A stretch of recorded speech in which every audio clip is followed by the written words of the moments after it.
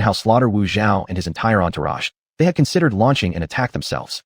After all, even someone as strong as Qin Hao must have expended tremendous power, doing so single-handedly. Surely, he was at his weakest now. Yet before any of them could act, Qin Hao turned his icy gaze toward them. The 30-odd remaining experts' faces drained of color instantly. A bone-deep chill seized them, as if death himself stared into their souls. Fear coiled around their hearts, making their bodies tremble uncontrollably. Every thought of attacking Qin Hao evaporated at once. Though Qin Hao swept his cold eyes over these remaining figures, he harbored no intention to kill. It wasn't that he lacked the power to wipe them out, nor was he unaware of their sinister intentions moments ago. But while Qin Hao was decisive and ruthless when necessary, he didn't delight in slaughter. Mindless killing was simply not his way. So he ignored them, turning instead toward the supreme Dao fruit. Although the protective formation shrouding the peak had collapsed, the ritual formation used to refine the supreme Dao fruit still functioned. The lifeblood of Wu Zhao and the slain Emperor Martial Hall disciples was being drawn by mysterious forces and funneled directly into the fruit. Once their essence entered the supreme Dao fruit, it reached a critical threshold and began transforming, evolving. First, countless crimson runes emerged around the fruit. Each bore an indescribable Dao resonance beyond words. Like tiny tadpoles, these red glyphs swam through the void before converging together and diving into the fruit, like streams merging into an ocean. This process resembled the gestation of a new life. When every last rune had been absorbed, the aura of the supreme Dao fruit slowly began to change. This supreme Dao fruit is evolving into a longevity Dao fruit. The longevity Dao fruit. My heavens! Such an extraordinary fortune would make even celestial supremes fight to the death for it. And now we can do nothing but watch it fall into Qin's hands. The Emperor Martial Hall has truly lost everything down to their underwear. Ha! When the Heaven-Chosen trial ends and the upper echelons hear about this, they'll probably faint on the spot. Even though the 10 great sacred lands agreed long ago that no grievances from within the trial may be pursued afterward, this time, the Emperor Martial Hall definitely won't let it go. The crowd in the plaza watched as the supreme Dao fruit began to transform, their eyes turning emerald green with greed, like cats lurking in the darkness craving a taste. Yet although many of them longed to rush forward and seize the longevity Dao fruit, not a single person dared to make a move. Who would be so foolish? While obtaining the longevity Dao fruit would be an unimaginable fortune, no one was stupid enough to risk certain death when success was clearly impossible. An entire hour passed before the supreme Dao fruit finally completed its evolution, becoming a true longevity Dao fruit. Qin Hao reached out his right hand. With a mere flick of his fingers, he gently plucked the fruit into his grasp. Though many onlookers seethed with envy and resentment, in the end, they all held themselves back. No one dared to challenge him. Qin Hao turned around and faced Xianxia, extending the longevity Dao fruit toward him. Eat it here, he said. With me present, no one will dare disturb you. This.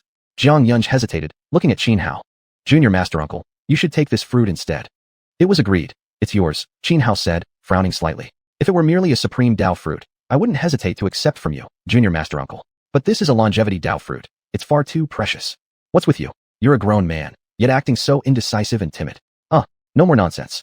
Quickly consume and refine it. We still need to rendezvous with Yan Rujian and the others. Qin Hao said sternly. All right. After a brief pause, Xianxia finally accepted the fruit, giving Qin Hao a deeply grateful look. Thank you, Junior Master Uncle. Without further words to Xianxia, Qin Hao turned to the 2 other disciples of 12 floors who had just arrived from the foot of the mountain after the battle ended. You two clean up the scene. Now that these people are dead, don't let their resources go to waste. Chapter 245, Devouring the 7 Emperor Artifacts of Wu. Upon hearing Qin Hao's words, the 2 disciples of the 12th tower were momentarily stunned. When they snapped back to reality, they couldn't help but mentally grumble. Our young Master Uncle really isn't one for propriety. He's about to strip clothes off the dead. Still, despite their inner complaints, they dared not disobey Qin Hao's order and quickly began cleaning up the scene. Before long, though, they found themselves thoroughly pleased. Others on the square watching this scene were speechless, but no one dared to say anything aloud. Song Qisong hesitated slightly before stepping forward and saying to Qin Hao, Fellow Taoist, please spare the remains and belongings of my several junior brothers and sisters from Yuan Shi Dao sect. Handle it yourself. Qin Hao waved his hand dismissively. Thank you, fellow Taoist. Song Qisong clasped his fists in respect, then collected the bodies and possessions of the fallen Yuan Shi Dao sect disciples he had lost earlier. Seeing that Qin Hao had agreed to Song Qisong's request, many others in attendance also stepped forward, asking permission to retrieve their fallen comrades' remains. Qin Hao naturally had no objections. After all, so many people had died earlier. What the 2 12th Tower disciples managed to scavenge would already be considered a great stroke of fortune. As for himself, he had no interest in those things at all, because after killing Wu Zhao, he had already claimed her 7 Emperor artifacts of Wu. He hadn't immediately ordered the system to devour them, wanting instead to study them first. Xianxia walked to a secluded corner of the square, sat cross-legged, took out the longevity Dao fruit, swallowed it, and began refining it. Although he had suffered severe injuries that would forever block his cultivation progress, Xianxia still possessed extraordinary talent. He was once the top genius among the younger generation of the 12th Tower. Thus, refining the longevity Dao fruit wasn't too difficult for him. Hao flicked his right hand, sending xiuxian shooting across 9,000 zhang to land beside Xuanhuan. Xiuxian was extremely special, not an ordinary weapon, but rather a manifestation of Hong Chun Tower's inherited power.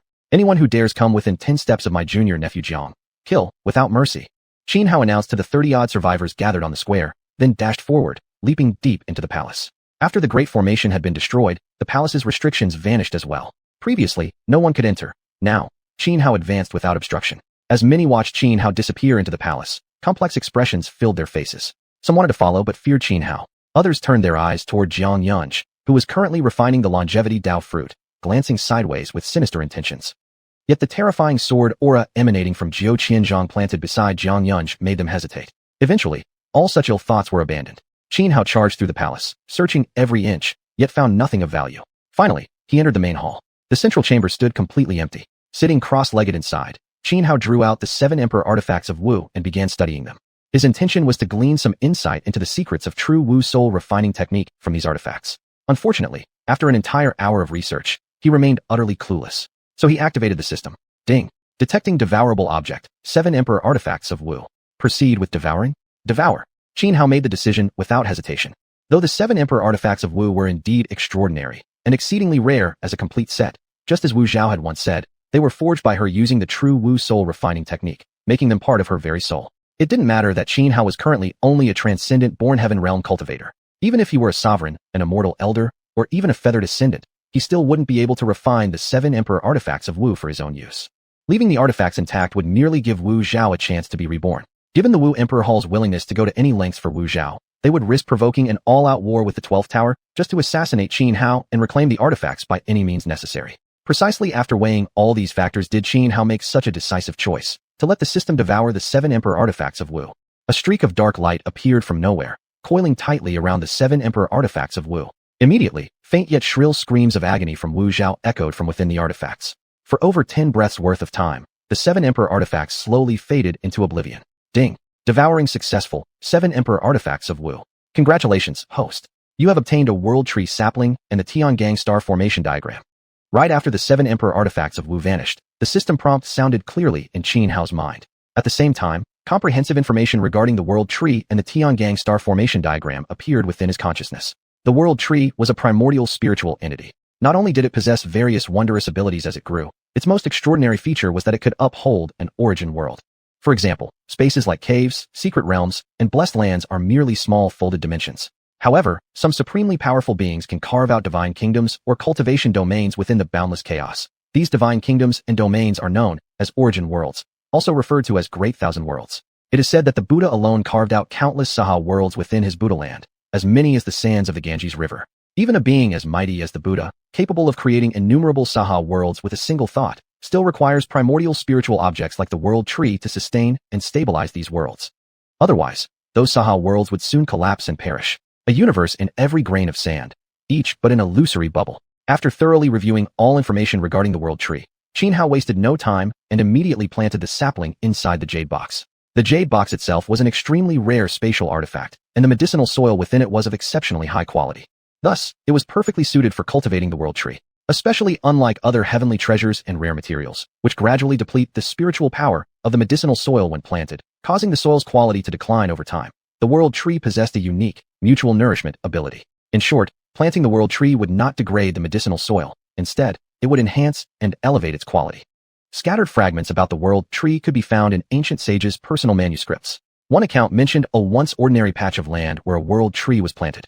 After thousands upon thousands of years, when the tree matured, that previously mundane land had transformed completely into a pure sacred ground, extraordinary and peerless. This was precisely why Hao chose to plant the world tree within the jade box.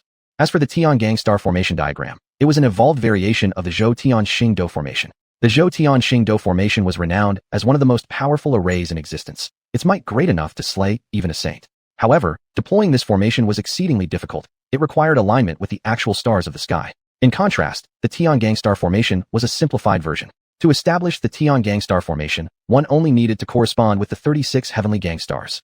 Chapter 246 Arrival at the Summit of 8 Hell's Mountain. The diagram of the heavenly gang star array isn't useful to me, but brother I can use it. With 12 towers capabilities, they're more than capable of setting up the heavenly gang star formation. After studying the formation diagram for a while, Qin Hao decided to return to 12 Towers and hand it over to Bai Chungying. When he had left for the Immortal Sex Symposium, Bai Chungying and the others had gifted him with countless treasures. He couldn't just accept them without giving something back. After carefully putting away the Heavenly Gang Star Array diagram, Qin Hao stepped out of the palace. At this moment, only Xianxia and 2 other disciples of 12 Towers remained at the summit. Qin Hao's performance in his battle against Wu Zhao had been terrifyingly powerful. No one dared lay a hand on him anymore. So there was no reason for anyone else to linger here. Xianxia was still absorbing the longevity Dao fruit, while the other 2 12 Towers disciples were busy sorting through their spoils of war. Earlier, they had felt somewhat embarrassed about Qin Hao ordering them to loot the corpses, but now, their hearts were filled only with excitement and exhilaration. That was the so-called true xianghua. Little senior uncle, we've struck gold. We've really struck gold. Seeing Qin Hao emerge from the palace, the 2 disciples rushed over, speaking with great excitement. Look at you two, getting so worked up over this. Qin Hao glanced at them wryly.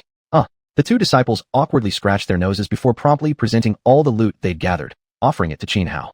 Why give it to me? Keep it yourselves. Once you reunite with Yan Rujiang and the others, divide it among all of you. Qin Hao said, although handing everything over to his system would grant him tremendous benefits. He had gradually grown fond of the 12 Towers disciples, who kept addressing him as little senior uncle. During this chosen trial, he had already gained far more than enough. It was time to let some of the other 12 Towers disciples benefit as well. One shouldn't hoard every advantage. Such selfishness wasn't right. Thank you, little senior uncle. The 2 disciples didn't hesitate or insist further. Gratefully thanking him, they stored all the spoils into their spatial artifacts. With a thought, the 9,000 Zhang saber returned to his side and was sealed away by Qin Hao. His ability to slay Wu Zhao owed much to this saber. Even with the enhancement from formations, as extraordinary as his combat power was, he wouldn't have been able to kill Wu Zhao so easily without it. But most crucial was still his Hua Zizai technique. At the moment of killing Wu Zhao, he had manifested 3 separate avatars, each possessing fighting strength equal to his own, that allowed him to break through the formation's defensive force in one decisive strike and eliminate Wu Zhao. Qin Hao then sat down nearby in meditation, quietly recuperating while reviewing his battle against Wu Zhao, simultaneously waiting for Xianxia to finish absorbing the longevity Dao fruit. Wu Zhao had been the strongest enemy he'd ever faced. There were many aspects worth analyzing within that fight, countless insights to deepen his combat experience and techniques. In the blink of an eye, 5 days passed. Finally, Xianxia completed the absorption of the longevity Dao fruit. His eyes snapped open suddenly, radiating an immensely powerful aura. The longevity Dao fruit was extremely rare. Originally at the verge of becoming a supreme, Xianxia had now ascended directly into the longevity realm, transforming into a genuine ageless immortal. Moreover, because he had broken through using the longevity Dao fruit, no heavenly tribulation occurred. However, unlike Wu Zhao, Xianxia lacked such unique talent. While the fruit had allowed him to leap instantly into immortality, from now on, he would remain forever stuck in the longevity realm, never able to advance further to become a feathered transcendent. Essentially, his cultivation path had come to a complete halt. Yet for Xianxia, this was already incredibly fortunate.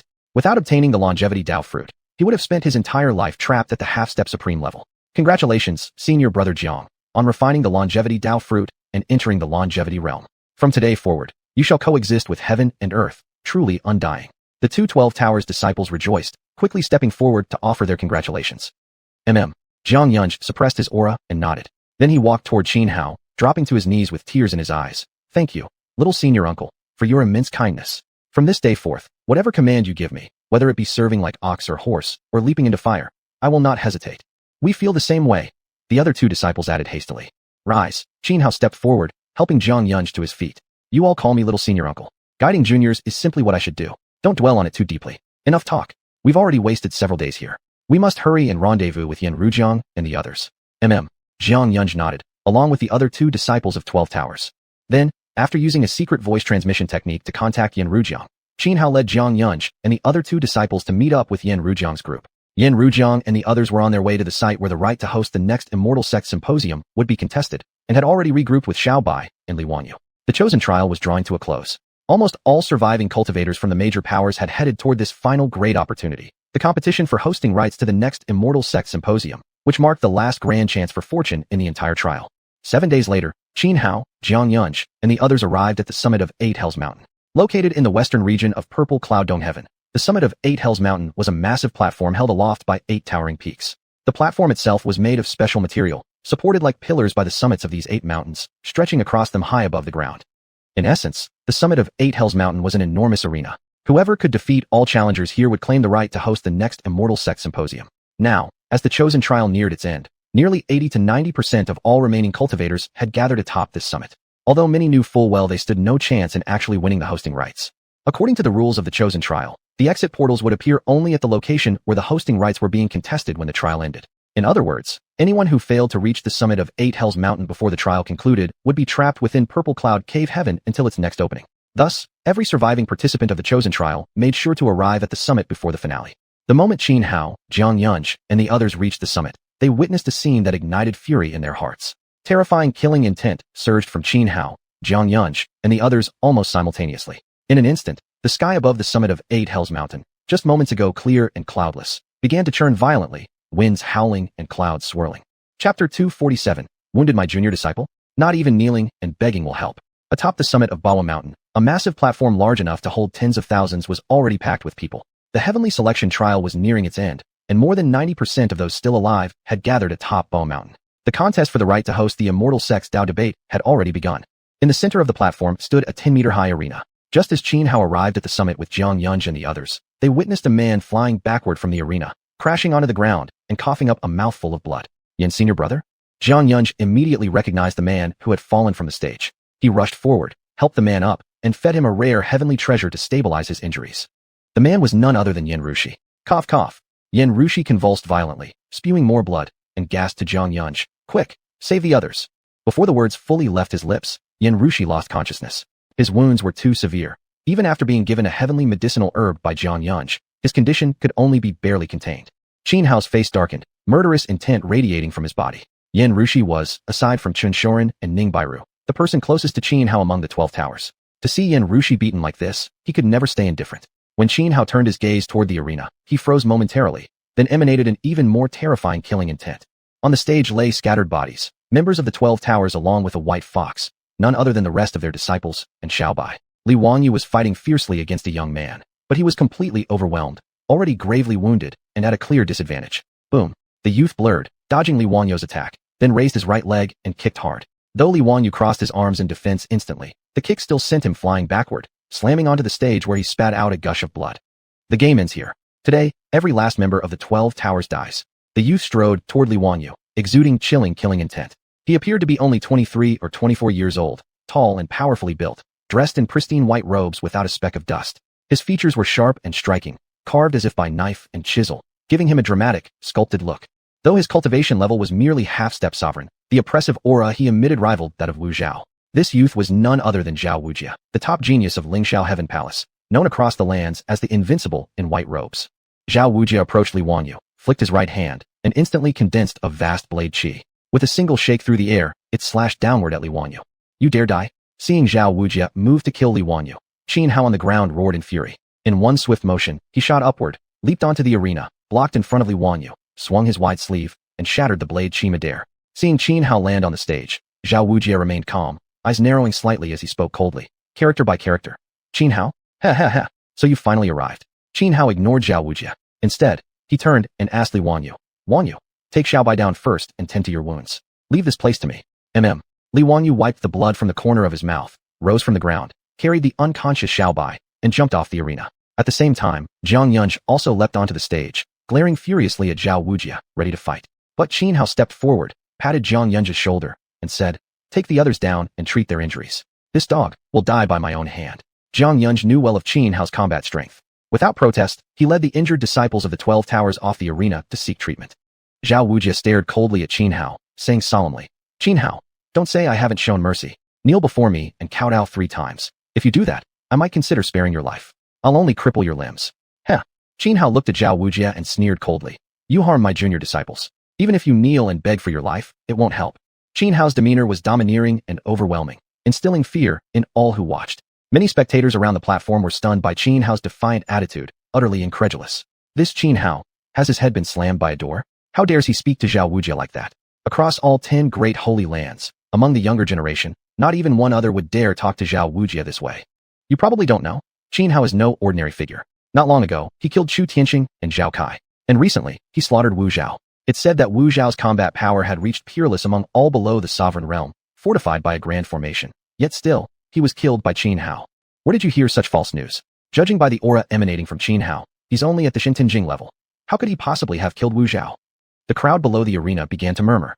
Although some among them had witnessed Xuanhuan's earth-shattering battle in which he slew Wu Zhao, when they spoke of it, few actually believed them. Wu Zhao was indeed low-key, but undeniably a half-step sovereign, and hailed as the greatest genius in the 1,000-year history of the martial emperor Hall. Thus, among the younger generation across the 10 great holy lands, Wu Zhao ranked within the top 10 of peerless prodigies. It was always Wu Zhao who defied odds and slaughtered stronger enemies. It was unheard of for anyone to overcome him through sheer strength, let alone slay him outright. Even Zhao Wujia, standing on the stage, was momentarily stunned. He hadn't expected Xianxia to be so brazen and arrogant, daring to speak to him in such a tone. Among the younger generation of the 10 great holy lands, Zhao Wujia bore an awe-inspiring reputation, the Invincible in white robes. Only a mere handful, like Ling Taishu and Wu Zhao, could fight him to the death. Compared to ordinary cultivators, Zhao Wujia was remarkably young, yet already stood just one step away from becoming a sovereign, his cultivation base even slightly surpassing that of figures like Ling Taishu and Wu Zhao. Of course, this was mainly because Wu Zhao had always concealed his true power.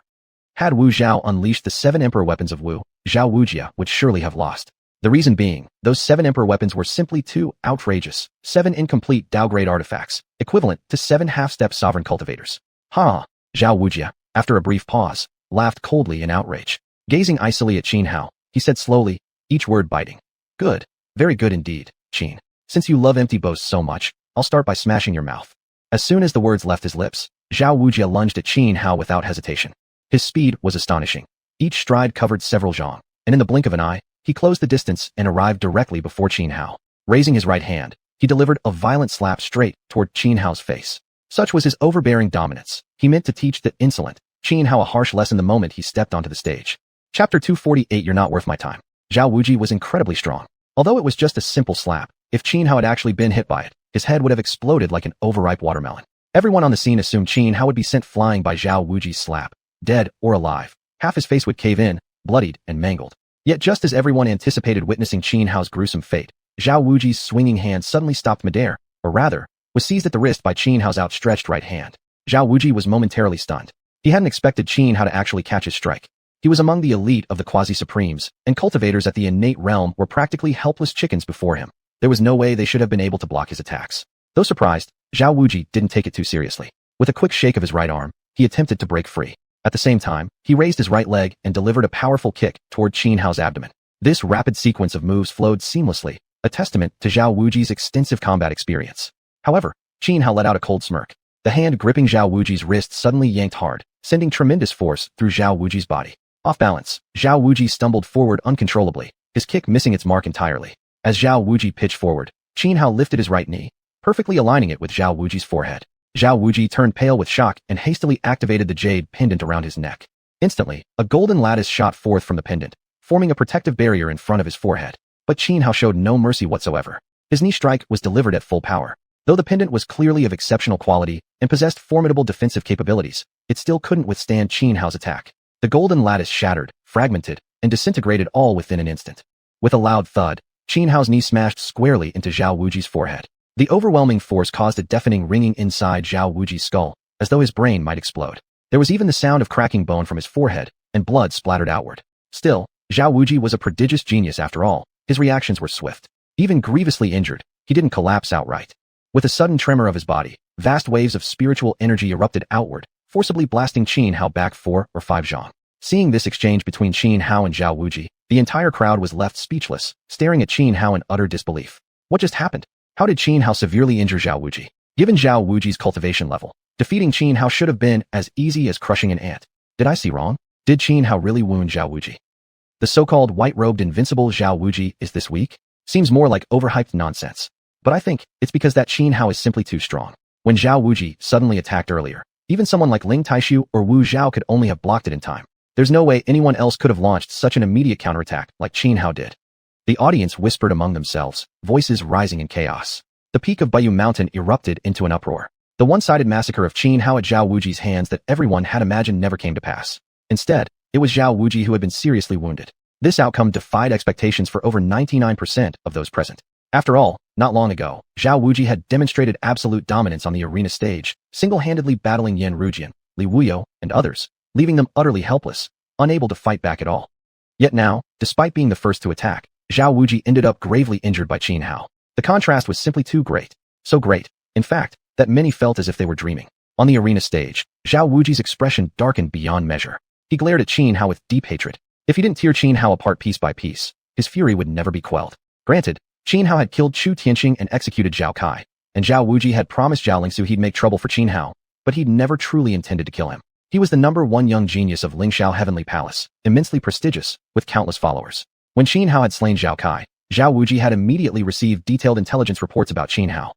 From these files, it was clear that Qin Hao held an extraordinary position within the 12 Towers. If Zhao Wuji actually killed Qin Hao, even though the 12 Towers might hesitate to openly retaliate due to the 10 Great Sects' shared agreement regarding the chosen trial, they certainly wouldn't let it go easily. And geniuses like himself were already thorns in the sides of other powers.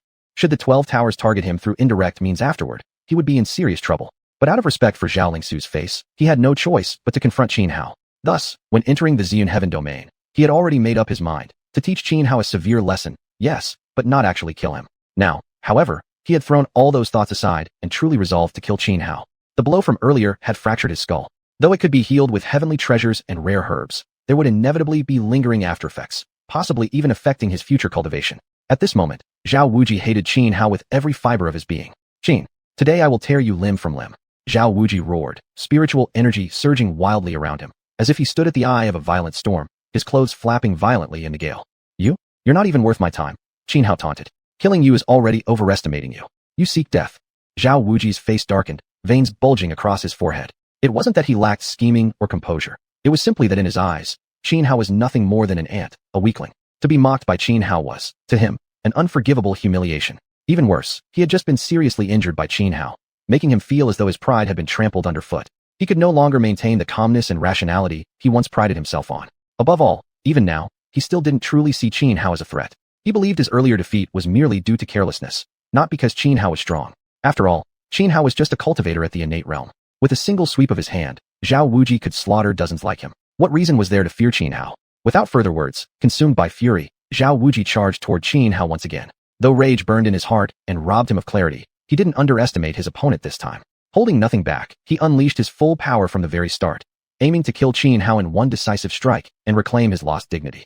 Boom, boom, boom. The void surrounding Zhao Wuji trembled violently, echoing like muffled thunder. He took a single step forward, his figure flickered, and in an instant, he was right before Qin Hao. Raising both fists high, he smashed them down toward Qin Hao with devastating force. Chapter 249. I am here, for the sake of the sword. Zhao Wuji was immensely powerful, a top tier among the half-step supreme experts. His combat strength was terrifying. Rushing before Qin Hao, he swung both fists, unleashing an unparalleled fist technique. Light flickered on his fists, forming intricate and arcane sigils. These runes contained terrifying power, enhancing the might of Zhao Wuji's punches. As Zhao Wuji unleashed his twin fists, the space around them warped and twisted. Even Jin half-step supreme cultivators like Ling Taishu and Wu Zhao would treat such a blow with utmost caution. Yet at this moment, Qin Hao appeared utterly calm, completely unfazed by Zhao Wuji's attack. With a slight tremor of his body, he summoned the xiuxian cauldron. The xiuxian cauldron was a Dao artifact. Although Qin Hao couldn't yet unleash its full power, blocking Zhao Wuji's assault with it was effortless. Now floating above Qin Hao's head, the cauldron emitted countless mist-like streams of energy, coalescing into a protective dome that enveloped him entirely. Boom! Zhao Wuji's fist slammed into the shield of misty energy, triggering a massive explosion. Thunderous roars shook the heavens like claps of dry lightning. And still, Zhao Wuji kept punching, one after another. Each punch seemed simple, but in truth, hundreds or even thousands were delivered within a single instant. Despite the devastating force capable of killing any half-step supreme expert, Zhao Wuji could not break through the defense of the xiuxian cauldron. A Dao artifact? Never thought you'd possess something like this. Zhao Wuji's brows knitted as he stared at the cauldron hovering above Qin Hao, clearly surprised, but only for a moment. Soon, a cold sneer returned to his face. But what does it matter if you have a Dao artifact? True challenger rely only on themselves. Depending on external treasures, what kind of achievement is that? Even as he spoke, Zhao Wuji threw another punch at the cauldron. Though he knew it wouldn't break through, he didn't care. Every strike carried nearly his full strength. Under the relentless barrage, though the xiuxian cauldron remained unbroken due to its astonishing defensive power, it resounded with loud, pounding noises, nearly bade off several times. Was that your final word? Qin Hao glanced disdainfully at Zhao Wuji and said lightly, "Since you've finished speaking your last words, then go ahead and die." As the words fell, Qin Hao raised his right hand and lightly gripped the air. 9,000 zhong appeared instantly in his grasp. Wielding 9,000 zhong, the aura radiating from Qin Hao shifted abruptly. Third calamity. The eastern wind fails, flowers fade away. Who will bury them? With a long cry, Qin Hao swung his sword, executing a deadly move from the 12 calamities sword scripture. Instantly, countless sword beams erupted from his body, blooming like flowers, gorgeous and dazzling. At the same time, a sorrow-laden sword intent surged forth, so profound it momentarily dazed even Zhao Wuji. By the time Zhao Wuji regained his senses, the myriad sword beams were already upon him. Divine Fist smashes heaven's peak. Zhao Wuji roared, swinging both fists in a display of ultimate martial perfection. In an instant, golden fist seals burst forth, each as large as a dove, surging like floodwaters from a breached dam, their momentum overwhelming. Boom. The clash of techniques occurred. The golden fist seals shattered the waves of sword energy. Yet, mere moments later, the sword beams reformed once more, swirling violently back into the sky like a colossal peony blossoming midair, blades scattering in all directions, slicing through each golden seal. Zhao Wuji's face turned deathly pale at this sight, but he had no time to react. Xianhao's figure flickered, moving past Zhao Wuji in a blur. In that split second as they passed each other, 9,000 zhang traced out a near-perfect arc. And in the midst of Zhao Wuji's horror and disbelief, Xianhao cleanly decapitated him with a single stroke. Zhao Wuji's head shot high into the air, then exploded mid-flight. Even though Zhao Wuji, as a half-step supreme being, possessed immense vitality, the instant 9,000 zhang severed his head, all traces of life within him were obliterated. With a thud, Zhao Wuji's headless body crashed to the ground, kicking up rolling clouds of dust. This scene shocked everyone present. Many stared wide-eyed, utterly incredulous. Especially the disciples of Lingxiao Heavenly Palace who followed Zhao Wuji. They had previously been arrogant, convinced Zhao Wuji could kill Xianhao with a mere wave of his hand. But now, witnessing Zhao Wuji slain in a single effortless slash, it was something none of them could ever have imagined. This can't be real. Am I seeing things? Did senior brother Zhao really just get killed with one sword strike by that Qin bastard? Xianhao is only at the innate realm. Even if his combat prowess is extraordinary, at most he should only be able to fight senior brother Zhao to a bitter stalemate. How could he possibly kill him? But the truth is right before our eyes. We can't deny what we've just seen. The Lingxiao Heavenly Palace disciples who followed Zhao Wuji whispered among themselves, stunned and disoriented. At this moment, each of them was filled with anxiety, fearing Xianhao would come after them next. If even Zhao Wuji had been cut down in a single stroke by Xianhao, then for cultivators of their level, facing Xianhao's wrath could lead to only one outcome, death. Not only were Zhao Wuji's followers shaken by Xianhao's slaying of their leader, but disciples from the other major powers stood equally dumbfounded, hearts churning long after the battle ended. Zhao Wuji's reputation among the younger generation across the 10 great sacred sects was immense. Though Xianhao's previous killings of Chu Tianqing and Zhao Kai had caused quite a stir days ago, compared to Zhao Wuji, Xianhao was still considered an unknown figure. Yet now, Xianhao had slain Zhao Wuji, and done so with a single effortless slash. This was simply astonishing. After Xianhao beheaded Zhao Wuji, a golden token immediately shot out from Zhao Wuji's body, floating steadily before Xianhao. This golden token represented the hosting rights for the next Immortal Sect Dao discussion conference. Earlier, Zhao Wuji had single-handedly defeated everyone present, thus claiming the hosting rights. Now that he was dead, the token had naturally manifested once more. Without hesitation, Xianhao seized the golden token. Then, with cold indifference, he swept his gaze over the crowd below the arena and loudly proclaimed, "Is there anyone else who wishes to fight me?" Immediately, utter silence fell beneath the platform. Even renowned figures among the younger generation of the 10 great sacred sects, such as Ling Taishu, merely furrowed their brows, but none stepped forward to challenge Xianhao on the stage. But just as everyone thought it was all over, a sudden figure leaped onto the platform and shouted toward Xianhao, "This humble one is here, for the sake of the sword." Chapter 250, Murong Xiaolong's Moment of Glory. "I am here, draw your sword against me." Though the voice was slightly immature and not loud, at this moment it echoed across the entire summit of Bafu Mountain. Everyone present instinctively turned their gaze toward the figure that had just leapt onto the arena platform. Xianhao had just killed Zhao Wuji with a single sword stroke. With such overwhelming momentum, who dared to challenge him now? This left many in attendance utterly shocked and intensely curious about who could possibly be so bold. Even Xianhao, standing atop the stage, froze for a second. He had originally intended to decisively eliminate Zhao Wuji with one clean strike precisely to intimidate everyone else and prevent an endless series of challenges over the hosting rights for the next Immortal Sect Discourse Conference.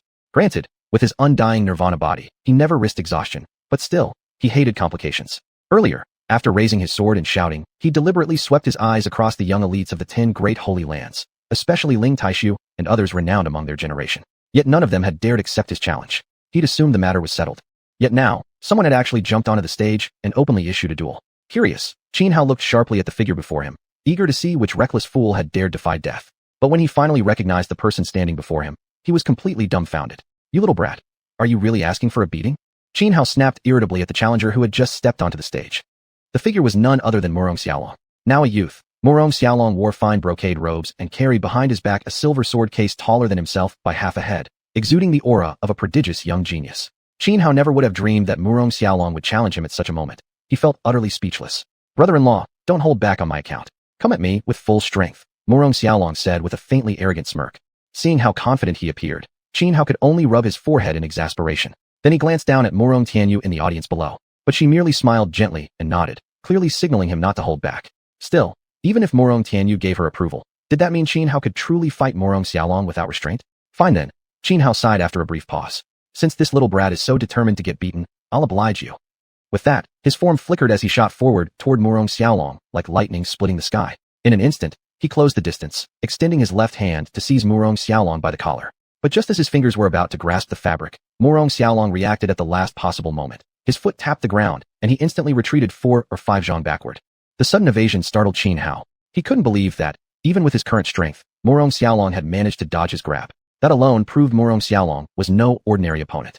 Before Qin Hao could ponder further, Morong Xiaolong had already unslung the silver sword case from his back and planted it upright before him. Then, with several quick strikes of his right hand, he unlocked the case. The moment the silver case opened, an overwhelmingly powerful sword intent surged out, quickly shrouding the entire summit of Bafu Mountain. Feeling that immense sword aura radiating from the case, even Qin Hao furrowed his brow. It was so intense that even he, at his level, couldn't help but feel a faint sense of insignificance. In fact, every single person atop Bafu Mountain felt exactly the same way at that moment. Brother-in-law, you'd better be careful now, Morong Xiaolong said with a mischievous grin, forming sword seals with both hands and pressing them onto the silver case. Instantly, the case trembled, and layer upon layer of intricate runes flared to life. Sword 1 Dragon and Serpent. With a cold shout from Morong Xiaolong, a small sword shot out from the silver case. Entirely black, its blade twisted like a dragon and serpent entwined, an eerie and bizarre sight. With a swoosh, the tiny sword unleashed a dark green sword beam, arrowing straight at Qin Hao like a bolt. Qin Hao frowned, his expression turning serious. For the first time, he felt genuine danger emanating from that silver case. Without hesitation, he raised his left palm and struck outward. Vast spiritual energy gathered before him, instantly forming a defensive barrier that blocked the incoming dark green sword beam. But then, the tiny sword split into 2. They circled around Qin Hao, attacking from all angles like a coiling dragon and serpent, attempting to crush him from within. But Qin Hao's body trembled, his surging spiritual power erupting outward to form a protective barrier around him, easily blocking the repeated assaults of the tiny sword. Blade 2, Rainbow Radiance. Blade 3, Lunar Eclipse. Blade 4, Calamity's End. Blade 5, Wind Cutter. Just as Qin Hao blocked the attacks from the small sword emitting dark green sword light, Morong Xiaolong shouted one after another. 4 more tiny swords burst forth from the silver sword case, each exceptionally unique. One radiating a 7-colored aura like a cascade of rainbow, another emitting a dull yellow glow that subtly distorted gravity around Qin Hao. Like 4 arrows loosed in unison, the 4 blades shot toward Qin Hao. Qin Hao shook his body once more, and the dome of spiritual energy exploded outward, forcibly repelling the dark green blade. Then, he donned the 9 Dragon Emperor armor. As soon as the armor was activated, 9 golden dragon auras surged violently, forming a massive shield that powerfully intercepted the onslaught of the 4 incoming blades. Yet at that moment, the dark green blade trembled in midair and split directly into 2 separate beams, one black, one green, slicing toward Qin Hao. Now 5 tiny swords surrounded Qin Hao, attacking him with relentless fury. For a time, even someone as powerful as Qin Hao could not fully neutralize the combined assault of these 5 blades. The crowd beneath the stage, witnessing this spectacle, were just as stunned as they had been when Qin Hao slew Zhao Wuji. Who is this youth? How can he actually suppress Qin Hao? Don't forget, Qin Hao is someone who can instantly kill Zhao Wuji. You're overestimating it. Clearly, Qin Hao isn't truly fighting seriously against that boy. Otherwise, he'd have killed him in one move. True enough. If Qin Hao went all out without restraint, the youth would be slaughtered instantly. But then again, the youth's talent is extraordinary indeed. Given time, he will surely become a top-tier powerhouse. The boy is from the Morong family. The way he controls that silver sword case, it must be the Morong clan's most famous semi-immortal artifact, known as the 30,000 Sword Array. Below the arena, discussions erupted in every direction. Some people recognized Morong Xiaolong's identity and the nature of the silver sword case. Chapter 251. What is Invincible Sword Dao? Only I am invincible. The crowd beneath the arena erupted into chaos. Artifacts of half-immortal grade were exceedingly rare across the entire mortal world. Even among the 10 great sacred sects, only Yuanshi Dao sect and Jenga Demon Abyss possessed sect-defining treasures at the level of half-immortal artifacts.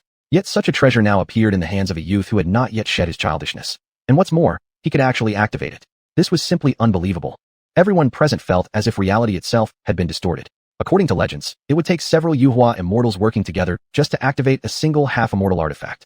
What cultivation level is this young man from the Morong family anyway? How could he possibly control such a treasure? I don't understand it either, but I once heard my master speak of several half-immortal artifacts in the world. The silver sword casket in that youth's hand bears a striking resemblance to the Morong family's 3,000 swords. You must be mistaken. If that silver casket truly were a half-immortal artifact, even activating a fraction of its power should be enough to instantly kill a longevity devil. There's no way Qin Hao, merely at the Shintenjing stage, could survive let alone withstand it. Most likely, that silver casket in the youth's hand is just a replica of the 3,000 swords.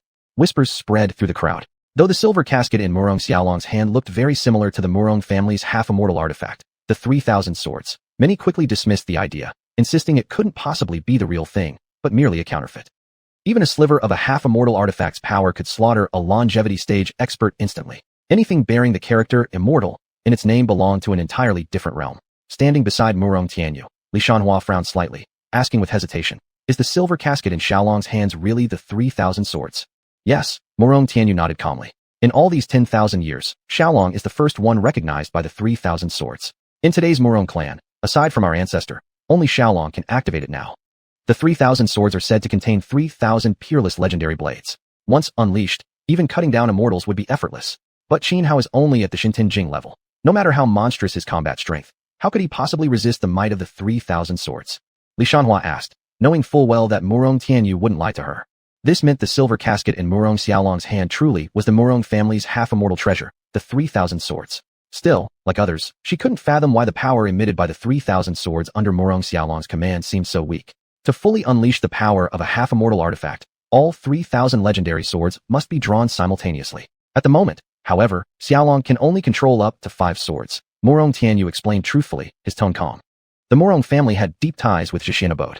Thus, certain secrets regarding the 3,000 swords were known to the higher echelons of xiuxian abode. Besides, this wasn't a particularly critical secret. There was no need to conceal it. As Murong Tianyu spoke with Xianhua, atop the arena, Qin faced the onslaught of 5 miniature flying swords, eyes sharpening. Gripping his xiuxian blade, he slashed horizontally with overwhelming force, unleashing the 12 Calamity Sword Sutra. A vast wave of sword light erupted forth, blasting the 5 small swords backward. Yet Qin could feel clearly. It was true his battle prowess far surpassed Murong Xiaolong's, but his sword intent was being completely suppressed. Dragon Serpent Transformation, Tempest Blade Calamity. Murong Xiaolong flicked his right finger. Instantly, 2 of the retreating swords trembled midair, each manifesting powerful sword techniques that twisted violently toward Qin. The remaining 3 swords reversed course as well, continuing their assault. Faced with the 5-sword barrage, Qin suddenly closed his eyes, carefully sensing the distinct sword intents emanating from each blade. Then, as if gaining sudden enlightenment, a completely different sword aura began radiating from his body. Almost instinctively, he swung xiuxian downward at Murong Xiaolong. Blinding sword light exploded outward, unstoppable in momentum. All 5 flying swords were immediately blasted away. Countless sword rays shot skyward, converging in midair to form a golden sword body over hundreds of meters long. With a thunderous shake, it cleaved down at Murong Xiaolong with crushing force. The hundreds of meters long golden sword body carried terrifying might. Not just Murong Xiaolong. Even Zhao Wuji, Wu Zhao, and other famed geniuses from the 10 great sacred sects would suffer grave injuries trying to defend against such a blow, even at their utmost limits. Yet Murong Xiaolong showed no fear. With both hands forming a sword seal, he pressed them once again onto the silver casket. Instantly, a wall of white sword energy surged upward, blocking the colossal golden sword body. "No wonder he's my brother-in-law. You've grasped the essence of sword Dao so quickly." Murong Xiaolong grinned cheerfully. Qin opened his eyes, glanced at Murong Xiaolong, then turned to look at Murong Tianyu. He sheathed xiuxian and clasped his fists toward Murong Tianyu. "Thank you, Yujia. Why are you thanking my elder sister?" "You should be thanking me," Murong Xiaolong immediately protested, turning to Qin. "This is for you." Qin looked at Murong Xiaolong, pulled out the heavenly whale marrow, and handed it over. When he had earlier broken through to the Qiantian realm, most of his rare treasures had been consumed. This was practically the only valuable thing he could still offer. He did this because although Murong Xiaolong had outwardly challenged him, in truth, he had helped Qin comprehend the sword Dao. Though Qin possessed the 12 Calamity Sword Sutra, a supreme sword art, in terms of pure sword Dao understanding, he had barely stepped onto the path. It was only when facing the assault of 5 tiny swords, sensing the sword intents radiating from each blade, as well as the overwhelming sword aura pouring forth from the silver sword casket, that sudden enlightenment struck, allowing him to finally make a breakthrough. "Whoa, heavenly whale marrow. This is great stuff. I won't hold back then." Murong Xiaolong happily accepted the gift. Then, after a moment's thought, he asked Qin curiously, "Bro-in-law, what is your sword Dao?" "Only I am invincible," Qin declared. As soon as he spoke, an extremely powerful sword intent surged from his body, overbearing and domineering. At that very moment, even the 3,000 swords resonated, quivering faintly. "Bro-in-law, you're awesome." Murong Xiaolong gave Qin a thumbs up, murmuring, "Only I am invincible." Sounds similar to how one of our ancient ancestors understood the sword Dao. As he spoke, Murong Xiaolong slapped the silver sword casket and shouted, "Xuanhuan." Instantly, an ancient sword shot out from within the casket. The sword looked plain and simple, like an ordinary wooden blade. Yet the peerless sword intent emanating from it caused every sword carried by those present to tremble and emit low hums. Even xiuxian in Qin hand responded instinctively, vibrating slightly. Chapter 252, is the kid's surname Qin still alive? This is a sword belonging to one of our Murong clan's distant ancestors. His path of the sword is similar to yours. Let this blade stay with you for now. When you have time, study the sword intent inscribed upon it carefully. It will benefit you greatly. Meng Xiaolong said. All right. Xuanhuan nodded, not declining Meng Xiaolong's offer. He immediately took the ancient sword and stored it away. Then, Meng Xiaolong leapt down from the arena, carrying the silver sword case on his back. On the stage, Xuanhuan stood tall with sword in hand, radiating an overbearing aura that intimidated everyone present. Although many had aspirations for the right to host next year's Immortals Sect Dao Forum, they suppressed their desires and did not step onto the arena to challenge Xuanhuan. Thus, the peak of 8 Hells Mountain, which should have been filled with fierce battles, quietly returned to peace. Before long, news spread like wildfire about Xuanhuan slaying Wu Zhao. With Xuanhuan's previous dazzling feat, killing Zhao Wuji with a single stroke, no one at the scene dared doubt the truth of him having killed Wu Zhao. The fact that Jiang Yunji had obtained the fruit of longevity also became common knowledge among the crowd. This caused even those who still harbored lingering hopes for the hosting rights of the next Immortals Sect Dao Forum to give up entirely. With a longevity immortal freak like Jiang Yunji guarding 12 towers, who could possibly take it by force? Xuanhuan jumped down from the platform and examined Yan Rujian and the others' injuries. Thanks to Jiang Yunji's intervention, all their wounds were already under control. After Yan Rujian and the rest gradually regained consciousness, they chatted briefly and then shared their experiences within Xiuxian Heaven Realm. Both Yan Rujian and Li Wangyu had encountered numerous wonders during their journey, acquiring vast treasures and rare heavenly materials. Especially Li Wangyu. Her cultivation level had now reached the pinnacle of half-step sovereign, needing only one final step to become a true sovereign. But the luckiest one was Little White. Originally weak and barely cultivating anything, he had now advanced to become an extraordinary being. They waited atop 8 Hells Mountain for just a few days when suddenly, a massive vortex appeared above the peak, the sign that the heavenly selection trial was ending. Anyone entering the vortex would leave the Xiuxian Heaven Realm. Thus concluded this cycle of the heavenly selection trial. Though some lingered regretfully, wishing to remain longer within Xiuxian Heaven Realm to cultivate, none truly dared to stay behind. Because if they stayed, they'd be trapped until the next opening of Xiuxian Heaven Realm, something no one knew when would happen. And worse, if someone from Lingxiao Heaven Palace discovered intruders hiding inside, they would be ruthlessly slaughtered without hesitation. Xiuxian Heaven Realm was one of Lingxiao Heaven Palace's blessed lands, designated exclusively as cultivation resources for its own disciples. Other factions were naturally forbidden from remaining within. One after another, figures soared into the sky from 8 Hells Mountain and plunged into the vortex. Outside, however, numerous people had already gathered at the exit of Xiuxian Heaven Realm, silently awaiting the results of the heavenly selection trial. Among them weren't only members of Lingxiao Heaven Palace, but also envoys from various major powers. These forces had sent some individuals to stay outside Lingxiao Heaven Palace during the trial, not entering the Xiuxian Heaven Realm themselves, primarily to monitor any unexpected developments and maintain immediate contact with their sects. I wonder who will emerge victorious this time and claim the hosting rights for next year's Immortal Sect Dao Forum. What's there to guess? It must be Zhao Wuji. If so, doesn't that mean Lingxiao Heaven Palace will host again next year? That'll make 5 consecutive years they've hosted. Throughout history, hardly any power has managed 3 consecutive hosts, let alone 5. But what can we do? Zhao Wuji's strength is unquestionably number 1 among the younger generation across all 10 great holy lands. As they waited for participants to emerge from Xiuxian Heaven Realm, the crowd continued discussing. Most believed the ultimate victor of this heavenly selection trial would almost certainly be Zhao Wuji. The Lingxiao Heaven Palace disciples wore arrogant smiles.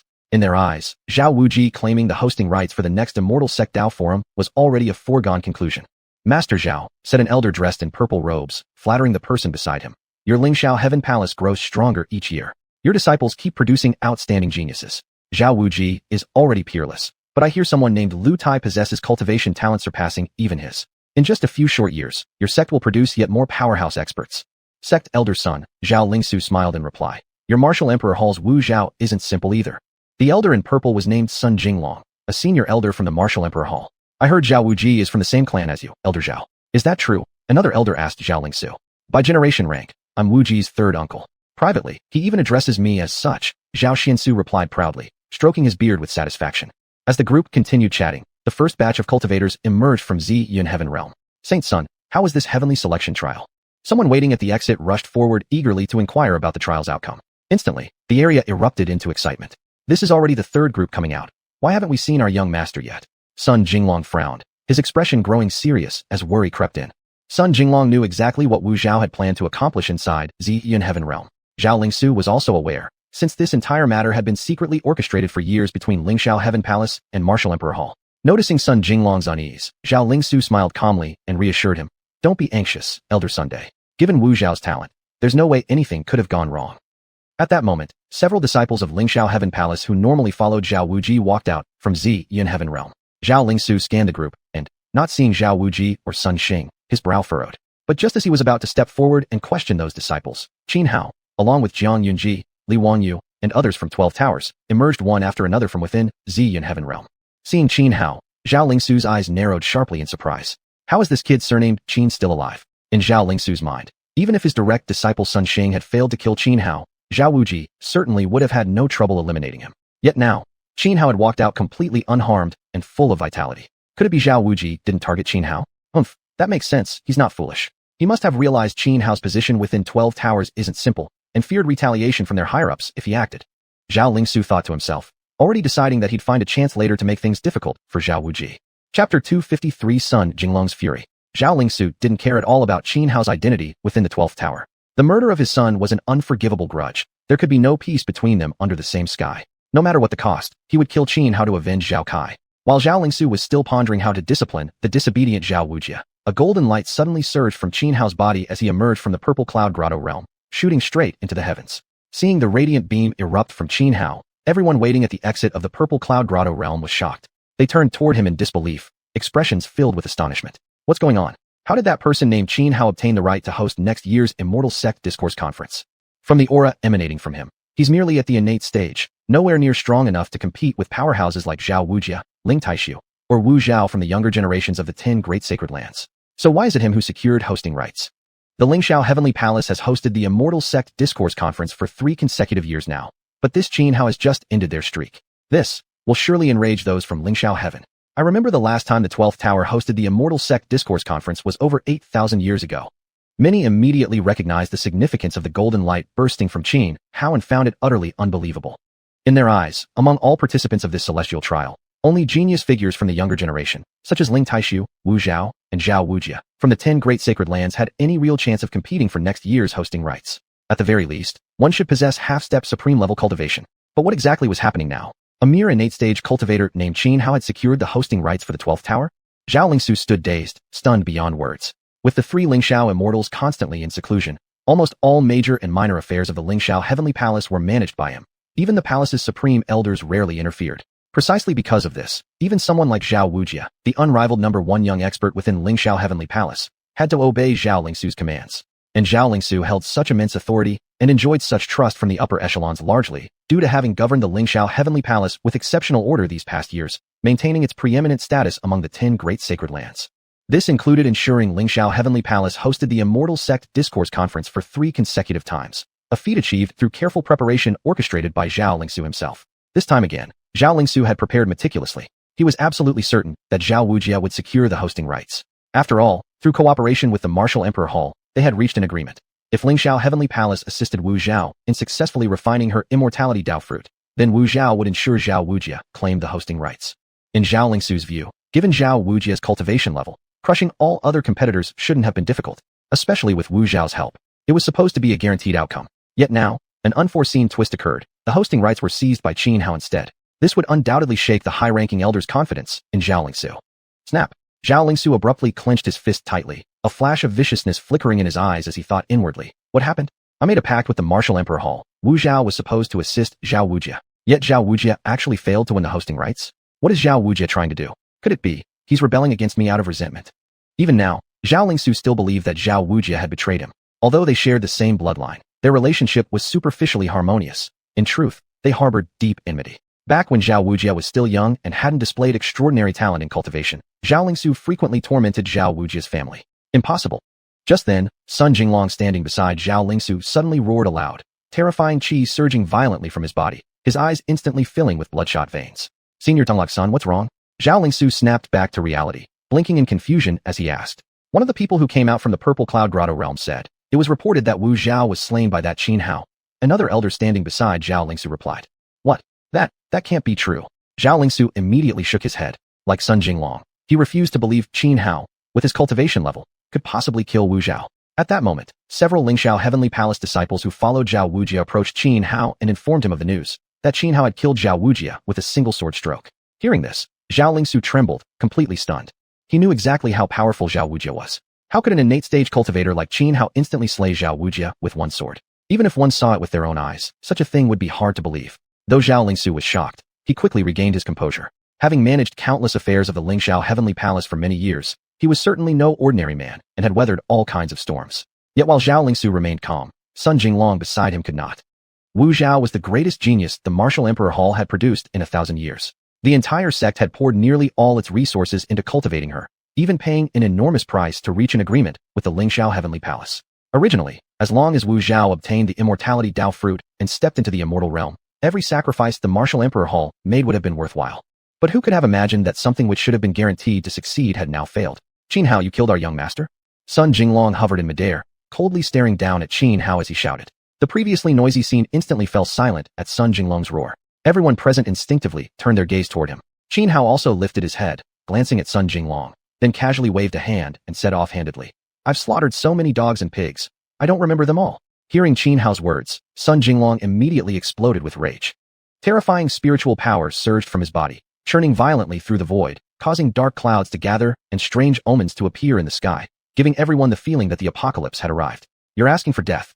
With a furious roar, Sun Jinglong raised his hand and struck downward at Xianxia.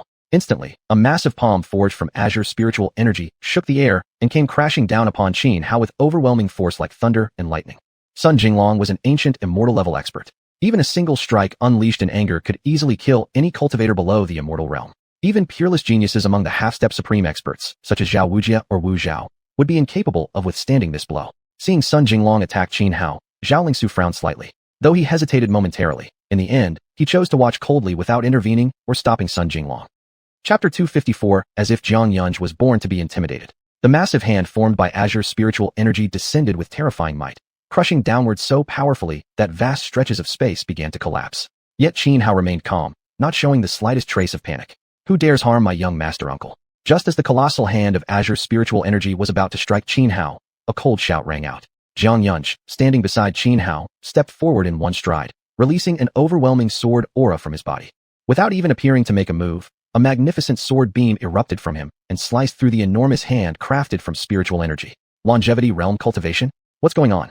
When the heavenly chosen trials began, Xianxia was clearly only at the level of half-step to gun. Even if he encountered countless fortuitous opportunities inside the Xiun Cavern Heaven, there's no way he could have advanced into the longevity realm. You were simply not informed. Within the Xiun Cavern Heaven, Wu Zhao of the Martial Emperor Hall schemed using special methods to refine a supreme sovereign fruit into a longevity fruit. But since Wu Zhao was slain by Xianxia, the longevity fruit ultimately ended up in Xianxia's possession. What? Wu Zhao of the Martial Emperor Hall actually refined a supreme sovereign fruit into a longevity fruit within the Xiun Cavern Heaven? This matter runs far deeper than it seems. Seeing Xianxia reveal the strength of a longevity realm expert, everyone present was utterly shocked. Especially after learning that Wu Zhao had plotted inside the Xiun Cavern Heaven with the intent to slaughter all the young masters participating in the heavenly chosen trials. Many began harboring resentment toward the Martial Emperor Hall. Those present weren't fools. The fact that the Martial Emperor Hall dared set up such a scheme within the Xiun Cavern Heaven meant they must have received help from the Lingxiao Heavenly Palace. And for the Lingxiao Heavenly Palace, which hosted this year's Immortal Sect Debate Conference, to conspire with the Martial Emperor Hall during the heavenly chosen trials, it naturally enraged and alarmed every other sect and faction. Going forward, how many forces would still dare send their genius disciples to participate in the heavenly chosen trials? Friend Sun, please cease at once. Immediately after Xianxia blocked Sun Jinglong's attack, Zhao Lingsu sighed inwardly, then quickly stepped forward to stop Sun Jinglong from continuing his assault. After all, the Lingxiao Heavenly Palace was the host of this Immortal Sect Debate Conference and needed to uphold its rules. Earlier, when Sun Jinglong struck and killed Xianxia, Zhao Lingsu could argue that he hadn't anticipated the sudden attack. And given that Sun Jinglong was at the longevity realm, while he himself was merely peak-level supreme sovereign, he could convincingly claim he hadn't reacted in time. That explanation would suffice. But now that Xianxia had blocked Sun Jinglong's blow, he absolutely couldn't allow a battle to erupt between Sun Jinglong and Xianxia right under his nose. Moreover, the revelation that Wu Zhao had used a supreme sovereign fruit to lay a deadly trap targeting disciples from various factions during the heavenly chosen trials had already leaked. He needed to find a way to completely distance Lingxiao Heavenly Palace from the affair. Otherwise, the palace would inevitably face condemnation from all other powers. To conspire within the heavenly chosen trials, such a scandal carried tremendous repercussions. Who in their right mind would ever send their own geniuses to take part again? Although Lingxiao Heavenly Palace had flourished in recent years, gradually emerging as a likely leader among the 10 great holy lands, that didn't mean it possessed enough strength to withstand unified condemnation from all worldly powers. Let alone facing all 10 major forces united. Just having the other 8 of the 10 great holy lands band together against them would be enough to crush Lingxiao Heavenly Palace. At that point, to appease the outrage of other factions, Lingxiao Heavenly Palace's top leaders would certainly sacrifice him. following the strategy of discarding the chariot to save the king, offering him up to the rest. Sun Jinglong was furious beyond measure, yet he hadn't entirely lost his rationality. Thus, after Zhao Lingsu intervened, he had no intention of attacking Qin Hao further. Little brat named Qin, you killed our martial Emperor Hall's young master. You're as good as dead. Sun Jinglong snorted coldly, shot Qin Hao a venomous glare, hurled this threat, and turned to leave. He had to return to the martial Emperor Hall as fast as possible and report to the elders about Qin Hao slaying Wu Zhao. Furthermore, the conspiracy between the martial Emperor Hall and Lingxiao Heavenly Palace was about to be exposed. When faced with accusations from all factions, the martial Emperor Hall would need a reasonable explanation, or else, the Hall would face total annihilation. You strike out against my young master uncle, hurl threats, then think you can just walk away? Zhang Yunj said coldly, stepping forward and blocking Sun Jinglong's path. What do you intend? Sun Jinglong looked at Zhang Yunj and sneered. Kneel down immediately and apologize to my young master uncle, Zhang Yunj demanded. Sun Jinglong first froze momentarily, then snapped back to himself, bursting into loud laughter as he tilted his head skyward. After a few moments, he stared sharply at Zhang Yunj and said, You little brat surnamed Zhang. So what if you consumed a longevity fruit and entered the longevity realm? How dare you act so arrogantly before me? Get out of my way now, or I won't hesitate to kill you right here and now. Wait. As Zhang Yunj and Sun Jinglong stood locked in confrontation, Zhao Lingsu quickly stepped forward to intervene. He turned to Zhang Yunj and said, Zhang Yunj, brother Sun here merely acted rashly upon suddenly hearing such tragic news. Please understand. As the old saying goes, enmities are better resolved than deepened. Let us end this matter here. End it here? Zhang Yunj sneered coldly. You Lingxiao Heavenly Palace host this year's Immortal Sect Debate Conference. Yet instead of upholding its rules, you conspire with the martial Emperor Hall, using supreme sovereign fruits as bait to slaughter those participating in the heavenly chosen trials. How do you intend to explain such actions? Or do you truly believe all the major powers are easy targets, helpless prey for you to butcher at will? Moreover, when that man surnamed Sun attempted to kill my young master uncle, you did nothing to stop him. Yet now you stand in my way as I seek justice for my young master uncle. Do you take our 12 towers for soft clay to be molded as you please? If you dare block me today, I'll kill you along with him. Zhang Yunj, don't be insufferable. This is our Lingxiao Heavenly Palace. If you dare cause trouble here, even though you've now entered the longevity realm, we can reduce you to death and dissolution, your soul shattered in an instant. Zhao Lingsu's face darkened as he spoke icily. Zhang Yunj's previous words had been far too incendiary. Many present had already begun whispering among themselves, casting blame upon both the Lingxiao Heavenly Palace and the martial Emperor Hall, and this filled Zhao Lingsu with murderous intent toward Zhang Yunj. Do you think I, Zhang Yunj, was raised on frights? Zhang Yunj showed no fear, unwilling to waste another word on Zhao Lingsu. Without hesitation, he surged forward, launching a deadly assault directly at Sun Jinglong. You're seeking death. Sun Jinglong narrowed his eyes. Already seething with rage over Wu Zhao's slaying by Qin Hao, his heart boiling with killing intent, there was no way he would back down from Zhang Yunj's attack. Clenching his right fist, he struck outward with a single punch. A vast fist imprint erupted forth, like a rainbow tearing through the heavens, hurtling toward crushed Zhang Yunj beneath its overwhelming force. Zhao Lingsu's eyes narrowed sharply, a ruthless glint flashing deep within. He, too, prepared to act, ready to strike and cripple Zhang Yunj in one decisive move. Chapter 255, Slaying an Immortal, Supreme, Overwhelming Power. In Zhao Lingsu's eyes, now was the perfect moment to kill Zhang Yunj. Because once he crippled Zhang Yunj, when questioned later by the 12 Towers, he could simply claim that Zhang had ignored his warnings and insisted on breaking the rules of the Immortal Sect's Dao Debate Assembly. Thus, his actions were taken only to uphold the Assembly's regulations. Yet just as Zhao Lingsu prepared to deliver the killing blow, a sudden sharp sense of danger surged within him. Instinctively, he turned his gaze toward Qin Hao, and there, he saw Qin Hao looking back at him with a faint smile. Zhao Lingsu froze in confusion, uncertain of what this meant, until his eyes fell upon the talisman in Qin Hao's right hand. That very talisman triggered a profound dread in his heart, as if death itself had set its sights upon him. Is that a talisman crafted by Feathered Immortal? How does this brat possess such a thing? Zhao Lingsu's pupils dilated, his face paling. Though he stood at the peak of the Drigen realm, wielding special techniques that even allowed him to fight immortal-level cultivators, against a talisman forged by Feathered Immortal, even 10 lives wouldn't be enough to spare him. After all, such a talisman equaled a full-powered strike from Feathered Immortal himself. Unless it was Feathered Immortal personally, anyone else, so long as Qin Hao activated the talisman in his hand, could instantly slay any single person present.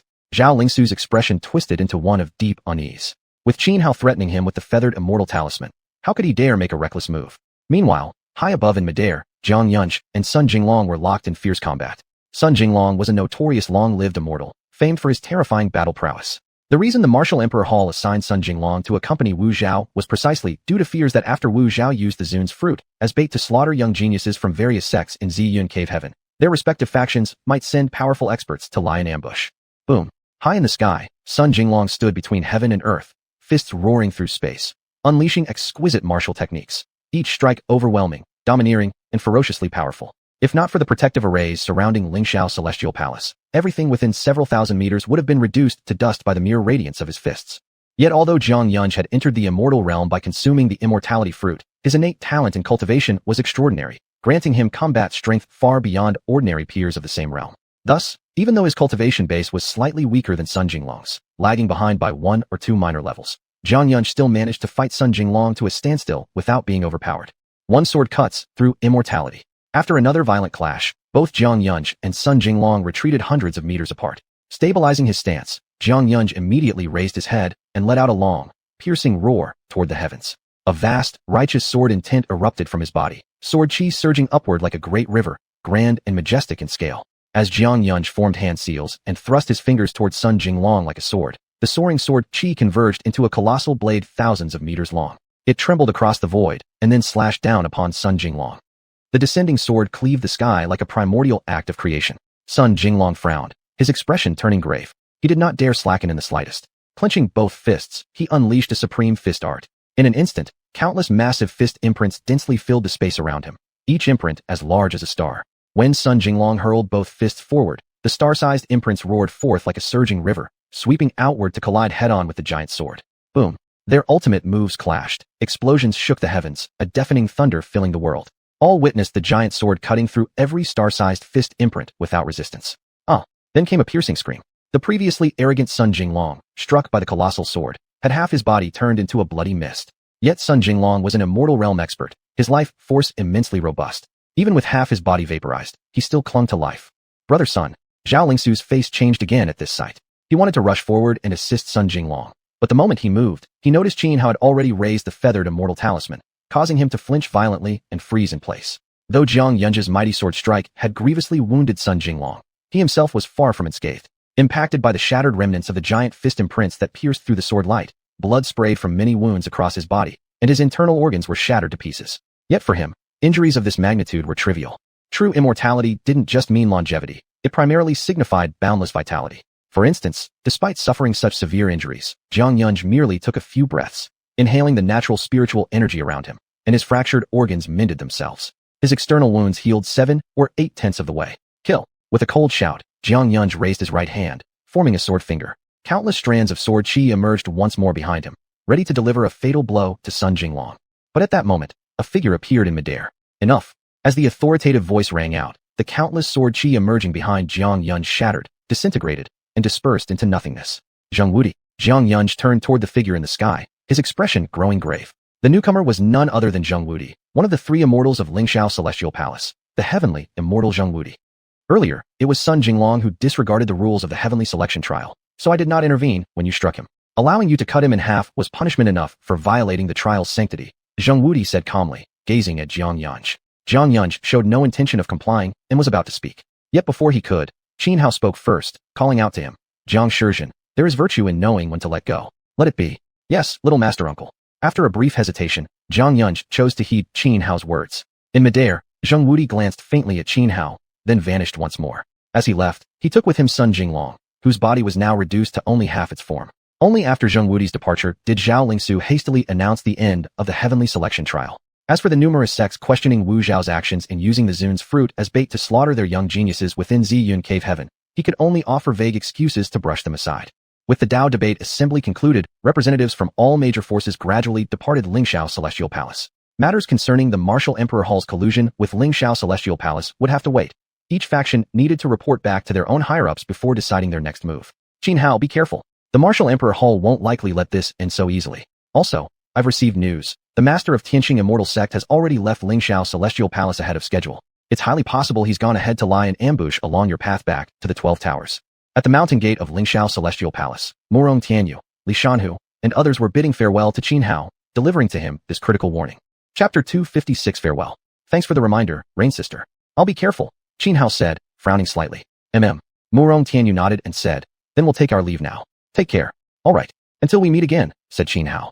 Murong Tianyu smiled faintly, then soared into the sky on her sword, followed by Murong Yunyan and Murong Xiaolong. Xianxia big brother. At that moment, Long Aoxue came running over with a cheerful grin. Xianxia turned to Long Aoxue and nodded. This time during the heaven-chosen trial, I'm truly grateful to you. When you have time, please come visit me at the Deathless Mountains. Long Aoxue said. During this journey in the purple cloud Dao realm, without Xianhao's help, not only would Long Aoshua and never have entered the carefree realm, but she likely would have fallen victim to the Holy Flame sect schemes. All right, Xianhao nodded. Then I'm off. Goodbye. Long Aoshua waved at Xianhao before leaving with the others from the Deathless Mountains. After Long Aoshua left, Xianhao departed from the Lingxiao Heavenly Palace together with Jiang Yunj, Yin Rujiang, and the others from the 12 Towers. Deep within the Lingxiao Heavenly Palace, on the 33rd heaven, inside an imposing grand hall, Zheng Wudi, one of the 3 Lingxiao immortal sages, sat calmly upon a throne carved from spiritual wood, his eyes cold as he stared down at Zhao Lingsu, who knelt on the floor of the hall. Zhao Lingsu, you've disappointed me greatly, Zheng Wudi said icily. This heavenly sect debate conference had been disastrous for the Lingxiao Heavenly Palace. Not only had they lost elite disciples like Zhao Kai and Sun Jia, but even more critically, their most outstanding young generation disciple, Zhao Wuji, had perished. Even though the Lingxiao Heavenly Palace was the largest among the 10 great sacred grounds in terms of disciples, elite cultivators such as Zhao Kai and Sun Jia numbered only in the thousands. As for peerless geniuses like Zhao Wuji, throughout the entire sect, there were fewer than 100 whose cultivation talents could rival his. Furthermore, the alliance between the Lingxiao Heavenly Palace and the Martial Emperor Hall had been exposed. Other major powers would inevitably hold them accountable. Though the Lingxiao Heavenly Palace had contingency plans ready, they would still pay a heavy price. Moreover, they had failed to secure the hosting rights for the next Heavenly Sect debate conference. These consecutive setbacks dealt a significant blow to the Lingxiao Heavenly Palace's prestige. I know my guilt. Please punish me, Third Palace Lord, Zhao Lingsu replied, kneeling obediently on the floor, barely daring to breathe. Considering your diligent service over the years, punishment will be waived this time, Zheng Wudi said indifferently. I've received word that you have a young niece with a divine conch physique. I'm currently refining a profound technique and require a body with the divine conch physique as a crucible. It is her utmost fortune to serve as the Third Palace Lord's crucible, Zhao Lingsu quickly replied. Good, said Zheng Wudi. That's all. You may leave. Yes, this subordinate takes his leave. Zhao Lingsu cautiously backed out of the hall. Tianyuan City. Xianhao returned with Jiang Yunj, Yin Rujiang, and the others to that same restaurant they had visited before. After this heaven-chosen trial, Xianhao had gained immensely. Every time, he looted corpses. He collected not only rare treasures and spiritual resources, but also universal cultivation currency, like golden spirit pearls, all stored neatly within his jade box. Since the internal space of the jade box was vast, Xianhao decided to treat himself and generously invited Jiang Yunj, Yin Rujiang, and the rest to enjoy the finest dishes the restaurant offered. After the feast, Xianhao turned to Jiang Yunj and Yin Rujiang and said, Junior apprentices Jiang and Yin, you two lead everyone back to the 12 Towers. I have some personal matters to attend to. This. Yin Rujiang hesitated, quickly replying, Young Master Uncle, whatever private business you have, we can accompany you. After everything that happened in the Lingxiao Heavenly Palace, enemies like Chu Yugong and Zhao Lingsu won't let things go so easily. Yes, young Master Uncle, it'd be safer if we stayed together, Jiang Yunj added urgently. No need. Xianhao waved his hand dismissively. Don't worry. People like Chu Yugong and Zhao Lingsu aren't even worth my attention. Even against someone like Feathered Immortal, I still have the means to protect myself. But, what? Are you refusing my orders? No. Both Jiang Yunj and Yin Rujiang shook their heads hastily. Then follow my instructions. We part ways here, Xianhao said. You too remember. Ensure everyone returns safely to the 12 Towers. If anything happens to anyone, I won't forgive either of you. All right. Jiang Yunj and Yin Rujiang nodded solemnly. After exchanging a few more words, Xianhao gave them several rare treasures taken from his jade box space. Then, accompanied only by Li Wangyu and Xiao Bai, he departed. Yin Rujiang stood watching, deeply concerned for Xianhao's safety, his expression grave. However, Jiang Yunj beside him patted his shoulder and said, Don't worry. Little senior brother has many tricks up his sleeve. He'll be perfectly fine. After leaving the restaurant with Li Wangyu and Xiao Bai, Xianhao went to meet Sun Xuanhuan one last time before they finally departed from Tianyuan City. The reason Xianhao chose to part ways with Jiang Yunj, Yin Rujiang, and the others was because he wanted to return to the Yunmeng Mountains to check on the situation of the Qingtian tribe. The journey from Tianyuan City to the Yunmeng Mountains was quite long. Even with Xianhao's current cultivation level flying on his sword, it still took nearly 3 days and 3 nights before he finally arrived at the Yunmeng Mountains, after which he headed straight for the Qingtian tribe. Though filled with excitement and urgency, he didn't lose his composure. While traveling swiftly toward the tribe, he remained cautious, sweeping the area around Qingtian tribe with his spiritual sense to detect if any powerful experts were lying in wait nearby. During his years at the 12 Towers, aside from cultivating, Xianhao had also read extensively about various major powers in the mortal world. Although the Shidi family maintained extreme discretion, their foundation was unfathomably deep, no weaker than any of the 10 great sacred grounds. Only after confirming that no powerful cultivators were hiding near the Qingtian tribe did Xianhao step into the tribal settlement. As he gazed upon the familiar stone huts scattered throughout, emotions surged uncontrollably within his heart. What's going on? Why isn't there a single person here? Xianhao walked through the entire Qingtian tribe, yet saw not a single tribesperson. But the most bizarre thing was that there were no signs of struggle or battle anywhere inside the settlement. It seemed as if every member of the Qingtian tribe had suddenly vanished into thin air. Could it be that father reached some kind of agreement with the shitty family, so they peacefully relocated everyone? Qin Hao frowned, wearing a look of confusion. Crackle. Boom. Just as Qin Hao was lost in thought, a thunderclap suddenly cracked across the sky. Startled, Qin Hao instinctively looked upward and saw countless dense talismanic runes appearing on the heavens. Interweaving rapidly, these runes formed a massive formation in an instant, enveloping the entire Xianxian tribe. Chapter 257 Ambush, the Grand Array of the Stars. A vast formation loomed like a cage, enveloping the entire Xianxian tribe. One after another, runes flickered across the sky like stars twinkling in the night. Though it was daytime, anyone standing within the Xianxian tribe and looking up would feel as if plunged into darkness. The formation had transformed the heavens into a shimmering starry expanse. The Grand Array of the Stars? Li Wanyu furrowed her delicate brows, her expression growing grave. It was said that the Grand Array of the Stars was an ancient grand formation created by the legendary demon emperor. The Tianqing immortal sect shared intricate ties with the ancient demon emperor and had once been an immensely powerful force in antiquity. Yet through the shifting tides of time, the sect gradually declined. Its last period of glory came during the era of the 72 sacred sects of the Eastern Wasteland. After the rise of the 10 great holy lands, the Tianqing immortal sect ultimately dwindled into a second-rate power, forced to rely on Lingxiao Heavenly Palace for survival. The blueprint of the Grand Array of the Stars was one of the sect's most formidable inheritances. Yet rumors claimed that the version held by the Tianqing sect was already half-ruined, irreparable. Once activated, it could unleash less than 1/10 of the formation's true power. Even so, it remained terrifyingly potent. So you can no longer hold back? Qin Hao looked up at the Grand Array of the Stars covering the entire Xianxian tribe, his face calm, showing not a trace of panic. During his 5 years at Hongqian Tower, he had studied countless books, gaining a considerable understanding of the 72 sacred sects of the Eastern Wasteland. And since the Tianqing sect bore enmity toward him, he had paid particular attention to any information related to them. He knew of the Grand Array of the Stars, the ultimate trump card hidden deep within the Tianqing sect. And among all members of the sect, only Chu Yugong possessed the ability to activate the formation's diagram. Humph. The moment Qin Hao finished speaking, a cold snort rang out. Chu Yugong suddenly appeared in midair, hands clasped behind his back, pride etched across his face as he glared down at Qin Hao. Little dog named Qin, the grudge of my dead son cannot be shared under the same sky die. With those words, Chu Yugong raised his right hand and slammed it downward toward Qin Hao. Instantly, a colossal energy hand wreathed in crackling black lightning surged from above, descending like a titanic mountain crushing downward upon Qin Hao. Just as Sun Xuanying had once speculated, Chu Yugong was treacherous by nature, always concealing his strength. Before others, he only revealed the cultivation of peak extraordinary realm, but in truth, he had long since broken through into the sovereign realm. Chu Yugong harbored deep hatred toward Qin Hao, so he attacked with full force, holding nothing back. Even though he had prearranged the Grand Array of the Stars nearby, he still did not underestimate Qin Hao. A schemer like him understood better than anyone else the principle that even a lion uses its full strength to kill a rabbit. Rumble, rumble.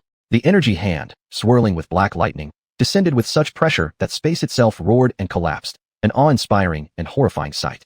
Yet Qin Hao remained composed, his expression calm and unruffled, without a hint of panic. With a wave of his right hand, he thrust upward in a single punch. Vast spiritual energy surged, condensing into a gigantic golden fist print, soaring like a crane taking flight, colliding head-on with the thunder-wreathed energy hand. Boom! The golden fist met the energy hand, triggering a massive explosion. An earth-shattering roar echoed out, and violent surges of energy erupted into torrents, leveling everything within hundreds of meters. Qin Hao let out a muffled groan, stumbling backward 4 or 5 steps before barely stabilizing his stance. Traces of blood seeped from the corner of his lips. Though he was incredibly strong, possessing peerless combat prowess beyond the limits of the extraordinary realm. Though when still a human king, he could defy 3 or 4 minor realms and fight upwards. Now that he stood at the peak of the innate extraordinary realm, facing a true sovereign-level expert, and without relying on any external artifact, victory was simply impossible. The gap between major realms was a chasm, a sheer, insurmountable abyss. The further one advanced on the path of cultivation, the wider this gap became. To put it simply, while perhaps 100 peak sovereign experts might barely withstand a single longevity cultivator, it would take at least 100,000 longevity cultivators to even hope to stand against a feathered immortal. Seeing Qin Hao injured, Li Wangyu's expression changed drastically. She instantly shot forward, dashing straight at Chu Yugong. Her right hand flicked. The blade of a precious tier's sword slid free, carving a near-perfect arc through the air before slashing fiercely down upon Chu Yugong. Dare you? Chu Yugong snarled coldly. With a sweep of his wide sleeve, a tempest of spiritual energy exploded outward, sweeping through like autumn wind scattering fallen leaves, blasting Li Wanyu backward violently. Thud! She crashed onto the ground, groaning in pain, then opened her mouth and spat out a large mouthful of blood. Xiaobai, Wanyu, you two just stay back and watch. Don't get involved, Qin Hao said to Li Wanyu and Xiaobai. But, Li Wanyu said with concern. Don't worry, I know what I'm doing, Qin Hao replied. Then, he turned his gaze toward Chu Yugong, eyes narrowing as a cold, murderous intent flashed within them. It had been several disciples from the Tianqing immortal sect who first targeted him. Back then, he had only fought back in self-defense, killing those disciples. That incident had ultimately become the catalyst that exposed Qin Qinglong's identity. Because of this, Qin Hao had long harbored deep hatred toward the Tianqing immortal sect. Moreover, the fact that Chu Yugong had set up the grand array of the stars here at Qingtian tribe clearly meant he had already uncovered Qin Hao's true identity. If Chu Yugong were allowed to live, there was a real danger that clues might reach the Shudi family, potentially exposing Qin Hao completely. Therefore, no matter what, he had to kill Chu Yugong today. Today, I'll cut off your dog's head first, then personally wipe out the entire Tianqing immortal sect. Qin Hao roared at Chu Yugong. Humph, ignorant brat, come pay for my son's life. Chu Yugong sneered. With both hands forming seals, he activated the grand array of the stars. Instantly, stars across the sky flared brilliantly, creating a magnificent and awe-inspiring celestial panorama. Vermilion bird 7 mansions. The fire snake. At Chu Yugong's cold shout, one of the 7 great stars in the southern sky blazed to life, transforming into dual-winged fire serpents that descended fiercely from above, hurtling straight toward Qin Hao. Golden dragon shears. Without hesitation, Qin Hao raised his hand and unleashed the treasure artifact, the golden dragon shears. In an instant, the shears transformed into 2 dragon forms, coiling outward. They easily shattered the 2 fire serpent phantoms, then swiftly reversed course midair, lunging toward Chu Yugong with the intent to slice him in half. But Chu Yugong merely sneered coldly, forming another set of hand seals. This time, all 7 great stars in the southern sky ignited simultaneously, merging into a colossal vermilion bird wreathed in blazing flames that surged forward, colliding head-on with the twin dragons formed by the golden dragon shears. Chapter 258, 36 Dragon Binding God Kill. Boom. A deafening explosion shook the heavens and earth. In that instant, a vermilion bird soared across the sky, scorching heaven and earth. A golden dragon roared, twisting and crushing countless beings. Although the Zhou Tianxing Do Grand Formation set up by Chu Yugong was incomplete, capable of unleashing less than 1/10 of the true formation's actual power, it was still terrifyingly formidable. Even the top-grade treasure artifact Golden Dragon Shears could not withstand it. Screech. The vermilion bird shrieked in fury, flames surging wildly, actually beginning to melt the Golden Dragon Shears. Qin Hao furrowed his brows. Without hesitation, he activated his innate divine ability. Instantly, dozens of water columns, each 2 meters in diameter, erupted violently from the ground. 36 Dragon Binding God Kill. Under Qin Hao's control, each water column transformed into the shape of a dragon. Dragon roars split the sky, shaking the very heavens. The dozens of dragon-shaped streams surged outward as one, crashing through the air and instantly obliterating the vermilion bird while extinguishing the endless sea of flame. But at this moment, Chu Yugong retrieved a massive golden bow from his spatial artifact, drew the string back, and called upon the 7 great stars of the west in the heavens above. They blazed brightly, coalescing into a white tiger crouched atop his bow. White tiger 7 mansions. 1 arrow to slay gods. With a long, piercing cry, Chu Yugong loosed the arrow. The projectile streaked like a meteor across the sky, then transformed mid-flight into a colossal white tiger radiating boundless killing intent, lunging straight down toward Qin Hao. Heavenly Gang Divine Fist. Break the celestial gate. Qin Hao swung both fists, executing the ultimate killing move of the Heavenly Gang Divine Fist. Enormous fist imprints, each like a falling asteroid, smashed toward the tiger-formed arrow. The tiger leapt through the 9th heaven, its roar thundering through the cosmos. The ethereal white tiger was too powerful, it shattered every mighty fistprint Qin Hao unleashed. Yet, just as the white tiger's phantom was about to pounce and tear Qin Hao apart, his right hand flicked, drawing xiuxian. With a sweeping stroke, a vast wave of swordlight struck the white tiger's image. In an instant, the phantom disintegrated, and Chu Yugong's arrow shattered into dust. Die! Having repelled Chu Yugong's series of deadly attacks, Qin Hao's eyes turned icy cold. Gripping xiuxian, he launched himself forward, rushing toward Chu Yugong. He shot upward like a flying bird cutting through the void, reaching Chu Yugong in a flash. Xiuxian quivered in his hand as he thrust directly at Chu Yugong's forehead. A simple, straightforward thrust, but imbued with terrifying might. Black Tortoise 7 mansions. Impregnable defense. Even someone as powerful as Chu Yugong couldn't help but frown, taking no chances. He swiftly formed new hand seals, invoking the 7 northern stars above. Beams of starlight converged, coalescing into the true form of the black tortoise that wrapped around him like armor. The black tortoise let out a guttural roar, blocking Qin Hao's direct thrust. Green Dragon 7 mansions. Decree. Chu Yugong altered his hand seals once more and pressed them downward toward Qin Hao. The 7 eastern stars in the sky flared to life, pouring forth surging waves of star energy, condensing into a divine dragon nearly 1,000 zhang long, its massive body filling the entire sky, claws bared and jaws roaring fiercely. Moreover, as the green dragon appeared, the previously destroyed vermilion bird and white tiger re-emerged as well. In an instant, the 4 holy beasts stood guard in the 4 cardinal directions, forming an invisible pressure field within the range of the Zhou Tianxing Do Grand Formation. Immediately, Qin Hao felt as if he were sinking into quicksand. Every movement became excruciatingly heavy.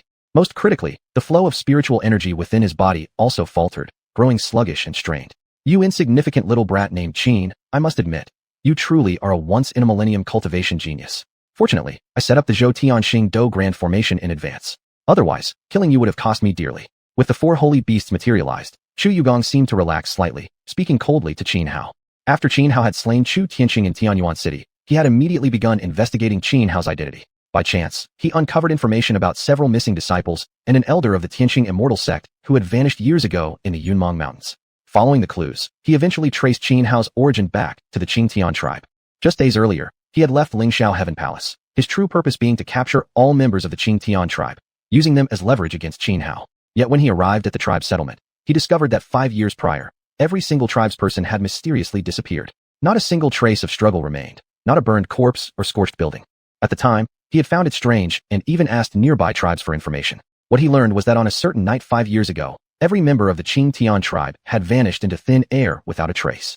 Because of how eerie the situation was, no other neighboring tribes dared venture near the abandoned settlement. By all logic, after 5 years, the Qingtian tribe should have become a desolate wasteland. That the village today still looked exactly as it once did was solely due to the presence of a protective barrier, one that prevented buildings from collapsing and weeds from overgrowing. Old dog, even with your grand formation, what good does it do? You still can't escape the fate of having your head severed by me. Though suppressed by the Zhou Tianxing Do Grand Formation, Qin Hao remained calm and composed. He raised xiuxian, its tip pointing directly at Chu Yugong, radiating a chilling, murderous aura. Humph, little bastard, your arrogance won't last long. Chu Yugong sneered, forming hand seals with both hands and pressing them downward toward Qin Hao. Instantly, the four holy beasts roared, the entire void thundered. In the sky above, 28 great stars blazed simultaneously, converging vast cosmic power into a colossal star-forged sword that descended upon Qin Hao with crushing force. The star-forged sword carried terrifying might, capable of obliterating anything in its path. Not just ordinary cultivators, even a sovereign realm expert would not dare treat such a strike lightly. Yet Qin Hao remained cold and unmoved. His narrowed eyes flashed with icy light. With a sudden shake of his body, an immense surge of spiritual energy exploded outward from his core. At the same time, primal chi across 100 meters surged violently, coalescing into 4 dragon shadows that shot into Qin Hao's body. It was the 5 dragon supreme spirit, great divine ability. As the 4 dragon forms entered him, Qin Hao's combat power surged dramatically. Then, wielding xiuxian, he slashed repeatedly through the air. Blades of razor-sharp swordlight fell like rain, striking the descending star sword over and over, progressively weakening its overwhelming force. Meanwhile, the wushu Shinnon cauldron burst forth from Qin Hao's body and hovered above his head. Boom! The star sword crashed down onto the wushu Shinnon cauldron. Even though it was a Dao-level artifact, under the impact, the cauldron shook violently. The countless glowing runes inscribed upon it dimmed one by one. Although Qin Hao's battle strength had surpassed the limits of the transcendent class and was further enhanced by the 5 dragon supreme spirit technique, he still could not fully awaken the true might of the wushu Shinnon cauldron. Thus, around 60% of the star sword's power pierced through the cauldron's defense. Like an invisible mountain descending, it crushed down onto Qin Hao's body. Chapter 259, Near Annihilation. The power of the Starlight Greatsword was terrifying. Even at merely 60% of its might, it could crush any transcendent being and even severely injure a supreme-level cultivator. Even though Qin Hao possessed an incredibly powerful physique and wore the 9 Dragon Emperor armor, when struck by 60% of the Starlight Greatsword's force, he instantly bled from all 7 orifices, his body cracking and shattering like porcelain. Arg! Qin Hao let out a piercing, agonized scream, on the verge of exploding into pieces. But just then, eerie green flames enveloped him, and like a phoenix reborn from fire, he instantly revived. Kill! Qin Hao burst from the roaring inferno like a vicious bird across the sky, a chaotic storm of destruction, wielding his 9,000 zhang blade as he charged straight toward Chu Yugong hovering in midair. Undying nirvana body. Chu Yugong frowned slightly, but did not panic. He was a cautious man, but not a coward. Previously setting up the Zhou Tianxing Do Grand Formation had only been a precaution. It wasn't because he believed he couldn't kill Qin Hao with his own strength alone. After all, he was a supreme expert, already deep into the supreme realm and nearing the peak of that level. No matter how extraordinary or genius a transcendent might be, they still couldn't possibly stand against him. Qin Hao moved swiftly. Within just 2 breaths, he closed the distance to Chu Yugong's position, swung his 9,000 zhang blade, and unleashed a killing technique from the 12 Calamity Sword Sutra. Beacon flames scorch heaven, 10 directions calamity. With a cold shout, terrifying scarlet beacon fires erupted around Qin Hao, spreading wildly like the entire sky had caught flame. As his colossal blade slashed down, thousands upon thousands of fiery sword beams surged forth from the blazing heavens. These merged together into a giant flaming cross. The massive fiery cross cut through the air, then violently shook, hurtling toward Chu Yugong in a crushing onslaught. Chu Yugong remained calm. While he didn't underestimate Qin Hao, he didn't take the attack too seriously either. He clasped his hands once more into seals. Above, the 4 holy beasts roared, each drawing star power from 28 stars spread across the 4 directions, east, south, west, and north. channeling them into concentrated rays of starlight that shot chaotically outward. Rays of starlight lashed out, shattering one fiery sword beam after another. In moments, the great flaming cross neared collapse, utterly incapable of harming xiuxian. Yet at that moment, another huge flaming cross appeared, slashing toward xiuxian again. This sudden turn startled xiuxian. He frowned, then saw two Xianhuas. Indeed, Xianhua had activated his Huazizai secret art, creating his first doppelganger. The nearly dissolving flaming cross suddenly exploded outward, residual sword beams transforming into dozens of small tornadoes that obliterated streams of starlight, while the intact flaming cross advanced unimpeded, xianxia, toward xiuxian. I have to admit, little bastard, you've got quite a few tricks, xiuxian said coldly, but unfortunately, you're far too weak. Before absolute power, no matter how many techniques you have, they're nothing but flashy nonsense, unable to change the outcome. As he spoke, xiuxian clenched both fists and fiercely slammed them forward. Dense, intricate runes wrapped around his fists, complex and profound, capable of drawing vast torrents of star energy from the myriad stars formed by the Zhou Tianxing Do array above. Star energy surged, condensing into fist imprints as massive as mountains, falling from the heavens like divine punishment. Faced with these mountain-sized fist imprints, the giant flaming cross stood no chance. In less than a single breath, it shattered, disintegrated, and collapsed. Yet the massive fist imprints retained their full momentum, continuing downward in thunderous fury, xianxia, toward Xianhua. Even hundreds of meters away, Xianhua already felt an immense pressure bearing down on him. Even as he struggled with all his might to resist, his body trembled violently. Combined with suppression from the Zhou Tianxing Do array, for a moment Xianhua became completely immobilized, forced to watch helplessly as those mountain-sized fist imprints came crashing down. Scarlet flame thunderblades, heaven-piercing divine spear, shatter the firmament. Xianhua recklessly channeled every ounce of energy within him, roaring at the top of his lungs, pushing himself to the absolute limit. Black blood flowing freely from his 7 orifices. Around him, lightning and flames intertwined, forming one scarlet flame thunderblade after another. Additionally, surging spiritual energy shaped thousands upon thousands of heaven-piercing divine spears. At Xianhua's low roar, blades and spears alike quivered in midair, then burst forth simultaneously in a formation like cranes soaring into the sky, resembling a furious tide surging heavenward. Boom, boom, boom. Deafening explosions rang out, one after another, shaking heaven and earth. One after another, mountain-sized fist imprints shattered under the assault of scarlet flame thunderblades and heaven-piercing divine spears. Yet still, dozens, or even hundreds of such imprints broke through the storm of blades and spears, crashing directly onto the xiuxian cauldron floating above Xianhua's head. To withstand these dozens upon hundreds of colossal fist strikes, the doppelganger formed by Xianhua's Huazizai technique detonated itself on the spot, transforming into pure energy that surged into the xiuxian cauldron. Instantly, the cauldron radiated light, its surface flashing with one rune after another. At this moment, the full might of the xiuxian cauldron was unleashed. The doppelganger, created by Huazizai, possessed combat strength equal to Xianhua's true self. The sheer terror of its explosive energy transformation was unimaginable. Of course, the cost of such an act was steep. The Huazizai secret art would be interrupted, and for several months, Xianhua would be unable to use this technique again. Moreover, as Xianhua grew stronger, the price of such a move would increase proportionally. Right now, it was merely a few months of inaccessibility, but in the future, it could become years, decades, even centuries. It was precisely because of such consequences that the Huazizai secret art did not become excessively overpowered. Otherwise, once cultivators reached the mid-stages of their cultivation path, they could simply keep creating copies of themselves to explode at will, not only becoming invincible within their realm, but even dominating against opponents 1 or 2 minor levels above them. After its power had been fully awakened, the xiuxian cauldron's defensive capabilities greatly increased. Each mountain-sized fist imprint that struck the cauldron triggered massive explosions, thunderous roars shaking heaven and earth. With its full activation, the cauldron's defense became astonishing. Dozens, or even hundreds of such mighty strikes could do nothing to budge it even slightly. The cauldron steadied mountains and rivers. Nothing could break it.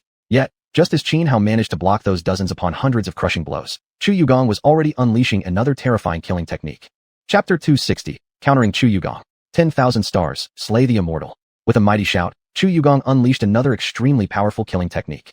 His hands formed seals, drawing in the power of the stars across the heavens. Instantly, vast stellar energy converged into countless weapons, swords, blades, axes, and more, each taking form in midair as if alive.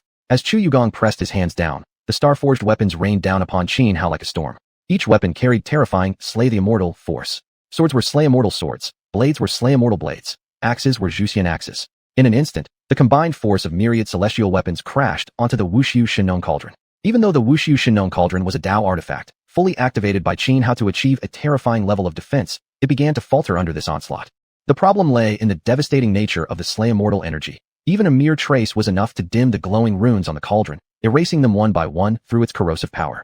As a result, the defensive strength of the Wushu Shinon cauldron was being drastically weakened. You actually thought a single Dao artifact could save your life? How naive. Chu Yugong sneered coldly. Though he had been shocked by Qin Hao's relentless barrage of techniques moments ago, no matter how many tricks the youth possessed, the outcome of the battle remained unchanged. Their cultivation levels were simply too far apart. Boom. Under the relentless assault of the star-formed immortals' swords, blades, and axes, the Wushu Shinon cauldron grew dimmer and dimmer until finally it was blasted away. Then, those deadly weapons descended directly upon Qin Hao's body. The 9 Dragon Emperor armor that clad his body shattered instantly. But almost simultaneously, eerie green flames surged from Qin Hao's flesh, engulfing him once more in rebirth. From within the roaring inferno, Qin Hao emerged again, restored to peak condition. Oomph, little bastard. Let's see how many times you can rise from the ashes, Chu Yugong said coldly, watching Qin Hao resurrect yet again. In his eyes, even if Qin Hao could regenerate 100 times, 1,000 times, what difference would it make? No matter how often Qin Hao revived, he would slay him each and every time. Although the undying Nirvana body ranked among the most extraordinary constitutions, with its powerful regeneration ability, there must still be limits. All things in nature follow balance. Nothing can truly defy heaven without consequence. As those words left his lips, Chu Yugong blurred forward, closing the distance in a flash. He reached out his right hand and placed it squarely on Qin Hao's head. His speed was too great. Even someone as formidable as Qin Hao couldn't react in time. Yet, just as Chu Yugong prepared to unleash spiritual energy from his palm and crush Qin Hao's skull, Qin Hao's lips curled into a faint, chilling smile. So you finally let your guard down and dared come close to me, have you? Seeing Qin Hao's expression and hearing his words, Chu Yugong's face instantly changed. He immediately tried to retreat, but it was already too late. At the critical moment, Qin Hao's long-clenched left fist opened, crushing a talisman stone in his palm. The instant the stone shattered, a horrifying aura erupted. Countless runes surged forth from the surrounding void, flickering brightly as they coalesced into a colossal purple hand brimming with overwhelming power. The massive purple hand trembled slightly before lunging toward Chu Yugong. Even as a sovereign realm cultivator, Chu Yugong appeared insignificant, as tiny as an ant before this immense force. At that moment, his face twisted in horror, his heart filled with regret. He had spent a lifetime being cautious, but now, he had grown careless. He believed Qin Hao had exhausted all his abilities and posed no real threat, so he closed in recklessly, eager to seize Qin Hao and torment him cruelly afterward. What he never imagined was that Qin Hao had been waiting precisely for this moment. From the very second Chu Yugong appeared, Qin Hao knew that, given their vast gap in cultivation, even with all his tricks, he stood no chance against the other. Especially since Chu Yugong had laid out the Zhou Tianxing Do Grand Formation here. He wasn't even certain whether activating the life-saving talisman bestowed by Bai Qingying and the others would be enough to kill Chu Yugong outright. Therefore, instead of using it immediately, he chose to fight desperately first, to push himself to the limit, to lure Chu Yugong into lowering his guard and approaching him personally. Then activate the talisman. Only then could he ensure Chu Yugong's death in one decisive strike. Of course, there was another reason. He wanted to test the absolute limit of his own combat capabilities. Zhou Tianxing Do. Chu Yugong frantically formed hand seals, attempting to activate his ultimate technique to shatter the purple hand. But alas, before such a force, he was simply too insignificant. All resistance proved futile. He didn't even have time to react. The giant purple hand had already seized him tightly in its grip. With a crushing squeeze from the colossal purple hand, Chu Yugong exploded instantly into a blood mist, not even leaving behind any spatial artifacts on his person. The turn of events was utterly sudden. Even Li Wanyu and Xiao, by standing nearby, hadn't realized what had happened. Just moments ago, Chu Yugong had been overwhelmingly dominant, pushing Qin Hao to the brink of death, yet now he had inexplicably been instantly killed by Qin Hao through that shattering talisman. This was beyond shocking. Just earlier, Li Wanyu had even been preparing to sacrifice himself to save Qin Hao. Chu Yugong hadn't even let out a scream before being crushed to death by the giant purple hand. After eliminating Chu Yugong, the massive purple hand gradually crumbled apart, disintegrated, and scattered into nothingness. Huff, huff. In midair, Qin Hao gasped heavily, breathing in deep gulps. His battle against Chu Yugong had been extremely perilous. One slight misstep, and he would have died under Chu Yugong's hands. Although this time he had been relentlessly battered and overpowered, his gains were substantial. For example, he now had a preliminary assessment of his combat limits. He could barely contend with a newly ascended Supreme Realm cultivator. Only upon reaching the free and easy realm would he be able to fight an early-stage Supreme Realm expert to a draw, battling fiercely without yielding. Following Chu Yugong's death, the Zhou Tianxing Do Grand Formation automatically collapsed. The sky restored to its original state, turning back into blue skies and white clouds. Meanwhile, the formation diagram of the Zhou Tianxing Do Grand Formation fell down from the heavens. Qin Hao reached out and caught it. Although severely damaged, with less than 1/10 of its original integrity remaining, the formation diagram still possessed terrifying power. This alone proved how immensely valuable it truly was. As Qin Hao gazed at the broken remains of the Zhou Tianxing Do formation diagram in his hand, the system prompt sound chimed precisely within his mind. Ding. Detected devourable object. Zhou Tianxing Do Grand Formation Diagram. Devour it. Chapter 261, The Mysterious Trio. Upon hearing the system prompt, Xianhao did not immediately make a decision.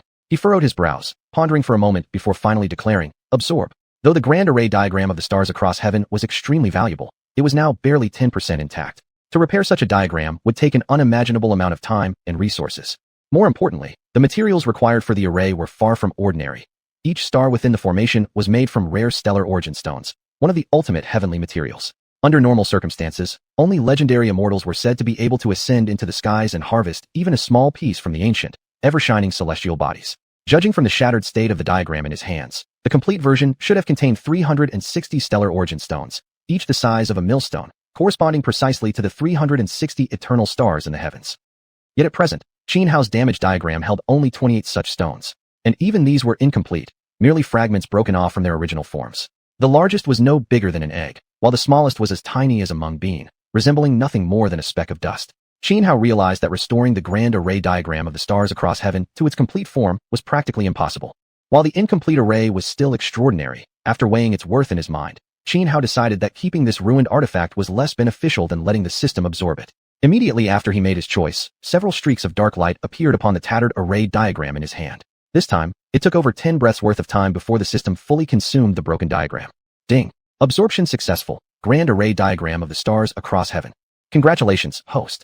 You have obtained Sun God King Scripture, Moon Secret Canon, and Primordial Chaos Grass. After absorbing the array diagram, the system's voice echoed through Xianhao's mind, along with detailed information about the Sun God King Scripture, Moon Secret Canon, and the Primordial Chaos Grass. Once perfected, the Sun God King Scripture would allow the user to unleash overwhelming physical power akin to a blazing sun hanging in the sky, capable of burning everything to ashes. As for the Primordial Chaos Grass, it was an incredibly rare treasure of heaven and earth. Even immortal sovereign-level cultivators could gain immense benefits from consuming it. This reward is absolutely worth it. Xianhao went through the details of his rewards with excitement and joy. Both the Sun God King Scripture and the Moon Secret Canon were powerful cultivation techniques, one enhancing the physical body, the other the spiritual soul. They perfectly complemented each other. Mastering both would make his body and spirit abnormally powerful. As for the Primordial Chaos Grass, it would be perfect for helping him break through to the free and easy realm. His previous battle against Chu Yugong had shown him just how formidable sovereign-level experts truly were. Within the Shi clan, the family rivaling the 10 great sects, there must be numerous sovereigns, not to mention even stronger existences like longevity realm masters and feathered immortals. If he wished to rescue his father from the Shi clan and uncover the fate of the Xianxia tribe, he needed to continue striving forward relentlessly. At the very moment Xianhao killed Chu Yugong, 3 figures stood atop a distant mountain peak, staring solemnly toward the direction of the Xianxia tribe. They had witnessed almost the entire process of Xianhao slaying Chu Yugong. True, Xianhao had relied on the life-saving talisman, given by Bai Chengying and others to defeat the Elder. Yet for someone at the primordial level to withstand the relentless assault of a sovereign expert, such talent left them utterly stunned. Though all 3 came from exceptional backgrounds and were outstanding geniuses among their peers, talented enough to rival top prodigies like Ling Taishu and Lu Tai from the 10 great sects, they felt overshadowed when compared to Xianhao. Above the Xianxia tribe, Xianhao's perception was razor-sharp. He quickly sensed the 3 figures on the distant mountain peak and immediately turned his gaze toward them. Feeling his stare, the 3 individuals hesitated not a moment longer and swiftly turned to leave. Frowning slightly, Xianhao sensed that they were no ordinary people, yet he detected no killing intent from them. He was never someone who slaughtered recklessly anyway. Thus, seeing them retreat, he chose neither pursuit nor interception. Of course, the distance between them was too great. Had he wanted to stop them, it would have been impossible regardless. Let's go. We're heading to the Starlight Immortal Sect. Xianhao withdrew his gaze from the 3 figures on the faraway peak and spoke to Li Wanyu and Xiao Bai. He intended to destroy the Starlight Immortal Sect. First, to eliminate this threat permanently. Second, for revenge. If it hadn't been for the elder from the Starlight Immortal Sect coming to kill him at the Xianxia tribe, the identity of Xianhao as a descendant of Emperor Qin Qinglong would never have been exposed. This grudge would undoubtedly be placed squarely on the Starlight Immortal Sect. Not long after Xianhao left the Xianxia tribe with Li Wanyu and Xiao Bai, the 3 individuals who had previously departed returned once again. Staring at the ruins that the Xianxia tribe had become due to the battle between Xianhao and Chu Yugong, all 3 frowned deeply, their expressions growing solemn. If our speculation is correct, Xianhao must be the son of Qin Qinglong. One of them said, "What? Xianhao is the person our clan sent us out to find? Then why did we let him leave just now? We should have captured him and brought him back to the clan." Another exclaimed. He was hot-tempered and simple-minded. "Do you really think the 3 of us together could have subdued Xianhao?" asked the third. "I'm certain that if we had tried that just now, we'd already be 3 lifeless corpses." Yuan Xin is right. We wouldn't stand a chance against Xianhao even working together. Acting recklessly would only mean suicide. The one who spoke first hesitated for a moment before continuing, but at least we've confirmed his identity.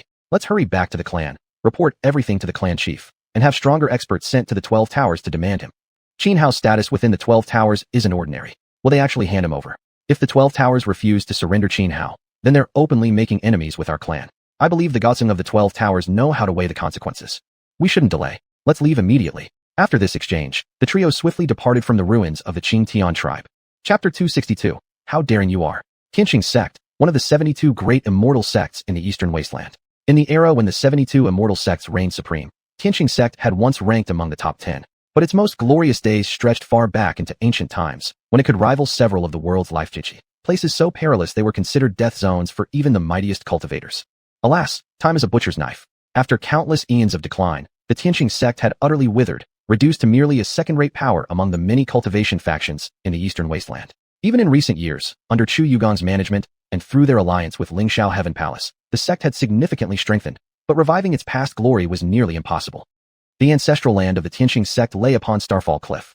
Starfall Cliff was a source vein of spiritual energy on the Eastern Wasteland, situated in an extremely strategic location. Were it not for the protection granted by Lingxiao Heaven Palace, other forces would have driven the Qianxia sect away long ago. Surrounded by endless mountains and vast forests, the region teemed with ferocious beasts and vicious birds. Because of this, the Qianxia sect had attempted several times to build a city nearby, but each effort failed halfway when swarms of monstrous creatures attacked, forcing them to abandon the project. After repeated losses, the sect had no choice but to request aid from Lingxiao Heaven Palace, who then constructed Xiuxian in a valley not far from Starfall Cliff. With immortals at the longevity level personally establishing powerful formations, Star City survived multiple assaults by wild beasts and predatory birds without being destroyed. Thanks to the full efforts of the Qianxia sect, Star City grew larger and more prosperous over time. Especially given the abundance of dangerous creatures in the surrounding areas, the region had become a paradise for adventurers. Many cultivators came here seeking fortune and opportunity, resting and resupplying within Star City. To attract even more cultivators to explore these lands, the Qianxia sect deliberately reduced the area they directly controlled around Starfall Cliff, opening up more territory for explorers. This strategy allowed Star City to grow faster. And the more developed Star City became, the greater the profits it brought to the Qianxia sect. It took Xianhao, Li Wanyu, and Xiao by several days to finally arrive at Star City. He planned to rest there overnight and investigate the true strength of the Qianxia sect before deciding whether he should really go after them alone. Though Xianhao always acted bold and reckless, he wasn't a brainless brute. If he confirmed that he couldn't annihilate the Qianxia sect, charging in blindly would be nothing short of suicidal. Xianhao would never do that. He had rushed here immediately after killing Chu Yugong, to eliminate the entire sect before they realized what had happened.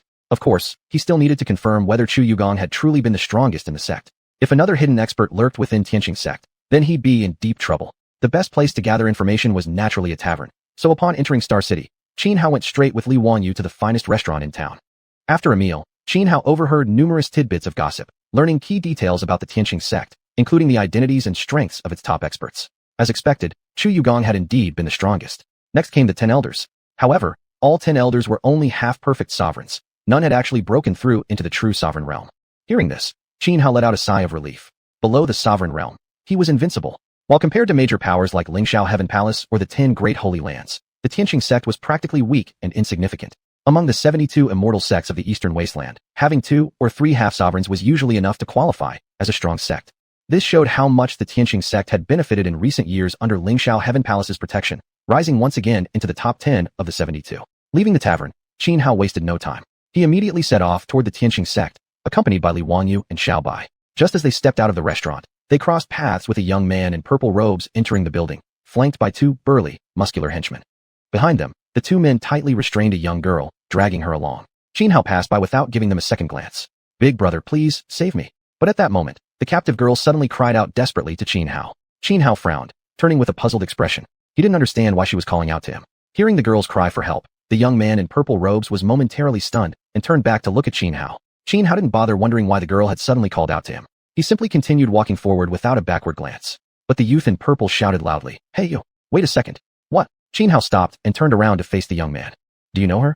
The purple-robed youth didn't waste words. He pointed at the girl and asked directly. "No." Xianhao shook his head. "Huh." The youth sneered coldly. "Do you take me for a fool? If you say you don't know her, then it's true. If you really didn't know her, why would she beg you for help? Believe what you want."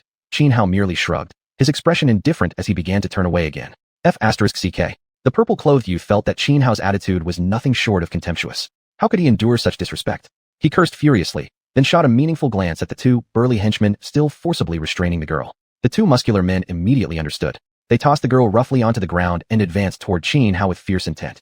Despite their massive frames, their movements were agile and swift, anything but clumsy. The two henchmen raised their hands and reached aggressively toward Xianhao. Dare to die. Xianhao's eyes turned icy. Lifting his right leg, he kicked out like lightning. Before either man even realized what had happened, they were both struck.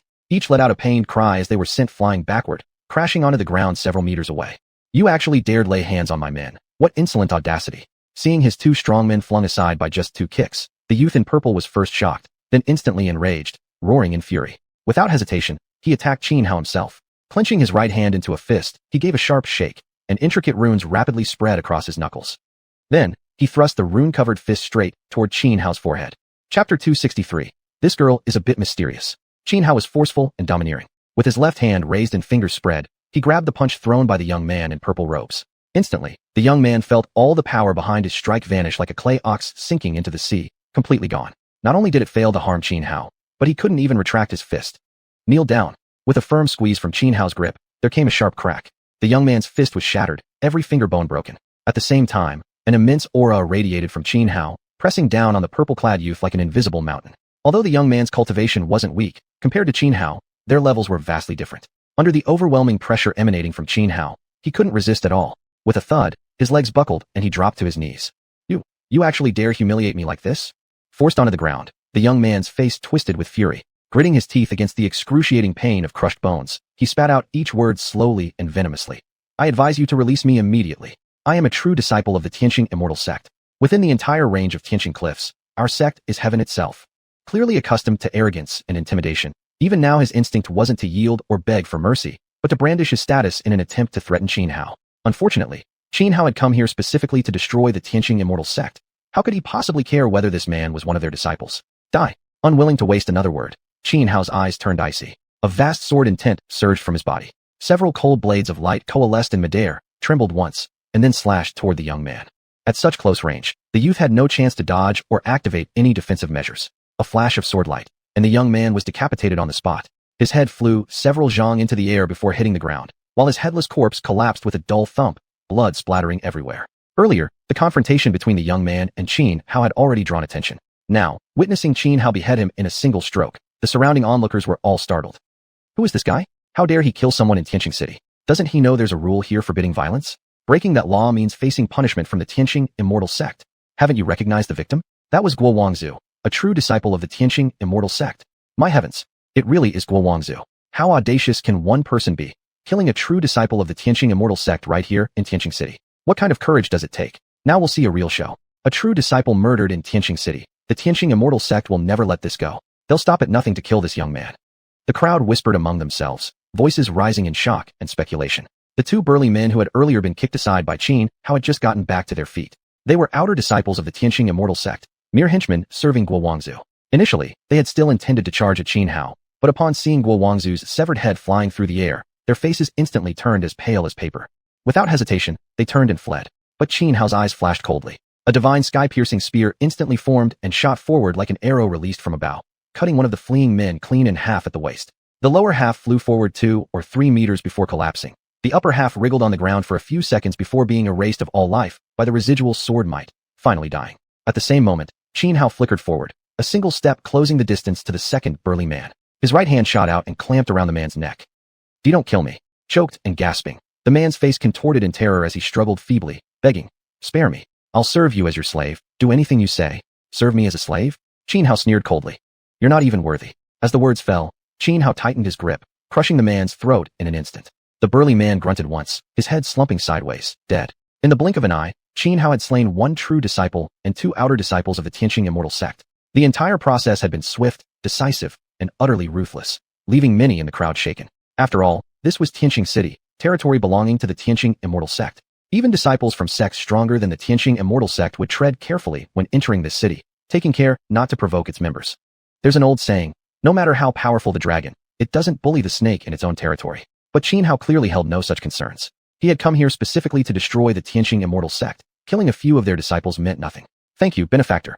At that moment, the young girl who had earlier been thrown to the ground by the 2 burly men stood up and ran over to Xianhao, immediately kowtowing before him.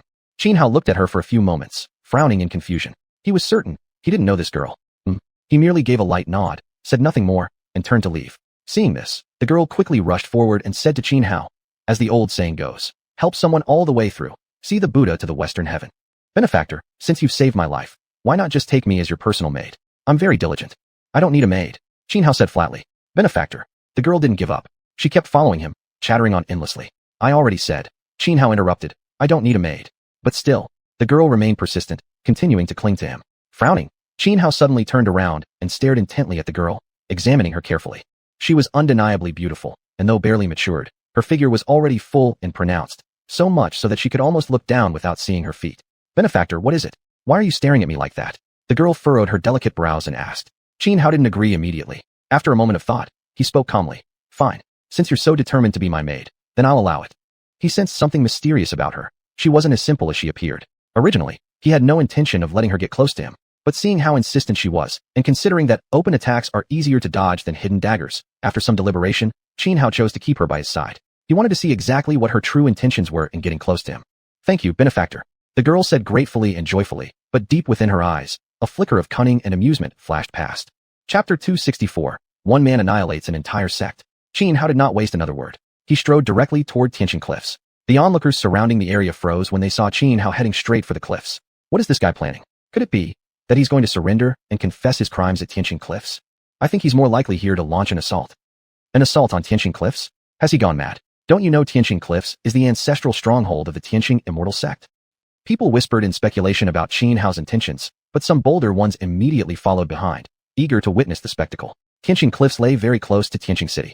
Xianhao crossed the sky in midair and arrived at the cliffs in less than half an hour. Above the cliffs stood numerous towering palaces, arranged in perfect order like stars scattered across the heavens, conforming precisely to the numerology of celestial constellations. Suspended directly above the center of Tianxin Cliffs was a massive, jade-green celestial instrument. The jade-green celestial instrument was no ordinary artifact. It was a damaged Dao-level relic, used by the Tianxin immortal sect as the core of their sect's grand defensive formation. When activated, it could unleash power comparable to that of a complete Dao weapon. Although the Tianxin immortal sect had once been powerful, it had now completely declined. The entire sect couldn't even produce a single intact Dao-level weapon. Even the jade-green celestial instrument had only been bestowed upon them by the Lingxiao Heavenly Palace after the sect became a subordinate branch. Xianhao hovered in midair, his gaze fixed upon the floating jade-green celestial instrument above the cliffs. Then, he extended his right hand. Vast waves of spiritual energy surged around him, coalescing into one intricate one after another. These runes converged rapidly, forming a colossal hand of pure energy that reached out toward the jade-green celestial instrument. He meant to seize it, openly, arrogantly, by sheer force. Such a brazen act instantly alerted the cultivators within the Tianxin immortal sect. Dozens of figures shot up into the sky almost simultaneously, ranging from primordial realm to transcendent realm. Together, they launched a massive attack, immediately activating the jade-green celestial instrument.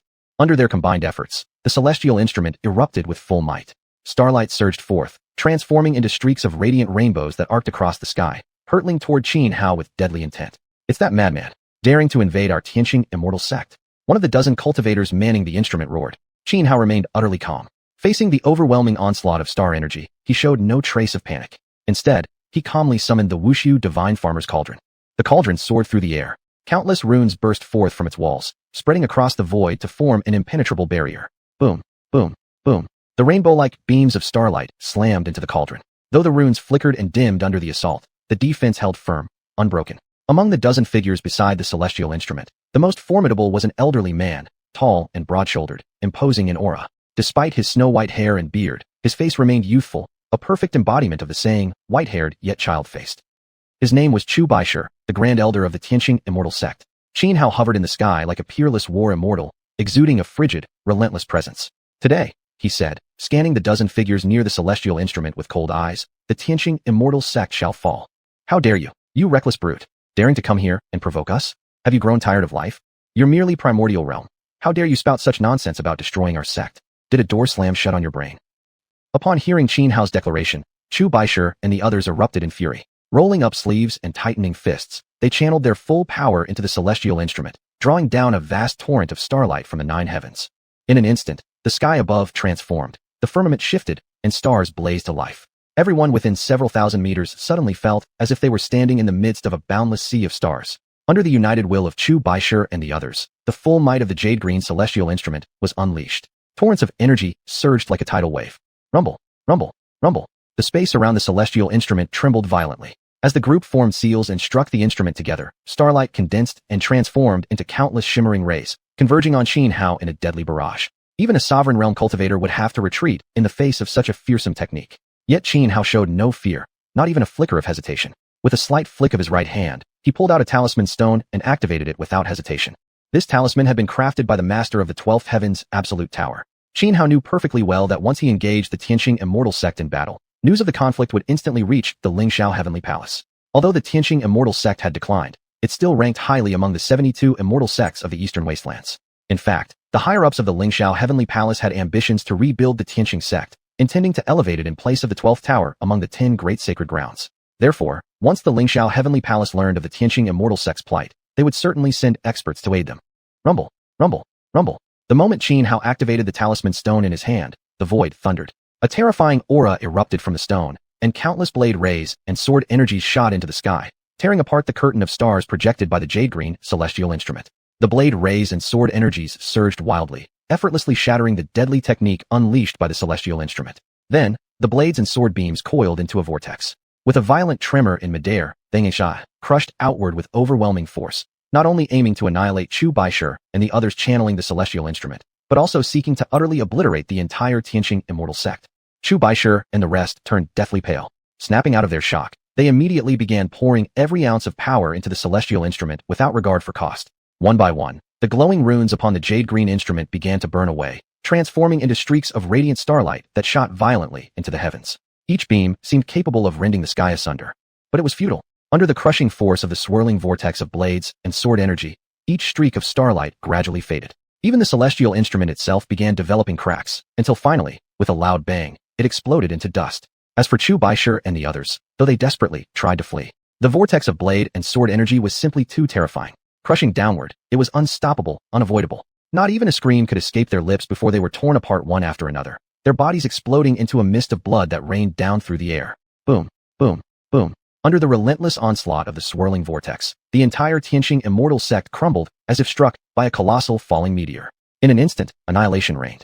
The grand structures built among the peaks turned to dust. Even the towering mountains fractured and collapsed. With a single strike, the ancestral lands of the Tianqing Immortal Sect were completely shattered. Whether magnificent halls or majestic peaks, all were reduced to rubble. At a glance, the once proud sect now lay in utter ruin, a desolate wasteland stretching as far as the eye could see. Chapter 265 Devouring an Entire Sect's Foundation. Did Tianqing Immortal Sect really just get wiped out? Who exactly is this young man? How could he actually dare to annihilate the entire Tianqing Immortal Sect? Just a single talisman, yet its power was so terrifying. Although the Tianqing Immortal Sect had long declined, it was still an ancient sect with tens of thousands of years of heritage. And today it's been eradicated like this. Staring at the devastated remains of the Tianqing Immortal Sect, the surrounding crowd stood dumbfounded. Every one of them was stunned by the sheer power Xianhao had displayed with that talisman stone earlier. A single talisman stone had obliterated an ancient sect with tens of thousands of years of lineage. This was simply unbelievable. Xianhao swept his gaze across the ruined remnants of the Tianqing Immortal Sect, then swiftly leaped forward, dashing into the wreckage to begin scavenging whatever cultivation resources remained. Even though the Tianqing Immortal Sect had long fallen from glory, as an ancient sect with tens of thousands of years of history, its hidden reserves were still far beyond what ordinary factions could compare to. Though the talisman stone Xianhao had used moments ago had near unimaginable power, flattening almost the entire sect to the ground, many disciples of Tianqing Immortal Sect had still managed to survive, and countless cultivation resources remained intact. With the devouring system in place, searching for these remaining treasures was effortless for Xianhao. However, most of these resources were fairly mundane, nothing particularly valuable caught his eye. The true treasures of the Tianqing Immortal Sect were the Zhou Tianxing Do Grand Formation Diagram and the Azure Celestial Instrument. He had already obtained the formation diagram, while the Azure Celestial Instrument had been shattered into dust by the blast. Although the remaining cultivation resources were mostly ordinary, their quantity was immense. Without hesitation, Xianhao fed every single item into the devouring system. He intended to use the entire foundation of a sect to boost his cultivation. Right now, he had reached the peak of the Shintanjing, but advancing further into the free and easy realm remained extremely difficult. Even though he currently possessed numerous techniques allowing him to battle even supreme experts, if he couldn't break through into the supreme realm, no matter how much his combat prowess improved, he would remain fundamentally capped at his current level. He desperately desired to advance his cultivation base, which was why, after being ambushed by Chu Yugong, he chose to wipe out the Tianqing Immortal Sect. Part of it stemmed from seeing not a single survivor from Qingtian tribe, which rekindled his inner hatred toward the Tianqing Immortal Sect. But another crucial reason was to seize the sect's vast reserves of cultivation resources, to use the accumulated wealth of an entire sect to break through into the free and easy realm. Ding! Devouring successful, corrosive heartgrass, viper gallbladder, shimming sword. Congratulations, host. You have obtained 5-season divine water, myriad immortals, star-averting art, and 99 unity, divine archery technique. As soon as Xianhao fed the entirety of the remaining resources from the Tianqing immortal sect into the system, the familiar system notification rang in his mind, followed by waves of information about the 5-season divine water, myriad immortals, star-averting art, and 99 unity, divine archery technique, flooding his consciousness. The 5-season divine water was an exceptionally rare heavenly treasure. In ancient times, the world did not have 4 seasons, but 5: spring, summer, yan, autumn, and winter. Within certain special regions of the world, bizarre phenomena such as the sun and moon appearing together in the sky, all 5 seasons overlapping, or day and night coexisting could occur. The 5-season divine water was formed in areas where the 5 seasons overlap phenomenon occurred, a spiritual water imbued with the essence of all 5 seasons. Under normal circumstances, such regions required hundreds of years to condense even a single drop. Yet the amount Xianhao received from the system was a blob nearly the size of an egg. The myriad immortals star-averting art was an extremely powerful secret art. Once activated, it could draw upon the killing aura of stars in the heavens, wrapping enemies in celestial pressure capable of suppressing over 40% of their combat strength. The 99 Unity Divine Archery technique was a supreme archery skill, ranked among the top 10 archery arts in the entire world. All 3 rewards from the devouring system were immensely valuable to Xianhao, especially the 5-season divine water. As long as he could fully refine the 5-season divine water, he would certainly break through into the free and easy realm. After thoroughly scavenging every last resource from the Tianqing immortal sect, Xianhao glanced at the surviving disciples still barely clinging to life amidst the ruins. Though eliminating every root was often necessary, Xianhao hesitated for a moment before ultimately choosing to spare those few remaining disciples. He was ruthless when needed, but never someone who enjoyed senseless slaughter. Without further delay, he took Xiaobai and Li Wanyu and transformed into a streak of rainbow light, speeding toward the direction of the 12 towers. Several hours later, Xianhao, Xiaobai, and Li Wanyu came to a stop deep within a mountain range. A narrow river, barely 2 qi wide, cut through the forest. The water was crystal clear, rippling over smooth stones at the bottom. Xianhao had chosen this spot to halt his journey, to refine the 5-season divine water and attempt to break through into the free and easy realm. The 5-season divine water was extremely difficult to preserve. Even though the jade box Xianhao possessed was exceptional, the moment he placed the divine water inside, he immediately sensed its potent essence rapidly diminishing. To maximize the value of the 5-season divine water, Xianhao chose to refine it immediately. Li Wanyu and Xiaobai rested on an open patch of land by the riverside, while Xianhao walked over to a large boulder beside the stream. He leapt onto the stone, sat in lotus position, entered to the 5-season divine water.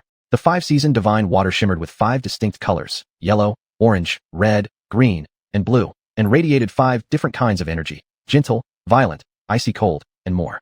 Xianhao placed the divine water into his palm and began circulating the 9 heavens Emperor Dao, gradually refining the liquid essence. As he refined the 5-season divine water, the 5 different types of energy were absorbed into his body, coursing through his flesh and nourishing his blood and muscles. Even wisps of a special secret force seeped directly into his soul, bringing him indescribable comfort and pleasure. The free and easy realm marked the first stage at which a cultivator could sense the order and rules of heaven and earth. The world was like a vast network of intersecting trenches, vertical and horizontal grooves. Once one could perceive the cosmic order and natural laws, they could move freely within this network. This was the true meaning of free and easy. Of course, this was cultivation theory. For practitioners, the most significant difference in reaching the free and easy realm lay in the use of primordial qi. Ordinary cultivators had to expend energy when drawing upon heaven and earth's spiritual energy. But once one entered the free and easy realm, the cost of using that energy became extremely minimal. Most importantly, because they could sense the universe's order and rules, they no longer faced resistance from natural energies, meaning they could effectively access an endless supply of heavenly and earthly power. Xianhao had long reached the peak of the Shintanjing, refining not only his physical body to a state where he required no mundane food or drink, but also purifying his soul. Only a truly pure being could sense the order and laws of the heavens. No matter how extraordinary one's talent, if they couldn't attain sufficient purity within themselves, they would never feel the underlying fabric of reality. Though the gap between the Shinkanjing and the free and easy realm was merely a single minor realm, it represented a major dividing line on the path of cultivation, one at which countless cultivators became permanently stuck. In this vast world, how many could truly achieve freedom? Chapter 266, Zhengwudi Descends. Xianhao refined the 5 seasons divine water, nourishing both his physical body and soul. Under normal circumstances, no matter how gifted a cultivator might be, rapid cultivation advancement within a short period could lead to physical abnormalities. But Xianhao's 5-year life in the Red Dust Pavilion was equivalent to cooling down his body, combined with the unique nature of the Red Dust Pavilion's legacy. Ever since Xianhao obtained the 9,000 zhang, he had constantly undergone marrow cleansing and meridian refining under the red dust true intent radiating from it. Therefore, breaking through consecutive realms in a short time posed no hidden danger to his body. As time passed, second by second, it took roughly 3 full days and nights for Xianhao to completely refine the 5 seasons divine water. Yet he did not immediately step into the free and easy wandering realm. He needed to carefully comprehend the laws and orders of heaven and earth. Normally, this was an immense barrier. Even for some geniuses, grasping the cosmic principles and rules wasn't easy. But for Xianhao, it came naturally. When he had stepped into the human king realm, Xianhao had synchronized the heartbeat of his human king core with the pulse of the universe itself. This granted him profound affinity with the heavens and earth. Thus, when he calmed his mind to perceive the natural order, he easily sensed the countless threads of cosmic order woven throughout existence. These orders resembled chains, some piercing through heaven and earth, others spanning across the firmament, crisscrossing densely, interlaced without end. Additionally, he noticed many fragments of divine rules drifting freely in the air. The moment Xianhao perceived these celestial orders and rules, it signified that he had successfully entered the free and easy wandering realm. Hoo-hoo! Xianhao opened his eyes, exhaling stale air, instantly feeling refreshed, as if every pore in his body had suddenly unlocked, wildly absorbing the primal energy of the world. Yet, his combat power hadn't increased significantly. After all, even before entering the innate realm, his fighting strength had already reached the peak ceiling of transcendence. Thus, even though he now stood in the free and easy wandering realm, his combat strength could no longer break past that ceiling, remaining firmly suppressed with little room for substantial growth. Only when he broke through the transcendent level and stepped into the sovereign domain would his battle prowess surge dramatically once more. Xianhao felt no disappointment about his limited increase in power. He fully understood his own condition. Across the entire cultivation world, how many transcendent experts in thousands of years had been capable of slaying a sovereign? Yet he had done exactly that.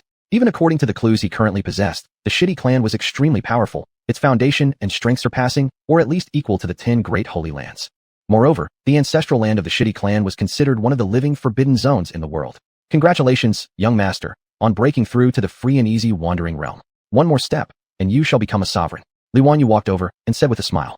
Xianhao nodded and replied, let's go. Back to Tower 12. All right. After exchanging a few words with Xuanhuan, Xianhao prepared to leave. But just then, a terrifying aura suddenly descended upon the area. Something's wrong. Feeling the oppressive presence blanketing the region, Xianhao's expression changed. His brows knitted together, revealing a serious look. Xuanhuan also tensed every nerve, looking up sharply. At some unknown point, a middle-aged man had silently appeared in midair, a figure clad in green robes, hands clasped behind his back, his garments fluttering fiercely despite the absence of wind. His gaze was arrogant and cold as he looked down upon Xianhao beneath. This, junior greets, senior Zheng.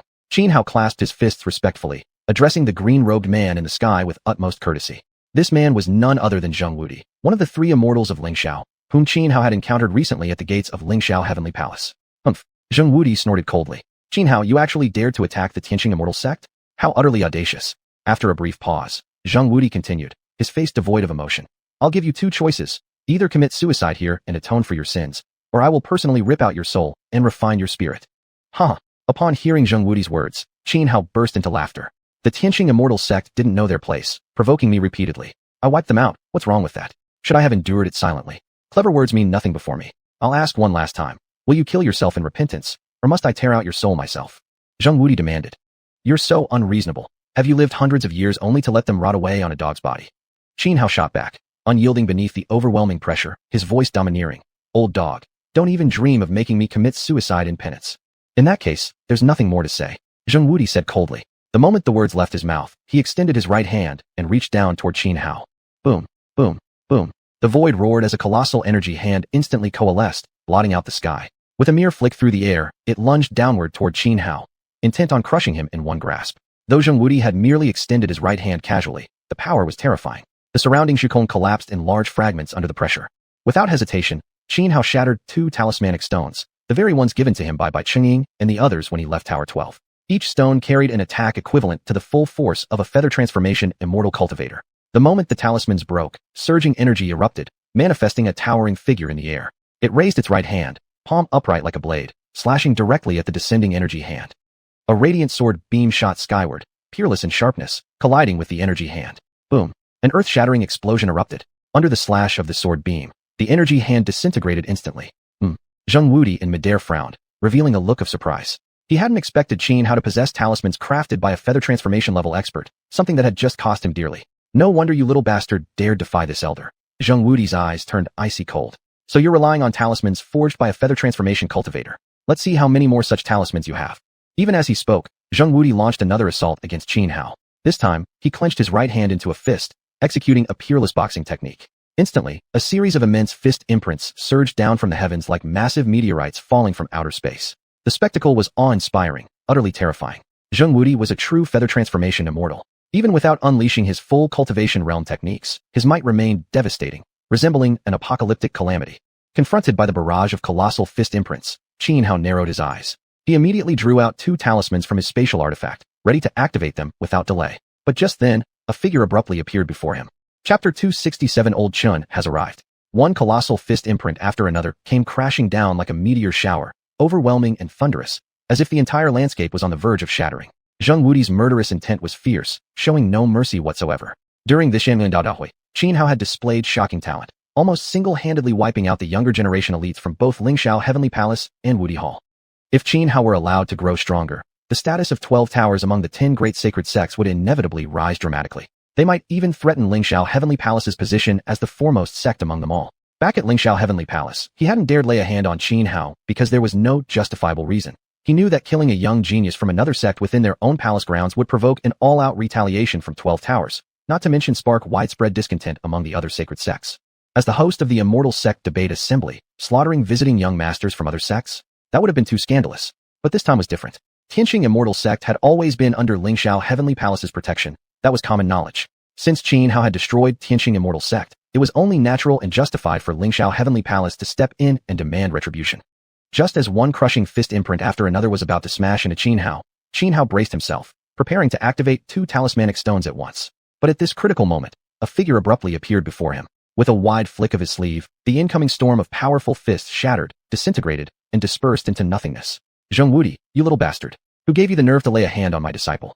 At the same time, the figure standing protectively in front of Xianhao lifted his head and glared coldly at Zheng Wudi. It was none other than xiuxian. High above, Zheng Wudi stared down at xiuxian, instinctively frowning, his expression turning grave. Xianhao, too, was stunned. He never expected xiuxian to appear here. Regaining his composure, he quickly stepped forward and bowed deeply. Disciple greets master. Xiuxian turned back with a slight smile. Your performance at the Immortal Sect Debate Assembly has been impressive. Chun Patriarch, Zheng Wudi took a deep breath and addressed him gravely. This youth is cruel by nature, addicted to slaughter. Just days ago, he annihilated the entire Tianqing Immortal Sect. He must pay for his crimes with his life. His tone made it clear. He not only recognized xiuxian, but deeply feared him. Though xiuxian rarely appeared in the mortal world and held no fame among common cultivators, every top-tier cultivator across the realms knew of him. After all, xiuxian belonged to a generation far senior to most of today's so-called great experts. In fact, very few cultivators still alive today shared xiuxian's generation. Fewer than one could count on a single hand, and nearly all of them had long since retreated into death seclusion. Only xiuxian remained relatively active. And precisely because of xiuxian's existence, few powers in the world dared provoke 12 towers, even though they were nominally ranked as the weakest among the 10 great sacred sects. So long as xiuxian stood, no force would dare target 12 towers directly. Even Zheng Wudi, one of the 3 immortals of Lingxiao, a genuine xuanhuan level expert, dared not show anger when cursed as a little bastard by xiuxian. Pay with his life. Xiuxian looked back at Zheng Wudi coldly. On what grounds? Chen Patriarch, I respect you as a senior, which is why I speak civilly. But you cannot be so unreasonable. Zheng Wudi said darkly, his face growing sullen. When have you ever seen me, Chen Murin, care about reason? Xiuxian shot back. You, Zheng Wudi's face twisted in fury. But this time, Xiuxian continued. I will give you a dose of reason. Xu Yugong of Tianqing Immortal Sect used a supreme realm cultivation to deploy the Zhou Tianxing Do Grand Formation to assassinate my disciple. My disciple merely retaliated for vengeance when he destroyed their sect. Where's the crime in that? He paused briefly, then his eyes suddenly turned icy. What about your Lingxiao Heavenly Palace, then? As hosts of this Immortal Sect Debate Assembly, you've repeatedly targeted my disciple. You even allowed those mongrel dogs from Wudi Hall to attempt his life. What exactly were you trying to accomplish? Are you mocking 12 towers as powerless? Are you claiming I, Chen Murin, cannot protect my own disciple? With each word, the murderous aura radiating from Xiuxian intensified exponentially. By the time he finished speaking, the terrifying killing intent rolling off him churned the heavens above. Clouds roiled violently, winds howled through the skies, like the ominous calm before a storm. Feeling that oppressive aura, Zheng Wudi's face changed drastically. Deep within his soul, he felt waves of trembling fear. Yet, as one of the 3 immortals of Lingxiao, a true xuanhuan expert, he couldn't possibly back down now. Chen Patriarch, since you're determined to shelter your disciple, I see no point in wasting more words with you. Let's settle this with strength. Zheng Wudi said coldly. Without another word, he launched an attack directly at Xiuxian.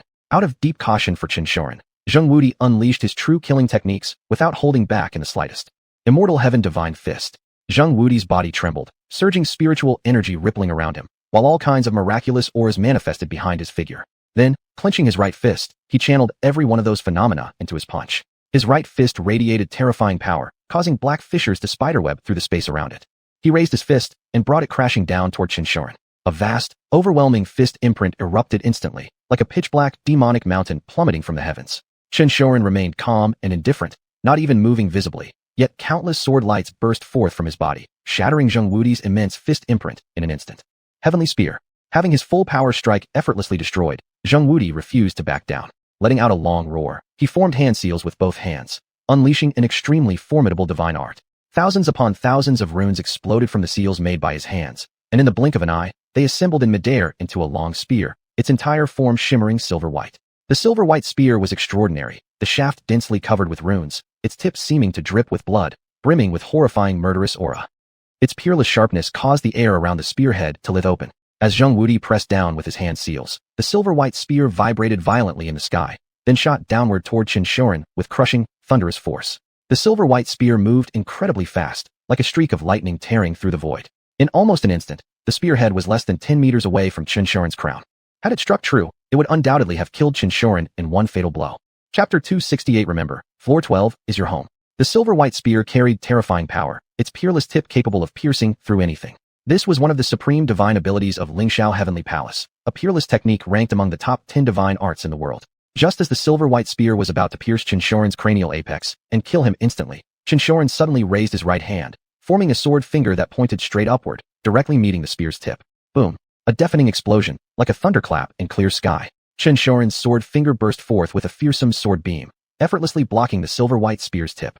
The two surging energies clashed violently, triggering continuous explosions of immense force. The void within hundreds of meters shattered into fragments under the impact between sword beam and spear point. Immortal spear, 9 spears slay immortal. At that moment, Zheng Wudi roared again, conjuring 9 more immortal spears that attacked xiuxian from 9 different directions along varying trajectories, attempting to tear him apart. Yet xiuxian remained calm and unperturbed. With a mere tremor of his sword finger, his sword beam surged outward, causing the immortal spears to fracture inch by inch from their tips, disintegrating into pure energy. Then, with a single sweep of his sword finger, layers upon layers of sword chi slashed out, completely obliterating all 9 spears. Taishu the Righteous One Sword. After destroying the 9 spears, xiuxian pointed his sword finger toward the heavens. Mysterious Taishu energy surged from his body. This energy coalesced into a sword beam dozens of zhang long, shooting up into the sky like a colossal blade hanging between heaven and earth. Its awe-inspiring might silenced the entire world. At this moment, everything across heaven and earth dimmed. The only thing shining brightly was the sword beam formed by xiuxian's Taishu energy, radiating countless rays of light, ready to illuminate the darkened world. Even though xiuxian's sword was aimed solely at Zheng Wudi, Qin Hao and Li Wanyu standing nearby both felt deep tremors ripple through their souls. Zheng Wudi's expression changed, fear even flashing in his eyes. Even though the sword had not yet fallen, he already felt as if his very soul had been split in half by it. Fear completely overwhelmed him, his body trembling uncontrollably. Although he was a feathered immortal-level cultivator, theoretically invincible in this world, with no one strong enough to truly kill him, he now genuinely sensed death closing in. Then he fled. Without hesitation, he crushed a talisman stone in his hands, instantly constructing a large-scale teleportation formation. The instant the formation was complete, Zheng Wudi stepped 1 foot inside. Immediately, space fragments danced around him, swirling chaotically. But just then, xiuxian swept down his sword finger. The colossal sword beam forged from Taishu energy cleaved downward with unimaginable force, splitting the firmament itself open, creating a crack from which chaotic energy gushed into the world. Destructive chaos thunderbolts shot out wildly in all directions, creating a terrifying and horrifying scene. Boom! Under the crushing descent of the massive sword beam, space shattered, and the large teleportation formation created by Zheng Wudi began to visibly crack, piece by piece. Still, before the formation fully collapsed under the sword beam's onslaught, Zheng Wudi's figure had already faded amidst the surrounding spatial fragments, vanishing from the spot. The colossal sword beam missed its target, instead crashing into a distant mountain, reducing it instantly to fine dust. The terrifying power left Qin Hao and Li Wanyu trembling inwardly, hearts pounding. This was truly terrifying. Lucky little bastard ran fast. Seeing Zheng Wudi escape, xiuxian showed no intention of chasing. Master is mighty and awe-inspiring. Qin Hao snapped back to his senses and hurried forward, saying excitedly, "Stop flattering me." xiuxian shot him an annoyed look. Qin Hao awkwardly scratched his nose. "Let's go. Back to floor 12. Without further words, xiuxian flicked his wide sleeve and took Qin Hao, Li Wanyu, and Xiao Bai back toward floor 12. They weren't far from floor 12 to begin with, so they returned in less than the time it took to burn an incense stick. On the way, Qin Hao exchanged a few words with xiuxian. From what xiuxian said, Qin Hao deduced that his master must have been following him all along. If that was true, then all the secrets he had kept were probably already known by xiuxian. This made Qin Hao feel somewhat uneasy. xiuxian glanced at Qin Hao and immediately saw through his thoughts. "Listen, kid, Remember this, floor 12 is your home. No matter what you do outside, as long as it isn't something wicked or against the natural order, floor 12 will always have your back. Xianhao nodded. Xianxia glanced at Li Wanyu and said, "You're the direct disciple of that little ghost, aren't you?" Upon hearing Xianxia's words, Li Wanyu's expression changed drastically. Her mind wasn't as complicated as Xianhao's. Up until now, she still hadn't realized that Xianxia already knew everything. Thus, suddenly exposed, she immediately grew wary, a cold, murderous aura surging from her body. Xiaoyu. Xianhao looked toward Li Wanyu and shook his head slightly, signaling her not to make any rash moves. "Relax," Xianxia said calmly. "If I had any ill intentions, I would have gone straight to Wangui Cave and dragged that little ghost out myself. His tricks might fool others, but they fall short when it comes to deceiving me." After a brief hesitation, he flicked his hand and tossed a black wooden token to Li Wanyu. "This contains a secret technique perfectly suited to your cultivation method." Li Wanyu took the token and scanned it briefly before glancing at Xianhao. Seeing him nod, she accepted the token and clasped her fists respectfully toward Xianxia. "Thank you, senior." "Youngster," Xianxia turned to Xianhao. "I have matters to attend to and will be away for some time. Go find Bai Chungying. He'll arrange for your entry into the Blessed Land." "Blessed Land?" Xianhao frowned in confusion. "You've earned great merit for floor 12 this time, and as reward, you've been granted one chance to enter the Blessed Land. Make good use of it. I hope you emerge from there having reached the Sovereign Realm." With that, Xianxia left. Xianhao didn't go looking for Bai Chungying right away. Instead, he returned first to Red Dust Tower. Upon arriving, he learned that Ning Bailing had already entered seclusion. When Yin Rujiang and Jiang Yunj heard of Xianhao's return, they gathered with him. Among all who had journeyed to Lingxiao Heavenly Palace, Jiang Yunj had gained the most, leaping an entire major realm, ascending directly from a transcendent to a long-life monster. And it was all thanks to Xianhao's help. Jiang Yunj felt deeply grateful. After spending some time with Yin Rujiang, Jiang Yunj, and the others, Xianhao finally went to seek out Bai Chungying. Chapter 269, The Blessed Land of the 12th Floor, Mount Xianxia. After meeting Bai Chungying, Xianhao exchanged a few casual words with him. Bai Chungying highly praised Xianhao's performance at the Immortal Sect's Taoist discussion conference and expressed gratitude for helping Jiang Yunj secure the fruit of longevity. After their brief chat, Bai Chungying led Xianhao to the deepest part of the 12th floor. Xianxia had already informed Bai Chungying about Xianhao's entry into the Blessed Land. At the deepest point of the 12th floor lay a vast sea of clouds. Once they arrived, Bai Chungying took out a token and activated it. As the token began to glow, an ancient golden gate materialized in midair. "Junior brother, this Blessed Land is called Mount Xianxia." Bai Chungying briefly explained to Xianhao how the Blessed Land was opened. Then, he formed hand seals and pressed both palms onto the golden gate. Clang! With a loud crash, the golden gate slowly creaked open. Without hesitation, Xianhao leapt forward and jumped straight through the gate. The moment he passed through, everything before his eyes shimmered, and suddenly he found himself inside a vast mountain range. He now stood atop a peak nearly 1,000 meters high. Xianhao gazed into the distance. Mountains stretched endlessly, one ridge rising after another in endless succession. Hoo-hoo! With every breath, white mist streamed from his nose and mouth as thick spiritual energy flooded into his body, leaving him feeling refreshed and deeply at ease. This blessed land truly lives up to its reputation. With such dense spiritual energy, cultivation here would be far faster than in the outside world.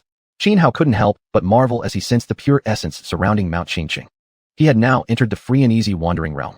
Though his combat power hadn't increased dramatically, in many other aspects he was vastly superior compared to his previous Xianxia stage. For instance, his consciousness range. During the xianxian stage, his spiritual sense could only cover about 1 kilometer in all directions. Now, it extended well beyond 3 kilometers. Roar! Just as Xianhao released his consciousness to scan the surroundings, a sudden, deafening beastly roar echoed out, and a tiger-like ferocious beast leaped from the forest behind him. Its maw wide open like a blood-soaked pit, it lunged straight toward Xianhao's head. Yet Xianhao remained calm and unperturbed. He didn't even turn around, nor make any visible movement. Instead, powerful sword auras exploded from his body in all directions. Hundreds upon thousands of sword beams surged forth like a tidal wave, overwhelming in force. Before the tiger-like beast could react, it was torn apart by the storm of blades, shredded into pieces, and killed instantly. Detected potential object for absorption, Shadow Demon Leopard. Absorb? Yes or no? Right after Xianhao killed the beast, the system prompt rang clearly in his mind. Absorb. Without hesitation, Xianhao made his decision immediately. Instantly, threads of black light emerged and wrapped around the corpse of the tiger-like beast. In less than 2 breaths' time, the body vanished into thin air. Ding! Absorption successful. Congratulations, host, you have obtained Azure Demon Purple Lotus. As the system message sounded, a lotus flower, its entire body a deep azure hue and radiating a heavy aura of demonic energy, appeared before Xianhao. He glanced at it briefly, then casually stored the rewarded Azure Demon Purple Lotus into his spatial artifact. The Azure Demon Purple Lotus was indeed a rare heavenly treasure, though currently of little use to Xianhao. The Shadow Demon Leopard was merely a beast equivalent to a spirit transformation realm cultivator. Absorbing it could yield rewards valuable at most to cultivators at the Feasting on Clouds realm. Having dealt with the beast, Xianhao flicked his large sleeve and summoned his 9,000 zhang sword. mounting it as he shot forward into the sky. Earlier, using his consciousness, he had detected a beast in a valley roughly 2,000 meters ahead, one comparable in strength to the free and easy wandering realm. Within just a few breaths, Xianhao arrived at the valley. The moment he landed, the beast lurking within sensed his presence. Roar! A great roar erupted as a massive black-maned lion, 7 or 8 meters tall, burst out and leapt onto a giant boulder, staring coldly at Xianhao. A great demon lion king. Seeing the black-maned lion before him, Xianhao paused in mild shock, clearly taken aback. Earlier, his spiritual sense had only detected a free and easy wandering realm beast in this valley. He hadn't known exactly what kind. The great demon lion king was an extremely rare ancient lineage, a descendant of the 9-headed demon lions renowned in ancient times. Legends said these 9-headed demon lions were so powerful they could fight Qin on equal terms. Though not as strong as their ancestors, great demon lion kings still carried the bloodline of the 9-headed demon lions, making them far more formidable than ordinary beasts. However, for Xianhao at this moment, the great demon lion king was nothing to worry about. Roar! The great demon lion king roared furiously, enraged by Xianhao's intrusion into its territory. Its blood-red eyes radiated bloodlust and brutality. It lunged forward, leaping toward Xianhao, as its left forelimb slammed downward straight at his head. That strike carried overwhelming force, enough to shatter even a hundreds of tons heavy boulder into dust upon impact. Xianhao shifted his feet, his figure agile and nimble, easily evading the Lion King's deadly pounce. Missing its target, the beast immediately let out a heaven-shaking roar, a sound like rolling thunder that made the very void tremble. Countless black lightning bolts abruptly erupted from the air, streaking violently toward Xianhao. The might of that lightning was terrifying indeed.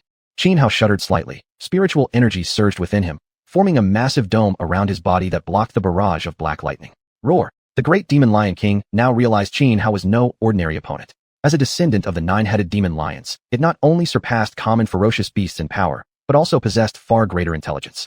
Without hesitation, the great demon lion king ceased holding back. It raised its head and roared toward the sky, activating the most powerful technique passed down through its bloodline. Around the great demon lion king, dense clusters of intricate runes suddenly appeared in midair. These runes intertwined, weaving together into an extremely complex and ancient sigil. A horrifying aura radiated from that sigil. Even Xianhao, who had initially dismissed the beast, couldn't help but frown, his expression turning serious and cautious. He could no longer afford even the slightest negligence. With a violent shake of its head, the great demon lion king launched blades of devastating lightning from the sigil formed by the runes around it. These lightning blades were unimaginably sharp, imbued with the destructive power of thunder. Even a half-step supreme-level cultivator would choose to avoid such an attack, for even if they defended with full strength, they would still suffer injury. This was one of the 9-headed demon lion's innate divine abilities, known as Black Thunder Blades. Chapter 270 The Great Demon Lion King. Scarlet Flame Thunderblade.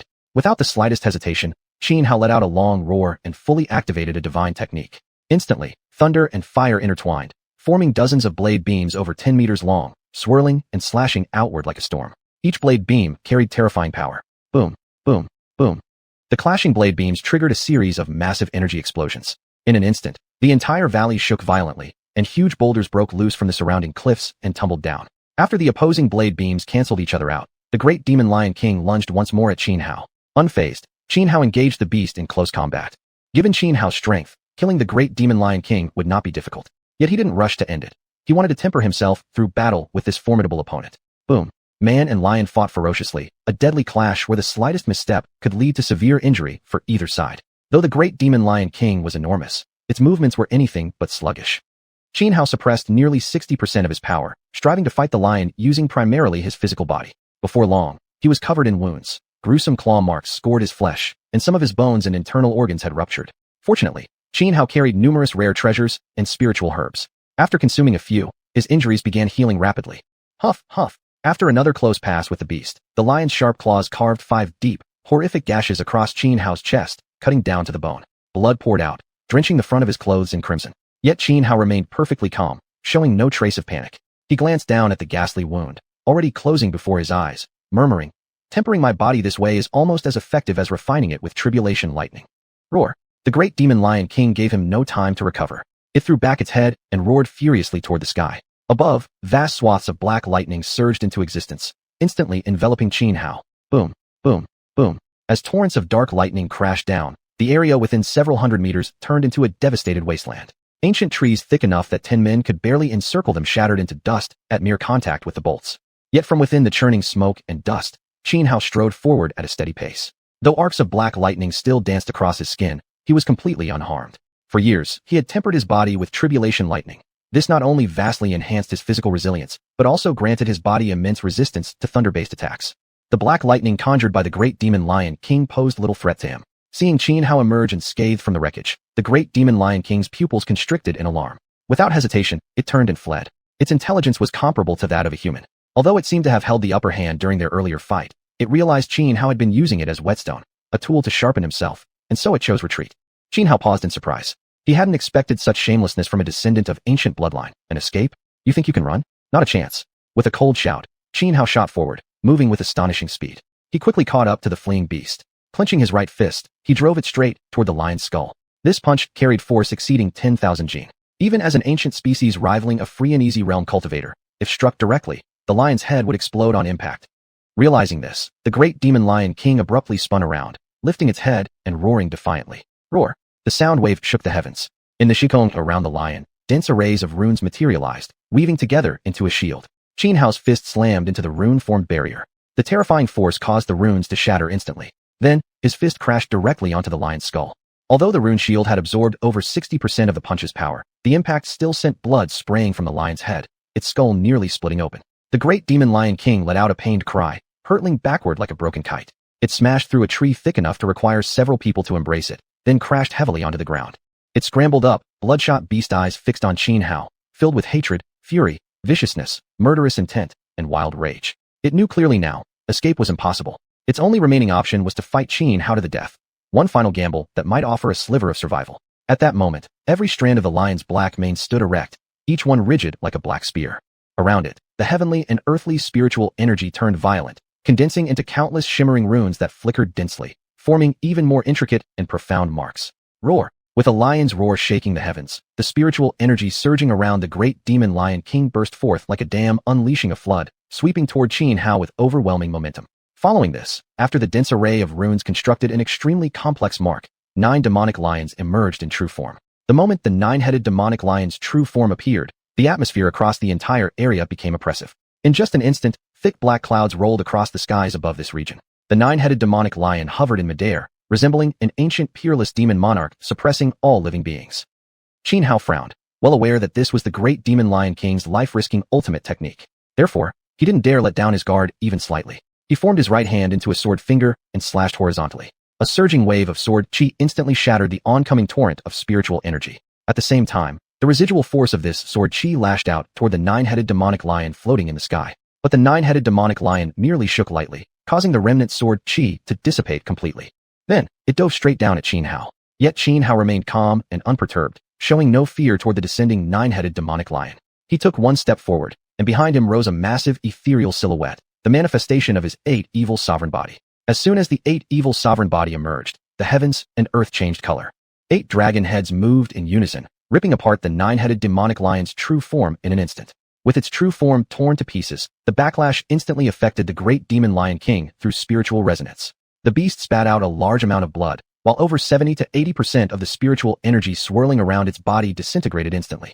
Die! Having landed a heavy blow against the great demon lion king, Xianhao coldly shouted and charged again toward the wounded beast without hesitation. There was no reason for mercy. He swung both fists fiercely, unleashing the celestial pole divine fist. One majestic fist imprint after another descended like meteorites plummeting from the sky, crushing downward upon the great demon lion king. Chapter 271. Anomaly in the Qingqing Mountain Blessed Land. A vast, powerful fist imprint shy down, radiating terrifying energy. In his current state, great demon lion king had no chance of resistance. He was killed instantly. Detected devourable entity. Great demon lion king. Do you wish to devour?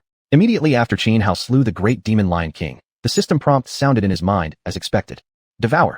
Xianhao instantly made his choice. Several streaks of black light emerged, wrapping around the corpse of the great demon lion king. Within moments, the body vanished into thin air. Ding. Devour successful, great demon lion king. Congratulations, host. Obtained heavenly silkworm thread and 9 calamity tea fruits.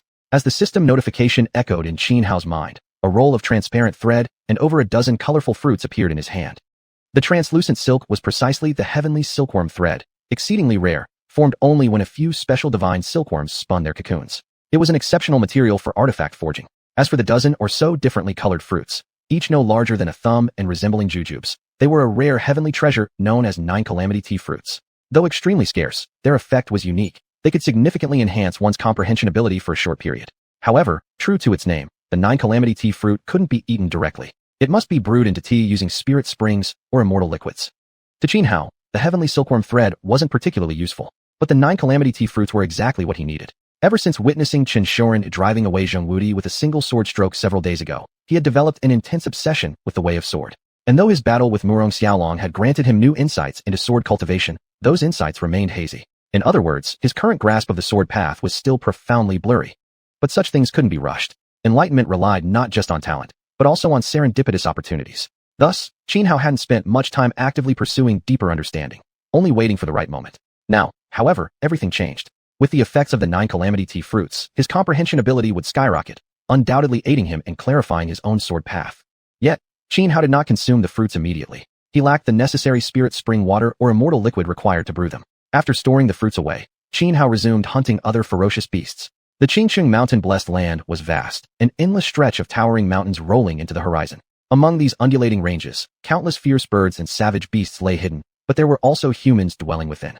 When he first entered the blessed land, Bai Chungying had already informed him about this. The human clans living here were relocated by the 12 towers from elsewhere. Moreover, deep within Xianxia Mountain, the 12 towers had constructed an ancient city specifically designed to shelter the humans inhabiting the region. Though the people of Xianxia practiced cultivation techniques, those methods were taught solely by the 12 towers and allowed progression only up to the divine might realm at most. However, the greatest fortune within the entire Xianxia mountain-blessed land resided precisely in that ancient city built by the 12 towers. According to Bai Chungying, although the city was erected by the 12 towers, it had been constructed upon the ruins of an older, pre-existing site. Xianhao didn't rush toward the deepest parts of Xianxia Mountain yet. Instead, he planned to begin by hunting in the outer regions. Countless fierce creatures lived within Xianxia Mountain, a prime hunting ground he refused to waste. He intended to kill as many beasts as possible, feeding them all to the system to reap abundant rewards. For the next half-month, Xianhao hunted relentlessly through the outer areas of Xianxia Mountain. During this time, he encountered only a few beasts equivalent in strength to cultivators of the carefree realm. Over those 15 days, he slaughtered hundreds of ferocious creatures, all devoured by the system, earning himself rich rewards. During this period, he even came across a pure-blood xiu comparable to a supreme sovereign realm cultivator. The xiu was an ancient fiendish beast. Once matured, it possessed strength rivaling that of a Hua Fei level immortal. However, the pure-blood xiu within Xianxia Mountain was still juvenile, thus only reaching the level of a supreme sovereign realm practitioner. Even so, Xianhao dared not provoke it. Although Xianhao had once slain Chu Yugong, who was also at the supreme sovereign realm, that victory came due to Chu Yugong's complacency. Otherwise, given his actual power, Xianhao might barely escape from a supreme sovereign realm expert, but defeating one? Nearly impossible. Not to mention, this particular pure-blood xiu's combat prowess far exceeded that of ordinary supreme sovereign realm cultivators. Up until then, Xianhao had been relatively bold and unrestrained in the outer regions of Xianxia Mountain. But after catching a distant glimpse of that pure-blood xiu, he became much more cautious. Later, as he prepared to further explore the outer reaches of Xianxia Mountain, Xianhao sensed numerous formidable presences lurking beneath the area, some so oppressive they sent tremors through his very soul. Forced to abandon his plan, he turned instead toward the deeper, central regions of Xianxia Mountain. There are even pure-blood xiu in the Xianxia Mountain-blessed land. Do others know about this? And those presences lurking in the outer regions, they're all quite formidable. Frowning, Xianhao pondered silently in his mind. He thought that since the Xianxia Mountain-blessed land had always been under the control of the 12 towers, the 12 towers should have a thorough understanding of everything within it. Yet when he entered the blessed land, neither xiuxian nor Bai Chungying had mentioned anything about the outer regions of Xianxia Mountain. After 2 days of travel, Xianhao arrived at the ancient city deep within Xianxia Mountain. Inside the city, buildings stood closely side by side, streets crisscrossed in all directions, bustling with traffic and life. Many people dwelled here. Xianhao wandered around the city for a while, but found nothing out of the ordinary. Then his gaze settled upon a mountain peak to the left of the city, because he noticed something unusual. Atop that peak flowed a spiritual spring. Climbing up the mountain to the left of the city, Xianhao soon located the spring at its summit. The spring was of excellent quality. At a glance, wisps of white mist floated gently above the clear water. This mist was formed from condensed spiritual energy. Xianhao immediately recognized the spring water as perfect for brewing 9 calamity tea fruits. He quickly collected some into a vessel. Just as he was about to leave, his peripheral vision caught sight of a towering peak behind the ancient city. That peak soared nearly 10,000 meters high. Its midsection already vanished into thick clouds. The mountain resembled a stack of smoothly polished stones, with clefts between them where clusters of cliff pines grew tenaciously. Its summit lay far above the sea of clouds. Upon seeing this mountain, Xianhao unexpectedly felt an indescribable aura of Tao resonance. Even more, he experienced a sudden flash of enlightenment, as if touched by divine inspiration. Snapping back to awareness, Xianhao glanced around, then leapt onto a large boulder. He laid out his tea set, boiled the spring water, and dropped several tea fruits into the pot. As soon as the fruits met the hot water, a rich, intoxicating tea fragrance surged into the air. In moments, delicate mists curled upward, and the aroma spread widely in all directions. Chapter 272, A Pawn in Sword Dao, Only Forward, Never Back. Xianhao picked up a spoon and ladled himself a bowl of tea. Lifting the teacup, he took a gentle sip. The fragrance of tea filled his mouth and surged straight into his mind, sending a wave of clarity through Xianhao's entire being. As he savored the taste, carefully savoring its lingering aftertaste, he turned his gaze toward the mountain behind the ancient city. The hazy aura of Dao that had previously been unclear now gradually sharpened within his heart. This was the effect of the 9 tribulations tea fruit. It could temporarily enhance one's xiuxian. This mountain resembles a sword. Xianhao frowned. The peak behind the ancient city loomed like a long blade pointing toward the sky. Its peerless sharpness tore through the sea of clouds, as if attempting to pierce the very heavens themselves. At the moment, Xianhao perceived the mountain not as a natural formation, but as a colossal sword. An overwhelming wave of sword intent rushed toward him from the summit, making him feel utterly insignificant. It was as if, in an instant, he had been crushed to dust by that immense sword aura, his very consciousness severed and extinguished. Haha. Startled, Xianhao gasped sharply, then quickly caught his breath and calmed himself. Then, he sipped another mouthful of tea, and once more raised his eyes to the mountain peak behind the ancient city. This time, he found the mountain gone, transformed into a blurred-faced swordsman standing with sword in hand upon empty space, staring at him coldly. Then, the swordsman moved. His figure flickered. He swung his long sword and charged straight at Xianhao. In an instant, boundless sword energy filled the void, attacking Xianhao from all directions, crushing down upon him without mercy. Xianhao's spirit stirred. His consciousness transformed into a shadow, mirroring sword techniques, as it countered blow after relentless blow of devastating sword energy. At this moment, Xianhao seemed trapped in a battle of minds. It was a unique state. In reality, Xianhao sat expressionless, staring silently at the towering peak behind the ancient city. Yet within his consciousness, he was locked in fierce combat against the swordsman formed from the mountain's sword essence. Through this endless clash, his own sword intent grew increasingly solid. Within his heart, his personal path of sword cultivation also became ever clearer. In his mind, he suddenly slashed his sword with full force, defeating the swordsman born of the mountain's will. At once, enlightenment struck.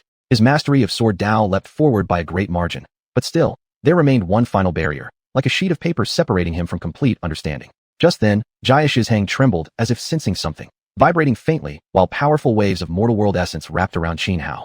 In this instant, Xianhao's spirit shifted again. His consciousness seemed to enter an unfamiliar world. Suddenly, he felt as though he had become an ordinary person, walking along a bustling street filled with traffic, observing row upon row of buildings lining both sides, pedestrians coming and going, scholars, farmers, artisans, merchants, each busy with their own lives. He saw a man whose face bore deep traces of hardship, eyes dim and weary, yet marching forward with determined steps, traveling far from home for survival, separated from wife and children. He saw another, radiant with ambition, riding a fine horse, galloping through Chang'an, seeing all its spring blossoms in a single day. One man strolled down the street wearing silks and brocade, whistling casually as he carried a birdcage, completely at ease. Another, barely clothed, pushed a cart of charcoal beneath a vast snowy sky, trembling from cold, yet still praying for even harsher weather. Worried the price of charcoal is too low, wishing for colder skies. Scene after scene unfolded before him, dreamlike, fleeting, like visions passing before death. Yet each one deeply shook Xianhao's soul. Since his arrival in this world, Xianhao had always been cultivating. Whether among the Qingtian tribe or in the 12 Towers, he'd rarely experienced real contact with the lives of ordinary people. Or rather, he had always lived apart from the mortal realm. Of course, in his previous life, he had been an ordinary person. That made him uniquely positioned. Though removed from the mundane now, he had once truly lived an entire lifetime amidst the dust of the world. Thus, his perception of the mortal realm was unlike others. xiuxian rolled with the tides of red dust. Every individual possessed their own way of life. But what kind of life, exactly, would mean living without regret? Xianhao had never pondered such a question before. In his past life, like 99% of people, he'd lived a rigid, step-by-step existence.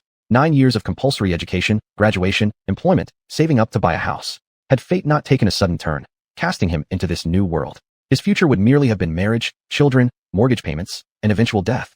To him, that former life now seemed unbearably dull, even meaningless, like the existence of a machine. Hence, he was deeply satisfied with his current life.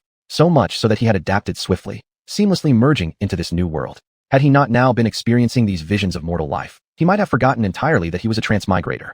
But now, gazing upon these unfolding scenes, his feelings shifted. Whether an ordinary person or a cultivator, whether in a mundane world devoid of cultivation or in a grand era like this one, the truth was, they weren't so different at all. Some spent their lives scrambling for petty gains.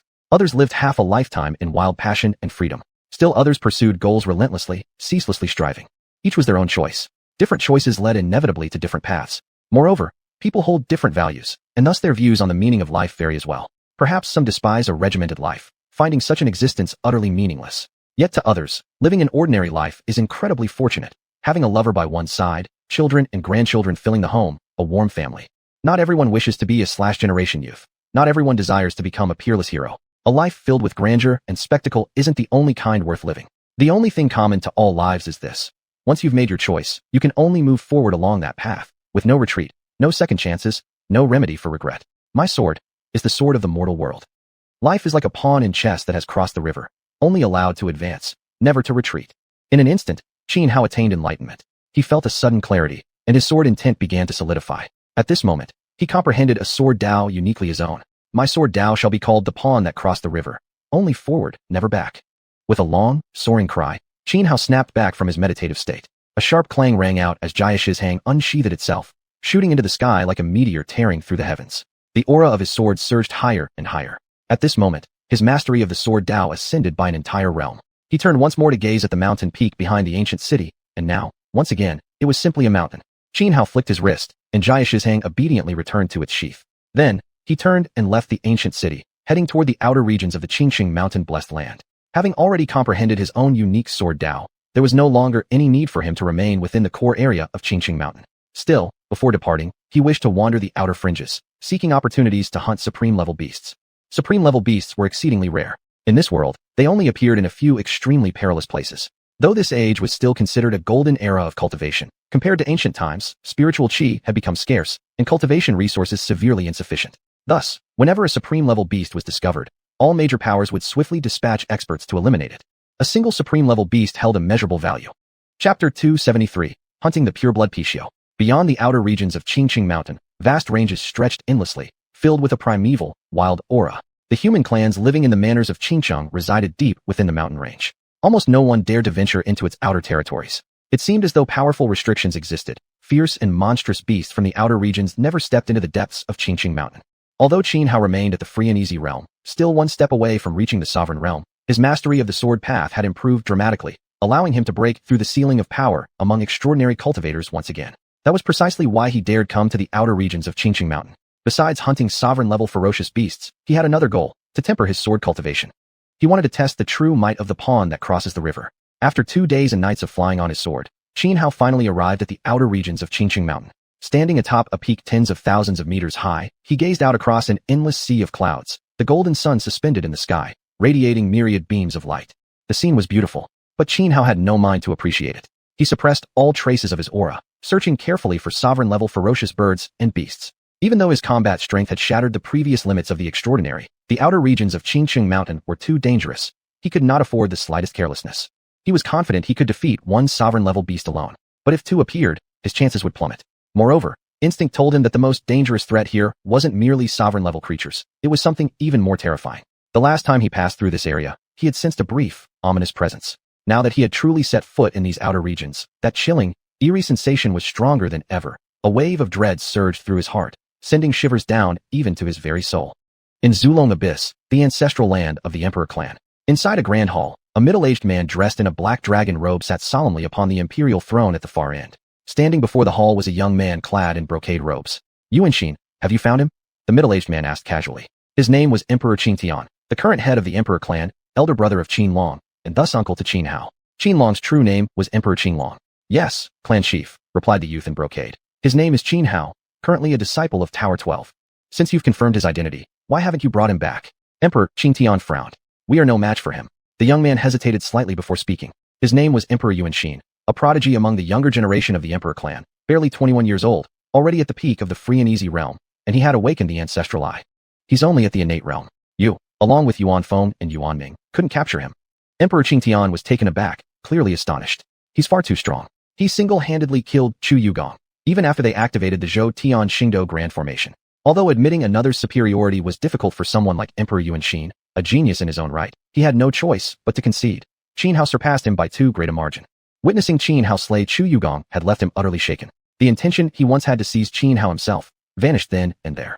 Emperor Qingtian furrowed his brow, paused in thought, then said, Qinglang, you go to Tower 12 and bring him back. Yes, sir. A middle-aged man clad in black armor rose from a chair on the left side of the hall, clasped his fists respectfully, then turned and walked out. Only then did Emperor Qingtian speak again to Emperor Yuanxin. Yuanxin, the ancient Julu land will soon open. Prepare yourself well. Aim to break through to the sovereign realm within it. Yes. Emperor Yuanxin nodded and turned to leave. The grand hall now stood empty, silent except for Emperor Qingtian sitting deep in thought upon his throne. For a long while, Xianhao remained concealed atop the mountain summit. He had spotted several sovereign-level beasts, including the pure-blood Pishio he had noticed during his last visit. Furthermore, he had studied their habits. These sovereign-level beasts appeared to dwell around a valley to the east, each guarding a different direction, as if protecting something deep within that valley. Xianhao tried probing the valley with his spiritual sense, but some sort of barrier existed there. The moment his perception neared it, it vanished without a trace. Even those sovereign-level beasts dared not approach the valley too closely. Naturally, Xianhao wouldn't be foolish enough to walk in with his own body. After all, his target was not whatever lay hidden in the valley, but those sovereign-level beasts themselves. As for that eerie valley, although he was curious about what lurked within, he knew well that curiosity could be deadly. After careful planning, Xianhao finally settled on his target, the pure-blood Pishio. One reason was that among the several sovereign-level beasts, the pure-blood Pishio was comparatively the weakest. The other was that it resided deep within a marshland, farthest from the territories of the other sovereign-level beasts. Xianhao figured that once he engaged the pure-blood Pishio in battle, it would surely alert the others. But by the time those beasts arrived at the marsh where the Pishio dwelled, he should have already slain it. Even if not quite finished, he could still escape before they arrived. With his target set, Xianhao took action immediately. He was never one to hesitate. Even though hunting the pure-blood Pishio was extremely dangerous, he faced it without fear. As the saying went, only someone willing to risk everything could drag an emperor down from his throne. If one dared not take risks, what was cultivation even for? When the pure-blood Pishio returned from hunting and entered the depths of its marshland lair, Xianhao had already been hidden there ahead of time.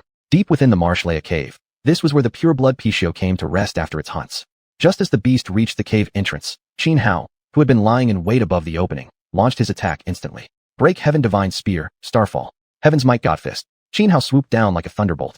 With a sweep of his left hand, hundreds upon thousands of Break Heaven Divine Spears formed in midair, raining down like a storm upon the pure-blood Pishio. Each spear carried terrifying destructive power.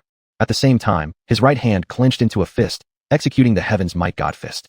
A vast, imposing fist imprint erupted forth, descending like a mountain crushing down, aiming to pulverize the pure-blood Pishio into meaty pulp. Chapter 274, Slaying the Pure-blood Pishio. Xianhao acted decisively, holding nothing back as he delivered a fatal blow to the pure-blood Pishio before him. One after another, heaven-piercing divine spears and mighty Qin crashed down simultaneously. Though this pure-blood Pishio possessed strength comparable to that of a supreme realm cultivator, Xianhao's ambush was far too sudden. Despite reacting instantly, the beast had no time to mount any defense. Roar! The heaven-piercing divine spears struck the pure-blood Pishio with pinpoint accuracy, eliciting a pained cry from the beast. Even though its physical body was immensely strong, its fur resistant even to Dao-tier weapons, the penetrating power of the spears was simply too terrifying. Hundreds upon thousands of spears fell like a storm, all converging on the same spot. It didn't matter that this pure-blood Pishio hadn't yet reached adulthood. Even a fully grown one would not have emerged unscathed from such an assault relying solely on its physique. The spears pierced through the Pishio's defensive hide, each strike sending waves of searing pain coursing through its body, provoking anguished roars, but also awakening its inner ferocity. Yet the assault wasn't over.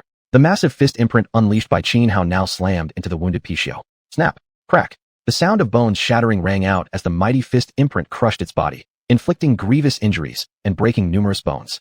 Boom! This surprise attack nearly killed the pure-blood Pishio outright. But the Pishio was a genuine ancient fiend beast, formidable and powerful beyond measure. Even in its immature state, it remained terrifyingly strong.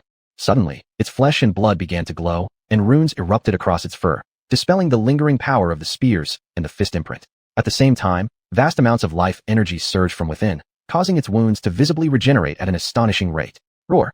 The Pishio roared in fury, its crimson eyes locked onto Xianhao, oozing killing intent and a bloodthirsty madness.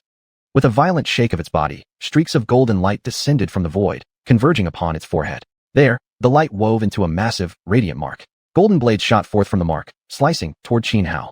Each golden blade carried the force capable of cleaving a small hill in two. Xianhao did not dare slacken his guard. He shook his body, surging spiritual energy from within, which coalesced into 9 dragon shadows around him. They spiraled tightly, forming a protective barrier. This technique was something he had devised during idle hours, inspired by his study of the 9 dragon emperor armor. 9 dragon protection, magnificent and imposing. Boom! Golden blades slashed against Xianhao's defenses, only to be worn down and shattered by the whirling dragons. Though the pure-blood Pishio's combat prowess was fearsome, it had already been gravely injured. Its attacks were significantly weakened, which was why Xianhao could deflect them so easily. The Pishio's injuries were severe. Not only had its body been pierced by the spears, but Xianhao's fist had shattered many of its bones. Though abundant life force coursed through its body, rapidly healing the damage, Xianhua would never allow it the time to recover. Having blocked the Pishio's counterattack, Xianhua launched his offense once more. This time, he drew the 9,000 zhang sword and invoked the sword principle he had just comprehended. In an instant, overwhelming sword beams surged forth like falling stars, crashing down upon the already crippled beast. The sword path he had grasped was named Pawn Crossing the River, a principle meaning forward at all costs, never retreating. Simply put, his sword techniques focused entirely on relentless offense, with no regard for defense. Thus, his sword attacks carried immense destructive power. Boom. Struck repeatedly by the devastating sword beams, the Pichio let out shriek after shriek of agony. It instantly activated a secret art inherited from its bloodline, causing countless runes to emerge around its body, attempting to form an impenetrable shield. But it was too badly injured. The defense it managed to conjure was severely weakened, utterly incapable of withstanding Xianhua's overwhelming sword strikes. Roar. The Pichio howled in excruciating pain as its massive body was torn apart by the sword beams, blood spraying in all directions, the scene grotesque and horrifying. Yet its seemingly was tenacious beyond belief. Even with its body mangled, 2/3 of its form obliterated by the sword barrage, it still clung to life. Dragging its broken, half-destroyed body, the Pichio staggered, barely upright. This was the first time it had ever faced such peril. Though its innate savagery had been fully awakened, instinct now urged it to flee. It was a pure-blood ancient fiend beast. Even at birth, when weak, no fierce birds or wild beasts dared target it. Now, though not yet mature, it was already dominant throughout the outer regions of Qingqing Mountain's blessed land. No predator would dare attack it. And yet, for the first time in its existence, it had suffered such crippling harm. Worse still, it had never anticipated that a human would appear in its domain and ambush it. Otherwise, Xianhua would have to pay a great price to kill it. At the same time the pure-blood Pichio roared in fury, it turned and fled, desperate to escape. But before it had run even 100 meters, brilliant rays of light surged up from beneath the ground, instantly blocking its path. Xianhua was no reckless man. Choosing to strike at the Pichio's dwelling place meant he had naturally prepared thoroughly, laying down formations across this region. Rumble, rumble, rumble. From within the marshlands, the Wushu Divine Farmer's Cauldron shot skyward, radiating countless beams of light. The Wushu Divine Farmer's Cauldron was a complete Dao artifact, and by using it as the formation's focal point, Xianhua had dramatically amplified the array's power. The cauldron trembled violently. Dense rows of runes along its walls lit up, activating the entire formation. Dozens of sword beams, each tens of meters long, coalesced into shape and whirled like tornadoes, converging upon the already severely wounded pure-blood Pichio. The Pichio roared furiously, summoning countless runes from the void that layered upon itself like armor, forming a protective shell around its body. Boom. Sword beam after sword beam slammed into the dense layers of runes, all of them blocked. But by then, Xianhua had already closed in, swinging the 9,000 zhang sword and manifesting the Pawn Crossing the River sword principle. Each movement a relentless offensive technique with no thought of retreat. In an instant, surging sword energy swirled around Xianhua, forming a colossal spinning wheel of blades, appearing capable of crushing everything in existence, distorting even space itself. Under the crushing force of this immense sword wheel, the powerful defensive runes surrounding the pure-blood Pichio rapidly scattered and disintegrated. Roar! The Pichio let out one final, agonized cry before collapsing heavily to the ground, dead at last. Ding! Detection of consumable entity, pure-blood Pichio. Proceed with consumption? Just as Xianhua finished slaying the pure-blood Pichio, the system notification sounded precisely within his mind. Chapter 275, Ganged Up On. Devour. The instant the system's prompt sounded, Xianhua made his decision. Immediately, several streaks of black light emerged and coiled around the corpse of the pure-blood Pichio. After a dozen breaths, the pure-blood Pichio's body vanished into thin air. Devour successful, pure-blood Pichio. Ding. Congratulations to host for obtaining Xuanhua Heavenly Bone and Pichio Supreme Art. At the same time, the system notification rang clearly in Xianhua's mind. Then, detailed information about the Xuanhua Heavenly Bone and Pichio Supreme Art surfaced within his consciousness. The Xuanhua Heavenly Bone was a section of leg bone. No one knew which creature it originally belonged to. Its surface was covered with densely packed Xuanhua Heavenly patterns. Such a piece of Xuanhua Heavenly Bone was priceless, ranking among the highest-tier heavenly materials and rare treasures. As for the Pichio Supreme Art, it was an extremely powerful ultimate technique, comparable to legendary arts like the True Dragon Art or the True Phoenix Art. If I can refine this Xuanhua Heavenly Bone, it might allow me to step into the sovereign realm. Xianhua carefully examined the bone, sensing the immense energy sealed within, murmuring quietly to himself. Just as he began contemplating how to refine the bone, terrifying auras suddenly approached from multiple directions, causing Xianhua's expression to change drastically. Without hesitation, he turned to flee, but he was too slow. With a sharp "Xiu" echoing through the sky, a crane-like flying beast came darting from afar.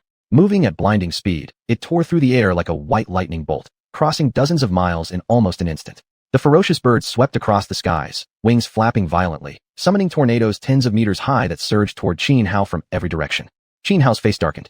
He swung both fists, unleashing wave after wave of colossal fist imprints. Boom! Under the force of the mighty fist strikes, the towering whirlwinds collapsed and dissipated. But the beast was exceptionally strong, not inferior to the pureblood Pixiu he had slain earlier. With a single swipe of its claws, it crushed the peak of a nearby mountain into rubble. Then, the scattered boulders, agitated by the spiritual energy radiating from the beast, shot toward Xianhao like a storm of arrows. Xianhao drew 9,000 zhong, sweeping his sword outward in a wide arc. The incoming rocks disintegrated into dust before they could reach him. Though he had effortlessly deflected the beast's attack, Xianhao furrowed his brows, his expression turning solemn. He could feel several other powerful presences rapidly closing in. If he couldn't escape quickly, the situation would become dire. Even before hunting the pureblood Pixiu, Xianhao had been fully prepared. He knew that once the Pixiu was killed, other sovereign-level beasts would immediately sense it and come rushing over. However, he hadn't detected this crane-like beast earlier. Moreover, apart from this unexpected intruder, the other sovereign-level creatures were not only far from the Pixiu's lair, but also comparatively slower. Thus, after killing the Pixiu, he should have had ample time to retreat. But now, this sudden appearance of the crane-like fiend had thrown off his plan, placing him in a precarious position. Xiu, the beast screeched in fury, soaring upward. In an instant, countless runes materialized around it, intertwining to form a massive mark that sealed off the entire area. This was its innate divine ability, a power of terrifying might. As the beast flapped its wings, a barrage of colossal sword beams erupted from the giant seal. Each beam descended like an ancient god mountain falling from the heavens, seeking to crush Xianhao into nothingness. Faced with such a deadly ability, Xianhao couldn't afford any carelessness. Though desperate to escape, he found no opportunity and could only focus entirely on countering the beast's assault. Kill! With a cold shout, Xianhao shot upward, 9,000 zhong in hand, charging straight into the torrent of descending sword beams. His sword intent flared, brilliant sword lights swirling around his body. As he thrust forward with his blade, the radiant sword energy transformed into whirlwinds, into spinning blades, into vortexes, forming dazzling, blinding patterns that surged into the sky. Boom! Under the impact of his strike, the falling sword beams shattered and broke apart. With full force, Xianhao firmly suppressed the crane-like beast. Countless sword lights enveloped it, tearing into its flesh. Despite possessing strength rivaling that of a sovereign cultivator, the beast appeared utterly battered. Several sword rays slashed into its body, drawing blood and scattering feathers. Yet Xianhao had no chance to finish it off, because at that very moment, the other sovereign-level beasts arrived. A titan demon monkey, shoulders as broad as mountains, let out a thunderous roar toward the heavens. It casually grabbed a mountain peak and hurled it at Xianhao. Xianhao's figure flickered, leaving countless afterimages in midair as he narrowly dodged the mountain peak hurled by the titan demon monkey. But at that moment, a sharp, bloody scent rushed toward him. He turned to see a pitch-black panther lunging straight at him, jaws wide open like a crimson pit, ready to swallow him whole. Fenghua Fentian Shifengjia. 9,000 zhong swung in Xianhao's hand, explosive flames erupting as sword chi formed a massive, tin-shaped slash that powerfully forced the pitch-black panther back. The titan demon monkey roared, raising its arms toward the sky. Countless golden runes appeared overhead, followed by towering golden pillars over 100 meters in diameter, crashing down from the heavens, aiming to crush Xianhao beneath their overwhelming force. The Black Panther growled lowly, its body crackling with dark lightning as it surged toward Xianhao once more. Xianhao swung 9,000 zhong with all his strength, slashing fiercely to withstand the combined assault of these two sovereign-level beasts. Boom! The collision unleashed a devastating energy explosion, thunderous booms shaking heaven and earth. Xianhao grunted in pain, his body flying backward like a broken kite. He tumbled through the air several times before barely stabilizing himself. The palm of his right hand, gripping 9,000 zhong, split open, blood gushing out and staining the sword crimson. But the moment Xianhao steadied himself, thick vines erupted from the ground, shooting skyward like immortal binding ropes, lashing around him, attempting to bind him completely. How dare you! Xianhao roared furiously, 9,000 zhong flashing through the air. An unmatched sword beam split the heavens, cutting the vines into pieces. Yet not far away, a towering ancient tree swayed, shedding countless leaves, each one flying like a blade, rushing toward Xianhao like an unstoppable flood. This towering ancient tree was known as the xiuxian mo shu, the sky-shattering demon tree. Legend had it that in ancient times, one such tree had actually torn apart the sky itself. Wu Su Shin Nong Ding. At the critical moment, Xianhao summoned the Wu Su Shin Nong Ding, using it to block the sky-shattering demon tree's relentless assault. Chapter 276, The Mysterious Valley. Bang, bang, bang. The Wu Wu Shin Nong cauldron soared into the air, blocking the leaves that surged forth like a torrential river. Even though the Wu Wu Shin Nong cauldron was a complete Dao artifact, it still rang out bang, bang, under the assault of these leaves, and many of the runes glowing on its surface dimmed. Faced with 4 overlord-level ferocious beasts, even someone as powerful as Xianhao couldn't help but feel a sense of despair. This time, he had truly made a misstep. Still, there was no way he would simply lower his head and await slaughter. As he activated the Wu Wu Shin Nong cauldron to block the attack from the sky-shattering demon tree, he had already formulated a plan. Engaging the 4 overlord-level beasts head-on, he stood absolutely no chance. As for escaping, well, that was even less possible, because that crane-like beast was simply too fast. Moreover, this was the sacred land of Qingqing Mountain. Where could he possibly run? He couldn't be certain whether these overlord-level beasts dared enter the deeper parts of the Xiuxian mountain sanctuary. If they did dare, then fleeing into the depths wouldn't only fail to free him from them. It might bring disaster upon those who lived deep within the sacred land. Therefore, he abandoned the idea of retreating into the inner sanctum of Xiuxian mountain. After careful thought, he decided instead to rush toward the very valley guarded by these four overlord-level beasts. With this decision made, Xianhao took advantage of the moment when the xiuxian cauldron blocked the sky-shattering demon tree's attack. He raised his sword xiuxianhang and lunged directly at the crane-like beast. That crane-shaped beast was too swift and posed too great a threat. He had to eliminate it. Enhanced by the sword intent of the crossing river soldier, countless sword auras swirling around Xianhao radiated terrifyingly lethal force. Even the crane-like beast, despite being an overlord, felt waves of dread in its heart. Faced with Xianhao's full-powered strike, it grew fearful. Its wings flapped violently as it shot high into the sky, keeping a safe distance and refusing outright to intercept the blow. At the exact moment the crane-like beast ascended into the heavens, Xianhao turned sharply, executing a swallow return, and dashed toward the distant valley. Everything unfolded too quickly. The sky-shattering demon tree, titan demon ape, and others never expected Xianhao to act so ruthlessly. By the time they realized what had happened, Xianhao had already raced far ahead. Roar! The titan demon ape was furious and immediately gave chase. It charged forward, smashing entire ancient demon mountains into dust. The ground trembled violently beneath it, as if struck by a massive earthquake. Likewise, the pitch-black panther streaked through the air like a bolt of black lightning, hunting Xianhao down.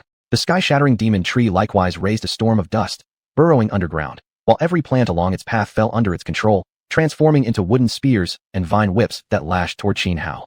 Xianhao gripped xiuxianhang tightly, sprinting toward the distant valley while unleashing supreme sword techniques, summoning vast torrents of sword energy to defend against attacks from the titan demon ape, the sky-shattering demon tree, and the other ferocious beasts. Even the crane-like beast, realizing it had been tricked, grew even more enraged. Its beak opened and closed rapidly, firing countless sword beams that split the earth, surging toward Xianhao like crashing tidal waves. Boom! Xianhao counterattacked with his ultimate skill, activating his transformation of self-will secret art, creating a phantom clone to hold back the titan demon ape and the sky-shattering demon tree. Even with this heavenly secret art, Xianhao didn't dare remain and fight them directly. Although the transformation of self-will grew stronger the longer it lasted, and if he could create 3 clones, he might completely reverse the tide. It was simply impossible. He knew he wouldn't survive long enough to generate 3 clones before being torn apart by the titan demon ape and the sky-shattering demon tree. Yet with 1 clone holding them back, Xianhao's pressure eased significantly. Though that single illusion wouldn't last long against such formidable enemies, it bought him just enough time.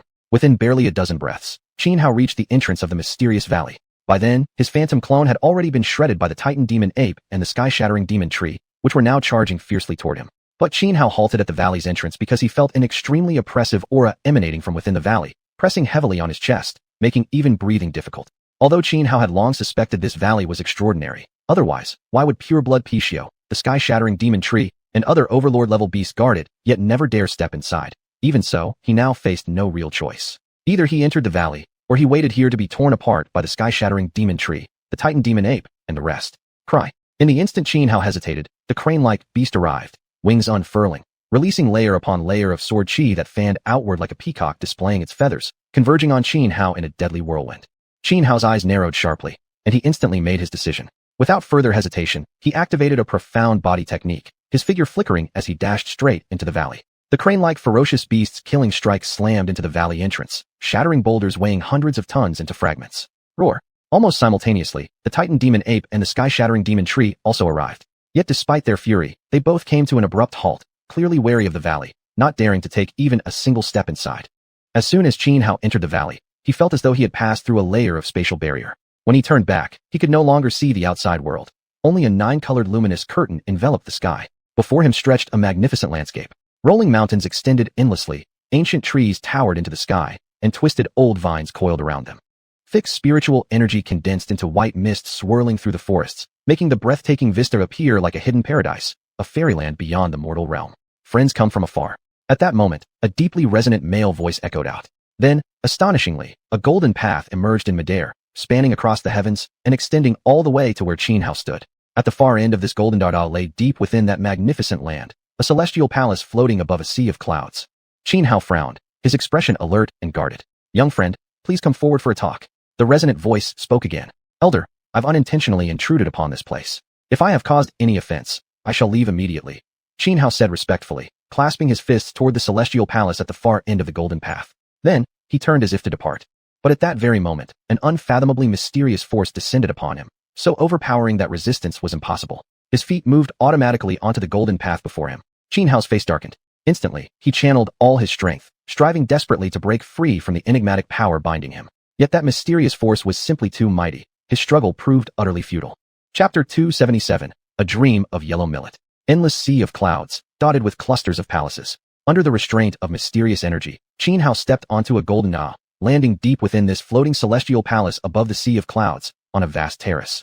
At the center of the terrace sat a middle-aged man. He wore a long cyan robe, his hair white as crane feathers, yet his face youthful, eyes sharp and radiant. With an ethereal aura and Taoist grace, he resembled a heavenly immortal untainted by mortal dust. Little friend, please be seated. The middle-aged man looked toward Xianhua and offered a faint smile. With a gentle lift of his right hand, a jade table appeared before Xianhua, laden with various spirit fruits and nectar. Xianhua had no chance to refuse. Inescapable force compelled him to sit behind the jade table. Senior. Xianhua's expression changed drastically. He knew instantly that the man before him was an existence far beyond his ability to resist, so he addressed him respectfully. But before he could continue, the middle-aged man said, "Little friend, my other companions have very peculiar temperaments. Do not utter a single sound, otherwise, the consequences will be severe." Hearing this, Xianhua hesitated briefly, then chose silence. When one is beneath another's roof, one must bow one's head. Just then, a chilling wind arose without warning. Even someone as powerful as Xianhua felt a cold shiver run through him. Instinctively, he looked up and saw a black storm rushing from afar. This black storm was terrifying. Wherever it passed, space itself shattered, forming cracks like a spider web. Within the storm loomed a creature with a bull's head and human body. On its black horns flickered dreadful bolts of crimson lightning. Its eyes, large as copper bells, glowed like red lanterns suspended in midair, evoking pure dread. Upon arriving, the bull-headed creature said nothing. It simply sat down behind a jade table directly opposite Xianhua. Xianhua stared at the beast, heart pounding. He could sense that this being was immensely powerful, far stronger than xiuxian, and by many times. Bear in mind, xiuxian had once driven off Zhongwudi, an expert at the Yuhua immortal level, with just one sword. If this bull-headed monster surpassed even xiuxian, just how formidable must it be? While Xianhua was still stunned, the distant sound of hooves rolled closer. Suddenly, eerie mists thickened in the air ahead, and from within emerged a horse, entirely black, stepping slowly out of the gloom. In front of the horse hung an ancient bronze lamp, its flame a strange, flickering blood-colored fire. Riding the horse was a knight clad in tattered armor, wearing an iron mask. The icy gaze emanating from behind the mask sent a sensation as if one were plummeting straight into hell. Upon reaching the terrace, the knight dismounted and took a seat behind a jade table beside Xianhua. Like the bull-headed creature, the knight said nothing after sitting down, remaining utterly silent, as if waiting for something. One by one, 6 more beings arrived, some humanoid, some monstrous. Each arrived and silently took their seat. Even the middle-aged man seated at the forefront of the terrace closed his eyes in meditation, falling into silence. Crack. Boom. Suddenly, a deafening thunderclap split the sky. Pitch-black streaks of lightning, dark as ink, tore open the heavens and ripped through space. Then, 2 flags appeared from within the black lightning, each painted with the totem of a green-faced, fanged demon. They floated down and settled upon the terrace. Then, a throne of darkness descended from the void, landing precisely opposite the middle-aged man. Hail the Yama Lord! All 8 beings who had arrived earlier rose from their seats and bowed deeply toward the dark throne. A column of black lightning, thick as a water barrel, shot down from the sky and struck the dark throne. From within the lightning, a figure emerged, a man wearing a demonic mask, draped in a black dragon robe. Once he sat upon the dark throne, the black lightning vanished abruptly. Qing Emperor, the Yama Lord seated on the dark throne ignored the 8 beings paying him reverence. Instead, he turned his gaze toward the middle-aged man across from him. The middle-aged man merely lifted his eyes, glanced at the Yama Lord on the dark throne, and smiled faintly, saying nothing. At that moment, the 8 beings returned quietly to their seats. Then, they began eating the spirit fruits and drinking the celestial nectar on their jade tables, speaking not a word. Xianhua watched the scene unfold, feeling overwhelmed by its strangeness and surrealism, but dared not move a muscle. Earlier, the middle-aged man had clearly warned him not to make even the slightest sound. Just as Xianhua stood there helpless and confused, the middle-aged man turned to look at him, poured half a cup of celestial nectar into a glass goblet, and raised it in a silent, smiling toast. Xianhua naturally understood the middle-aged man's intention and, not daring to be remiss, quickly poured himself a cup of celestial nectar, raised it respectfully toward the man, and downed it in one gulp. Seeing this, the middle-aged man nodded slightly and gestured for Xianhua to taste some of the spirit fruits on the jade table. How could Xianhua dare refuse? He immediately reached out, grabbed a crimson fruit at random, and swallowed it in one bite. Only then did the middle-aged man withdraw his gaze and turn toward the Yama Lord seated upon the dark throne. Having drunk a cup of celestial nectar and eaten a spirit fruit, Xianhua found the flavor exquisite. Emboldened, he relaxed and began serving himself more nectar while snacking freely on the fruits. At that moment, several ethereal fairies descended onto the terrace and began to dance. Clearly, this was a grand feast. Yet, eerily, not a single sound could be heard throughout the banquet. Watching the celestial maidens whirl in graceful motion, Xianhao grew restless-minded, gradually losing count as he drank more and more. Celestial nectar was the finest immortal wine in existence. Even true immortals would sip it sparingly, but without noticing, Xianhao had already drained an entire large pot. Soon, he felt drowsy and heavy-lidded, his head spinning. Then, he collapsed onto the table and fell fast asleep. At dawn, golden morning light scattered across the sky. Xianhao awoke from his deep slumber, but the instant he opened his eyes and saw his surroundings, he jolted in terror. What kind of hellish place is this? His face paled drastically. He remembered clearly. He should have been attending the feast inside the floating celestial palace above the sea of clouds. Before him had stood a jade table laden with spirit fruits and celestial nectar. 8 powerful beings were present, along with the Taoist-like middle-aged man and the Yama lord seated upon the dark throne. But now, he found himself in a rugged valley littered with jagged rocks. Most horrifying of all, the valley was strewn with countless bones. Piles of white skeletons nearly filled the entire gorge. And Xianhao had been half sitting atop those ghastly bones. This is insane. A chilling cold ran down his spine. Trembling with fright, he scrambled to his feet. Then, he spotted something black partially buried beneath the bones nearby. Curious, he stepped cautiously across the skeletal remains. When he grasped the dark object and pulled upward, a dark throne emerged before his eyes. Chapter 278. Buried beneath snow, cultivating into the sovereign. Staring at the dark throne nestled among piles of white bones, Xianhao felt a shiver of horror. He had just awakened, thinking everything before had been merely a dream. But now, the very same dark throne once occupied by Yanjun stood right before his eyes. This meant it was all real. At the same time, Xianhao instinctively looked across toward the opposite side of the dark throne. Among the piled bones there lay a jade table. On top of it rested a skull. The skull radiated faint celestial light, strange and extraordinary. For a moment, Xianhao seemed to see again that middle-aged man with the bearing of an immortal, yet this time, the figure was terrifying, blood oozing from all 7 orifices, its smiling mouth curling up to reveal rows of sharp fangs. Startled by this horrifying vision, Xianhao took a step back. But when he looked again, there was no trace of that immortal-like man with a grotesque face. Only the lonely skull resting on the jade table. Shaken, Xianhao felt fear grip his heart, coldness creeping up his spine. He glanced around the valley, eager to leave. As he walked, crunching sounds echoed underfoot, the breaking of bones. Each snap sounded ghastly, sending chills down his skin, making his scalp crawl. Yet after walking for nearly 15 minutes, he realized with dread that he hadn't moved at all. The dark throne remained beside him, and across from it, the lone skull on the jade table stared back with 2 empty, soulless eye sockets.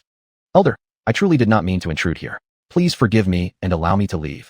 Xianhao hesitated, then gathered his courage, bowing respectfully toward the solitary skull on the jade table. You've come here because we are fated, young friend. I bear you no ill will. I merely wish to ask a favor. No sooner had Xianhao finished speaking than a voice rang out. Then, the skull vanished, and the immortal-looking middle-aged man reappeared. This time, however, the man wasn't bleeding from his orifices as he had been before. Please, Elder, speak your request. This junior will do everything in my power to fulfill it. Xianhao suppressed his inner fear and replied. I have an old friend deep within where clouds conceal the path. I hope you can deliver this item to him.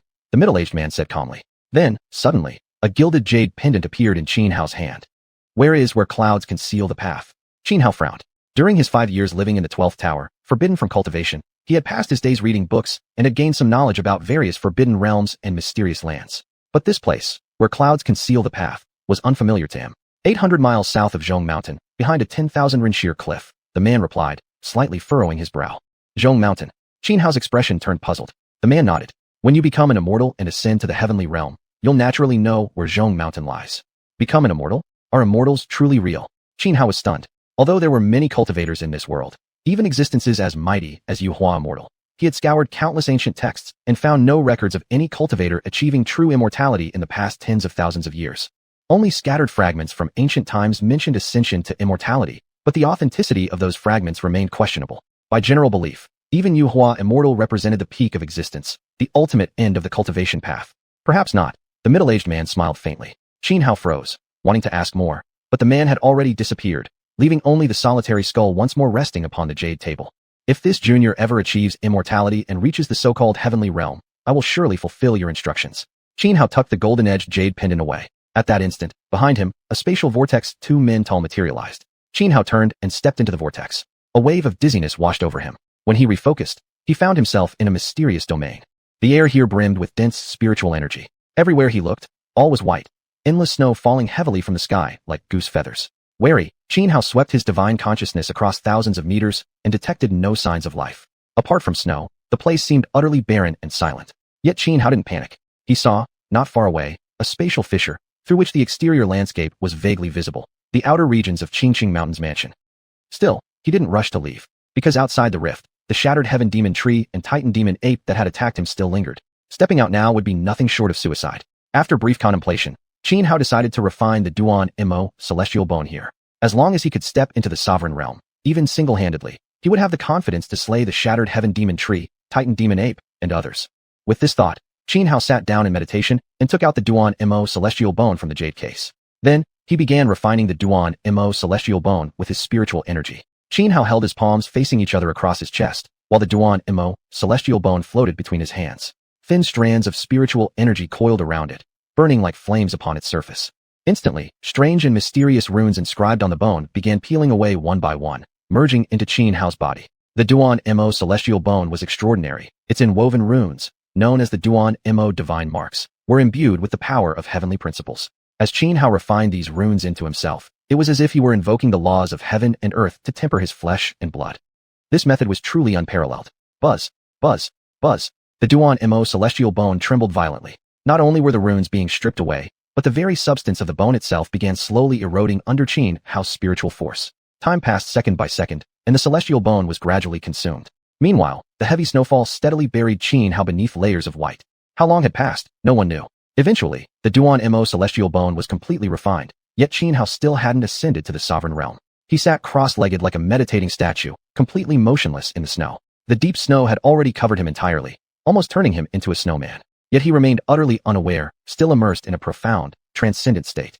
He was perceiving the heavens and the earth. The sovereign realm meant comprehending the natural order, fusing chains of cosmic divinity into one's body, reshaping oneself to align ever more perfectly with the fabric of existence. For Xianhao, this process came naturally. When he had previously refined the heart of the human king, he had adjusted its pulsation to match the rhythm of the universe itself.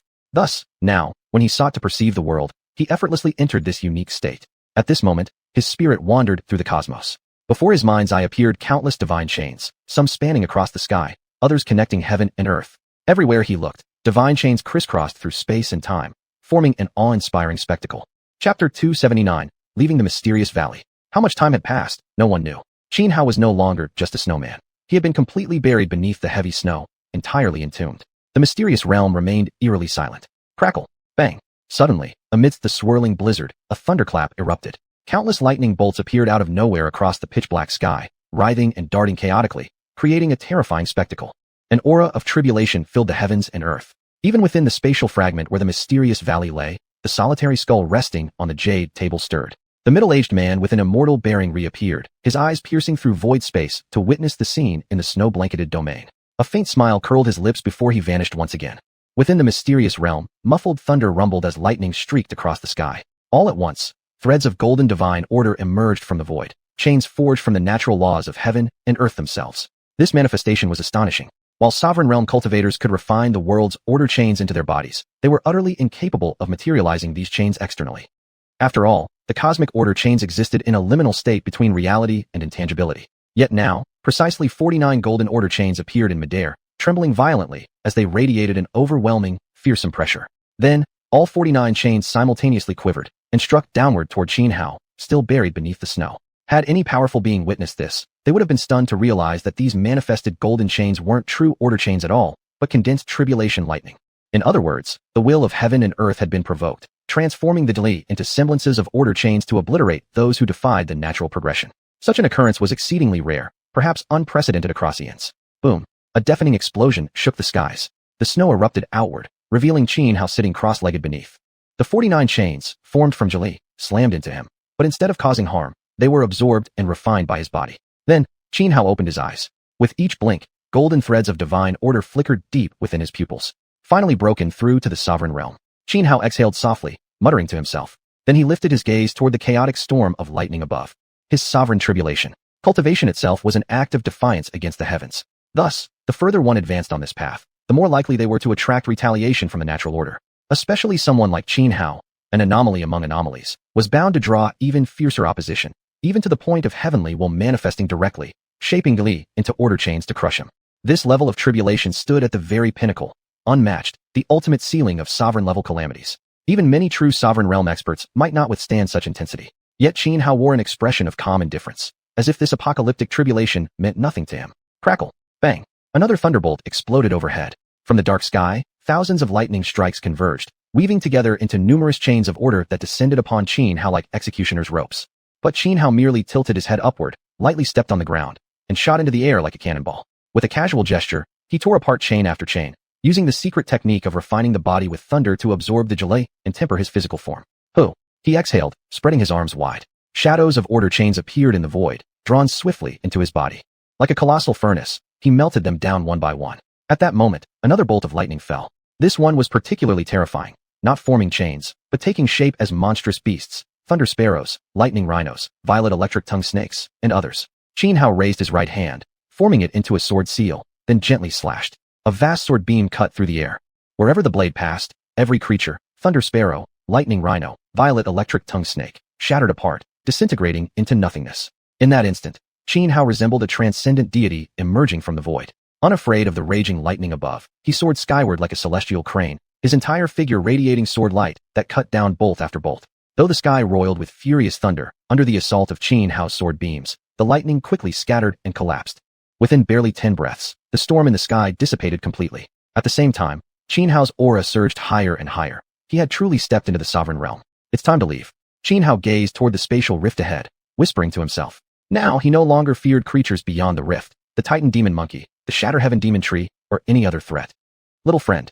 But just as Xianhao prepared to step toward the spatial rift, a magnetic male voice rang out. Xianhao's expression changed instantly.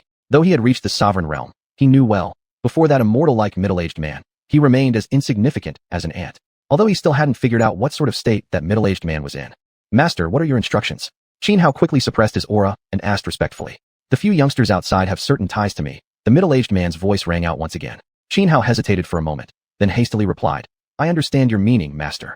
Though the middle-aged man hadn't explicitly told him to spare the Titan demon monkey, the Shatter Heaven demon tree, and the others, the implication had been clear enough. Xianhao wasn't foolish. He naturally grasped the meaning immediately. Originally, he planned on slaying the Titan demon monkey, the Shatter Heaven demon tree, and the rest after leaving, offering them to the system for consumption. Now, he could only abandon that idea. Without lingering any further, Xianhao stepped forward and entered the spatial rift. The scene shifted. When Xianhao refocused his eyes, he stood at the entrance of the mysterious valley. Roar. The instant Xianhao emerged from the mysterious valley, an earth-shattering roar erupted. The Titan demon monkey, which had been lying in wait outside the valley, instantly detected Xianhao. Raising its massive hands high, it brought them down fiercely toward him. That strike could have collapsed even a small hill. Yet Xianhao didn't even flinch. With a flick of his right hand, he threw a punch straight forward, meeting the Titan demon monkey's fist head-on. Boom. The clash of fists triggered a massive energy explosion, shaking heaven and earth with thunderous force. Then, the Titan demon monkey let out a stifled grunt, its body flying backward like a broken kite. It crashed into a sheer cliff face kilometers away, shattering the rock face and sending boulders tumbling wildly. At that moment, however, the Shatter Heaven demon tree also surged forward. Its myriad branches swayed violently, each leaf flashing like a sharp blade of light. But Xianhao merely swept his right hand sideways, forming a sword seal. A vast sword chi condensed before him, spanning across space like a colossal shield, effortlessly blocking every leaf imbued with terrifying power. Chirp! A piercing cry split the clouds and shattered stone. A crane-like ferocious bird appeared, spreading its wings as it swooped down upon Xianhao, its entire body wreathed in deadly sword light. Chapter 280. The Shitty Clan has arrived. Insolence. A furious roar erupted from Xianhao as countless sword lights burst forth around him, slicing even the void apart. The onslaught of sword beams gave Xianhao the upper hand. Several beams, sharp as arrows, struck the crane-like ferocious beast, severely wounding it, and sending it crashing down from the sky, carving a massive crater into the ground. At the same moment he crippled the crane-like beast, Xianhao activated his innate divine ability. Hundreds upon hundreds of streams of water emerged from the xiong, twisting like chains and wrapping tightly around the sky-shattering demon tree. The demon tree thrashed violently, unleashing brilliant runes, one after another, each pulsing with terrifying power capable of cleaving space itself. Yet under the relentless assault of the watery chains, the runes shattered one by one. Finally, the sky-shattering demon tree was bound completely, wrapped up as tightly as a glutinous rice dumpling, immobilized and helpless. Roar!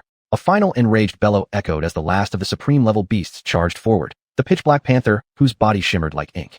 It had lain in wait atop a distant mountain peak, biding its time while Xianhao dealt with the demon tree, then launched a deadly ambush. With a thunderous leap, lightning crackling around its form, it shot through the air like a bolt of roaring thunder, hurtling straight toward Xianhao. At the same time, Titan Demon Monkey struggled back to its feet. Despite its grave injuries, it attacked once more, swinging its fists with cataclysmic force. The sky split open, and pillars of golden light came crashing down at Xianhao, each beam resembling a colossal golden staff, powerful enough to shatter the earth beneath. Yet Xianhao remained as calm and composed as ever. Raising his right hand into a sword seal, he unleashed an overwhelming surge of sword intent. First calamity, Frost Storm. Using a technique from the 12 Calamities Sword Sutra, he released countless sword beams that coalesced into a swirling tempest. As Xianhao swept his hand downward, the storm surged forth with thunderous momentum. Wherever it passed, space itself froze. The golden pillars descending from the heavens were instantly frozen solid, then shattered into pieces, dissolving into countless ice crystals. Next, the storm of sword chi collided head-on with the ink Black Panther. Even though the panther's electrified body shattered most of the incoming sword energy, the remnants still encased it completely in ice, turning it into a frozen statue. Glancing briefly at Titan Demon Monkey, the sky-shattering demon tree, and the others, Xianhao felt a strong urge to kill them all and let the system absorb their essence. But then he thought of the middle-aged man in the mysterious valley, the immortal cultivator with the ethereal aura, and ultimately dismissed the idea. Ignoring the wounded beasts, he turned instead and headed deeper into Xianxia Mountain's blessed land. He had already spent quite some time within this sacred haven. Now that he had successfully broken through to the supreme realm, there was no need to remain any longer. It was time to leave. Titan Demon Monkey, the sky-shattering demon tree, and the rest fell into utter despair, convinced they would suffer the same fate as the pureblood Pishio. Yet Xianhao simply walked away, leaving them bewildered and confused. Though each of them now hated Xianhao with every fiber of their being, none dared to pursue him. His combat prowess earlier had been far too terrifying. Facing 4 opponents at once, he had effortlessly crushed them all. The gap between their strengths was insurmountable. Chasing after him would be nothing short of suicide. Less than a day later, Xianhao arrived at the ancient city deep within Xianxia Mountain's blessed land. The ancient path leading out of the blessed land lay within an old temple on the eastern side of the city. No one knew which era the temple belonged to. The green bricks on the ground had long since rotted, and outside the temple stood only shattered, broken Buddha statues. Inside stood a towering statue of Buddha Rigong Ru Lai, nearly 4 or 5 men tall. Half of the Buddha's head had decayed, so that the originally benevolent, serene face now bore a strangely grotesque expression. Xianhao glanced at the statue, then formed a hand seal with both hands and struck the one character engraved upon the Buddha's chest. Boom! A tremendous explosion rang out, and suddenly, a spatial vortex appeared in the belly of the Buddha statue. Without hesitation, Xianhao stepped forward into the vortex. In the blink of an eye, the surroundings shifted, and Xianhao found himself back at the deepest level of the 12 towers, standing amidst an endless sea of white clouds. He looked around but did not see Bai Qingying. Frowning slightly, he didn't dwell on it, and prepared to return to Hanshan Tower. Yet before he could even begin moving toward Hanshan Tower, he encountered Yan Rujian. Junior Master. Yan Rujian seemed to have been on his way to seek Xianhao deep within the 12 towers. Seeing him now, he froze momentarily in surprise, then quickly stepped forward and said urgently, "My master told me to inform you. Do not leave the 12 towers for now." "Why? What happened?" Xianhao frowned, puzzled by the warning. Bai Qingying was the Grand Master of the 12 towers, overseeing all the sect's blessed lands. He had left Xianxia Mountain's blessed land, and Bai Qingying was certainly aware of it. "The Shitty clan has arrived, demanding to take you back to their ancestral lands, Junior Master. My master is currently negotiating with them," said Yan Rujian. "The Shitty clan?" Xianhao was momentarily stunned. He hadn't expected them to come looking for him at such a time. Could it be that his identity had been discovered when he returned to the Qingtian tribe last time? After a brief hesitation, Xianhao said to Yan Rujian, "I'll meet them myself." Without waiting for Yan Rujian's attempts to dissuade him, he strode directly toward the main gate of the 12 towers. Outside the gate of the 12 towers, a middle-aged man clad in black armor hovered in midair. An aura of blood and iron, fierce and domineering like a seasoned soldier, radiated from him, exerting immense oppressive pressure. Beside him stood 2 men and 1 woman.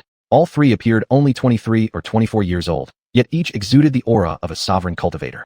Opposite the armored man stood a man dressed in white robes, Bai Qingying himself. "Master Bai, Xianhao is my 4th brother's son. I wish to take him back to Zulong Abyss. I ask you kindly to allow this," said the black armored man, offering a respectful fist salute to Bai Qingying. "Shitty Qinglang, it's not that I'm refusing to respect you." Bai Qingying frowned slightly and replied, "Whether Xianhao is truly your 4th brother's son, I cannot confirm. But he is my junior fellow disciple. Unless he willingly goes with you, no one will ever take him away from the 12 towers. Master Bai, just let Xianhao come out. I have ways to prove he is indeed my 4th brother's son," Shitty Qinglang said calmly. Yet Bai Qingying ignored his words completely, responding coldly, "Shitty Qinglang, if you have nothing else to discuss, please leave."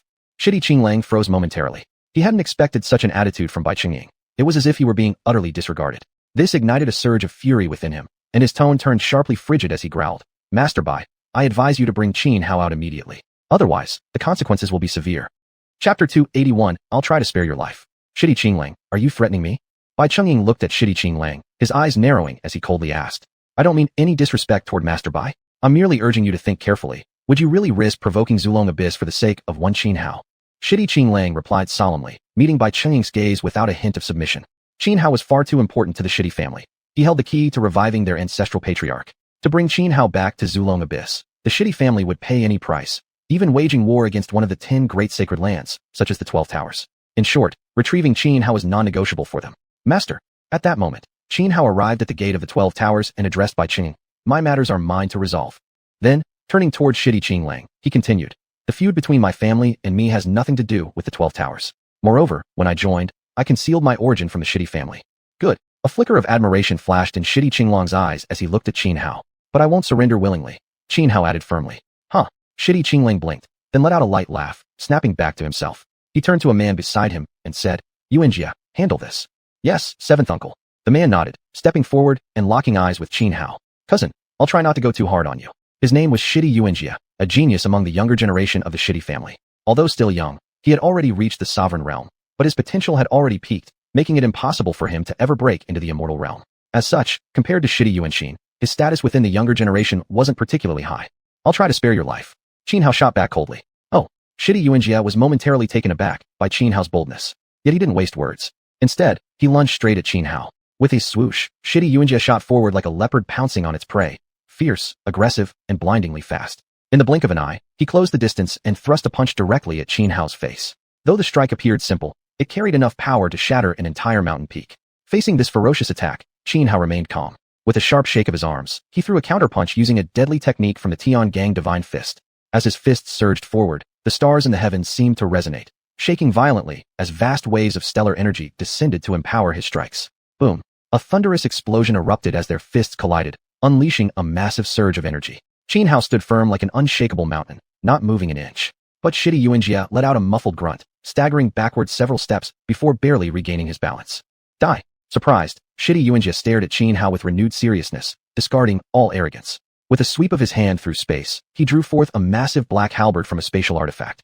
Wielding the weapon, he charged forward like an invincible general storming through an army of millions, fearless and dominant, his halberd sweeping in wide, overwhelming arcs. Yet Xianxia merely shifted his mind, summoning 8 colossal water columns, each over 10 meters in diameter, around his body. 8 dragon god-binding chains. Using his innate ability as a foundation, he unleashed his self-created killing move. The 8 towering water columns morphed into dragons and lunged towards Shitty Xianxia, coiling around him. Though Shitty Xianxia managed to shatter 5 of them with swift slashes of his halberd, 3 still locked onto him. Under Xianxia's control, those 3 watery chains began tightening, aiming to crush him completely. At that instant, another man and woman standing beside Shitty Qinglang rushed in, destroying the 3 binding water columns and rescuing Shitty Xianxia. Imperial style, sweep across the 6 realms. No sooner had Shitty Xianxia broken free than he attacked again, black halberd slashing across the sky with deafening force. For a fleeting moment, the silhouette of a towering emperor appeared behind him, swinging a divine battle axe and sweeping through heaven and earth. Meanwhile, the man and woman who had just rescued him also struck in perfect coordination. The man drew a massive bow, knocked an arrow, and fired straight at Xianxia's throat. The black arrow tore through the air, accompanied by a faint dragon's roar. Spiritual energy continuously converged around it, forming a dark draconic shadow coiled tightly around the shaft, amplifying its destructive might. The woman, on the other hand, formed hand seals and activated a sorcery. Instantly, spiritual energy in the empty space around Xianxia coalesced into countless intricate lines, weaving together into a massive seal that unleashed an invisible force, pressing down upon him. It was as if he had sunk into quicksand. His movement slowed, and even the flow of spiritual power within his body became sluggish. 3 sovereign realm experts from the younger generation of the Shitty family were attacking simultaneously. This overwhelming assault could easily slay any other peer-level cultivator. Yet Xianxia remained completely calm, his expression unruffled, not a trace of panic in his eyes. He slowly closed his eyelids, and then, a terrifying sword intent surged forth from his body. With a gentle grip of his right hand, he drew out the xiuxian. Wielding the xiuxian, Xianxia activated the sword Dao he had comprehended. At this moment, he was like a foot soldier crossing the river. His will to move forward could not be shaken. Boom. The enormous seal that had been suppressing him shattered under the impact of his sword intent. Then, Xianxia shot forward like a meteor tearing through the sky, intercepting the black arrow wreathed in a draconic shadow. That arrow, capable of killing a sovereign realm expert, struck the tip of the xiuxian and instantly fragmented into dust, broken piece by piece. At the same time, Shitty Xianxia's massive black halberd was sweeping sideways, aiming to cleave Xianxia in two. But Xianxia chose neither evasion nor retreat. He continued charging forward without hesitation, slashing the xiuxian diagonally upward to meet the halberd. Boom! A thunderous explosion rang out, followed by a sharp crack. The black halberd in Shitty Xianxia's hand snapped cleanly in half. Countless sword energies pierced his body, wounding him severely in an instant. Shitty Xianxia screamed in agony and flew backward. The other man and woman turned pale with shock. Just as they moved to rescue Shitty Xianxia, Xianxia flicked his right wrist, The xiuxian flew from his hand and hurled toward the woman, while he himself flashed forward, lunging at the man who held the great bow. Although the woman reacted instantly, swiftly forming hand seals to activate a defensive technique. The woman sealed her hands together, forming a massive energy shield. Yet the instant the shield took shape, xiuxian struck it with full force. A terrifying sword pressure erupted from xiuxian, and the energy shield shattered instantly, dissolving into nothingness. Before the woman's horrified, terrified eyes, xiuxian pierced straight through her body, pinning her to a distant stone cliff. Even as a supreme realm cultivator, she could not break free at that moment. Meanwhile, Xuanhuan lunged at the man wielding the great bow like a mountain tiger descending from the mountain, fierce and overwhelming. The man hadn't even managed to react before Xuanhuan was upon him, driving a fist into his face. His body flew backward immediately, nose broken, blood streaming across his entire face. But the man was stubborn. Even though Xuanhuan's punch had left him severely wounded and half-dazed, he still knocked his bow and fired 9 arrows in succession toward Xuanhuan. He was an extraordinarily skilled divine archer, his marksmanship reaching a near supernatural level. He loosed 9 arrows within the span of a single breath. 9 arrow shafts blazed like 9 crimson suns streaking across the sky, crushing forward with overwhelming momentum. It was useless. Xuanhuan shook his body, and thousands of sword lights burst out from around him, slicing all 9 arrows into dust. Then he dove once more at the man, moving too fast to follow. One moment he was distant, the next already in front of him. His fists swung wildly, hammering into the man again and again. Aha! The man screamed like a slaughtered pig, nearly beaten to death by Xuanhuan's fists. Still, Xuanhuan didn't deliver a killing blow. Xianxia was still in the hands of the shitty family. That fact gave him pause. With one kick to the man's abdomen, Xuanhuan sent him flying like a cannonball, crashing to the ground and carving out a massive crater beneath him. The man lay face down in the pit, arms and legs splayed, barely clinging to life. Xuanhuan raised his right hand toward the void. At once, xiuxian, who had pinned the woman to the wall, soared back into his grasp. Good, very good. Watching Xuanhuan single-handedly defeat xianxia and his 2 companions, Qinglang didn't rush in angrily. Instead, he looked at Xuanhuan with admiration and smiled. No wonder you're 4th master's son. In principle, it would be unfair of me to fight you. I'm much older, but you're far too important to our family. Today, I must bring you back to Zulong Abyss. So, he paused slightly before continuing. If you don't want to suffer needlessly, just come quietly with me. Xuanhuan frowned. Though Qinglang concealed his aura tightly, Xuanhuan could sense how terrifying he was. His strength likely rivaled Zhongwu Di. Though facing Qinglang made Xuanhuan's expression grow solemn, not a shred of fear showed in his eyes. Maybe he couldn't beat Qinglang, but surrendering? That would never happen. Just as Xuanhuan prepared to step forward and confront Qinglang directly, Bai Chungying suddenly stepped out ahead of him. He extended his right hand, gently pressing it onto Xuanhuan's shoulder, and said with a smile, "Little junior brother, have you forgotten? 12 pavilions will always be your home. Leave this to this old man." Xuanhuan froze for a moment, recalling what Xianxia had said when they returned to 12 pavilions together last time. He knew that even against the shitty family, 12 pavilions would spare no cost to protect him. But he didn't want it to come to that. Based on the information he'd gathered, the shitty family's overall strength definitely surpassed 12 pavilions. If 12 pavilions were targeted by the shitty family because of him, it would spell absolute disaster for them. As Xuanhuan hesitated, preparing to politely decline Bai Chungying's offer and face Qinglang alone, Bai Chungying had already lifted his head and said to Qinglang, "Qinglang, do you really think you're worthy to lay a hand on my little junior brother?" Qinglang turned his gaze to Bai Chungying, eyes narrowing, cold murder gleaming within.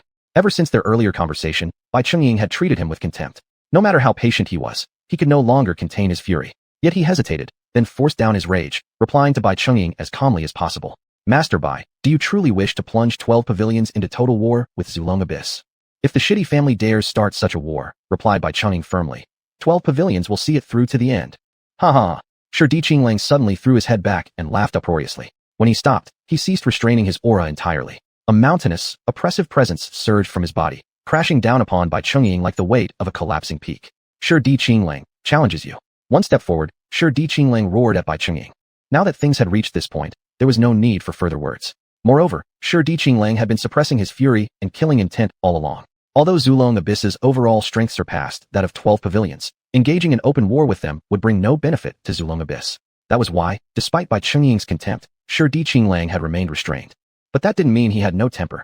Quite the opposite. He was a battle maniac, even bloodthirsty by nature. If it weren't for the years spent following Qingtian, which had tempered him into a more composed man, he wouldn't have wasted so many words with Bai Chungying earlier.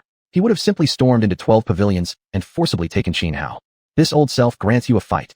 Bai Chungying stepped forward, standing directly before Qinglang. The overwhelming aura erupting from Qinglang bore down on him, yet it automatically dissipated into nothingness 100 meters around his body. Boom. Without another word, the instant Bai Chungying finished speaking, Qinglang struck. He shot forward like a streak of lightning, appearing before Bai Chungying in a flash. His right hand rose high, then smashed straight toward Bai Chungying's face in a ferocious punch. The power of this punch was terrifying. Dark fissures split the air around his fist, torn open by the sheer force of his strike. Yet facing Shi Qinglong's furious assault, Bai Chungying remained utterly calm, his expression serene and indifferent. Without even moving, countless blades of energy erupted from around his body, soaring skyward and swirling into a massive shield of blade light. Boom! Shi Qinglong's punch collided with the giant blade shield, triggering a colossal explosion of energy. The deafening roar shook heaven and earth, causing several nearby mountain peaks to crumble, rocks bursting into the sky like clouds, like the coming of doomsday itself. In the end, the blade shield shattered. Yet the full force of Shi Qinglong's punch had also been completely neutralized. Die! With a cold, emotionless expression, Shi Qinglang roared again. He threw both fists forward simultaneously, and towering martial imprints formed in the sky above, condensing into massive ancient divine mountains that crashed horizontally toward Bai Chungying. Chapter 283 Bai Chungying's Blade. A sky filled with fist seals came crashing down, immensely powerful, capable of shattering an entire stretch of land. Bai Chungying lightly furrowed his brows, his expression growing somewhat serious. He no longer looked upon Shi Qinglang with the same dismissive arrogance as before. Though they had only just begun fighting, he already had a clear sense of Shi Qinglang's combat strength. Shi Qinglang was truly an outstanding figure among the Yuhua immortals, surpassing even Zhengwudi, and the ancestral dragon abyss was one of the world's forbidden lands of life, its depth unfathomable. The battle techniques and divine abilities mastered by Shi Qinglang were all extraordinary. As the countless fist seals neared impact, at the crucial moment, Bai Chungying reached out with his right hand, palm upright like a blade, slicing horizontally across the sky. Instantly, a vast blade aura erupted forth. One slash to cleave the heavens, unstoppable in momentum. Boom. Deafening explosions rang out as the swarm of fist seals collided with the mighty blade aura, triggering a colossal energy detonation. At the same time, Shi Qinglang had already closed in on Bai Chungying, launching a relentless barrage of attacks. The two engaged in fierce close combat. Though it appeared quiet on the surface, every move they made carried terrifying power, enough to effortlessly pulverize mountains thousands of meters tall. A single misstep could lead to grave injury. Shi Qinglang unleashed his most refined techniques. Each punch and palm strike not only packed immense force, but also contained infinite variations. Even though Bai Chungying was the Grand Lord of the 12 Towers, one of the top experts among the 10 sacred lands, he couldn't gain the upper hand through close combat against Shi Qinglang. They were evenly matched, locked in a deadlock. Boom. Both landed a punch simultaneously. The explosion sounded like thunder splitting the sky. Afterward, both let out muffled groans, each retreating dozens of meters before stabilizing their stances. They hovered in midair, silently glaring at each other, no longer rushing to attack. While Shi Qinglang fought Bai Chungying, several elite experts from the 12 Towers rushed out. Among them were 7 of the 10 Tower Lords. What's going on? Why is the Grand Lord fighting someone? Looks like someone from the Ancestral Dragon Abyss.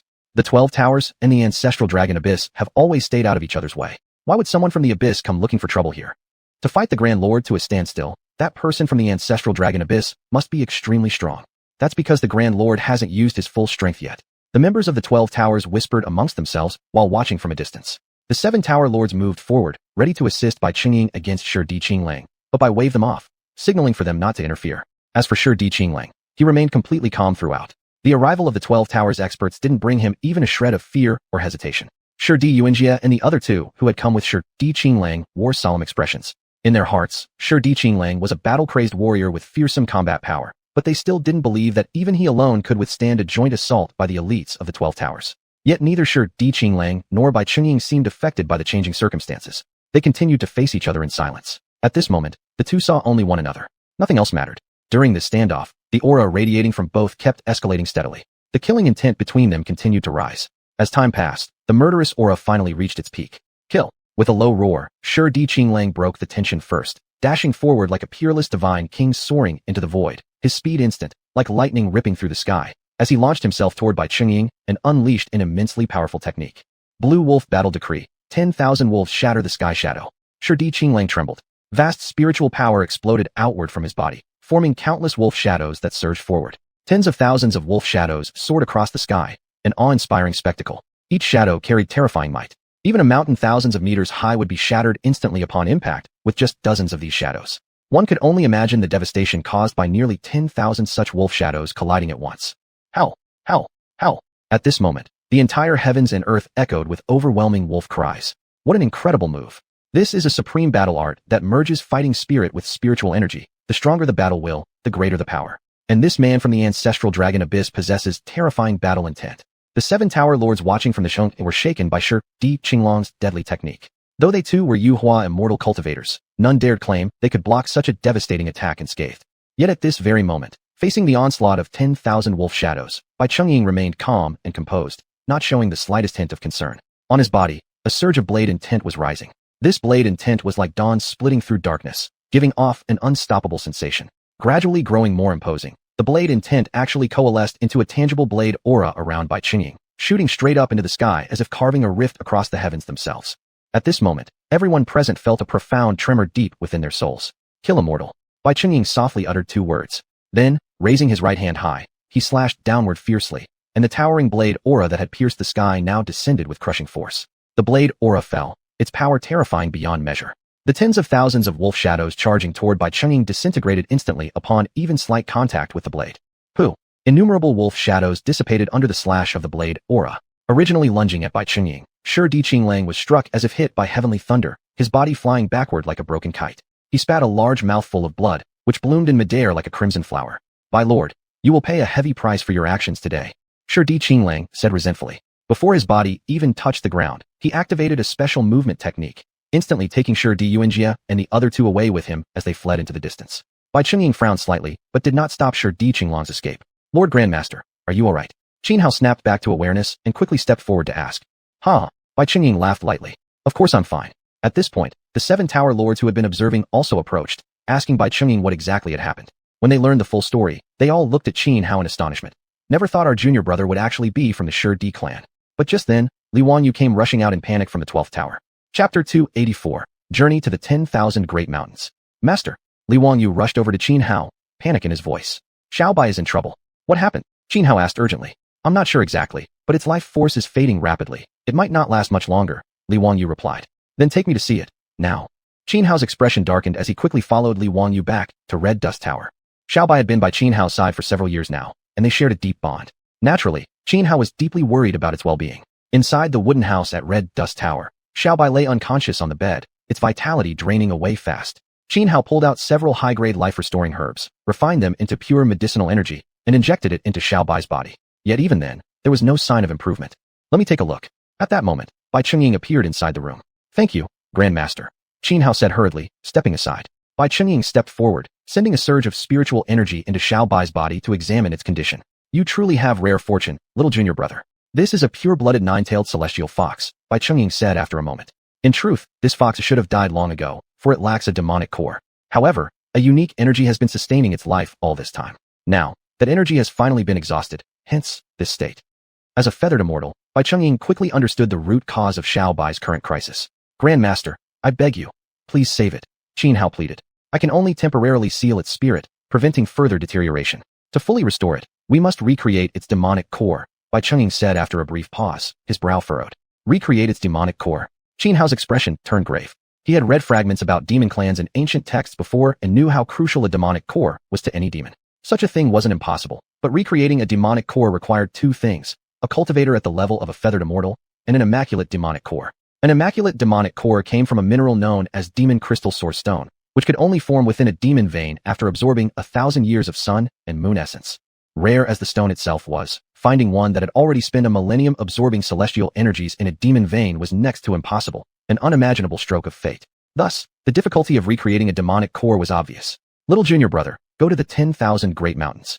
Perhaps you'll find an immaculate demonic core there. As for the rest, leave it to me," Bai Chungying said after a moment of contemplation. He could clearly see how deeply Xuanhuan cared for Xiaobai.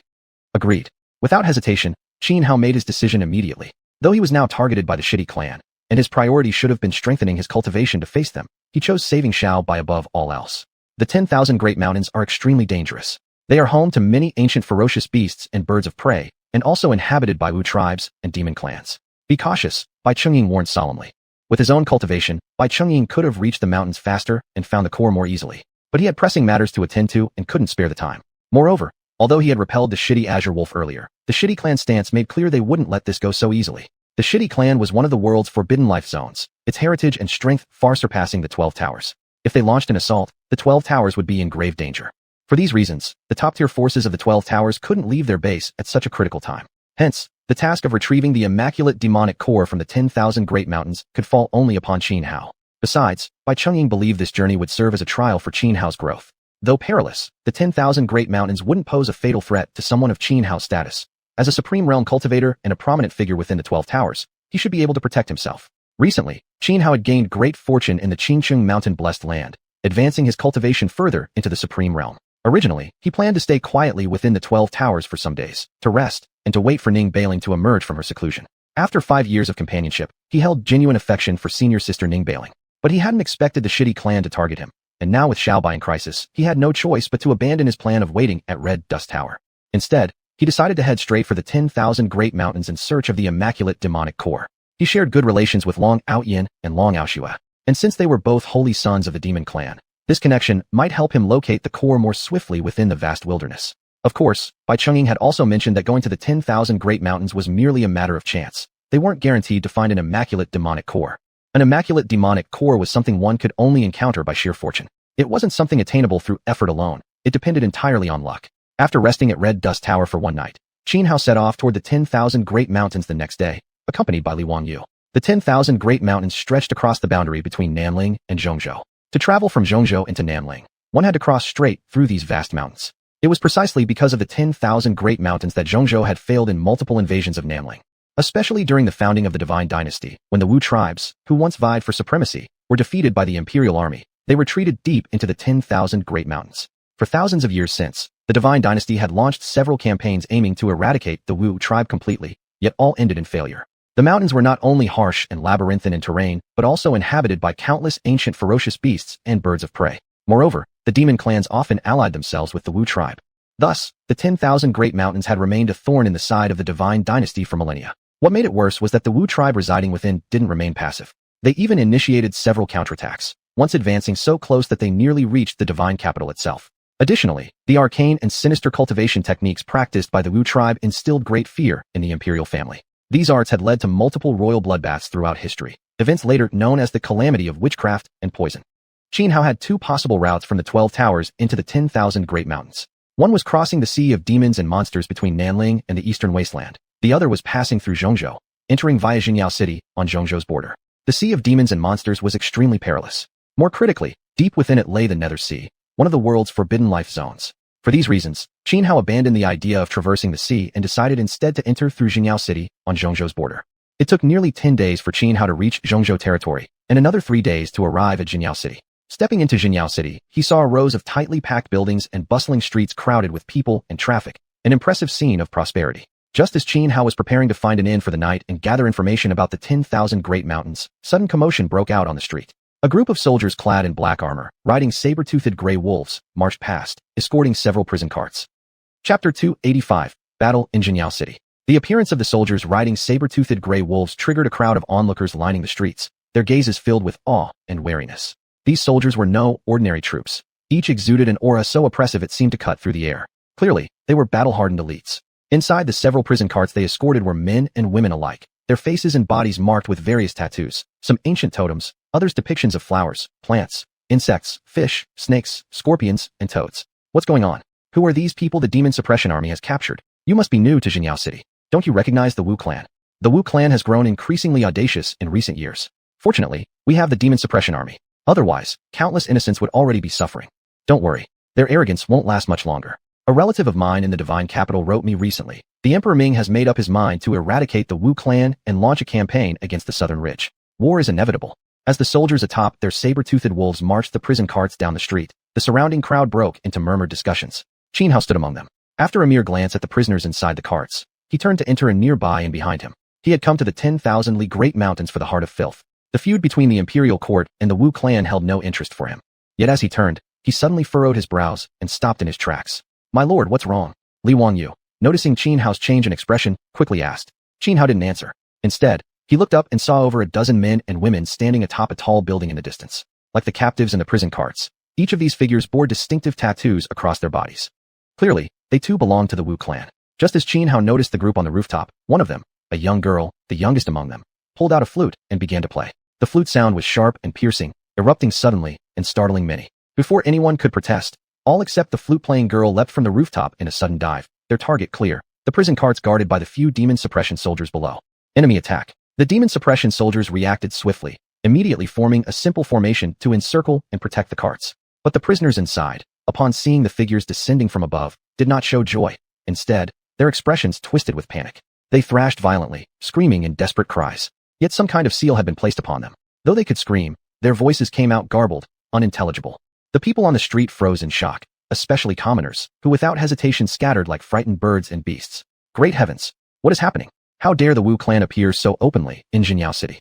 This is outrageous. The Wu clan once signed a pact with all major powers forbidding any violence within Jingyao City. All major factions have stakes here in Jingyao City. If the Wu clan starts fighting here, it'll severely damage everyone's interests. They're provoking every faction. Ever since that agreement, the Wu clan never dared raise trouble in this city. What's going on today? Many people were stunned to see members of the Wu clan brazenly attacking in broad daylight to rescue prisoners. Of course, some cultivators remained calm. Jingyao City lay close to the 10,000 Li Great Mountains. Although the mountains were perilous, they were also a paradise for cultivators seeking adventure.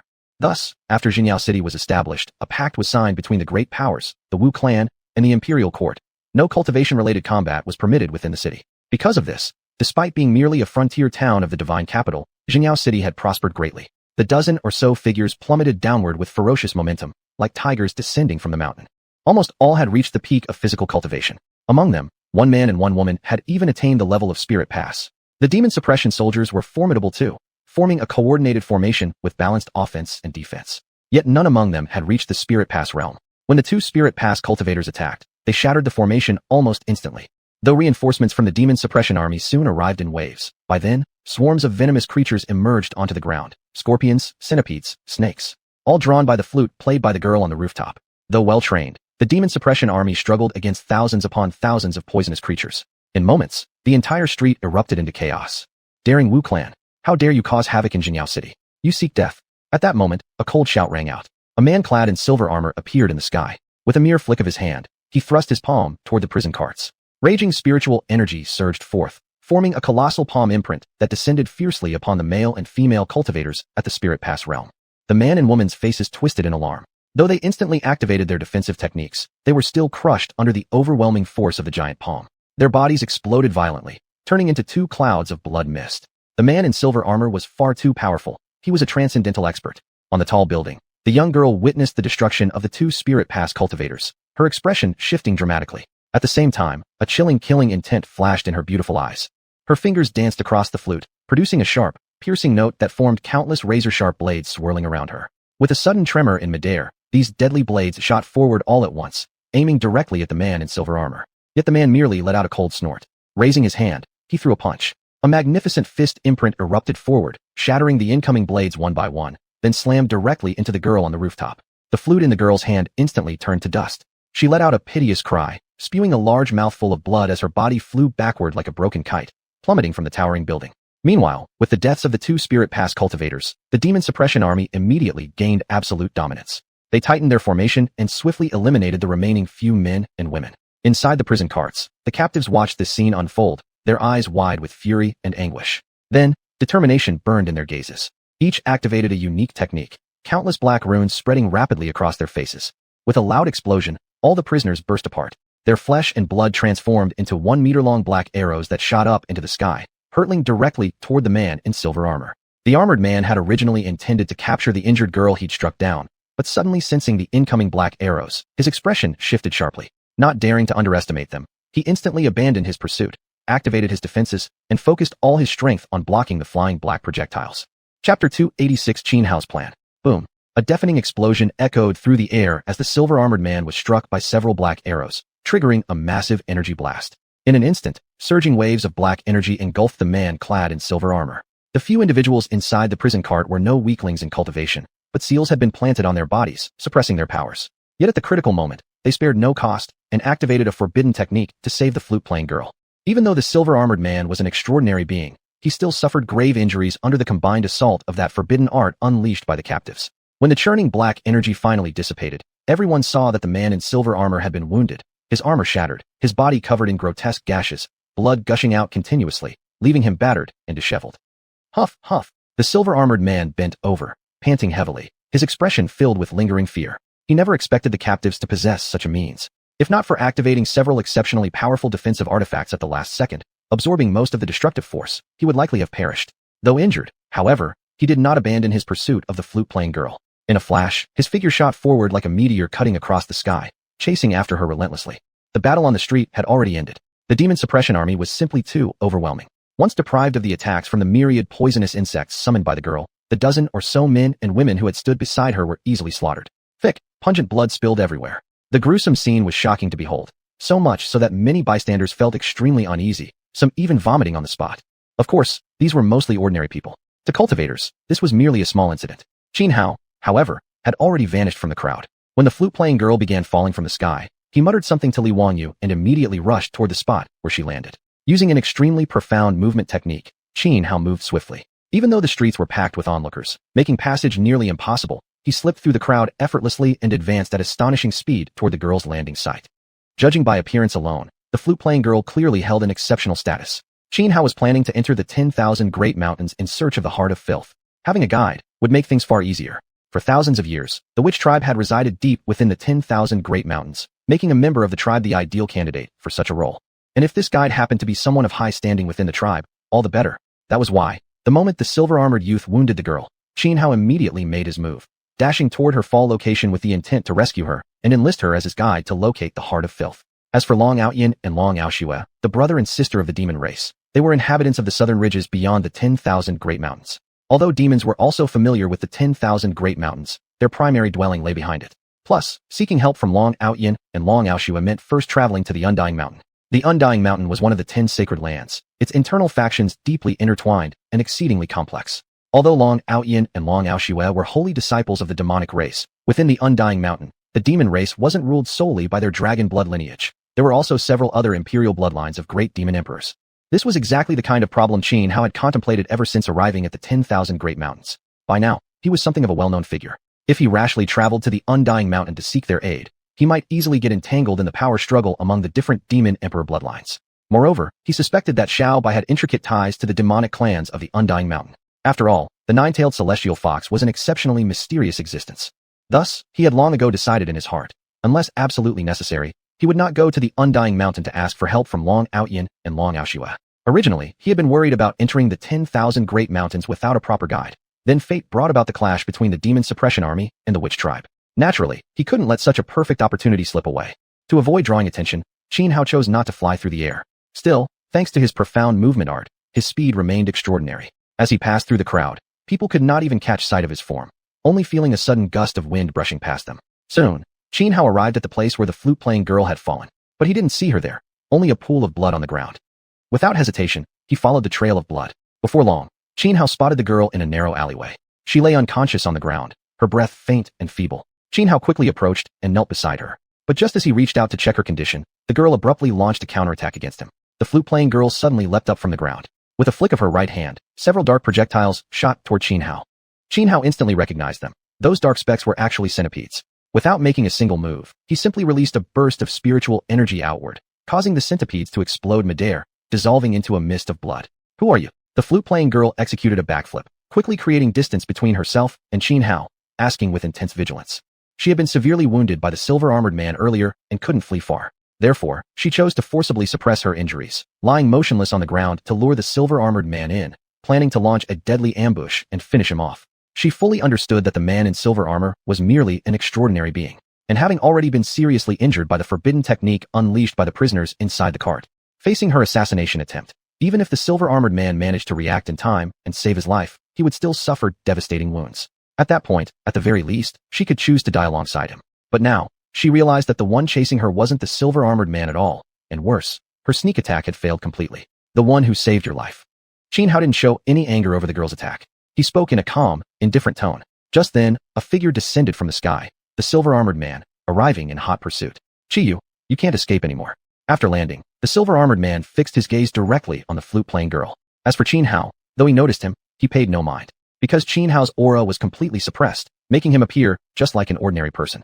Feng Tianyi, you slaughtered my clansmen. Today, even if I must die, I will drag you down to hell with me. The flute-playing girl stared at the silver-armored man, her eyes brimming with deep hatred, and a terrifying killing intent surged from her body.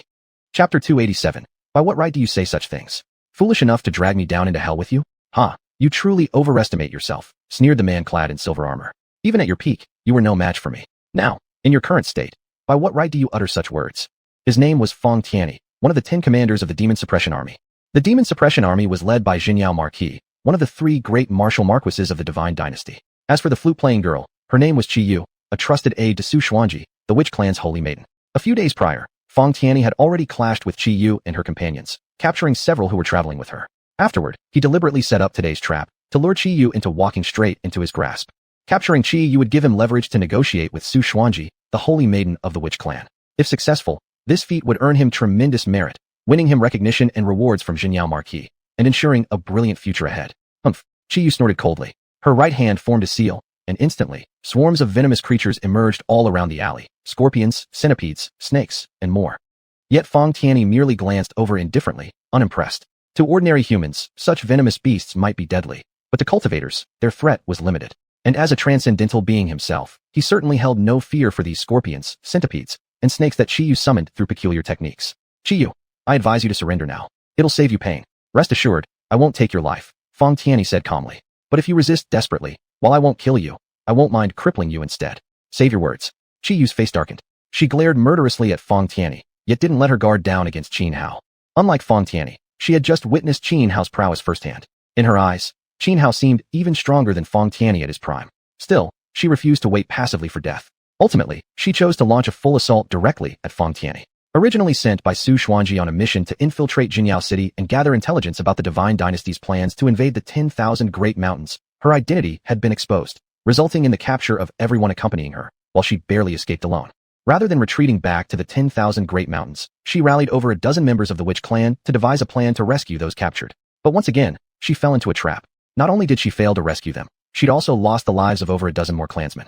At the thought, guilt surged within her, fueling an even deeper hatred and deadlier intent toward Feng Tianyi. Her current situation was practically hopeless. At best, she could hope only to perish together with Feng Tianyi. Thus, after weighing her choices, she decided to attack Feng Tianyi without hesitation or restraint. As Qi Yu lunged forward, both hands forming seals, the previously summoned scorpions, centipedes, and snakes suddenly exploded into gory mists. The blood condensed midair, forming thousands upon thousands of blood-tipped arrows that shot fiercely toward Feng Tianyi. This sudden shift caught even Feng Tianyi off guard. He had expected Qi Yu to use the venomous creatures for direct attacks, never imagining she'd instead harness their self-destructing toxic blood to unleash such a deadly technique. Even as a transcendental cultivator, facing such potent venom required caution. He shook his body violently, and crimson spiritual energy surged out from his form. In an instant, it coalesced into a massive dome that completely enveloped him. Arrow after arrow slammed into the crimson shield, but none could breach its defense. With a furious roar, Feng Tianyi detonated the dome outward. The resulting shockwave shattered every incoming arrow. As the arrows disintegrated, splattering black blood onto the surrounding walls, the stone began to corrode instantly, proof of just how lethal the poison was. Even if it couldn't kill Feng Tianyi, it would have inflicted severe damage. Kneel before me. Feng Tianyi raised his right hand and pressed downward toward Qi Yu. Instantly, a colossal crimson palm formed in midair, slamming down upon her. Its terrifying force caused the buildings on both sides of the alley to collapse in an instant. Qi Yu, who had been charging forward, was forced to halt. She gathered all her strength to resist the descending crimson palm. Though she too was a transcendental cultivator, she was naturally 3 minor realms weaker than Feng Tianyi, and already injured. Under the crushing pressure of the crimson palm, she dropped to her knees immediately, blood spewing violently from her mouth, while the spiritual energy swirling around her rapidly scattered. But just as the crimson palm was about to completely crush her, Xianhao acted. He stepped forward, one stride, and in a flash of movement, appeared directly in front of Qi Yu. Who are you? Seeing Xianhao suddenly step in front of Qi Yu, completely unaffected by the crushing force of the blood-colored palm pressing down, Feng Tianyi was first startled, then his expression turned wary as he coldly demanded. This young girl is under my protection, Xianhao said calmly, ignoring Feng Tianyi's question. Your cultivation is not weak, but I still advise you not to meddle in this affair. Otherwise, you'll be making enemies of both the Demon Suppression Army and the Divine Dynasty itself. Feng Tianyi frowned, speaking in a chilling tone. So what? Xianhao remained utterly calm. You. Feng Tianyi's face darkened with rage. He never expected Xianhao to be so brazen, daring to defy both the Demon Suppression Army and the Divine Dynasty outright. Leave. I don't wish to take your life, Xianhao said indifferently. You're asking for death. Enraged, Feng Tianyi let out a cold shout and attacked Xianhao directly. Though Xianhao made him uneasy, he didn't believe the man could be much stronger than himself. If he were to back down simply because of a few bold words, he would appear cowardly, and word of such humiliation would make it impossible for him to maintain his standing within the Demon Suppression Army. Thus, he chose to strike. Feng Tianyi clenched his right hand into empty air, drawing forth a black spear. With a sharp shake of its shaft, he thrust it fiercely at Xianhao. The black spear in his hand was no ordinary weapon. It was a treasure artifact. When activated by Feng Tianyi, mysterious cyan and azure runes intertwined upon its surface, forming lethal rays of killing energy that coiled tightly around the spearhead. Though the attack appeared simple, it concealed countless variations. Most crucially, Feng Tianyi held nothing back. This was an all-out assault. Feng Tianyi had reached the prenatal realm among transcendents. Even a cultivator of the free and easy realm would hesitate to withstand such full-powered strike head-on and would normally choose to evade or deflect it.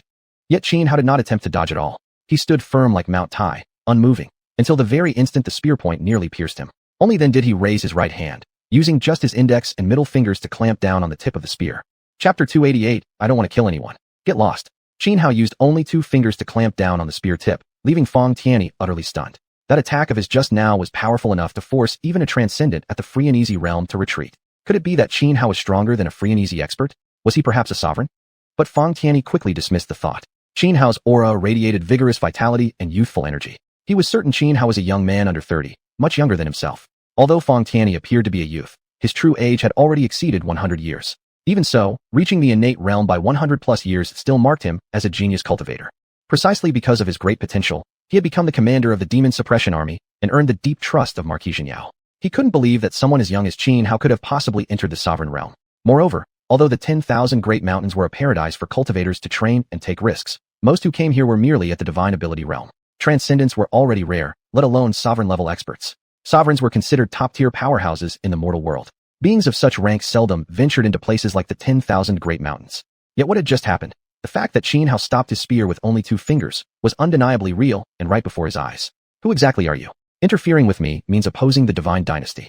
Think carefully before you act, Feng Tianyi demanded grimly. At the same time, he pulled hard with both hands, attempting to yank the spear free.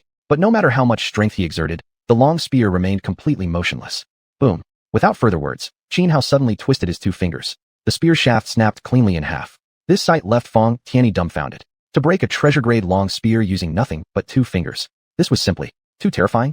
Although Xianhao had only recently stepped into the sovereign realm, he had accumulated immense foundation during his time as a transcendent. Coupled with his cultivation techniques and his top-tier physique, the immortal nirvana body, his combat strength could rival some of the most formidable experts who had lingered in the sovereign realm for decades. More crucially, his physical body, tempered through countless trials, far surpassed ordinary cultivators, almost comparable to those ancient immortal demons renowned for longevity. I don't want to kill anyone. Get lost, Xianhao said calmly. Then, he turned to leave, preparing to take Qiyu, who stood behind him, frozen like a statue, away with him. Stop right there. Feng Tianyi was genuinely frightened. It took several seconds for him to snap out of his shock. Seeing Xianhao trying to take Qiyu away, he shouted urgently. Xianhao frowned, halted his steps, and slowly turned to face Feng Tianyi. No matter who you are, you won't take this Wu clan demon from me today, Feng Tianyi roared. Do you really want to die? Xianhao's expression darkened. He had never been indecisive or merciful by nature. The only reason he hadn't killed Feng Tianyi earlier was because he disliked senseless bloodshed. But now it seemed that Feng Tianyi simply didn't know how to appreciate mercy, and that irritated him. I admit you're strong, but this is Demon Suppression City. You can't act recklessly here. Feng Tianyi retorted fearlessly, ignoring Xianhao's darkening expression. With a flick of his hand, he tossed out a large black seal. The black seal shot upward into the sky, forming a massive, glowing black character, Yao high above. As the black demon character flickered, the heavens changed instantly. Dark clouds gathered rapidly overhead, spreading until they blotted out the sun. Within mere breaths, the entire Demon Suppression City was shrouded in darkness, as if night had fallen abruptly. An overwhelmingly oppressive aura blanketed the city. At the same time, people across Demon Suppression City looked up and saw the flickering black demon character in the sky. Many faces paled immediately. That's the Demon Suppression Edict? What's happening? Isn't that area beneath the edict exactly where that flute-playing Wu Clan girl fell earlier? Commander Feng already rushed over. Could something have gone wrong that forced him to activate the Demon Suppression Edict? Once the Demon Suppression Edict is unleashed, nearly 300,000 Demon Suppression soldiers will converge here instantly. It seems that flute-playing Wu Clan girl isn't ordinary after all. Otherwise, no one would dare cause trouble inside Demon Suppression City. This conflict might finally ignite full-scale war between the Divine Dynasty and the Wu Clan. The peaceful days in Demon Suppression City are over. Those who recognized the meaning of the black demon character flashing in the sky turned grim-faced. Though Demon Suppression City housed many cultivators, the majority were still ordinary people. For common folk, nothing was more feared than war. Everyone longed for peace. Because no matter the cause, when war broke out, it was always the common people who suffered the most.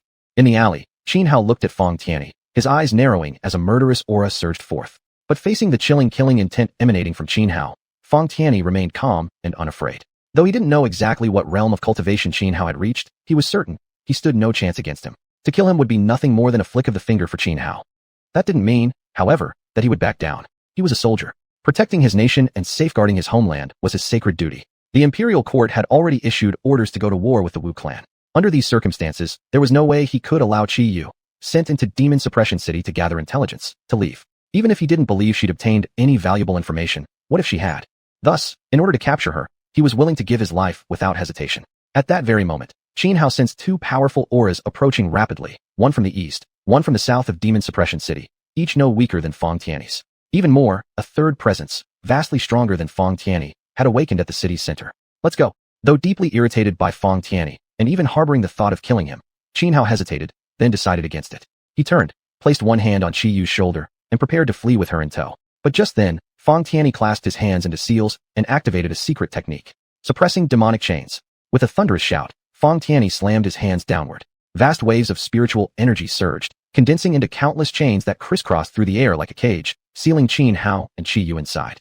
At great personal cost, Feng Tiany further enhanced the formation with a mysterious forbidden art. Countless crimson runes erupted from his body, instantly spreading across each chain, reinforcing the spiritual cage with overwhelming strength. I may not be your match, said Feng Tiany, but if I can just hold you here until the Marquis arrives, that's all that matters.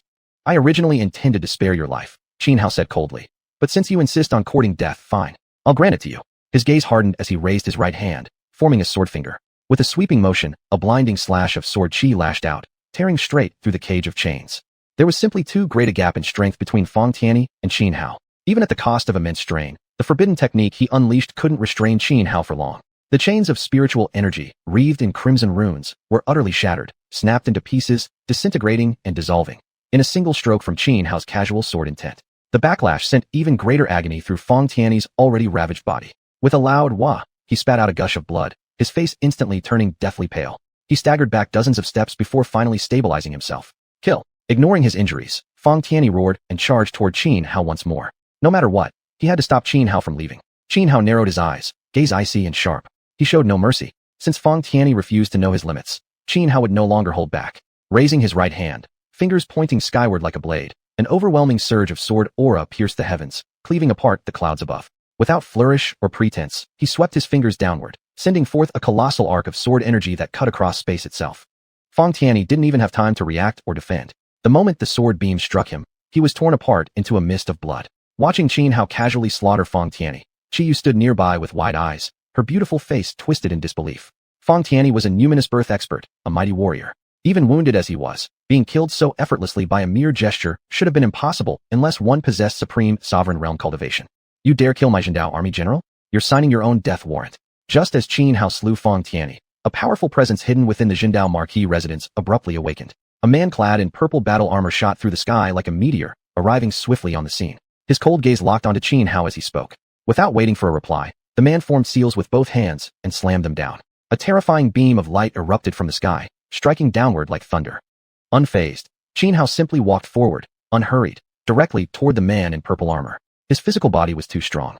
That beam, capable of gravely wounding a Frianese realm expert, landed upon him, yet failed to inflict even a scratch. Die! Xianhao glanced at the armored man, barked a single word, then shot forward like lightning, closing the distance instantly. Though he wasn't afraid of the Zhendao soldiers rushing in from all directions, Xianhao disliked complications. If he didn't leave quickly, more reinforcements would gather, and unpredictable dangers might follow. So he made his decision: eliminate this man in purple armor with swift, decisive force. This warrior was Li Yan, the famed Zhendao Marquis, renowned throughout the Divine Dynasty. Though he looked only in his 30s, Li Yan was nearly 100 years old. While his innate talent wasn't extraordinary, his relentless diligence and unwavering determination had carried him into the supreme sovereign realm. Xianhao moved with blinding speed. In less than 2 breaths, he closed the gap and reached Li Yan without a word. Twin fists surged forward in a straight plunge aimed at Li Yan's face. Boom, boom. This time, Xianhao gave it everything. He held nothing back. As his fists launched, the void trembled. Vast streams of spiritual power gathered from all around, rapidly forming a grandiose fist imprint that crushed forward like a primordial sacred mountain barreling through space. Li Yan blinked, brow furrowing. Facing such an aggressive, ferocious assault, he dared not be careless. Instantly, he countered with twin punches of his own, unleashing a supreme fist art, a devastating martial legacy. Countless fist imprints exploded outward in waves, meeting Xianhao's attack head-on. Boom. The collision detonated violently, shaking heaven and earth. Finally, Li Yan let out a muffled groan, stumbling backward over 10 meters before barely steadying himself. Blood trickled faintly from the corner of his mouth. He stared at Xianhao, stunned beyond belief. He was a true supreme sovereign realm cultivator, yet now, he'd been overwhelmed? How could this not shock him to his core? Xianhao, however, remained rooted like a mountain, unmoved. And just as Li Yan regained his footing, Xianhao attacked again, raising his right hand high, sword intent surging outward. In an instant, a sword beam hundreds of meters long shot up into the sky, shredding the churning clouds above. As Xianhao slashed his finger downward, the colossal blade of energy split the air with a deafening crack, plummeting straight toward Li Yan. Zhendao Heavenly Seal. Facing the hundreds of meters long blade aura slashing down, the terrifying sword intent made Li Yan's hair stand on end, and even a flicker of fear flashed in his eyes. Without hesitation, he raised his hand and unleashed a golden seal. The golden seal was only palm-sized, shining brilliantly as if cast from pure gold, covered all over with crooked, twisted runes.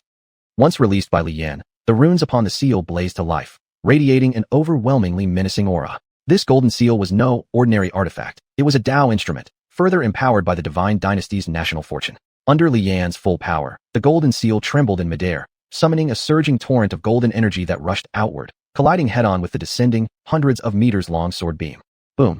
A thunderous explosion echoed as the golden energy current shattered and disintegrated. Yet the hundreds of meters-long sword beam pressed on ruthlessly, tearing through the broken flood of golden energy before crashing directly onto the golden seal itself. Even though the golden seal was a Tao instrument reinforced by the nation's fortune, struck by such a devastating strike, the glowing runes across its surface dimmed rapidly.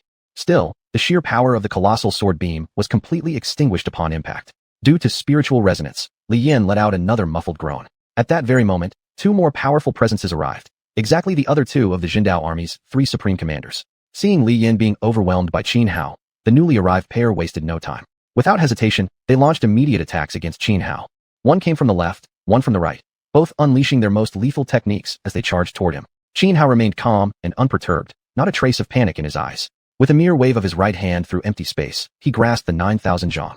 Now wielding the 9,000 zhong, Xianhao stood aloft like a transcendent swordsage, the terrifying sword intent radiating from his body, transforming the surrounding spiritual energy into countless swirling blades orbiting around him. He had no intention of dragging this battle any longer. He meant to crush his enemies swiftly, with overwhelming force. Chapter 290. Pawn crossing the river, beheading the general. Zhang Yu and Lu Qing attacked Xianhao from left and right. Though they held the same rank as Feng Tianyi, commanders of the Demon Suppression Army, their cultivation was far superior. Both had reached the free and easy realm over a decade ago, and recently, they'd broken through once more. Now they stood at the threshold of sovereign mastery, half step away from true supremacy.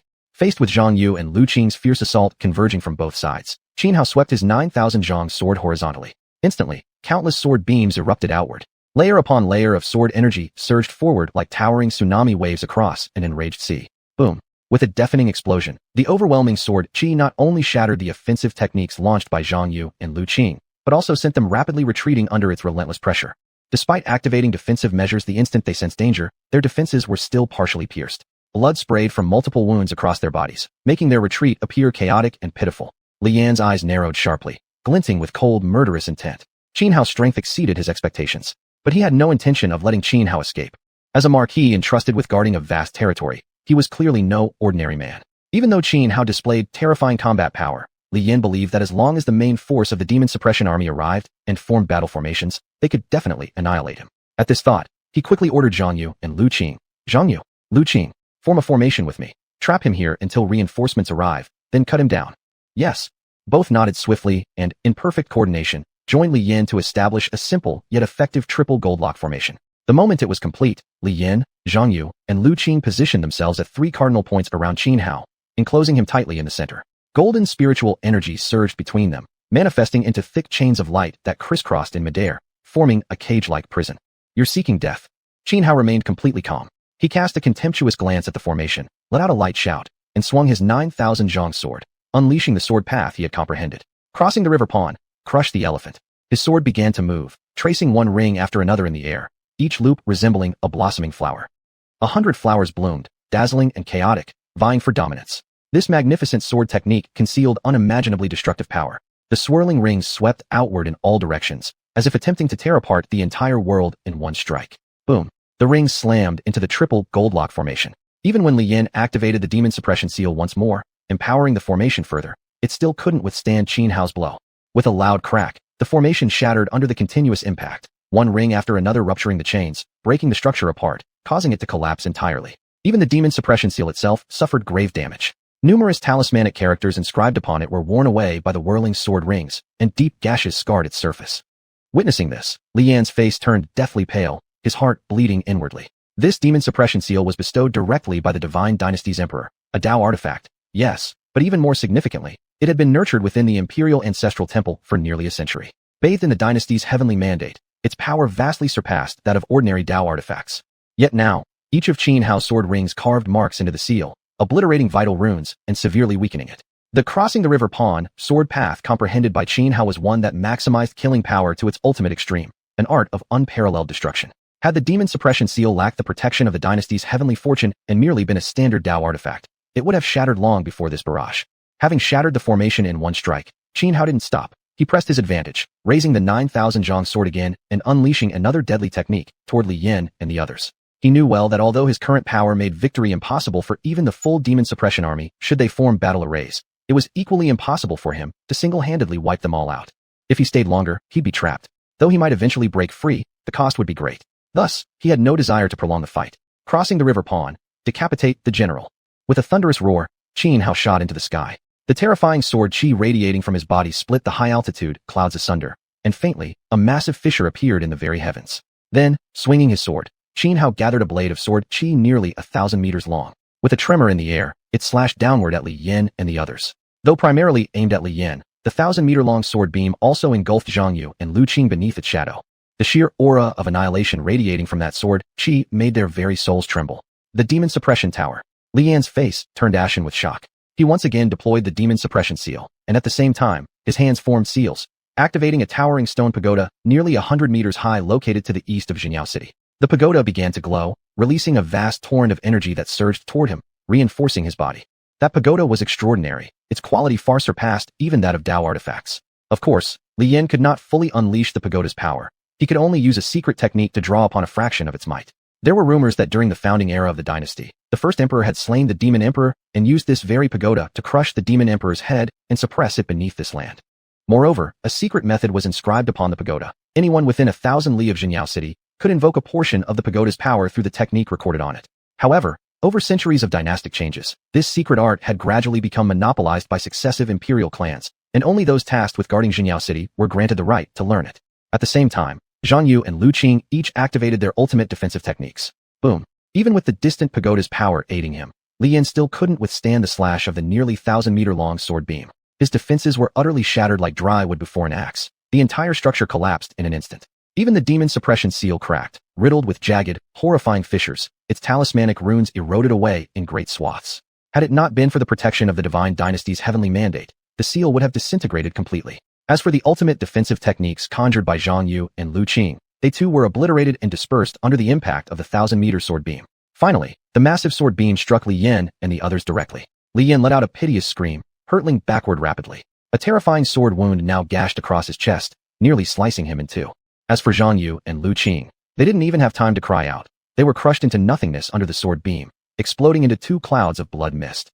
Chapter 291, Heavenly Shaman Sacrifice. Xianhua's full-powered sword strike was terrifyingly powerful. Li Yin was gravely wounded, left with barely half his life remaining, while Zhang Yu and Lu Qing were instantly killed on the spot. But just at that moment, the demon suppression army arrived. Go! Xianhua glanced at Li Yin, whom he had severely injured, yet chose not to finish him off. Instead, he turned, grabbed Qiyu, and soared out of Xianhua City toward the direction of the 10,000 mountains, cutting through the sky. Watching Xianhua's retreating back, Li Yin let out a deep breath, feeling as though he had narrowly escaped death. Even though the demon suppression army had now arrived and could form a formation at his command to block Xianhua's escape, he immediately issued orders to stop them from attacking. Had things remained as they were before, with Zhang Yu and Lu Qing alive and himself unharmed, he might have relied on the army's formation to eliminate Xianhua. But now, Zhang Yu and Lu Qing were dead, and he himself was critically injured. Surviving was already pushing his limits, let alone continuing to fight.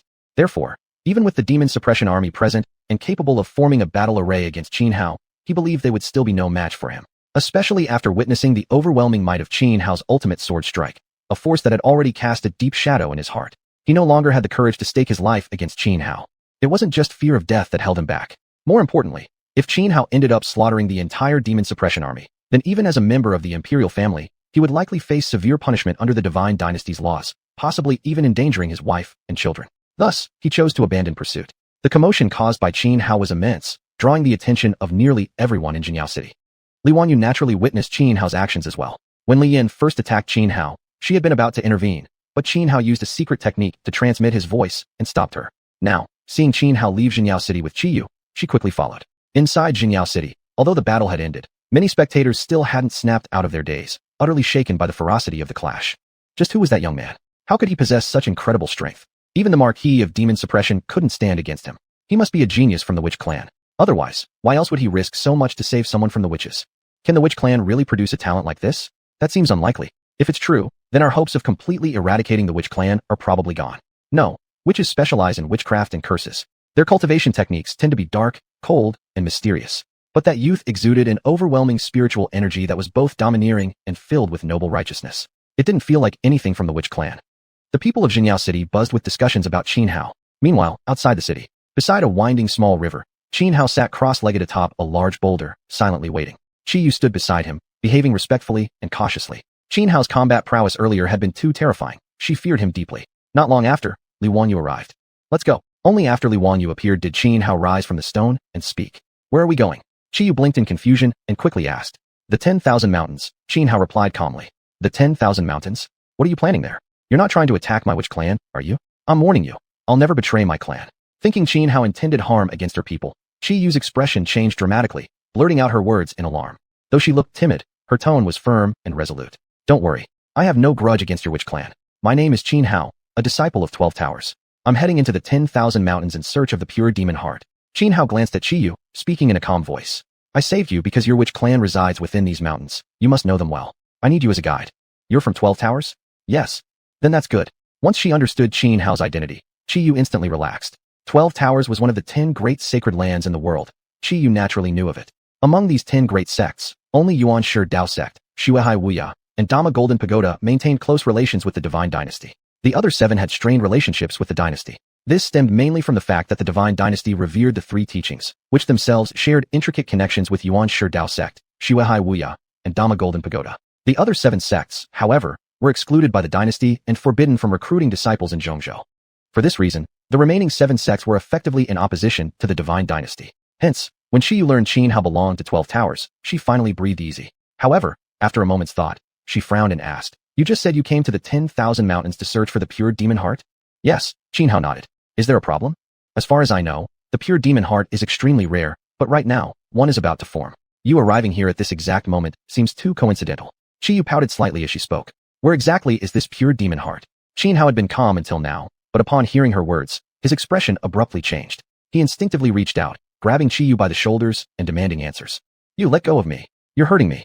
Xiu was terrified by Xianhuan's sudden shift in demeanor. Moreover, Xianhuan was so overwhelmed with excitement upon hearing news of the pure demon heart that his grip tightened uncontrollably, causing her real pain. Snapping back to himself, Xianhuan suppressed his inner agitation, exhaled deeply, and softened his tone. Just tell me where the pure demon heart is, he said gently.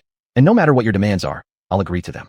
Even if I told you, you wouldn't be able to obtain it, Xiu replied. Why not? Xianhuan asked, puzzled. Because it was discovered by our witch clan's great elder, who used an extraordinary method to seal it away. Only the victor of the heavenly shaman sacrifice can claim it. After some thought, Xiu explained. That's none of your concern. Just tell me its location. Xianhuan insisted. No, it's impossible. The secret technique sealing the pure demon heart is unlike anything ordinary. Only our great elder can unlock it. Even the legendary feathered immortals, if they truly exist, wouldn't be able to break it open. Xiu explained further. Hearing this, Xianhuan furrowed his brow. Judging from Xiu's manner, she didn't appear to be lying. If you want to obtain the pure demon heart, there's only one way. You must participate in the heavenly shaman sacrifice. Xiu studied Xianhuan carefully, paused briefly, then said.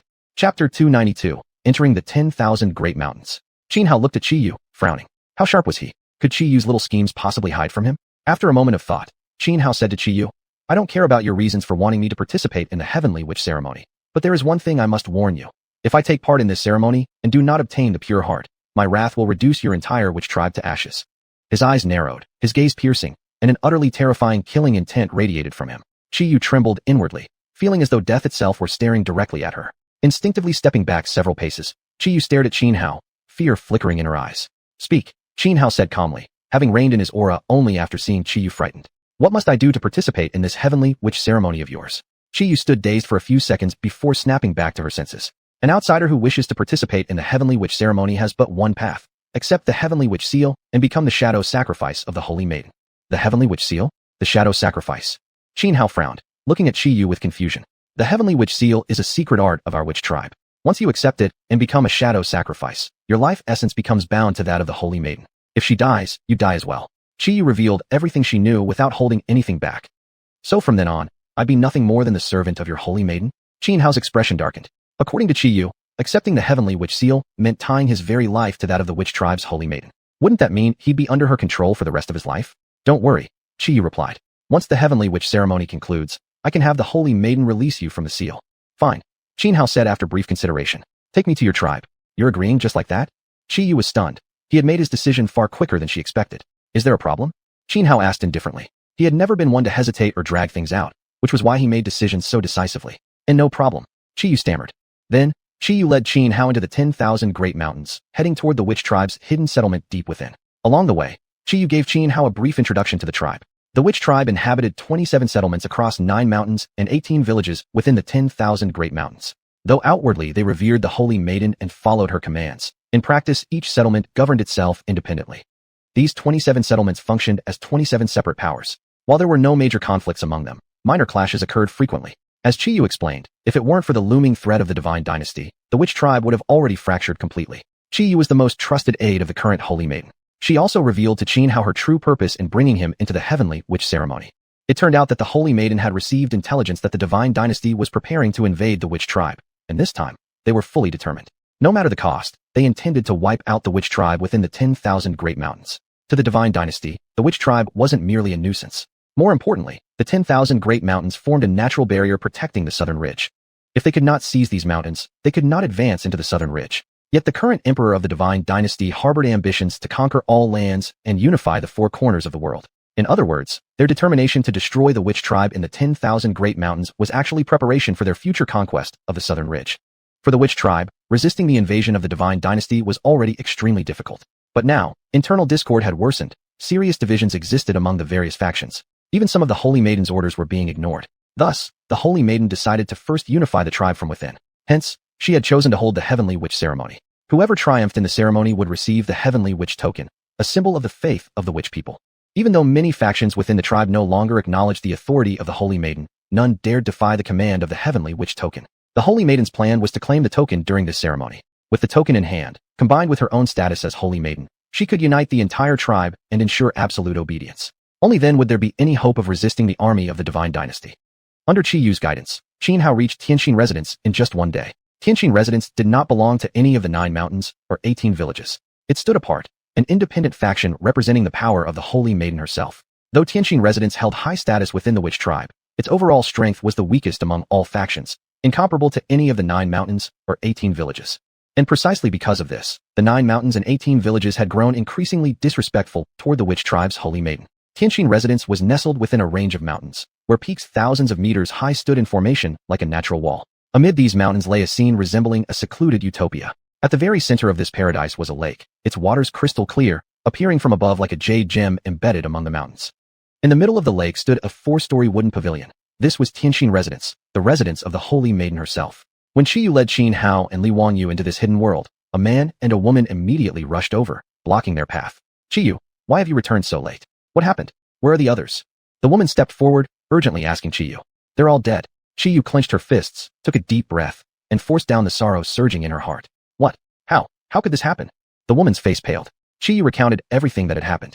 At the same time, she briefly introduced Xianhao and Li Wanyu. Upon hearing of Qiyu's ordeal, the man and woman were filled with both grief and fury. The man gritted his teeth and said, "Damn it. One day, I, Qi Li, will settle this blood debt with the divine dynasty." After exchanging a few words, Qiyu turned to the woman. "Qian, take Miss Li to rest. I'll bring Xianhao to see the holy maiden." "All right." The woman nodded. Li Wanyu glanced at Xianhao. Only after receiving his silent approval did she follow Qian away. Then, Qiyu led Xianhao to the edge of the central lake in this hidden paradise. They crossed a small bridge and reached the building constructed at the heart of the lake. "Xianhao, wait here for a moment. I'll go inform the holy maiden," Qiyu said upon arriving. She asked Xianhao to wait on the first floor while she ascended toward the 4th floor. Chapter 293, The 9 Mountains and 18 Villages of the Wu Clan. Good, Xianhao nodded, choosing to quietly stay on the 1st floor. A few minutes after Qiyu went upstairs, her voice finally came from the 4th floor, calling Xianhao up. Without overthinking it, Xianhao strode up the stairs to the 4th floor. Upon arriving, Xianhao saw a woman dressed in pure white sitting cross-legged behind an ancient zither. Though the woman had her back to him, from her faint silhouette, he could tell she had an excellent figure, tall and gracefully curvaceous. "Friend Xian, Yuer has told me everything in full detail. First, I'm deeply grateful that you saved Yuer's life. I owe you a great debt," said the white-clad woman with her back still turned. Her voice was as delicate as orchids in a quiet valley, incredibly pleasing to the ear. As for your wish to participate in the Heavenly Wu sacrifice, I suggest you reconsider carefully. Taking part in the sacrifice is extremely dangerous, and during the ritual, I cannot intervene or assist you in any way. There's no need to reconsider. As long as participating in the Heavenly Wu sacrifice truly allows me to obtain the Immaculate Heart, that's all that matters, Xianhao replied calmly, without the slightest hesitation. This. The white-clad woman hesitated for a moment and continued. You may not have explained clearly enough. It's not merely attending the sacrifice that grants the Immaculate Heart. You must emerge victorious within the Heavenly Wu sacrifice to claim it. With that, she thoroughly explained the rules of the Heavenly Wu sacrifice to Xianhao. According to her, the Immaculate Heart would be awarded exclusively to the victor.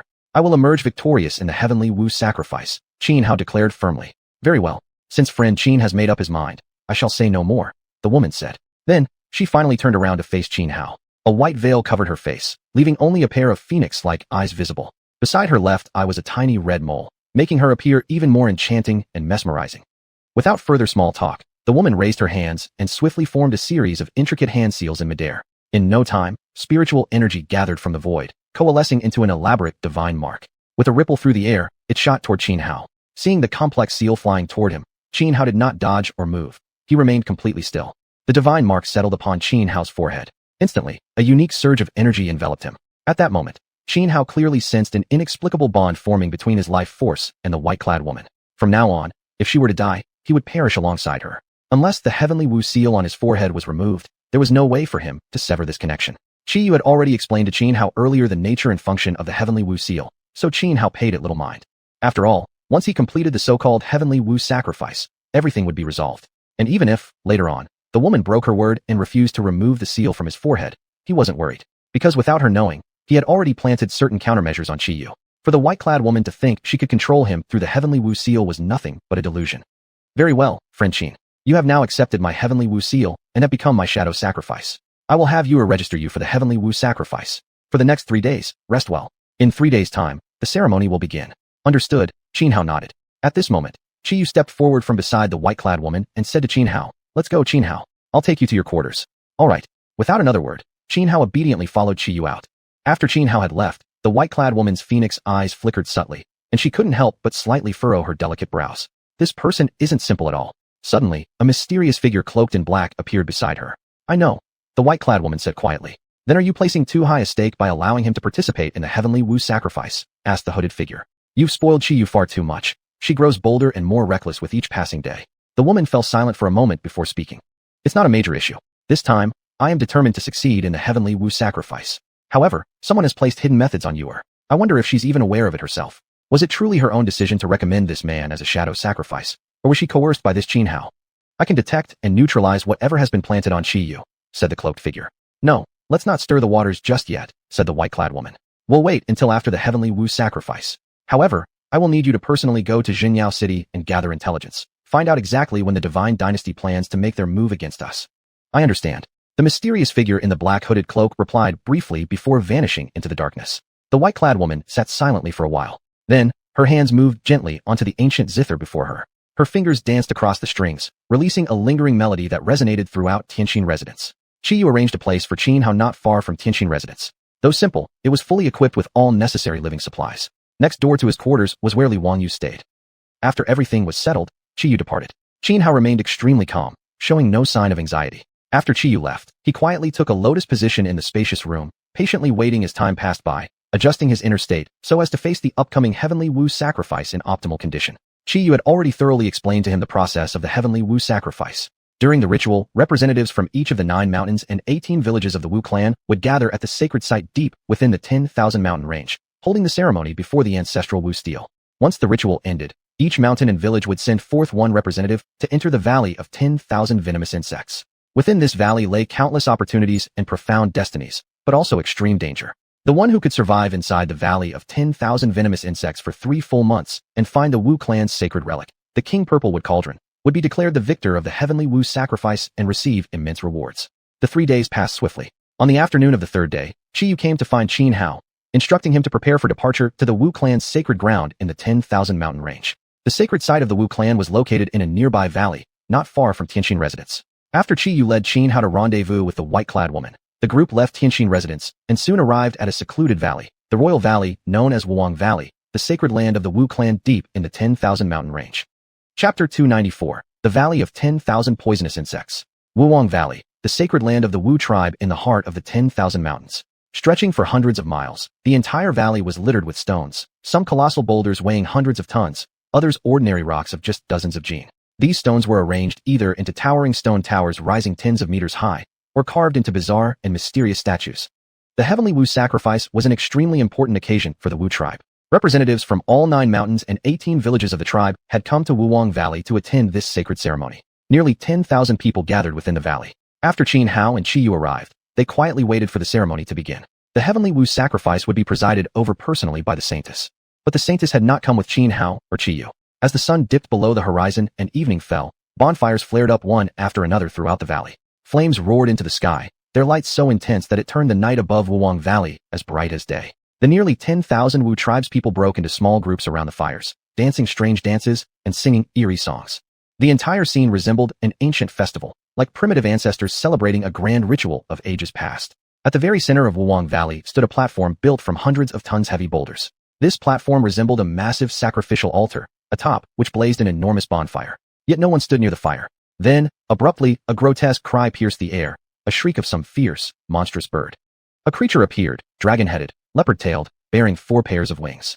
As its 8 wings flapped, violent winds surged, kicking up sand and stones. Upon its back stood a veiled woman, none other than the Wu tribe saintess, whom Xuanhuan had met once before. During his few days of rest at Tianxin residence, Xuanhuan had learned her name, xiuxian. Xiuxian leapt gracefully from the beast's back onto the platform, then began to dance, a secretive, mysterious dance, circling the blazing fire upon the altar.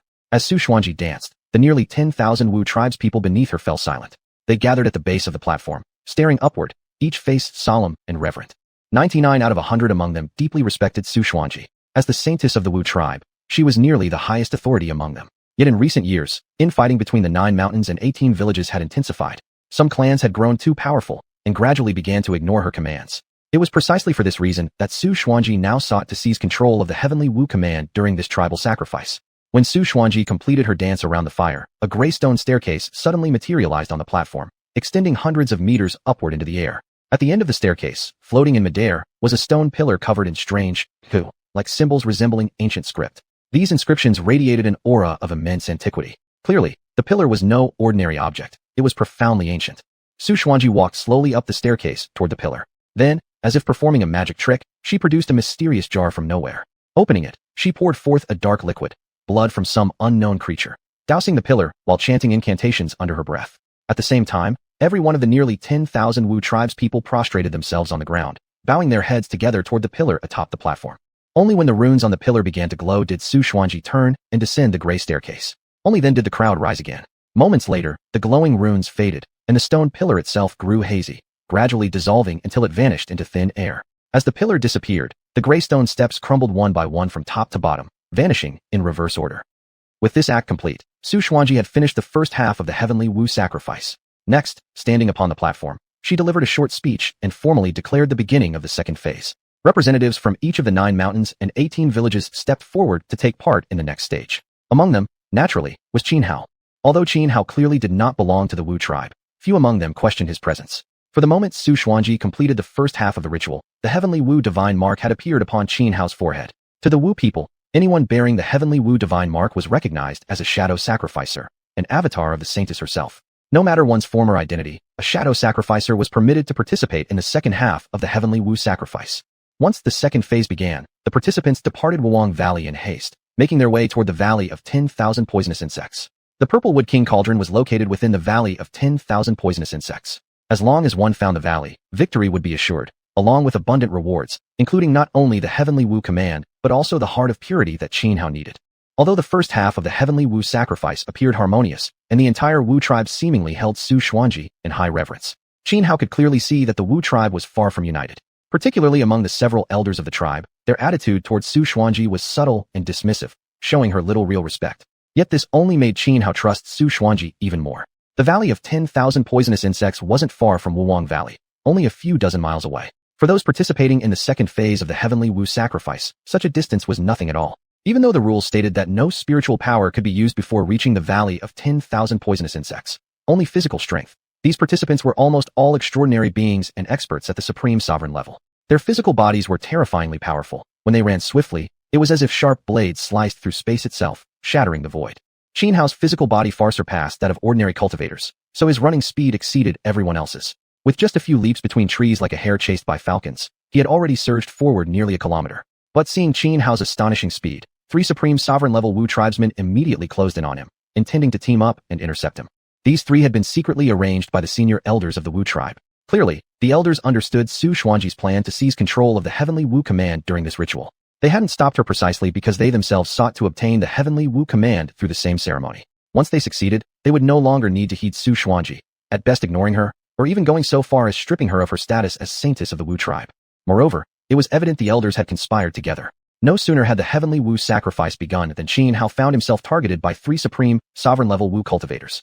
Chapter 295, The Struggle. In the forest, Xianhao moved with agility and incredible speed. Like a hare leaping or a falcon diving, he surged forward dozens of miles toward the valley of 10,000 poisonous insects. Boom. At that moment, 3 supreme cultivators near Xianhao launched their attacks simultaneously. They held nothing back. Each strike was a ruthless, deadly move, aiming to eliminate Xianhao in a single blow. At this time, infighting within the Wu clan was extremely severe. Among the 9 mountains and 18 villages, especially those factions secretly backed by several elders of the Wu clan, there had even been covert attempts to assassinate Xuanhuan.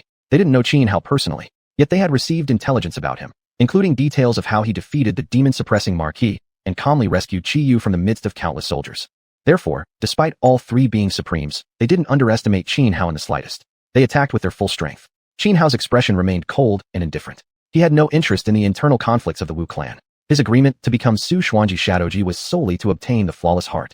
Though he'd only met Xuanhuan once, his intuition told him she wasn't an ordinary person. He had no intention of becoming her weapon in resolving the Wu clan's internal strife. From the very beginning, his goal had been simply to win the heavenly Wu ceremony, not to confront the other participants. That didn't mean, however, he would allow himself to be slaughtered. If someone insisted on seeking death, he wouldn't hesitate either. The 3 supreme experts attacked simultaneously with their strongest killing techniques, converging on Xianhao from 3 directions. Moving at blinding speed, they were like 3 lightning bolts tearing through the woods. Trees as thick as several men embracing were instantly pulverized in their wake. Xianhao snarled coldly, preparing to counterattack the 3 supremes charging at him. But at this critical moment, a sword beam sliced across the sky like a rainbow piercing heaven and earth, slashing in from another direction, targeting one of the 3 supremes who was attacking Xianhao. This sudden turn of events made even Xianhao pause in surprise. He never expected there might actually be an ally among the participants of the Heavenly Wu ceremony. The 3 Wu clan supremes were equally shocked. Clearly, none anticipated an unexpected interloper, especially the one targeted by the sword light. Amidst his fury, terror rose in his heart. He could clearly sense how terrifying the power of that incoming sword beam truly was. If struck, he would surely die. Without hesitation, even less than a second, he immediately abandoned his attack on Xianhao and turned to fully defend against the incoming sword beam. Hardly had he blocked the terrifying strike when a woman appeared, clad in silver armor and wearing a silver mask. Beneath the mask, a pair of mesmerizing phoenix eyes radiated cold, murderous intent. Her silver longsword swung, releasing waves of sword chi, immense and overpowering. Meanwhile, Xianhao had already engaged the 2 remaining supremes. Both were top-tier elite warriors of the Wu clan, masters of secret and formidable sorcery. One formed hand seals and pressed them toward Xianhao. Instantly, phantom shadows of the 5 venoms, snake, scorpion, toad, appeared midair, lunging toward Xianhao. Wherever they passed, the void itself seemed to rot and decay. The other began chanting obscure, cryptic incantations, causing ancient and mysterious totems to appear upon his body. These glowing runes shone with mystic light, empowering him and drastically enhancing his physical strength, transforming him momentarily into something akin to a primordial divine demon born from chaos. Then he pounced on Xianhao like a wild beast. With a single stomp of his foot, an entire hilltop exploded into rubble. He plunged downward like thunder descending from the 9 heavens, aiming to split Xianhao's skull.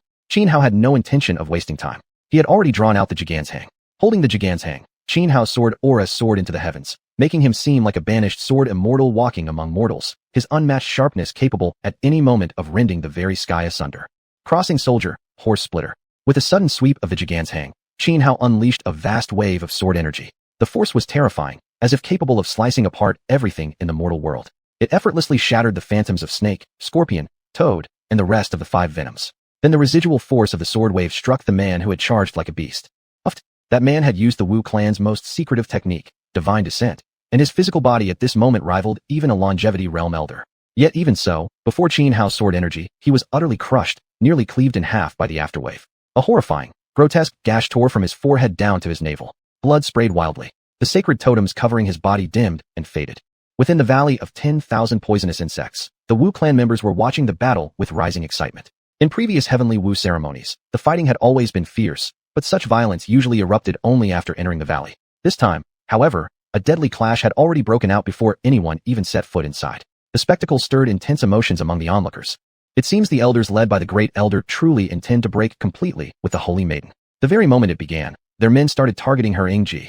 This Heavenly Wu ceremony determines who inherits the Tianwu command. It's no wonder every faction within the Wu clan is determined to win. Look, in past ceremonies, the Holy Maiden never once sent an Xianxia to participate. This is the first time she's ever done so. Who exactly is the Holy Maiden's Xianxia? He's far too powerful. Facing two opponents at once, he gravely wounded both xiuxian and Qiming in a single exchange. They say this Xianxia is the very person who rescued Qiyu from the demon-suppressing city just days ago. Remember, even the demon-suppressing Marquis himself intervened in the attempt to capture Qiyu, and still failed to stop the Holy Maiden's Xianxia. Witnessing Xuanhuan severely injure two Wu clan supreme experts in one-on-one combat left countless spectators stunned. At that moment, having already crippled the two Wu clan supremes attacking him, Xuanhuan didn't hesitate. He immediately launched a counteroffensive. While you're weak, end your life. Xuanhuan flashed forward. Xuanhuan thrust straight ahead. His target, the one who had summoned the 5 venomous phantoms of snake, scorpion, and toad. This man practiced one of the most treacherous poison arts of the Wu clan, a technique nearly impossible to guard against. Xuanhuan had no intention of falling victim to it, so he chose to eliminate this threat first. His sword pierced forward at ultimate speed, a bolt of lightning ripping through space, its tip arriving instantly at the man's forehead. The man's expression twisted in alarm. Desperately, he summoned a small black shield to block in front of him. Chapter 296. The mysterious woman wearing a silver mask. The small black shield flickered, emitting a dense aura of dark light. It was a damaged Dao artifact, defensive in nature, and immensely powerful. Under normal circumstances, it could withstand the full-force strike of a sovereign realm cultivator. However, when Xuanhuan's 9,000 zhang long sword pierced into it, the shield shattered like rotten wood, crumbling apart under the unstoppable edge of his blade with no resistance at all. Bang! The black shield didn't even manage to slow Xuanhuan's sword stroke by a fraction before being torn to pieces by the overwhelming sharpness of the 9,000 zhang sword. Then, without hesitation, the razor-sharp tip surged forward and impaled the head of the Wu clan sovereign realm expert. Without even letting out a scream, the Wu clan sovereign fell lifeless under the terrifying sword pressure. Seeing this, the other Wu clan sovereign turned pale with shock. Without any hesitation, he spun around and fled. But Xuanhuan had no intention of letting him escape. Xuanhuan's figure blurred as he executed an incredibly profound movement technique, leaving dozens of afterimages in midair before reappearing right behind the fleeing sovereign. Move the mountain.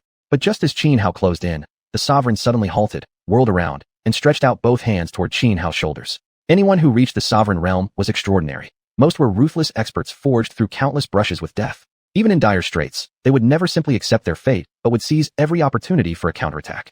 Crossing River Pond, kill the chariot. Yet faced with the sudden retaliation, Xuanhuan remained calm and composed, as if he had anticipated the move from the start. He flicked 9,000 zhang once more, unleashing another esoteric sword technique. Ever since comprehending the Crossing River Pond sword Dao, Xuanhuan had been continuously creating new sword moves suited to this path. Whether it was the 12 Calamities Sword Sutra or the profound sword arts from the 12 Towers, he had studied them all meticulously. Creating new techniques based on these wasn't difficult for him. It wasn't creation from nothingness, after all. In fact, one might say these moves weren't truly self-invented, but rather synthesized amalgamations of various supreme sword arts. 9,000 zhang slashed swiftly through the air. In an instant, thousands upon thousands of sword beams erupted before Xuanhuan, so sharp that they seemed ready to tear space itself into fragments. Even though the Wu clan sovereign cultivated a secret art that greatly enhanced his physical body, strong enough to rival ancient immortal elders, capable even of exchanging blows with Dao artifacts, facing this storm of sword energy, his defense crumbled. Despite immediately activating his art again, causing the tattoos covering his body to glow even brighter than before, it made no difference. The sword beams sliced through the blinding radiance and carved into his flesh. Each strand of sword energy carried devastating destructive power. With tens of thousands striking simultaneously, the Wu clan sovereign couldn't endure it. After one agonized scream, his body was shredded into a crimson rain. Xuanhuan stood there, holding 9,000 zhang, drenched in blood, like an invincible deity who could never be defeated. At this moment, many were utterly shaken. Even some participants in the Heavenly Wu ritual paused in their steps, looking at Xuanhuan with deep apprehension. Heavens above, the Saintess's shadow attendant is too strong. In just one exchange, he killed Xiuxian and Qiming. Am I seeing things? Xiuxian's poison arts were peerless, capable of killing without a trace. Qiming's divine descent technique had also reached its pinnacle. He could normally retreat calmly even against immortal elders. Yet the two of them, working together, were effortlessly slaughtered by the Saintess's shadow attendant. This is unbelievable. This year's Heavenly Wu ritual winner must undoubtedly be the Saintess. Once the Saintess obtains the Heavenly Wu token, no one in the entire Wu clan will dare defy her orders. With her talent, the Wu clan will surely rise to strength once again. Numerous people were stunned by the terrifying combat prowess displayed by Xianhao. It took them a while to recover their senses before they started discussing among themselves. In the forest, after slaying Xiuxian and Ming, Xianhao turned and continued rushing toward the venomous insect valley. As for the battle between the silver-masked woman and the other Wu clan sovereign, not only did he refrain from intervening, he didn't even glance their way. Originally, upon witnessing the deaths of Xiuxian and Ming, the Wu clan sovereign's face paled with panic, and he attempted to flee immediately. But the woman wearing the silver mask, whose cultivation base was formidable, blocked his path and left him no chance to escape. Just as the Wu clan sovereign realm cultivator expected Xianhao to seize the opportunity and kill him, something unexpected happened. Xianhao didn't even bother to glance at him before leaving. Not only was the Wu clan sovereign stunned, even the woman wearing the silver mask was greatly astonished. Xianhao advanced rapidly toward the venomous insect valley. The brutality he had displayed when slaying Xiuxian and Ming caused many who had intended to target him to abandon their plans. After all, among those participating in the heavenly Wu ritual, the strongest were sovereign realm experts. Immortal venerables were not allowed to take part. Xiuxian and Ming were even considered elite among sovereigns, yet Xianhao had killed them so effortlessly.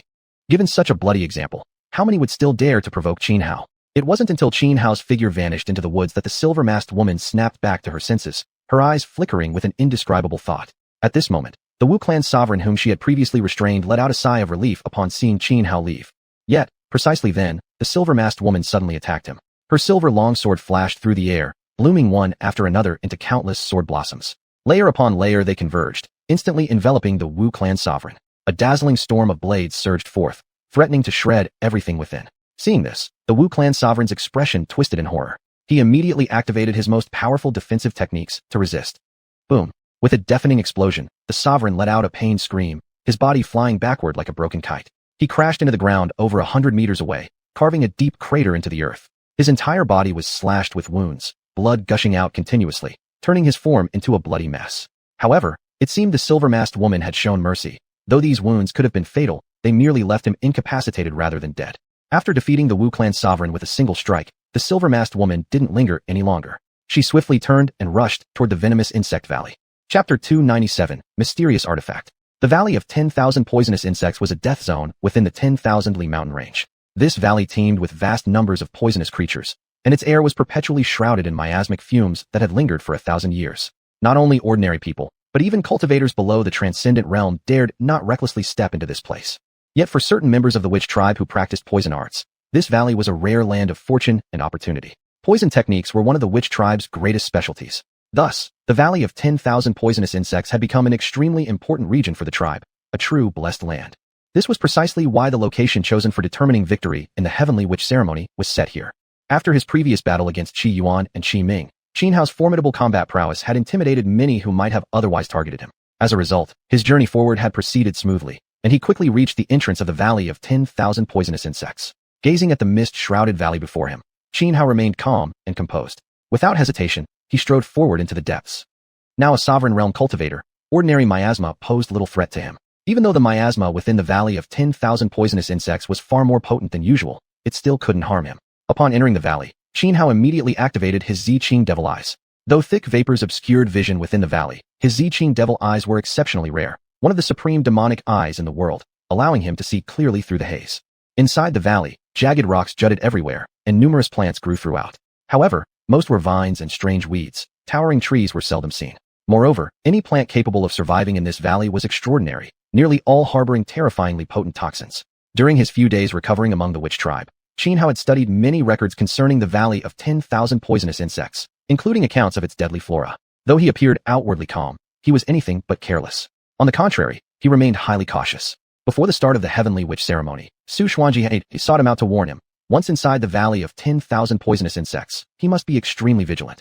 Throughout history, more than one immortal-level expert from the witch tribe had met their end here. Just how perilous must a place be if even beings at the immortal level could perish? And beyond facing venomous beasts and toxic creatures, he also needed to remain constantly alert against other participants in the ceremony. According to the rules of the Heavenly Witch Ceremony, to emerge victorious, one must survive within the Valley of 10,000 Poisonous Insects for 3 months, and find the Purple Wood King Cauldron hidden somewhere inside. The Purple Wood King Cauldron was one of the sacred artifacts of the witch tribe. Based on the information xuanhuan provided, the cauldron was palm-sized, tripod-shaped with 2 ears, carved entirely from an extremely rare purple wood. It greatly enhanced the practice of witchcraft, poison arts, and curse techniques, the very disciplines the witch tribe excelled in, enabling practitioners to achieve twice the results with half the effort. However, the Purple Wood King cauldron was unique. Whenever it appeared, a pillar of purple light would shoot skyward. Therefore, while searching for the cauldron was a crucial part of the ceremony, most participants avoided seeking it immediately upon entry. Because obtaining the cauldron would not only reveal one's position, but also make oneself the target of every other contestant. In past ceremonies, participants had silently agreed to first search the valley for opportunities and treasures, only uniting in the final half-month or so to hunt for the cauldron. As Xianhao stepped deeper into the valley, he swept his spiritual sense outward, scanning for any fortune or resource beneficial to him. The Valley of 10,000 Poisonous Insects was indeed a land of serendipity. Though danger lurked everywhere, it also nurtured countless rare and extraordinary natural treasures. Moreover, Xuanhuan had told him that long ago, this valley had been the ancestral site of an exceptional ancient cultivation sect. Even now, remnants of that primordial sect still lay hidden within the valley. Many from the witch tribe had previously obtained inheritances from those ruins. Although Xianhao participated in the heavenly witch ceremony solely to obtain the pure heart to heal Xiaobai, as the saying went, when you're in it, commit fully. Even though he burned with urgency, longing to secure the pure heart as soon as possible, the greater his haste, the more strictly he must abide by the ceremony's rules. Since he had no choice but to survive here for 3 full months, he could only set aside thoughts of the pure heart for now. For him at this moment, cherishing these 3 months in the valley, digging deep, seizing every opportunity, and enhancing his cultivation was the most important task. The miasma permeating the valley was peculiar. Not only did it obscure vision, but it also interfered with spiritual awareness. Even for someone as powerful as Xianhao, the range of his spiritual sense was severely limited within the valley. He could only roughly discern the situation within a radius of nearly 1,000 meters. Soon, Xianhao detected a Qilin jade ginseng with 5 golden leaves growing in a patch of grass over 800 meters to the east. He walked over and immediately dug it up, transplanting it carefully into a jade box.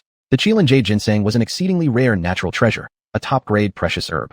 After securing the ginseng, Xianhao's spiritual sense soon detected something else, an 8-tailed fire frog lurking deep inside a cave several hundred meters away. The 8-tailed fire frog was a fearsome, venomous creature, even more savage and dangerous than some ancient beastline remnants. However, if one managed to capture such a frog, dried it and ground it into powder, consuming it would greatly enhance one's cultivation and extend lifespan. Of course, if Xianhao captured the 8-tailed fire frog, he wouldn't turn it into medicine. He would feed it directly to his system for absorption. Upon detecting the creature, Xianhao swiftly made his way to the cave where the frog lay hidden. Raising his right hand, he pointed his finger like a sword toward the cave entrance, unleashing a surge of overwhelming sword chi. Boom! A tremendous explosion erupted at the mouth of the cave. Rocks shattered and dust billowed into the air. With a loud gua, a frog with 8 writhing tails leapt out from the swirling debris. It was indeed the infamous 8-tailed fire frog. Xianhao showed no mercy. He immediately unleashed his full strength, and within just 2 or 3 breaths, the creature was slain. Detected absorbable entity, 8-tailed fire frog. Absorb? Yes or no? Right after Xianhao killed the creature, the familiar voice of his absorption system echoed clearly in his mind. Absorb. Without hesitation, Xianhao instantly made his choice. At once, streaks of black light appeared out of nowhere, winding tightly around the lifeless body of the 8-tailed fire frog. Chapter 298. The first great fiend of ancient times, the Yin-Yang silkworm. Ding. Assimilation successful. Congratulations, host. You have obtained 1 heaven origin spirit herb. As the corpse of the 8-tailed fire frog vanished, the system prompt sounded in Xianhao's mind right on schedule. The heaven origin spirit herb was a top-tier natural treasure, extremely effective even for sovereign realm cultivators. If Xianhao consumed this herb now, his cultivation would advance significantly. However, he did not ingest it immediately. Instead, he placed it into a jade box and continued exploring the valley of 10,000 venomous insects. The deeper he ventured into the valley, the denser the poisonous miasma became, and the more venomous creatures and ferocious beasts appeared, making the place increasingly dangerous. Because of this, many participants of the Tianwu ritual chose to search only the outer regions of the valley after entering, rarely daring to venture into its depths. After all, according to the rules of the Tianwu ritual, every participant must survive within the valley of 10,000 venomous insects for 3 months. Heading straight into the deepest part upon entry was tantamount to suicide. But Xianhao paid no heed. Confident in his strength, he boldly pressed forward toward the heart of the valley. After walking for 2 full days, Xianhao finally reached the innermost region. As soon as he stepped into this forbidden depth, he instantly sensed the terrifying increase in the miasma's potency. Even a transcendent realm cultivator would need to expend significant energy just to resist the atmosphere here. Xianhao swept his spiritual sense outward, but found its range drastically reduced. At the valley's periphery, his awareness could cover a radius of 1,000 meters. Now, standing deep within, that range shrank to merely 500 meters. Even when he activated his purple-blue devil eyes, he could only clearly see up to 30 meters ahead. The calm, composed expression on Xianhao's face had vanished, replaced by solemn focus. He advanced with great caution, carefully searching for rare treasures, opportunities, and ancient inheritances. Days passed swiftly, more than 10 days, in fact. During this time, Xianhua discovered numerous precious resources in the valley's depths, including one item so extraordinary it could ignite fierce battles among sovereign realm experts, the Nine-Calamity Primordial Lotus. The Nine-Calamity Primordial Lotus was among the highest grade of miraculous medicines. Consuming it not only greatly boosted cultivation, but, more importantly, the mysterious power within would weaken the effects of the next 9 heavenly tribulations by 70 to 80%. It was precisely this unique property that made the Nine-Calamity Primordial Lotus far more valuable than other top-tier medicinal herbs. Cultivation itself was an act of defying heaven and seizing fate, something the will of the heavens naturally opposed. Thus, each breakthrough in cultivation invited a heavenly tribulation, and the stronger the cultivator, the more terrifying the resulting calamity. Since the dawn of creation, cultivators had been countless as grains of sand in the Ganges River, yet roughly 70% of them perished under heavenly tribulations. For this very reason, natural treasures like the Nine-Calamity Primordial Lotus, capable of weakening such tribulations, were valued far beyond others of the same grade, and were often priceless, appearing only by rare chance, and impossible to obtain through wealth alone. The valley of 10,000 venomous insects was truly vast. Even though the inner region accounted for only a third of the entire valley, Xianhua had spent over 10 days inside and still explored less than 1/5 of the deep zone. Passing through a stretch of forest, Xianhua entered a desolate area. Here, no vegetation grew. All around lay ruins and crumbling walls. Clearly, this place was what Xuanhuan had mentioned, the site of an ancient cultivation sect from primordial times located within the valley. Immediately, Xianhua scanned the surrounding 500 meters with his divine consciousness, meticulously searching the area. There seems to be traces of unusual energy over there. He sensed something strange about 300 meters east, near a half-buried stone lion statue. He hurried over, stomped his foot, and the ground cracked open violently. As the earth split apart, Xianhua saw beneath the soil beside the stone lion a shattered fragment of a broken steel. The fragment bore marks of immense age, weathered and worn by centuries, or perhaps millennia. He wasn't sure which era it came from. The strange aura he detected earlier emanated precisely from this broken steel. Xianhua crouched down and brushed away the dirt covering the stone, revealing dense lines of ancient script etched across its surface. These characters were peculiar, crooked and squiggly, resembling tadpole writing. Each stroke carried an indescribable resonance of Tao principles. Moreover, faint ripples of mysterious energy shimmered across the surface of the inscriptions. This steel fragment appears to be a shard of some divine artifact, Xianhua murmured after studying it carefully for some time, eventually reaching this conclusion. He believed this broken steel was once part of a cultivator-refined object, shattered during a great battle. And judging by the material, its original rank likely surpassed even Tao-level artifacts. It could rightfully be called a divine relic. Of course, this was merely his speculation. After all, he had never actually seen what a true divine artifact looked like. He hadn't even laid eyes on a celestial-level treasure before. After pondering for a moment, Xianhua tossed the broken steel fragment into the jade box. Its internal space was more than sufficient anyway. Just as Xianhua had stored the fragment and was about to leave the area, he suddenly sensed a trace of danger. Immediately afterward, he clearly felt the surrounding temperature plummet dramatically. Waves of bone-piercing cold surged toward him out of nowhere, making him shiver involuntarily. Instinctively, he turned in the direction from which the threat emanated, and saw a torrent of icy auras sweeping forward. Wherever it passed, everything froze solid. Xianhua's brow furrowed. He shook his body, and a surge of boundless spiritual energy erupted outward, transforming into towering flames around him. SSS, SSS, SSS. At that very moment, strange hissing sounds emerged from within the rolling frost. Activating his purple-blue devil eyes, Xianhua peered into the chilling mist, and saw, amid the frigid waves, an ice silkworm. The silkworm was only as long as an adult's middle finger, plump and thick, its body seemingly covered with a dense layer of frost. The overwhelming cold aura was clearly emanating directly from its body. It's actually a Yin-Yang Ice Silkworm King? Upon seeing the silkworm in the cold mist, Xianhua was stunned. The Yin-Yang Ice Silkworm was an extremely rare mutant insect, carrying a faint trace of heavenly silkworm bloodline. The heavenly silkworm was known as the strongest among all elite beings that weren't human. A fully matured heavenly silkworm that had completed 9 transformations would commonly feed on true dragons and true phoenixes, which was precisely why it was hailed as the first great fiend of ancient times. Although the Yin-Yang Ice Silkworm possessed only a sliver of that heavenly silkworm lineage, it was still immensely powerful. A fully grown Yin-Yang Ice Silkworm could match even ancient immortals in battle. However, the one now before Xianhua was clearly not yet mature. It had no wings developed on its back. Only wing-like markings remained. Thus, rather than feeling alarmed upon seeing it, Xianhua instead felt exhilarated. Hiss! The Yin-Yang Ice Silkworm raised its head and hissed furiously, surging with frigid aura that transformed into countless icy arrows, shooting rapidly toward Xianhua. Each arrow brimming with terrifying extreme cold left behind frozen traces in the void as it passed. Xianhua remained calm. Though the Yin-Yang Ice Silkworm was powerful, he felt no fear. With a single tremor of his body, scorching waves erupted from him like roaring tidal waves crashing against shore, shattering every freezing arrow formed from chilling energy. When Xianhua had once devoured the diagram of the xiuxian star array, he obtained the Sun God King scripture, an ultimate physical cultivation art infused with solar power. Although he had only reached minor mastery in this technique, it was perfectly effective at countering the ice silkworm's powers. As Xianhao pushed the Sun God King scripture to its peak, even fiercer waves of searing heat radiated from his body, turning him into a blazing sun hanging high in the sky, threatening to incinerate everything around. Hiss! Sensing the solar energy from Xianhao, the ice silkworm immediately released an even more terrifying force, quickly condensing a colossal ice spear hundreds of meters long. With a violent tremor in midair, it crushed downward toward Xianhao. Protected by solar energy, Xianhao was unfazed by the cold impact. His right hand flickered, drawing forth 9,000 zhang. A sword stroke unleashed a terrifying blade of light that swept horizontally. With a thunderous explosion, the blade of light collided with the ice spear, triggering a massive detonation. In the end, the sword beam dispersed and the ice spear shattered. Crossing soldier, kill the horse. At the very instant the ice spear broke apart, Xianhao flashed forward like lightning, instantly closing within 10 meters of the ice silkworm. Then, with 9,000 zhang thrust forward, he aimed to kill the creature in one decisive strike. This sword move was swift as lightning. Legend said not even the fastest celestial steed could evade it. Just as the ice silkworm seemed destined to be slain by this blow, mysterious runes suddenly appeared on its body. Glowing brightly, these runes constructed an absolute zero zone surrounding the creature.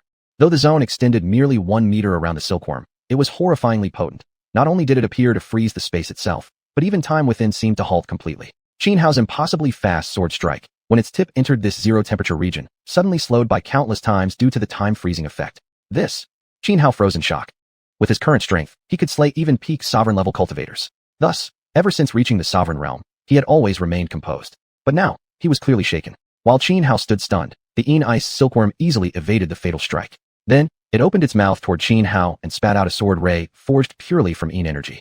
Snapping back to awareness, Xianhao immediately deployed an extremely profound evasion technique. Yet he still got struck. The pure energy sword ray wounded him. He narrowly avoided a fatal hit, but his right shoulder was pierced through. Though his right shoulder was impaled, no blood splattered. It froze almost instantly upon injury. Energy spread from the wound on Xianhao's shoulder, and within just a single breath, half of his right side became completely frozen. Even a 2-centimeter thick layer of ice formed over his skin.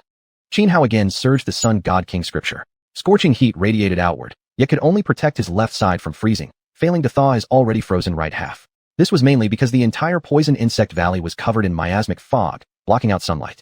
As a result, when invoking the Sun God King scripture, Xianhao couldn't draw solar energy from the heavens above. Thus, the power he could unleash from the scripture was greatly diminished. Hiss! The ice silkworm hissed angrily. It had an extremely strong sense of territory. This area belonged to it, and normally no poisonous insects or ferocious beasts dared come near. So when it detected Xianhao entering its domain, it attacked immediately, determined to kill him. Mysterious, profound runes once again illuminated the body of the ice silkworm. Inheritance passed down from its bloodline, each rune imbued with Tao resonance capable of drawing energy from the void. As the runes glowed, frost surged violently. When the creature reared up half its body, the roiling cold transformed into countless blades of ice, swirling like tornadoes and converging on Xianhao from all directions. You dare? Xianhao's eyes turned icy. He instantly activated his divine ability. In the air, thunder and fire intertwined, forming hundreds of blade rays. Red Flame Thunderblade. Hundreds of blade rays trembled in the air and surged outward like raging waves crashing against the shore. Each blade ray carried terrifying power. Interweaving thunder and fire easily shattered the swirling ice blades, then continued onward, striking toward the ice silkworm. Even though the ice silkworm possessed Heaven Silkworm bloodline and was immensely powerful, if struck by the residual force of the Red Flame Thunderblade, it would die instantly. Yet again, just as the Red Flame Thunderblade was about to land a killing blow, the ice silkworm once more activated its absolute zero zone, freezing time within a 1-meter radius around itself. The Red Flame Thunderblade could not touch it. Hiss hiss. Evading the fatal strike, the ice silkworm let out an even more chilling hiss, its cold murderous intent sending shivers through the soul. But at that very moment, Xianhao's body trembled. The ice layer encasing his right side suddenly cracked and shattered. He surged the Sun God King scripture, dispelling the pervasive cold that had spread through half his body. With mobility restored to his right side, Xianhao immediately swung 9,000 zhang with full strength, launching a fierce assault on the ice silkworm. Crossing soldier, kill the general. Xianhao moved with blinding speed, his figure like a streak of lightning tearing through the night sky. In an instant, he closed within 1 meter of the ice silkworm, his sword slicing forward to kill it in one decisive stroke. Just as victory seemed certain, at the critical moment, mysterious runes flared across the ice silkworm's body once more. As the runes ignited, the absolute zero zone activated again. Xianhao's 9,000 zhang was mere moments from cleaving the creature in two. Yet as the zero-temperature domain reappeared, it felt as if he had suddenly plunged into thick mud. His killing strike slowed to a crawl. The ice silkworm flickered slightly and effortlessly evaded the fatal blow. The scene left Xianhao utterly stunned. But as the silkworm darted away, its absolute zero zone collapsed, and Qin Hao regained his freedom of movement. Human. The Yin Ice Silkworm released a surge of mental bodong. Then, more and more runes illuminated its body. Chapter 300. Cultivating the Yin Secret Cannon. The phone on the body of the Yin Ice Silkworm lit up, radiating a dense aura of pure Yin energy. In an instant, the temperature plummeted across dozens of miles. Snowflakes as large as goose feathers began drifting down from the sky. Qin Hao narrowed his eyes, a look of vigilance appearing on his face. He had to admit, the combat power displayed by the Yin Ice Silkworm exceeded his expectations. Especially its zero-degree domain, it was nearly invincible. Yet Qin Hao didn't flinch in the slightest. With a shake of his 9,000 zhang sword, he charged forward and attacked the Yin Ice Silkworm head-on. During his previous absorption of the star-encircling formation diagram, apart from acquiring the Solar God King Sutra, he had also obtained another cultivation method, the Yin Secret Cannon, specifically designed for strengthening the soul essence. To cultivate the Yin Secret Cannon, one needed substantial amounts of Yin energy. But absorbing Yin energy directly from the void through personal cultivation was too slow, and heavenly treasures imbued with pure Yin energy were extremely rare. Now that he had encountered a Yin Ice Silkworm saturated with vast quantities of pure Yin energy, how could he possibly let it go? Once he absorbed this creature's Yin energy, he would at the very least reach minor mastery of the Yin Secret Cannon, and a stronger soul essence would greatly enhance his chances of breaking through into the immortal realm. Putting everything on the line, Qin Hao launched a fierce assault against the silkworm. His 9,000 zhang flashed as he unleashed one powerful sword art after another, engaging the beast in close combat without giving it even a moment to counterattack. Under Qin Hao's relentless assault, the silkworm grew furious. It attempted several times to unleash potent ancestral techniques passed down through its bloodline, but each time, Qin Hao swiftly suppressed them. After a series of intense exchanges, Qin Hao gradually noticed a flaw in the silkworm's zero-degree domain. It required a 3-beat interval between uses. After activating it twice consecutively, it had to wait 3 breaths before being able to trigger it again. SSS. The Yin Ice Silkworm hissed furiously, surging waves of frigid energy emanating from its body. As Qin Hao continued assaulting it with exquisite sword techniques, the silkworm used its zero-degree domain repeatedly to dodge lethal blows. This drained it heavily, making it realize the danger it was in. Thus, it immediately poured all its strength into activating its innate divine art, causing the surrounding frost energy to intensify several-fold. Even though Qin Hao had pushed the Solar God King Sutra to its limits, letting solar energy surge through every limb and organ to resist the cold, he could barely withstand the chilling force and was forced to retreat quickly, putting distance between himself and the silkworm. The moment Qin Hao was driven back, the Yin Ice Silkworm activated a formidable spell inherited from its bloodline. A massive lotus made entirely of ice rapidly formed within the air, spinning slowly as it released terrifying power, rolling toward Qin Hao like an unstoppable crusher. Qin Hao didn't dare slacken. Gripping 9,000 zhang with both hands, he pointed the blade toward the heavens. A vast wave of sword intent surged from his body, distorting the space around him. Crossing the river pond, destroying cannon. With a diagonal slash, Qin Hao sent forth a colossal sword beam nearly 1,000 meters long, crashing directly into the giant ice lotus. Boom. The collision triggered a massive explosion, thundering across heaven and earth. Though the ice lotus carried immense destructive power, it still shattered under the overwhelming impact of the sword beam. However, at that very moment, the Yin Ice Silkworm activated its zero-degree domain once more, successfully avoiding the residual shockwaves of the sword blast. Yet now, Qin Hao's eyes turned icy cold. Disregarding the violent backlash from the collapsing ice lotus, he raised 9,000 zhang and shot forward like a meteor streaking across the sky, closing the distance to the silkworm in an instant. Earlier, the silkworm had already used its domain once. Now, having used it again to evade the sword beam's aftermath, it wouldn't be able to activate the zero-degree domain for the next 3 breaths. Qin Hao would never miss such an opportunity. Even though the shockwave from the shattering lotus tore through his insides with agonizing pain, as if his internal organs were about to rupture, he did not hesitate. He pressed forward relentlessly, reaching the silkworm's side in a flash. Panicking, the silkworm lit up numerous thorns across its body, summoning over 30 ice shields to block Qin Hao's advance. It hoped these barriers would stop him, but Qin Hao merely flicked his 9,000 zhang forward in a straight thrust. A torrent of sword chi burst forth like floodwaters breaching a dam, instantly shattering all 30 ice shields. Crossing the river pond, breaking the soldier. This strike carried no turning back, a fearless, forward-rushing momentum, like a valiant foot soldier charging through an army of thousands to cut down the enemy general's guard. Puff. This time, the Yin Ice Silkworm failed to activate its zero-degree domain. It was struck directly by countless sword energies, its protective aura ruptured, and then, 9,000 zhang pierced straight through its body. Even though the Yin Ice Silkworm was immensely powerful, possessing a trace of celestial silkworm bloodline, and far stronger than ordinary supreme cultivators, it still couldn't withstand the might of Qin Hao's sword. Its vitality was crushed in an instant. Right after Qin Hao killed the Yin Ice Silkworm, the thick layer of ice that had formed across hundreds of meters due to the frigid aura immediately began melting. At the same time, a system notification sounded within Qin Hao's mind. Detected absorbable object, Yin Ice Silkworm. Proceed with absorption? With a mere wave of his left hand through the void, Qin Hao seized the silkworm's body and began circulating the Yin secret cannon. refining the intense yin energy stored within it. The concentration of pure yin energy inside the tiny silkworm was overwhelming. Were it not for the yin secret cannon's inherently domineering nature, even Xianhao, a sovereign realm cultivator, would have suffered severe backlash attempting to absorb such vast amounts of yin energy in one go. Only after fully absorbing the yin energy did Xianhao make his decision. Absorb. Instantly, several strands of black light emerged, wrapping tightly around the corpse of the tiny silkworm. A moment later, the silkworm's body vanished into thin air. Ding. Absorption successful, tiny silkworm. Congratulations, host, on obtaining the tiny jade marrow and the 9 yin ghost banner. As the silkworm's corpse disappeared, another system notification echoed in Xianhao's mind, along with detailed information about the tiny jade marrow and the 9 yin ghost banner. The tiny jade marrow was a type of jade essence imbued with rich yin energy. Though its cultivation grade wasn't high, the yin energy it contained was exactly what Xianhao needed at this moment.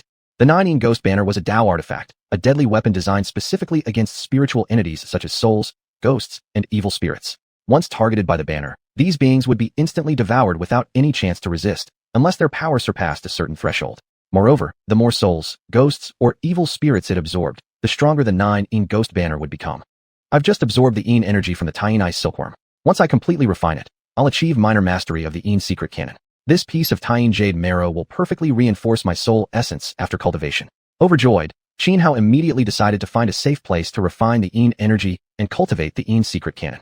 Chapter 301. The Forbidden Zone in the Valley of 10,000 Poisonous Insects. On a steep cliff wall sat a stone cave. Inside it, Xianhao was seated cross-legged, refining the yin energy within his body. Yin energy, along with yang energy, ranked among the strongest forms of natural power in heaven and earth. Under normal circumstances, refining either of these energies was extremely difficult. However, the cultivation technique known as the Book of Supreme Yin was of exceptionally high rank.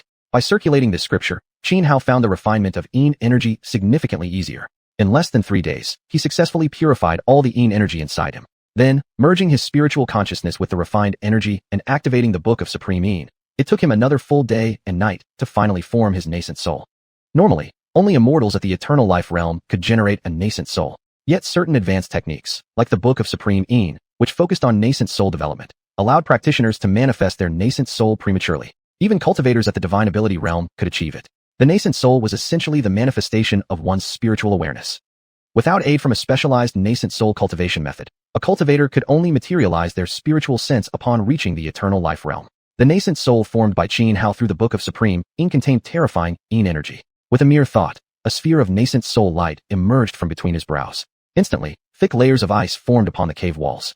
And this was without even activating the techniques of the Book of Supreme Yin. When enhanced by the secret arts recorded in the scripture, his nascent soul could unleash a cold more devastating than that of the yin silkworm. Even though his current mastery of the Book of Supreme Yin was only at the minor accomplishment stage, and though his nascent soul remained an amorphous ball of light rather than taking human form, its power was already immense. Once his nascent soul fully took on a humanoid shape, its strength would multiply several-fold. At that point, with just a single thought, he could freeze 1,000 miles and annihilate everything within. After retracting the sphere of nascent soul light back into his forehead, Xianhao took out the yin marrow jade and once again circulated the Book of Supreme Yin, absorbing the yin energy within to solidify his newly formed nascent soul. 3 more days passed before his nascent soul was finally stabilized. Mastering the Book of Supreme Yin and forming his nascent soul had dramatically elevated his combat prowess once again. Exiting the stone cave, Xianhao resumed his search for fortuitous opportunities within the Valley of 10,000 Poisonous Insects. This time, however, he did not waste time hunting venomous insects or savage beasts. Instead, he focused on locating ancient cultivation sect ruins whose ancestral lands were said to have been situated in this valley. Though the broken steel he had unearthed earlier brought no tangible gains, it revealed just how profound the legacy of those ancient sects might be. A fragment possibly linked to a divine treasure was no ordinary relic. Such things were beyond the reach of common powers. Even among today's world, where xianxia were already supreme, divine treasures stood a level above. Among the present 10 greatest powers, only 2, Xuanhuan Dao sect and Endless Devil Abyss, openly possessed half-immortal artifacts. Thus, one could imagine how incomparably powerful a true divine treasure must be. Following clues from the earlier ruin, Xianhao soon located several other sites. But time had been too relentless. The remnants were nearly erased by centuries of decay, leaving behind only scattered shards of tile and fragments of walls etched with traces of divine weapons. Even after such long ages, these marks exuded an aura so oppressive it sent chills down the spine. Xianhao searched meticulously through these ruins, but found nothing of value. Still, he felt no discouragement. With 3 months ahead of him, there was no need to rush. In the following days, he discovered a few more ruins. Among them, only one yielded anything: a gold leaf scroll inscribed with a partial and incomplete version of the Great Annihilation Art. While this arcane skill was undoubtedly powerful, the fragment contained only a small portion. As an incomplete technique, even if cultivated, it wouldn't allow one to unleash its true might. Besides, Xianhua was hardly short on skills, cultivation methods, or secret arts. Just the self-mastery through other forms secret method he possessed ranked among the very top techniques across the entire cosmos. Once employed, it rendered him virtually invincible against opponents of the same realm. Additionally, he mastered numerous other formidable techniques such as 10,000 immortals star-averting art, ninefold unity divine archery, and many others, all exceptionally potent. He also had supreme cultivation scriptures like the Celestial Emperor Dao. His arsenal for combat was vast. What he truly lacked was cultivation base. Although he had become a sovereign, it was still far from enough to dominate the mortal world. He had personally witnessed the battle between Bai Chungying and Shi Di Qinglang, both transcendent beings at the feathered immortal level. He had also seen xiuxian drive away Zheng Wudi with a single sword intent. Compared to such existences, he was no stronger than an ant. Going further ahead is the forbidden zone that Xuanhuan mentioned. Standing at the edge of a cliff, Xianhua gazed into the distance and couldn't help but frown. Before the Heaven Shaman ritual began, Xuanhuan had thoroughly briefed him about the Valley of 10,000 poisonous insects. Though the depths of the valley were extremely perilous, almost every time the Heaven Shaman ritual took place, members of the Shaman clan would venture inside to explore. Yet deep within the Valley of 10,000 poisonous insects lay one particular area known as the Forbidden Zone. According to ancient shamanic records, in times long past, many shamans had entered that region, but only 5 ever returned alive. Over time, this area became strictly off-limits. In recent centuries, virtually no member of the Shaman clan dared set foot there. The ancestors of the Shaman clan speculated that this region was likely the core ancestral ground of an ancient cultivation sect. Yet due to its extreme danger, even though it might contain countless fortuitous opportunities, very few were willing to enter. What good is abundance if you lose your life? Xuanhuan had warned Qin how to stay on the outskirts of the Valley of 10,000 poisonous insects, avoid the deeper areas altogether, and especially never step into the Forbidden Zone. But right now, Xianhua felt a strong urge to enter that region and see it for himself. He was deeply curious. What exactly did the core domain of that ancient cultivation sect, whose ancestral land lay within the Valley of 10,000 poisonous insects, truly look like? After hesitating for a moment, Xianhua ultimately made his decision and stepped forward into the zone. How could one catch tiger cubs without entering the tiger's den? If one wished to achieve greatness, one must possess the audacity to risk everything, even face death, to bring down the emperor. As soon as Xianhua entered the region, he noticed a stark difference from the rest of the Valley of 10,000 poisonous insects. There was no toxic miasma in the air. It felt as though he had suddenly stepped into another world entirely. Moreover, Xianhua could clearly sense spatial fluctuations. When he lifted his head to look ahead, the scene before him was completely different from what he had seen when standing upon the cliffside. Stretching before him was a vast landscape of 10,000 li. It seems this area is actually a secret realm, Xianhua murmured, momentarily stunned as he stared at the boundless rivers and mountains ahead. Chapter 302 The Mysterious Figure in the Underground Palace. Xianhua gazed at the vast landscape before him and quickly realized this region did not exist within the same space as the Valley of 10,000 poisonous insects. Unlike the valley, no miasma filled the void here. His spiritual sense was no longer obstructed. With a mere thought, his soul light shot forth from his forehead. Within just a few breaths, he had scanned the entire area within several thousand meters. He discovered that although many powerful ferocious beasts and birds lurked across this endless expanse of mountains and rivers, they were generally weaker than the venomous creatures dwelling deep inside the Valley of 10,000 poisonous insects, a fact that surprised Xianhua greatly. According to Xuanhuan, this place should have been far more dangerous than the depths of the poisonous insect valley. Moreover, numerous witches had entered here before, and 5 of them had actually survived and returned. Thus, he believed the witch clan must have had some understanding of what lay within. Yet now, everything contradicted what Xuanhuan had described. He hadn't detected even the slightest danger anywhere around. Though puzzled, Xianhua hesitated only briefly before pressing deeper into this sprawling mountainous realm. He had already used his soul light to survey the surroundings and found, deep within this endless terrain, a cluster of structures still relatively intact. Clearly, this preserved compound was once the core domain of the ancient cultivation sect that had existed here, same landmass as the Valley of 10,000 insects. Soaring through the air, Xianhua reached the architectural complex in no time. Peaks pierced the heavens, each hosting numerous palaces standing side by side in close formation. Even though some buildings had been ruined, the remaining broken walls and shattered pillars revealed how magnificent and grand these halls once were. Moreover, clear signs showed that an enormous, catastrophic battle had taken place here long ago. Broken weapons littered the ground. Certain structures looked as if they'd been pulverized by a colossal heavenly hammer, while some peaks appeared cleanly sliced apart by a single slash of a sword. Even after countless ages had passed, walking among these ruins, one could still feel the lingering aura of that past slaughter. Xianhua moved carefully through the wreckage, searching for any traces of fortune or legacy. When he arrived at a great hall, a sudden, intense sense of danger surged from nowhere within his heart. Startled, he instantly steadied his mind and became extremely cautious. Yet all around remained deathly silent. No change, no sign of threat. But instead of relaxing, Xianhua's expression grew even heavier. He dared not release his soul light again. Instead, he swept his spiritual consciousness across the area, attempting to detect whatever hidden peril might be lurking in the dark. Within his spiritual scanning range, every faint movement within several thousand meters fell under his awareness. Soon, he detected something strange. When his consciousness neared the underground chamber beneath the Great Hall, it vanished without warning. Without hesitation, Xianhao acted immediately. Planting both feet firmly on the ground, he launched himself upward like a cannonball. At the same time, he formed his right hand into a sword finger, stabbing downward toward the hall before him. Boom, boom, the void roared. Tremendous sword intent erupted from Xianhao's body, drawing energy from the surrounding space and coalescing into a radiant blade thousands of meters long, which slashed downward with devastating force upon the hall. The power of this energy blade was terrifying. Even the space warped under its pressure. Before it fully descended, the hall already began to collapse. Boom. The energy blade struck the hall. The overwhelming sword force first shattered the structure into pieces, then crushed every fragment of rubble into fine dust. A bottomless fissure split open across the ground, carved by the blade's impact. Ow, ow, ow. At that moment, bizarre howls erupted from deep within the fissure. Then, two pitch-black hounds, as dark as ink, burst out from the depths of the crack. These two ink-black dogs were not living beings. They were constructs formed entirely from raw energy. Like hellhounds guarding the gates of the underworld, they were savage and brutal. The moment they emerged from below, they lunged straight at Xianhao with astonishing speed, resembling two black lightning bolts tearing through space itself. Dare you? Xianhao coldly snarled.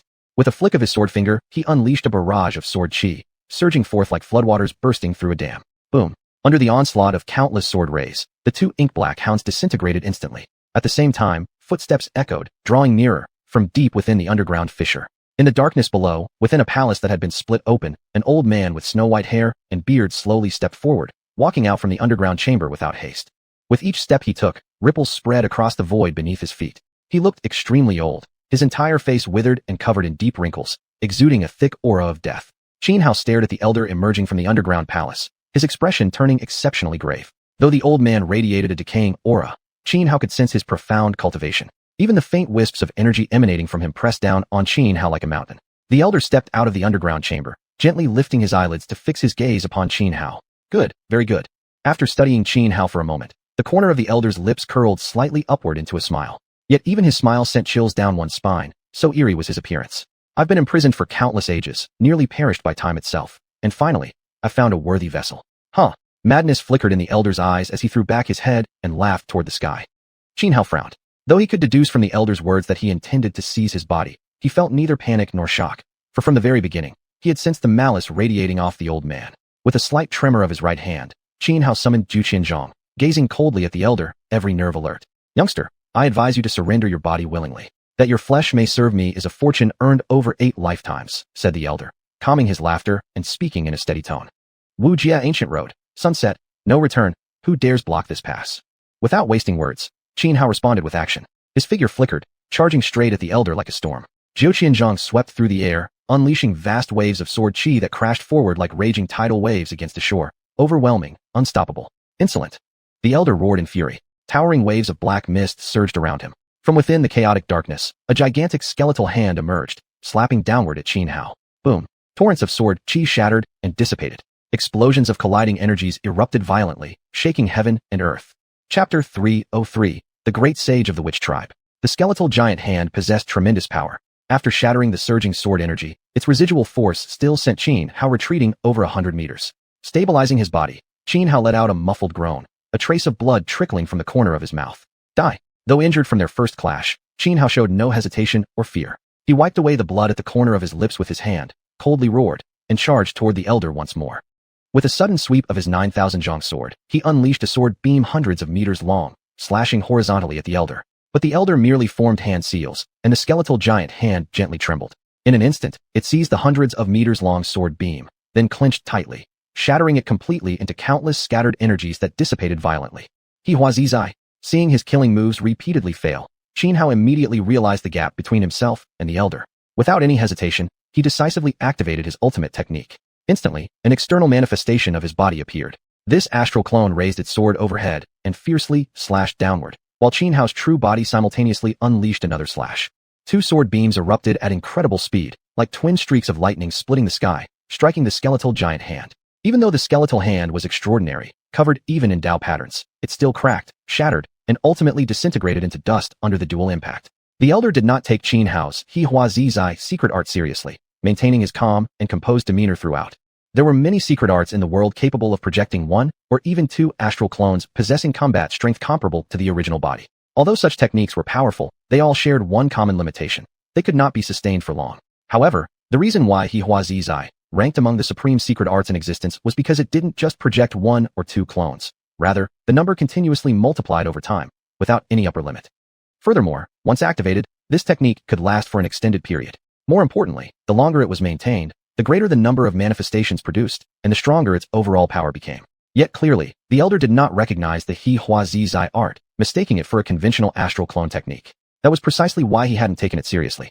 Now, as the Elder formed seals with both hands, countless Tao traces appeared across the sky. As these traces interwove into a massive pattern that obscured the heavens, an extremely oppressive aura blanketed the entire area within several thousand meters. Candle Dragon Sacrificial Art, Blood Lightning Purge of Sins. With palms pressing upward toward the sky, the Elder triggered the vast heavenly formation. Immediately, torrents of crimson lightning surged forth, forming a devastating storm that instantly engulfed Xianhao entirely. Yet, facing this tempest of thunder, Xianhao remained unfazed. Each time he had undergone tribulation, he had tempered his physical body using heavenly lightning. Over time, he had developed a certain degree of immunity to thunder-based forces. River Crossing Pawn, Shatter the Elephant. Ignoring the raging thunder completely, Xianhao unleashed the sword art killing move he had comprehended. Massive waves of sword energy crisscrossed through the air, converging sharply upon the Elder.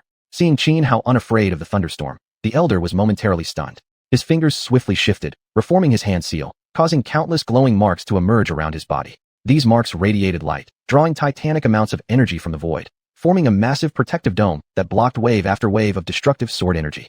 Still, even so, the Elder grunted in pain and took several steps back before stabilizing himself. And at that very moment, the xiuxian art had already projected yet another astral clone of Xianhao. In an instant, 3 Xianhaos launched simultaneous attacks against the Elder. The Elder frowned, revealing an expression of astonishment. Once again, he formed hand seals, activating a powerful sorcery to defend against the 3-pronged assault. Yet the attacks from the trio were too fierce. Even though the Elder possessed profound cultivation and mastery over numerous formidable techniques, he began to struggle, momentarily overwhelmed and hard-pressed. Just as he barely managed to hold off the onslaught of the 3 Xianhaos, the xiuxian art conjured yet another astral manifestation. Now, 4 Xianhaos surrounded and attacked him together. What kind of astral clone art is this? Damn it. Under the relentless assault of 4 identical enemies, the previously serene Elder finally began to panic. Though his cultivation was deep, he had been trapped here for an immeasurably long time. So long that he was nearly broken by it. As a result, he could no longer maintain the peak strength of his prime. Right now, his power only approached, but did not truly match, that of an immortal-level expert. He had already discerned the nature of the xiuxian art, and understood that if this continued, his situation would grow increasingly dire. He might even lose his life. His eyes turned cold, and without hesitation, he made a decision. Ancestral Wu soul-seizing art. The Elder formed hand seals and unleashed an ancient and powerful technique. As he activated the art, intricate tattoos appeared on his forehead, glowing with eerie light. Then, one mark after another emerged around Xianhao's physical body, and an invisible force trapped him. At the same time, the 3 astral clones projected by the xiuxian art were also affected and froze in place. Xianhao's expression instantly changed. Frowning, he glanced toward the Elder, and immediately saw the strange glow emanating from the tattoos on the Elder's forehead. Dizziness overwhelmed him. He felt suddenly drowsy, as if desperate to fall asleep at once. Seeing Xianhao's eyelids droop, the Elder curled his lips into a cold sneer. The ancestral Wu soul-seizing art was an immensely powerful technique. Once activated, it could plunge an enemy into a soul-seized state, rendering them like fish on a chopping block, helpless and ready for slaughter. Seeing that Xianhao had already fallen into this soul-seized state, the Elder immediately prepared to trigger another secret art, intending to seize control of Xianhao's body. But just then, a mysterious woman wearing a silver mask appeared. Heavenly Wu Thunder Annihilation Art. With hands forming seals, the masked woman summoned a massive sigil in the sky. Immediately, overwhelming thunderbolts roared down upon the Elder. Caught completely off guard, the Elder let out a startled cry and quickly deployed an esoteric movement technique to evade. But as a result, the eerie light from the tattoos on his forehead no longer shone into Xianhao's eyes, causing Xianhao to snap instantly out of the soul-seized state. Wu Clan brat, how dare you attack this old man? Enraged that Xianhao had awakened from the soul-seized state, the Elder shouted furiously at the silver-masked woman. The mysterious woman with the silver mask looked at the Elder and said calmly, "Ancestor, you have been dead for a very long time." Chapter 304, Ancestral Shaman Soul-Seizing Art. Foolish Junior, what nonsense are you spouting? I am alive and well, yet you dare curse me as dead. The old man roared in fury at the silver-masked woman. He was Wu Chi Dao, a great shaman sage from thousands of years ago. Ancestor, the being before us now is merely a lingering wisp of consciousness, said the mysterious woman with the silver mask. Absurd lies. Wu Qidao snorted coldly, his voice brimming with murderous intent. Since you show such disrespect to this elder, I shall not hold back either. Die. As the words left his lips, Wu Qidao formed hand seals and activated a powerful arcane technique. Instantly, more than a dozen arcane patterns emerged in midair. Each one spewed forth a stream of crimson flame, like several fire dragons roaring toward the woman and Xianhao. Foot soldier crossing the river, general slaying. Xianhao had already awakened from his soul seizure state. After glancing at the masked woman, he swung Xiuxian's and charged straight at Wu Qidao. His three external incarnations acted simultaneously as well. In an instant, four massive sword beams descended together, sweeping through the dozen fire dragons. The flames were instantly shattered and dispersed. Then, without losing momentum, the four colossal sword beams continued their onslaught toward Wu Qidao. Wu Qidao growled, forming seals with both hands and summoning the four primordial forces, earth, water, wind, and fire, from the void to construct a gigantic shield that blocked all four sword beams. But at that moment, the mysterious woman with the silver mask shot skyward. Her long sword leapt from its sheath, and with her left hand forming seals, mark after mark appeared in the air. Each seal trembled once in place before rushing into the blade she held. Heavenly Shaman Sword Song. With a soft cry, the silver-masked woman thrust forward. A sword beam wreathed in magical light shot out and slammed into the massive shield formed by earth, water, wind, and fire. Boom.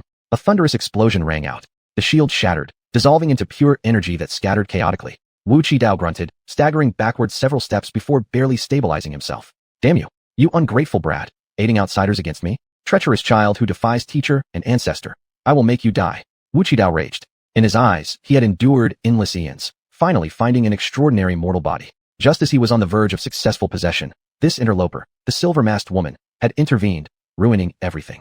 Activating the ancestral shaman soul-seizing art came at a heavy price. He could already feel his strength rapidly draining due to the backlash of the technique. His current situation was dire. Prohibited ancestral shaman art opened the gate of Yellow Springs. Wu Qidao howled toward the heavens, forming seals without regard for cost, unleashing an ancient and immensely powerful art. The moment Wu Qidao completed his seals, Xianhao did not hesitate. He attacked again, swinging Xiuxian's with terrifying sword intent erupting from his body, piercing through the clouds. Foot soldier crossing the river four ruins, a lone journey across 1,000 li. With a cold shout, Xianhao raised Xiuxian's and rushed forward, closing in on Wu Qidao. His speed reached its peak, splitting the sky like a bolt of lightning. Sword chi crisscrossed around him, fracturing space itself. Such overwhelming power sent even a being as mighty as Wu Qidao's scalp tingling with dread. At the same time, Xianhao's other three external incarnations also launched attacks, each unleashing peerless sword arts. The mysterious silver-masked woman gazed at Wu Qidao, her beautiful eyes flickering momentarily before she sighed. She then formed seals with both hands, activating an exceedingly profound shamanic technique. Divine Invocation, Great Cataclysm. When the silver-masked woman finished her hand seals, a vortex of violent energy surged above the sky, crashing down upon Wu Qidao like floodwaters breaching a dam. Its devastating might gave the sensation of impending apocalypse. Meanwhile, behind Wu Qidao, the silhouette of an ancient gateway began to manifest, a gate both archaic and extraordinary, exuding an aura of hellish dread. As the ancient gate slowly opened, countless spectral images of evil spirits burst forth, accompanied by the wailing cries of 10,000 ghosts. Boom! The clash of ultimate techniques exploded outward. The peerless sword arts unleashed by Xianhao and his three incarnations proved too powerful. They annihilated wave after wave of ghostly specters, their surging sword chi breaking through every obstruction before slicing directly into Wu Qidao's form. Wu Qidao immediately let out shrill, agonized screams, suffering unimaginable injuries. Moreover, the techniques summoned by the silver-masked woman crashed down as well. Already gravely wounded by Xianhao, Wu Qidao had no strength left to resist. Instantly, he was struck by the torrent of violent energy surging down from the sky. His body cracked like porcelain, fissures spreading all over, until finally, with a scream from Wu Qidao, his form exploded into a mist of blood that scattered into the air. No, how could this old man possibly be defeated by two insignificant insects like you? Impossible. This can't be happening. These were Wu Qidao's final, frenzied shrieks. Just as Wu Qidao was slain by Xianhao and the mysterious silver-masked woman, a sudden transformation occurred. The magnificent mountains and rivers, the grand palace, all vanished in an instant. The sky abruptly darkened, and the surrounding scenery twisted into a grim and terrifying wasteland. The majestic landscape was gone, replaced by a shattered realm. One mountain after another lay broken, ruins scattered everywhere. The earth itself was riddled with bottomless cracks, as if the entire land had been torn apart. Through some of the chasms, molten magma from deep beneath the surface could even be seen. What is going on? Xianhao stared at the scene before him, his expression heavy and bewildered. What you just saw was merely an illusion, said the mysterious woman with the silver mask, now approaching Xianhao's side, her voice calm and steady. Then, she removed the silver mask from her face, revealing exquisite features, as if a celestial fairy had descended from heaven to walk among mortals. This mysterious woman was none other than Xuanhuan, the witch clan's holy maiden. Yet upon seeing Xuanhuan, Xianxia remained remarkably composed, as if he had recognized her identity long before. You're very familiar with this place? Xianxia asked her. Xuanhuan glanced at Xianxia but did not immediately answer. Instead, she shifted the topic and asked, I warned you. This area is extremely dangerous. I told you not to come in. Why did you still enter? You came in too. Xianxia shrugged. I entered to save you. Xuanhuan replied. This heavenly shaman ritual is of great importance to me. I must ensure that you emerge victorious from it. Otherwise, I would never have stepped inside. Chapter 305, The Mysterious Space. What's the point of talking about this now? Xianxia sneered. Xuanhuan pondered for a moment, then said, According to some ancient records in our clan, the only way to leave this area is to venture into its deepest core and walk the so-called path of rebirth. The path of rebirth. Xianxia couldn't help but frown. Xuanhuan continued explaining to him. You must have already sensed it. This is a secret realm, separate from the Valley of 10,000 Poisonous Insects. It isn't part of the same space. Xianxia nodded. He had realized that the moment they stepped into this place. Within this folded space exist many strange and ominous forces capable of warping anyone who enters, distorting them without their awareness until they become part of these very anomalies themselves. Xuanhuan revealed everything she knew to Xianxia. Now that both of them were trapped within this folded dimension, their only chance of escaping safely lay in honest cooperation. No secrets, no concealment. You mentioned earlier that the old man was already dead. Could it be that he unknowingly became one of those strange and ominous things you just described? Xianxia frowned as he thought, turning to ask Xuanhuan. Yes, Xuanhuan replied with a nod. He was a great sage of my Wu clan, named Wu Qidao. 1400 years ago, he entered this region, and all his companions were killed by him. According to Xuanhuan, over a dozen great sages of the Wu clan had entered this area back then alongside Wu Qidao, seeking its mysteries and blessings. In the end, only one person made it out alive. And according to that survivor, Wu Qidao had turned into an anomaly almost immediately upon entering, slaughtering nearly all the others. If someone managed to leave here alive before, then we should be able to as well, Xianxia said grimly after a moment of silence. But although that sage survived and left, 3 days after returning to the clan, he transformed into an indescribable monster. Xuanhuan said quietly. Hearing this, Xianxia's face darkened dramatically. He truly hadn't expected this place to be so sinister. At first, he'd been fearless, but now, after hearing Xuanhuan's words, his scalp prickled with dread. He glanced warily around, activating his xiuxian demon eyes in an attempt to see through all illusions and protect himself from being contaminated by the strange and ominous forces Xuanhuan spoke of. Though Xuanhuan appeared calm on the surface, inside she was seething. Only her excellent self-control kept her anger hidden. Before the Heaven Wu ritual even began, she had warned Xianxia not to enter this place, but he hadn't listened at all. And earlier, when they were in the Valley of 10,000 Poisonous Insects, she'd actually stepped in to save him. Yet right after, he simply slipped away, truly infuriating. What's more, she could tell that outside the valley, Xianxia had already discovered her identity. For him to abandon her under those circumstances was absolutely despicable. Let's go. Taking a deep breath to suppress her inner fury, Xuanhuan said to Xianxia, then stepped forward, walking steadily ahead. The imperial dynasty was about to launch an invasion into the 10,000 Great Mountains. If the Wu clan couldn't remain united and strong, they might very well be wiped out this time. As the holy maiden of the Wu clan, Xuanhuan naturally bore the responsibility of protecting her people entirely upon her shoulders.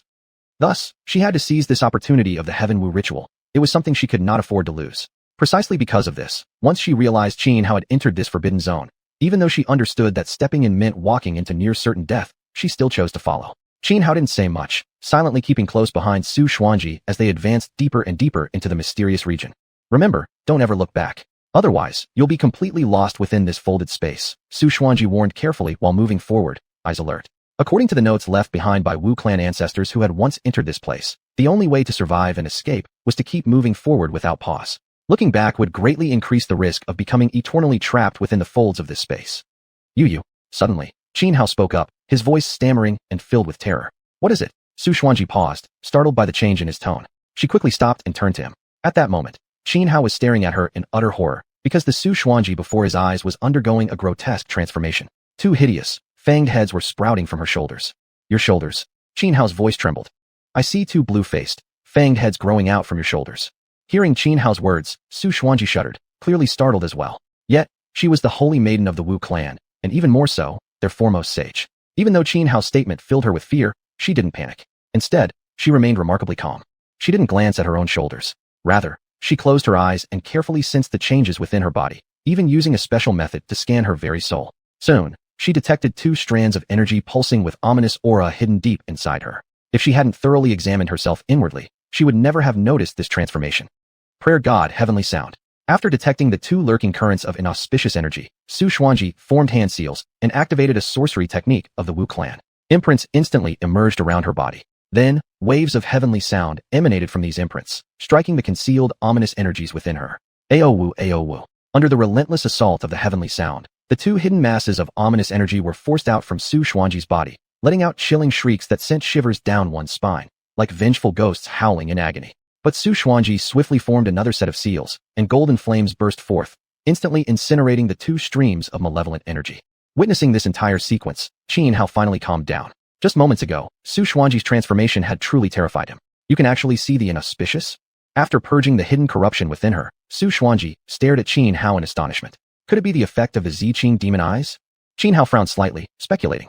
No. Although the Xiqing demon eyes are a rare ocular technique, they cannot detect inauspicious energy. Xuanhuan shook her head, rejecting his guess. At that moment, Xianhao's gaze towards Xuanhuan shifted once again, his expression turning horrified. A woman clad in a long crimson robe was now hanging upside down above Xuanhuan's head, her deathly pale face twisted into a grotesque smile directed straight at Xianhao. Chapter 306, The Path of Rebirth. Xuanhuan noticed the change in Xianhao's expression. Without even waiting for him to speak, she immediately took action. In the ancestral records of the Wu clan, the accounts of the strange and ominous phenomena in this region were terrifying. Even though Xuanhuan possessed profound cultivation, she didn't dare to be careless now. Her hands formed seals rapidly as she activated an extremely profound arcane technique. 7 lotuses of eerie black flame appeared, hovering above her head, shoulders, and other key points around her body. Instantly, the mysterious woman dangling upside down above Xuanhuan let out a piercing shriek. Her previously haunting, chilling eyes filled with terror. She shot Xianhao a venomous glare, then vanished into the void as if she had never existed. Why can you see the unnatural horrors here? And why haven't these omens targeted you? Furrowing her delicate brows, Xuanhuan looked at Xianhao with deep confusion. I don't know either. Xianhao shrugged, his lips pursed. He wasn't trying to hide anything from Xuanhuan. He simply didn't understand what was happening himself. Never mind. Let's just get out of here first. Without pressing further, Xuanhuan turned forward and continued walking ahead. With Xianhao's ability to perceive the hidden terrors in this area, both of them felt more at ease.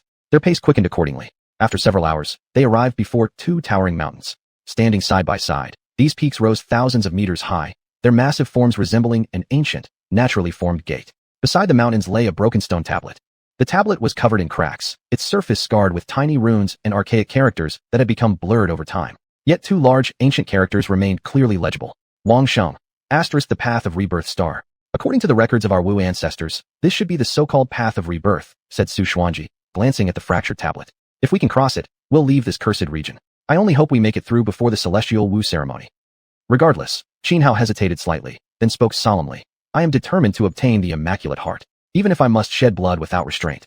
Hearing his words, Xuanhuan merely frowned slightly, saying nothing. Xianhao had said this deliberately, to give her fair warning in advance. He didn't care who ultimately triumphed in the celestial Wu ceremony. All he knew was that he must have the Immaculate Heart. Even if it meant conflict with the Wu clan, he would not back down. Xuanhuan stepped forward once more. As she passed the cracked stone tablet, the surroundings twisted unnaturally once again. Before, she and Xianhao had been standing amidst a ruined landscape, broken mountain ranges, and shattered earth, evidence of ancient devastation. Now all of that was gone.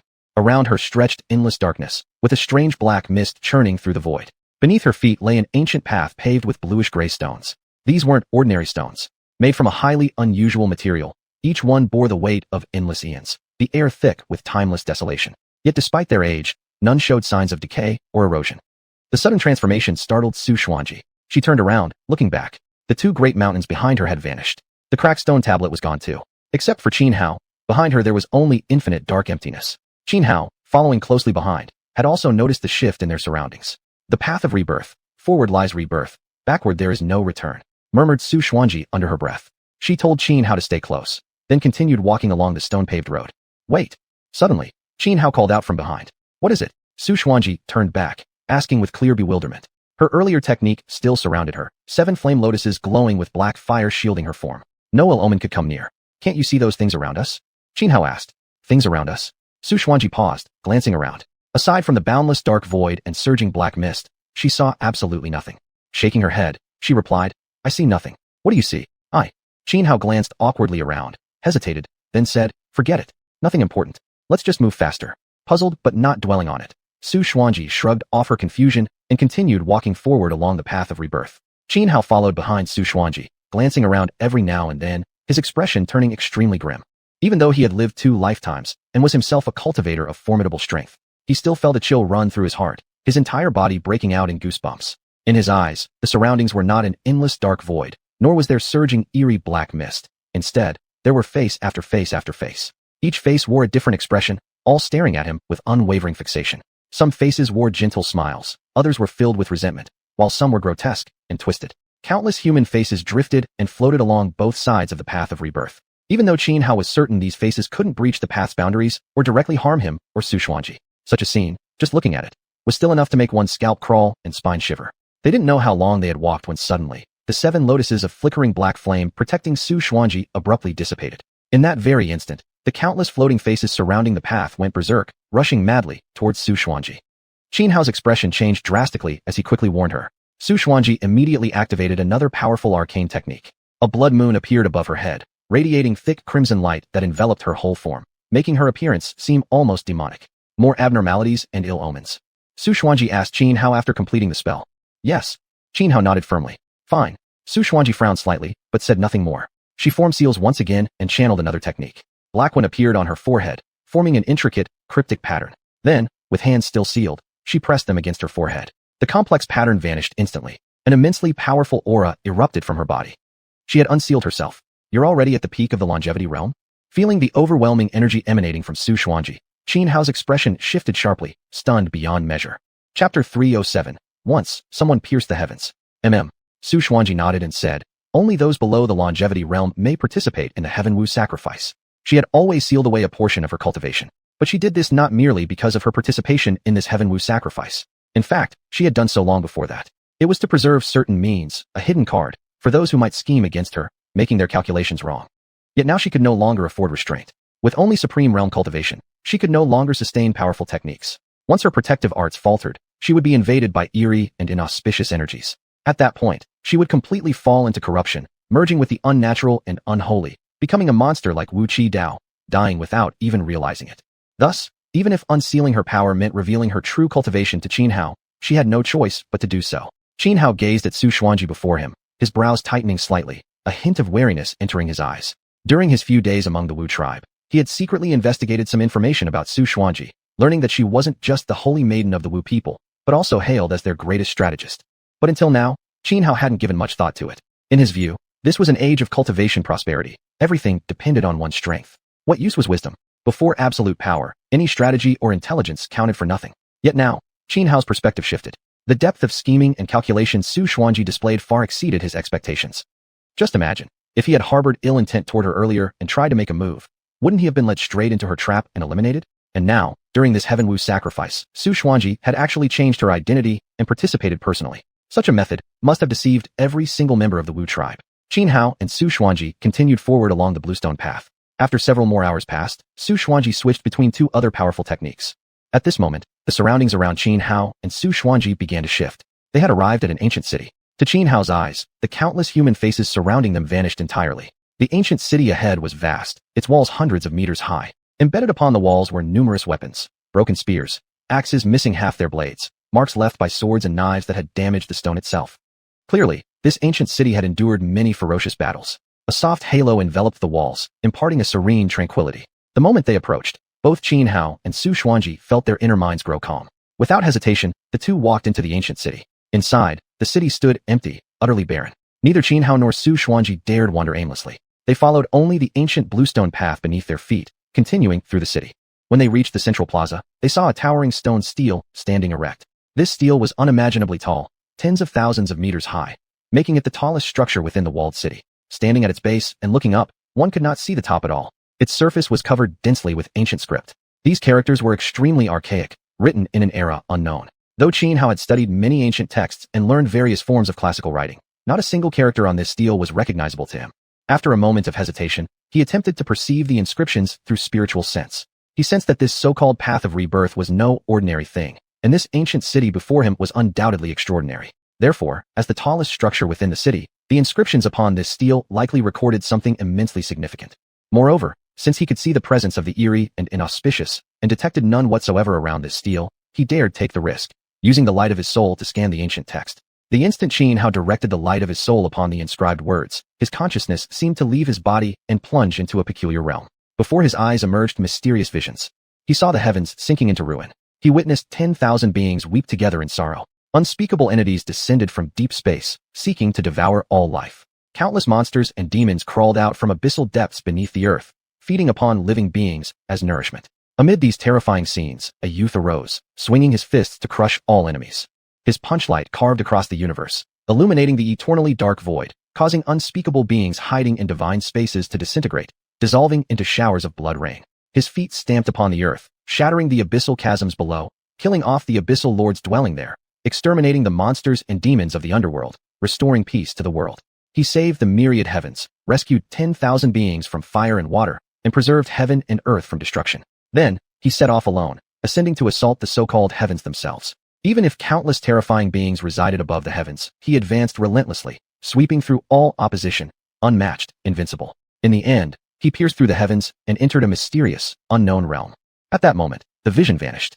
Xianhao. At the same time, Xuanhuanji's voice rang in Qianhao's ear. Only then did Qianhao snap back to reality. What happened to you? Xuanhuanji frowned slightly, asking him with concern. Just moments ago, she had suddenly noticed that Qianhao, who had been following behind her, had stopped moving, frozen like stone, standing blankly in place.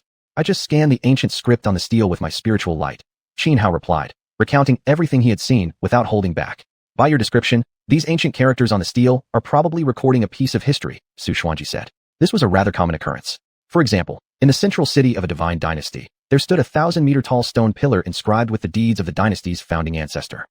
In Xuanhuanji's view, the scenes Qianhao witnessed were likely the commemoration of an ancient figure, a being from some forgotten era who saved the myriad heavens, rescued countless lives from fire and water, and ultimately shattered the heavens. Probably, Qianhao nodded.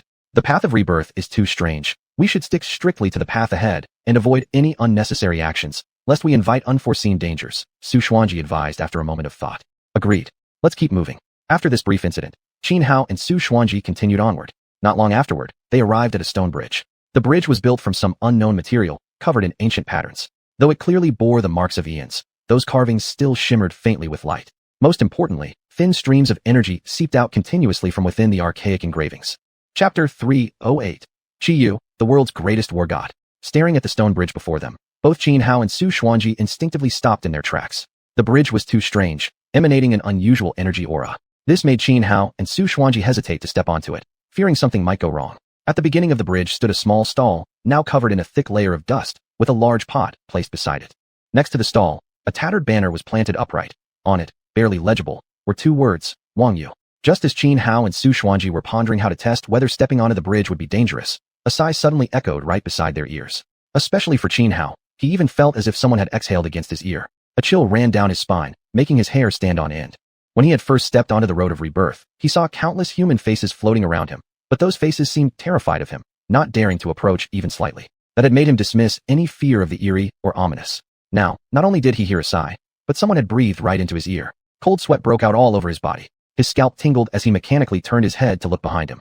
But when Qianhao looked back, there was nothing there. Far from relieving him, this emptiness only deepened his dread. The most terrifying things in this world are often those unseen. The more unknown, the more fearful. It is a weakness shared by everyone. Without hesitation, Qianhao trembled slightly, unleashing a vast surge of energy from within. He immediately went on full alert. Xuanhuanji had warned him about the horrors of the eerie and the accursed. He had no desire to become one of them. At that moment, Xuanhuanji suddenly cried out to Qianhao. Qianhao, look quickly. Hearing her voice, Qianhao immediately followed her gaze, and saw a woman in a white dress standing on the stone bridge. He didn't know when she had appeared. She walked slowly toward the other end of the bridge, letting out sigh after sigh. Clearly, the sighs they had heard earlier came from this white-clad woman. Is she a ghost? Qianhao glanced at the woman and asked Xuanhuanji. I don't know. Xuanhuanji frowned. But I can't sense any trace of eeriness or curse upon her. Hardly had Xuanhuanji finished speaking when the white-clad woman, who had been walking toward the far end of the bridge, abruptly stopped. She turned back to look at Qianhao and Xuanhuanji, gave a slight smile, and said, a ghost? You could say that. You. The fact that the woman suddenly spoke caused Qianhao and Xuanhuanji's expressions to change drastically. Both instantly became highly alert, ready at any moment to unleash their ultimate techniques against her. You needn't be tense. I mean no harm, the woman said calmly, as if seeing straight through their thoughts. Then who exactly are you? And why are you here? Qianhao hesitated before asking. I've forgotten who I am. I don't know why I'm here either, the woman replied indifferently. Qianhao continued to eye the woman warily. Even though she claimed to mean no harm, he couldn't let his guard down for a second. Yet the woman paid no mind to Qianhao's suspicion and continued. All I know is that I've been here for a very long time. You two are the only people I've ever encountered. That's impossible, Xuanhuanji said after a moment of thought. In our Wu clan's history, several sages successfully passed through the road of rebirth. They should have come here. How could you not have seen them? Oh, when did they come? About thousands of years ago. That shouldn't be right. I see everyone who comes here. And although I can't recall exactly how long I've been here, it must have been tens of thousands of years at least. Xuanhuan's expression grew serious. She turned to Xianxia, her face filled with worry. I think we may have taken a wrong turn. Upon hearing Xuanhuan's words, Xianxia's face also changed. At almost the same instant, both Xianxia and Xuanhuan instinctively looked down beneath their feet. What lay under them was no longer the bluestone path of Pu City's road of rebirth, but rather rows of gray bricks. This only confirmed they had indeed gone astray. Yet what baffled Xuanhuan was that she clearly remembered the road beneath their feet had always been the bluestone paved road of rebirth. Moreover, she and Xianxia had been extremely cautious, never altering their direction, always following the bluestone path forward. They shouldn't have deviated from the true road of rebirth. What exactly is going on here? Xuanhuan began to panic. Even though she was the foremost sage of the Wu clan, someone who had always remained rational and calm no matter what happened, right now, her heart was racing with anxiety. The records left behind by the Wu clan's ancestors contained horrifying accounts of the road of rebirth. Not only was it filled with eerie and accursed presences that could corrupt one's soul at any moment, but it also concealed countless unknown dangers.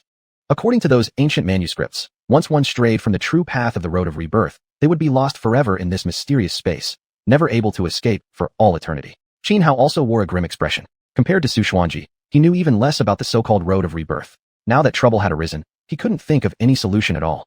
The woman on the stone bridge didn't notice the change in Xianxia and Xuanhuan's expressions. She seemed to suddenly sink into distant memories, speaking absently to them. Sigh. I've been waiting for that person to come and fetch me, but he never shows up. I wonder, do either of you know him? His name is Qiyu. He was the king of the Jiuli tribe. Xianxia and Xuanhuan, who had just moments ago been utterly bewildered by their disorientation in this space, were both stunned upon hearing the woman's words. Without thinking, they turned their gazes toward the woman standing on the stone bridge. You're waiting for Qiyu? Xuanhuan recovered first and asked the white-clad woman. Yes, do you know Qiyu? The woman looked at Xuanhuan. I don't know him personally, but I've heard legends about him. It's said that in ancient times, Qiyu, the greatest war god in the world, fought a great battle against xiuxian, the emperor of humanity, for reasons unknown. In the end, Qiyu was defeated by xiuxian, and the Jiuli tribe was annihilated. Xuanhuan recounted the legend of Qiyu as she knew it. She knew these details clearly because the Jiuli tribe had once been a powerful branch of the Wu clan. And precisely because of the destruction of the Jiuli tribe, the Wu clan itself had declined. Now they barely survived, hiding in the 10,000 Great Mountains. Chapter 309. The Naiha Bridge? Xuanhuan Emperor? Do you mean Xianxia? The white-robed woman asked in surprise. Xuanhuan nodded. The mythological tales of Qiyu and the Xuanhuan Emperor were widely known throughout the world. Many people had heard of them. It wasn't some hidden secret. That's impossible. The white-robed woman frowned. Their father and son. How could they ever raise weapons against each other? Qiyu and the Xuanhuan Emperor are father and son. Hearing this, both Xuanhuan and Xianxia were taken aback. In the legends they knew, Qiyu was the first war god of the world, the king of the Ninely tribe. The Xuanhuan Emperor, on the other hand, was the sovereign ruler over all tribes. It was precisely because Qiyu sought to claim that supreme position that he led the Ninely tribe into war against the Xuanhuan Emperor. When she learned that Qiyu was already dead, the white-robed woman fell silent. Her memories were incomplete. She couldn't even remember who she herself was, but she remembered Qiyu. She had been waiting here for him to come take her away. Sigh. After a long silence, she murmured to herself. I thought he had simply forgotten our promise, which is why I've waited so long. But it turns out, it's because he's already dead. As these words faded, the white-robed woman suddenly vanished into thin air. Xianxia and Xuanhuan, who had been about to ask her more questions, hoping to find some way out of this space, immediately shouted after her, but received no answer. Once again, the place returned to its original stillness, as if the woman had never existed at all. In this entire space, aside from Xianxia and Xuanhuan, there was now truly no one else. What should we do now? Xianxia asked Xuanhuan. He had no understanding of this place whatsoever. But Xuanhuan had read the ancient records left by the Witch Clan sages, and thus knew at least something about this realm. At this moment, he chose to follow her lead completely. Specialized matters must be left to those who understand them. One shouldn't recklessly try to play the hero. We can only move forward step by step, Xuanhuan said after some thought. Let's cross the bridge. By now, events had unfolded beyond even her control. She no longer knew what to do. According to the Witch Clan ancestors' notes, once someone strayed from the path of rebirth, they would become lost in this space forever, unable to escape. So she had no clear plan either. Xianxia furrowed his brow, but didn't say much. To be honest, this whole mess was ultimately his fault. If he had listened to Xuanhuan and hadn't rashly rushed into this area, none of this would have happened. After thinking for a moment, Xianxia stepped forward ahead of Xuanhuan. I'll go first and scout the way. No, let me go ahead, Xuanhuan said. My cultivation is stronger than yours. If anything dangerous happens, I at least stand a chance. With that, she moved back in front of Xianxia and stepped onto the stone bridge first. The instant Xuanhuan set foot on the bridge, intricate patterns on the stones began to glow, drawing mysterious energy from the void and striking her directly.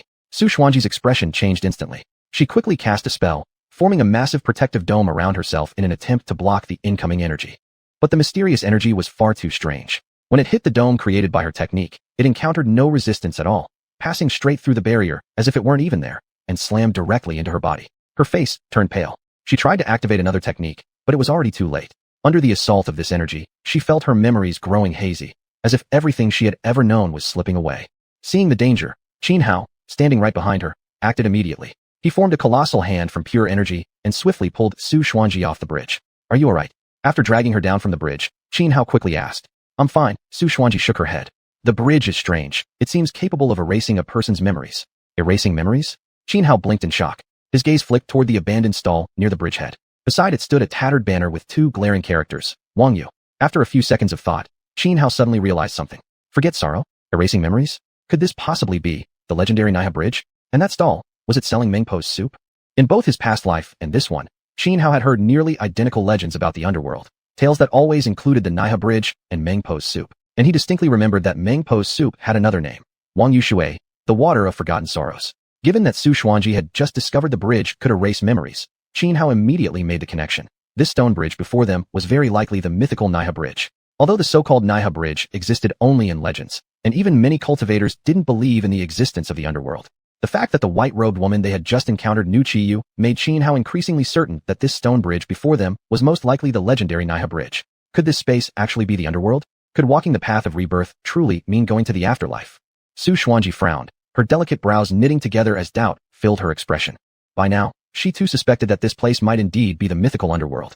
After all, things like the path of rebirth and the Naiha Bridge were said to exist only in the realm of the dead. Yet according to the records in the Witch Clan ancestors' hand scrolls, this space should have been the ancestral ground of a powerful ancient cultivation sect. There should be no connection whatsoever with the legendary underworld.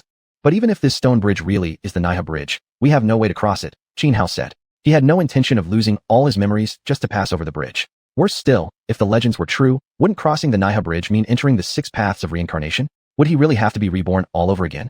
I know a technique that should allow us to cross without having our memories erased, Xuanhuan suddenly said. But even if we make it across the Naiha Bridge, it's still uncertain whether we can escape this folded space. We can't worry about that now. Let's just get across first, Xianhao replied after a moment's thought. Being trapped here indefinitely was worse than taking a risk. What if they actually managed to break free? Xuanhuan hesitated for a moment, but finally steeled her resolve. She began channeling her technique, casting it upon both herself and Xianhao. It was an ordinary spell, possessing no offensive power, but capable of shielding against memory erasure. Once the technique was complete, Xuanhuan stepped onto the stone bridge first. Just as before, the moment her foot touched the bridge, mysterious energy surged forth, attempting to wash away her memories. Chapter 310, Valley of the Fallen.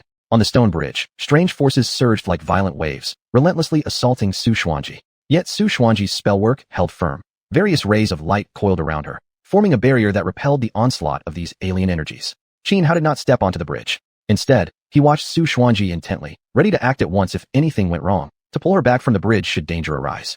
Everything proceeded smoothly. Soon, Xuanhuan successfully crossed the stone bridge. Only after she had passed safely did Xianhao step onto the bridge himself. Thanks to the protective spellwork Xuanhuan had cast, Xianhao too was able to resist the bridge's hostile forces and crossed without incident. Once both had cleared the bridge, they continued walking forward. They walked for a very long time, a journey stretching far into the distance, much like the previous path of rebirth. Beyond the bridge, only a single path cut through the void, its end nowhere in sight. For days and nights on end, Xianhao and Xuanhuan pressed onward until finally, light appeared ahead. When they reached the source of the glow, they saw before them a vast spatial vortex, pulsing with blinding radiance. Seeing the vortex, both were momentarily stunned, then swiftly overwhelmed by excitement and joy. Though they did not know where the vortex led, it meant there was hope of finally leaving this endless space. Walking silently through infinite void for days and nights was an ordeal. Only those with unwavering resolve like Xianhao and Xuanhuan could endure it. Anyone else would likely have gone mad. Without hesitation, the two stepped into the spatial vortex together.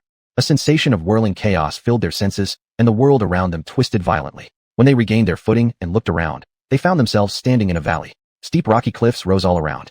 Before them lay a vast expanse of flat ground littered with countless stones. The surfaces of these boulders were unnaturally smooth, clearly not formed by nature, but hewn deliberately by some ancient hand.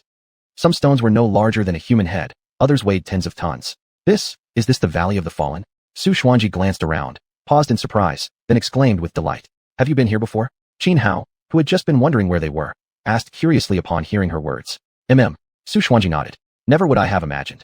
We were clearly off the path of rebirth, yet after crossing the Niha Bridge, we emerged directly out of that cursed space. This place lies deep within the 10,000 poison insect valley. She spoke with emotion, explaining to Xianxia what this valley truly was. It turned out this valley was located in the deepest reaches of the 10,000 poison insect valley, and one of the most forbidden zones of the witch clan. For within this valley rested ruins left behind by the ancestors of the witch clan. If what you say is true, Xianxia mused, then the path we took was actually the correct one. The path of rebirth your ancestors followed may have allowed escape, but it had already been corrupted by malevolence and ill omens. Now that I think about it, that must be right, Xuanhuan sighed. But we don't even know when we strayed from the path of rebirth, nor how we managed to find the Niha Bridge. The space they had just escaped had long been a taboo region for the witch clan. Over countless ages, many of their most gifted geniuses and powerful cultivators had vanished within it, lost forever.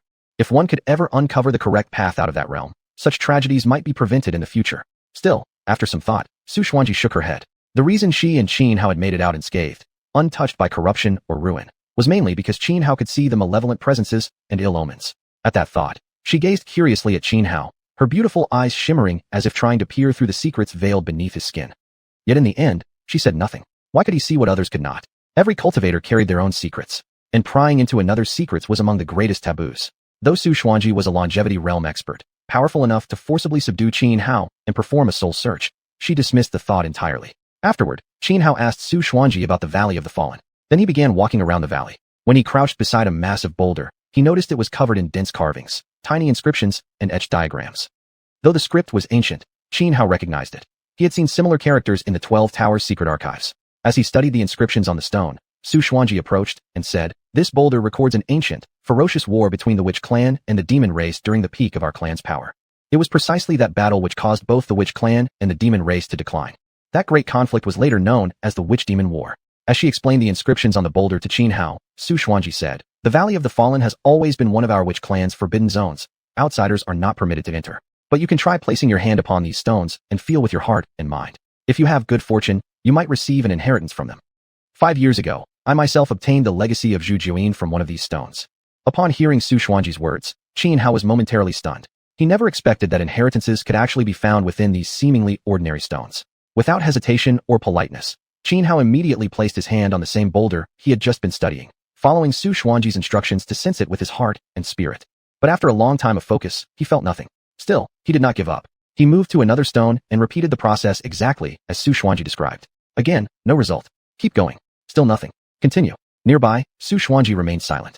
She simply sat cross-legged beside another stone, closed her eyes to rest, and once more wove her spellwork to seal away a large portion of her cultivation. Xianxia lost track of how many stones he had tried. When he finally stopped before a towering boulder over a person's height and pressed his hand upon it, suddenly, he sensed an enigmatic force stirring deep within the stone. Before he could react, his consciousness was pulled into a vision. Before him rose endless mountains. Yet in the sky, 10 suns blazed side by side. The entire world seemed on the verge of burning to ashes. Flames even flickered in midair. Over 70 to 80% of all living beings on the land had already been scorched to death. The few survivors scrambled into deep underground caverns, yet even there, life continued to fade away ceaselessly. At that moment, a tall, powerful man appeared, holding a giant bow, gazing at the 10 blazing suns in the sky, his face filled with fury. Without a word, he raised his bow high. Chapter 311. Shooting the 9 suns, heaven and earth weep blood. In the vision, a towering man raised a massive bow, knocked an arrow, and aimed at the 10 blazing suns hanging high in the sky. With a sharp whoosh, an arrow shot forth. It streaked across the heavens like a fire meteor, piercing through the firmament. Then came a mournful cry. One of the suns high above flickered and died. A 3-legged golden crow plummeted from the sky. The moment the giant's arrow exploded one of the suns, the remaining 9 suns seemed enraged, unleashing even more terrifying heat. Solar power surged, condensing into colossal flames that crashed down from above, instantly shattering mountains and rivers around the giant into molten lava. Towering infernos engulfed him completely. Yet, standing amidst the raging blaze, the giant remained calm, unafraid of the scorching fire. His life force surged into the skies. Even flames transformed from pure solar energy couldn't harm him in the slightest. Unfazed by the sea of flames surrounding him, the giant once again drew his bow. This time, he released 3 arrows at once, each brimming with terrifying power, blowing up 3 more suns in the sky. 3 suns vanished. 3 3-legged golden crows fell lifelessly from the air. The remaining 6 suns formed a hexagram in the sky. The star pattern flickered as solar energies converged into a single slay-the-mortal beam that shot down toward the giant. This beam was utterly horrifying. Any being touched by it would vanish into nothingness instantly. Even legendary immortals, upon seeing this ray, turned pale with fear and fled immediately. They wouldn't dare withstand it. Boom. The beam's might was too overwhelming. It shredded through the giant's life force and pierced straight through his chest, leaving a gaping hole as large as a rice bowl. Half his heart was destroyed. Yet this giant was truly unbelievable. Even after such a devastating wound, he did not die. Letting out a furious roar, his blood, qi, surged violently. This time, he condensed his own blood into 4 arrows, knocked them one after another, and loosed all 4 in a single breath. Boom. 4 more suns exploded in the sky. 4 golden crows shrieked in agony as they fell, crashing onto the land and turning hundreds of miles into an eternal volcanic range. Now only 2 suns remained in the sky. Without hesitation, the giant once again formed 2 more arrows from his blood qi and launched them. These 2 arrows moved at lightning speed, splitting the sky like electric bolts. Soon, one of the final suns detonated. The last sun transformed into a 3-legged golden crow, flapping its wings frantically, attempting to flee. But the giant's arrow seemed guided by instinct, chasing relentlessly after the fleeing creature, as if determined to slay it or die trying. Outrageous. Just as the last golden crow was about to be struck down, an enraged roar echoed from the 33rd heaven above. An ancient bronze bell shattered the sky, erupting with infinite light. It disrupted the arrow, closing in on the final golden crow, and then descended violently upon the bow-wielding man.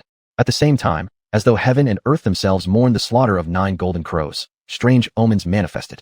Sounds of celestial weeping rang out, like the wails of 10,000 evil spirits. And then came a downpour, not of rain, but of blood. Just then, the vision faded. Xianhao's consciousness returned to clarity. Before him stood the same enormous stone etched with the image of the sun shooter. Yet now, a single drop of glistening golden blood seeped out from deep within the stone, landing in Xianhao's open palm pressed against its surface. Staring at the golden blood shimmering in his hand, Xianhao furrowed his brow. At that moment, Xuanhuan, who had silently approached from nearby, saw the golden blood on Xianhao's palm and was utterly shocked. She stood frozen for several breaths before snapping back to her senses, urgently exclaiming, "Xianhao, congratulations! You've actually obtained a drop of Pangu's blood essence." Pangu's blood essence. Xianhao blinked in surprise upon hearing Xuanhuan's words. Though he had never seen it in person, during his recent stay among the Wushu clan, he had read many ancient tribal scriptures, one of which mentioned Pangu's blood essence.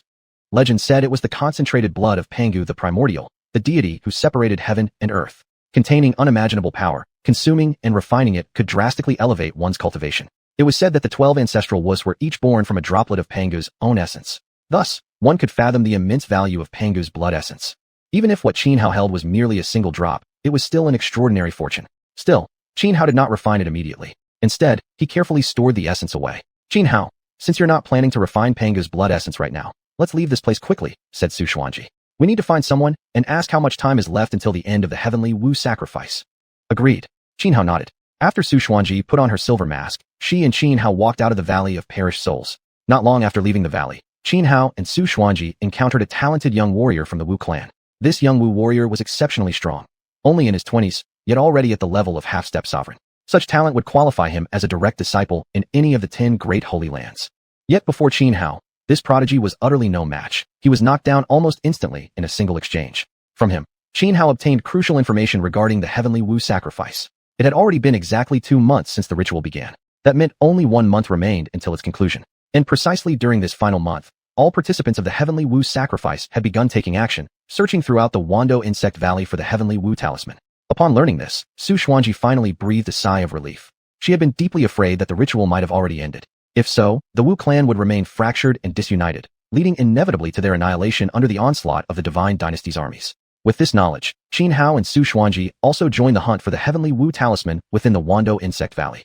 After nearly 3 days of searching, someone found the talisman. The moment its aura emerged, cultivators across the valley rushed toward it like moths to flame. Not long afterward, fierce battles erupted. In the struggle for the heavenly Wu talisman, no one showed mercy. After tracking the fluctuations of its energy, Xianhao and Xuanhuan pinpointed the talisman's location to Xinha Flat in the western part of the Wando Insect Valley. Chapter 312 The Supreme of the Witch Tribe. Xinha Flat lay on the outskirts of the poisonous Insect Valley, a vast expanse of open land. The ground here was made up of colorful stones that shimmered like crystal, resembling a cascading river of stars. Hence the name, Xinha Flat. Following the aura of the Tianwu command, Xianhao and Xuanhuan had tracked down to this place. Besides them, more than a dozen other participants of the Tianwu ceremony had also arrived. When the group rushed onto Xinha Flat, they saw a man sitting cross-legged in the center. Beside him sat an exquisite wooden box emanating the distinct presence of the Tianwu command. The Tianwu command was a sacred treasure of the witch tribe, exceptionally unique. As such, once the sealing restriction upon it was lifted, nearly every member of the witch tribe could sense its presence instantly. Wu Yunqing, so it's you who got the Tianwu command. No wonder you dared to wait for us right here so brazenly. Someone among the newcomers recognized the man seated at the center, his eyes filled with wariness. "If you want the Tianwu command," said the man as he stood up, "come at me all together." He was Wu Yunqing, a renowned expert among the 9 mountains and 18 villages of the witch tribe, belonging to the lineage of the Grand Elder. He had reached the supreme realm years ago, and now stood at the peak of that level, just one step away from becoming a deathless ancestor. In this Tianwu ceremony, several elders of the tribe had secretly formed an alliance, planning to seize the Tianwu command and completely sideline Xuanhuan. Wu Yunqing was arrogant. He cast only a casual glance at the crowd before him, unfazed, as if none of them were worth his attention, and simply invited them all to attack at once. Among the crowd, Xuanhuan's eyes flickered as she whispered to Xianhao, "Wu Yunqing is extremely powerful, the strongest among all supreme realm cultivators in the 9 mountains and 18 villages. More importantly, he is the only one in the past 1,000 years who has successfully mastered 7 annihilation divine art, one of the 10 ultimate arts of our witch tribe." Xuanhuan revealed Wu Yunqing's details to Xianhao without holding back. Xianhao studied Wu Yunqing for a moment, then furrowed his brows slightly. His own combat strength was extraordinary. He could fight even against a deathless ancestor and retreat unscathed. As for any cultivator within the supreme realm, no matter how strong, he believed he could crush them effortlessly.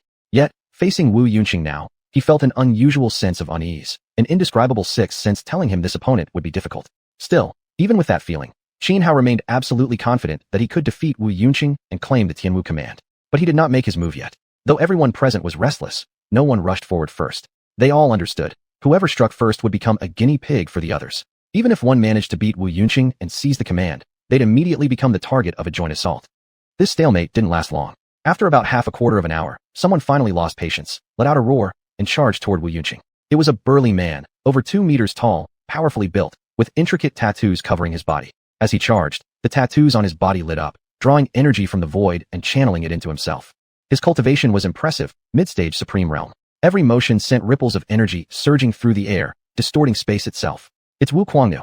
They say Wu Kuangnu gained some extraordinary fortune inside the poisonous insect valley. Though his cultivation hasn't advanced, his combat power has increased dramatically. Let's see if he can actually beat Wu Yunqing.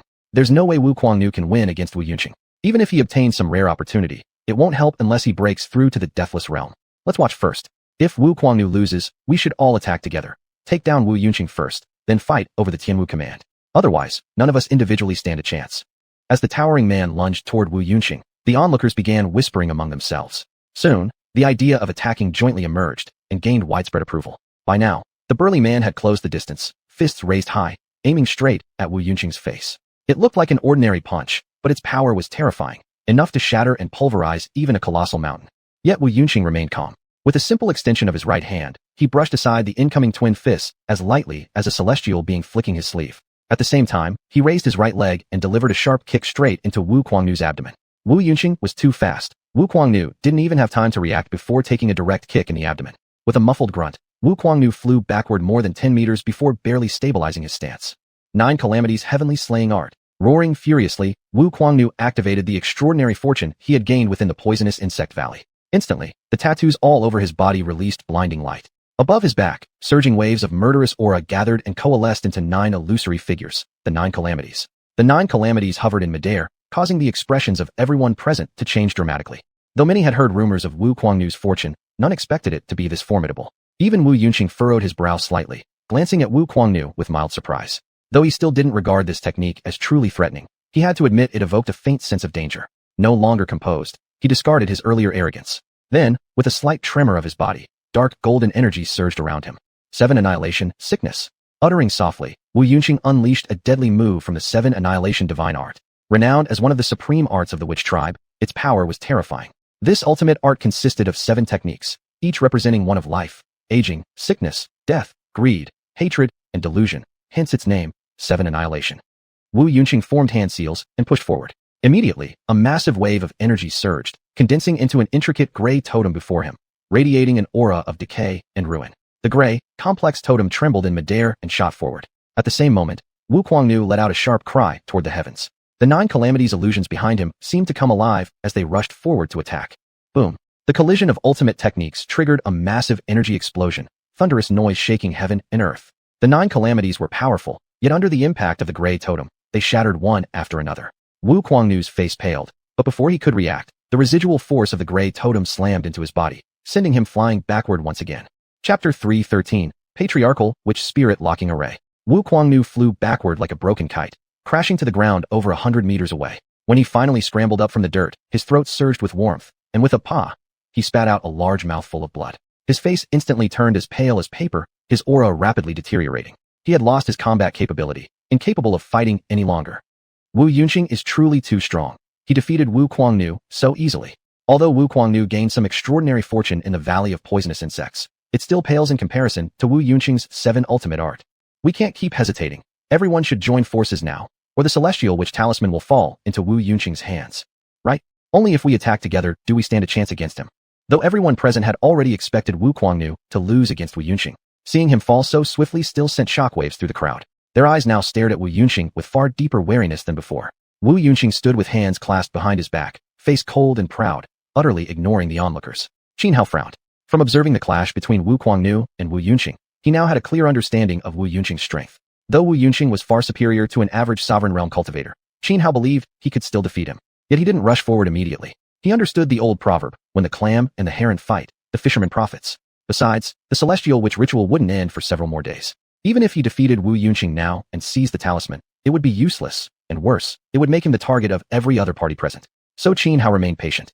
Xuanhuan, wearing the silver mask, also remained perfectly calm, not making a move just yet. Her true cultivation level was actually Eternal Life Realm. Naturally, she could tell who was stronger between Xianhao and Wu Yunqing. Therefore, she wasn't worried in the slightest. Still, she kept alert. Beneath the silver mask, her beautiful eyes flickered with thought as she pondered whether the several witch elders opposing her had any hidden cards left to play. Although Wu Yunqing was immensely powerful, hailed as the #1 among all sovereign realm witches, she believed the elder witches standing against her couldn't possibly rely solely on this. There must be other contingency plans in place, and that was what she truly needed to worry about now. After a brief discussion, the group quickly reached a consensus. 30-some people banded together and simultaneously charged toward Wu Yunqing. Before launching their attack, they issued a warning to the remaining dozen who hadn't joined them.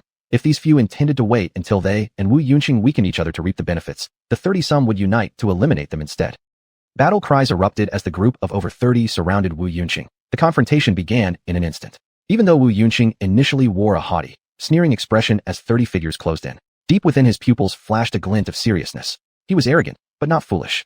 Even with his profound cultivation, capable of dominating a sea of peers at the same realm, fighting 30 opponents alone would be sheer overconfidence. Among these 30 individuals, over 20 were sovereign realm cultivators, and 5 among them were notably stronger than Wu Kuangnu.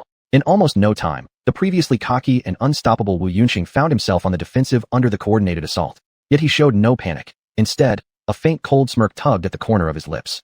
Wu Yunqing, admit defeat. You stand no chance against us. Surrender the Celestial Witch Talisman, or we won't hesitate to disregard clan kinship and strike you down. After seeing Wu Yunqing driven onto the defensive, the 5 strongest among the attackers took turns issuing ultimatums, demanding his surrender. Clearly, they did not want things to escalate to extremes. If they pushed Wu Yunqing too far, even if they managed to prevail, the cost would be devastating. Though the 30-some had allied, committing to fight as one, there was still immense risk involved. Precisely due to this concern, they chose to pressure him into surrender while holding the advantage. After all, they bore no personal grudge against Wu Yunqing. For them, obtaining the Celestial Witch Talisman was all that mattered. Huh, surrender? How naive you truly are. Wu Yunqing threw back his head and laughed wildly, a fierce glint flashing in his eyes. For the future of the witch clan, die, all of you. As the words fell, Wu Yunqing extended both hands downward, forcefully pressing his palms against the earth. Boom, boom, boom. Instantly, the ground roared and trembled violently, as if struck by a massive earthquake.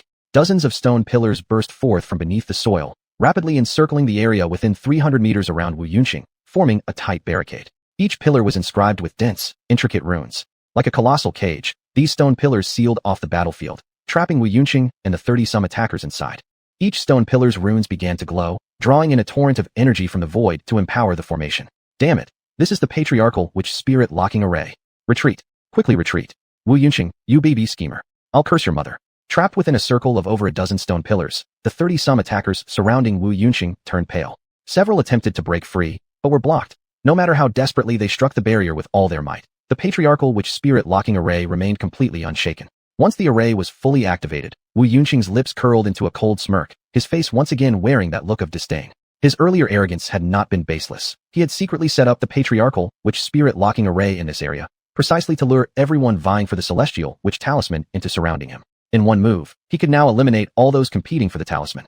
Though a small number had stayed cautious and refrained from joining the assault, in Wu Yunqing's eyes, as long as these 30-odd people attacking him now were wiped out, the remaining 20-some cultivators, including Xianhao, would pose no real threat. Most crucially, the 20-some who hadn't joined the attack were relatively weaker in cultivation.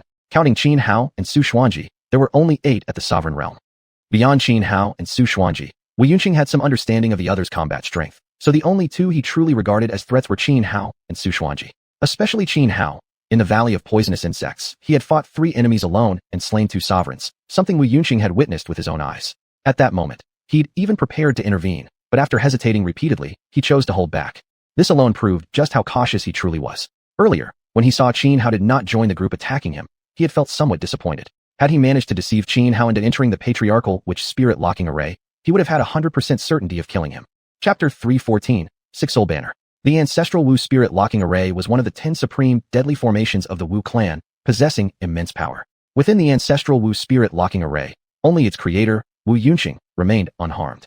Everyone else would be bombarded by overwhelming energy drawn from the void, their combat strength suppressed by more than 60%. Damn you, Wu Yunqing, you beast. How despicable. I'll die today, but I'm taking you with me. Everyone, stay calm.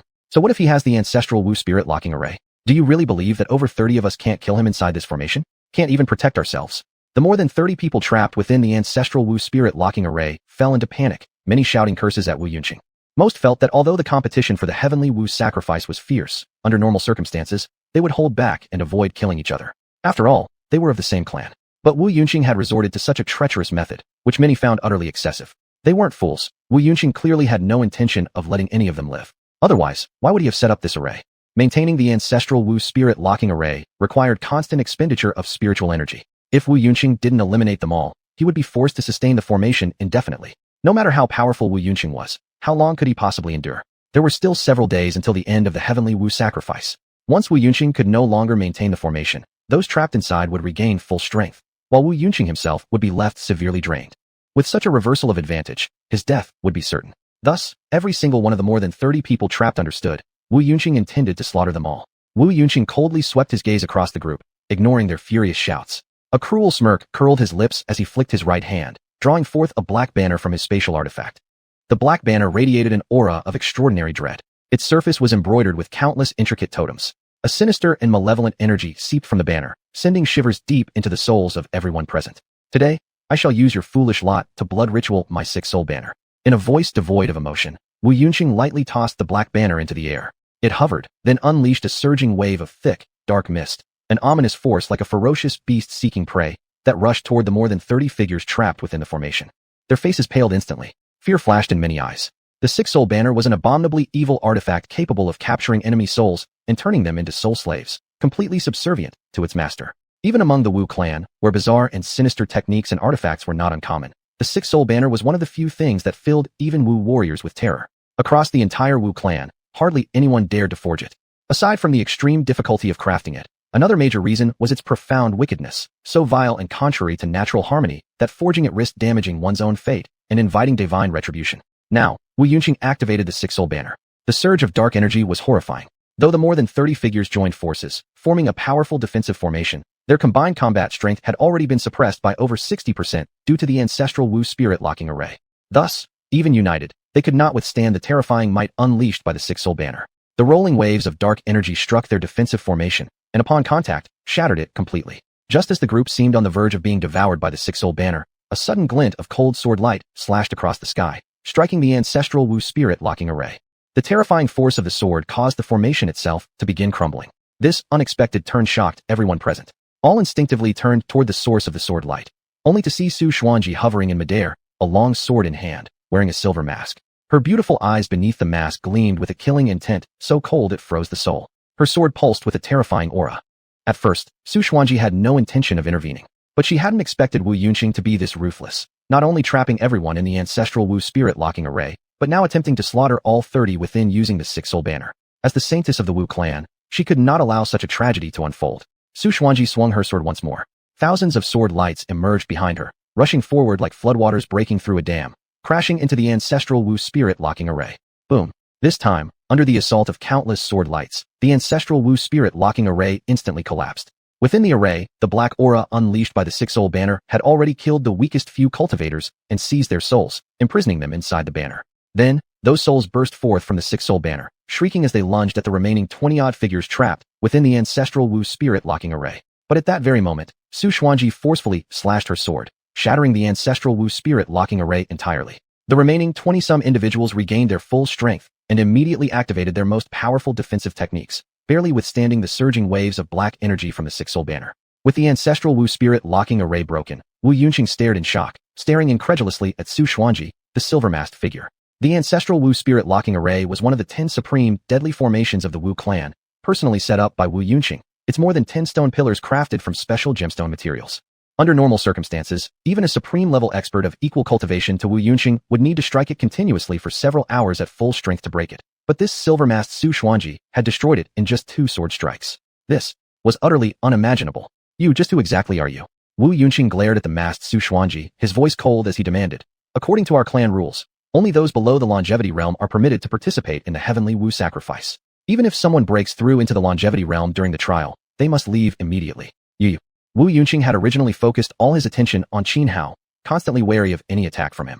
As for the silver-masked xiuxian, he had never taken her seriously at all. But now what was happening? The combat power xiuxian had displayed left Wu Yunqing utterly shaken. Most critically, Wu Yunqing had already sensed upon xiuxian the unique aura distinctive of the longevity realm.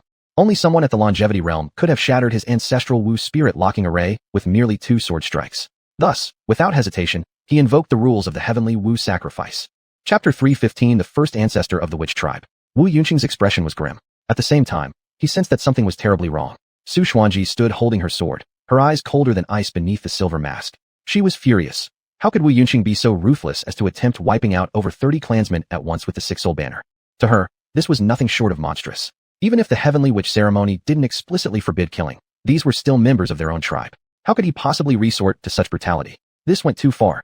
And so, even at the risk of exposing her identity, she wouldn't back down. Without hesitation, the moment Wu Yunqing unleashed the six-soul banner, she broke the seal upon herself and released her true cultivation level, the longevity realm. Ignoring Wu Yunqing's accusing glare, xiuxian raised her sword and slashed straight toward the six-soul banner. Though others in the witch tribe had also crafted six-soul banners before, xiuxian regarded the artifact as exceedingly sinister. Especially after witnessing Wu Yunqing's intent to slaughter over 30 people with it just now, her hatred for the banner only deepened. Thus, without mercy, she intended to destroy the six-soul banner Wu Yunqing had forged. A streak of sword light flashed through the air, its terrifying power tearing black fissures into the surrounding void.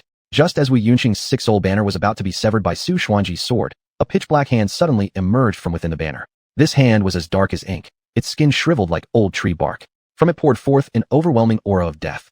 Boom! The sword light collided with the ink-black hand. Though xiuxian's strike was immensely powerful, the force of the black hand was even more terrifying. Merely a slight tremor shattered her sword energy completely. This sight left xiuxian stunned. She had already unsealed her cultivation and stood at the peak of the longevity realm. Before her, Wu Yunqing was no different from an ant. She could crush him with a single slap. Under such circumstances, how could a mere hand emerging from a six-soul banner possibly dismantle her sword technique? It defied all expectations. At that very instant, the six-soul banner underwent another transformation. The ink-black hand seemed to grip the empty space and thrust outward, and then, like breaking free from a veil, a monstrous figure wreathed in surging black mist lunged out from within the banner. Although humanoid in form, this creature bore 8 eyes on its forehead and 4 arms behind its back. Its legs bristled with hook-like bone spines. Most strikingly, it had 3 tails, each one ending in a sharp point as lethal as a spearhead. Seeing this humanoid monster, xiuxian revealed a look of astonishment. She sensed a familiar aura emanating from it. This baffled her. As soon as the monster stepped fully out of the six-soul banner, Wu Yunqing immediately knelt on the ground and cried, "Welcome, Elder Ancestor." Elder Ancestor? Hearing Wu Yunqing address the creature as such not only shocked xiuxian, but also puzzled every other member of the witch tribe present. But then, the humanoid monster suddenly transformed. In an instant, it changed into a hunched old man draped in a black cloak. Beneath the hood, a pair of eyes shimmered with blood-colored light, cold, eerie, and demonic.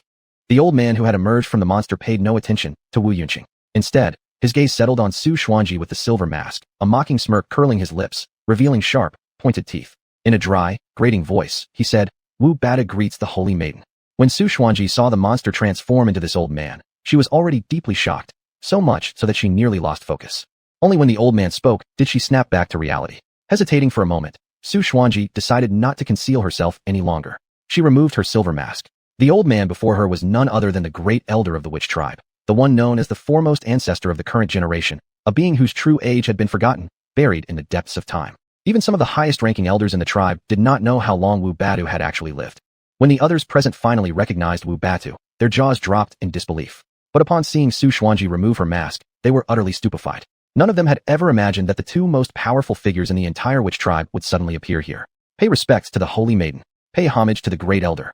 Snapping back to their senses, all members of the witch tribe present immediately knelt on the ground, bowing with utmost reverence to Xiuxian and Wu Batu.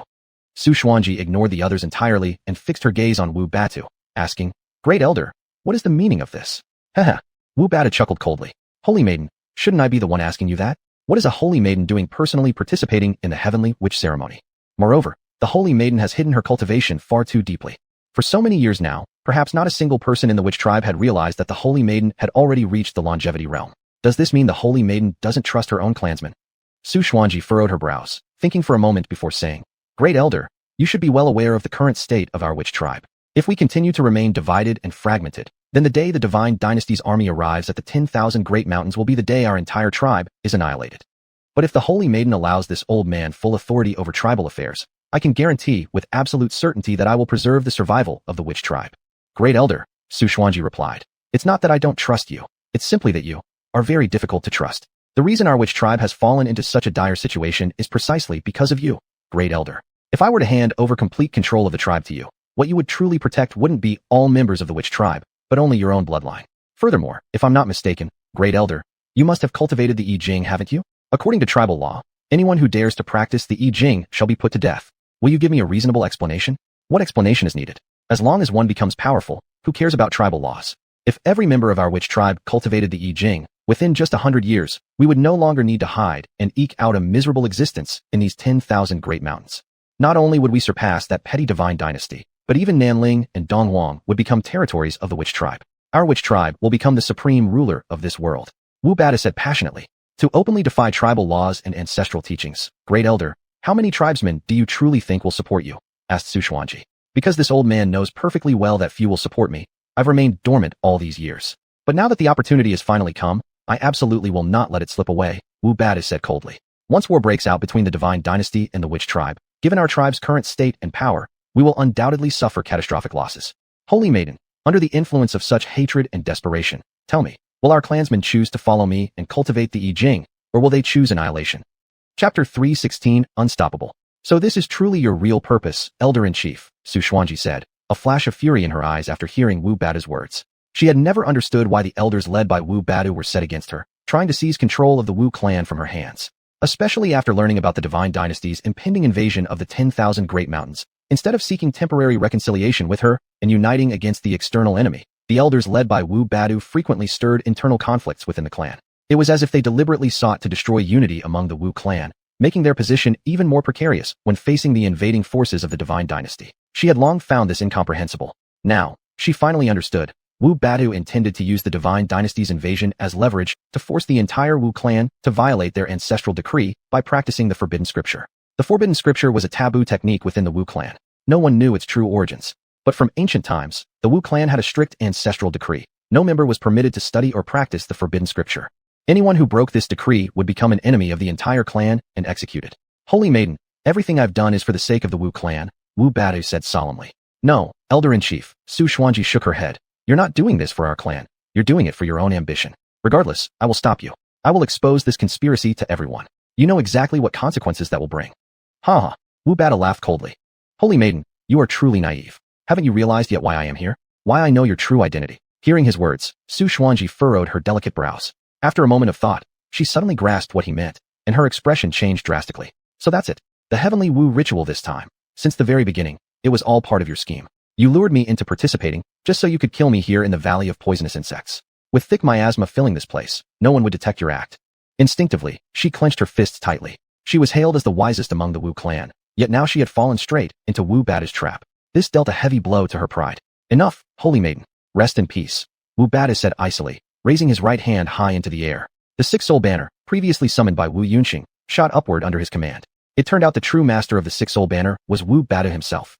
As Wu Batu channeled his power into the banner, its full might erupted. In an instant, the area was shrouded in a chilling, sinister atmosphere.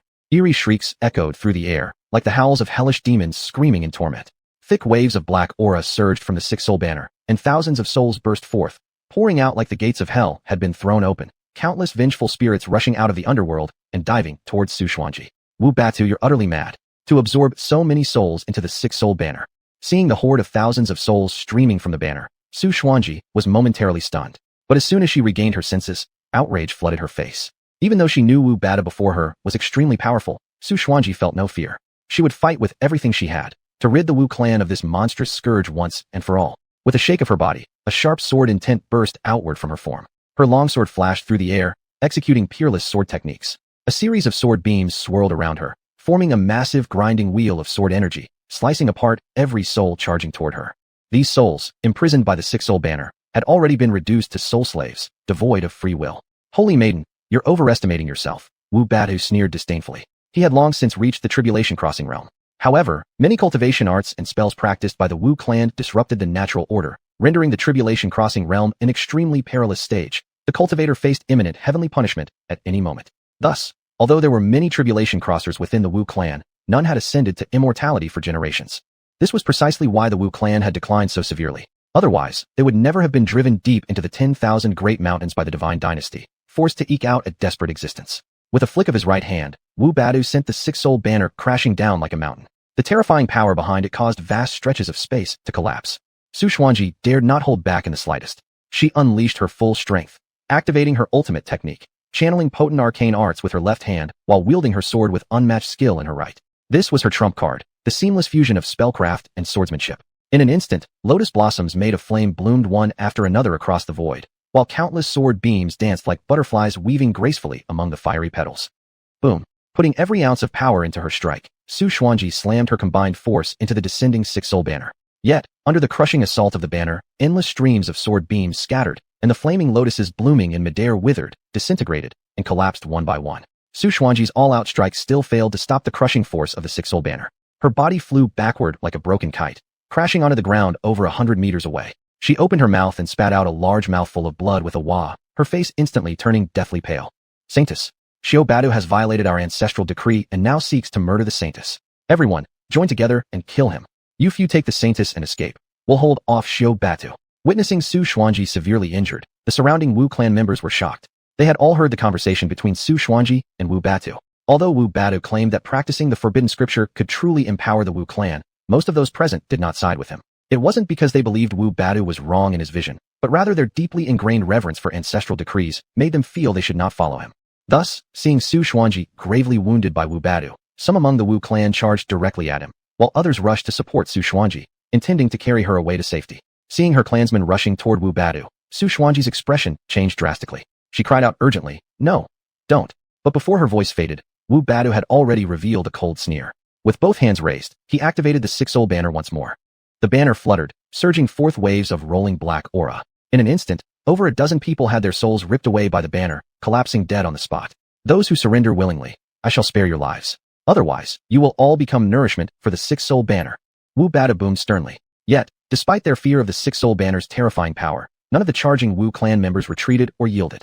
Regardless of the cost, one after another they surged forward, determined to stop Wu Bada at any price.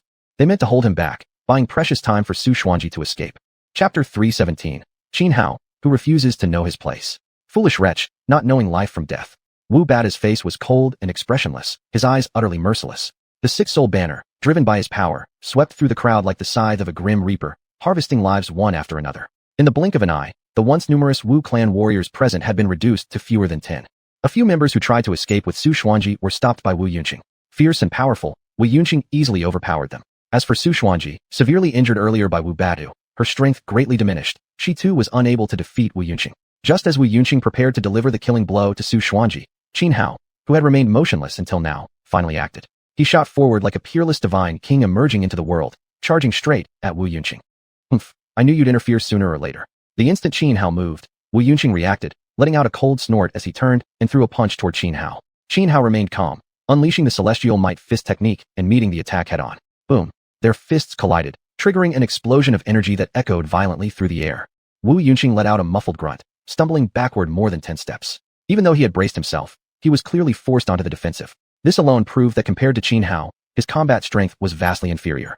Having knocked Wu Yunqing back with a single punch, Xianxia wasn't about to let up. Stepping across heaven and earth like an invincible sovereign, he pressed forward relentlessly. Strike while the iron is hot. Take their life when they're vulnerable. Xianxia gave Wu Yunqing no time, even to catch his breath. He brought the celestial might fist to its peak, each punch drawing down immense stellar power from the 9 heavens above. One after another, magnificent fist seals descended like stars plummeting from the cosmos.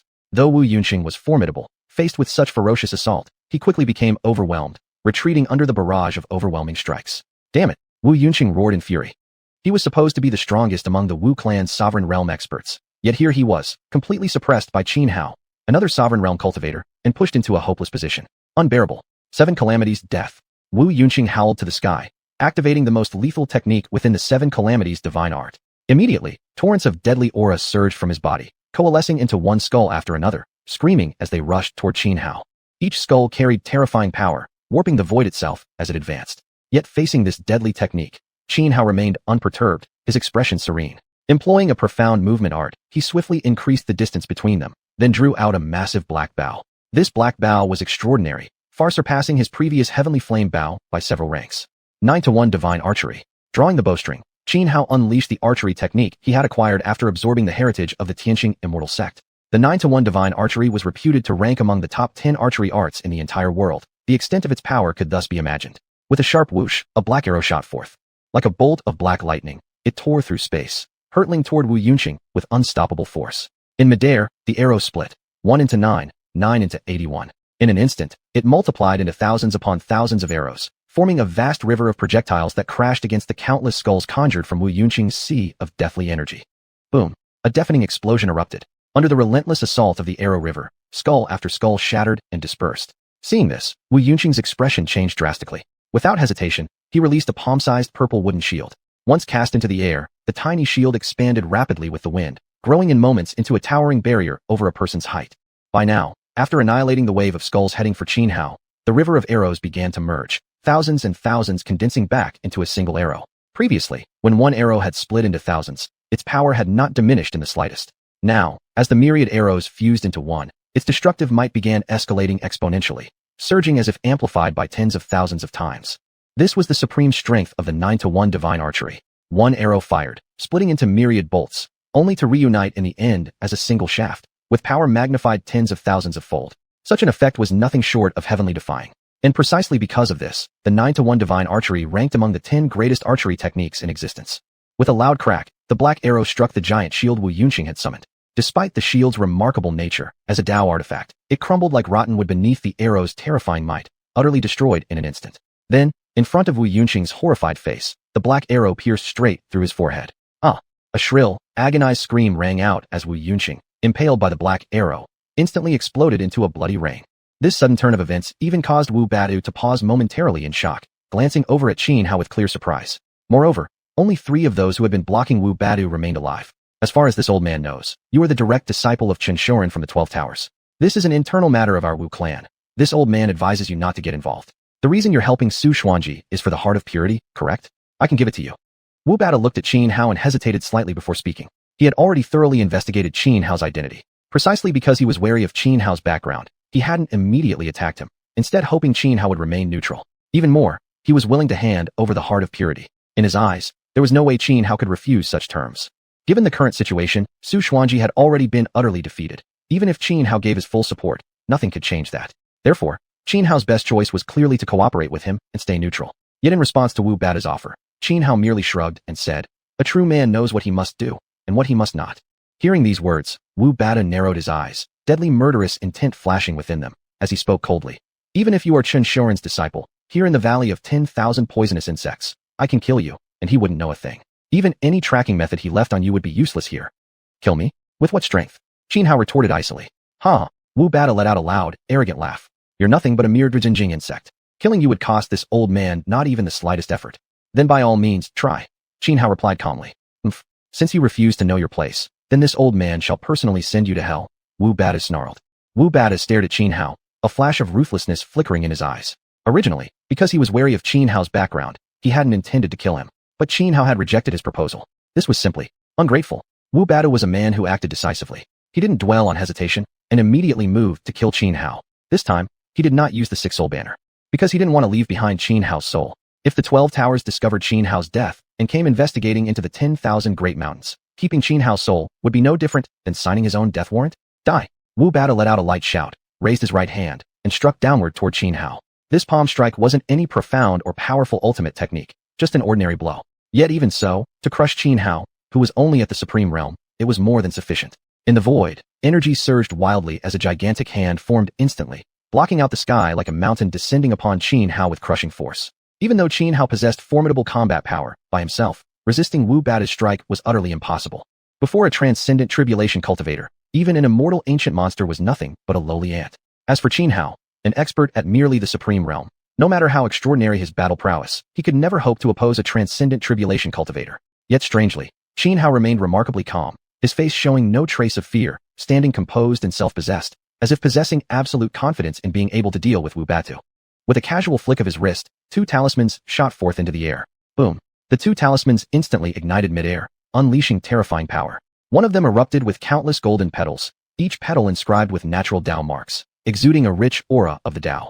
Then, these golden petals rapidly converged, quickly forming a massive golden lotus that enveloped Xianhao completely. Wu Batu's incoming palm strike landed precisely upon the surface of this golden lotus.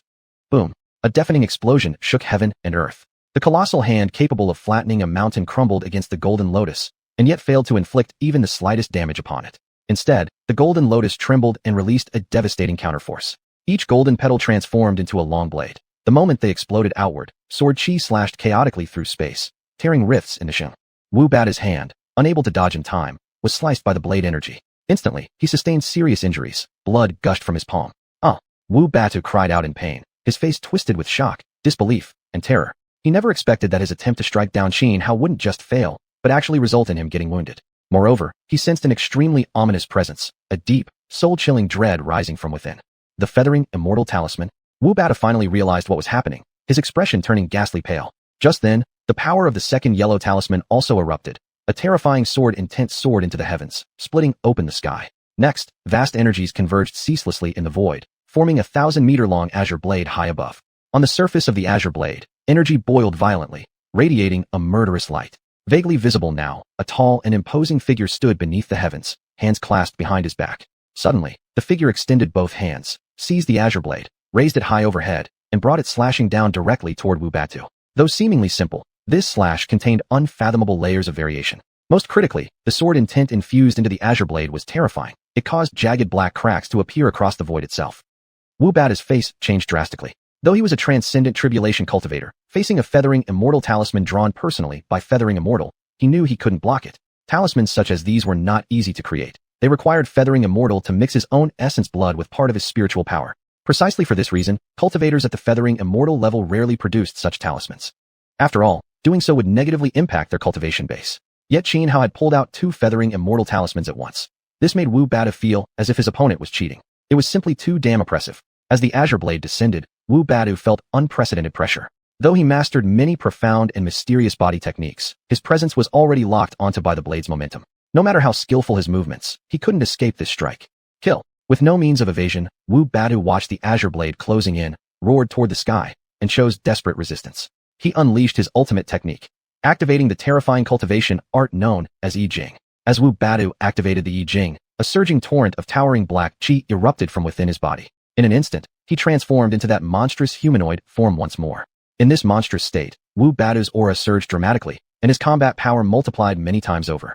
With a mere raise of his hand, vast amounts of black chi surged up from beneath the ground, forming before him a colossal black shield covered densely with countless runes. Boom! The azure blade struck the black shield. The terrifying force sent violent tremors rippling through it. Finally, with a sharp crack, the black shield in front of Wu Batu shattered, split apart by the sheer force of the azure blade. With the shield broken, Wu Batu was struck full force by the residual energy of the slash, sustaining grave injuries instantly. A horrifying gash carved across his chest, nearly cleaving him in half. But Wu Batu was no ordinary transcendent tribulation cultivator. Having cultivated the I Jing, he surpassed others at the same cultivation level in every aspect: cultivation base, combat strength, and especially vitality. Even his life force far exceeded that of his peers. Had another transcendent tribulation cultivator suffered such a blow from the afterforce of the azure blade, they might have perished on the spot. Yet Wu Batu still lived. Of course, his injuries were extremely severe. Damn it, this old man underestimated you, Wu Batu said coldly, circulating energy within his body to heal his wounds while glaring murderously at Xianhao. I never expected you to actually possess something like the feathering immortal talisman. But unfortunately, 2 talismans aren't enough to kill me. Even as he spoke, Wu Batu prepared to attack Xianhao again. He no longer intended to keep Xianhao alive. He feared further unforeseen complications. This time, to ensure success, Wu Batu immediately unleashed a powerful trump card. His hands formed seals, and in the void, clusters of blood-colored flames appeared. These blood flames were eerie and sinister, spreading throughout the surrounding space. In an instant, the golden lotus enclosing Xianhao began to destabilize and show signs of collapsing. Chapter 319 died too miserably. Wu Bada didn't dare to be careless and unleashed his killing move with full force. The defense formed by the Feather Immortal Talisman was too powerful. Even with Wu Badu's full strength, it only caused partial disintegration and dissipation of the golden lotus. It would be difficult to kill Xianhao within a short time. This made Wu Bada somewhat anxious, worried that Xianhao might have other hidden moves. And just as doubt began creeping into Wu Bada's mind, when he even started entertaining thoughts of retreating, Xianhao moved again. Xianhao suddenly flung out his right hand, launching 3 Feather Immortal Talismans at once. Wu Bada had been coldly watching Xianhao. When he saw those 3 talismans thrown out, he froze for a moment in disbelief, and then immediately felt like cursing furiously. The instant he regained his senses, without any hesitation, he attempted to flee. But it was already too late. The 3 Feather Immortal Talismans hurled by Xianhao simultaneously burst into flames, and then 3 devastating attacks erupted at once. A golden spear nearly a kilometer long trembled violently in midair before shooting straight toward Wu Badu like lightning. Feeling imminent danger, Wu Badu activated his demonic scripture to its limit at all costs. His body, already transformed into a monstrous humanoid form, underwent further grotesque mutations, gradually shifting into something nameless, indescribable. At the same time, he summoned the Six-Soul Banner. The Six-Soul Banner itself was an extraordinary Dao artifact. Secretly feeding it over 1,000 souls had greatly amplified its power, making it one of the most supreme among such artifacts.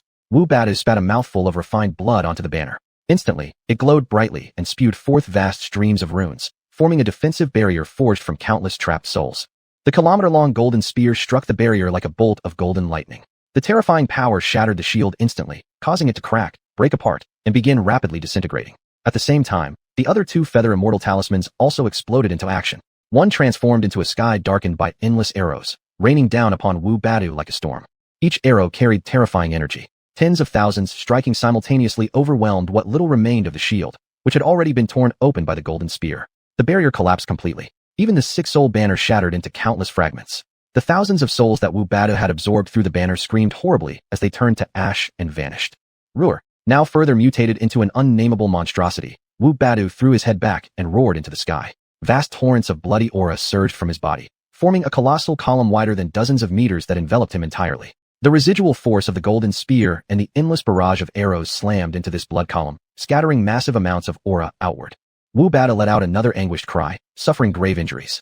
But he wasn't dead. He had withstood the annihilation brought by 2 Feather Immortal Talismans. This alone was an almost miraculous feat under normal circumstances. Not even a single Feather Immortal Talisman could be resisted by a cultivation stage expert. This clearly demonstrated how incredibly powerful and bizarre the demonic scripture truly was. Although cultivating it brought enormous risks, even the potential loss of one's true self, there was no denying that this technique defied the laws of nature, allowing its user to surpass the very limits of their innate potential. Still, enduring 2 talismans meant nothing now, because this time, Xianhao had deployed 3 talismans at once. Just as Wu Badu barely survived the first 2 attacks, the 3rd talisman detonated. Boom, boom, boom. An endless surge of magma abruptly erupted in midair, instantly transforming the area into something resembling a molten sea deep beneath the earth. The magma was terrifying. It flickered with faint purple flames. Churning wildly, the magma morphed into dozens of magma dragons that soared into the sky, roaring fiercely before converging on Wu Badu all at once. Now a shapeless monster, Wu Badu refused to accept death passively and fought back desperately. But it was utterly futile. The dozens of magma dragons pulsed with terrifying Dao resonance, drawing immense energy particles from the void itself. Their writhing bodies sent shockwaves rippling through space. Wu Badu, already gravely wounded by the first 2 talismans and hovering on the brink of death, was merely clinging to life. How could he possibly withstand the combined onslaught of dozens of magma dragons conjured by the Feather Immortal Talisman? In less than 3 breaths' time, Wu Badu was torn apart under the crushing assault, his body exploding into a cloud of bloody mist. Then, the horrifying high temperature radiating from the dozens of magma dragons incinerated and vaporized his flesh and blood entirely. All the Wu clan members present were stunned. They could never have imagined that Wu Badu, hailed as the greatest ancestor of their clan in this era, had actually been killed so easily by Xianhao. There was no earth-shattering battle, no grand clash of titans. Xianhao had simply unleashed a few talismanic papers. This was simply too shocking. Wu Badu was a transcendent stage cultivator, just 1 step away from becoming a Feather Immortal. Moreover, he had cultivated one of the Wu clan's forbidden scriptures, the heterodox scripture. And yet, he was slain by mere talismans. What a wretched, humiliating end. Xianhao curled his lips slightly, inwardly feeling quite ashamed. Back when he destroyed the Tianxing sect, he had used only 1 Feather Immortal Talisman. But this time, to kill Wu Badu, he had consumed 3. Now he had merely 2 left. Still, under those circumstances, he hadn't had much time to think. If he'd failed to kill Wu Badu and allowed him to escape, it would have been extremely troublesome. From the way Wu Badu had blatantly disregarded the Wu clan's rules and ancestral decrees, it was clear he was a ruthless and unprincipled man. Having ruined his plans, Wu Badu would certainly not let Xianhao go, and someone as reckless and deranged as Wu Badu would undoubtedly target the people close to Xianhao. Xianhao didn't want such a tragedy to happen. Thus, adopting a policy of better overkill than escape, he released 3 feather immortal talismans at the final moment. Xianhao, thank you. At that moment, Xuanhuan stepped beside Xianhao, speaking sincerely with deep gratitude. As the foremost sage of the Wu clan, she fully understood that the best choice for Xianhao would have been to cooperate with Wu Badu. Yet in the end, he had chosen to help her instead, and that moved her deeply. Now, just remember our agreement. Give me the immaculate heart, Xianhao said calmly, glancing at Xuanhuan. Chapter 320 Saintus, you can't make false accusations. Of course. Xuanhuan nodded. After Xuanhuan and the others had taken a brief moment to recover at this place, they left together and headed out of the Valley of 10,000 Poisonous Insects. Although there were still a few days remaining before the Heavenly Witch ceremony concluded, it no longer mattered. Originally, the Wu clan had attached great importance to this ceremony, because its outcome would determine whether Xuanhuan or Wu Badu would rule the Wu people from now on. But with Wu Badu now dead, no one in the Wu clan dared oppose Xuanhuan anymore. Most critically, many present members of the Wu clan already knew that Wu Badu had secretly cultivated the heterodox scripture and attempted to force all Wu people to practice it, even if it meant sacrificing their lives under the heavy blow of the imperial army. As a result, those who previously stood alongside Wu Badu could only sever all ties with him completely. No one would be foolish enough to defy the entire Wu clan and continue standing against Xuanhuan. In just one day, Xianhao and Xuanhuan's group exited the Valley of 10,000 Poisonous Insects. Outside the valley, representatives from the 9 mountains and 18 villages of the Wu clan were waiting. The Heavenly Witch ceremony would end in a few days, so they had arrived early, eager to learn its final outcome. When they saw Xianhao, Xuanhuan, and others emerging from the valley, the gathered Wu people outside froze in astonishment. What's going on? The Heavenly Witch ceremony isn't over for another 3 days. Why are so many coming out already? Have they all given up on competing for true victory? Wait, look quickly. Ain't that the Saintess? Why is she walking out of the Valley of 10,000 Poisonous Insects? What exactly happened? The Saintess looks seriously injured, and besides, the aura emanating from her body, doesn't that belong to an immortal realm cultivator? According to the rules of the Heavenly Witch ceremony, the Saintess must not personally participate. The Wu people waiting outside the valley began murmuring among themselves. At that moment, Xuanhuan stepped forward, moving ahead of the rest. She swept her gaze across the crowd of Wu clansmen outside the valley and declared in a deep, solemn voice, Wu Badu defied ancestral laws and clan regulations by secretly cultivating the heterodox scripture. Worse yet, he intended to exploit the Empire's invasion of the 10,000 Great Mountains to force every Wu person to cultivate the heterodox scripture. I have already slain him. Upon hearing Xuanhuan's words, the Wu people waiting outside the valley stood stunned, eyes wide with shock and disbelief. At that moment, an elder stepped forward from the crowd. His eyes cold, he glared at Xuanhuan and said, Saintess, what nonsense are you spouting? How could the Grand Elder possibly have cultivated the heterodox scripture? Furthermore, how did both you and the Grand Elder even enter the Valley of 10,000 Poisonous Insects? Could it be that you killed the Grand Elder yourself just to seize power alone? Third Elder, didn't you also cultivate the heterodox scripture? Xuanhuan turned toward the old man. Instead of answering his question, she calmly countered in a level tone. How dare you? How could this old man ever cultivate the heterodox scripture? Saintess, do not slander me falsely. The elder roared in fury. If you haven't cultivated it, then why are you so quick to defend Wu Badu? Xuanhuan said indifferently. Before the elder could defend himself further, a young man standing beside Xuanhuan stepped forward and addressed the elder. Grandfather, what the Saintess just said is true. The Grand Elder not only cultivated the heterodox scripture, but he also planned to sacrifice half the lives of our entire Wu clan to force everyone to practice it. Hearing these words, the elder froze, unable to believe his own ears. Yet this youth was his flesh and blood grandson. He wouldn't lie to him. More importantly, upon careful reflection, many of Wu Badu's past actions, which had once baffled him, now suddenly made sense. Thud. Snapping back to reality, the elder immediately dropped to his knees and kowtowed before Xuanhuan. This old fool was blind. To align myself with Wu Badu, nearly committing an unforgivable sin. Please, Saintess, punish me accordingly. His name was Wu Lianshan, the third elder of the Wu clan. He was an upright man, someone who placed the interests of the Wu clan above all else. He had always believed Xuanhuan too young, fearing that allowing her sole control over the clan would bring ruin. That was why he had allied himself with Wu Badu and others against her.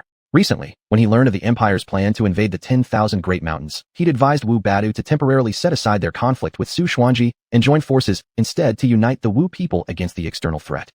But Wu Badu had rejected his suggestion outright. Back then, he hadn't understood why. He'd actually believed Wu Badu's argument that one cannot repel foreign threats without first securing internal order made perfect sense. But now it was clear that Wu Badu had merely wanted the Wu clan to suffer heavy casualties when facing the imperial army. Only then would Wu Badu be able to convince the entire clan to cast aside ancestral prohibitions and jointly cultivate the heterodox scripture. Wu Lianshan, having earned his position as one of the 3 elders of the Wu clan, was naturally no ordinary man. With just a moment's reflection, he pieced together the entire sequence of events. Thus, he believed his own grandson without hesitation. At this point, other young members of the Wu clan who had followed Xuanhuan began informing their own acquaintances about Wu Badu's conspiracy. Originally, many who had stood alongside Wu Badu, upon learning what had transpired within the Valley of 10,000 Poisonous Insects, flew into furious rage. Some pounded their chests in regret, lamenting that for years they had acted as Wu Badu's claws and fangs. Xuanhuan stepped before Wu Lianshan. Without uttering a word, she reached out and gently lifted him to his feet. Then, she swept her gaze across the assembled Wu clan's people and declared, "My fellow clansmen, I believe you already know, the Empire will soon launch its assault on the 10,000 Great Mountains. For years, the Empire has grown stronger, its armies thriving, while we Wu people have been consumed by internal strife. Given our current strength, unless we unite as one, there is only one fate awaiting us when the Imperial Army arrives, extinction. Therefore, I beg each of you once more, lay down your personal interests and grudges. Unite as one people to resist the Imperial forces. If you place your trust in me, I swear to you, I will lead us to victory against the Imperial Army."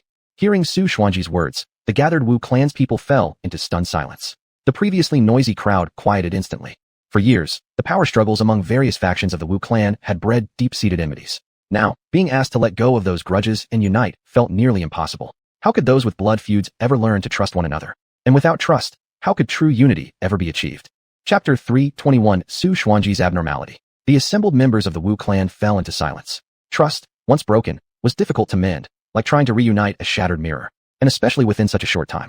Forgiving and forgetting with just a laugh. Not everyone could do that. Moreover, many factions within the Wu clan didn't truly believe in Xuanhuan. Even though she was hailed as the wisest among the Wu clan, there were still many who felt it absurd to place the entire destiny of their people in the hands of a mere girl in her early 20s. This was precisely why, when Wu Badu opposed her, numerous clans who otherwise had no affection for Badu nonetheless chose to stand against Xuanhuan as well. While everyone remained silent, Wu Lianshan, whom Xuanhuan had just helped to his feet, clenched his teeth, then knelt before her again. Wu Lianshan is willing to follow the Holy Maiden's orders. With Wu Lianshan taking the lead, the dozen or so other Wu clan members who had emerged from the Valley of Poisonous Insects alongside Xuanhuan also dropped to their knees, shouting loudly, "We swear loyalty unto death to the Holy Maiden." Back in the Valley of Poisonous Insects, Wu Yunqing had used the ancestral Wu Soul Sealing Array and 6-Soul Banner to exterminate over 30 Wu warriors. It was Xuanhuan who, risking exposure of her true identity, stepped in and saved them. At that moment, those present had begun to feel gratitude towards Xuanhuan. And combined with her confrontation against Wu Badu at the time, the onlookers became convinced that Xuanhuan genuinely placed the interests of the Wu clan above all else. As the Holy Maiden of the Wu clan, Xuanhuan held an extremely special status. Ordinarily, apart from those in Tianqin residents, very few from the 9 mountains and 18 villages ever interacted directly with her. This was also why Xuanhuan had never been particularly popular within the broader Wu clan. To most Wu people, she was nothing more than a symbolic, good luck talisman. And some of the lower-class Wu individuals even harbored resentment toward her. But inside the Valley of Poisonous Insects, Xuanhuan revealed her sincere dedication to the survival of the Wu clan to all who witnessed it. "We swear loyalty unto death to the Holy Maiden." Seeing Wu Lianshan and the group of young Wu warriors kneeling one after another, the rest of the crowd hesitated briefly, then slowly began to kneel as well. "Thank you all." Xuanhuan looked out at the sea of kneeling figures and declared firmly, "I, Xuanhuan, hereby swear that my entire life shall be devoted to strengthening the Wu clan. I promise I will use every means possible to protect each and every one of our kin. Should I break this oath, may I suffer a wretched end." Hearing Xuanhuan's solemn vow, the gathered Wu clan members were stunned for a moment, then erupted into cheers. News of the events in the Valley of Poisonous Insects quickly spread throughout the 9 mountains and 18 villages. Soon, powerful factions across the 9 mountains and 18 villages issued public declarations supporting Xuanhuan. Xuanhuan immediately summoned all high-ranking Wu leaders to Tianqin residence to discuss strategies against the approaching Imperial Army. Previously, Xuanhuan had been treated like little more than a ceremonial figurehead, the actual decisions of the Wu clan made by chieftains and village elders from the various mountains and villages. But now, during these war councils, Xuanhuan finally displayed her true capabilities. Her wisdom and composure impressed the senior leaders, earning their admiration and full support. Most of them had once believed her title, Wisest of the Wu clan, was merely an empty honorific. Now they saw it was fully deserved. Xuanhuan possessed a unique charisma. After finalizing plans with the clan's leadership, Xuanhuan sought out Qin Hao. "Qin Hao, here is the heart of purity you requested." Without unnecessary words, Xuanhuan handed him an exquisitely crafted brocade box. "Thank you." Qin Hao took the box, opened it, and glanced inside. A dull gray heart lay within, pulsing rhythmically, exuding waves of demonic energy. "Qin Hao," Xuanhuan asked, "what are your plans next?" "Return to Shire Lu," he replied. He had come to the 10,000 Great Mountains solely for the heart of purity. Now that it was in his possession, he naturally needed to rush back to save Xiaobai. Upon hearing his words, Su Xuanji hesitated for a moment, then said softly, "Could you stay a little longer?" "Why?" Xianhao frowned, clearly puzzled. "According to my latest intelligence," she said, her delicate brows drawing together, a flicker of emotion in her eyes. "The Imperial Army has already set out. This time, they're led by Li Fengxiao, the crown strategist of the dynasty, with Li Qinglian, the supreme sword of the dynasty, as escort. That's why I'm asking you to stay and help me. Besides, although the clans outwardly appear united and obedient to my command, the only person I truly trust is you." Upon hearing Su Xuanji's words, Xianhao did not answer immediately, but hesitated. That surprised even himself. In his view, his relationship with Su Xuanji was merely one of equal exchange. No real friendship existed between them at all. So when Su Xuanji asked him to stay and help, he should have flatly refused without hesitation. But what was happening now? He actually hesitated. "I know this is sudden, but..." Su Xuanji stammered. Yet, just as Su Xuanji thought Xianhao would undoubtedly reject her, Xianhao suddenly said, "Fine. I'll let you know once I've made my decision." Su Xuanji froze for a moment. Then, joy flickered in her beautiful eyes. Her cheeks even flushed red, as she quickly replied, "Then I won't disturb you. I'll go now." With that, Su Xuanji turned and practically fled. Watching her retreating figure, Xianhao furrowed his brows, sinking into deep thought. When Su Xuanji left Xianhao's dwelling, her entire face had reddened like a ripe apple, completely losing her usual icy elegance and sharp intellect. Instead, she resembled nothing more than a young girl falling in love for the first time. In truth, she herself didn't understand why she suddenly wanted Xianhao to stay. It was only upon learning that Xianhao would leave after obtaining the heart of purity that an indescribable sense of loss welled up within her heart. Then, almost blank-minded, she blurted out the request for him to remain. What's wrong with me?" Su Xuanji touched her burning cheek.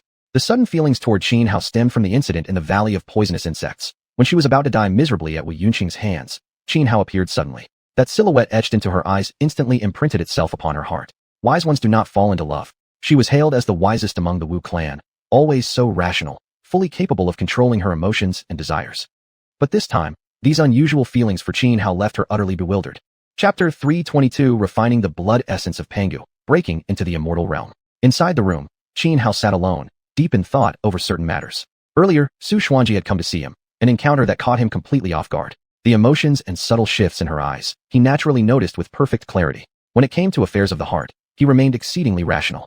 This stemmed from his experience of living 2 lifetimes. Many things in life no longer stirred strong feelings within him. Compared to fleeting romance, he preferred cultivation, striving to reach those legendary immortals of his past life, who once existed only in myth.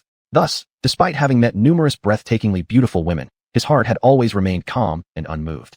Even toward Murong Tianyu, whom he did feel some affection for, he never entertained thoughts of pursuing her. As for Su Xuanji, from beginning to end, he viewed their relationship strictly as an alliance. No personal entanglements, let alone romantic attachments. Yet for reasons unknown, when Su Xuanji asked him to stay, instead of rejecting without hesitation as he should have, he wavered.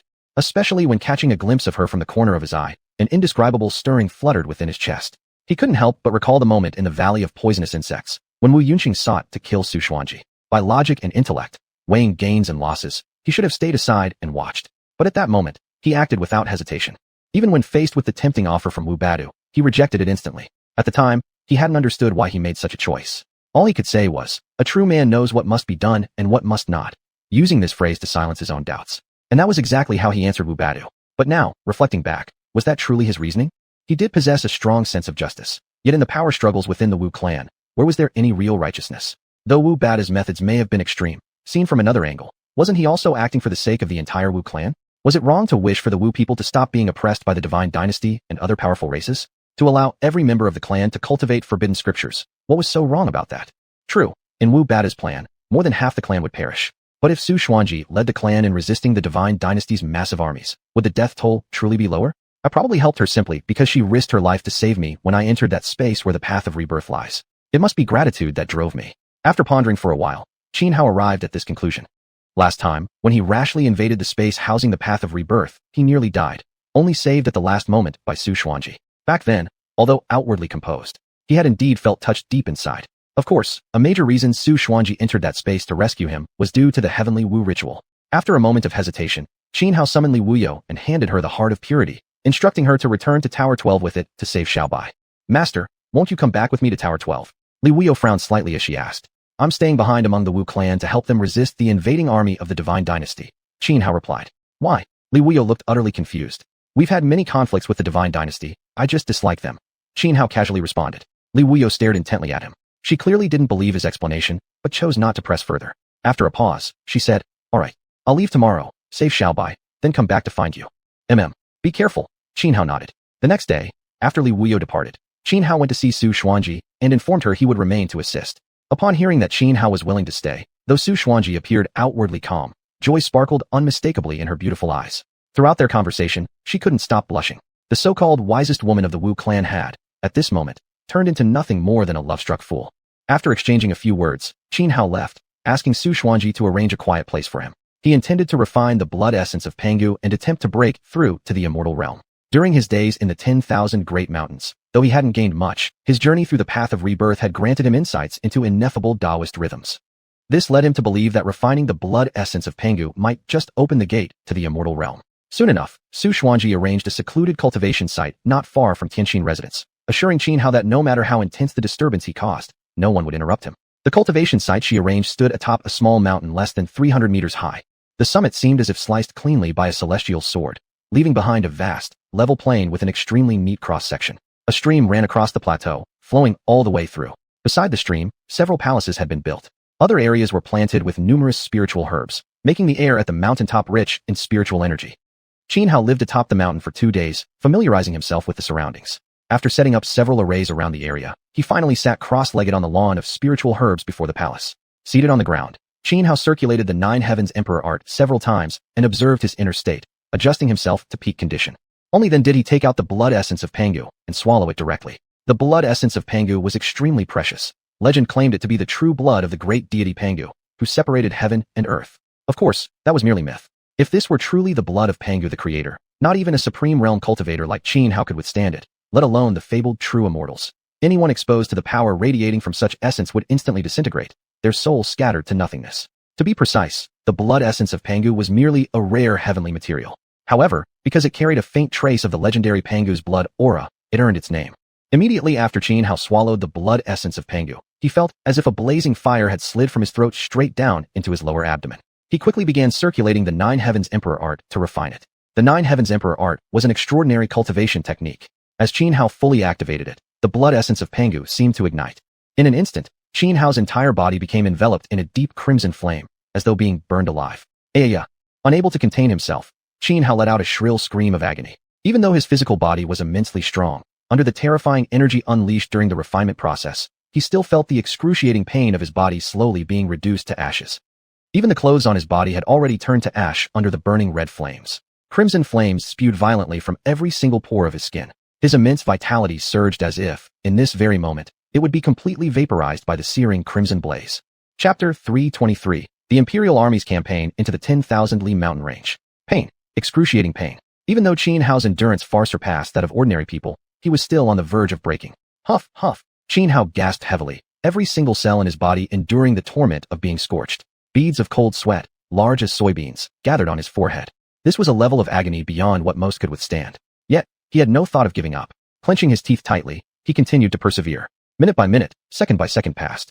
Xianhao's entire body turned deep red, resembling an Iron Man heated white-hot.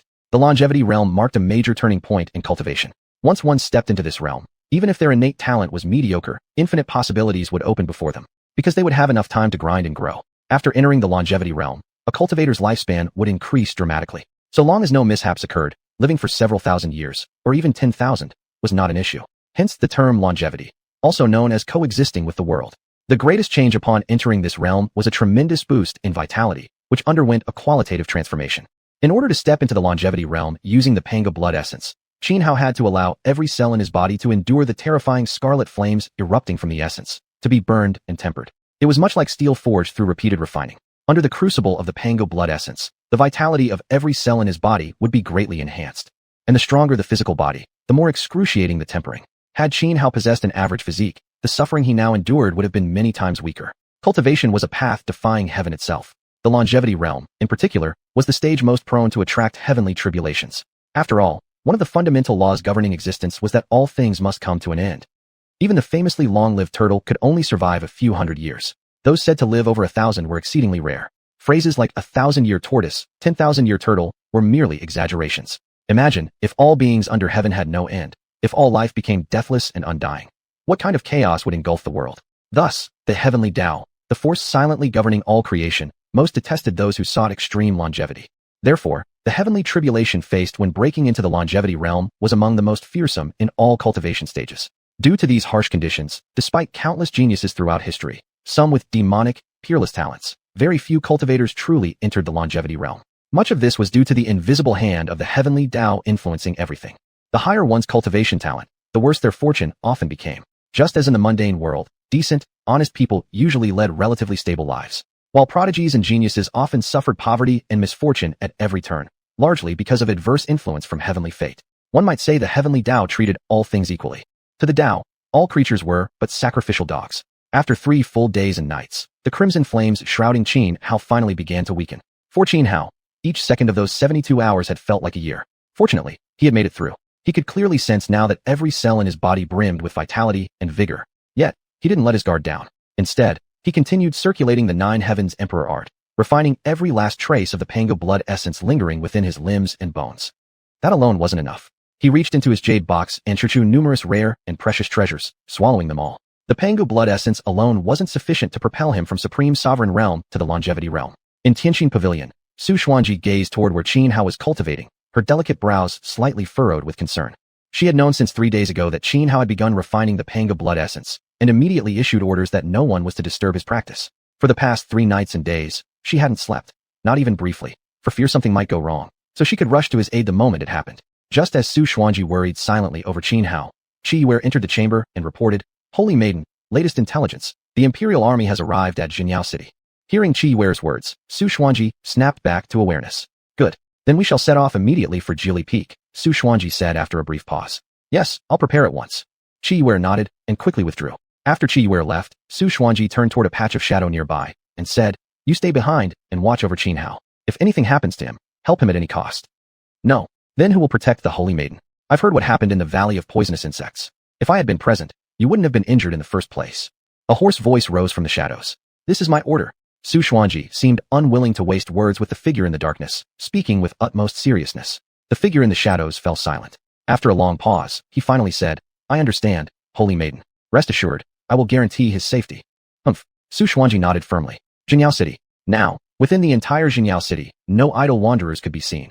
Only the soldiers of the Divine Dynasty filled the streets. This time, Emperor Ming of the Divine Dynasty had made up his mind. He was determined to annihilate the Witch Clan and conquer the 10,000 Li mountain range. Only then could the dynasty advance unimpeded into Nanling's great wilderness, where the demonic beasts dwelled.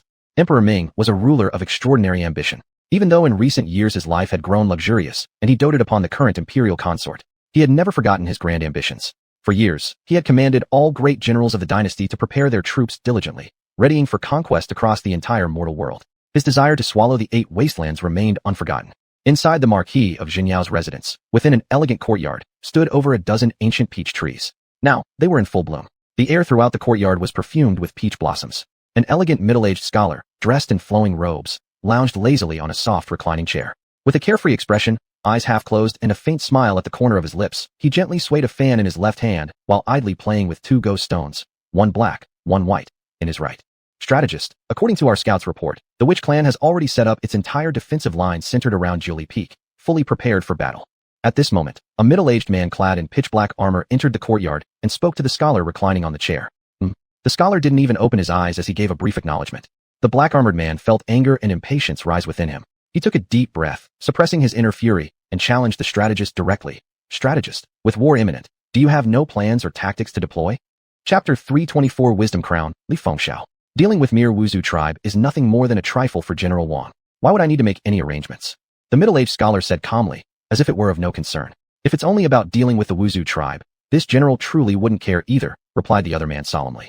"But military advisors should understand. The southern ridge Yaozu absolutely won't allow the Wuzhu to be exterminated and will surely intervene. And Busi Mountain ranks among the 10 greatest sacred lands in the world, with profound foundations. Once Busi Mountain acts, we might not just fail to destroy the Wuzhu. We could lose all 30,000 of our troops." His name was Wang Qian, one of the 24 renowned generals of the Divine Dynasty. The army of 300,000 currently campaigning across the 10,000 Li mountains was under his command. The scholarly figure speaking with him was none other than Li Fengxiao, known as the Wisdom Crown. Wisdom Crown meant peerless intelligence, unrivaled brilliance. He was the most mysterious and unpredictable strategist in the entire dynasty. In recent years, many major campaigns launched by the Divine Dynasty against the 8 wilds had been masterminded by Li Fengxiao, all ending in great victories. These triumphs had spread his fame throughout the realm. earning him the title of Wisdom Crown. This wasn't the first time Wang Qian had worked with Li Fengxiao. Though he respected the man's ability, he truly disliked his personality. As one of the 24 elite generals of the Divine Dynasty, Wang Qian was naturally stern, rarely smiling or joking, a trait common among soldiers. Li Fengxiao, however, was entirely different. Despite being hailed as the Wisdom Crown and personally appointed by Emperor Ming as the foremost military advisor of the dynasty, he was anything but dignified. Even within the sacred capital itself, this so-called Wisdom Crown frequently lingered in brothels and pleasure districts, earning an infamous reputation.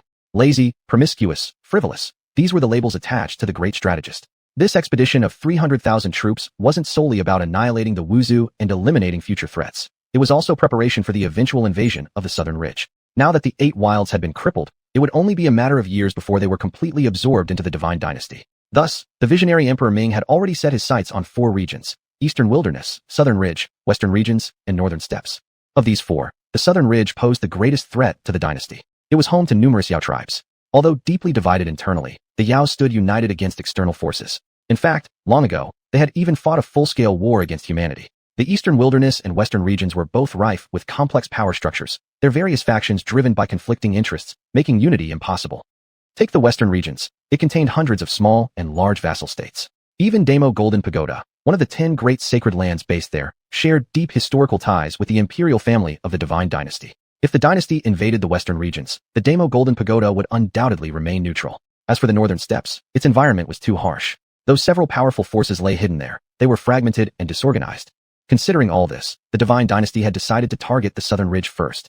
Once that threat was eliminated, conquering the Eastern Wilderness, Western Regions, and Northern Steppes would become far easier. Military advisor, don't be needlessly worried, Li Fengxiao said, opening his eyes and glancing at the serious-faced Wang Qian with a playful smirk. Though the Yaos won't let us wipe out the Wuzhu, they certainly won't rush into battle right away. To them, the Wuzhu serve to restrain our dynasty, but they have no use for a powerful Wuzhu tribe. I understand that, Wang Qian replied. But what I don't understand is why, after reaching Jinyao City, we didn't immediately attack the Wuzhu. Why give them enough time to fortify their defenses at Jili Peak? Haha. Li Fengxiao's eyes flickered mischievously, a sly, almost devilish grin curling his lips. He gave no explanation. Instead, he changed the subject. Since General Wang is so eager and can't wait any longer, why not provoke the Wuzhu camp tomorrow? Let's see how they respond. Fine. Wang Qian frowned slightly, asked no further questions, and turned to leave. The moment he was gone, a man clad in black and white robes suddenly appeared in the courtyard. Staring at Wang Qian's retreating figure, he frowned and said to Li Fengxiao, "Does Wang Qian have a grudge against you?" "No," Li Fengxiao replied without looking at the man, shaking his head. "Then why does it seem like he's so hostile toward you?" "Haha, it's just his nature. In General Wang's eyes, someone like me is no different from those idle noble sons in the sacred capital, all good-for-nothing scions of privilege." Li Fengxiao chuckled lightly. The man said nothing further, instead tossing a jar of wine to Li Fengxiao. This wine is called Fox Tears, the lowest grade wine among the Yaos. In the sacred capital, you can find the finest Yao wines, but this lowly kind, only near the southern border close to the southern ridge can one get it. Still, it has a unique flavor of its own. Fox Tears? Not a bad name. Li Fengxiao caught the jar the man had thrown him, opened it as he spoke, and asked the man with a grin. "Qinglian brother, I never expected you'd volunteer yourself to join this campaign before Emperor Ming. Don't tell me you're worried about my safety." What do I care if you live or die? The only reason I came is to meet that sword immortal from Busi Mountain." The man pulled out another jar of wine and said casually, "They say that Yao's sword immortal has reached the realm of feathered immortality. If you're planning to meet him, aren't you just looking for death?" Li Fengxiao poured his wine, speaking offhandedly without a trace of concern. "My sword's name happens to be xiuxian, Slay the Immortal." The man replied calmly. Tianxin abode. On a small hill not far from Tianxin abode, Xianhua was continuously refining various heavenly treasures and divine materials.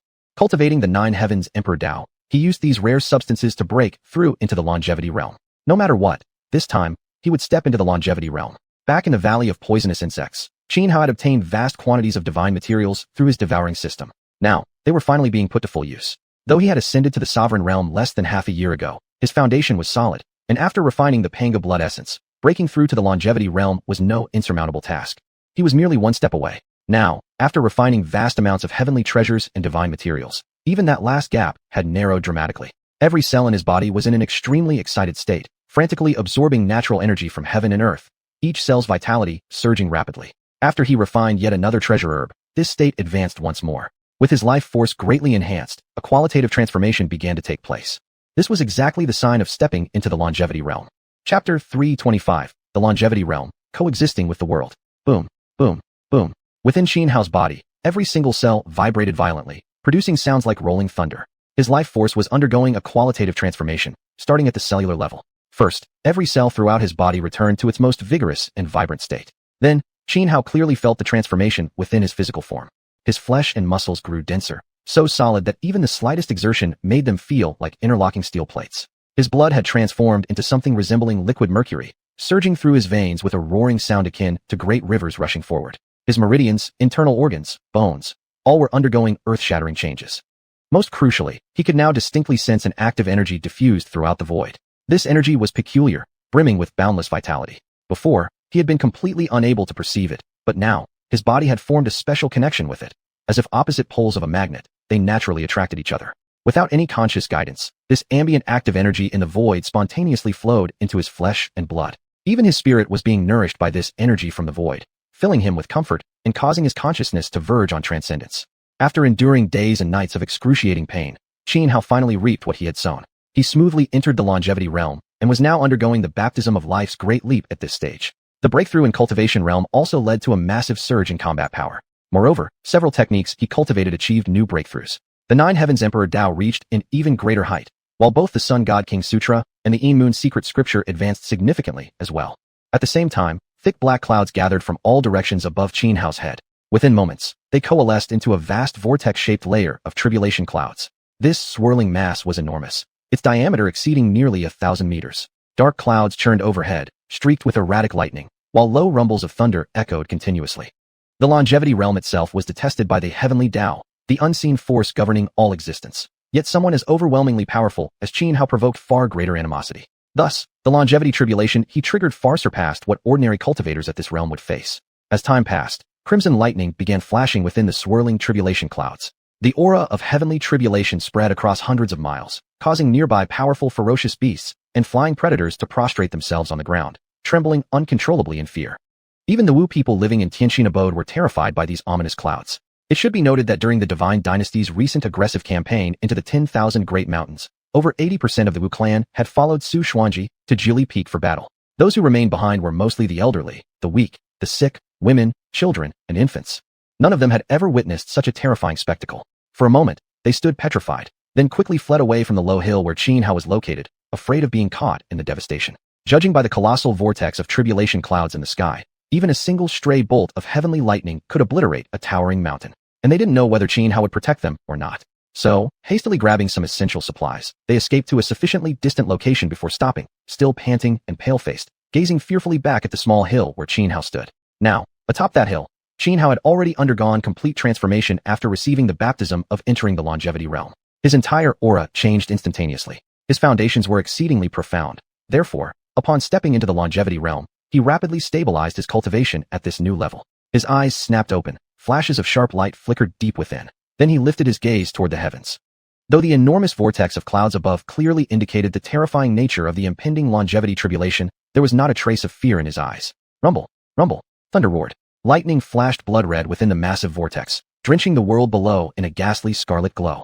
Xianhao rose to his feet. His divine sense swept outward, confirming that the Wu people of Tianxin abode nearby had already evacuated. This brought him slight reassurance. Though he was confident he could withstand the terrifying tribulation ahead, he couldn't be absolutely certain that the backlash wouldn't destroy Tianxin abode. After all, a longevity-level heavenly tribulation, even the most basic one, could reduce Tianxin abode to nothingness with just a glancing ray of lightning.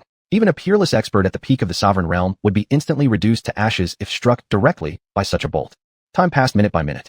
On the low hill, Xianhao remained remarkably calm, quietly observing the changes in the vortex-shaped tribulation clouds above while adjusting his breathing rhythm to maintain himself in peak condition. Though he appeared utterly composed, in reality, every nerve in his body was taut with tension, because the tribulation lightning could strike at any moment.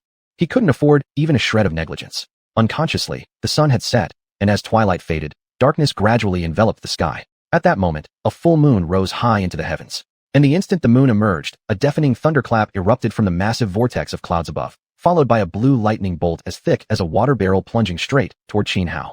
Within the blue lightning streaked a third as much blood-red electricity. Even this first tribulation bolt carried terrifying power.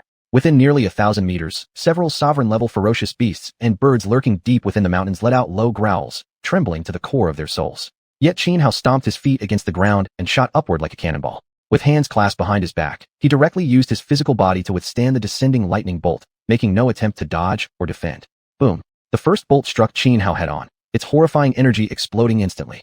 Yet Xianhao stood unshaken, as if untouched, basking in the shockwave of lightning light. In fact, he activated his technique of thunder refining the body, guiding all of the lightning's energy into his body, preventing it from striking the ground and causing catastrophic destruction below. Every time Xianhao faced a xiuxian, he would guide the lightning into his body to temper his physical form.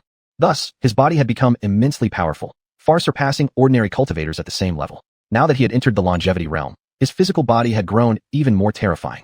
Although the might of the first tribulation bolt was considerable, inflicting actual damage upon his body was nearly impossible. Chapter 326. Withstanding the immortal tribulation with bare flesh. Crackle boom. The moment Xianhao barely endured the first bolt of tribulation lightning, the second one came crashing down. Just as he had faced the first, Xianhao still refrained from using any techniques. Instead, he once again relied solely on his physical body to withstand the second strike of divine thunder. Bathed in lightning, his flesh and bones were being tempered. Not far from the low hill stood a mysterious figure cloaked in black. At this moment, he was staring intently at Xianhao, who was enduring the tribulation lightning barehanded, and his eyes revealed astonishment and awe. Meanwhile, the Udu members living in Tianxin residence, who had long since fled to a safe distance, were also fixated upon Xianhao beneath the heavens, utterly stunned by what they saw. Gods above, this man is insane. Actually using his bare body to resist heavenly lightning? How many dare attempt such a thing? Worse yet, this is the immortal tribulation, one of the most terrifying heavenly trials on the cultivation path. And clearly, his immortal tribulation is stronger than that of ordinary cultivators. For him to still face it bare-bodied, he must be mad. I heard our holy maiden nearly died in the valley of poisonous insects at the hands of Wu Yunqing. But this very man slew Wu Yunqing and even activated 5 feathered immortality talismans, wiping out Wu Badu completely. The Wu clan whispered among themselves as they watched Xianhao endure the immortal tribulation. Ever since the heavenly Wu ritual concluded, Xianhao's fame had skyrocketed throughout the Wu clan.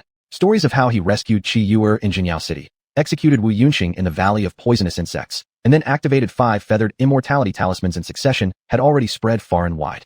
Moreover, everyone at Tianxin residence knew that Su Xuanji had arranged for Xianhao to cultivate atop the low hill. Above the hill, Xianhao continued undergoing the immortal tribulation, still relying purely on his body to absorb the descending bolts of lightning, now having already withstood over a dozen strikes.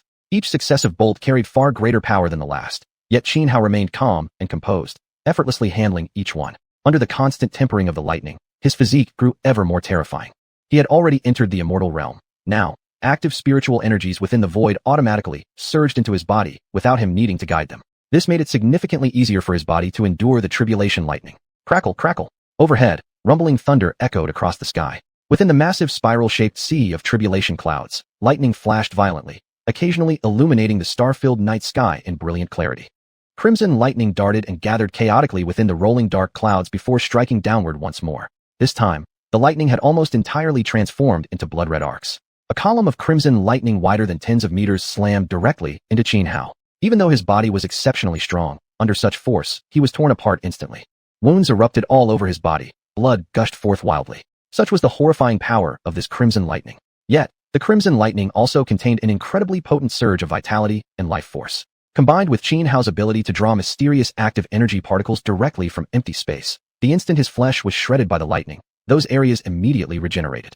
This was the terrifying regenerative power of the immortal realm. Xianhao threw back his head and let out a long roar toward the heavens, fully activating his technique of thunder tempering the body, frantically absorbing the waves of crimson lightning pouring onto him, refining his physique through their searing pain.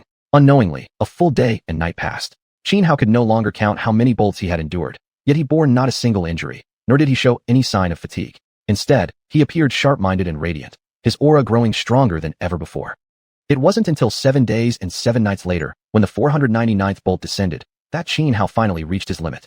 In an instant, the 499th bolt reduced Xianhao to a rain of blood, scattering fragments of flesh everywhere. His skull itself split halfway open. But his immortal soul flared brightly. Within less than 2 breaths, his flesh and bones reformed completely, stronger and tougher than before.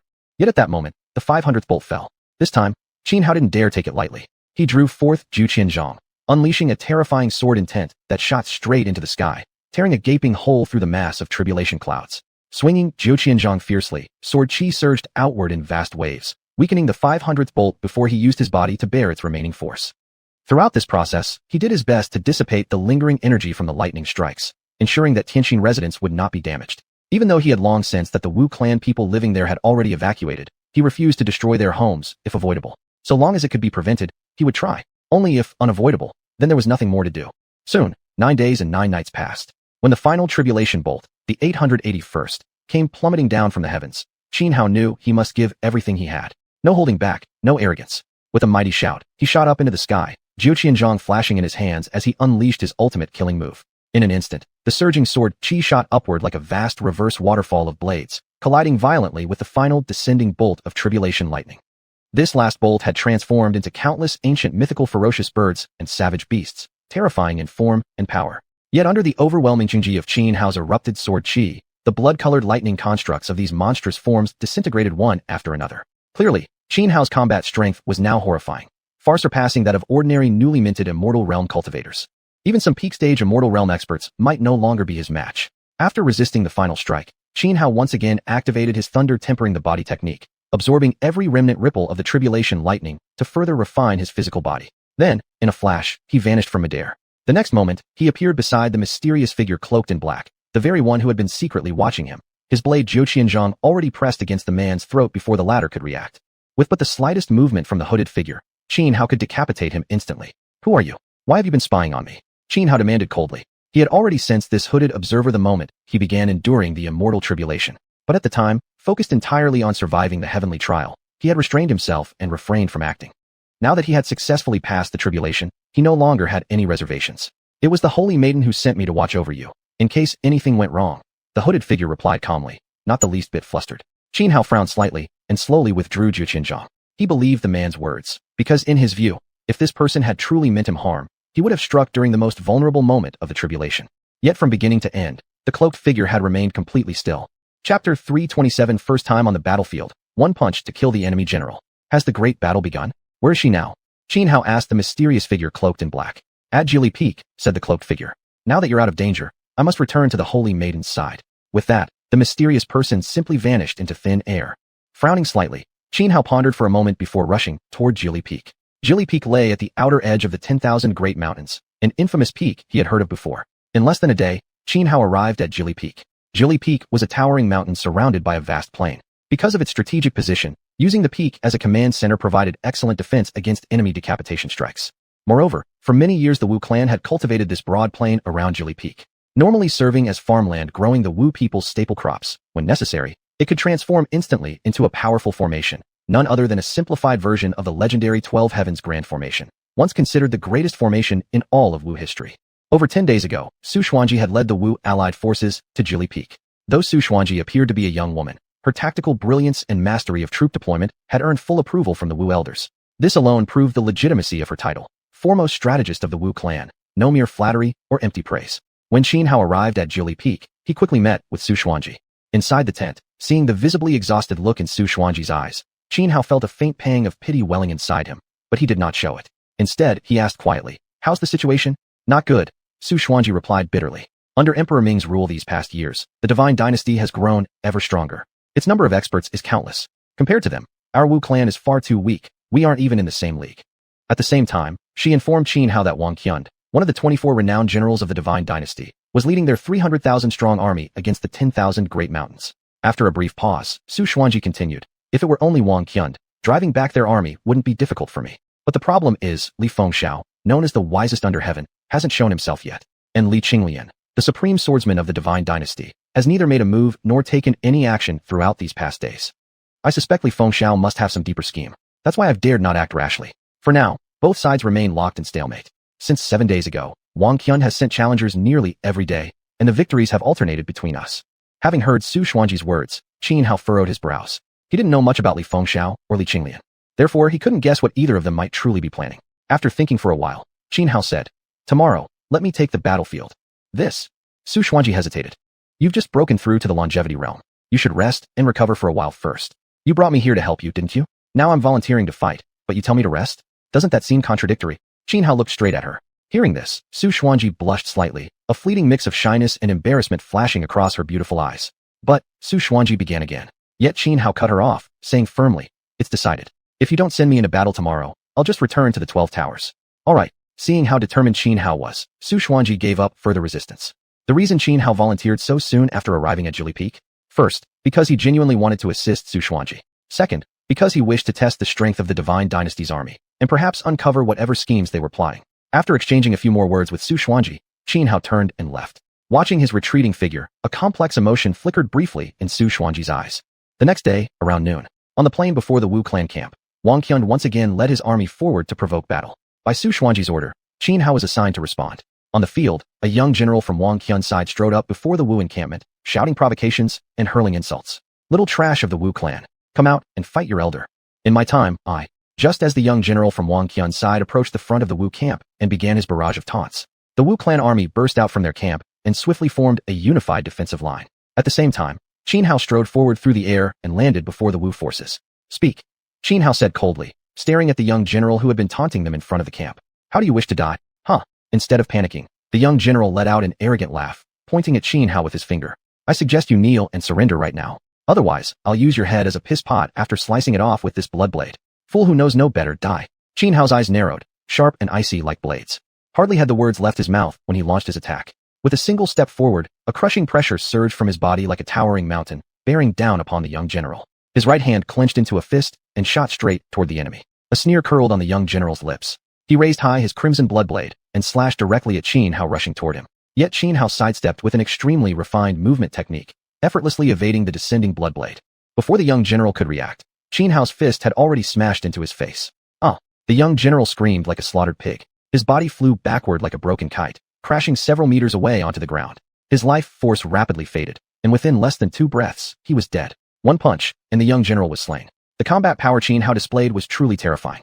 The soldiers of the Divine Dynasty's army stared in utter shock. Among the current ranks of the Divine Dynasty, that young general had been above average in strength. In recent days alone, more than a dozen Wu clan officers had already died by his blade. Yet he had just been killed with a single punch by Qin Hao. This scene stunned every warrior on the battlefield. Chapter 328. Rampant on the battlefield, I am invincible. On the battlefield where 2 armies faced off, Qin Hao stood with his hands clasped behind his back, standing straight like a spear planted firmly into the ground. At this moment, he resembled an unrivaled war god, intimidating the entire battlefield. Many who looked upon Qin Hao felt their breath grow heavy. Who is this man? How could he be so powerful? And why haven't we seen him come out to fight until now? Xuanhuan was a sovereign realm expert, yet he was killed by an ordinary-looking punch. This feels almost unreal. Who is he? How come I've never heard of such a fierce warrior from our 9 mountains and 18 villages? He looks unfamiliar, and his aura doesn't even seem like that of a Wuju clansman. He's the shadow sacrifice of the Holy Maiden. It's said that he killed Wu Yunxing in the Valley of 10,000 poisonous insects, and single-handedly used 5 featherflight immortal talismans to slay Wu Batu. On the battlefield, both the Imperial Army and the Wuju forces erupted into murmurs after a brief silence, everyone whispering among themselves. "Let me test you myself." At that moment, another general surged forward from within the Imperial Army ranks. He appeared to be around 40 years old, clad in black armor, wielding a golden inlaid greatsword, and riding atop a massive wolf as dark as ink. As soon as he spoke, he drove his pitch-black wolf toward Qin Hao, streaking across the sky like a bolt of black lightning. Though they had initially been separated by at least 500 or 600 meters, in merely the blink of an eye, he was already upon Qin Hao, raising his sword high and cleaving downward with overwhelming force. A might so immense it seemed capable of splitting a towering mountain in half. Qin Hao lazily lifted his eyes toward the burly man swinging his blade from atop the wolf, his expression filled with utter disdain. Just as the descending blade neared the crown of Qin Hao's head, threatening to split him in two, at the critical moment, Qin Hao's figure flickered and vanished from his original spot, reappearing like a ghost behind the burly man. The rider atop the wolf turned pale. Though he instantly sensed Qin Hao's presence behind him, before he could react, Qin Hao had already acted. Raising his right hand high, Qin Hao condensed one heavenly breaking spear after another in midair. Starfall, with a soft shout, the spears filling the void trembled and shot toward the back of the man on the wolf's back like bolts of golden lightning slashing down from the heavens. Each heavenly breaking spear carried terrifying power. Instantly, the burly man was pierced through the back again and again, transforming his body into a porcupine. With a blood-curdling scream, both the man and his steed, the giant wolf, were brutally slaughtered beneath the relentless barrage of spears. Another clash, another enemy general eliminated. Such astonishing prowess immediately sent the Wuju soldiers into wild cheers. They roared Qin Hao's name together. In recent days, throughout the confrontations between the Wuju and the Imperial Army, the Wuju had constantly been at a disadvantage, leaving them all feeling deeply frustrated. Especially recently, the Grandu ceremony had caused devastating losses among the Wu's sovereign realm cultivators. Thus, when facing the Imperial Army's sovereign realm generals, the Wuju lacked strong figures to respond. As the saying goes, soldiers face soldiers, generals confront generals. When the Imperial Army sent forth sovereign realm experts, how could the Wuju possibly dare send longevity realm cultivators? Moreover, if the Wuju deployed longevity realm experts, the Imperial side would certainly counter with their own longevity level masters. It wouldn't solve anything. Although Qin Hao had indeed entered the longevity realm, He used secret techniques to suppress part of his cultivation, concealing the distinctive aura of a true longevity-level expert. To outsiders, he appeared to be nothing more than an ordinary sovereign realm cultivator. With yet another general lost, morale in the Imperial Army plummeted sharply. Yet Wang Qian merely cast a cold glance toward Qin Hao. He didn't immediately choose to retreat. After so many days of stalemate against the Wu, he'd grown impatient. Today, he was determined to slaughter enough of their elite warriors to instill true terror before he would call it quits. At that moment, two more generals simultaneously galloped forward from the Imperial Army ranks, one swinging a massive axe, the other twirling a long spear. Without a word, they charged directly at Qin Hao. Faced with the simultaneous assault of two Imperial generals, Qin Hao remained calm and composed, his eyes completely devoid of fear. With a flick of his right hand, thunder and fire intertwined in midair, and over 30 crimson flame thunderblades formed and began rotating as they slashed outward. Confronted by the storm of fiery thunderblades, the two generals didn't dare take it lightly. They fought with all their might, managing to destroy the incoming blades. But just as the dozens of crimson flame thunderblades disintegrated and dissipated, Qin Hao raised both hands and activated his innate divine ability. In an instant, dozens of water columns, each over 3 meters in diameter, surged up around him. 36 dragons, binding God annihilation. With a light shout, the water columns transformed into dragons. In that moment, dragon roars resounded across the entire battlefield. The scene was truly breathtaking. The 36 water dragons shrieked as they surged forward. The two Imperial generals charging at Qin Hao turned deathly pale. They had just expended their full strength to shatter the storm of thunderblades. Now, faced with the onslaught of 36 water dragons, they were utterly powerless to resist even if they tried. Though the two Imperial generals did not simply await death and instead unleash their utmost potential, they still could not alter their fate. After holding out for only a few breaths under the dragon's relentless assault, they let out piercing, agonized screams. As the screams abruptly ceased, both generals perished beneath the crushing might of the 36 water dragons, bodies and bones completely eradicated. Who's next? Having slain 4 sovereign realm generals of the Imperial Army in succession, Qin Hao bellowed loudly, his voice tearing through the air. Originally, the Imperial Army's commanders had already felt hesitant upon witnessing Qin Hao's ferocity, but now, hearing his brazen challenge, several of them grew furious. Immediately, 5 more Imperial generals launched themselves forward at once, rushing toward Qin Hao. This time, Qin Hao took it slightly more seriously. He executed the Celestial Vanguard Fist to its absolute peak. In the end, the 5 Imperial generals were swallowed by the vast, overwhelming fist imprint. No screams escaped them before they disintegrated into 5 swirling mists of blood. Qin Hao stood amidst the carnage, drenched in blood, like a battle azure arisen from the 18 hell realms. His awe-inspiring, fearsome might pressed down upon the entire battlefield, making anyone who looked upon him tremble with dread. 9 Imperial generals successively slain by Qin Hao. Though this dealt a heavy blow to the Imperial Army's morale, plunging them into deep despair, it also ignited their fighting spirit. More and more Imperial commanders surged forth, challenging Qin Hao directly. Chapter 329, Marquis Tianyi, Lilo. A frigid aura spread across the battlefield. Qin Hao hovered in midair, coldly surveying the Imperial Army as he shouted loudly. If you don't want to die, get back now. Otherwise, I'll slaughter every last one of you and turn your corpses into fertilizer for the land of the 10,000 great mountains. Hearing Qin Hao's words, the Imperial Army immediately erupted in outrage. Everyone was enraged, many shouting curses outright.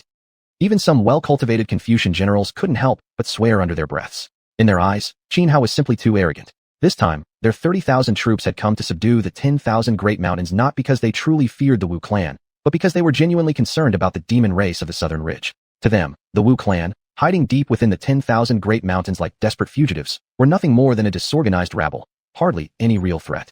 In recent days, they'd already slain numerous Wu clan generals at the Videnjing level. The Wu clan was clearly at a crushing disadvantage. Thus, the Imperial Army held even less regard for them. Yet today, this uninvited Qin Hao had suddenly appeared out of nowhere, completely reversing the situation. This development shocked the entire Imperial force. Wang Xiongda wore a cold expression. With a sweeping gesture of his hand, he turned to a young man clad in golden armor and silver robes beside him. Li Le, go kill this bastard. Yes, sir. The youth in golden armor and silver robes acknowledged with a sharp reply, then shot forth from the ranks. His mount was actually a pure white celestial steed with wings sprouting from its flanks, an awe-inspiring sight indeed. His name was Li Lu, recognized as the top expert at the Videnjing level within the Imperial Army. Even though Qin Hao had just slaughtered 9 Imperial generals in succession, Li Lu remained calm and unruffled, showing not the slightest concern. In his eyes, he believed he could achieve the same feats without breaking a sweat. Riding his winged steed, Li Lu charged out from the Imperial Army, but didn't immediately engage Qin Hao. Instead, he coldly declared, I am Marquis Tianyi, Li Lu. I do not kill nameless men. Who are you? State your name. Talkative fool. Qin Hao glared impatiently at Li Lu, snapping his response. Without waiting another moment, he launched the first attack. He stepped forward, one instant on the ground, the next flashing through space until he hovered directly before Li Lu in midair. Heavenly Gong Divine Fist. Wushou shatters the sky mountain. Clenching his right fist, Qin Hao struck toward Li Lu. A magnificent fist imprint exploded outward, resembling a towering mountain hurtling straight at Li Lu. The terrifying power caused space itself to rumble with thunderous booms.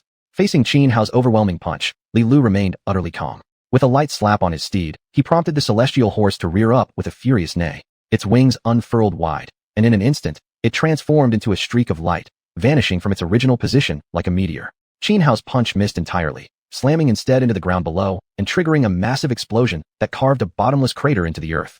At the same time, Li Lu had soared high into the sky, creating ample distance between himself and Qin Hao. Slightly taken aback, Qin Hao hadn't expected the celestial steed's speed to be so astonishing. His strike had been incredibly fast, close range, and seemingly unavoidable. In his estimation, Li Lu should have had no choice but to take the hit head-on. But the result defied his expectations. Li Li's steed was simply too swift. Its meteoric speed represented the very pinnacle attainable by a Gidinjing cultivator. Barbarian from the frontier wastes, truly lacking in manners. Li Lu sneered down at Qin Hao with disdain. At the same time, he reached into a spatial artifact and retrieved a golden bow. This golden bow was no ordinary weapon. It was a Dao artifact, extraordinary and powerful. Holding the golden bow, Li Lu wasted no further words. He drew the bowstring taut, placed an arrow, and aimed squarely at Qin Hao. He was a divine archer of profound skill, whose strength ran deeper than most knew.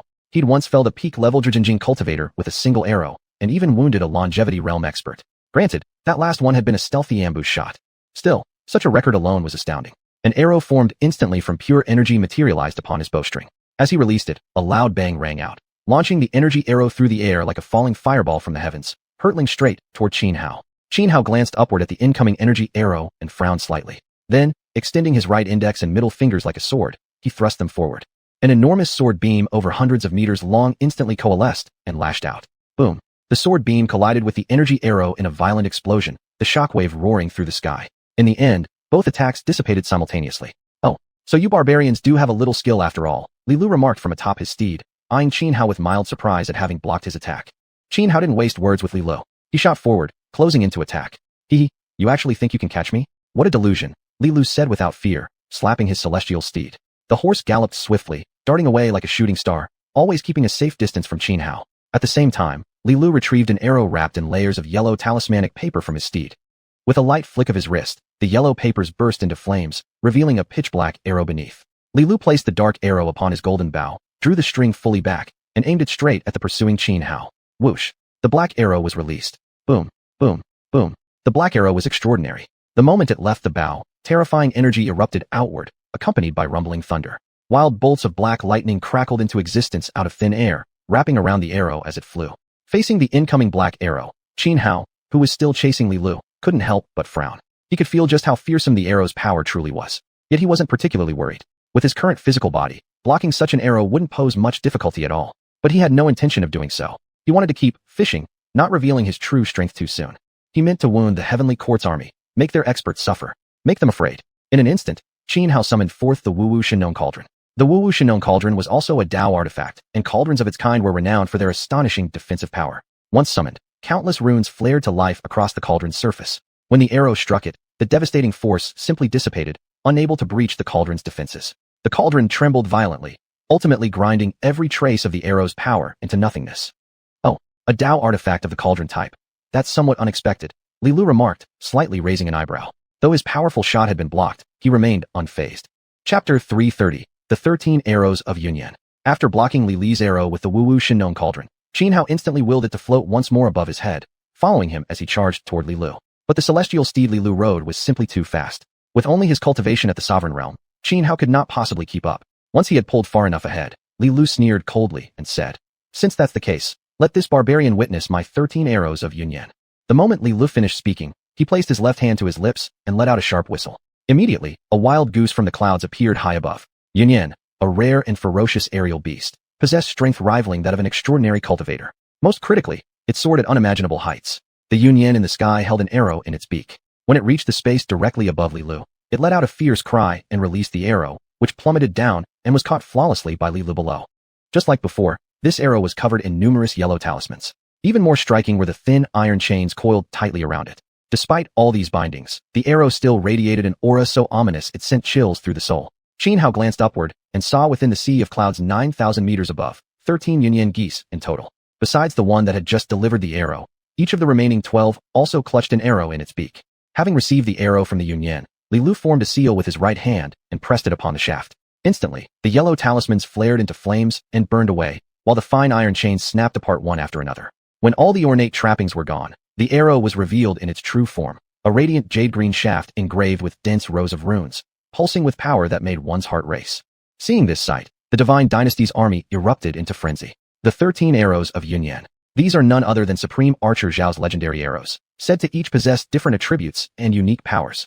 No wonder Heaven Enlightened Marquis is Master Zhao's only direct disciple. He even bestowed these 13 arrows upon him. Just days ago, Heaven Enlightened Marquis killed several Supreme Clan Sovereign experts, yet never resorted to these arrows. This Wu Clan warrior must be exceptionally strong to force such a move. So what? This guy still can't win. Only immortal level freaks can match the speed of Heaven Enlightened Marquis' celestial steed. In battle against any sovereign cultivator, he's already invincible. With the 13 arrows in hand, victory is certain. As Li Lu unleashed the 13 arrows of Xuanhuan, countless soldiers in the Divine Dynasty's ranks were stunned, whispering excitedly among themselves and showering Li Lu with praise. High in the sky, once Li Lu had unsealed the arrow, he swiftly nocked it and drew his bow, aiming straight at Xuanhuan. Sensing himself targeted by the 13 arrows of Xuanhuan, Xuanhuan halted his pursuit and stopped advancing. Instead, he braced himself fully, preparing for Li Li's heaven-shaking, ghost-piercing shot. If he didn't wish to reveal his immortal realm cultivation, then facing this arrow meant he had to defend with everything he had. Otherwise, he couldn't guarantee he'd survive the strike. His instinct told him, the arrow in Li Li's hand was no ordinary weapon. In fact, it stirred such desire within him that he almost considered charging up into the sky, slaughtering the 13 Xuanhuan, and seizing the 13 arrows from their beaks. Yet in the end, he suppressed that thought. Unless he openly used his immortal level abilities, capturing all 13 Xuanhuan with just his sovereign realm strength would be impossible. After all, the Xuanhuan not only flew extremely high, but were even faster than Li Li's celestial steed. There was no underestimating them. Xuanhuan 13 arrows, swift. Once Li Lu locked onto Xuanhuan, he released the bowstring. With a piercing swoosh, the jade-green arrow shot forth like a bolt of emerald lightning, splitting the heavens and reaching within 100 meters of Xuanhuan in an instant. Xuanhuan's expression turned grave. He poured all his energy into the Wu Shenong cauldron. Dense arrays of glowing runes lit up across the cauldron's surface, releasing wave after wave of protective energy that enveloped Xuanhuan completely. But at that very moment, the jade-green arrow underwent a bizarre transformation. It suddenly exploded midair. Then, it transformed into countless writhing vines that lashed toward Xuanhuan. This sudden change startled Xuanhuan, his face flickering with alarm. Within a single breath, the endless vines wrapped around him like binding a zongzi rice dumpling, completely entombing both Xuanhuan and the Wu Shenong cauldron inside. At the same time, grayish-green gas began gushing out from these vines. Under the corrosion of the grayish-green gas, the energy shield enveloping Xuanhuan showed signs of crumbling, and even the glowing runes on the Wu Shenong cauldron started to dim. This was precisely the special effect of Li Li's previously fired 13 arrows of Xuanhuan, not primarily meant for killing, but for trapping the opponent while releasing a unique gas capable of dissolving any energy and polluting all artifacts. Seeing Xuanhuan completely wrapped in countless vines, with vast amounts of grayish-green gas pouring out from them, Li Lu revealed a cold sneer. Without hesitation, he summoned the 13 arrows of Xuanhuan once more. Another Xuanhuan swooped down and delivered an arrow into Li Li's hand. After unsealing it, the arrow's full appearance was revealed. This time, it was the first holy golden arrow. Without a moment's delay, Li Lu swiftly knocked the arrow and released it. The golden arrow shot forward like a bolt of lightning tearing through the sky, carrying torrents of golden electricity as it hurtled toward Xuanhuan, who remained bound in countless vines. Witnessing this scene, the soldiers of the Divine Dynasty army cheered wildly in victory. On the other side, the Wuzu warriors all wore grim expressions, believing Xuanhuan was surely doomed this time. Boom! The golden arrow struck the mass of vines entombing Xuanhuan. A violent surge of golden electricity triggered a terrifying explosion. Under such devastating force, no one could possibly survive. It's over, Li Lu said calmly, brimming with confidence. That golden arrow was none other than the golden arrow that slayed immortals, one of the 13 arrows of Xuanhuan, possessing terrifying destructive power. In the past, Li Lu had used this very golden arrow that slayed immortals to wound an ancient longevity deviant. You like playing with arrows? Then I'll indulge you. Just as Li Lu believed Xuanhuan had been annihilated, Xuanhuan's voice suddenly rang out. Unscathed, he stepped forward from the storm of golden electricity, faint traces of green flames still flickering across his body. Chapter 331, One Sword, 7 Sovereigns Slain. Seeing Xuanhuan standing amidst a sky filled with golden lightning, residual green flames still flickering around his body, Li Lu was utterly stunned. You actually didn't die? Li Lu stared at Xuanhuan in utter disbelief. In a sense, I did die, Xuanhuan replied. His right hand extended forward, a flickering ball of green flame dancing in his palm, radiating an intense aura of life. After a brief pause, he continued, but I possess the undying nirvana body. The undying nirvana body. Upon hearing these words, Li Lu froze momentarily, his expression turning pale. He certainly knew what the undying nirvana body meant.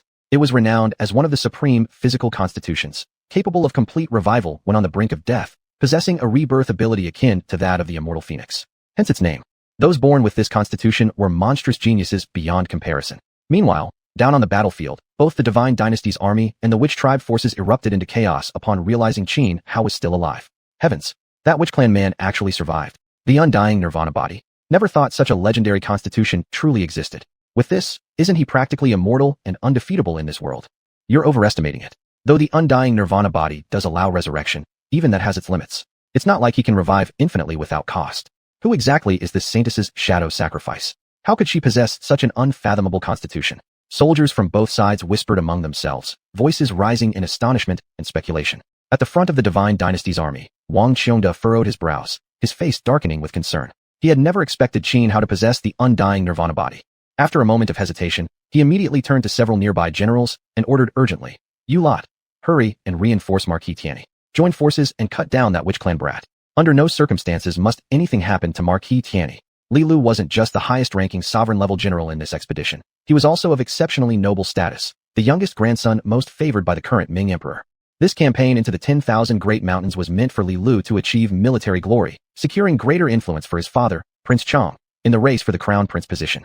Wang Qiongda himself was one of Prince Chang's key supporters, which was precisely why he had agreed to bring Li Lu along. Of course, though Li Lu was of imperial blood and highly esteemed, he was far from being a useless noble wastrel. On the contrary, he was an extraordinarily rare genius, and the sole disciple of Xiaoyuan, the Divine Dynasty's greatest archer. Precisely because of this distinction, Li Lu had become the Ming Emperor's most beloved grandson. Wang Qiongda absolutely could not allow anything to happen to him. Otherwise, not only would he fail Prince Chang, but he might also incur the Emperor's wrath, a thought that sent chills down his spine. And so, without delay, he issued orders for several sovereign-level generals to rush into battle to rescue Li Lu and eliminate Xianxia once and for all. He had already prepared ahead of time, silently communicating with the longevity realm experts within the Divine Dynasty's army, instructing them to stop the Witch Tribe's longevity realm cultivators at all costs. No matter what, Xianxia had to be killed here and now, eliminated completely, with no future threat left behind. Xianxia's performance on today's battlefield had been too terrifying. Wang Qiongda felt genuine fear. And now, learning he possessed the undying Nirvana body, an absurdly powerful constitution, only deepened his dread. Once full-scale combat began and the armies charged, Xianxia, backed by such a body, might single-handedly slaughter every sovereign-level general on the Divine Dynasty's side. Xianxia had to die. That was why he dispatched no fewer than 8 sovereign-level generals to aid Li Lu, to leave Xianxia not even a sliver of hope. Immediately after receiving Wang Qiongda's command, the 8 sovereign-level generals surged into the sky, encircling Xianxia from all directions. Wang Qiongda and the other longevity realm experts in the army braced themselves, ready to intercept any attempt by the Witch Tribe's longevity realm masters to intervene. Yet to his surprise, the Witch Tribe's longevity realm experts showed no sign of moving to assist Xianxia. This baffled Wang Qiongda, who couldn't help but frown in confusion. In midair, Xianxia coldly eyed Li Lu, preparing to strike, when suddenly, he sensed the 8 approaching sovereigns closing in. He showed no panic. Instead, a faint, icy smirk curled his lips. He raised his right hand, forming a sword seal with his index and middle fingers pointed toward the heavens. Instantly, a terrifying sword aura exploded outward from his body, tearing apart the sea of clouds above. Countless sword energies swirled around him, exuding a ferocious, overwhelming might that sent waves of dread through every onlooker. River Pawn, crushing elephant. With a soft shout, Xianxia slashed his sword finger downward. In an instant, countless sword beams erupted from the sky, cascading like a shattered galaxy plummeting to earth, engulfing all 8 sovereign-level generals rushing toward him. The 8 sovereign-level generals' faces turned ashen. They had never expected that upon seeing them, Xianxia wouldn't flee. Instead, he launched an attack against them. Was he really going to strike them down head-on? There was no time to think. The 8 sovereigns immediately unleashed their most powerful techniques, shattering the storm of sword beams filling the sky. But at that very moment, Xianxia's figure flickered. Abandoning Li Lu entirely, he dove straight toward them like a bolt of lightning splitting down from the 9 heavens. One of the sovereigns hadn't even realized what was happening before Xianxia appeared right in front of him. Before he could react at all, Xianxia reached out with his right hand, pressing it onto the man's head, and just like plucking a peach, tore it clean off. Without even a scream, the sovereign's head and body separated. He died instantly, his headless corpse plummeting from the air and crashing into the ground below, turning into a bloody pulp. At the same time, Xianxia formed hand seals, instantly activating the myriad immortals' star-warding art. Above the sky, the stars blazed brightly. A vast torrent of stellar energy came crashing down, suppressing the remaining 7 sovereigns' combat power by 40%. This sudden change left the 7 sovereigns stunned and pale. But before they could even react, Xianxia had already unleashed his ultimate killing move. His right hand formed a sword seal, executing a deadly technique from the 12 Calamity sword scripture. 7 calamities, falling flowers, flowing waters, hearts shattered.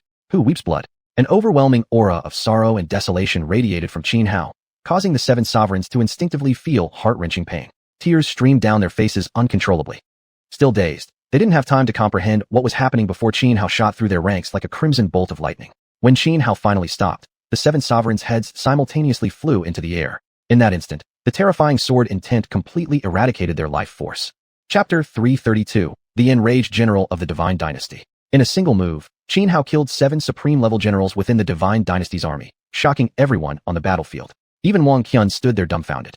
He had believed that with 8 supreme-level generals attacking together, Qin Hao would certainly die. But instead, they were all instantly slaughtered by Qin Hao. These 8 supreme-level generals were battle-hardened warriors who had followed him through countless wars. None of them were pretenders. Each was genuine and formidable. The reason Qin Hao could eliminate all 8 in an instant lay primarily in his use of the myriad immortals' star-placating art. Without it, unless he unleashed the cultivation level of an immortal, Longxing realm, he wouldn't have been able to annihilate 8 supreme cultivators simultaneously. Heavens above, is this guy even human? He actually wiped out 8 of our supreme generals in one breath. Is he really only at the supreme level? Could his actual cultivation be higher? We've already lost 17 supreme generals to him. That's devastating for us. This man, isn't he just utterly invincible? Chaos stirred among the ranks of the Divine Dynasty's forces. One by one, they looked up at Qin Hao hovering midair, their faces twisted with terror. At that moment, Li Lu, too, was stunned by Qin Hao's sudden display of overwhelming power. Once he snapped back to reality, without hesitation, he turned to flee back toward the main army. He was frightened now, terrified, no longer daring to continue fighting Qin Hao. Don't go, Qin Hao said, a faint smile tugging at the corner of his lips. Didn't I just say I wanted to play a little game of archery with you? But in Li Li's eyes, that slight smile appeared grotesque and terrifying. Far from stopping, Li Lu urged his heavenly steed, the celestial horse, to gallop even faster toward the safety of the Divine Dynasty's ranks below. Meanwhile, Qin Hao calmly pulled out a massive bow while speaking, knocked an arrow made entirely of condensed energy, and aimed precisely at Li Lu. 9-to-1 divine archery technique. Immediately, he unleashed one of the top 10 archery arts in existence. With a sharp whoosh, the energy arrow shot forth, splitting in midair, 1 into 9, 9 into 81. In moments multiplying into thousands, then tens of thousands of arrows, before abruptly converging once more into a single shaft, its destructive power amplified by countless folds. It was an extremely fearsome archery technique, its might breathtakingly horrifying. Initially, seeing the arrow split into countless duplicates, Li Lu didn't take it seriously. Such techniques looked impressive but usually lacked real force, he thought. Thus, he actually slowed his retreat slightly, raised his own grand bow again, and retrieved an arrow sealed with yellow talisman paper. After unsealing it, he loosed the arrow. Instantly upon release, torrents of lightning exploded from the arrowhead, a storm meant to obliterate Qin Hao's entire rain of arrows in one sweep. Though Qin Hao's earlier feats had terrified him, Li Lu remained absolutely confident in his superior archery skill. He believed himself stronger than Qin Hao in this art, there was no doubt.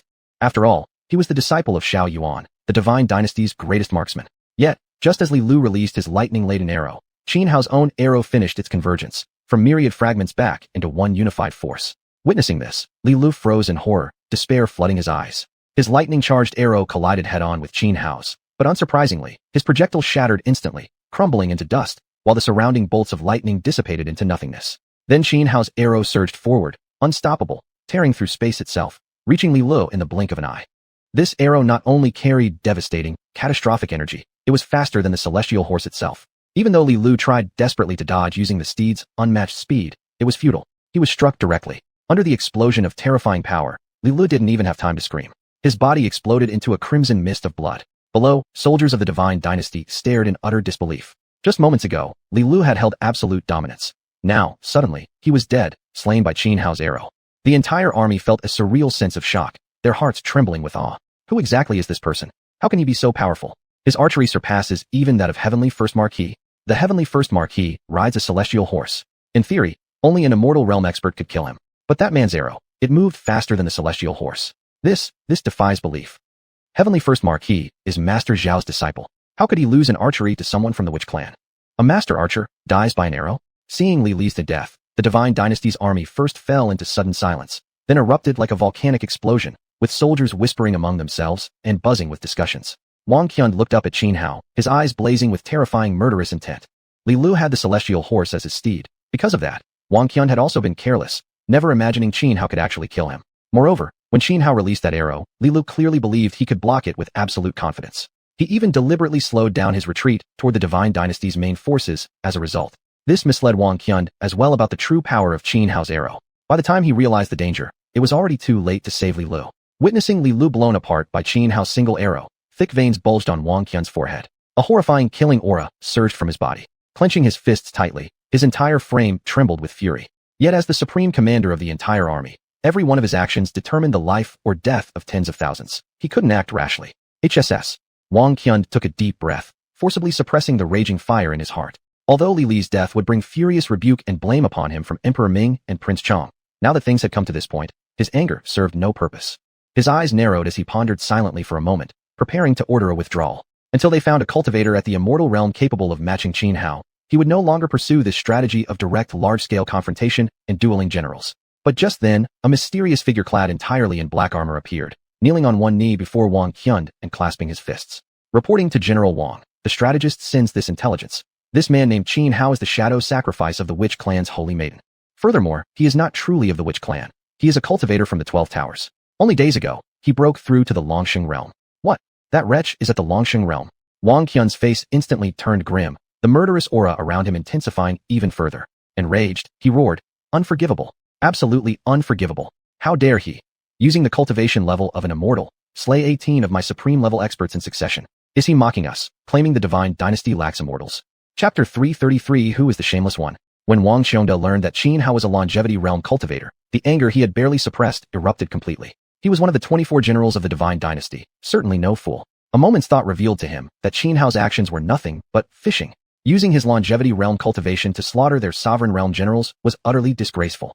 It gave the distinct impression that they were being mocked and made fools of. Most infuriating of all, they hadn't even realized until now that Qin Hao was at the longevity realm, resulting in devastating losses. He had already slain 18 of their sovereign realm experts. They had truly been dealt a massive blow. At this moment, Qin Hao was unaware that his cultivation level had been exposed. He still concealed his aura, even pretending to be severely drained, so much so that he could no longer remain airborne and dropped back to the ground, bending over and panting heavily.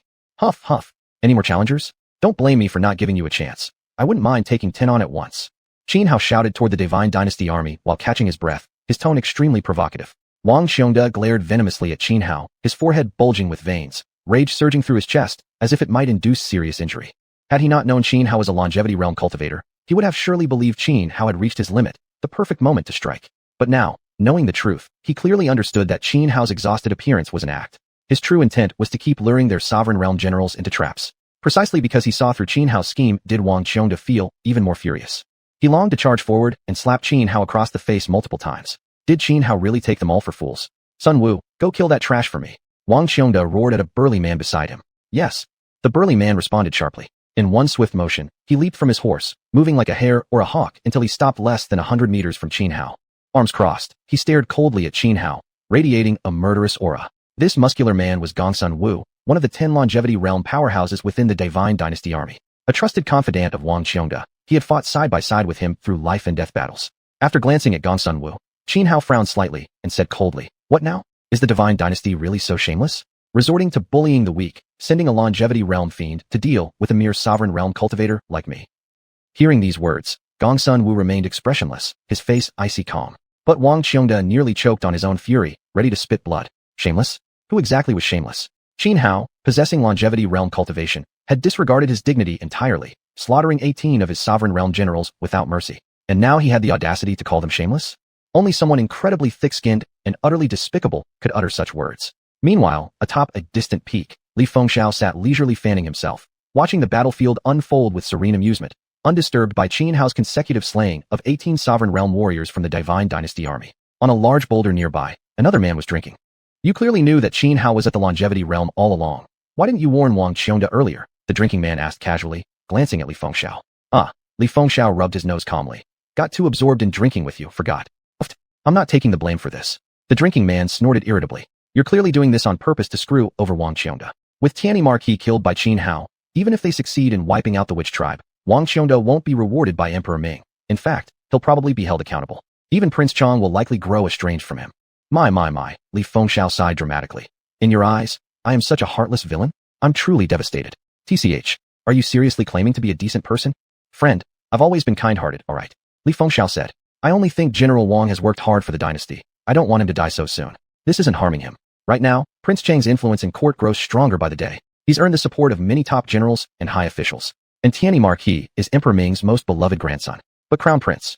The man put down his wine cup, frowning in thought. After a brief pause, he looked up, startled, at Li Fengxiao. Is Emperor Ming planning to move against Prince Chang? Ah, my dear friend. Li Fengxiao turned and walked over to sit beside him, deliberately changing the subject. Let's just quietly enjoy our wine and watch the show.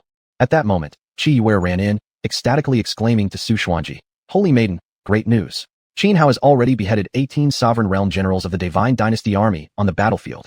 Hearing Xiuxian's words, Xuanhuan snapped out of her deep thoughts. Is Xianxia injured? Xuanhuan asked anxiously. Xiuxian hesitated, glancing at Xuanhuan with surprise before replying. No, Xianxia isn't hurt at all. That's good then. Xuanhuan let out a breath of relief and nodded slightly. Holy Maiden, something about you feels off, Xiuxian said, her eyes darting curiously as she studied Xuanhuan. What do you mean? How am I acting strange? Everything.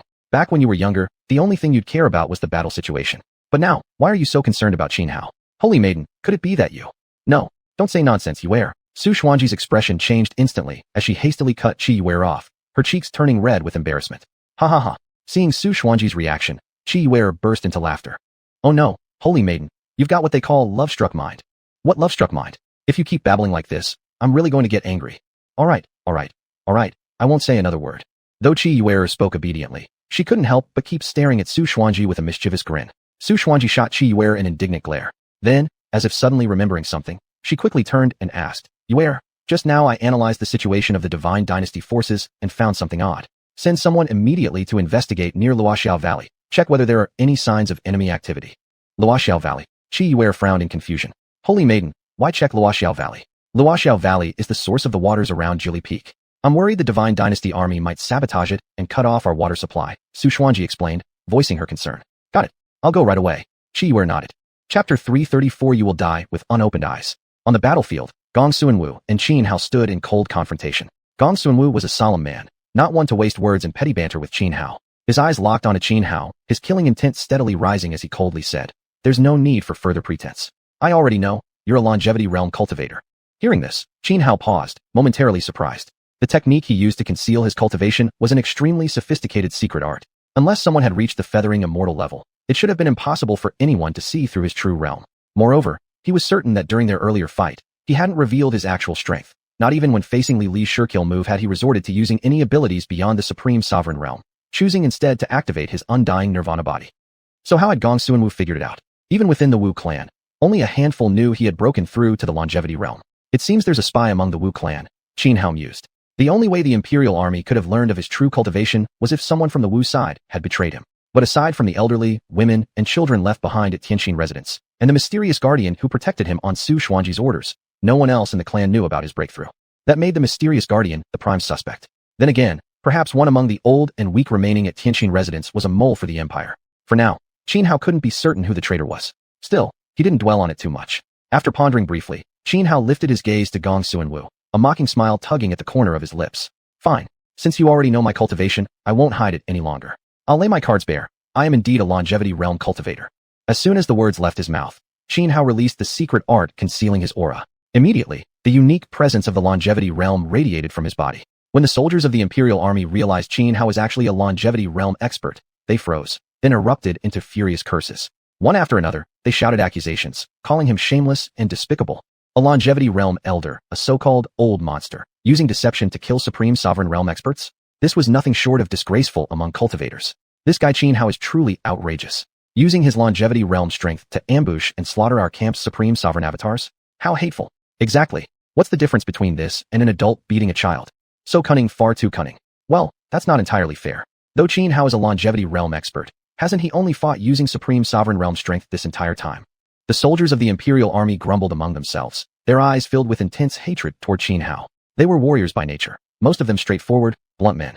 Earlier, when Xianxia had slain 18 supreme sovereign realm experts in succession, they suffered heavy losses, yet many still felt admiration for him. Respect for the strong was common among soldiers. But now, they saw Xianxia as base and dishonorable. Warriors valued open, honest combat. They despised treachery and scheming more than anything. Xianxia paid no mind to the soldiers' insults. He stretched lazily, then raised his right hand, gesturing provocatively at Gong Xuanwu with a come on motion. Unleash your strongest killing move. Then go meet King Yama. Humph, arrogant to the end. Gong Xuanwu snorted coldly. According to the intelligence he'd just received, Xianxia might be a longevity realm cultivator, but he'd only entered the realm a few days ago, whereas Gong Xuanwu himself had stepped into the longevity realm 10 years prior. As a general of the empire, he'd also had access to vast cultivation resources provided by the imperial court.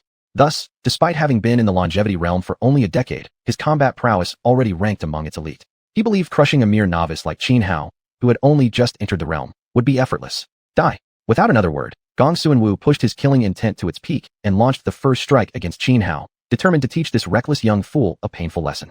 Rumble, rumble, rumble. Xuanhuan charged forward with such speed that the void itself seemed to crackle and roar under the pressure of his movement. In the blink of an eye, he closed the distance and appeared before Xianhao, driving a punch straight at his face. The strike looked plain, unremarkable, but carried terrifying power. Xianhao slid sideways, using an exquisite body technique to evade the blow effortlessly. Though the punch missed, its residual force shot forward for thousands of meters, obliterating a towering mountain in the distance. The sheer terror of its power instantly stunned everyone on the battlefield. Since the Divine Dynasty's army had begun their campaign into the 10,000 Great Mountains, though both sides had engaged in minor large-scale battles over recent days, the highest-level cultivators to appear had only been supreme sovereign realm experts. No longevity realm powerhouses from either side had entered the fray. Now, witnessing with their own eyes how Xuanhuan casually shattered a mountain with a single punch, all finally realized the overwhelming might and dreadfulness of a longevity realm expert. I told you, Xianhao said, calm and composed after evading Xuanhuan's strike. Use your strongest technique. Otherwise, you will die with unopened eyes. Fine. Since you're so eager to die quickly, I'll oblige you. Xuanhuan replied coldly, his gaze fixed on Xianhao. After seeing that Xianhao had effortlessly dodged his punch, Xuanhuan revised his assessment of the youth's strength. Before, he believed Xianhao wasn't even worth fighting seriously, let alone using his full power against. But now, he acknowledged Xianhao as an opponent deserving of his utmost strength. Thus, without further courtesy, Xuanhuan unleashed his ultimate technique. He raised his hand high into the air and clenched it. The space before him cracked open, and from within emerged a massive halberd. Holding the weapon, Xuanhuan radiated an oppressive aura. Black flames erupted around his body, swirling violently. The halberd in his grasp was a Tao artifact. Crazy Battle 13 halberds, break heaven and earth. With a thunderous roar, Xuanhuan surged his entire being to its peak. A vast tide of vital energy shot skyward, bathing the heavens and earth in a hazy crimson hue. The black flames spread outward from him like wildfire, blazing fiercely as if to reduce everything in existence to ashes. Then, halberd in hand, Xuanhuan charged at Xianhao. This time, his speed far exceeded his previous attack, seeming almost like teleportation, as he instantly closed in on Xianhao. With a sweeping motion, he brought the halberd down with crushing force, aiming straight for Xianhao's head. The descending halberd carried unimaginable power capable of splitting the very earth in two. As it slashed through the air, the void itself tore apart, leaving behind a dark, jagged fissure. Chapter 335. One sword, one immortal beheaded. The full-force strike of an immortal realm cultivator was terrifying in power, capable of burning mountains, boiling seas, and shattering thousands of miles of land. Facing Xuanhuan's strongest attack, Xianhao dropped his casual expression and grew serious. No longer concealing his cultivation level, Xianhao shook his body and unleashed his full strength without restraint. A torrent of surging energy exploded from within him. Rumble. The energy pouring from Xianhao burst forth like a dam breaking, overwhelming in force, terrifying in might, shattering the very space around him, which cracked and splintered like crystal struck by immense pressure. His aura of blood chi surpassed even that of Xuanhuan's, so intense it formed a pillar of crimson light shooting into the sky, transforming the already blood-tinged heavens into a world drenched entirely in red. At this moment, Xianhao's eyes blazed with purple-blue light. He resembled a peerless demon lord emerging from the depths of the netherworld, exuding an overbearing might that demanded submission from all living things. Moreover, a horrifying sword intent erupted from his body, tearing through the sky. Xianhao drew xiuxian, raised it high with his right hand, and held it horizontally across the void. There were no elaborate movements, just a simple block, yet it conveyed an overwhelming sense that it could withstand any and all attacks. Boom. Xuanhuan's halberd crashed down, only to be stopped completely by the horizontal blade of xiuxian. The clash of weapon against weapon triggered a massive explosion. A deafening thunderclap echoed across heaven and earth as a storm of raw energy surged outward, kicking up a tempest of dust that rose tens of thousands of feet, swallowing both men whole. The two armies, locked in standoff on the battlefield, instantly activated their formations. Only due to the combined efforts of several immortal realm experts forming an energy barrier were they spared from annihilation. Otherwise, the mere shockwave from this single collision between Xuanhuan and Xianhao would have slaughtered countless low-level soldiers. Was General Xuanhuan's attack blocked? They say this Xianhao is also an immortal realm cultivator, but he reportedly only broke through a few days ago. Meanwhile, General Gong has stood in the immortal realm for 10 years. So this Xianhao simply can't match him. It'd be too easy for that Xianhao to die like this. As troops from both sides debated amidst the swirling dust clouding the battlefield, all wondering whether Xianhao had survived Xuanhuan's blow, the immortal realm masters from each side simultaneously acted, dispersing the thick veil of dust. And there, Xianhao stood tall and unyielding, xiuxian held before him, blocking Xuanhuan's descending halberd. Gong Xuanwu's face remained cold. Though still pressing forward with growing force, his halberd could not descend a single inch further. Then, Xianhao flicked his wrist. Xianxia spun violently, unleashing a tremendous ripple of force that knocked Gong Xuanwu's weapon aside. Gong Xuanwu grunted, staggering backward several steps. In that instant, Xianhao stomped the ground. Like a cannonball launched into the sky, he shot upward, Xianxia gripped tightly in hand. Pawn crossing the river, General Slasher. With a cold shout, Xianhao pushed his sword intent to its peak. Instantly, countless sword energies materialized in the air around him, dense, sharp, filling the void. One by one, they poured into the blade of Xianxia. Then, like a hawk diving from the heavens, Xianhao flashed downward, spear point extended, aimed directly at Gong Xuanwu. This killing blow was breathtaking, magnificent beyond words. Seeing this, Gong Xuanwu's expression changed drastically. He swiftly swung his halberd, unleashing another powerful martial art.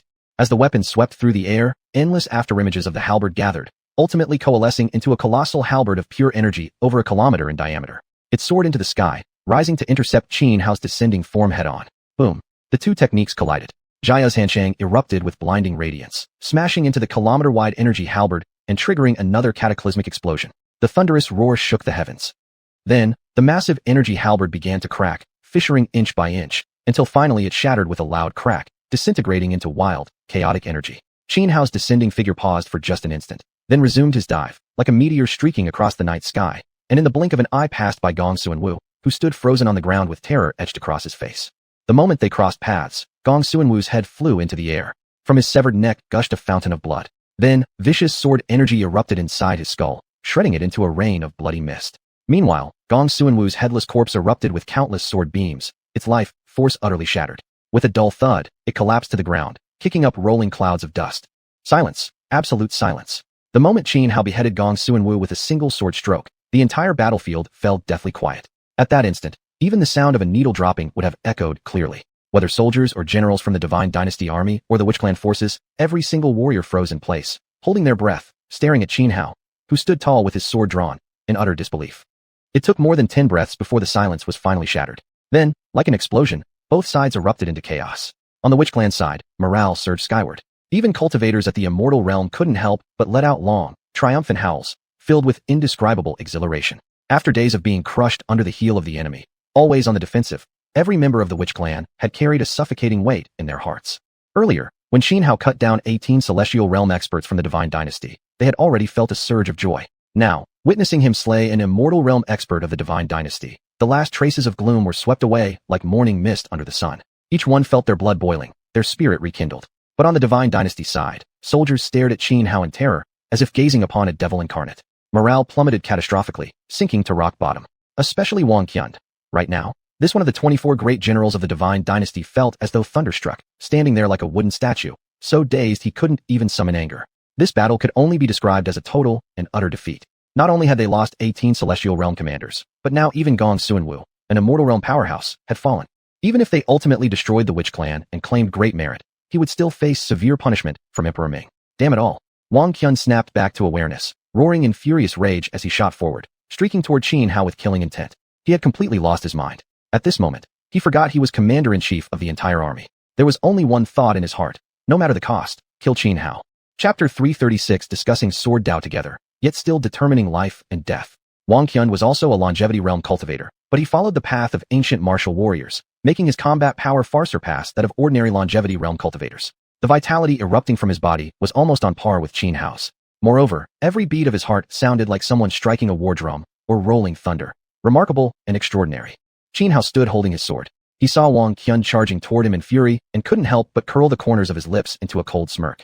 He raised his right hand, pointing his blade directly at the approaching figure. But just then, a black sword fell from the sky. Boom. The black sword plummeted down like a streak of dark lightning, crashing with a thunderclap-like explosion. Embedded into the ground, the sword sent spiderweb-like cracks spreading outward across the earth. Seeing the black sword blocking his path, Wang Qian's expression changed instantly. His previously raging fury cooled significantly, and the boiling blood qi surrounding him dissipated. Meanwhile, on a nearby mountaintop, the man standing beside Li Fengxiao gazed sharply at Xianhao on the battlefield and declared, 3 days from now, you and I shall fight. As the man's voice carried across the battlefield, Wang Qian, who had already calmed himself, frowned slightly and waved his hand, ordering a retreat. Xianhao lifted his head to look toward the mountain where the voice originated. The distance wasn't great, and with his current cultivation level, even an ant thousands of meters away would be clearly visible, let alone a person. Upon seeing Li Fengxiao and the man challenging him, Qin Hao furrowed his brow and asked, "Who are you?" "Li Qinglian," the man beside Li Fengxiao replied. "Oh." Qin Hao paused, surprised. He carefully scrutinized the man beside Li Fengxiao for a moment before saying, "You're the one called the Xinqiao's #1 swordsman, Li Qinglian? Fine. 3 days from now, I'll fight you, and we shall discuss the way of the sword." "Discussing the way of the sword, but it will still decide life and death," Li Qinglian said calmly from atop the mountain. "Ha!" Qin Hao burst into laughter. "Good. Discussing the way of the sword, and determining life and death." With that, Qin Hao didn't linger any longer on the battlefield. He gave the order to retreat and returned to the Jili Peak headquarters. Watching Qin Hao's retreating figure, Li Fengxiao glanced at Li Qinglian beside him and said, "You've truly decided to fight that kid? He seems extremely formidable. I'm actually worried you might die by his hand." "His sword Dao is impressive," Li Qinglian said indifferently. "You really are." Li Fengxiao rubbed his forehead, wearing a helpless expression. "Forget it. You never listen to me anyway. If you really do die at that kid's hands, I'll remember to burn some paper money for you every Qingming festival."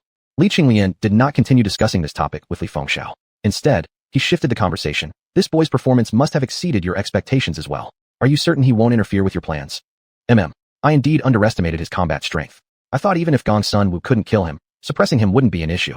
Never expected he could actually slay Gong Sun Wu so easily." Li Fengxiao frowned. He had long received information about Qin Hao, yet still miscalculated his abilities. In his opinion, even if Qin Hao had reached the longevity realm, he should only be able to match Gong Sun Wu at best. He had never anticipated Qin Hao would eliminate Gong Sun Wu so effortlessly. Still, on the grand scale, he cannot change anything. Li Fengxiao pondered for a while, then shook his head. "What worries me most is the Wuzhu holy maiden, xiuxian. She's known as the top genius of the Wuzhu, a reputation well earned. I think she might have already guessed my plan."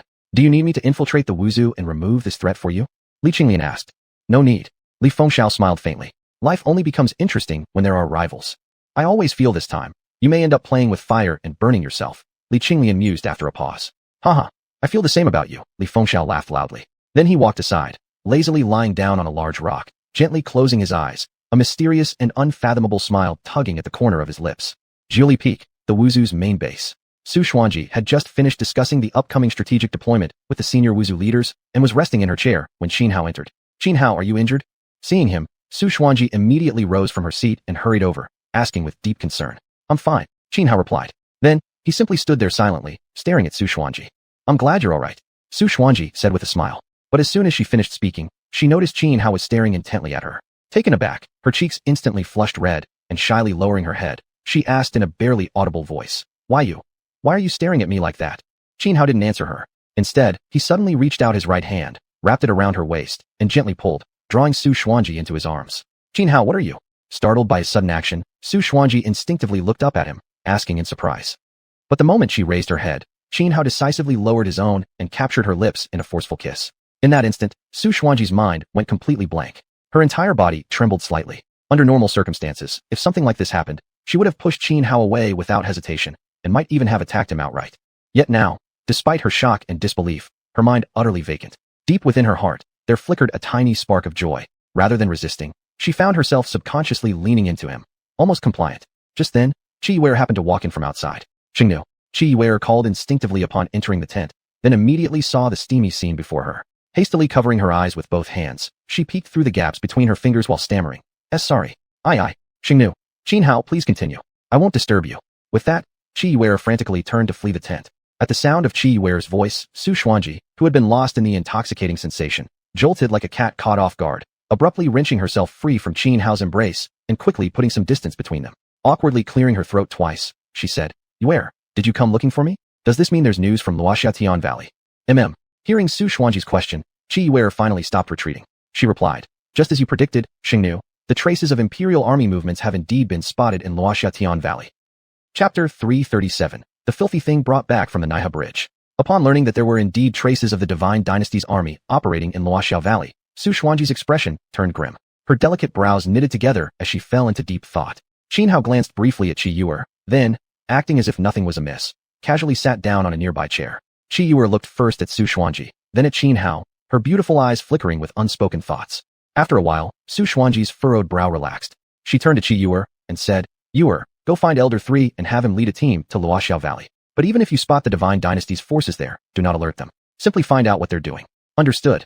Xiuxian nodded and quickly turned to leave. Only after she had gone did Xuanhuan turn her gaze toward Qin Hao, who was still seated. The atmosphere inside the tent instantly grew awkward. "Nothing else then?" Qin Hao suddenly asked. "And no." That's all. Xuanhuan stammered. Good. Then let's continue. Xianxia said, flashing her a mischievous smirk. Huh. Xuanhuan froze, completely unprepared for his words. Flustered, she quickly said, No. Xianxia. You should return to your own tent and rest at once. But Xianxia ignored her protests entirely. With a mere thought, he summoned forth the Wushu Divine Farmer's Cauldron. Runes across its surface flared to life, emitting golden energy that formed a dome, sealing off the entire tent. At the same time, Xianxia stepped forward, swiftly closing the distance between them. In one forceful motion, he pinned Xuanhuan against the corner of the tent. Faced with Xianxia's sudden closeness, Xuanhuan's cheeks flushed red, her heartbeat racing. Her mind went blank, especially as she felt the intense, masculine warmth radiating from his body. Her breath quickened. Got it. Yet at that very moment, Xianxia's expression shifted. His right hand formed a seal and pressed firmly against Xuanhuan's forehead. Startled by the unexpected action, Xuanhuan blinked in confusion. Xianxia, what are you doing? It must have happened when we crossed the Naiha Bridge. A filthy thing followed us back and has begun influencing our minds, Xianxia said calmly. Meanwhile, his right hand glowing against her forehead intensified in brightness. A filthy thing? Xuanhuan asked, still bewildered. But just then, the light emanating from Xianxia's palm grew brighter still, and suddenly, a wisp of black vapor rose from the top of Xuanhuan's head. The moment the dark mist was forced out of her body, it tried to flee. But Xianxia was prepared. With his left hand forming another seal, he invoked a mysterious arcane technique, summoning pure stellar energy from the void. It descended like chains, forming a cage that trapped the expelled black vapor. Even though the black mist had been driven from her, Xuanhuan felt no immediate change in herself. At that moment, Xianxia withdrew his right hand from her forehead. He then drew the 9,000 zhang sword, pointing its blade directly at the imprisoned dark mist, and coldly declared, My companion, the one clinging to me. Will you come out on your own? Or shall I kill your mate first, then rip you out of my body myself? As soon as these words left his lips, another wisp of black vapor emerged, this time from the crown of Xianxia's head. In an instant, the vapor took on a vague humanoid shape and dropped to its knees before him, pleading, Please, spare us. We mean no harm. You cling to my soul and manipulate my mind, yet claim you mean no harm. Xianxia shot back icily. Witnessing the two floating wisps of darkness, Xuanhuan stood utterly stunned. Memories of the past days, every interaction with Xianxia, every shift in her emotions, flooded back into her mind. At once, she understood. The sudden affection she had developed for Xianxia was not her own. It had been instilled by the dark mist just expelled from her body, which had subtly warped her judgment. A chill ran down her spine. She was the foremost genius of the Wu clan, with mental fortitude far beyond ordinary people. Yet this entity had altered her thoughts without her ever noticing. How terrifying. You misunderstand. I never changed your mind. The wisp emerging from Xianxia interjected hurriedly. You were merely infected by my emotions. That is why you sensed nothing. Please, show mercy. Let me and my betrothed go. Infected by your emotions? Xianxia frowned, sinking into deep contemplation. The last time he realized he had developed unusual feelings for Xuanhuan, he sensed something was off.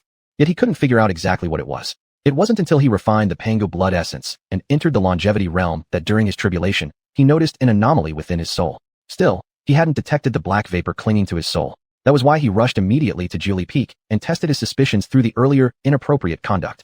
And just as he'd suspected, his strange feelings towards Xuanhuan weren't born of genuine affection. His mind had been influenced. There was something on Xuanhuan that uniquely attracted him.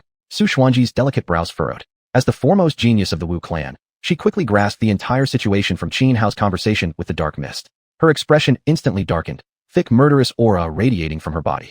What she hated most was being deceived. Whether it was true, as the black mist emerging from Xianxia claimed, that she had merely been infected by its emotions, or whether her mind had truly been altered, she could not accept either. Especially when recalling the overly intimate interactions between them these past few days, her fury only intensified. Raising her right hand, a glint of sword light instantly gathered at her fingertip, ready to obliterate both wisps of darkness. But at that moment, Xianxia suddenly grabbed her wrist. What are you doing? Xuanhuan froze, staring at Xianxia in confusion. I think they truly mean no harm. Let them go this once, Xianxia said calmly. No, Xuanhuan flatly refused. Do you really think you could kill them here in front of me if I disagree? Besides, if you want to repel the Divine Dynasty's army, you'll need my help, Xianxia replied. After a brief pause, Xuanhuan relinquished her intent to slay the two dark mists and asked, Are you truly willing to stay and help me?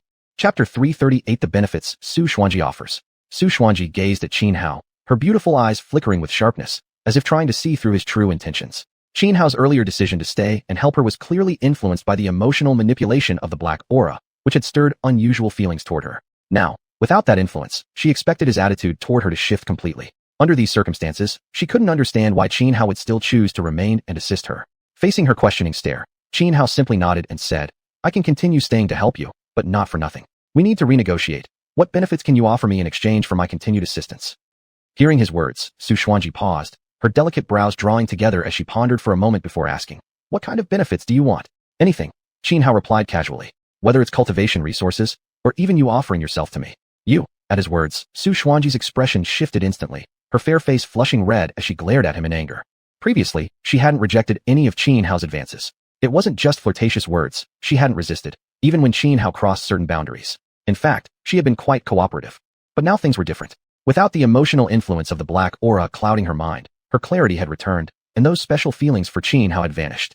Hearing such intimate talk about offering herself made her indignant. Yet, even as she felt anger, fragments of the past few days they'd spent together surfaced in her mind, stirring unfamiliar emotions within her, especially the fact that they had already shared even more intimate physical contact. If you're willing to stay and help, after we repel the Divine Dynasty's army, I'll give you a Xianming spirit herb, Su Xuanji said after some thought, cutting straight to her terms without further debate.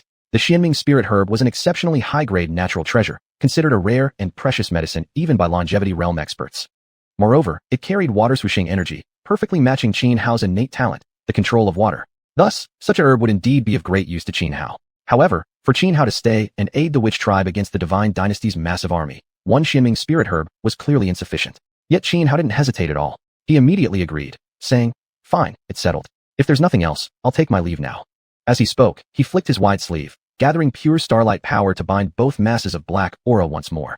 Then, retrieving the Wu Divine Farmer's Cauldron, he strode out of Su Xuanji's tent without looking back. Watching his retreating figure, Su Xuanji wore a complex expression. Even though the black aura's emotional influence was gone and her mind had cleared, she still keenly sensed something different. Her heart harbored a peculiar feeling for Xianhao once again. Lost in thought, she instinctively raised her hand to her lips, recalling the moment Xianhao had pinned her against the wall. Her cheeks flushed faintly. Back in his own tent, Xianhao lifted his hand and released the two masses of black aura. They resembled souls, much like the ghosts people spoke of in secular tales, spirits formed after death. Were you attached to our souls when we were at the Naiha Bridge? Xianhao asked, staring at the two floating masses before him. The reason he had brought them along was precisely to extract information about the mysterious space where the Road of Rebirth was located. Yes. The one that had previously taken human form and pleaded for mercy quickly answered. Tell me about that space. What exactly is it? And what are the Road of Rebirth, the Naiha Bridge? What are they really? Xianhao didn't waste time with small talk. He went straight to the point. We don't know either, the black mass replied. From the moment we gained consciousness, we've been drifting in that space. It wasn't until you appeared that we latched onto your souls. Hearing this, Xianhao furrowed his brow, falling into deep thought. He didn't intend to torture them for answers. He could sense they weren't lying. That space was simply too mysterious. The Road of Rebirth, the Naiha Bridge, they were all linked to legends of the underworld. And according to myth, the underworld was the final destination of all living beings, the resting place of souls. I can let you go, but you must do something for me, Xianhao said, snapping out of his thoughts and addressing the black mass. What is it? The entity asked. I need you to go into the camp of the Divine Dynasty's army. Xianhao began outlining his plan. After hearing Xianhao's request, the mass of black aura fell silent. After a while, it finally spoke. I was able to attach myself to your soul at Naiha Bridge mainly because the special energy there suppressed your vital chi. Without the bridge suppressing your blood energy, I wouldn't be able to cling to you at all. In fact, under the pressure of your powerful life force, if I can't quickly latch onto another soul, I might completely dissipate at any moment. Oh, is that so? Xianhao said, somewhat surprised by its words. If that was true, then these two masses of black aura were more like wandering spirits, lonely ghosts from legends. After pondering for a moment longer, Xianhao said, fine then. You find someone with weak blood energy, attach yourselves to their souls, and gather the intelligence I need. The two masses of black aura rippled, as if communicating with each other. After a while, one of them said, let me go. Can I leave my fiancé here? All right. Xianhao nodded in agreement. Immediately, that mass of black aura drifted out of Xianhao's tent. The other mass, the one expelled from Su Xuanji's body, remained completely silent throughout. Even when the other left, it made no move, simply hovering quietly within Xianhao's tent. Xianhao glanced at it, thought for several seconds, then called in a female witch tribe member who was patrolling outside, and allowed the black mass to attach itself to her soul. He had already sensed that if this mass didn't bind to another soul soon, it would soon be burned away, utterly destroyed, by the natural radiance of his own blood energy. This was actually the other black mass's final plea before leaving. Xianhao naturally couldn't allow the black aura to attach to his own soul. Even if there were no adverse effects, he still wouldn't permit it. After the woman whose soul now hosted the black aura left the tent, Xianhao sat alone inside, recalling the earlier moment in Su Xuanji's tent when he'd pinned her against the wall. He subconsciously curled the corners of his mouth into a smirk and muttered to himself with a wicked grin. Heh, tasted pretty good. Chapter 339, Xianhao's heartfelt intention. The news of Xianhao slaying 18 peerless rank generals and 1 long-life rank general from the Divine Dynasty's army had already spread far and wide. Such a glorious feat greatly boosted the morale of the Wu tribe's forces, while dealing a severe blow to the enemy's spirit, though it also ignited fury and hatred within many hearts of the opposing side. Both sides were now actively preparing themselves fully aware that a fierce and bloody battle was imminent. For the Divine Dynasty's army, avenging the brutal deaths of their 18 peerless rank generals and 1 long-life rank general was now an absolute necessity. For the Wu tribe's army, it was crucial to seize this moment of soaring morale and launch a counteroffensive against the Divine Dynasty. And then there was the upcoming 3-day-awaited duel between Xuanhuan and xiuxian, an event that had become the most anticipated spectacle of all.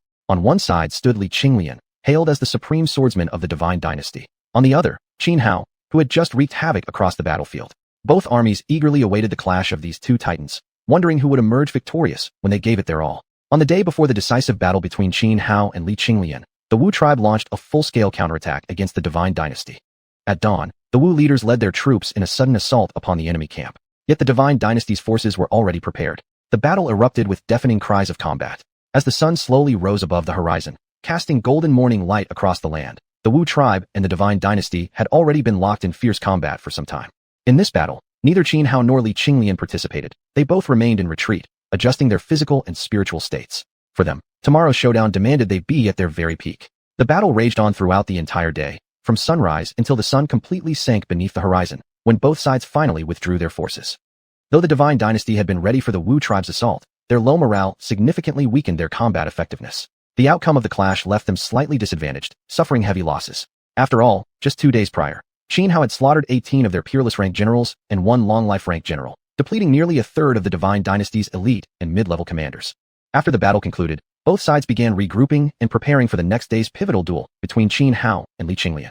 Inside Xuanhuan's tent, the Wu tribal leaders had just finished reporting the results of their counterattack when Xiuxian entered, bringing news relayed by Elder 3, Wu Lianshan, regarding the movements of the Divine Dynasty's army in Xiuxia Celestial Valley. So it seems the Divine Dynasty hasn't targeted our water sources in Xiuxia Celestial Valley. Instead, they've been sending troops through the valley's natural stronghold in batches, Xuanhuan murmured, her delicate brows knitting together in deep thought. Then she walked over to the large map laid out in the center of the tent and studied it carefully. No good. The Divine Dynasty is bypassing Xiuxia Celestial Valley to strike us from behind, aiming to destroy our grain supplies stored at Xiaya Peak. Xuanhuan's expression turned urgent as she quickly said to Qi Where? Send word to Elder 3 immediately. Order him to eliminate every single Divine Dynasty soldier who attempts to cross through the natural fortress of Xiuxia Valley. Yes. Recognizing the seriousness in Xuanhuan's tone, Qi responded without delay. But just as she took a few steps forward, Xuanhuan suddenly called out, Wait, does the Holy Maiden have further instructions? Qi asked, puzzled. You tell Elder 3 not to act rashly. Let him lie in ambush at the choke point of Xiuxiao Valley. The Divine Dynasty wants to destroy our grain stores at Xiaya Peak? Then I'll use that as bait. Let them try to steal chickens, only to lose their entire flock instead. I'll annihilate them all. A glint flashed in Xuanhuan's beautiful eyes. Then she leaned close and whispered several quiet words into Qi's ear. I understand. I'll carry it out at once. Qi nodded firmly and hurried out of the tent. After Qi left, Xuanhuan returned to study the large map again, scrutinizing every detail and turning the strategy over in her mind repeatedly before finally feeling at ease. Then her thoughts drifted to Xuanhuan, who was to face xiuxian in battle tomorrow, and her delicate brows subconsciously furrowed. Softly, almost to herself, she murmured in confusion, logically speaking, I shouldn't have any feelings for Xuanhuan anymore. So why can't I stop thinking about him? Could it be that some sort of impurity or foreign presence still clings to my soul? With that thought, Xuanhuan formed hand seals and activated a profound Wu clan technique. Instantly, lotus-shaped flames bloomed above her head and shoulders. One after another, 7 flame lotuses flickered into existence. The 7 flaming lotuses illuminated her entire body, even shining through to her very soul. Yet Xuanhuan detected no abnormalities on her person or within her spirit. She was certain nothing impure was influencing her now. Just as she completed her self-inspection using the technique, Xuanhuan stepped into her tent. Xuanhuan, what are you doing here? Xuanhuan was taken aback when she saw him, quickly dispelling her technique as she asked. Just came to see you. Xuanhuan said on ly. Xuanhuan frowned. What's there to see? You should focus on preparing for tomorrow's battle. Xiuxian is hailed as the Divine Dynasty's #1 swordsman. He's no ordinary opponent. According to the intelligence I have, he entered the long-life realm decades ago, and his mastery of the sword path is even more unfathomable. The real reason he joined this Divine Dynasty campaign into the 10,000 Great Mountains was actually to challenge the Demon Sword Immortal of the Demon race. The Demon Sword Immortal is a feathering immortal among the Demon clan. That Xiuxian dares to challenge him speaks volumes about how powerful Xiuxian truly is. After hearing Xuanhuan's words, Xuanhuan smiled and said, Don't worry, I know my limits. If I really can't beat Xiuxian, I still have my feathering immortal talismans. I'll just smash him to death with them. At Xuanhuan's words, Xuanhuan's expression stiffened slightly. In that moment, she couldn't help but feel sorry for Xiuxian. The so-called supreme swordsman of the Divine Dynasty was probably going to meet his downfall at Xuanhuan's hands. She remembered clearly, back in the Valley of 10,000 Poisonous Insects, Qin Hao had tossed out 5 feathering immortal talismans like mere scraps of waste paper, instantly killing Wu Batu. Fine. Xuanhuan puffed her cheeks slightly and said, just be careful, alright? Also, I won't be able to watch your duel tomorrow. I'll be leading people to Xiaoya Celestial Peak. To Xiaoya Celestial Peak? Qin Hao frowned slightly. The Divine Dynasty's army plans to bypass the natural stronghold of Luoxia Celestial Valley and attack our grain supplies stored at Xiaoya Peak. If they succeed, the frontline troops, over 100,000 soldiers, will lose their food supply and collapse without even fighting. So the battle for Xiaoya Peak is crucial. I must lead the defense in person, Xuanhuan explained. Then make sure you stay safe, Qin Hao said. I will, Xuanhuan nodded. The moonlight tonight is beautiful. Let's go enjoy it together. Qin Hao suddenly shifted tone and invited her. Chapter 340. The decisive battle against the Divine Dynasty's #1 swordsman, Li Qinglian. Xuanhuan was momentarily stunned, not expecting Qin Hao to suddenly invite her to admire the moon. Let's go. But Qin Hao didn't wait for Xuanhuan's response. He simply reached out, grabbed her hand, and started walking toward the tent's entrance. Xuanhuan shivered slightly, instinctively trying to pull her hand back. But Qin Hao tightened his grip, refusing to let her go. Her face flushed instantly, and she hastily whispered, Qin Hao, let go of my hand. You aren't possessed by some evil spirit again, are you? Do I look like someone possessed by an evil spirit? Qin Hao turned back and looked straight at her. But, Xuanhuan frowned in confusion. Your behavior is really strange right now. What exactly are you trying to do? To pursue you. What nonsense are you spouting? Do you know why I expelled those foul spirits clinging to our souls? Qin Hao gazed directly into Xuanhuan's eyes as he asked. So we wouldn't be influenced by them, she answered instinctively. No. Qin Hao shook his head seriously. I just believe that being together should be a significant decision. Something made clearly, without any external interference, with both of us fully conscious and free. I've been thinking these past 2 days. And pursuing you is the sincere decision I've reached after deep reflection. Hearing Qin Hao's words, Xuanhuan froze completely, speechless for a long moment. After a prolonged silence, she finally looked up at him and said softly, all I want right now is to protect every member of my clan. I don't have the heart to think about personal matters at the moment. It's okay, Qin Hao replied. You can take your time to consider it after we repel the Divine Dynasty's army. I can wait for you. Looking at Qin Hao's earnest expression, Xuanhuan suddenly couldn't help but smile, the first genuine smile she had ever given in her life. She was the holy maiden of the witch clan. Ever since childhood, protecting her people had been her lifelong duty. Because of this, she had never thought about herself. She suppressed her emotions, devoted herself entirely to cultivation and strategy, maintaining a state of constant calm and rationality. Over time, her feelings had slowly become sealed away. But now, facing Qin Hao before her, warmth blossomed within her heart. The moonlight tonight truly seems beautiful, Xuanhuan said. All right, let's go admire it. Good. Qin Hao smiled and nodded. Then, still holding her hand, he led Xuanhuan out of the camp. Above them, stars twinkled across the sky, and the full moon hung high. Indeed, the night was exceptionally beautiful, the jade-like moon casting down a soft, silvery glow. With a leap, Qin Hao and Xuanhuan soared onto a nearby mountain peak even taller than Jili Peak. They didn't speak. Side by side, they sat at the cliff's edge, quietly basking in the moonlight. After a long while, Qin Hao broke the tranquil silence, taking out 2 Yuhua immortal talismans and offering them to Xuanhuan. Take these 2 talismans. Xuanhuan hesitated, not reaching for them. Instead, she smiled and said, don't worry. The Divine Dynasty troops bypassing Luoxia Heavenly Valley are mostly ordinary soldiers. At most, 1 or 2 Longsheng Realm experts might be sent. This time, I'll be bringing 3 Longsheng Realm clansmen with me. Together with myself, that makes 4 Longsheng Realm experts. I'll be perfectly safe. You keep these 2 talismans for yourself. Li Qinglian isn't someone simple. I've got more, Qin Hao said firmly, pressing the 2 talismans into Xuanhuan's hands. Xuanhuan looked at him, unsure what to say. She stopped resisting and accepted the talismans. Perhaps only then would Qin Hao feel at ease facing Li Qinglian. They exchanged a few more words. Then, looking at the witch clan army stationed on Jili Peak and the Divine Dynasty forces gathered at Jinyao City, Xuanhuan murmured, how wonderful it would be if there were no wars in this world. Then let's end this war quickly, Qin Hao replied. Xuanhuan nodded gently. Once this war ends, I'll relinquish my title as Holy Maiden of the Witch Clan. After that, I'll come find you at the 12 Towers. Good. Surely the 12 Towers won't turn me away? It's one of the 10 great sacred lands in the world. Of course not. Then, is the moonlight at the 12 Towers as beautiful as tonight's? No. Huh? Why not? Because you won't be there. Xuanhuan burst into laughter, unable to contain herself. At that moment, she let go of all scheming and calculation, casting aside the burdens and responsibilities she'd carried for so long. She was like a young maiden just awakening to love, laughing so sincerely, so joyfully. The night passed swiftly. The next day, Xuanhuan led 30,000 troops of the Witch Clan and 3 Longsheng Realm experts away from the clan's main base, heading towards Xiaoya Heavenly Peak. Meanwhile, Qin Hao strode toward the battlefield.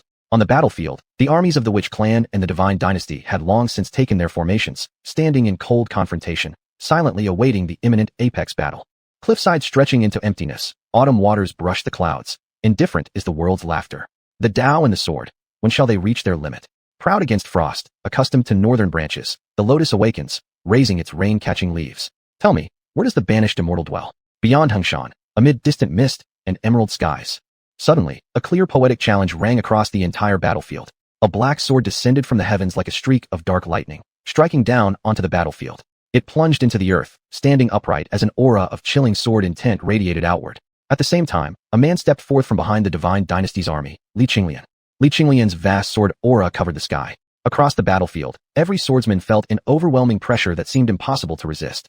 Their very blades trembled, as if letting out mournful cries. With each step Xiuxian took through the air, countless sword energies formed beneath his feet, clustering around him like 10,000 swords paying homage.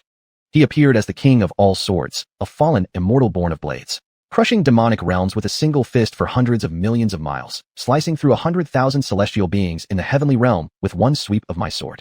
Just as Xiuxian arrived on the battlefield, a long, resounding roar echoed out, and Xianhao emerged, crossing the sky from behind the Witch Clan army. His frigid fighting spirit and sword intent pressed down upon everyone present like an ancient mountain from prehistoric times.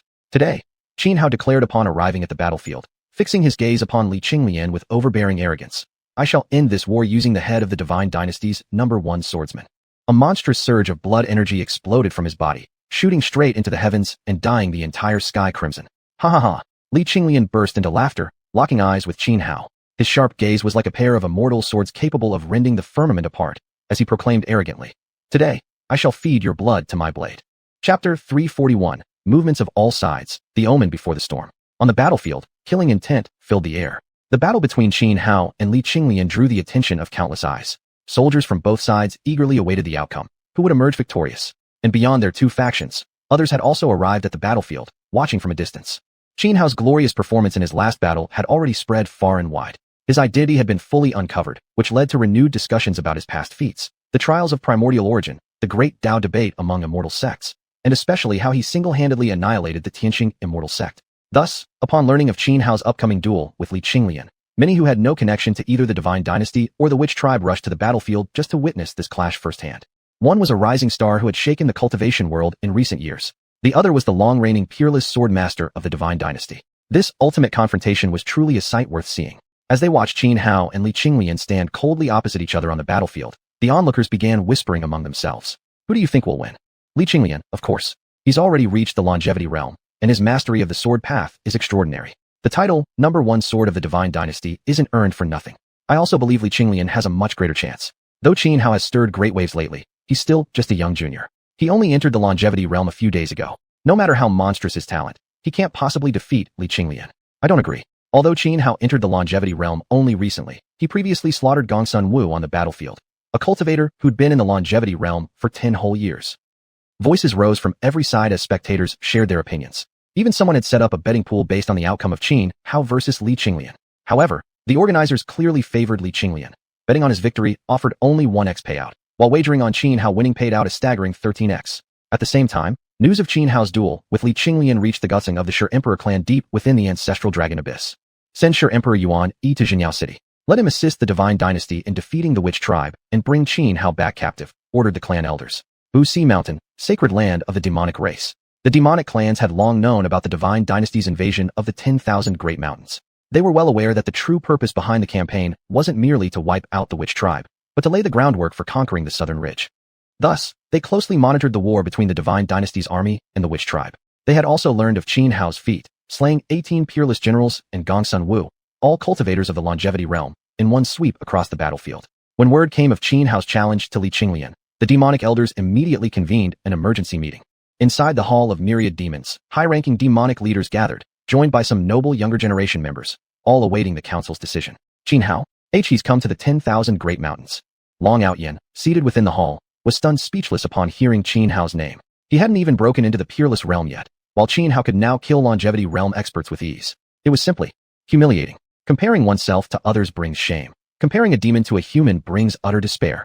In contrast, Long Xiuxian reacted with excitement upon hearing Xianhao had arrived. Back at the Great Tao debate, Xianhao had helped her significantly. She remained deeply grateful. Because of his assistance during that event, she had already broken through to the peerless realm, surpassing her older brother Long Outyan by an entire realm, a fact she had been proudly flaunting recently.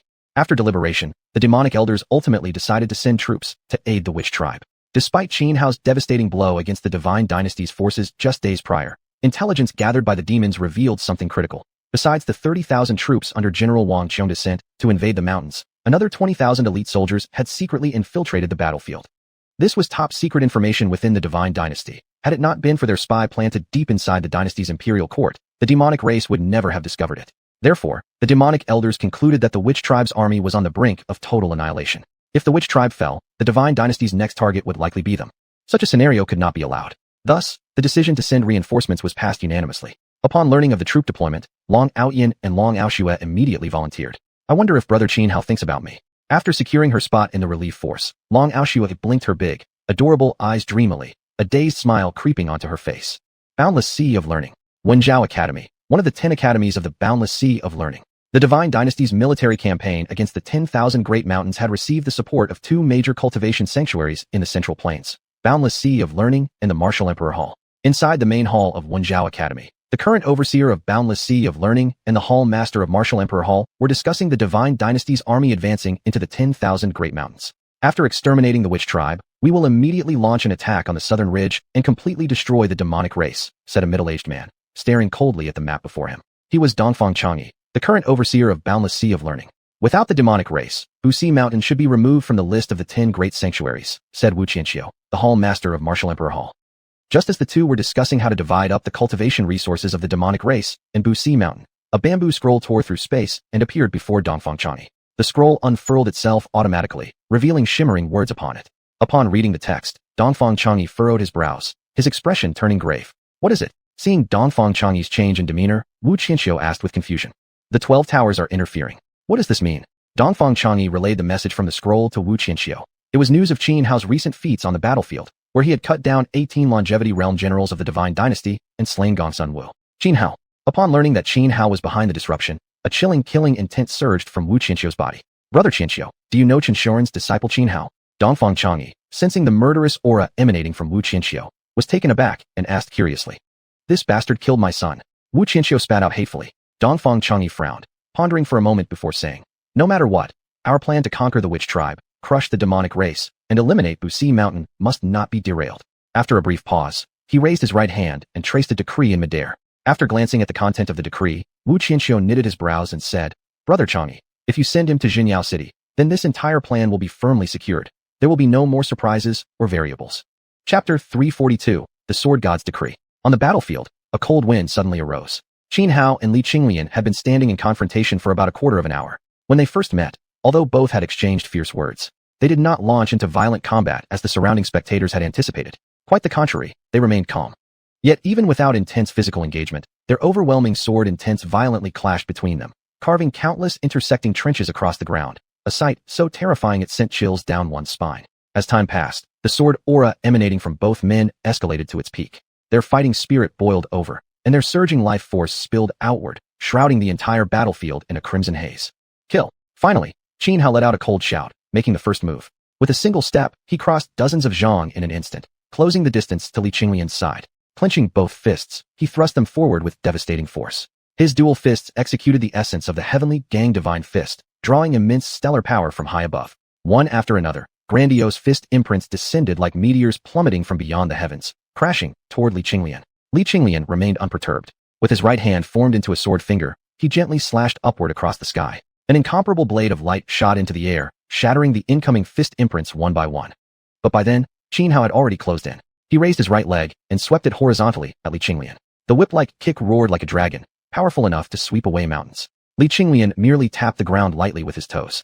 His figure fluttered like a butterfly dancing through flowers, effortlessly evading Xianhao's sweeping kick. At the same moment, Li Qinglian launched a counterattack, thrusting his sword finger straight at Xianhao's throat. Facing that piercing sword finger capable of penetrating anything, Xianhao showed no fear. He shook both arms and drove his fists forward, meeting the sword finger head-on. Fist against finger, the two colossal energies collided. Both let out low groans, each staggering backward several steps. 81 dragons, slaying heaven and earth. Having stabilized his stance, Xianhao immediately activated his innate divine ability. Dozens of water columns surged around him, piercing through heaven and earth, resembling the spectacle of dragons drawing water from the sea. With a sweeping motion of his hands, the water columns coalesced into 81 water dragons, roaring ferociously as they lunged toward Li Qinglian. This technique was astonishing in momentum and terrifying in destructive power. In battle against cultivators below the Gujin level, even facing an army of 100,000, this single move could exterminate the majority of enemies. Yet Li Qinglian wore an expression of serene indifference, completely unimpressed. With his sword finger tracing circles before him, vortex after vortex of swords materialized in midair. Countless sword vortices filled the void, creating a breathtakingly awe-inspiring scene. The 81 water dragons hurtling toward Li Qinglian were caught in the suction force radiating from these sword vortices and began disintegrating one after another. Then, with a simple point of his sword finger, the countless sword vortices in the air abruptly converged, forming a massive rotating sword wheel that edged toward Xianhao. The sword wheel's might was horrifying. Wherever it passed, space shattered like porcelain, leaving behind a black fissure 2 chi wide. Flame lightning saber. Heaven-piercing divine spear. Xianhao roared toward the heavens, unleashing 2 immensely powerful techniques. Above, thunder and fire intertwined. In an instant, a flame-infused lightning saber hundreds of meters long formed, swinging in a spinning arc to collide directly with the sword wheel. The impact of these 2 extreme forces triggered a cataclysmic energy explosion. A deafening boom echoed across heaven and earth as energy storms ravaged the surroundings. Ultimately, the flame lightning saber shattered and disintegrated, while the sword wheel also dissipated. But at that very moment, Xianhao raised his right hand high. In midair, thousands upon thousands of heaven-piercing divine spears had already condensed into existence. Each spear brimmed with terrifying power, as if capable of piercing through anything in this world. With a sweeping motion of his raised right hand, the myriad heaven-piercing divine spears shot forward like a storm of golden arrows, streaking toward Li Qinglian at blinding speed. Li Qinglian furrowed his brows. With his sword finger pointing upward at the black sword embedded in the ground nearby, he sharply called out, "Xiuxian, rise and draw." With a sharp clang, the black sword leapt from its sheath. A blade of darkness so profound it absorbed all light erupted forth, cutting through the blood-colored haze blanketing the battlefield. Then, the blade swept horizontally, like autumn wind clearing fallen leaves. One spear after another was obliterated. The residual force surged toward Xianhao, but he trembled slightly, releasing a terrifying wave of energy centered on himself, causing the lingering blade force to dissipate instantly. "Draw your sword." At this moment, Li Qinglian held the unsheathed black sword firmly in hand, speaking coldly to Xianhao. The black sword in his grasp was named xiuxian. It was no ordinary blade. Its quality far surpassed that of a Dao-level artifact. "Satisfy you." Xianhao's eyes narrowed, a glint of coldness flashing as he flicked his right hand, instantly drawing the 9,000 zhang sword. Without hesitation, he slashed it toward Li Qinglian. First calamity, Frost Storm. Xianhao unleashed a deadly move from the 12 calamities, Sword Sutra. A torrent of frigid sword chi erupted forth, swirling together into a tempest that crushed toward Li Qinglian with thunderous might. Wherever it passed, the ground froze beneath a thick layer of ice. With Xianhao's current cultivation, the killing techniques from the 12 calamities Sword Sutra were no longer anything like they once had been. Now elevated to an entirely different level of power, their strength amplified many times over. Li Qinglian remained expressionless. Holding xiuxian high, he slashed diagonally downward in one clean motion, splitting the storm of sword chi apart effortlessly. Then, he charged straight at Xianhao. "Stay sharp," Li Qinglian called out as he swung xiuxian in his hand. One step, one kill. His speed was blinding. In the flicker of an instant, countless afterimages surged around him, not mere illusions, but true residuals born purely from velocity. Each silhouette swung xiuxian forward, aiming deadly thrusts at Xianhao. Xianhao furrowed his brows, his face turning grave. Countless methods existed in this world capable of generating myriad illusions, but most were just superficial tricks, lacking real power and hardly worth fearing. But Li Qinglian's sword technique was different. These weren't illusions at all, strictly speaking. They were motion-blurred afterimages, not some refined trick of deception, but pure evidence of speed pushed beyond limits. And that was terrifying. Just how fast must one be to generate such countless phantoms in a single moment? A chill brushed across Xianhao's neck. The gleam of a sword had already walked across his throat before he could even react. Yet, the very instant the blade traced past his neck, eerie green flames erupted from his body. The fatal slash that should have severed his head left Xianhao unharmed. No injury inflicted by Li Qinglian's brilliant strike. It was due to the undying nirvana body, activated at the last possible moment. He hadn't used it because he couldn't dodge Li Qinglian's sword. Rather, employing the undying nirvana body to withstand the blow was simply the wisest choice.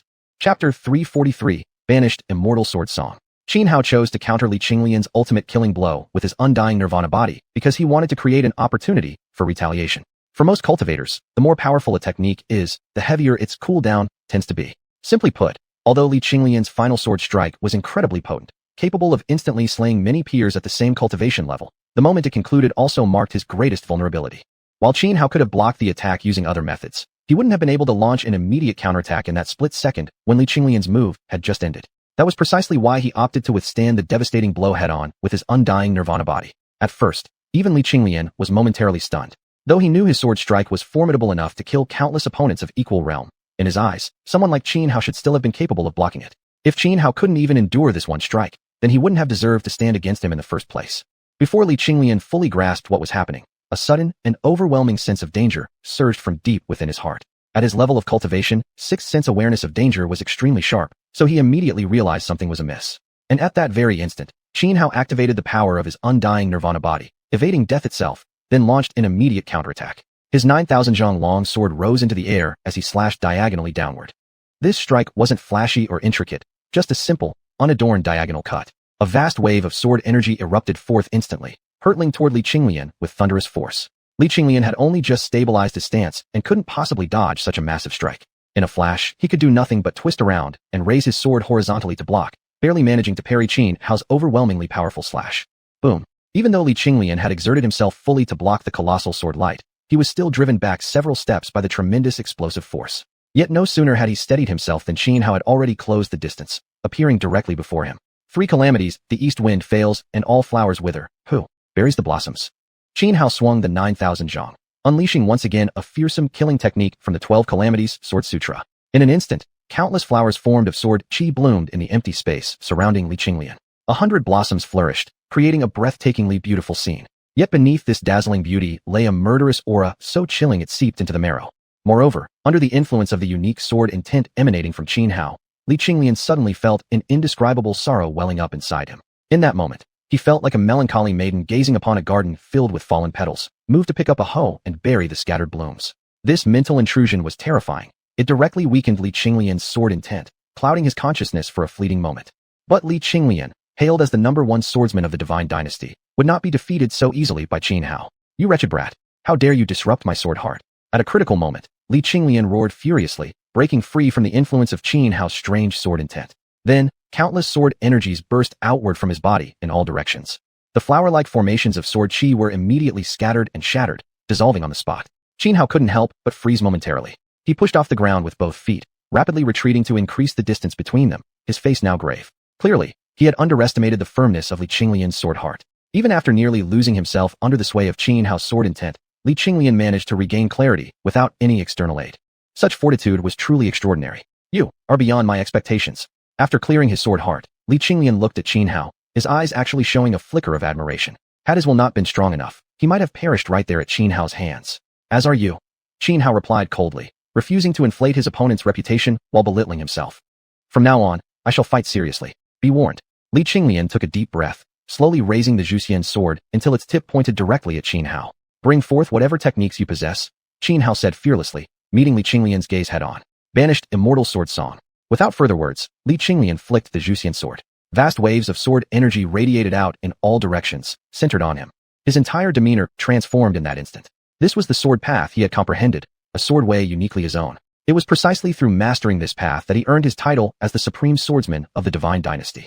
Great wind owed, great wind rises, clouds soar high. After activating the banished immortal sword song, Li Qinglian unleashed a mighty sword technique. Sword energies swirled violently around him, surging like tempestuous winds. As he swung the xiuxian in his hand, sword chi like raging gales roared toward Xuanhuan.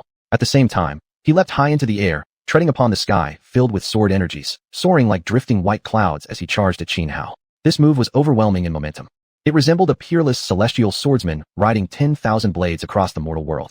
Everyone on the battlefield was shaken by Li Qinglian's sword strike, especially those cultivators who had devoted themselves to the sword path. Words failed them entirely. All they could do was shout national essence over and over again.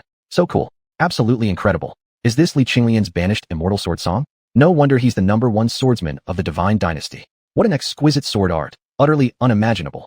At this moment, all I want is to unleash the national essence triple cry to express how I feel. Li Qinglian will win. Li Qinglian is eternal god. Li Qinglian's banished immortal sword song instantly won countless admirers. Even within the ranks of the Wu clan army, many sword practitioners found themselves shouting, Li Qinglian will win. And Li Qinglian is eternal god. Yet at this very moment, Xuanhuan remained calm. Though Li Qinglian's sword move had indeed stunned and impressed him. So what? His own sword path did not yield to anyone else's. Or rather, in his eyes, there was no absolute superiority or inferiority among sword paths. Only suitability. Li Qinglian's banished immortal sword song might be powerful, but others who practiced it wouldn't necessarily achieve what Li Qinglian had. Likewise, Xuanhuan's crossing the river pond sword path was not necessarily weaker than the banished immortal sword way. But one thing was certain, it suited Xuanhuan best. Having crossed into this world and lived 2 lifetimes, Xuanhuan had long grown indifferent to life and death. What was there left to fear? Wasn't this just like a pawn that had crossed the river, fearless, moving ever forward, never retreating? Even if thousands of armies stood before him, even if he were only a humble pawn, he would remain unafraid. Though heaven collapse and earth shatter, I press onward. Crossing the river, pawn smashed the elephant. With a long, piercing cry, Xianhao unleashed his own sword path. Chapter 344. Who in the world can be my foe? Xianhao tilted his head back and roared toward the heavens, the sound shaking the clouds. An immense sword aura erupted from his body, shooting straight into the sky and churning the wind and clouds. He stepped forward, grasping the 9,000 zhang, charging head-on against Xiuxian like a pawn crossing the river, fearless, unyielding, never retreating. In an instant, Xianhao collided with Xiuxian. The 9,000 zhang in Xianhao's hand trembled and thrust forward. A vast torrent of sword energy surged out like floodwaters breaching a dam, crashing relentlessly into Xiuxian's surrounding sword aura. Boom, boom, boom. Sword energies clashed, explosive forces detonated, each thunderous boom reverberating across heaven and earth. Terrifying blades of sword light were flung outward, cleaving the ground, tearing through space itself, and transforming into a storm of raw energy that threatened to consume everything nearby. Seeing this, long-life realm experts from both sides quickly acted, merging their formations created by soldiers into a massive protective barrier, barely managing to withstand the devastating energy storm unleashed by the clash. Damn, are these two even human? The mere aftermath of their battle carries such destructive power. I feel these two exist on an entirely different level compared to other long-life realm experts. Maybe it's because they've both comprehended their own paths of the sword. According to some ancient unofficial histories, the sword Dao once flourished greatly long ago. It's said that sword cultivators who truly entered the Dao could disregard cultivation levels altogether and cut down anyone at will. You're exaggerating way too much. If sword cultivators were really that powerful, how could the sword Dao have declined? On the battlefield, everyone was stunned by the terrifying power displayed by Xianhao and Xiuxian, while some sword practitioners began passionately extolling the might of the sword Dao. Yet on the battlefield, the swirling dust had not yet settled. From within the cloud of dust, Xianhao and Xiuxian burst forth once more, rushing directly toward each other and launching into a series of close-quarters combat exchanges. Though their close combat didn't produce the same overwhelming spectacle as their earlier clash, each sword stroke carried horrifying destructive force, an embodiment of their ultimate mastery over energy control. Each strike lacked grand displays or booming sounds, yet could seriously injure a long-life realm cultivator. They entwined in fierce combat, separating and clashing again and again. Though every move was lethal, their movements flowed with elegant grace, resembling a beautiful dance rather than a life-or-death struggle. Around them, countless beams of sword light continuously collided. Each impact distorted space itself. Haha, excellent, excellent, excellent. Xiuxian grew more excited and exhilarated with every passing moment, overwhelmed by a feeling of pure joy. Unconsciously, he shouted 3 excellents in succession before calling out to Xianhao. Does your sword Dao have a name? The river-crossing pawn. Xianhao replied coldly. Life should be like a river-crossing pawn, only advancing, never retreating. Xiuxian sighed in admiration. Truly remarkable, sword Dao. If we were of similar age, I would not be your match. You aren't my match now either, Xianhao declared without a hint of humility, utterly arrogant. How could a lowly pawn that crosses the river possibly be humble? Unshakable confidence in defeating all enemies. That was the heart of the river-crossing pawn's sword Dao. Ha! Xiuxian laughed loudly twice, then ceased speaking. He tossed the xiuxian sword upward, formed hand seals with both hands, and instantly, the floating xiuxian multiplied into countless sword bodies. Each one appeared as real as the original, radiating terrifying power. 9 songs though dead, the spirit lives on, the soul remains brave, a hero among ghosts. Xiuxian unleashed another killing technique from the demigod sword song. An endless stream of sword energy erupted from his body, pouring into the myriad sword forms created by xiuxian. Instantly, each of those countless sword bodies seemed to be imbued with a soul. Every single blade held the power to annihilate all. Who in the world can be my foe? With a long, resounding cry, Xiuxian pointed his right hand forward. The countless sword bodies transformed into a cascading galaxy pouring down from the heavens, enveloping Xianhao entirely. As Xiuxian directed his sword fingers, each sword body moved with apparent independent consciousness, executing exquisite and varied sword techniques, surrounding and attacking Xianhao from all sides. At this moment, Xianhao felt as if he were being besieged by thousands upon thousands of master swordsmen. Even though Xianhao was immensely strong, he was soon wounded. Wounds opened on his chest, back, shoulders, everywhere carved by the sword bodies. Blood gushed from the wounds, while terrifying sword aura permeated around them, eroding Xianhao's very vitality. Xianhao's eyes turned cold. Once again, he activated the undying nirvana body. Green flames blazed around his body, instantly restoring him to full condition. Yet even so, faced with the relentless assault of thousands upon thousands of sword bodies, he remained severely on the defensive. He had to admit, Xiuxian's technique was truly formidable, almost peerless. Had Xianhao not possessed the undying nirvana body, he might very well have fallen beneath such a sword formation. 12 calamities mad, wild, and possessed, yet only the calamity of emotion remains unresolved. Confronted by the endless waves of sword bodies, Xuanhuan gritted his teeth and unleashed the supreme technique from the 12 Calamities Sword Sutra. In an instant, he swung the 9,000 zhang like a raving madman, batting away wave after wave of sword forms. Moreover, the unique sword intent emanating from his body began to affect the attacking sword bodies. Many of them started vanishing on their own. All things in this world are bound by emotion. As long as consciousness exists, none can escape the chains of feeling. Boom! With a deafening roar, Xuanhuan swung the 9,000 zhang in a full horizontal sweep, shattering every last one of the 1,000 sword bodies assaulting him. The original form of xiuxian flew back into Li Qinglian's hand. Li Qinglian let out a muffled grunt. The countless sword bodies had each carried fragments of his consciousness. Their destruction, coupled with the influence of Xuanhuan's special sword intent, had inflicted a certain degree of damage upon him. Die! After breaking through Li Qinglian's technique, Xuanhuan roared and charged forward, 9,000 zhang in hand, rushing straight toward Li Qinglian. River crossing pawn, decapitate the general. Xuanhuan swung the 9,000 zhang, unleashing a deadly sword art. Like a meteor tearing across the sky, he shot forward in an instant, arriving before Li Qinglian. The 9,000 zhang swept horizontally, aiming to sever Li Qinglian's head in a single stroke. This strike was swift, ruthless, and devastating beyond measure. Yet Li Qinglian merely lightly furrowed his brows, wearing a faint expression of seriousness. No panic, no fear at all. Midnight Wu Song, when shall we subdue the northern invaders? Then my beloved may cease his far-off war. With a soft cry, Li Qinglian raised the xiuxian sword and once again executed a powerful killing move from the demigod sword song. Chapter 345. Li Qinglian's ultimate sword technique. Li Qinglian was truly powerful. Even after Xuanhuan had broken through his nearly invincible sword move, he didn't show the slightest trace of panic. Instead, as Xuanhuan unleashed his killing strike, Li Qinglian once again began to execute another fearsome sword technique. In an instant, countless sword auras erupted from Li Qinglian's body, shooting straight into the sky. Each blade of aura carried terrifying power. Once these auras reached high above, they seemed to gain sentience, lining up neatly in perfect formation, like celestial soldiers arranging themselves for battle. As Li Qinglian swung the xiuxian sword in his hand, the rows of sword auras in the sky trembled violently, then swiftly converged together, forming a spiraling vortex of sword energy that swept forward, directly intercepting Xuanhuan, who was charging down with his 9,000 zhang slash. Boom! The two deadly techniques collided. Countless blades crashed against each other, triggering a chain reaction of massive explosions, each one shaking heaven and earth. Xuanhuan had put his full strength into this attack. He wanted to end Li Qinglian once and for all. After all, just moments ago, Li Qinglian had genuinely made him feel the breath of death. Even with his peerless immortal nirvana body, he couldn't afford to take any risks. Although Li Qinglian's current sword technique was extremely powerful and awe-inspiring, his earlier near-omnipotent move had already been shattered by Xuanhuan, leaving him significantly injured. This subsequent technique, hastily executed under such conditions, inevitably fell short of its peak potential. Ultimately, Li Qinglian lost by a narrow margin. Under the might of Xuanhuan's 9,000 zhang slash, his countless sword auras shattered and dispersed. Yet, the destructive force of Xuanhuan's killing blow had also been diminished by over 80 to 90%. As the 9,000 zhang blade descended, coming within less than a meter of Li Qinglian's neck and aiming to sever his head, Li Qinglian managed to block it with his xiuxian sword.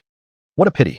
Li Qinglian blocked Xuanhuan's ultimate killing strike and said quietly. Then, with a sharp vibration of the xiuxian sword in his hand, he sent Xuanhuan flying backward more than dozens of zhang.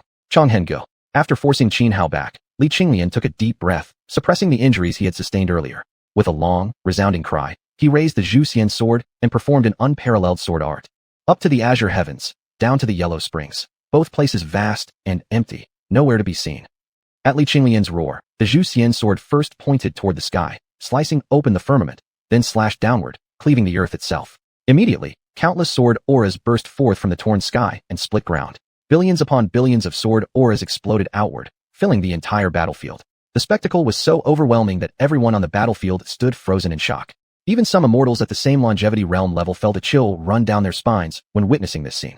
If they were facing Li Qinglian now, confronted by this single sword technique, they would almost certainly die without hope of resistance. Struggle would be utterly meaningless. Li Qinglian is truly defying heaven itself. No wonder someone at only the longevity realm dares challenge the demon sword immortal in Nanling. Though the sheer power of this strike may not match a full force blow from a feather-descending realm expert, in terms of sword mastery alone, it has already reached the absolute pinnacle. I can say with full responsibility, once Li Qinglian ascends to the feather-descending realm and unleashes this very sword technique, he could kill the demon sword immortal instantly. Haha, Li Qinglian truly lives up to being the #1 swordsman of the divine dynasty. He hasn't disappointed me. I've bet every last piece of wealth I own on him. Once he wins this duel, I'll be rich. Who needs to cultivate immortality? I'll go to the capital city and live as a carefree wealthy man, enjoying music and revelry every night. On the battlefield, billions of sword auras now completely shrouded the area, and it wasn't stopping there. The ripped open sky and fractured earth continued to pour out endless waves of sword energy, seemingly infinite and unstoppable. These auras swirled about, enclosing Xianhao completely. At this moment, Xianhao was like someone suddenly thrown into a world entirely ruled by swords. Everywhere he looked, terrifying sword energies loomed, and each individual blade carried terrifying destructive force. While one or two might not have hurt Xianhao much, this was no longer just a few. This was billions upon billions of sword auras, and their numbers kept growing rapidly. Such overwhelming quantity had already triggered a qualitative change. Not even Xianhao, who had only recently entered the longevity realm, could withstand it, let alone survive. Even a life form at the tribulation transcendence realm would likely perish here. Most critically, even though Xianhao possessed the immortal nirvana body, it was completely useless against this sword technique. There was no way to avoid death. No matter how many times he revived, these sword auras would instantly slay him the moment he returned to life. In fact, they could kill him thousands or tens of thousands of times without difficulty. Simply put, against such a sword technique, any resistance from Xianhao was futile. Every trick, every method, he had nothing that could change the outcome. Even Xianhao, who had always remained calm, now changed expression. His brow furrowed deeply, and sweat beaded in the palm gripping xiuxian. Though he still appeared composed on the surface, inwardly, panic had begun to creep into his heart. But he was not one to accept death quietly, nor would he ever submit to fate. Even if death was inevitable, he would still fight with all his might. That was his nature, and that was his swordsman's heart. I'm sorry, if only we weren't serving opposing masters, perhaps we could have become true kindred spirits. At that moment, Li Qinglian's voice emerged from within the billions of sword auras.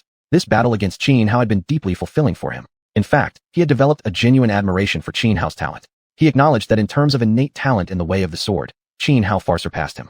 Had Xianhao been his age, he would have stood no chance at all. Yet he had to kill Xianhao, because they served different masters. Li Qinglian carried a deep sense of loyalty to his homeland. For the sake of his nation's interests, he could sacrifice everything without hesitation, his emotions, his reputation, anything, and he would not care in the slightest. A youth as terrifyingly gifted as Xianhao, given enough time, would surely grow into a peerless powerhouse. And since Xianhao had already formed an irreconcilable enmity with the Divine Dynasty's army, such a powerhouse would become a great calamity for the dynasty. He never considered persuading Xianhao to surrender. From Xianhao's sword technique, Guahizu, Li Qinglian already understood Xianhao's character. He knew Xianhao was the type who would rather be shattered like jade than live on as broken pottery. To attempt to persuade him to surrender would be an insult to his very integrity. Therefore, Li Qinglian chose to unleash his full power and kill Xianhao. This, in itself, was his way of honoring Xianhao. Xianhao did not respond to Li Qinglian. He took a deep breath. His hand gripping xiuxian trembled. In the face of certain death, his mind suddenly sensed a subtle shift in the red dust's true meaning. Ever since obtaining the inheritance from Red Qin Tower and acquiring xiuxian, his body had been constantly bathed in the red dust's true meaning. Yet up until now, he had not unlocked the true potential of xiuxian. He had even come to believe that the sole function of the red dust's true meaning was merely to purify and strengthen his physical body. Over time, he gradually stopped probing further into its deeper capabilities. Chapter 346. Borrowing a sword from all living beings. Who dares to sheathe its edge? Faced with the brink of death, Xianhao suddenly sensed a change within the red dust's true essence in his body. The moment he became aware of this shift, the red dust's true essence within his flesh and particles began to glow like luminous grains of rice, flickering brightly and drawing forth a special force from the void, which surged into Xianhao's being. Red dust true power, the most mysterious form of energy in the world. Long ago, the incense power and faith power mastered by powerful immortals and demons were merely inferior forms of red dust true power. Xianhao had been bathed in the red dust true essence for so long that his body now contained an immense reservoir of it. Yet until now, he'd never known how to wield it. Now, under the pressure of imminent death, the red dust true essence spontaneously awakened. He perceived the transformation and instantly grasped the method to harness red dust true power. What is red dust?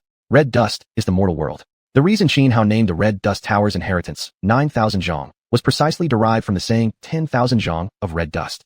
And red dust true power was essentially similar to incense power or faith power, only far more advanced. Unlike incense or faith power, red dust true power did not require worshippers or offerings. It only demanded one's deep comprehension of the vast mortal realm, allowing the user to draw infinite red dust true power directly from the void. Xianhao's body trembled. Ripples of energy surged around him, and visible red dust true power swirled about his form like crimson mist. Having lived 2 lives, Xianhao's understanding of the mortal world surpassed that of ordinary beings by a wide margin. Though his previous life lasted but a few fleeting decades, it had still been an entire existence. In contrast, some ancient cultivator monsters who had lived for thousands of years spent most of their time in seclusion, rarely touching the true red dust, never experiencing the brief yet brilliant human cycle of birth, aging, sickness, and death. What nonsense about being the #1 sword of the divine dynasty. Watch me shatter your strongest technique. With mastery over red dust true power, Xianhao's combat strength instantly multiplied several times over. Previously, his power already far exceeded that of ordinary longevity realm cultivators. He could even battle life-death realm experts to the death. Now, With red dust true power, he could easily crush and pulverize ordinary life-death realm opponents. Thus, Xuanhuan immediately gained confidence. He no longer feared Li Qinglian's ultimate sword technique. Indeed, Li Qinglian's ultimate move was astonishingly powerful, enabling him to kill enemies above his cultivation level. But its destructive force was still limited by Li Qinglian's own strength. It certainly couldn't do what the spectators claimed, kill any cultivator below xuanhuan immortal level in an instant. To put it plainly, relying solely on this technique, Li Qinglian wishing to challenge the demon sword immortal was nothing short of delusional. Cultivators at the level of xuanhuan immortal existed far beyond the comprehension of ordinary practitioners. To them, burning mountains and boiling oceans, flipping heavens and overturning seas were mere child's play. Therefore, even if Li Qinglian's sword technique was extraordinary, it only meant he might surpass the demon sword immortal in sword Dao profundity. But in a real fight to the death, the demon sword immortal could eliminate 100 Li Qinglians in a single breath. Xuanhuan stomped his feet against the ground and shot into the sky like a cannonball. At that moment, everyone on the battlefield felt a strange sensation, as if some invisible force was drifting away from their bodies, rushing toward Xuanhuan, who stood enveloped by hundreds of millions of sword rays. It wasn't just those on the battlefield. Every living being within thousands of miles, near Jinyao City, Jili Peak, and beyond, felt thin streams of power flowing out from their bodies, converging like countless rivers merging into a vast sea, all streaming toward Xuanhuan from every direction.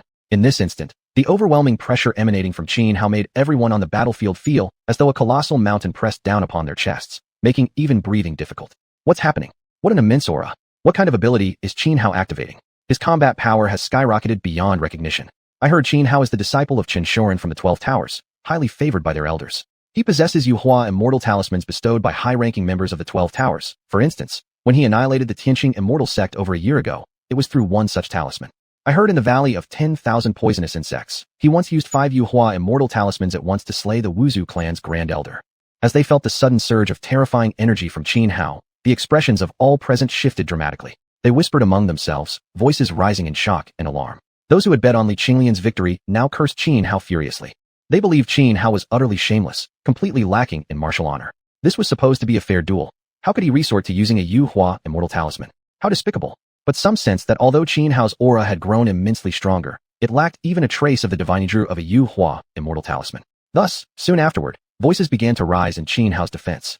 You don't know what you're talking about. Don't shout recklessly. Even if there were rules against external aids, which this duel never specified, even using a xuanhuan immortal talisman wouldn't be wrong. And more importantly, Xuanhuan isn't using any xuanhuan talisman at all. The surge in his power must come from him mastering some powerful ability on the spot. Exactly. If we're being honest, it's Li Qinglian who's shameless. He's been in the longevity realm for years, yet he's trying to kill Xuanhuan, who only entered the realm days ago. While the crowd buzzed with debate, Xuanhuan stood suspended in midair amid hundreds of millions of sword beams, absorbing strands of red dust true power flowing toward him from all directions. Today I borrow a sword from all living beings. Who dares to sheathe its edge? Xuanhuan swung the 9,000 zhang, channeling the red dust true power he had gathered into the weapon. Instantly, the 9,000 zhang erupted with blinding radiance, and a terrifying sword pressure surged outward like a tidal wave. Clearly, although Xuanhuan was accustomed to wielding the 9,000 zhang in daily use, he had never unlocked its true potential before, because doing so required red dust true power. Xuanhuan suddenly raised the 9,000 zhang high, its blade pointing straight at the sky. An incomparable spear of sword light erupted forth, obliterating the countless sword beams above him, carving a massive rift through their formation. Feeling the horrifying might of that single strike, Li Qinglian's expression changed drastically. Without further hesitation, he brought the xiuxian before him, formed hand seals with his left hand, and pressed them one after another onto the sword. Immediately, xiuxian began emitting a fearsome energy. Kill! With a cold shout, Li Qinglian slashed forward. The countless sword beams that had previously merely surrounded Xuanhuan trembled in unison and then plunged downward in a deadly convergence. Chapter 347 Xuanhuan is dead? Li Qinglian sensed something was wrong. Xuanhuan's aura surged, his combat power rising rapidly, enough to make Li Qinglian feel genuine threat. Without further delay, he launched his attack, aiming to kill Xuanhuan with his ultimate technique. But just as hundreds of millions of sword beams closed in on Xuanhuan, the 9,000 zhang sword in Xuanhuan's hand suddenly trembled violently. A boundless sword aura erupted outward, deflecting countless incoming sword beams. Then, Xuanhuan swung the 9,000 zhang sword fiercely, sweeping it across the sky toward the overwhelming storm of sword energies. One slash, and its might was peerless. Like the first emperor sweeping his sword across all 6 kingdoms, its invincible force caused the countless sword beams converging from every direction to shatter and scatter. Yet the moment they dispersed, they immediately regrouped, surging forward once more like a relentless flood or ferocious beast, determined to crush Xuanhuan at any cost. Calmly, Xuanhuan's eyes turned cold. He poured an immense amount of red dust true energy into the 9,000 zhang sword, causing its power to surge even further. At the same time, he activated the Taiyin secret scripture. A glow of spiritual radiance emerged from Qin Hao's forehead, swiftly merging into the 9,000 zhang sword. The sword in his hand trembled, spinning rapidly as it shot out countless sword rays in all directions. Each beam carried terrifying destructive power, but also an extreme cold energy. As these rays pierced through the sea of sword energies, the entire mass was instantly frozen. On the battlefield appeared a magnificent and surreal sight. The hundreds of millions of sword beams unleashed by Xiuxian had transformed into a colossal iceberg of sword energies, towering across the battlefield. While everyone stood stunned by this breathtaking spectacle, a thunderous boom rang out. A massive sword beam slammed directly into the ice mountain. The sword energy iceberg shattered instantly, splintering into countless icy fragments that rained down across the ground. Some pieces were enormous, weighing hundreds of tons. Fortunately, the longevity realm experts from both armies reacted immediately, using their formidable powers to break the larger chunks apart and vaporize them with pure energy. Otherwise, the collapse alone, along with tons of falling ice, would have killed countless people. Pooh! At the very instant the colossal ice mountain exploded, due to the disruption of spiritual resonance, Xiuxian felt a sudden metallic taste in his throat. With a sharp spurt, he vomited a large mouthful of blood. His face turned deathly pale in an instant. He had suffered catastrophic internal injuries. Staggering backward, he could barely remain standing. Disbelief filled his eyes. In his mind, there was no way he could lose to Qin Hao. Had he lost to the demon sword immortal, he might have accepted it. Even if his sword cultivation surpassed others, defeating someone 2 great realms above him was simply impossible. But Qin Hao, a cultivator who had only entered the longevity realm a few days ago, although Qin Hao had indeed comprehended his own path of the sword, Xiuxian had seen clearly. His understanding was too shallow, his cultivation still in its infancy, lacking fully developed, powerful sword techniques. Xiuxian was different. A century ago, he had already comprehended his sword path and had since perfected it continuously. Based on his own sword Dao, he had created numerous devastating sword techniques. The move he had just unleashed was his most powerful. Moreover, he had integrated a sword formation within the technique.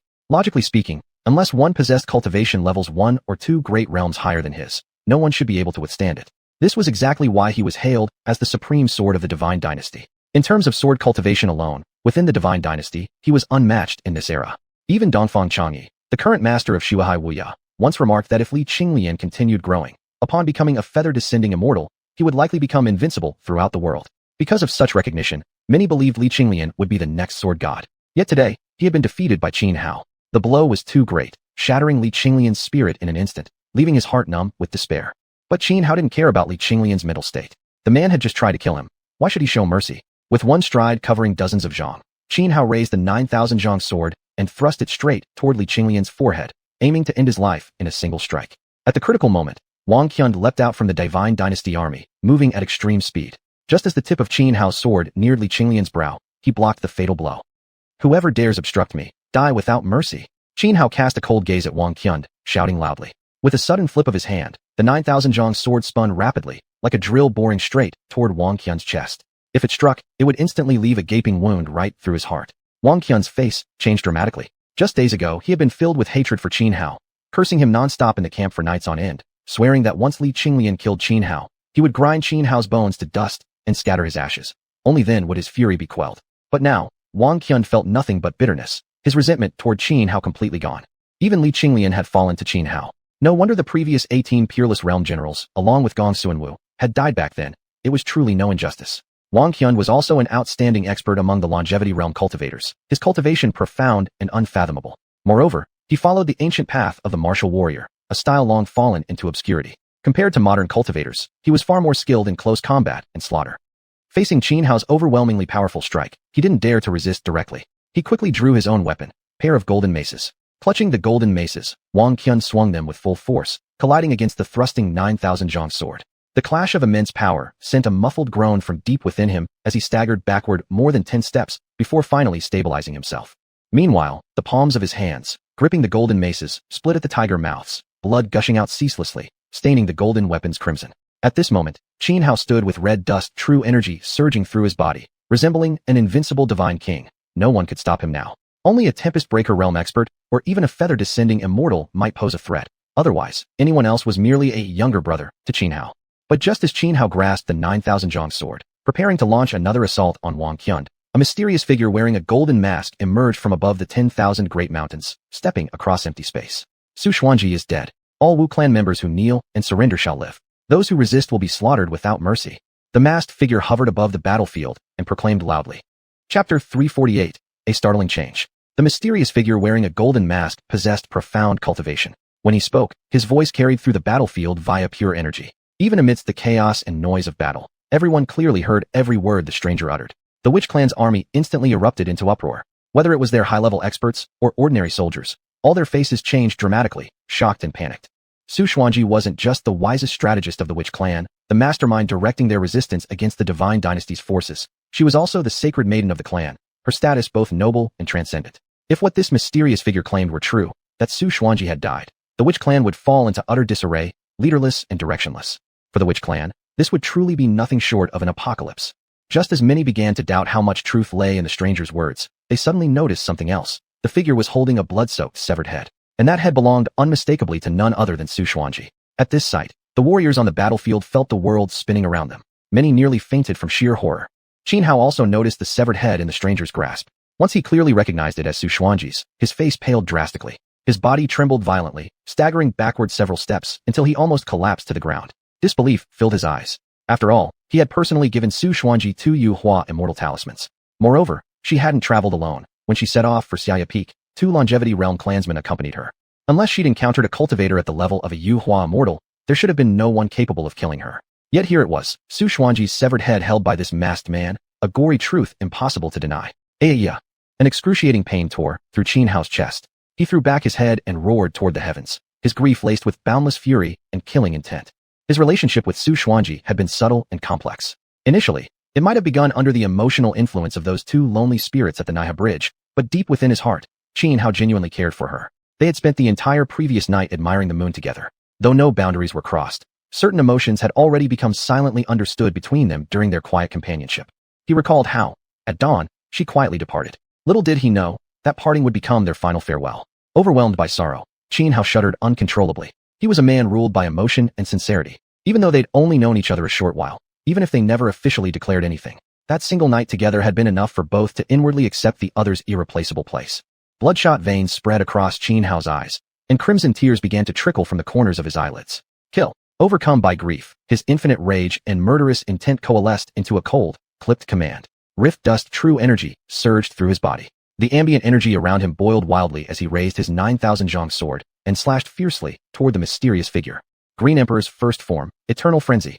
Enraged beyond restraint, Xianhao unleashed one of the ultimate techniques from the 9 Heavens Emperor Dao. His blade cut through space itself. The sky cracked open, and a colossal sword beam over 10,000 meters in diameter plunged down like a divine mountain falling from the heavens, aiming to crush the masked figure into dust. Seeing Xianhao launch this attack, Wang Qian's expression twisted in alarm. This single strike, born of absolute fury, was terrifying beyond measure. It shattered the ceiling of longevity realm combat power. As much as he hated to admit it, he knew he couldn't possibly block such an assault. Insolent. But the mysterious figure merely cast a cold glance at Xianhao and barked, reckless. With his left hand, he calmly raised his palm and struck upward into the air. Immediately, an oceanic torrent of vital energy exploded from his body, condensing above his head into a gargantuan hand that blotted out the sky, an effortless defense that completely stopped Xianhao's furious slash. When the senior longevity realm elders and even the transcendence realm experts on the battlefield saw the vast, sea-like surge of life force erupting from the stranger, they wore expressions of utter shock. This aura can only belong to a xiuhuan immortal. Who exactly is this person? I thought earlier that the death of our sacred maiden was merely a trick by the divine dynasty to demoralize us. But now, I fear the worst may truly have happened. This amount of vital energy suggests a cultivation path practiced by ancient warriors. And across the entire world, there is only one person who has advanced along the ancient warrior's path to reach the xiuhuan immortal realm. He is the strongest expert of the divine dynasty, Overlord Tang Lin. Only Overlord Tang Lin could kill our sacred maiden, even with 2 ancestral elders guarding her. Many immediately guessed the identity of the masked man, especially among the few Transcendence Realm and Longevity Realm experts within the Witch Clan's army. Once they realized this figure could only be Tang Lin, the #1 powerhouse of the Divine Dynasty, they all wore faces drained of hope. Now that Xuanhuan was dead, the fate of the entire detachment sent with her to Xiaya Peak must surely be bleak. With this, the Witch Clan's combat strength was no longer sufficient to resist the Divine Dynasty's army. Moreover, on the side of the Divine Dynasty, Overlord Tang Lin, a cultivator at the xiuhuan immortal level, was now personally present. Even alone, Tang Lin was more than enough to annihilate the entire Witch Clan. Xianxia. Xianhao had already lost all rationality. Consumed entirely by fury and killing intent, he completely disregarded Tang Lin's overwhelming power and immediately activated the xianxia secret art. Empowered by red dust true energy, he instantly manifested 2 external avatars. Then, together with these 2 avatars, he charged fiercely toward Tang Lin. At this moment, He was like a rabid dog, determined to kill Tang Lin or die trying. By D. E. Run Zhen Tianmen. Qin Hao roared, swinging his 9,000 zhang sword as he once again unleashed a lethal technique from the Nine Heavens Emperor Dao. The Nine Heavens Emperor Dao was an immensely domineering cultivation method, one of the supreme arts in existence. Just how devastating its techniques could be was evident in that instant. As Qin Hao pointed his 9,000 zhang sword skyward, boundless sword qi erupted outward, forming a colossal gate high in the heavens. This enormous gate hovered within the sea of clouds, sacred, extraordinary, and awe-inspiring. Though formed purely from sword qi, the gate radiated an oppressive aura of profound Daoistic essence that sent chills through one's soul. When Qin Hao slashed downward with his sword, the massive gate formed of sword qi trembled violently, then plummeted from the clouds above like a falling meteor, aiming to crush the mysterious figure beneath it. At the same time, the two external avatars conjured by Qin Hao through the Hahua Zizai art each unleashed a powerful killing move, attacking the mysterious man from two other directions. The masked figure glanced up at the descending celestial gate, then at the two avatars rushing toward him from separate angles, not the slightest hint of panic flickering across his face. Daring to act so recklessly before this elder? This old man shall ensure your death is excruciatingly gruesome, the mysterious figure said coldly. Chapter 349 The strongest in the divine dynasty, Tang Lin. As the mysterious figure finished speaking, his body trembled. Terrifying blood qi erupted from him, condensing into a pillar that shot straight up into the sky, like a colossal crimson column propping up the heavens. Begone my armor. With a thunderous roar, overwhelming energy surged outward in waves from his body, spreading like a violent tidal wave. It crashed against everything around, shaking the battlefield as if mighty waves were smashing onto shore, churning up thousands of heaps of white foam. The massive gate descending from the nine heavens cloud sea shattered instantly under this onslaught, breaking apart into fragments before dissolving entirely into pure primordial energy scattered across the void. Next, the two external manifestations conjured by Qin Hao through the He Hua Zizai secret art also collapsed immediately. Their offensive techniques were effortlessly undone, and battered by the surge of power, the two forms nearly dispersed completely. Before absolute strength, even supreme techniques like He Hua Zizai proved utterly futile. At the same time, the mysterious figure raised his hand and removed the golden mask from his face, revealing sharp, chiseled features, harsh and unyielding. His facial structure was strikingly three-dimensional, but most arresting were his eyes, deep, penetrating, and icy. Hail the Overlord. Seeing the man's true face, every member of the Divine Dynasty army dropped to their knees. Even Wang Qiongda and Li Qinglian knelt reverently, showing no trace of defiance, clear proof of the awe he inspired. Just as some had suspected earlier, the mysterious figure was indeed Tang Lin, the strongest cultivator in the Divine Dynasty. Tang Lin remained cold and indifferent. He didn't even glance at the army beneath him or at figures like Wang Qiongda and Li Qinglian. Instead, his gaze fixed on Qin Hao, emanating a terrifying killing intent. You dared raise your sword against this lord? Then you must be prepared to bear the weight of my wrath. Each word came out slow and deliberate. Then, without hesitation, he raised his left hand and threw a punch directly at Qin Hao. It was an incredibly simple strike, no frills, no complexity. Yet such an ordinary-looking blow carried enough power to instantly obliterate any living being below the transcendent tribulation realm. Boom, boom, boom. The void thundered. A massive fist imprint formed, a shape like a primeval mountain, and crushed down toward Qin Hao. But Qin Hao showed no fear. He pushed his red dust true qi to its limit, swinging his 9,000 zhang sword repeatedly, unleashing one powerful sword beam after another. At the same time, the two external manifestations created via the He Hua Zizai technique moved instantly to shield him, activating supreme defensive arts. Still, Tang Lin's fist imprint plowed forward unimpeded, easily shattering each sword beam Qin Hao unleashed. Then it slammed into the defenses generated by the two manifestations. Boom. An enormous explosion erupted upon impact, unleashing a devastating storm of energy that swept outward violently. Only because both armies quickly formed defensive formations did they manage to withstand the catastrophic backlash. Though Qin Hao had survived Tang Lin's punch, his two external manifestations reached their limits and immediately disintegrated. This marked the first time since mastering He Hua Zizai that the technique had been forced to end prematurely by enemy force. Such was the testament to Tang Lin's might. Cultivators who walked the warrior path were naturally far stronger in combat than others, and Tang Lin had ascended to the xiuxian level along this very path. Across the entire world, there were barely a handful capable of defeating him in one-on-one battle. Seeing that his punch failed to kill Qin Hao, Tang Lin's expression darkened. He let out a cold snort and then pressed his left palm downward toward Qin Hao. Instantly, a giant hand made of blood qi appeared in the sky, crushing down with murderous intent. The abrupt termination of the He Hua Zizai technique caused a severe backlash on Qin Hao. He spat out a mouthful of blood and turned deathly pale in an instant. In this state, facing Tang Lin's next attack, Qin Hao had no means of resistance. Without hesitation, he activated the last xiuxian talisman on his person. The yellow paper burned away, releasing its fearsome power in an instant. In the nine heavens, a towering figure manifested. With a single flick of his wide sleeve, the incoming blood qi hand was shattered into nothingness. Then, forming claws with both hands, he slashed repeatedly. Immediately, terrifying claw shadows emerged in midair, one after another. Each shadow resembled 5 jagged spatial rifts, stretching thousands of meters long. They appeared suddenly in the void, as though attempting to tear the entire world apart. The Wuji rending heaven claw? Tang Lin glanced at the slashing claw shadows rushing toward him and sneered. Even if Lu Tianyu himself stood before me, I wouldn't fear him. How dare you flaunt the power of a mere talisman he forged in my presence? As he spoke, Tang Lin suddenly clenched his left hand. A terrifying force erupted outward, causing the claw shadows surging toward him to disintegrate and collapse one by one. Now what do you have left?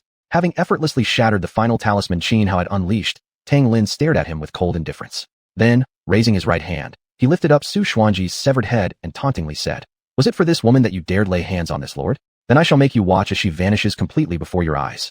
With those words, Tang Lin abruptly tightened his grip. Su Xuanji's head instantly exploded, scattering into a mist of blood droplets. Aowa. Witnessing this scene, Xianhao, already consumed by fury and murderous intent, completely lost control. Dark, wispy energies began seeping from his body, emanating an aura so chilling it horrified everyone across the heavenly realms. Within the jade box, the mysterious stone tablet Xianhao had obtained in the Valley of Poisonous Insects was erupting with dreadful resentment, pouring its energy into his body. It was precisely this surge of resentment that caused the dark tendrils spreading across Xianhao's form. Sensing the unsettling shift in the aura radiating from Xianhao, even Tang Lin couldn't help but furrow his brow. But at that moment, golden characters began lighting up one after another on the jade tablet within the box, suppressing the power emanating from the mysterious stone. Meanwhile, the 9,000 zhang sword in Xianhao's hand trembled violently, countless runes surfacing and flowing into his body. The red dust true qi surged through Xianhao's limbs and meridians, activating the residual red dust intent embedded in his flesh and blood during years of nourishment, thus countering the horrific resentment flooding in from the mysterious stone tablet. Under the combined influence of the jade box and the 9,000 zhang sword, the mysterious stone tablet was subdued, its emitted resentment gradually dissipating. Xianhao's mind cleared. He regained consciousness and composure. Chapter 350. Who in the world can claim immortality? Only the white-clad demon sword immortal. The change in Xianhao was too sudden. That terrifying aura, capable of horrifying all beings under heaven, shocked everyone on the battlefield. Even Tang Lin had just felt a chill run through his heart. But just as everyone thought Xianhao was about to unleash his full power, that aura abruptly vanished, leaving everyone present stunned and bewildered. What's going on? What kind of energy was that emanating from this kid just now? Why did it make me feel like I was falling into hell? It seems this kid holds some great secret. He possesses extraordinary talent. Given time to grow, he would surely amaze the entire mortal world. Unfortunately, he's made an irreconcilable enemy of the divine dynasty. They'll never allow him to rise. They'll strangle such a dangerous foe while still in the cradle. Who could have expected the overlord Tang Lin himself to appear on the battlefield? What exactly is the divine dynasty planning this time? If it were merely about exterminating the witch clan, there'd be no need to send Tang Lin here. All across the battlefield, people whispered among themselves. Many felt regret for Xianhao. In today's battle, Xianhao's combat prowess had truly astonished them all. Not only did he defeat Li Qinglian, but moments ago he dared to fight against Tang Lin and survived. It was truly unbelievable. At this moment, Xianhao had regained his senses. Though killing intent still surged within him, he didn't recklessly continue his assault on Tang Lin. With his current strength, he wouldn't even stand a chance against an ordinary Yuhua immortal, let alone Tang Lin, who ranked among the most powerful at that realm. Even if he threw his life away in battle, he couldn't land a single blow on Tang Lin, only throw his life uselessly away. If he wished to avenge Su Xuanji, he must first find a way to survive, not act on impulse. More importantly, he carried many responsibilities. He'd sworn to revive the Hall of 10,000 Ghosts and to rescue his father from the shitty family. How could he afford to treat his own life so lightly? Though Xianhao held back, Tang Lin had no intention of letting him go. Apart from the fact that Xianhao's transformation proved he harbored secrets, more crucially, his talent was far too monstrous. To leave Xianhao alive would be inviting future disaster. As the mightiest expert of the divine dynasty and the sole non-imperial Wang, Tang Lin always acted solely in accordance with the dynasty's interests. Therefore, he could not possibly let Xianhao live. Tang Lin took a step forward. The void trembled beneath his feet. With cold, icy eyes fixed upon Xianhao, he said, "Boy, since you have no further tricks up your sleeve, this elder shall now send you to hell." As his words fell, Tang Lin prepared to strike. At that moment, several figures shot out from within the witch clan's army, throwing themselves in front of Xianhao. 4 men and 1 woman, the 5 strongest Xiuxian realm cultivators in the entire witch clan, now stood as a shield before Xianhao, determined to protect him. Seeing these 5 Xiuxian cultivators blocking his path, Tang Lin furrowed his brows slightly and sneered. Now that Su Xuanji is dead, and the entire force that went with her to Xiaoya Peak has been annihilated, if you don't wish your entire witch clan to be eradicated, you should kneel and surrender immediately. Otherwise, I will slaughter every last member of your clan. Even infants in their cradles shall not escape. After a brief pause, his gaze flicked toward Xianhao. Of course, even if you do kneel and beg for mercy, this boy must die. Yet, facing Tang Lin's threat, The 5 Jujia cultivators standing before Xianhao showed neither fear nor hesitation. The eldest among them stepped forward, locking cold eyes onto Tang Lin, his voice firm and resolute. Among our witch clan, there are only warriors who die in battle, no slaves who cling to life. Even if we are all wiped out today, we will ensure your divine dynasty pays a terrible price. Fools who refuse salvation, then die together, Tang Lin roared. With that, he thrust out his right hand. A massive palm formed from surging blood qi came crashing down upon Xianhao and the remaining 5 Jujia experts of the witch clan. However, at that very instant, deep from within the 10,000 great mountains, a streak of sword light tore across the sky, riding on thunderous lightning as it slashed toward Tang Lin. Even someone as strong as Tang Lin could sense the terrifying power within that sword beam. Forced to abandon his attack, he redirected the blood qi palm to intercept the incoming sword light. The blood qi palm collided with the sword beam. Two devastating forces clashed, triggering a catastrophic explosion of energy. Boom! A deafening roar shook the heavens and earth. The blast unleashed storm-like waves of energy hundreds of meters high, sweeping outward and ravaging the entire battlefield into utter devastation. Soldiers on the battlefield who hadn't managed to form formations with their main army were instantly swallowed by the storm of energy. With a single cry, they disintegrated into a bloody rain that scattered across the air. It's you, Baikue? Tang Lin hovered in midair, eyes narrowed as he stared toward the direction from which the sword light had come, his voice low and heavy. Master Tang Lin, long time no see. I trust you've been well. At the same time, a deep, magnetic male voice echoed from beyond the horizon. Then, countless bolts of lightning abruptly erupted at the edge of the sky. These thunderous veins coalesced into thousands of sword qi, each hundreds of meters long. The myriad sword beams stretched across the heavens, forming a towering path of blades leading straight into the sky. Along this celestial sword road strode a man dressed entirely in white. His brows were sharp and arched like swords, his features refined and elegant. His eyes, deep, piercing. The corner of his lips curled upward in a faint, effortless smile. His white robes gleamed like snow, making him appear as an immortal untouched by the mortal world. Yet there was an indescribable aura of seductive defiance about him, an otherworldly charm so potent that a mere glance could steal the soul of any woman, and even stir forbidden admiration in the hearts of men. This was a man so handsome, he could make even other men fall for him. The demon sword immortal, Yi Baikue. As Yi Baikue advanced along the celestial sword path, every gaze on the battlefield turned toward him. Those with weaker wills already found their eyes glazed over, captivated. Is he the demon sword immortal, Yi Baikue? Good heavens, he's truly breathtaking. If I could spend just one night with him, I'd die happy. I feel the same. I'd willingly use secret arts to permanently change my gender if it meant spending a single day with Yi Baikue. Who in the world can claim immortality? Only the white-clad demon sword immortal. Before seeing the demon sword immortal, I thought Li Qinglian was forever peerless. But now, Li Qinglian is nothing but trash. While the eyes of everyone on the battlefield remained locked upon Yi Baikue, deep within the 10,000 great mountains, a vast tide of demonic energy surged forth, sweeping across heaven and earth. The silhouettes of terrifying great demons appeared, projected across the void. Chapter 351, The 12 Horrors of the Demon Race. As shadowy silhouettes of great demons emerged one by one in midair, everyone on the battlefield was stunned. The demon race. They've actually come to join the battle. Isn't that obvious? Once the dynasty annihilates the witch tribe, they'll undoubtedly turn their sights on the demon race next. Such a transparent intention, any child could see it. Do you really think the demons wouldn't?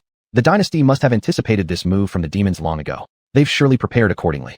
If the demon race goes to war against the dynasty, then this has officially become a clash between Zhongzhou and Nanling. The intervention of the demon race stirred widespread discussion across the battlefield. After all, aside from the armies of the dynasty and the witch tribe, many others had come here solely to witness the duel between Xianhao and Li Qinglian. Yi Baikue, do you really think you alone can stop me?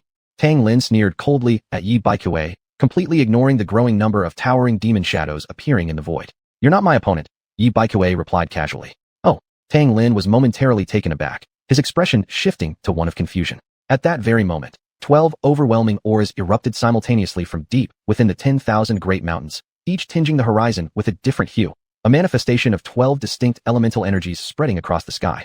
Feeling those 12 immense presences, Tang Lin's brow furrowed, his face growing serious. Tang Lin, your opponents are us. A voice filled with solemn authority echoed from the distant horizon. Humph. Tang Lin snorted disdainfully.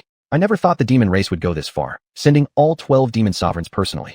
The 12 demon sovereigns were the supreme rulers who governed the demon race. Though each had only reached the tribulation transcendence realm, they wielded the ancient legacy known as the 12 Horrors.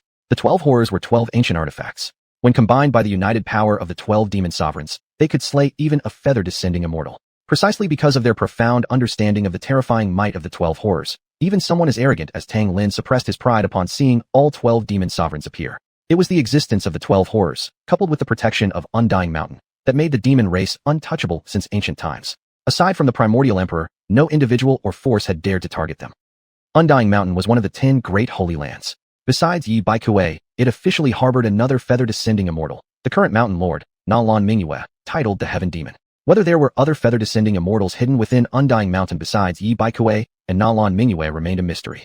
After all, ever since the primordial emperor's conquest of Nanling, when he slew the 12 demon sovereigns of that era in the Great Wilderness, the demon race had submitted obediently. But after the fall of the First Dynasty, they broke free from Zhongzhou's control and withdrew into seclusion, rarely allowing outsiders into Nanling. This isolation meant very few people truly understood the inner workings of the demon race. Due to such limited intelligence, although the dynasty's true target in invading the 10,000 Great Mountains was indeed the demon race, they hadn't declared open war immediately. Their strategy was to first seize the mountains, gather more intelligence about the demons, and then launch a full-scale invasion. But the demon race was no fool. From the moment the dynasty dispatched its army toward the 10,000 Great Mountains, they swiftly recognized the dynasty's ultimate ambition, Nanling. Thus, after consultation between the 12 demon sovereigns and the high elders of Undying Mountain, they made the immediate decision to support the witch tribe. Not only did Yi Baikue personally arrive at the battlefield, but all 12 demon sovereigns brought the 12 horrors with them, marching forth in full imperial regalia. Such an imposing show of force signaled their readiness for total war against the dynasty. As Tang Lin stood frowning in contemplation, a flash of ruthless determination gleamed in Yi Baikue's eyes. He spoke, "Tang Lin, without you here, who among your dynasty's forces can possibly stand in my way?" Humph. In response, Tang Lin merely snorted. "Let us be the ones to face the sword immortal of demons." At that moment, from behind the dynasty's main army, within the demon sealing city, two dormant, formidable auras suddenly exploded into activity. Above the city, golden light shimmered as a resonant sound of scholarly recitation filled the skies, as if countless students were chanting scriptures in unison.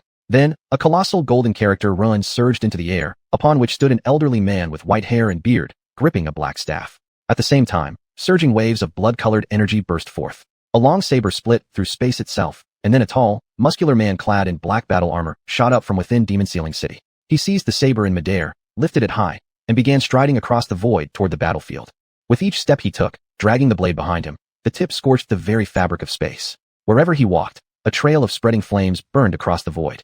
Seeing the elderly man and the burly man emerging from Demon Sealing City, Yi Baikue showed no surprise. His expression remained unchanged, as if he had long expected their presence. He sneered slightly, and said, "So it's Cold Xiaobian from xuanhuan and Dao Kuei from Wudi Hall." The elder stepping out from Demon Sealing City was none other than Lung Shizi, the current holder of the title Cold Xiaobian at xuanhuan. The towering figure beside him was Zhuo Mingyuan, the recently ascended feather-descending immortal and titled Saber Sovereign of Wudi Hall. Pausing briefly, Yi Baikue turned to Tang Lin and said, "Tell me, before I kill these two, do you really think you can defeat my race's 12 horrors?" Lung Shizi paid no mind to Yi Baikue's words, but Zhuo Mingyuan let out a cold snort, raising his long saber and stating in a deep voice, "Yi Baikue, don't look down on others so easily. My Fenye blade has long desired to test your Wanjiaxian Feng." Yet Yi Baikue couldn't even be bothered to glance at Zhuo Mingyuan, his contemptuous demeanor causing Zhuo Mingyuan's killing intent to boil over. Tang Lin, however, hearing Yi Baikue's words, frowned deeply and fell into thought. After a moment, he replied, "Yi Baikue, even if Lung Xiaobian and Saber Sovereign can't hold you back for long, even if you join forces with the 12 demon sovereigns, you still cannot kill me. But I can sacrifice myself to reduce the 10,000 great mountains and Nanling to rubble, slaughtering 99% of your demon and witch tribes." Tang Lin, you truly have no shame. Yi Baikue's pupils contracted sharply, an overwhelming killing intent erupting from his body, as he spoke each word with chilling precision. "If you do that, then I, Yi Baikue, will respond in kind, turning all of Zhongzhou into a lifeless wasteland, leaving not a single living being below the Tribulation Transcendence realm alive." Tang Lin was a ruthless man, but Yi Baikue was no one who hesitated to strike back. Hearing their exchange, every cultivator below the Tribulation Transcendence realm on both sides felt a chilling dread run down their spines. Chapter 352 Yi Baikue, you've been fooled. At this moment, every living being on the battlefield below the Transcendent Tribulation realm truly felt their own insignificance. In the eyes of cultivators at the Feather Dissension immortal level like Tang Lin and Yi Baikue, they were no different from ants, capable of being obliterated with a mere flick of a finger. At the same time, everyone present on the battlefield grew deeply resentful toward both Tang Lin and Yi Baikue, feeling that these two were utterly shameless. Because they couldn't defeat each other, did they have to take out their frustration on others? This was really too damn outrageous. Among the crowd, Qin Hao, who had regained his senses, now wore an expression of cold indifference. The exchange between Tang Lin and Yi Baikue profoundly reminded him of just how insignificant he truly was. He recalled the scene he once witnessed, the annihilation of the 10,000 Ghost Palace. A single massive hand descended, crushing the entire sect into nothingness, instantly killing tens or even hundreds of thousands of its disciples. That was the doing of a Feather Dissension immortal level expert. Just as Tang Lin and Yi Baikue had mentioned moments ago, if either of them chose to cross the line, even if they couldn't eliminate all Transcendent Tribulation level experts from the opposing side, they could still wipe out entire regions while being pursued in battle. Take Tang Lin, for instance. He could escape the Wuxia by the 12 demon emperors, and Yi Baikue flee southward into Nanling, pass through cities inhabited by demonic clans, and casually strike down one palm, destroying an entire city and slaughtering every demon beneath the Transcendent Tribulation realm within. Even if billions of demons lived across Nanling, how many of them could actually reach the Transcendent Tribulation realm? Even if Tang Lin ultimately perished under Wekill, how many demons would remain alive? Wouldn't it eventually lead to their complete extinction? After all, the higher one's cultivation reached, the harder it became to produce offspring. To be honest, in the eyes of feathered ascension immortals, beings below the Transcendent Tribulation realm were truly nothing more than ants. And even cultivators at the Transcendent Tribulation level were merely slightly larger ants in the view of feathered ascension immortals. This also reminded Qin how of the terrifying might of the Shidi clan. When Emperor Shi first established the Shi dynasty, even the demonic races submitted obediently, and during that era, the demonic races were far stronger than they were today. Nowadays, the 12 demon emperors who wield the 12 terrors are all at the Transcendent Tribulation realm. But during Emperor Shi's time, the 12 demon emperors who controlled the 12 terrors were all feathered ascension immortals. Yet Emperor Shi slew them all alone. One could only imagine how powerful he must have been. Even after Emperor Shi later fell, despite such a grave enmity, the demonic race dared not seek vengeance against the Shidi clan. This alone illustrated how formidable the Shidi clan truly was, how profound and fearsome their foundation and heritage remained. Ha ha ha ha ha. Just then, Tang Lin and Yi Baikue, who had been glaring fiercely at each other, suddenly threw back their heads and laughed uproariously together. After quieting down, Yi Baikue said, Tang Lin, let's settle this properly. Generals versus generals, soldiers versus soldiers. That would best serve our mutual interests. As for cultivators above the Transcendent Tribulation realm, they shall not intervene. What do you think? Yi Baikue, do you take me for a fool? Tang Lin sneered coldly, glancing toward Qin Hao. Though this kid is only at the Eternal Life realm, his combat strength has already shattered its ceiling. If we disallow Transcendent Tribulation cultivators from intervening, won't he become invincible? He could freely slaughter my dynasty's army. What exactly are you suggesting then? Are you determined to go to extremes? Yi Baikue stated firmly. If so, I will accompany you to the very end. Tang Lin frowned. Earlier, his verbal sparring with Yi Baikue was nothing but posturing. Even if they themselves lacked moral boundaries, they still had to consider the fate of their respective races. Unless their clans faced imminent extermination, taking such extreme measures was simply impossible. After pondering for a moment, Tang Lin said, Fine. Aside from prohibiting feathered ascension and mortal level experts from participating, the 12 demon emperors shall also remain out of this. That is the greatest concession I can make. Good. Yi Baikue considered it briefly and nodded in agreement. Then let us swear an oath. Tang Lin declared. Then, raising his right hand, he slashed his left palm with a sword finger. A gash immediately opened up, and crimson blood surged from his palm into the high sky. At the same time, Lung Shuzi and Zhuo Mingyuan performed identical actions. Seeing Tang Lin, Lung Shuzi, and Zhuo Mingyuan all swearing blood oaths, Yi Baikue finally made his own blood oath. Simultaneously, far away in distant skies, the 12 demon emperors also swore their solemn vows. Blood oaths sworn by feathered ascension and mortal level experts were extremely terrifying. Heavenly Tao itself sensed them. The heavens and earth displayed numerous strange phenomena and warnings, as a deafening thunderclap split the sky. Clearly, such blood oaths were horrifyingly severe. Once sworn, even feathered ascension immortals dared not violate them. Otherwise, they would suffer catastrophic backlash, and the heavenly Tao itself would sense the transgression and bring down divine punishment. Ha ha ha ha ha. Just after the blood oaths were completed, Tang Lin, who had just moments ago worn a grave expression, suddenly burst into hearty laughter. Tang Lin's abrupt action startled Yi Baikue, who frowned slightly, sensing something was amiss. Before he could grasp what was happening, Tang Lin spoke. Yi Baikue, you've been fooled. What do you mean? Yi Baikue asked darkly. At that very moment, towering energy pillars erupted from several mountain peaks surrounding the battlefield, shooting into the sky and interweaving to form a massive formation that instantly enveloped the entire 10,000 li mountain range. In this instant, the 10,000 li mountain range was completely severed from the outside world by this terrifying array. The sudden change shocked both the demonic and the witch clansmen, and even Yi Baikue furrowed his brow in deep concern. At this time, atop xiuxian peak, one of the mountains within the 10,000 li range, Li Fengxiao lazily sat up from a large boulder. Before him stood a writing desk, upon which rested an ancient zither. He raised both hands, placed them upon the zither, and began to play with an air of tranquil ease. From the moment Tang Lin, Yi Baikue, and the others had sworn their blood oaths, his grand scheme had reached its perfect conclusion. Now, every member of the demonic and witch clans within the 10,000 li mountain range had become nothing more than fish on a chopping block. This time, the witch clan, which had plagued Zhongzhou for thousands of years, would surely be eradicated, and the demonic race would, just as in ancient times under Emperor Shi, submit to the divine dynasty. Congratulations, Master. This grand strategy of yours, to annihilate the witch clan and subjugate the demonic race, will surely earn you a place in history. a woman said respectfully, stepping before Li Fengxiao. Huh. Li Fengxiao let out a light chuckle, gazing at the woman before him. This success is thanks largely to you. I owe you much for having hidden within the witch clan all these years, enduring such hardship. The woman standing before Li Fengxiao was none other than Qi Yuer, the most trusted confidant of Su Xuanji. Chapter 353, The Anomaly of the Primordial Emperor Clan. On the battlefield, Yi Baikui's expression turned extremely grim. The blood oath made with Tang Lin and the others was a decision carefully discussed between the 12 demon emperors and the high-ranking figures of Immortal Mountain. When he saw Tang Lin yield earlier, he had allowed himself a brief moment of relief. But how could he have expected that everything had already fallen into Tang Lin's calculation? No, more accurately, into the grand strategy devised by Xiuxian Li Fengxiao. Tang Lin was merely an executor within Li Fengxiao's intricate scheme. A vast formation now enveloped the entire 10,000 Great Mountains region, creating a scene both magnificent and terrifying. With a mere thought, Yi Baikui examined this formation and realized it lacked any overwhelming destructive power. It resembled more a defensive barrier, preventing any beings at or above the Transcendence realm from entering the area. Although Yi Baikui and the 12 demon emperors together could shatter this formation, they had already sworn the blood oath, forbidding them from directly intervening in the battle. At first, upon realizing the formation posed no direct threat, Yi Baikui hesitated, confused about its true purpose. But after a brief reflection, he understood. With this formation in place, the demonic race and Immortal Mountain could no longer send reinforcements of Transcendence realm or higher into the 10,000 Great Mountains. Among the demonic army accompanying him this time, there were few experts at the Transcendence realm, and even fewer once the 12 demon emperors were excluded. But the situation on the Imperial Army side was different. Having laid such a scheme, they must have long hidden a large number of Transcendence realm experts. Just as this thought crossed his mind, dozens of Transcendence realm cultivators stirred to life within Demon Suppression City and swiftly arrived on the battlefield. Xiuxian truly lives up to his title, the Genius of Wisdom. This time, both the witch and demon clans are doomed, spoke a young man who stepped forward through the air, dressed in a plain green scholar's robe, radiating an extraordinary aura and unmatched charisma.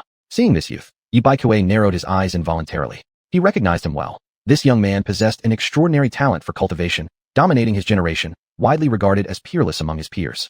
His name was Kong Changqing, descendant of the first supreme sage, and the foremost prodigy of Xuanhuan in recent ancient times. Though still young, he had already reached the peak of the Transcendence realm, standing only one step away from becoming a feathered immortal. Yi Baikui never expected Kong Changqing to appear here. Among the demon cultivators at the Transcendence realm, aside from the 12 demon emperors, no one could possibly rival Kong Changqing. Yet now, the 12 demon emperors were bound by their blood oath and could not engage in combat. That meant, across the combined forces of the witch and demon clans, there was not a single Transcendence realm expert capable of opposing Kong Changqing. Excellent, excellent indeed. Truly unexpected. A genius of such caliber has emerged within the imperial court. Another youth appeared, wearing a black dragon robe, his face handsome, his gaze cold and sharp. Seeing him, Yi Baikui was even more shocked than when he saw Kong Changqing. He immediately furrowed his brows and demanded, "Are you from the Primordial Emperor clan? Is your clan aiding the empire against the demons?" "Great demon sword immortal, do not misunderstand," the youth said, clasping his hands respectfully toward Yi Baikui. His tone was courteous, then paused slightly before continuing, his eyes shifting toward Xuanhuan beside them, a faint smile forming. "If the great demon sword immortal would be willing to hand him over to me, I shall leave immediately." His name was Xiuxian. Though technically of the same generation as Xuanhuan, he was far older, several years even senior to Xuanhuan's father. In his youth, he was hailed as the anomaly of the Primordial Emperor clan, his talent so extraordinary that, like Kong Changqing, he had ascended to the peak of the Transcendence realm at a similar age. He was one of the few remaining cultivators in this age who might still ascend to the feathered immortal stage. The relationship between the demon race and the Primordial Emperor clan was unique. Although the demons had once submitted to the Primordial Emperor, the Shidi dynasty collapsed after only 2 generations, severing ties between the two sides. And yet, even after the death of the Primordial Emperor, the demon race did not seek vengeance upon his descendants. In fact, over the centuries, whenever members of the two races met, they treated each other with goodwill and courtesy. Their relationship remained peaceful and amicable. However, the Central Plains dynasties that followed the Shidi dynasty always held hostility toward the Primordial Emperor clan. Indeed, any member of the Primordial Emperor clan setting foot in the Central Plains would face targeted opposition from the imperial royal family. Thus, Xiuxian's sudden appearance left Yi Baikui utterly astonished. By all logic, even if the Primordial Emperor clan would not aid the demons, they certainly would never assist any dynasty of the Central Plains against them. Hearing Xiuxian's explanation, Yi Baikui's expression darkened. The very reason he had agreed to such a blood oath with Tang Lin was to maximize Xuanhuan's advantage. After all, Xuanhuan's victory over Li Qinglian alone proved that within the sovereign realm, Xuanhuan was invincible, unstoppable, capable of cutting down any opponent. But now, with the demonic race cut off from reinforcements of Transcendence realm experts, the witch and demon clans were already at a disadvantage. If they lost Xuanhuan, a trump card, then this time, the two clans would truly face utter defeat. Moreover, to sacrifice one of their own on the eve of war wouldn't just crush morale, it would create unrest among their ranks. With the witch clan's holy maiden xiuxian already dead, and judging by the attitudes of the remaining 5 Transcendence Realm or Longevity Realm experts within the witch clan, surrendering Xianhao would likely drive an immediate wedge between the witch and demon clans. It would be self-destruction, tearing down their own Great Wall. In addition, Yi Baikuei was well aware of Xianhao's relationship with the siblings Long Xiuxian and Long Xiuxian. Whether considering duty or personal loyalty, he could never agree to share Di Yuanyi's demand and hand Xianhao over. Yi Baikuei, I'll give you one chance, Tang Lin spoke up. If your demonic race is willing to surrender and swear eternal allegiance to the Divine Dynasty, I can guarantee that the southern ridges will remain under your rule. The forces of the Divine Dynasty shall not interfere. However, the 10,000 great mountains must fall under the control of the Divine Dynasty. At this moment, Tang Lin spoke his terms. Humph. Yi Baikuei snorted coldly and said, Tang Lin, it's still unclear who will emerge victorious. Let the battle begin tomorrow. Having said this, Yi Baikuei wasted no more words with Tang Lin and immediately ordered a retreat. Tang Lin did not attempt to stop the withdrawal of the witch and demon clans. Although both clans had fallen into Li Fengxiao's calculations, and the Imperial Army now held the strategic advantage, today's clash had still inflicted heavy losses on the Divine Dynasty's forces. Their morale had suffered greatly, especially after Xianhao's defeat of Li Qinglian, which had deeply shaken many of the Imperial soldiers. Xianhao glanced at Shi Diyuanyi, then glared hatefully at Tang Lin before retreating with the army back to the defensive line previously established by the Witch Clan, using Jiuli Peak as their main base. As Shi Diyuanyi watched the retreating figure of Xianhao, a faint smile curled at the corner of his lips, an icy, chilling smirk. Chapter 354, Li Fengxiao's Strategy. After both sides withdrew their forces, the battlefield returned to calm. Tang Lin went to Xia Peak. On the peak, Li Fengxiao was still playing his zither, while Qi Yuer sat beside him, adding fragrance and grace like a companion in poetry and wine. When Li Fengxiao saw Tang Lin arrive, he finally stopped playing, rose to his feet, and slightly bowed toward Tang Lin. Greetings, Overlord. No need for such formality, strategist, Tang Lin replied politely, suppressing all traces of his usual domineering arrogance. Overlord, the grand situation has now been secured. Taking the 10,000 mountains in Nanyan is only a matter of time. When that happens, the enlightened emperor will surely bestow great honors upon you, Li Fengxiao said. I offer my congratulations in advance. Tang Lin glanced at Li Fengxiao and said, Strategist, there's no need to jest. If I were granted even greater titles now, would I not become a rebel minister in the eyes of the realm? Moreover, this victory over the 10,000 mountains in Nanyan was entirely due to your meticulous planning. You are the one most deserving of credit. I have no interest in power or fame. Just let the enlightened emperor grant me a few more beautiful concubines when the time comes. Li Fengxiao waved his hand dismissively. In that case, I shall personally petition the enlightened emperor for more beauties on your behalf. Tang Lin paused, then laughed. They say the fox beauties of the demon clan are exquisite, and the women of the witch clan possess a unique charm as well. As he spoke, Li Fengxiao casually pulled Qi Yuer into his arms, openly behaving improperly with her right before Tang Lin. Tang Lin didn't mind. He seemed long accustomed to the strategist's eccentric tastes. Cough, cough. Suddenly, Li Fengxiao was seized by a violent coughing fit. He spat out a large mouthful of blood, and his face instantly turned as pale as paper. Strategist, Tang Lin's expression changed. He quickly stepped forward, placing one hand on Li Fengxiao's back, while with the other he retrieved a rare spiritual treasure from his spatial artifact. He refined it into pure energy and infused it directly into Li Fengxiao's body. Gradually, Li Fengxiao's condition stabilized, and color returned to his face. Thank you, Overlord, Li Fengxiao said, wiping blood from the corner of his mouth. Strategist, for the sake of the dynasty's eternal foundation, you must take care of your health, Tang Lin said solemnly. My body cannot be saved, Li Fengxiao murmured, a trace of sorrow flashing in his eyes. I only hope to live long enough to witness the unification of the mortal world under our dynasty. Just then, a figure tore through the sky and landed upon Xia Peak. It was Li Qinglian, who had just been defeated by Xianhao on the battlefield. Seeing him, Li Fengxiao smiled immediately. Heard you lost. Li Qinglian nodded. Are you alright? For once, Li Fengxiao sounded genuinely concerned. Do I look like someone so fragile that a defeat would break me? Good. At this moment, Tang Lin spoke up. Strategist, I suspect Yi Baikuei and the others might soon target you directly. Now that the overall situation is settled, perhaps we should have Qinglian escort you back to the imperial capital. No need, Li Fengxiao waved his hand. Though we currently hold the upper hand, we mustn't underestimate the witch and demon clans. Take Xuanhuan, the witch clan's holy maiden. Her intelligence and strategy fall barely short of mine. Don't forget, although my current scheme succeeded, it did not achieve all its intended outcomes. The witch army Xuanhuan left behind in Luoxiao Valley has not only disrupted some of my follow-up plans, but may also threaten my entire strategic framework. And strangely, I feel an inexplicable unease deep within my heart. You're overthinking it, aren't you? Tang Lin frowned slightly. Right now, I and others like Yi Baikuei have sworn blood oaths forbidding direct intervention. On our side, we have Kong Changqing and even Shidi Yuanyi aiding us. With the Lock Heaven Divine Formation activated, cultivators at the Tribulation stage and above cannot enter the territory of the 10,000 mountains. Given the remaining strength of the Witch and Demon clans, there's no way they can turn the tide. Yes, we have Kong Changqing and Shidi Yuani, but the Demon clan has Qin Hao, an unpredictable variable, Li Fengxiao mused, frowning deeply. We must find a way to eliminate Qin Hao. The campaign to conquer the 10,000 mountains and Nanyan had been his long-crafted ambition, and thus, failure was not an option. Previously, to deal with Su Xuanji and lure Yi Baikuei and others into his trap, he had deployed for consecutive baits. The first bait was exploiting the water source issue in Luoxiao Valley, allowing Su Xuanji's scouts to discover the Imperial Army's assault on Xiaoya Peak. The second bait was using that very assault to draw Su Xuanji herself to Xiaoya Peak. The third bait was arranged before the Imperial Army launched its assault on Xiaoya Peak, to allow Su Xuanji's scouts to discover that the attack on Xiaoya Peak was merely a feint, meant to lure reinforcements so they could be ambushed in turn. This would entice Su Xuanji to launch a counter-encirclement against the Imperial forces.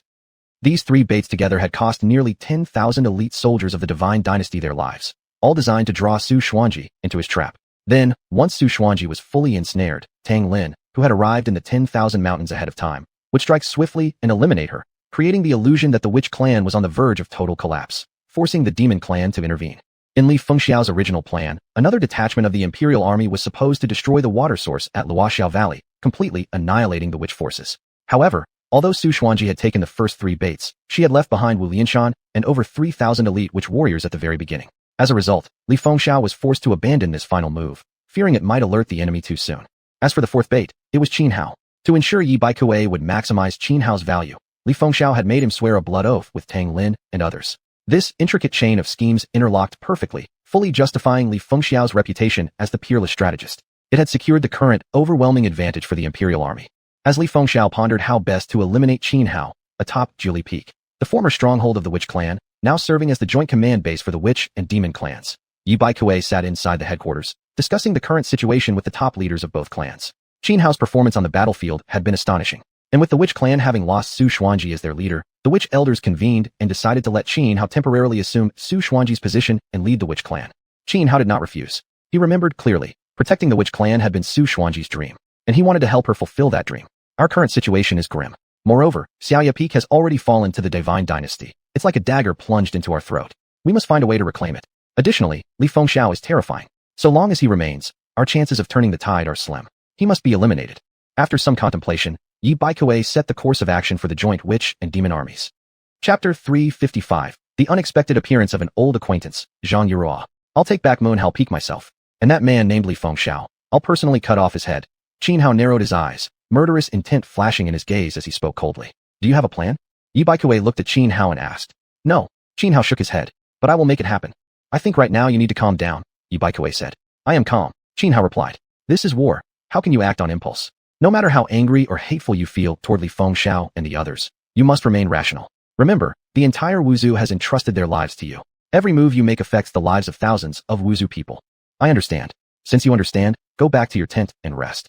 Come see me again when you've truly calmed down. I told you I am calm.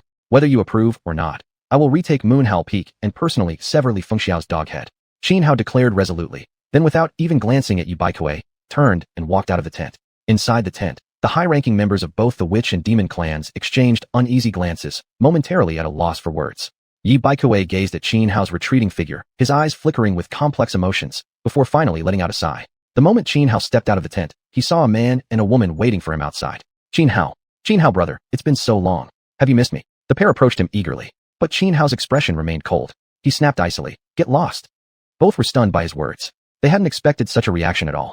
By the time they regained their composure, Qin Hao had already walked far away. The young woman immediately bristled with anger, stomping her foot and ready to chase after him. But the man quickly grabbed her arm, saying, Little sister, let him be for now. Give him some space.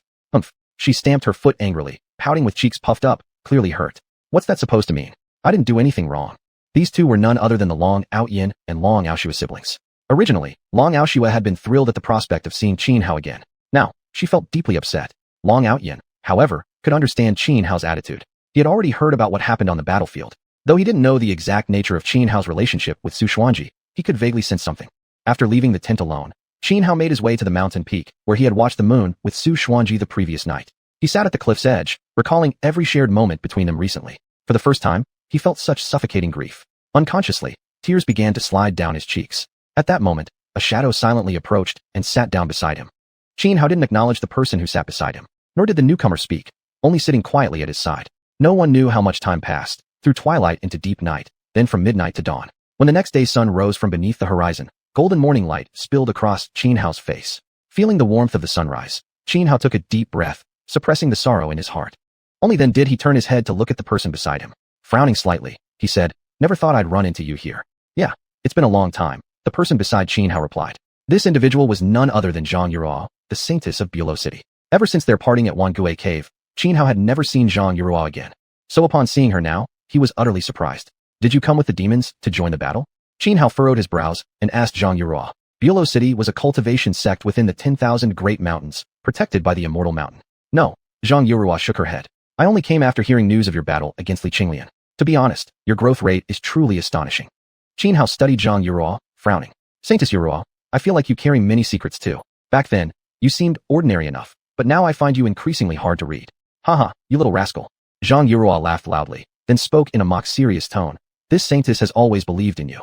So listen, you must survive. When the day comes that you ascend to Featherflight Immortal, do this old lady a favor, okay?" "What favor?" Xianhao frowned. "That'll wait until you become a Featherflight Immortal," Zhang Yuruo said. "All right," Xianhao nodded. "All right, this saintess doesn't want to linger any longer in this place of chaos. I'm leaving," Zhang Yuruo said, then turned to walk away. But after a few steps, she suddenly looked back, pulled out a black stone the size of a fist, and handed it to Xianhao. "Here, this is for you." "What's this?" Xianhao frowned as he stared at the black stone in Zhang Yuruo's palm. "You're so clueless." Zhang Yuruo rolled her eyes at Xianhao, curling her lip. "You're supposed to be a disciple of the 12th Tower, and your master is none other than that old fool xiuxian. Yet you don't even recognize the gall of a 9-color divine peacock." As she spoke, Zhang Yuruo placed the gall of the 9-color divine peacock into Xianhao's hand. Then, turning away, she waved casually over her shoulder. "Take care of yourself, you little fool." "You too," Xianhao said softly, looking down at the precious gall in his palm, then at Zhang Yuruo's retreating back, warmth quietly spreading through his heart. The 9-color divine peacock was an immensely powerful vicious bird, a rare variant of the divine peacock. Even ordinary divine peacocks were peerless existences on par with true dragons and true phoenixes. The 9-color divine peacock, being a superior strain, was even more formidable. It was easy to imagine just how priceless its gall truly was, so valuable that even tribulation-crossing cultivators would fight to the death for such a single piece. Xianhao didn't know why Zhang Yuruo had this treasure, but he didn't hesitate to accept it. For him now, anything that could enhance his cultivation, any means of growing stronger, would never be refused. "Don't worry. What you wish to protect, I'll protect it for you." After Zhang Yuruo's figure had completely vanished from sight, Xianhao turned around, gazing toward the distant horizon as he murmured to himself. Then, he left the cliff and strode toward the battlefield. On the battlefield, war drums had already begun to thunder. The allied forces of the witch and demon clans stood arrayed against the imperial army. A brutal and bloody battle was about to begin, and Xianhao would not miss it. Not long after Xianhao departed, a shadow appeared upon the very cliff where he had just been standing. Chapter 356. The Great Battle Erupts, Unstoppable Might. On the battlefield, two massive armies stood arrayed against each other. The allied forces of the witch and demon clans numbered 1 million strong. Yet the Divine Dynasty's army was just as large, not a single soldier fewer. Clearly, during those previous days of fighting the witches, the Divine Dynasty had not revealed its true strength. The so-called 30,000 strong force sent to conquer the 10,000 mountains was nothing but a decoy. This time, the Divine Dynasty's actual army totaled 1 million soldiers. Only 30,000 had initially appeared on the front lines, lulling the witch and demon clans into a false sense of security. The remaining 70,000 had been perfectly concealed under Li Fengxiao's meticulous planning. That Li Fengxiao could hide 70,000 troops without detection from the witch and demon clans. His tactical brilliance was truly terrifying. 1 million soldiers faced off on each side, their murderous aura piercing the heavens. As the thunderous war drums of both sides echoed across the sky, the two armies charged forward into brutal combat. Xianhao had already arrived on the battlefield. As the two armies clashed, he surged ahead brandishing his 9,000 zhang sword, leading the charge directly toward the Divine Dynasty's ranks. With a sweeping horizontal slash of his sword, a hundreds of meters long sword beam erupted outward, instantly cutting down hundreds of soldiers in the enemy front line. But the Divine Dynasty clearly had anticipated him. Before he could wreak havoc among their ranks, 3 longevity realm experts rushed forth, joining forces to surround and restrain him, preventing him from slaughtering rank-and-file soldiers below the longevity realm. "Do you really think mere trash like you can stop me?" Xianhao's eyes flashed coldly, his killing intent boiling over. Though he had fought a fierce battle just yesterday, he was now full of vigor, showing no sign of fatigue. Yesterday's battle had granted him enlightenment into the true power of the mortal world, elevating his combat power by several tiers. Even before this, upon reaching the longevity realm, he could easily slay cultivators of the same realm. Now, with the enhancement of the mortal world true power, such opponents were even more trivial. Faced with these 3 longevity realm obstructions, he felt no fear whatsoever. What if he fought three at once? Xianhao swung the 9,000 zhang sword, unleashing a lethal technique from the crossing the river pawn, sword Dao. He shot forward like lightning, moving at an extreme speed, launching rapid attacks against the three longevity realm experts blocking him. Razor-sharp, sword beams burst forth one after another, splitting the sky and annihilating all in their path. The three longevity realm experts trying to restrain him were immediately suppressed, quickly driven into a defensive disadvantage. Crossing the river pawn, sever the horse. Xianhao's gaze turned icy. Taking advantage of the moment when the three opponents were overwhelmed by his relentless assault, he targeted the weakest among them and lunged.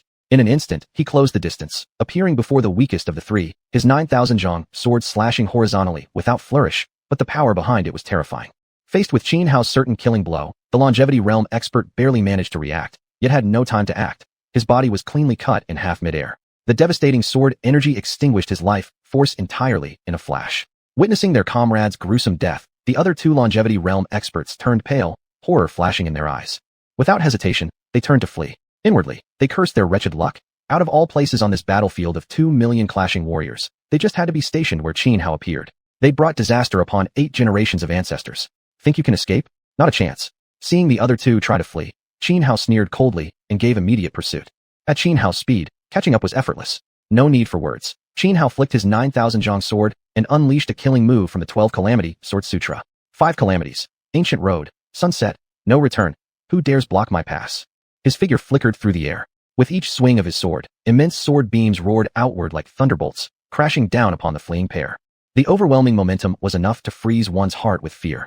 The two fleeing longevity realm cultivators found their auras locked by the vast sword energy. Evasion was impossible. They could only stand firm and endure the onslaught head-on. Boom.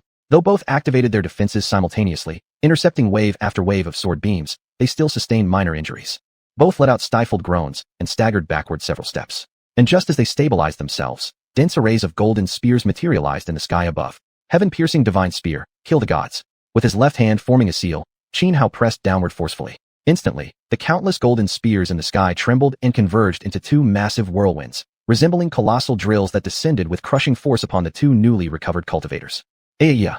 Faced with Xianhao's deadly attack, the 2 longevity realm cultivators struggled desperately, but it was utterly futile. Under the twin tornadoes of golden spears, they were slaughtered on the spot. Having just eliminated 3 longevity realm experts, Xianhao stood drenched in blood, like a war demon risen from the depths of hell. The divine dynasty soldiers in this area turned pale upon seeing him, their eyes filled with terror, their fighting spirit instantly shattered. He's not human. Too terrifying, truly too terrifying. No wonder even Li Qinglian lost to him. All 3 generals are dead. Let's run for our lives. In an instant, the divine dynasty troops in this vicinity fled at the sight of Xianhao as if fleeing a demon, scattering in all directions like frightened beasts.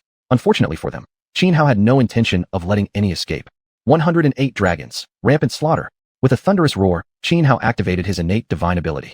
Instantly, massive water columns over 10 meters in diameter erupted around him. These condensed into 108 towering water dragons, roaring fiercely with bared fangs and clawing limbs, then sweeping violently outward in all directions. Each dragon's sweeping rampage cut down dozens of divine dynasty soldiers.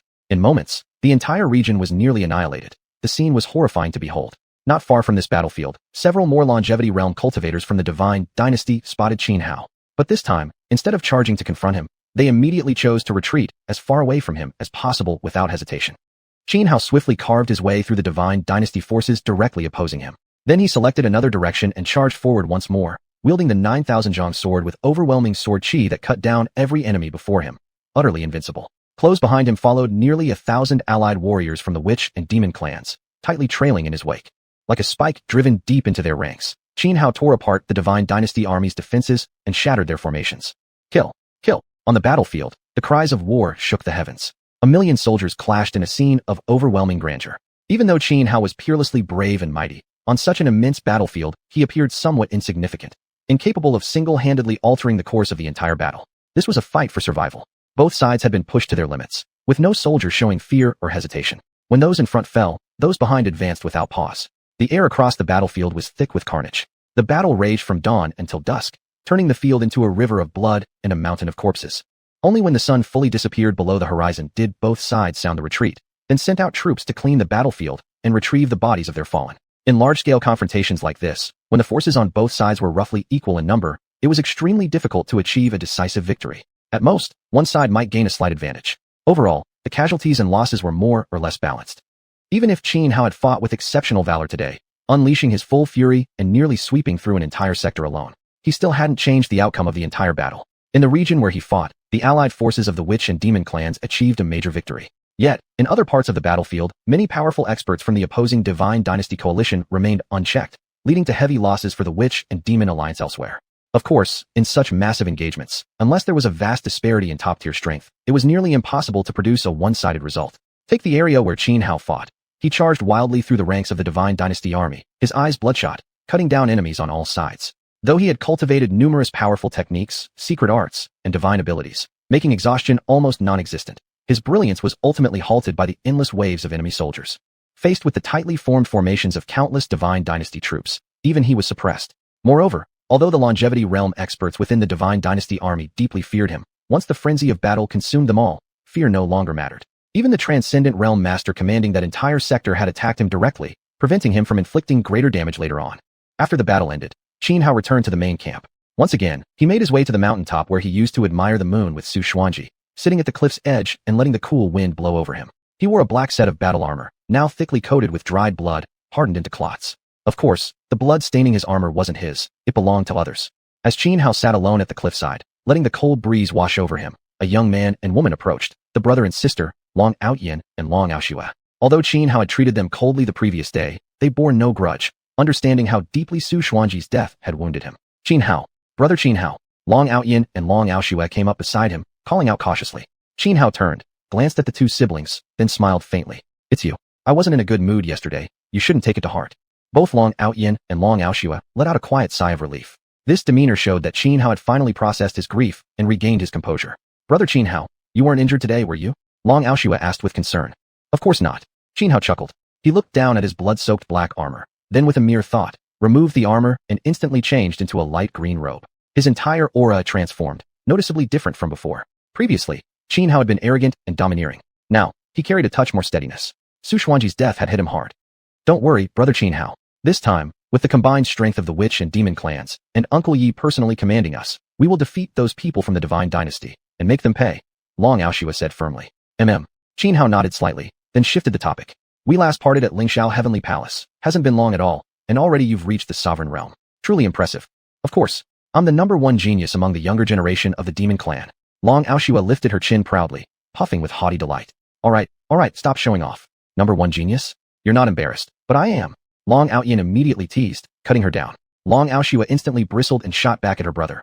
Big brother, you should be embarrassed. As my older sibling, I've already become a Sovereign Realm expert. What about you? Still playing around in the Extraordinary Realm? You little brat. Long Xiuxian glared at her with exasperation, feeling both awkward and helpless. Because what Long Xiuxian said was true. Since the end of the primordial trial, although he had gained some fortune and greatly improved his cultivation, Long Xiuxian had ultimately remained at the peak of the Transcendent Realm's carefree stage, unable to advance further to become a sovereign. And this had become a sore spot that Long Xiuxian often mocked him about. As they chatted, the atmosphere among the three grew lively. Just as they were talking, Yi Baikuei appeared. Seeing him, Long Xiuxian immediately stood up straight and behaved properly, but Long Xiuxian instead giggled and ran over to Yi Baikuei's side, asking, Uncle Yi, why are you here? I'm here to talk with Xianhao. Xiuxian, Xiuxian, both of you siblings leave first, Yi Baikuei said. All right, Long Xiuxian nodded and turned to leave. But Long Xiuxian was clearly not so easily dismissed. She hooked her arm through Yi Baikuei's and coquettishly said, Uncle Yi, what do you mean? Am I an outsider now? Whatever you need to discuss with brother Xianhao, just say it openly. I'll stay quietly by and listen. Xiuxian, are you sure you want to hear? Yi Baikuei looked at Long Xiuxian. Of course. Long Xiuxian nodded without hesitation. Yi Baikuei's eyes flickered subtly. He leaned close and whispered a few words into Long Xiuxian's ear. At first, she froze. Then from her neck upward, her entire face flushed crimson. Her beautiful eyes sparkled with shyness. Do you still want to listen now? Yi Baikuei asked with a faint, teasing smile. That's so annoying. Uncle Yi, you're so terrible. Long Xiuxian pouted, glanced secretly at Xianhao, then quickly darted away. Long Xiuxian hurried after her and left together. That wasn't very nice, deceiving a young girl like that, Xianhao said to Yi Baikuei after Long Xiuxian and Long Xiuxian had gone. Yi Baikuei glanced at Xianhao but didn't answer his question. Instead, he changed the subject.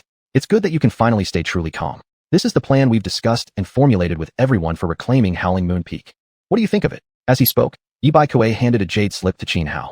Chapter 358, Devouring the Nine-Colored Divine Peacock Gall. Xianhao took the jade slip and scanned it with his spiritual sense, instantly comprehending its contents. After a moment of thoughtful frown, Xianhao said, This plan isn't bad. Are you interested in taking charge of it? Yi Baikuei asked. Instead of answering directly, Xianhao countered. Aren't you afraid I'll lose my sanity and ruin the entire plan? If that were to happen, Yi Baikuei replied calmly, then it just means Su Xuanji misjudged you. Fine. Tomorrow morning, I'll lead people to Xiaya Peak. Without hesitation, Xuanhao made his decision immediately. Yi Baikuei looked at him, hesitated slightly, then said, there's one thing I must warn you. Be cautious of Shi Yuani. He's known as the anomaly of the Shi family.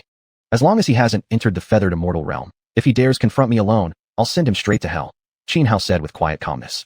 After spending the whole night alone, he had fully regained his composure. He buried his sorrow deep into the darkest corner of his heart. Now, all he needed to do was lead the Wu clan to victory against the Divine Dynasty's army. He would no longer lose control or act based on emotion. But he'd never been a humble man. Even if Shi Yuan was a transcendent tribulation cultivator, he wasn't afraid. With his current combat strength, killing a transcendent tribulation expert wasn't impossible. Moreover, he still had the 9-colored divine peacock gall given by Zhang Yura. Before heading to seize Xiaya Peak tomorrow, he intended to refine this gall first. Even if it didn't allow him to break through into the transcendent tribulation realm, it could greatly enhance his fighting power. This way, he'd have even greater confidence in defeating a transcendent tribulation cultivator. Yi Baikuei looked at Xuanhao, eyes flickering with approval. To truly regain such calmness within such a short time, it was something ordinary people couldn't achieve. Even during his youth, facing circumstances like Xuanhao's, it would have taken him months to regain true peace of mind. He might have even fallen into despair, drowning himself in wine day after day. This is my understanding of the sword Dao. Hesitating briefly, Yi Baikuei extended his right hand and slashed through the air. A bolt of thunderous sword chi instantly coalesced, materializing from void into form as a tiny thunder blade, which fell into Xuanhao's palm. Then, without another word, he turned and strode away. Watching Yi Baikuei's retreating figure, Xuanhao remained silent. When he shifted his gaze back to the thunderblade before him, he immediately sealed it into his forehead. The instant the thunderblade entered Xuanhao's brow, a vast wave of sword intent erupted, spreading across his entire sea of consciousness. All of Yi Baikuei's lifelong insights into the sword Dao were contained within this overwhelming torrent of intent. Ever since Xuanhao had comprehended the pawn-forward sword Dao in the Qingqing Mountain secret realm, though he'd combined it with some powerful sword techniques, he'd learned to create highly potent moves. Relatively speaking, those weren't truly original creations, but rather amalgamations. It couldn't be helped. Although each of the 12 Towers masters were feathered immortal-level cultivators with profound and unfathomable cultivation, except for Xiuxian, none of them cultivated the sword Dao. Bai Qingying, for instance, practiced the Grand Dao itself. Though all paths ultimately converge, in practice, the differences were still significant. People like Bai Qingying simply couldn't offer Xuanhao meaningful guidance in the sword Dao. As for Xuanhao's master, Xiuxian, he was far too unreliable, practically leaving Xuanhao to fend for himself, and rarely stayed in the 12 towers. Even other tower lords like Bai Qingying found it extremely difficult to locate Xiuxian. This caused Xuanhao, after comprehending the pawn-forward sword Dao, to remain unable to create sword moves perfectly aligned with it. But now, Yi Baikuei had freely bestowed upon Xuanhao his complete insights into the sword Dao. This assistance was immense. Many aspects of the sword Dao that once eluded understanding suddenly became clear in an instant. At the same time, Xuanhao realized his previous amalgamated sword moves, while powerful, weren't perfectly harmonized with the pawn-forward sword Dao. Of course, even though Yi Baikuei's insights cleared many obstacles in Xuanhao's path, it didn't mean Xuanhao could immediately create sword moves perfectly suited to the pawn-forward sword Dao. Rather, it gave him a general direction. Known as the Demon Sword Immortal, Yi Baikuei was one of only 3 sword immortals in the world. His comprehension of the sword Dao was so profound that, aside from the Murong clan, holders of ancient sword lineage, only the other 2 sword immortals in existence could rival him. And one of those 2 was none other than Tianjin Immortal, Du Gubu Bui, one of the Lingxiao Tri-Immortals. Xuanhao immersed his mind and carefully studied Yi Baikuei's insights into the sword Dao, then took out the 9-colored divine peacock gall. Ding! Detected devourable item, 9-colored divine peacock gall. Proceed with devouring? The moment Xuanhao chewed the 9-colored divine peacock gall, the system prompt sounded in his mind. This same notification had appeared earlier when Zhang Yura gave him the gall, but at that time, Xuanhao had ignored it, choosing instead to head straight to the battlefield. Staring at the 9-colored divine peacock gall in his hand, Xuanhao contemplated whether to let the system devour it or refine it himself. He had already figured out some of the rules behind the devouring system. Although the system could consume most items he obtained, only those related to fierce beasts or rare monstrous creatures would yield truly significant returns after devouring. In other words, allowing the system to devour the 9-colored divine peacock gall would undoubtedly result in a reward greater in value than the gall itself. However, the rewards granted by the system weren't necessarily things Xuanhao could immediately make use of at this stage. Devour. After careful consideration, Xuanhao made his decision. Although refining the 9-colored divine peacock gall right now would enhance his combat power, the improvement wouldn't be substantial. After all, his current strength was already at the peak of the longevity realm. Any further increase would require breaking through the ceiling of this realm. Under normal circumstances, once one broke past the limits of a cultivation level, further progress became extremely slow and difficult. That meant if Xuanhao refined the 9-colored divine peacock gall now, he wouldn't be able to fully utilize its potential value. Compared to that, letting the system devour it would be far more beneficial. Ding, devouring successful, 9-colored divine peacock gall. Congratulations, host has obtained Baotian pill, 9 divine water, Tai immortal fruit, and xuanhuan nerve scripture. Within just a few breaths, the system completed the devouring process. The 9-colored divine peacock gall in Xianhao's hand vanished into thin air, and the system prompt rang out as scheduled. Chapter 359. This consumption was extremely profitable. 3 items floated in front of Xianhao. They were the Blast Heaven pill, 9 divine water, and the Tai immortal fruit. At the same time, a flood of information surged into Xianhao's mind. Details about the Blast Heaven pill, 9 divine water, Tai immortal fruit, and the demon calling nerve method. Among these, the demon calling nerve method was a secret technique. Once activated, it could awaken the inner demons of all living beings nearby, including oneself. However, the user would remain unaffected by their own heart demon, while all other creatures within range would instantly fall into madness, completely losing control. The Blast Heaven pill was an extremely high-grade medicinal pill. Upon consumption, it allowed one to temporarily advance their cultivation level by an entire major realm, a terrifying effect. However, once its effects wore off, the user would suffer severe backlash, leaving them on the brink of death. 9 divine water was a heavenly treasure, a supremely substance. It was perfect for Xianhao's cultivation of the sovereign scripture, allowing his spirit to grow even stronger. The Tai immortal fruit was another rare treasure of the highest grade, no less valuable than the 9-colored divine peacock gall. Moreover, compared to the latter, the Tai immortal fruit was much easier to refine and absorb. Overall, Xianhao had greatly benefited from letting the system consume the 9-colored divine peacock gall. Without hesitation, Xianhao immediately consumed both the 9 divine water and the Tai immortal fruit. Tomorrow, he would lead troops to reclaim Howling Moon Peak. There would inevitably be a fierce battle ahead, so any increase in strength meant a higher chance of victory. As soon as the 9 divine water entered his body, Xianhao felt an icy cold force spreading through every limb and bone. Yet, he remained calm. Activating the sovereign scripture, the frigid energy from the 9 divine water was swiftly absorbed by his soul and began nourishing it. Meanwhile, after consuming the Tai immortal fruit, a gentle medicinal energy spread throughout his body. Instantly, Xianhao activated the 9 Heavens Emperor Dao to begin refining this essence coursing through his limbs and bones. The 9 Heavens Emperor Dao was a powerful and domineering cultivation method of exceptionally high rank. Thus, refining the medicinal power of the Tai immortal fruit proved effortless for Xianhao. As more of the fruit's essence was refined, Xianhao's cultivation rose steadily, and his physical body grew increasingly powerful. Moreover, at this very moment, while refining the fruit's energy with the 9 Heavens Emperor Dao, he was simultaneously tempering his soul using the power of the 9 divine water. This dual enhancement, of both body and soul, not only accelerated his cultivation breakthrough, but also caused his combat strength to soar rapidly. Unaware of time passing, several hours slipped by, from dusk to midnight, then from midnight to dawn. By now, Xianhao had completely refined the 9 divine water, while around 70 to 80% of the Tai immortal fruit's essence had been absorbed. A portion of the fruit's energy still remained dormant within his limbs and meridians. But Xianhao did not continue refining it with the 9 Heavens Emperor Dao. He had to leave now. He couldn't delay the mission to retake Howling Moon Peak. Even though Xuanhuan had already transferred all the grain supplies from the peak beforehand, preventing them from falling into the hands of the Imperial Army, Howling Moon Peak held strategic importance. If they failed to reclaim it, it would remain a thorn in the side of the united Wu and Yao forces. Though he hadn't fully absorbed the Tai immortal fruit, completely refining the 9 divine water had made his soul significantly stronger. Now, when he released his soul light, wherever it passed, the ground instantly froze under a thick layer of ice. In just one night, Xianhao's cultivation had improved dramatically. Unfortunately, however, his actual combat power had seen only limited breakthroughs. Although he had shattered the ceiling of the eternal life realm, his improvement over before was merely incremental. Huff, huff. Xianhao stood up, exhaling gently as he gazed toward Howling Moon Peak, murmuring to himself, Howling Moon Peak, I'm coming. Li Fengxiao, you wait for me. I will sever your dog head. Killing intent blazed in Xianhao's eyes. Yesterday, Yi Baihui had sent him a jade slip containing intelligence about Howling Moon Peak. Currently, 3,000 elite Imperial soldiers were stationed near the peak. Every single one a top-tier warrior, none below the level of Divine Mastery realm. And the strategist commanding these Imperial forces, the peerless genius Li Fengxiao, was personally present at Howling Moon Peak. Also guarding him was Li Qinglian, who had previously been defeated by Xianhao. To avoid raising suspicion, Yi Baihui had only assigned Xianhao 8,000 troops. Still, these 8,000 were hand-picked elites from the Wu and Yao clans. Just like the Imperial forces stationed at Howling Moon Peak, the weakest among them was at least at the Divine Mastery realm. Additionally, 2 Longevity realm cultivators were assigned to assist Xianhao. One of them was Wu Lianshan, the 3rd elder of the Wu clan. Following Su Xuanji's orders, Wu Lianshan had been guarding the source of water in Luoxia Heavenly Valley with a Wu army. It was also he who, before Su Xuanji's journey to Howling Moon Peak, had received the command to relocate all grain supplies from the peak. It was precisely these 2 arrangements by Su Xuanji that prevented Li Fengxiao's strategy from succeeding completely. Otherwise, the situation for the Wu and Yao clans would have been far worse. The other longevity realm cultivator assigned by Yi Baihui came from the Yao clan, Yi Feng, Yi Baihui's nephew.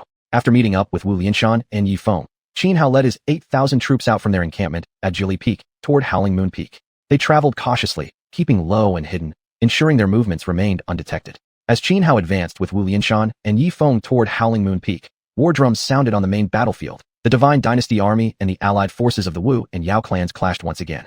Instantly, the air filled with deafening battle cries. Since even the weakest among the 8,000 soldiers had reached the Divine Mastery realm, Qin Hao, Wu Lianshan, and Yi Feng moved swiftly. In just a few short hours, they arrived beneath Howling Moon Peak. Hiding within the forest, Qin Hao activated his Xiqing devil eyes and gazed upward toward the summit. Sure enough, he spotted Li Fengxiao and Li Qinglian standing atop Howling Moon Peak. But soon, his expression turned drastically dark, because beside Li Fengxiao and Li Qinglian on the peak, he saw another figure, Qi Yuer. Qi Yuer stood close to Li Fengxiao, tending to him like a devoted concubine.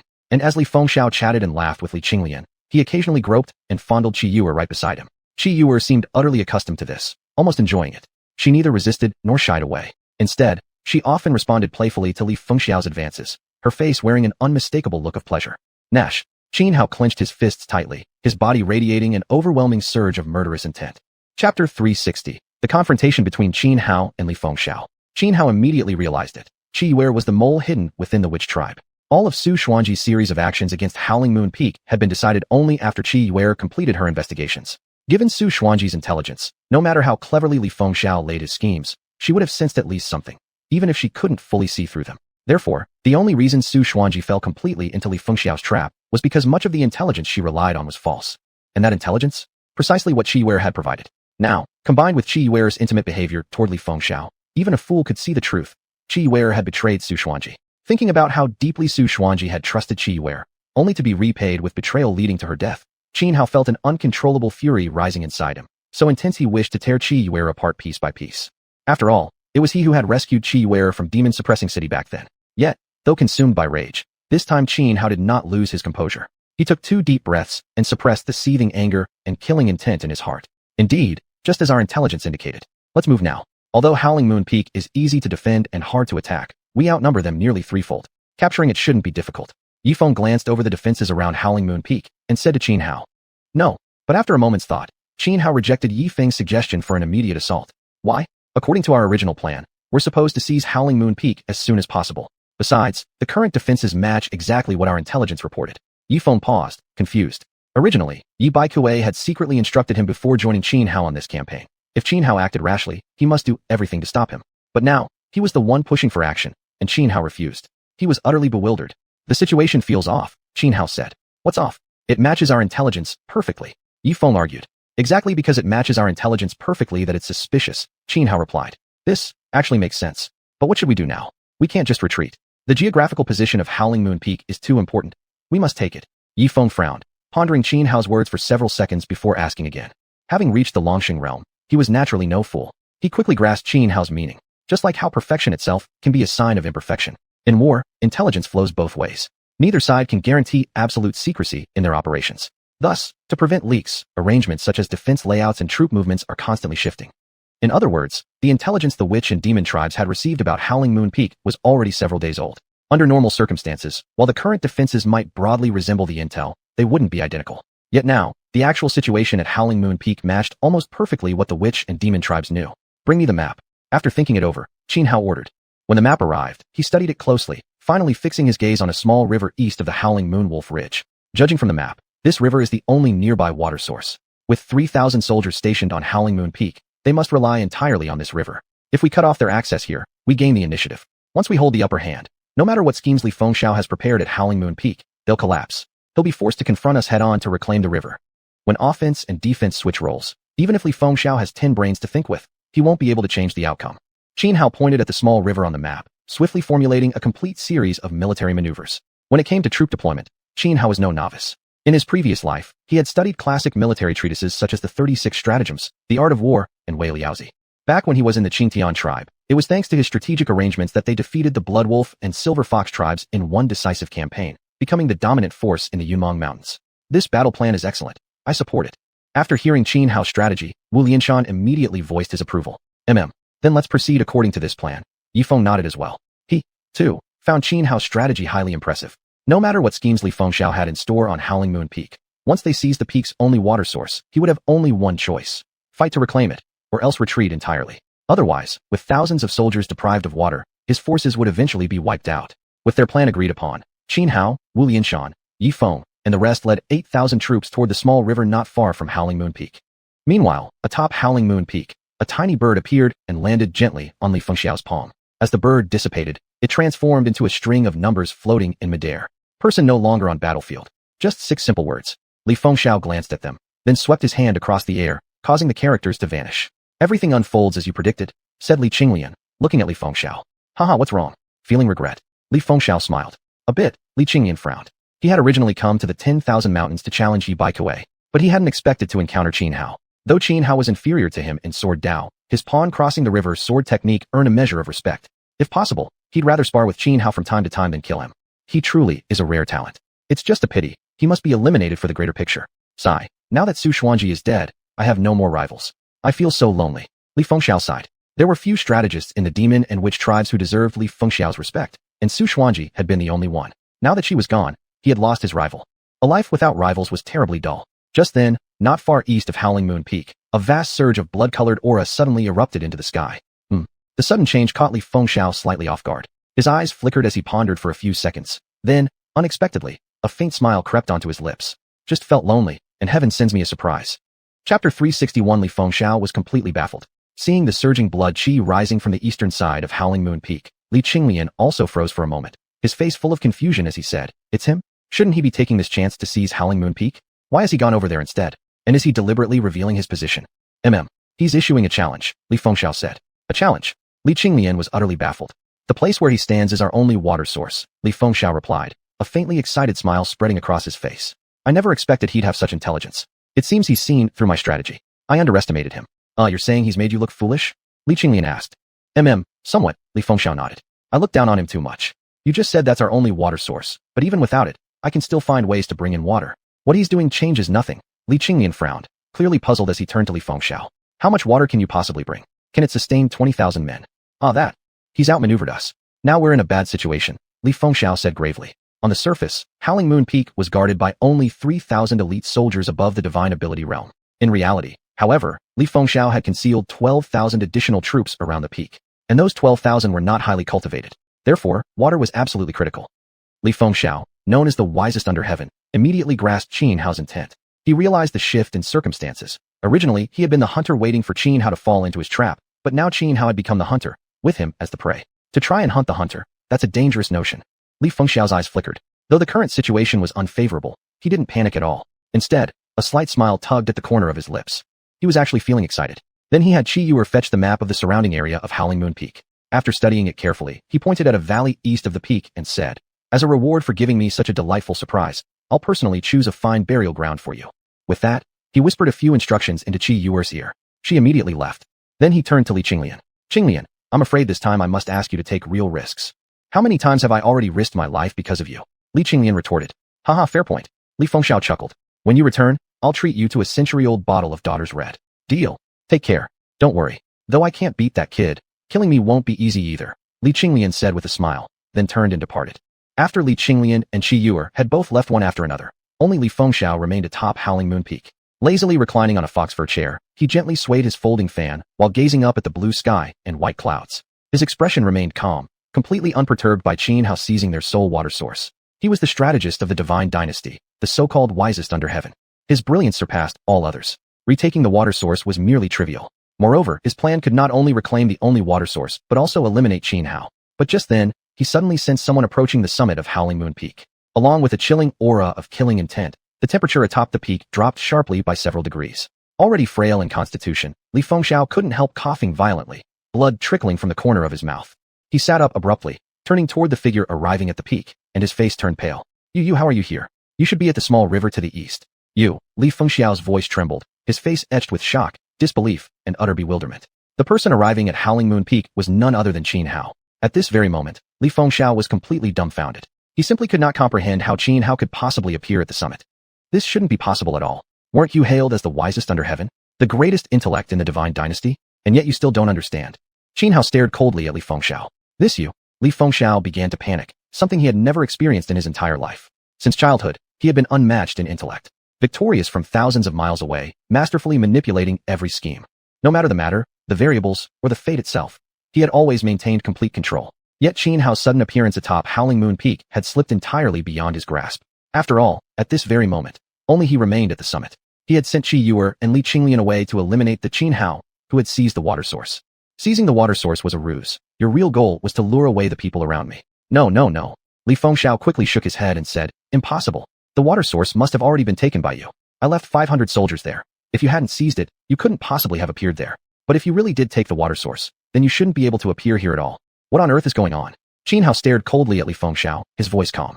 I know seizing the water source seems like it could reverse our offensive and defensive positions. But isn't that just bait for you as well? Once I took it, you'd surely seize the chance to eliminate me. So I didn't go personally to seize the water source. Instead, I sent others accompanying me to do it. Only in this way could I make you truly believe I had gone there myself. Hearing Xianhao's words, Li Fengxiao shook his head again. No, impossible. If so, everyone who went to that water source will die. Even if you kill me, you still won't reclaim Howling Moon Peak. From beginning to end, I've only cared about killing you. Whether I can reclaim Howling Moon Peak doesn't matter to me at all, Xianhao said with a chilling aura. You're acting recklessly, Li Fengxiao shouted. Yi Baikuei may not be a genius strategist, but he's no fool. He would never send you to attack Howling Moon Peak unless you'd regained your senses. Then I made him believe I had regained my senses. Xianhao replied casually. When you arrived beneath the mountain earlier and didn't immediately attack Howling Moon Peak, it wasn't because of hidden ambushes, it was to make me believe you had regained rationality, that you'd absolutely never sacrifice thousands of lives just for a chance at revenge. Suddenly, Li Fengxiao understood everything Xianhao had done. Not bad, a wise under heaven, for someone so intelligent, you figured it out quickly. Well then, it's time for you to depart, Xianhao said coldly, stepping slowly toward Li Fengxiao. Chapter 362. Those skilled in swimming die by drowning, those skilled in strategy die by stratagem. Li Fengxiao was truly stunned. He had never dreamed it possible. Someone who had always outcalculated every situation his entire life would today fall into Xianhao's trap. And worse yet, this wasn't even some sophisticated, elaborate scheme. It was merely an irrational act of revenge. This made him feel utterly miserable. He, known as the supreme strategist, the greatest intellect in the divine dynasty, was going to die because of such a crude and reckless plot. Humiliating. Unbearably humiliating. But it wasn't because he lacked intelligence. It was precisely because he thought too much. He believed that unless Yi Baikuei was insane, he wouldn't have sent Xianhao, a man still consumed by vengeance, to attack Xiaya Peak. Likewise, unless Xianhao had completely lost his mind, he wouldn't send an entire army to their deaths just for a chance to kill him. No, I refuse to accept it. How could I have failed to see through such a simple and clumsy ploy, the age-old empty city stratagem? And are you truly willing to throw away the hard-won advantage of the united witch and demon clans, just to kill me? Li Fengxiao clenched his fists until they trembled, his whole body shaking with disbelief. Although Xianhao seizing the water source still fit into Li Fengxiao's own trap, Li had believed Qin to be a rational man, an intelligent one, and had just been pondering whether Qin might pull off some unexpected move to break free from the deadly situation created by using the water point as bait. Instead, Xianhao had made an unexpected move, one that directly cornered him into death. Despite possessing unmatched intellect, Li Fengxiao was no cultivator. He was merely a frail strategist, physically powerless. Faced with Xianhao, a warrior capable of slaying even transcension stage cultivators, he stood no chance at survival. Xianhao didn't waste words on Li Fengxiao. Step by step, he approached, his right hand forming a sword finger that slashed horizontally through the air. A razor-sharp sword qi cleaved outward, instantly decapitating Li Fengxiao. His head soared high, a geyser of blood shooting several zhang into the sky. Li Fengxiao didn't even have time to scream before he died. His headless corpse collapsed onto the ground. Thus perished the supreme military advisor of the divine dynasty, the peerless genius Li Fengxiao. When news of this spread, countless people would sigh in disbelief. Those skilled in swimming die by drowning. Those skilled in strategy die by stratagem. As a top-tier intellectual, Li Fengxiao analyzed gains and losses in everything he did, always seeking the optimal path. It was precisely this cold calculation and relentless rationality that blinded him to the possibility that Xianhao would abandon all reason for the sake of revenge. To kill Li Fengxiao, Xianhao was willing to sacrifice anything. He cared nothing for grand strategies or the bigger picture. He was a man ruled by raw emotion and unyielding principle. The moment he learned of Su Xuanji's death, the fire of vengeance had ignited in his heart. Calmness, consideration for the greater good? What the hell did he care? So long as he could exact revenge, he would stop at nothing. Even if it meant sacrificing Wich Lianshan and Yi Feng along with over 8,000 soldiers, he not hesitate for a second. Xianhao extended his right hand and seized Li Fengxiao's severed head. Then, walking to where Li had just sat, he conjured flame with spiritual energy and burned the headless corpse to ashes. Afterward, he lounged lazily across the fur-lined chair, exactly as Li Fengxiao had done moments before. Soon after, cries of battle erupted from the eastern water source at Xiaya Peak. Great techniques exploded across that area, rolling demonic auras surged into the heavens, terrifying Witch Clan's secret arts flared violently. But quickly, Under the devastating sweep of dazzling sword chi, everything fell silent. Xianhao reclined upon the foxfur-draped chair, waiting calmly. Before long, two figures arrived simultaneously atop Xiaya Peak. They were Li Qinglian and Qi Yuer. Yifeng has been slain by me, which Lianshan fled after suffering grave injuries, and all 8,000 troops they sent to seize the water source have been wiped out. However, I didn't see Xianhao. Upon reaching the summit, Li Qinglian instinctively reported his results to what he assumed was Li Fengxiao. But when he looked up and saw Xianhao lounging there instead, he froze in shock, eyes wide with disbelief. Before Li Qinglian could react, Xianhao flicked his wrist. Li Fengxiao's severed head flew toward him. Acting on reflex, Li Qinglian caught it, and upon recognizing Li Fengxiao's face, his expression turned deathly pale. At that very instant, the severed head suddenly exploded, releasing a storm of hidden sword chi. Caught completely off guard, Li Qinglian suffered immediate critical wounds. Dozens of gashes ripped open across his body, drenching his clothes in blood within seconds. How is it you? Why are you here? Only now did Li Qinglian finally realize what had happened, staring at Xianhao in utter disbelief. But at that moment, Qi Yuer, who stood beside Li Qinglian, made her move. A violet dagger tore through space, plunging straight into Li Qinglian's heart. Already critically wounded, this final blow proved fatal. You? Li Qinglian stared in shock at Qi Yuer, the one who had betrayed him, then shuddered violently. A surge of explosive energy hurled Qi Yuer backward through the air. Yet swift as lightning came the next moment. Xianhao had already leapt up from the foxfur-draped chair, charging toward Li Qinglian like a tiger pouncing down from the mountain. His fist struck out, the Tiangang divine fist rendered to its utmost perfection, each mighty fist imprint crashing down like a meteor from beyond the heavens, terrifying in their destructive might. Xiuxian, barely suppressing his injuries, Li Qinglian let out a cold shout. The black sword left its sheath, countless rays of sword light converging into a single blade of energy hundreds of meters long, standing firm like a pillar in midstream before him. Boom! The colossal fist imprints smashed into the hundreds of meters-long sword beam, triggering a massive energy explosion. The thunderous blast echoed across the heavens and earth. With a sharp crack, the long sword beam shattered into pieces. Li Qinglian let out a wretched cry, his body flying backward like a broken kite severed from its string. Go! Gritting his teeth, Li Qinglian forced himself to mount his sword midair before landing, attempting to flee. But Xianhao would never allow such an escape. Hands forming seals, he pressed downward with overwhelming force.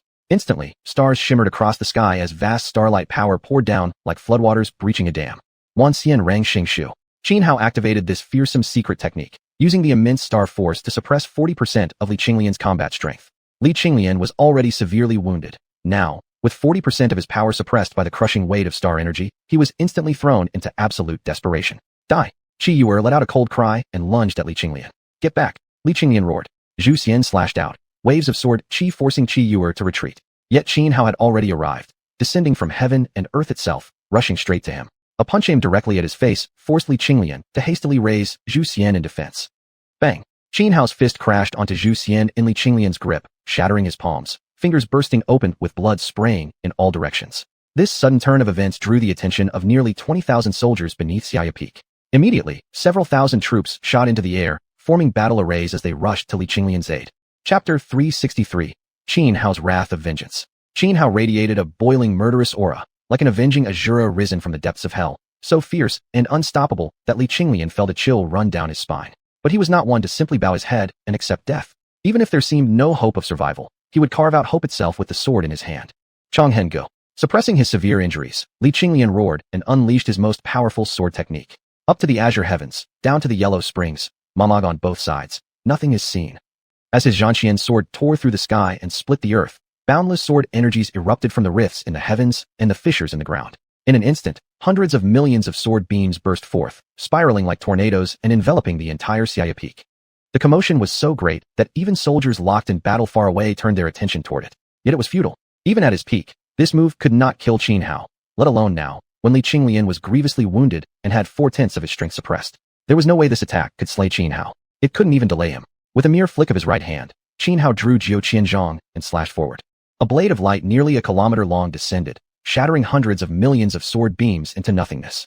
Li Qinglian suffered another devastating blow. His internal organs ruptured, his soul light dimmed. He spat out 2 large mouthfuls of blood, his face turning deathly pale, his spirit collapsing into exhaustion. After utterly crushing Li Qinglian's final counterattack, Xianhao lifted xiuxian and rushed toward him at full speed. But at that moment, thousands of soldiers charging up from below the Xiaya Peak arrived. They formed a formation, channeling vast spiritual energy to manifest a golden spear over thousands of meters long, which now crushed downward upon Xianhao. Frowning, Xianhao had no choice but to abandon pursuit and swing xiuxian with all his might to block the descending spear. Boom! The golden spear smashed down with overwhelming power, yet the massive wave of sword light unleashed by xiuxian met it head-on, holding it back. After a brief standoff, the sword light shattered the spear. Quick! Escort Lord Li away. While thousands of soldiers held Xianhao at bay, others carried xiuxian away. Daring to die, Xianhao bellowed, his killing intent surging into the heavens, churning the wind and clouds. There was no need for mercy. Wielding xiuxian, he charged into the ranks of soldiers. Sword rising and falling, he cut them down like melons and vegetables, dozens dead in the blink of an eye. Yet beneath Xiaya Peak, nearly 20,000 soldiers remained. Earlier, when they attacked Wu Lianshan and Yi Feng near the eastern water source, they had lost fewer than 3,000 men while annihilating 8,000 enemy troops.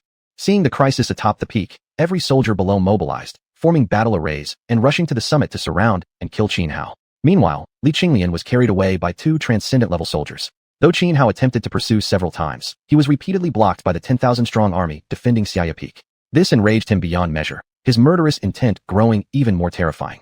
Then, with a single thought, he activated his innate ability. Hundreds of water currents appeared simultaneously, stretching from earth to sky like dragon siphons. These rapidly spinning torrents generated monstrous suction forces, instantly killing thousands of soldiers.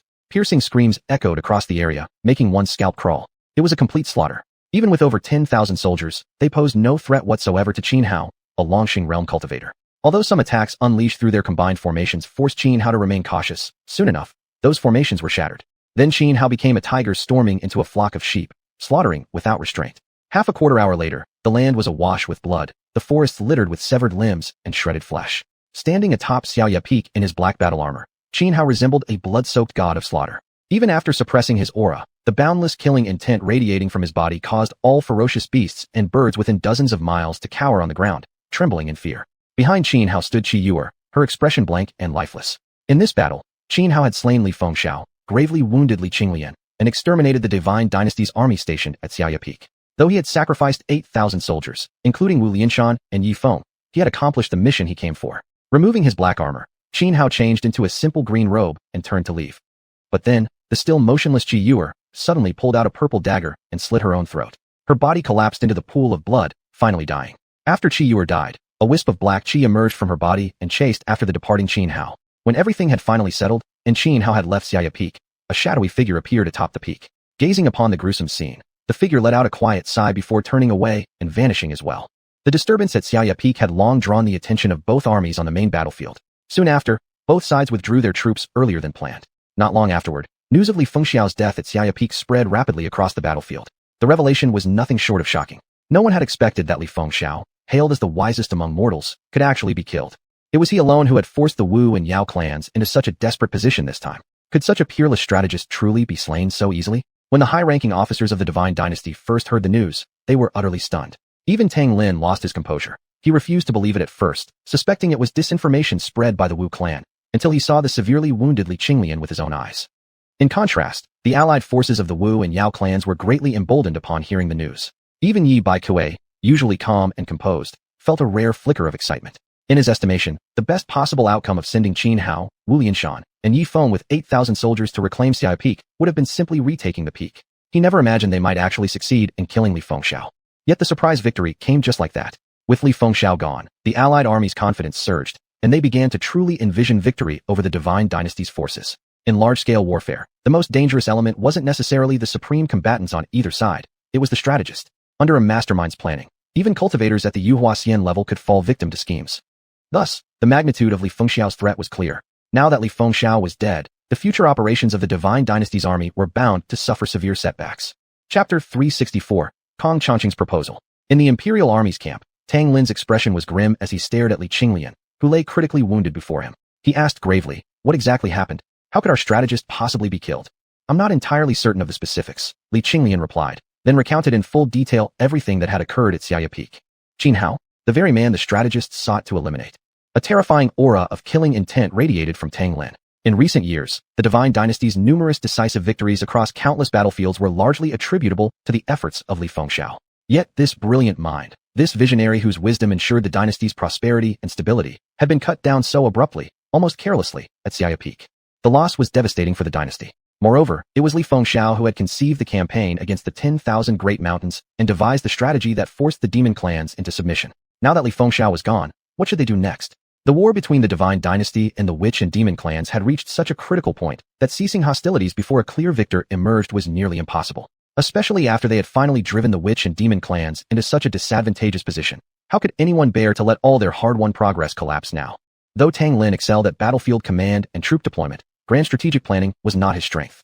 And ultimately, winning a war with maximum benefit depended on precisely that superior strategy. Xiuxian, return to the capital to recover. Also, report the full details here to Chancellor Xiao, and have him make decisions quickly to establish our next course of action, Tang Lin said after pondering for a while. Yes. Li Xiuxian nodded without objection. Although he had barely survived, his injuries were extremely severe, so grave that he wasn't even sure if he would ever regain his cultivation in this lifetime. Remaining on the battlefield now would only make him a burden. Besides, he fully understood that the current situation was deteriorating rapidly for the Imperial Army. A new strategy was urgently needed.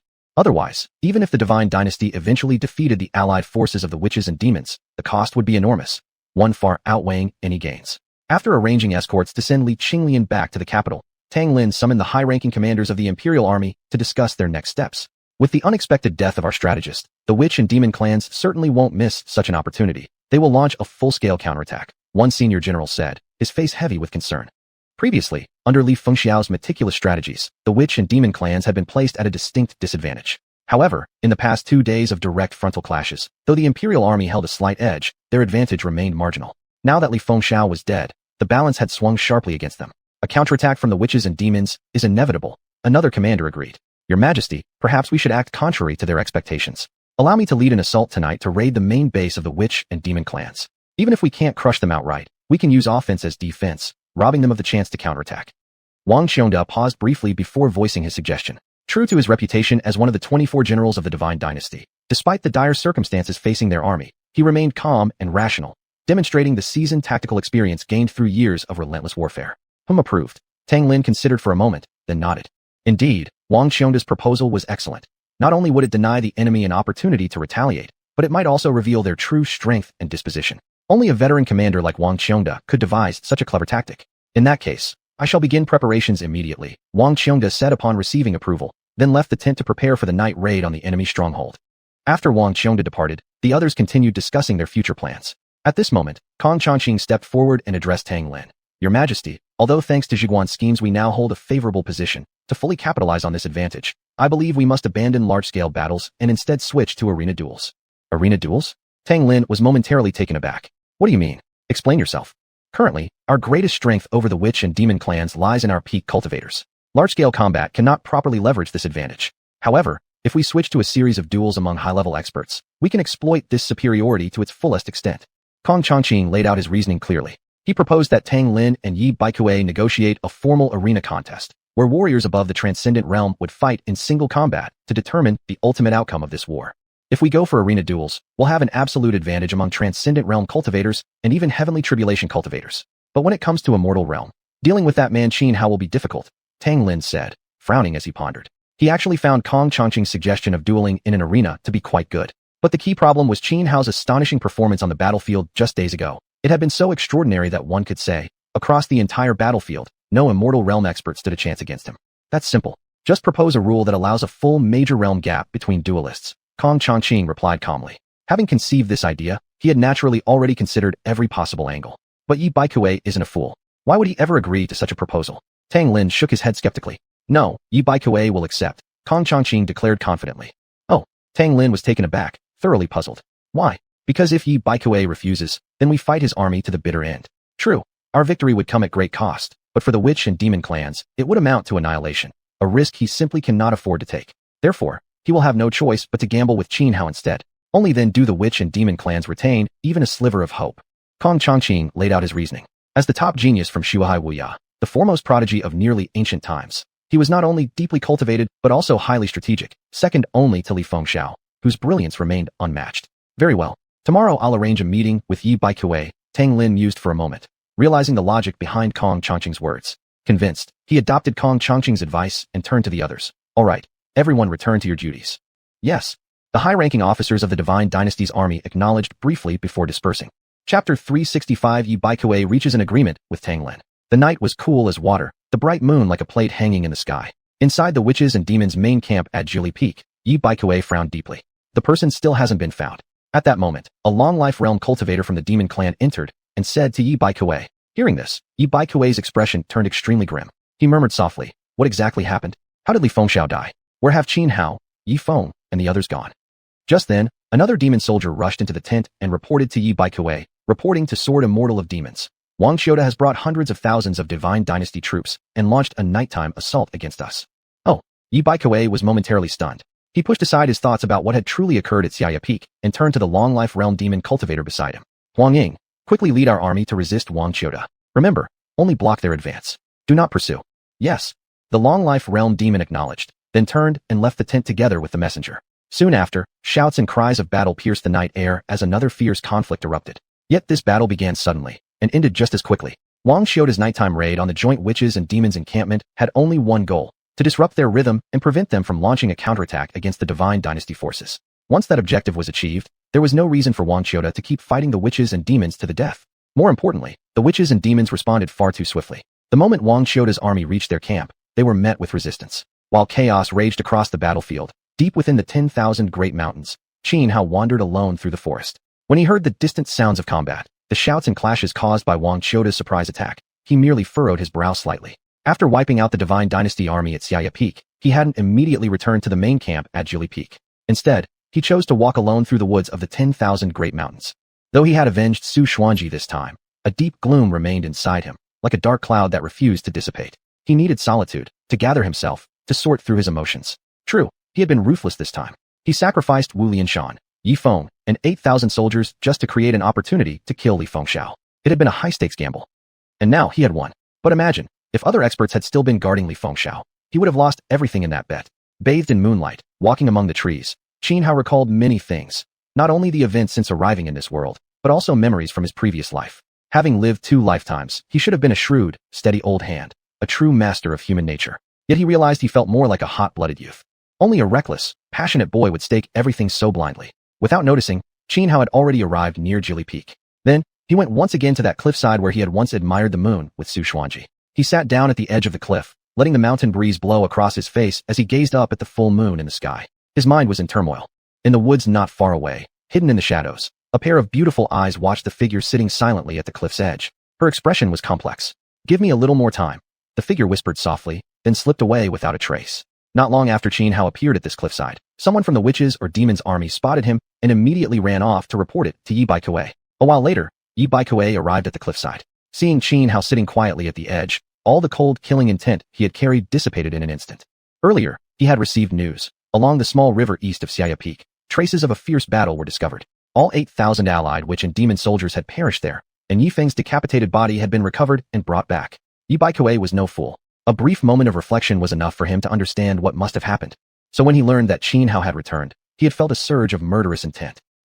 Finally, Yi Baikuei took a deep breath, suppressing his inner fury and killing aura. He looked at Qin Hao and asked, "Was it worth it?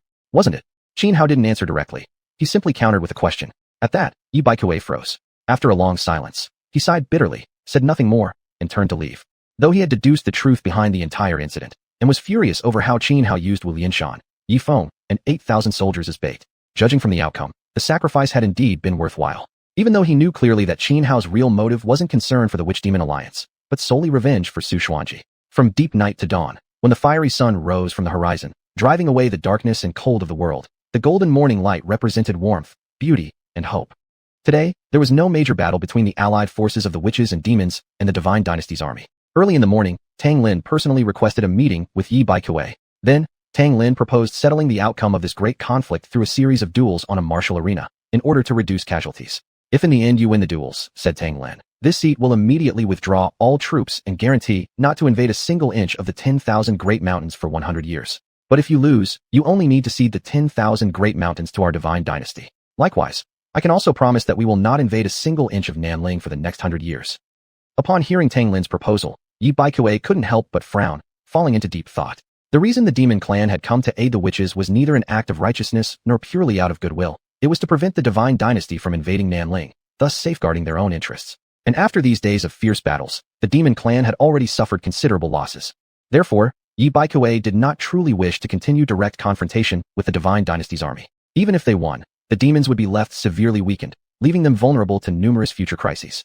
Now that Tang Lin had proactively suggested using duels to decide the war's outcome, it felt to Yi Baikuei as if someone had handed him a pillow just as he began to grow drowsy. Most importantly, according to Tang Lin's terms, Even if the Witch-Demon Alliance lost the duels, the loss to the Demon Clan would not be catastrophic, merely the end of the buffer zone between them and the Divine Dynasty. However, once the Divine Dynasty occupied the 10,000 Great Mountains, the witches would have no place left to live, and the Demon Clan would not allow the witches to settle within Nanling.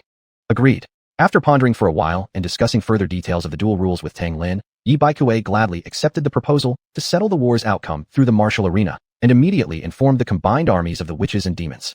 Chapter 366. The arena match is about to begin. At the Jiuli Peak headquarters, when Xianhao learned that Yi Baikuei had reached an agreement with Tang Lin to settle the outcome of this great battle through arena matches, he immediately confronted Yi Baikuei. Are you trying to sacrifice the Wu clan? Xianhao asked coldly. He wasn't a fool. From the terms agreed upon by Tang Lin and Yi Baikuei, he clearly saw that using arena matches to determine the result of this war, in strict terms, actually meant deciding only the ownership of the 10,000 Great Mountains. While the 10,000 Great Mountains were important to the demonic race, they didn't touch the very core of their interests. But for the Wu clan, it was different. The 10,000 Great Mountains were the last remaining homeland of their people. Once they lost this territory, the Wu clan would face only one fate: gradual extinction. Thus, from the moment Yi Baikuei accepted Tang Lin's proposal, he had effectively chosen to sacrifice the Wu clan for the benefit of the demonic race. Faced with Xianhao's accusation, Yi Baikuei did not defend himself, but calmly replied, "This decision is what benefits the demonic race most. Shouldn't I have done it?" You? Xianhao stared furiously at Yi Baikuei, instinctively clenching his fists as murderous intent surged from his body. "You must understand," Yi Baikuei said indifferently, unbothered by the killing aura emanating from Xianhao, "that everything the demonic race has done up to this point is already more than fair toward the Wu clan. If I truly wanted to abandon them, I could have led our people away right now." After a brief pause, he continued, "The decision I made today is no different from the one you made at Howling Moon Heavenly Peak. The only difference is, you acted out of personal vengeance, while I act for the sake of the entire demonic race. By my nature, I would stand side by side with the Wu clan and fight the Divine Dynasty to the bitter end, even if only one soldier remains, even if I perish utterly. But I cannot let my personal pride drag the entire demonic race into destruction. That's also why, despite knowing what happened at Howling Moon Heavenly Peak, I ultimately chose not to hold it against you. Because, though your motives were selfish, you did change the tide of the entire war, through the sacrifice of Wu Lianshan, Yi Feng, and 8,000 soldiers." Upon hearing these words, the murderous intent around Xianhao instantly dissipated. His expression suddenly became desolate. After a long silence, he turned around and left without uttering a word. Just as he reached the entrance of the tent, Yi Baikuei suddenly spoke. "If you wish to save the Wu clan, win the arena match. I will ensure Tang Lin honors his promise." Xianhao stopped in his tracks. After a long while, he said softly, "I'm sorry." With that, he walked away without looking back. Although Xianhao had made his decision decisively at Howling Moon Heavenly Peak, willing to sacrifice anything, including lives, for Su Xuanji's revenge, afterward, his heart was filled with torment. He recalled the trust Wu Lianshan and Yi Feng had placed in him when he proposed seizing the eastern water source. He remembered the image of 8,000 soldiers being surrounded and slaughtered by Li Qinglian, Qi Weir, and the Divine Dynasty's forces in that region. His body trembled uncontrollably. Had he really made the right choice? He couldn't help but ask himself that question over and over. That was why, after wiping out the Divine Dynasty's army at Howling Moon Heavenly Peak, he hadn't returned immediately to the Jiuli Peak headquarters, but wandered aimlessly through the forests of the 10,000 Great Mountains. The gloom in his heart stemmed neither from the grief of losing Su Xuanji nor the emptiness after revenge, but from his inability to accept the cold-blooded, ruthless version of himself. The Wu clan members weren't all fools either. Once they learned of the agreement between Tang Lin and Yi Baikuei, they quickly realized that Yi Baikuei had sacrificed the Wu clan for the benefit of the demonic race. Many among the Wu clan immediately protested and caused unrest. Yet strangely, several high-ranking elders from within the Wu clan stepped forward, calming the enraged masses. In the end, the Wu clan accepted this bitter reality. According to the rules negotiated between Tang Lin and Yi Baikuei, 4 grand arenas would be set up, corresponding respectively to the Extraordinary Realm, Supreme Realm, Longevity Realm, and Transcendence Realm. Though called an arena match, there was no real sense of fairness. Once a contestant defeated their opponent and claimed the title of arena champion, challengers from the opposing side could keep coming, one after another, until the champion was finally overthrown. Champions could not voluntarily step down. Moreover, cultivators participating in the matches were allowed to compete one major realm higher than the designated level of the arena. For instance, a Supreme Realm cultivator could challenge on the Extraordinary Realm arena. Additionally, the challenging side could send 2 contestants onto the arena simultaneously. However, after defeating the reigning champion, those 2 would have to fight each other, a so-called internal battle, to determine the new champion. Soon, 4 massive arenas rose from the battlefield. The material used to construct these 4 arenas was a rare stone known as black stone, which was extremely precious and uncommon, for black stone had the unique ability to absorb energy. Black stones of different qualities could absorb energies of varying ranks. It was said that the highest grade black stone could even absorb the power wielded by a feather transformation immortal, though such top-tier stones were exceedingly rare in the world. The city walls of the Divine Dynasty's capital were constructed from high-grade black stone. No matter how powerful a longevity realm expert might be, even with a full-force strike against the capital's walls, not a single mark would be left behind. Using black stone to build the arenas ensured they could withstand battles between cultivators of corresponding realms. Especially the arena designated for the Transcendence realm. It was built with the legendary supreme-grade black stone. This revealed just how terrifyingly profound the Divine Dynasty's reserves truly were, capable of using such vast quantities of top-tier black stone merely for constructing arenas. If one day this supreme-grade black stone replaced the entire capital's walls, then the Divine Capital would become an impregnable fortress, invulnerable even to a feather transformation immortal. The 4 arenas stood in a straight line, majestic and imposing. Once the construction of the 4 arenas was complete, Tang Lin and Yi Baikue announced that the arena matches would officially commence in 3 days. Xianhao remained on the cliff where he once admired the moon with Su Xuanji, staring silently at the 4 massive arenas now standing upon the battlefield. Instinctively, he clenched his fists tightly. Though his heart was burdened, in order to save the Wu clan, he had to adjust himself to peak condition. Only then could he win the arena matches and preserve the 10,000 Great Mountains. On that very day, Yi Baikue summoned the high-ranking leaders of the Wu and Yao alliance forces to discuss matters concerning the arena matches. The Wu clan's elders clearly harbored resentment toward Yi Baikue, but he paid no heed. He stated clearly and firmly, the Wu and Yao clans were like lips and teeth, dependent on each other. The Yao were not foolish. They understood well the truth that when lips are gone, teeth will feel the cold. Thus, unless pushed to the brink, the Yao would never abandon the Wu clan. These words significantly softened the Wu clan elders' attitudes. Following this, Yi Baikue declared that the Yao clan would guarantee victory in the arena matches corresponding to the Extraordinary Realm and Supreme Realm. Chapter 367. The Grand Arena Battle begins. As for the Immortal and Ascension Realm arenas, the demonic clan has no confidence in securing victory. You should understand this. I, along with the 12 demon emperors, are bound by blood oaths and cannot personally step onto the battlefield. Moreover, the Divine Dynasty has preemptively deployed the skylocking divine formation, preventing cultivators at the Ascension Realm and Transcendent Saint levels from entering the 10,000 mountains for now. So, Yi Baikue said gravely. Sigh. The high-ranking elders of the Witch clan couldn't help but sigh deeply. They understood perfectly well what Yi Baikue had said. It wasn't that the demonic race didn't want to help, but rather they were powerless to do so. They held no grudge against Yi Baikue for this. Out of the 4 arenas, winning 3 counts as overall victory. I will take the Immortal Realm arena. Xianhao suddenly spoke up, his voice firm and resolute. It won't be easy. Yi Baikue glanced at Xianhao and said, the arena battle rules proposed by Tang Lin are clearly designed specifically to counter you. I don't care, Xianhao replied calmly. Just ensure the demonic clan secures victory in the superlative and supreme sovereign realm arenas. That I can guarantee, Yi Baikue said without hesitation. No matter the cost, the demonic clan will win those 2 arenas. Remember your promise, Xianhao said indifferently, then turned and left the tent. Everyone present watched his retreating figure with furrowed brows. None of them were fools. They could clearly see something was off about Xianhao, and that there seemed to be a deep rift between him and Yi Baikue. All right, everyone go prepare yourselves well, Yi Baikue said at that moment. Yes. Nodding in unison, the others departed from the Jiuli Peak headquarters. In an instant, only Yi Baikue remained. He sat silently in his chair, frowning deeply, lost in thought. Though he had agreed to Tang Lin's proposal, for some reason, a sense of unease lingered deep within his heart. The Divine Dynasty, Guangming Palace. This was the grand hall where Emperor Ming usually reviewed imperial memorials. Under normal circumstances, only ministers who enjoyed the emperor's utmost trust were granted access to Guangming Palace. Inside the magnificent, gold-lacquered hall stood a massive screen. Behind it, someone sat on a large throne, reviewing official documents. Even though the figure's face couldn't be seen through the screen, one could still discern from the silhouette that this was no ordinary person, majestic like an emperor, dominating the world with overwhelming authority. Even though the figure's face couldn't be seen through the screen, one could still discern from the silhouette that this was no ordinary person, majestic like an emperor, dominating the world with overwhelming authority. This was Li Xianji, the current emperor of the Divine Dynasty. Li Xianji was arguably the most capable ruler since Emperor Taizong of the Divine Dynasty. At merely 14 years old, he had executed the demon empress who sought to plunge the court into chaos, ascending the imperial throne shortly after.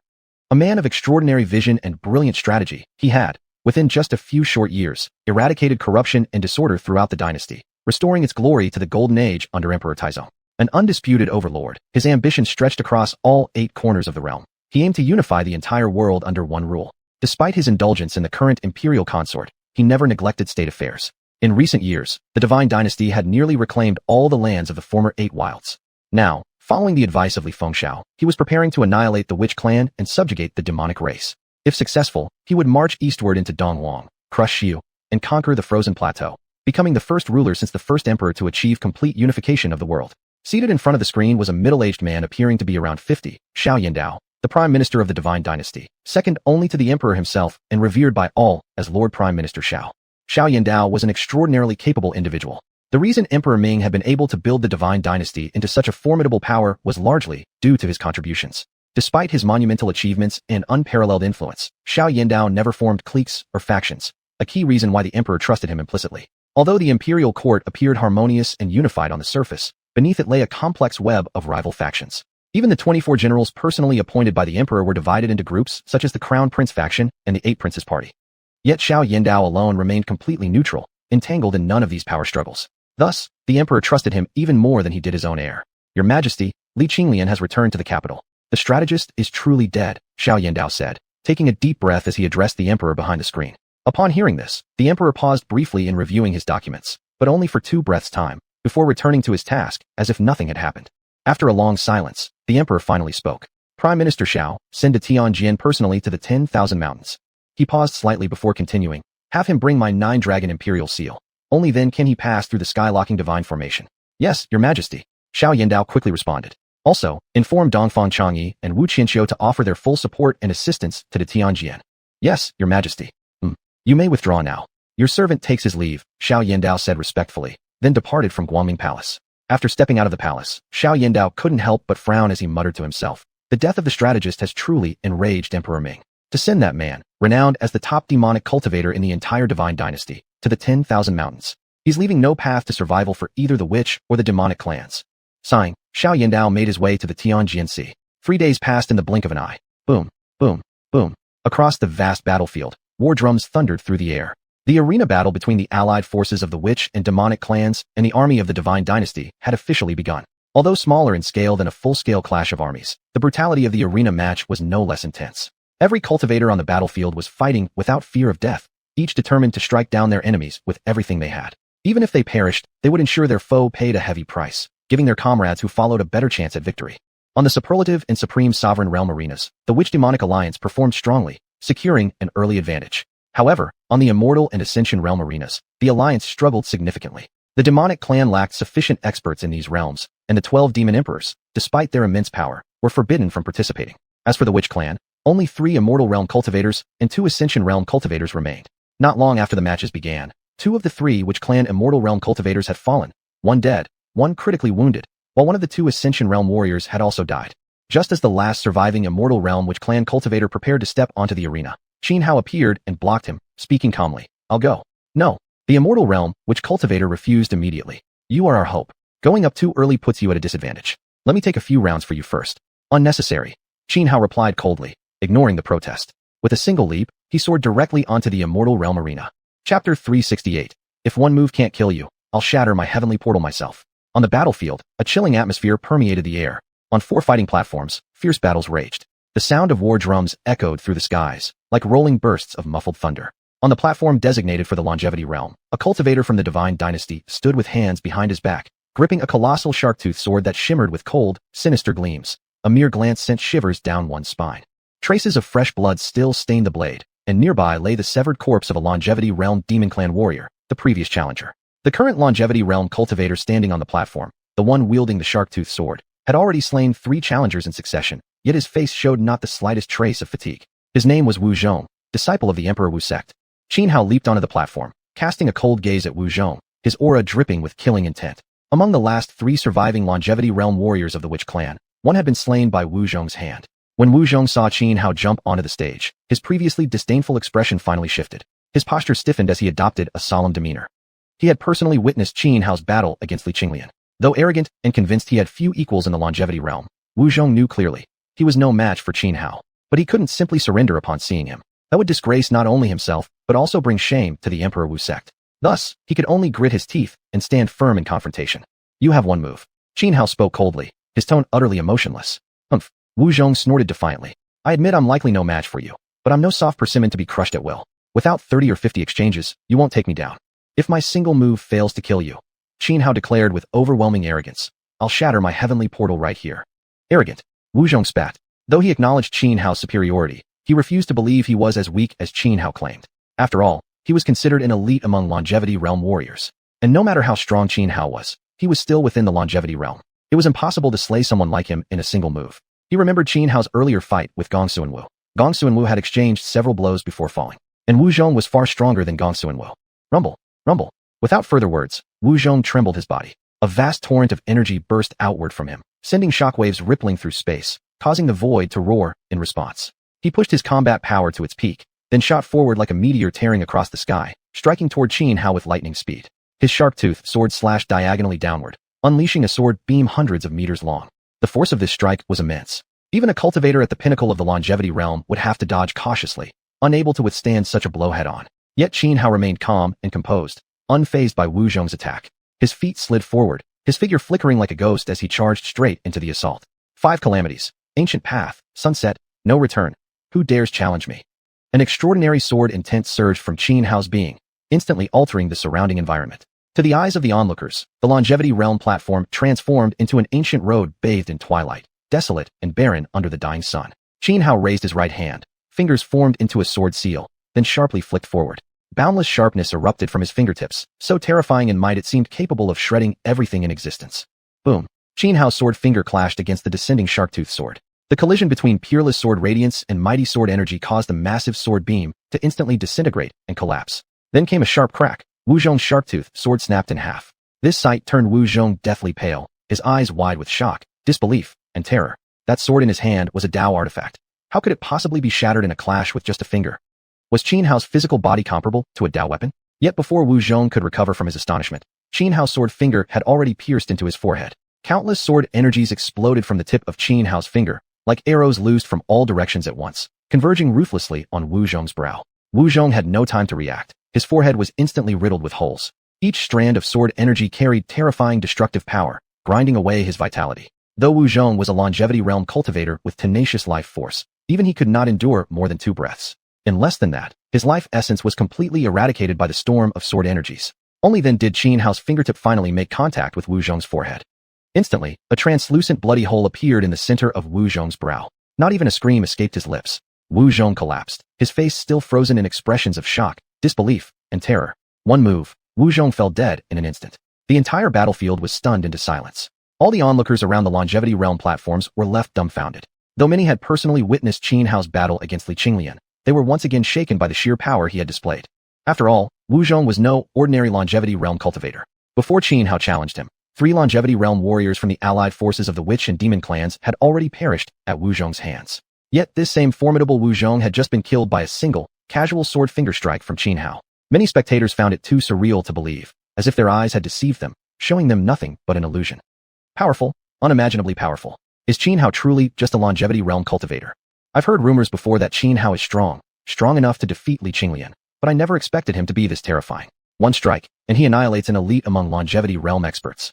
I doubt even an average tribulation realm expert could accomplish such a feat. With Qin Hao this strong, who dares challenge him in the longevity realm? Are we really going to concede defeat on the longevity arena for our divine dynasty? Don't panic. The Overlord has already devised a countermeasure against Qin Hao. Even if no one in the longevity realm can match him, according to the arena rules, tribulation realm cultivators are allowed to step onto the longevity realm platform. The audience whispered among themselves, voices buzzing with anxiety and awe.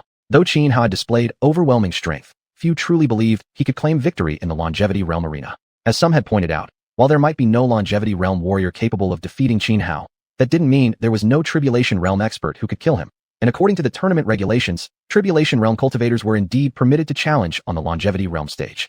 Having slain Wu Zhong in a single strike, Qin Hao walked over indifferently to the corpse, looting the spatial artifact from Wu Zhong's body. His gaze then fell upon the shattered shark-tooth sword lying nearby. Ding.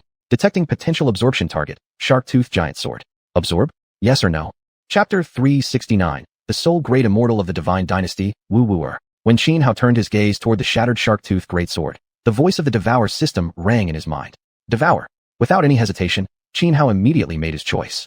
Instantly, a streak of dark light emerged from nowhere, coiling around the broken shark-tooth greatsword.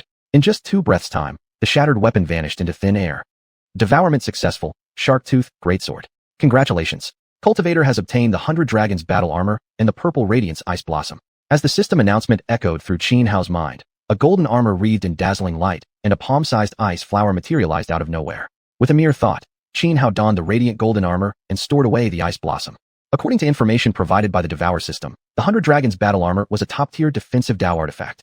The purple radiance ice blossom, meanwhile, was a rare and precious heavenly material. Once consumed, it could not only thoroughly cleanse the body, but also boost cultivation. The crowd surrounding the longevity arena stared in shock as they watched Xuanhuan loot the spatial artifacts from Wu Zhong's corpse. The previous uproar and clamor abruptly died down, replaced by an eerie silence. It wasn't until more than 10 breaths later that the onlookers finally snapped out of their stupor, then erupted into chaos. What does Xuanhuan think he's doing? He actually looted the corpse? That's going way too far. There's no rule saying you can't loot corpses. You damn contrarian. Are you seriously going to argue with me about this? Do we really need a rule against corpse looting? Respecting the dead is basic decency. It's what every person should have as minimal moral integrity. Maybe because Wu Zhong couldn't last even a single move against Xuanhuan, so he didn't earn the respect? Shut up, you contrarian. Get lost. The spectators around the longevity arena broke into heated arguments, particularly some cultivators from the Martial Emperor Hall, whose faces had turned deathly pale with rage. They now realized that the youth before them was none other than the one who had killed Wu Zhao during the Immortal Sect debate conference. Wu Zhao had been a once-in-a-thousand-years genius within the Martial Emperor Hall, someone the Hall's elders had placed enormous hopes upon. And yet, he had been cut down in his prime by Xuanhuan. Ever since then, the cultivators of the Martial Emperor Hall had harbored deep hatred toward Xuanhuan, but had never found a chance to retaliate. Now, Xuanhuan hadn't only slain Wu Zhong in a single move. He had openly looted his body in front of everyone at the arena. This was outright provocation, insult beyond measure. Unforgivable. Absolutely unforgivable.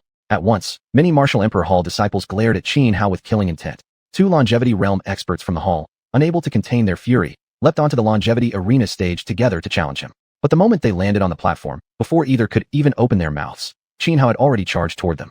Fists swinging, Xuanhuan unleashed wave after wave of mighty fist imprints, each one like an ancient divine mountain plummeting down from the heavens, completely engulfing the two longevity realm experts from the Martial Emperor Hall. That's utterly dishonorable. Can't handle fair combat, or what? These were the bitter thoughts echoing in the hearts of the two cultivators who had jumped onto the stage. Soon, overwhelmed by the relentless barrage of powerful fist imprints, they could no longer hold back, letting out piercing shrieks of agony. With expressions of terror, resentment, and utter despair frozen on their faces, their bodies were crushed into nothingness beneath the onslaught of Xuanhuan's devastating attacks. After both longevity realm experts from the Martial Emperor Hall met their end under Xuanhuan's fists, their spatial artifacts fell to the ground, and Xuanhuan promptly collected them without the slightest hesitation.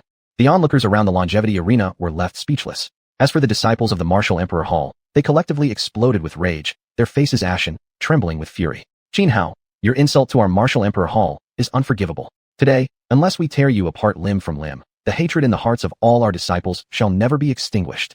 A thunderous roar boomed out. A towering man clad in black battle armor leapt onto the longevity arena. He glared coldly at Xuanhuan, eyes blazing with surging fury. An immense aura irradiated from him, exerting crushing pressure on all the surrounding spectators, like a colossal mountain pressing down on their chests, making it difficult even to breathe. When those present saw the tall, heavily armored figure land on the stage, many gasped aloud. The disciples of the Martial Emperor Hall especially, suddenly swept clear of their earlier despair, began shouting triumphantly, bellowing the name of the imposing warrior. Wu Wuer Senior Brother, smash that scoundrel Xuanhuan to pieces. Huh, Wu Wuer Senior Brother has arrived. That dog Xuanhuan is finished. Li Qinglian couldn't beat Xuanhuan, yet this guy dares to challenge him alone? Should I say he's simply tired of living? Or are all people from the Martial Emperor Hall just plain stupid? Who the hell is Li Qinglian? My senior brother Wu Wuer is the sole great immortal of the Divine Dynasty. More than 10 years ago, when he went to the Northern Plateau, he personally killed an authentic tribulation-crossing cultivator all by himself. No matter how powerful this Xuanhuan is, there's no way he can be a match for my senior brother Wu Wuer. At first, only a few people held high hopes for the tall, heavily armored man in black battle armor. But once the Martial Emperor Hall disciples revealed his identity and past exploits, the entire crowd watching the battle instantly erupted into frenzy, and more spectators began to favor him. This towering man clad in black battle armor was named Wu Wuer, the senior direct disciple of the Martial Emperor Hall's Hallmaster. He was the sole great longevity expert in the entire Divine Dynasty. A great longevity expert referred to someone whose cultivation realm was at the longevity realm, yet whose combat power could overwhelmingly crush even tribulation-crossing cultivators. Relatively speaking, becoming a great longevity expert was far more difficult than actually stepping into the tribulation realm. Even Xuanhuan, despite having just entered the longevity realm recently, was already considered one such great longevity cultivator. This fight between Wu Wuer and Xuanhuan will definitely be amazing. I think we should start placing bets. Screw your bets. In the last fight between Xuanhuan and Li Qinglian, I wagered everything I had on Li Qinglian winning, and almost had to pawn off my underwear after losing. While the onlookers were chattering excitedly, on the arena stage, Xuanhuan and Wu Wuer had already begun their clash. Without wasting a single word, Xuanhuan launched his attack the moment Wu Wuer set foot on the stage. In the blink of an eye, he closed the distance, right fist drawn back as he slammed it straight toward Wu Wuer's face. Wu Wuer reacted swiftly. His left hand snapped forward into a fist, meeting Xuanhuan's punch head-on with explosive force. The collision unleashed a massive surge of energy, triggering a devastating explosion that sent a terrifying storm of power rippling outward, shattering the very void around them into fragments. True to his title as a great longevity warrior, Wu Wuger stood firm without retreating a single step after clashing directly with Xianhao. Dare not be arrogant before me. Chapter 370, even a great immortal will be pounded to pieces. Fool, don't be reckless in front of me. Wu Wuger clashed fists with Xianhao and roared. Who do you think you are? Xianhao sneered coldly. With a sharp tremor of his right fist, explosive force erupted, violently sending Wu Wuger staggering back over 10 steps. Before Wu Wuger could steady himself, Xianhao shot forward like a tiger bursting from its cage, ferocious and unstoppable as he closed in for the kill. He bellowed aloud. So what if you're a great immortal? I'll still pound you into nothing. Xianhao swung both fists, unleashing the heavenly vanguard divine fist to its peak. Mighty fist imprints rained down ceaselessly upon Wu Wuger. You'll soon learn there's always someone stronger, someone beyond even the heavens themselves. Let's see if you can still act so arrogantly then, Wu Wuger said coldly, meeting Xianhao head-on without the slightest sign of backing down. His feet slammed hard against the ground, forcibly stabilizing his stance. Then, palms thrust outward, he unleashed wave after wave of palm shadows, surging forth like raging tidal waves, immense in momentum and terrifying in power. Boom. Fist imprints collided with palm shadows. The two overwhelming energies exploded on impact, triggering a massive energy blast that sent swirling black tempests tearing across all directions. If not for the fact that the arena was constructed from special black stone, the entire platform would have been leveled in an instant. Sun God King Scripture. Xianhao let out a long roar toward the sky, drawing down vast solar energy from the blazing sun above. At this moment, his entire body radiated dazzling light. The temperature around him surged rapidly. He became like a living star, blazing forward as he charged at Wu Wuger. Wu Wuger furrowed his brow, taking no chances. Immediately, he activated an extraordinary cultivation technique to defend against the scorching heat emanating from Xianhao, then launched himself skyward to meet the attack head first. In an instant, Xianhao and Wu Wuger were locked in fierce combat. They repeatedly broke apart and clashed again, engaging in relentless close-quarters battle, each blow exchanged in a deadly dance too close to call. Indeed, Wu Wuger lived up to his status as a great immortal. His combat prowess was truly formidable. Though slightly disadvantaged during his exchanges with Xianhao still couldn't defeat him immediately. And that itself was remarkable. After all, among longevity realm cultivators, those capable of fighting Xianhao to such a stalemate could be counted on one hand. Of course, this was only because Xianhao hadn't yet fought at full strength. He was merely treating Wu Wuger as a warm-up partner. Heavenly martial divine art, wind calamity. Being relentlessly suppressed by Xianhao, even without suffering defeat, still left Wu Wuger feeling humiliated. He roared loudly, unleashing an extremely powerful martial art as he surged toward Xianhao. He raised his right hand, forming it into a blade, and swiftly slashed downward. In just an instant, he struck thousands of times. Each slash released a terrifying blade aura. Thousands of blade auras converged together, twisting into a vortex of hurricane force wind that instantly enveloped Xianhao. Worthless technique. Xianhao remained utterly calm. With a mere thought, his soul light flashed from his forehead. The supreme frigid force released by his xuanhuan spirit froze the entire storm of blade auras in midair. Then, with one punch delivered to the frozen mass, bang! The frozen blade hurricane shattered into pieces, transforming into countless ice fragments, which were instantly vaporized by the intense heat radiating from Xianhao's body. Break Heaven Divine Spear Meteor. Having effortlessly shattered Wu Wuger's killing move, Xianhao raised his right hand high. Instantly, a 100-meter-long Break Heaven Divine Spear coalesced into existence. With a flick of his wrist, the several hundred-meter-long spear shot toward Wu Wuger at ultimate speed, like a golden meteor streaking across the sky, vanishing in a flash, its spear tip already less than 2 meters away from Wu Wuger's forehead. Wu Wuger's face changed drastically. Cold sweat broke out all over his body. As the spear tip neared his brow, threatening to pierce straight through, at the very last second, a golden shield shot forth from his body. Bang! The spear tip struck the golden shield ejected from Wu Wuger's form, causing an immediate, thunderous boom. This golden shield emitted by Wu Wuger was a top-tier Dao artifact, possessing terrifying defensive power. Moreover, Wu Wuger had long infused it with abundant energy beforehand, so that whenever he faced danger, the shield would automatically emerge to protect him, using up all stored energy in a single burst. Fueled by this immense reservoir of power, runes covering the shield flared brightly. As the runes shimmered, spreading across its surface, the shield's full defensive capabilities were completely activated. Even though the Break Heaven Divine Spear's tip was incredibly sharp, imbued with power capable of piercing through towering mountains, it was still blocked entirely by the golden shield. The Break Heaven Divine Spear spun rapidly, like a golden drill, while the runes on the golden shield flickered on and off, sending sparks flying in all directions. In the end, the golden shield successfully blocked the Break Heaven Divine Spear, completely neutralizing its immense power. So it seems I underestimated you. After blocking the spear, Wu Wuger stared at Xianhao, eyes narrowing as cold murderous intent surged from his gaze. He was considered a once-in-a-thousand-years genius. Otherwise, he could never have become a great immortal. Yet, ever since embarking on the path of cultivation, he had rarely encountered an opponent like Xianhao. While excitement stirred within him, a sliver of wariness also took root. No longer would Wu Wuer play around with Xianhao. It was time to get serious. Blood Calamity. With a grasp through empty space, Wu Wuer drew forth a blood-red halberd from his spatial artifact. This weapon, Blood Calamity, was one he had cultivated alongside his very life. Its quality surpassed that of ordinary Dao artifacts. It was a supreme-grade Dao artifact. Supreme-grade Dao artifacts were things infinitely close to half-immortal treasures, possessing power far beyond standard Dao artifacts, though still falling short compared to true half-immortal weapons.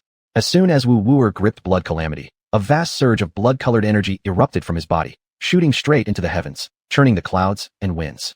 Around him, terrifying waves of killing aura surged violently within the surrounding energy. Die! Letting out a thunderous roar, Wu Wuer charged toward Xianhao. Holding Blood Calamity, his entire demeanor changed, his combat power skyrocketing far beyond what it had been before.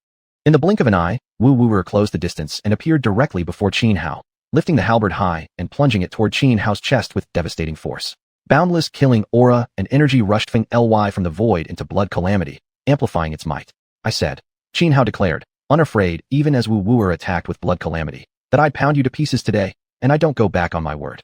Chapter 371. I surrender to your mom. Dragon Plate Armor. Just as Wu Wuer's bloodthirst was about to pierce Xianhao, Xianhao roared out, 100 Dragon Armor. The armor on his body erupted with power. Over 100 dragon shadows surged forth, swirling around him. Instantly, the arena filled with thunderous dragon roars, majestic and overwhelming, as if hundreds of true dragons had awakened at once. The dragon shadows spiraled together, forming a massive golden disc-like shield. When Bloodthrust struck it, its terrifying force was gradually worn down and extinguished. The 100 Dragons armor was an extremely high-grade defensive Dao artifact. Once Xianhao fully unleashed its potential, even though Bloodthrust was a supreme-grade Dao weapon, it couldn't break through the defense for the moment.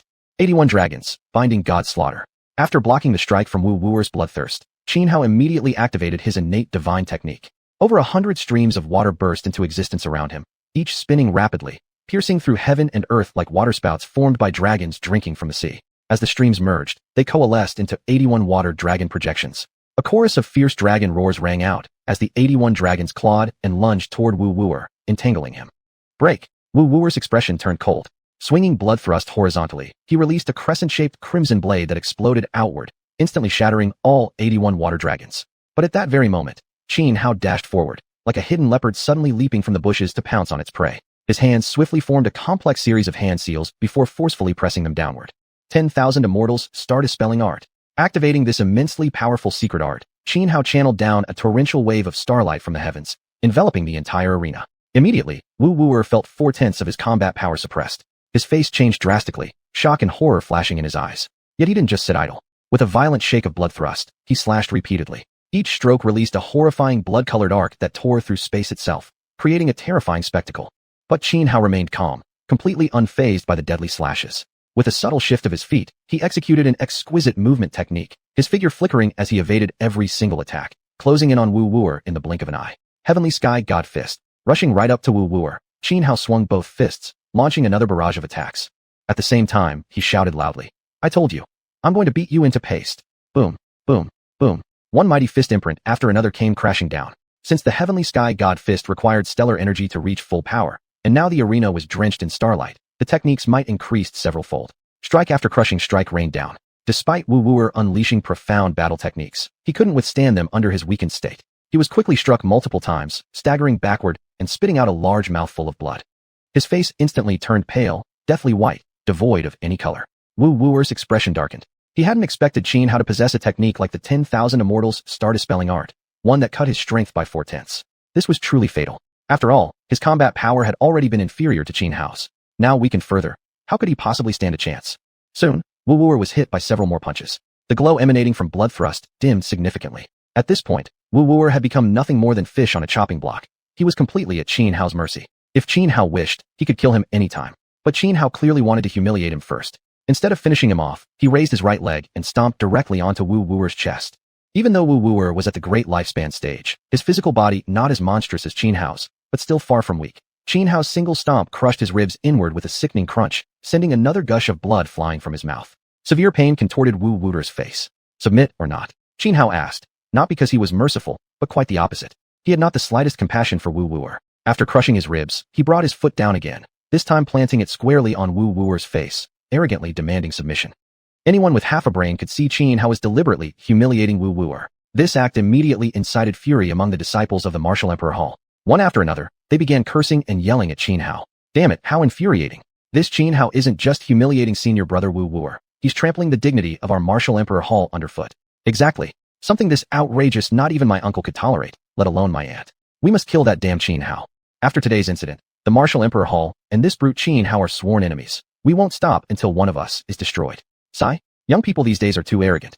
They don't understand that making too many enemies leads only to downfall. Excessive strength invites a sudden break. Seeing Xianhao defeat Wu Wuer so effortlessly left many in shock. Although from the beginning, few had believed in Wu Wuer's chances against Xianhao. Still, Wu Wuer was a great lifespan cultivator. Even if he couldn't win, he shouldn't have been crushed so completely. Those who had witnessed Xianhao's battle with Li Qinglian knew well that throughout his fight with Wu Wuer, Xianhao hadn't even used his full strength. I surrender to your mom. Wu Wuer glared at Xianhao with unbearable shame and rage, enduring his injuries and searing pain as he furiously spat back. But before Wu Wuer could finish speaking, Xianhao abruptly increased the pressure with his foot planted on Wu Wuer's face, and the sound of cracking skull bone echoed sharply. Arg! Arg! Wu Wuer screamed like a slaughtered pig. Xianhao, you overstep. Release my senior brother Wu Wuer immediately.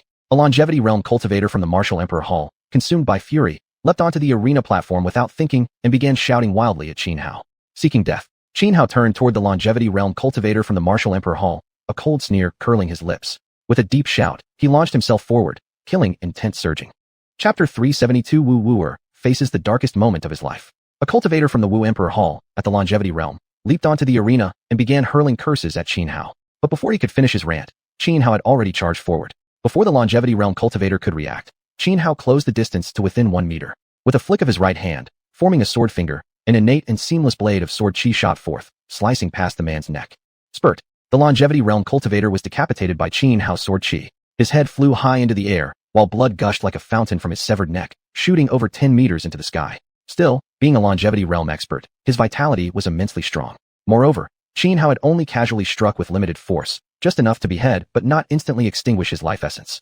Thus, even after losing his head, the cultivator did not die immediately. Flooded with terror, without hesitation, his severed head shot toward the edge of the platform. So long as it escaped the boundary of the arena, per the rules, Xianhao would no longer be allowed to attack him. Yet just as the head traveled less than a meter, a colossal energy hand descended from the heavens, crashing down with overwhelming power.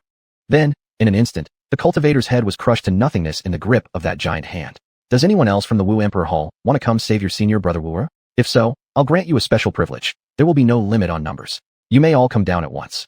After retrieving the spatial artifact from the fallen cultivator, Xianhao flickered and returned to Wu Wuer, who was just struggling to rise from the ground. In one swift motion, Xianhao sat directly atop Wu Wuer, using him as a seat.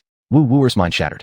Furious and humiliated, he struggled desperately, but Xianhao had severely injured him earlier, suppressing 99% of his cultivation. No matter how hard he fought, it was futile. The audience watching this scene could barely find words. They silently pitted Wu Wuer for 3 seconds, and inwardly mourned for the members of the Wu Emperor Hall. Wu Wuer, the sole great longevity realm expert of the entire divine dynasty. This defeat is absolutely crushing. Even if Xianhao doesn't kill him today, the psychological shadow will haunt him for life. Wang and the others planned everything ahead. The moment Xianhao stepped onto the platform, they intended for sure Yuani and Kong Changqing to suppress him. But Wu Wuer, that fool, didn't follow orders. He jumped up prematurely, clearly trying to snatch glory for the Wu Emperor Hall. Indeed, Wu Wuer has truly made a spectacle of himself. Not only did he fail to bring honor to his sect, but he's brought shame upon them. Now they'll become the laughingstock among the 10 sacred sects. Look at Shi Yuani and Kong Changqing standing in the crowd with cold smirks. Clearly, they're enjoying this humiliation too. This is what happens when you defy the rules. Spectators whispered among themselves, exchanging opinions in animated discussion. In the crowd, the disciples of the Wu Emperor Hall wore expressions of utter humiliation. Now that Xianhao had openly challenged them like this, what could they do? If they sent someone to fight, they had no confidence in victory. But if they did nothing, everyone would think the Wu Emperor Hall was worthless. Truly, they were caught between a rock and a hard place. Trash from the Wu Emperor Hall daring to steal the spotlight? They deserve this. Kong Changqing sneered coldly from the crowd, showing no intention of rushing onto the platform to rescue Wu Wuer. My family's peerless genius indeed. Shi Yuani, hidden in the throng, watched Xianhao on the platform with a pleased smile. Although his purpose in coming to this battlefield was to capture Xianhao and bring him back to the Shi clan, he harbored no deep grudge against Xianhao. On the contrary, Xianhao's performance in recent days greatly impressed him. He felt that this younger cousin had brought great honor to the Shi clan. For now, he had no intention of stepping onto the stage either. He wanted the Wu Emperor Hall to suffer more. True, he had made an agreement with Tang Lin to help deal with Xianhao, but in his heart, he had his own calculations. He had no desire to lead the charge. Instead, he planned to let Kong Changqing wear Qin Hao down first. It wasn't that he lacked confidence in defeating Qin Hao. It was simply that capturing Qin Hao alive was far more difficult than killing him. Thus, the ideal scenario would be for Kong Changqing and Qin Hao to battle fiercely until both were exhausted. Only then would he step in to ensure absolute success. Additionally, he also wished to gauge the combat strength of Kong Changqing, the #1 genius across countless eons at the Xuehai Wuye Academy. The Shidi family had always been at odds with the Zhongzhou dynasty. Though Xuehai Wuye was one of the 10 sacred sects, its allegiance remained firmly aligned with the divine dynasty. If a day came when the imperial royal family clashed with the Shidi clan, Xuehai Wuye would undoubtedly side with the emperor, and his greatest opponent would very likely be none other than Kong Changqing. On the platform, Qin Hao sat boldly atop Wu Wuer's body like a king upon a throne, provocatively challenging the Wu Emperor Hall, his arrogance spilling over. The sight drove the Wu Emperor Hall disciples mad with rage, their faces flushed crimson, their fury palpable. Yet not a single one of them dared to leap onto the arena. Qin Hao's displayed combat power was simply too terrifying. Even after Qin Hao had openly challenged them all to come together, they still had no confidence in defeating him. Qin Hao, you've gone too far. Do you truly believe there is no one in our Wu Emperor Hall? An enraged shout rang out as an elderly man with snow-white hair and beard jumped onto the platform. An incredibly oppressive aura radiated from him, making everyone present feel as if a towering mountain were pressing down upon them. Around his body flickered 9-colored lightning of tribulation. A 9th-level transcendent tribulation realm cultivator? Seeing this white-haired, white-bearded elder, the watching crowd fell into shock. A 9th-level transcendent tribulation realm expert stood only one step away from becoming a feathered immortal. Kong Changqing and Shidi Yuanyi both resided at this realm. This elder's name was Wu Changkong, a senior elder of the Wu Emperor Hall. He was the one leading all the members of the Wu Emperor Hall who had come to the battlefield. Originally, he hadn't intended to descend into the arena. According to Tang Lin's plan, he was supposed to compete on the Transcendent Tribulation Realm stage against a powerful expert from the demon race. But after Qin Hao had killed several Longevity Realm disciples of the Wu Emperor Hall and then sat atop Wu Wuer like a chair, it had become unbearable. If Wu Changkong didn't step forward to execute Qin Hao now, the Wu Emperor Hall would utterly lose face once this battle concluded. Thus, he made the decision to enter the fray. Qin Hao looked up at Wu Changkong, his eyes narrowing slightly. Good. Finally, someone barely worthy of my attention has arrived. As he spoke, Qin Hao rose to his feet. Then, lifting his right leg, he brought his foot down hard on Wu Wuer's head beneath him. Wu Wuer's head burst open like an overripe melon, blood and brain matter splattering in all directions, an extremely gruesome sight. Wu Changkong froze in disbelief. He never expected Qin Hao to be so utterly ruthless, killing Wu Wuer before even confronting him. Chapter 373. Killing this old dog of yours takes no effort. Wu Changkong's expression turned extremely grim, even somewhat grotesque. Not only did he possess profound cultivation, but he had also held a high position within the Martial Emperor Hall for a long time. Everyone around him treated him with courtesy and respect. Even some sworn enemies from his younger days, if they met now, would at least observe a certain martial integrity. But this arrogant young upstart Qin Hao, facing him, not only showed no respect, but didn't even pretend to follow martial decorum. It was infuriating. Yet, having lived for thousands of years, Wu Changkong had cultivated great self-restraint. Even though his fury now boiled over and murderous intent surged uncontrollably within him, he still managed to maintain the dignity befitting a senior elder.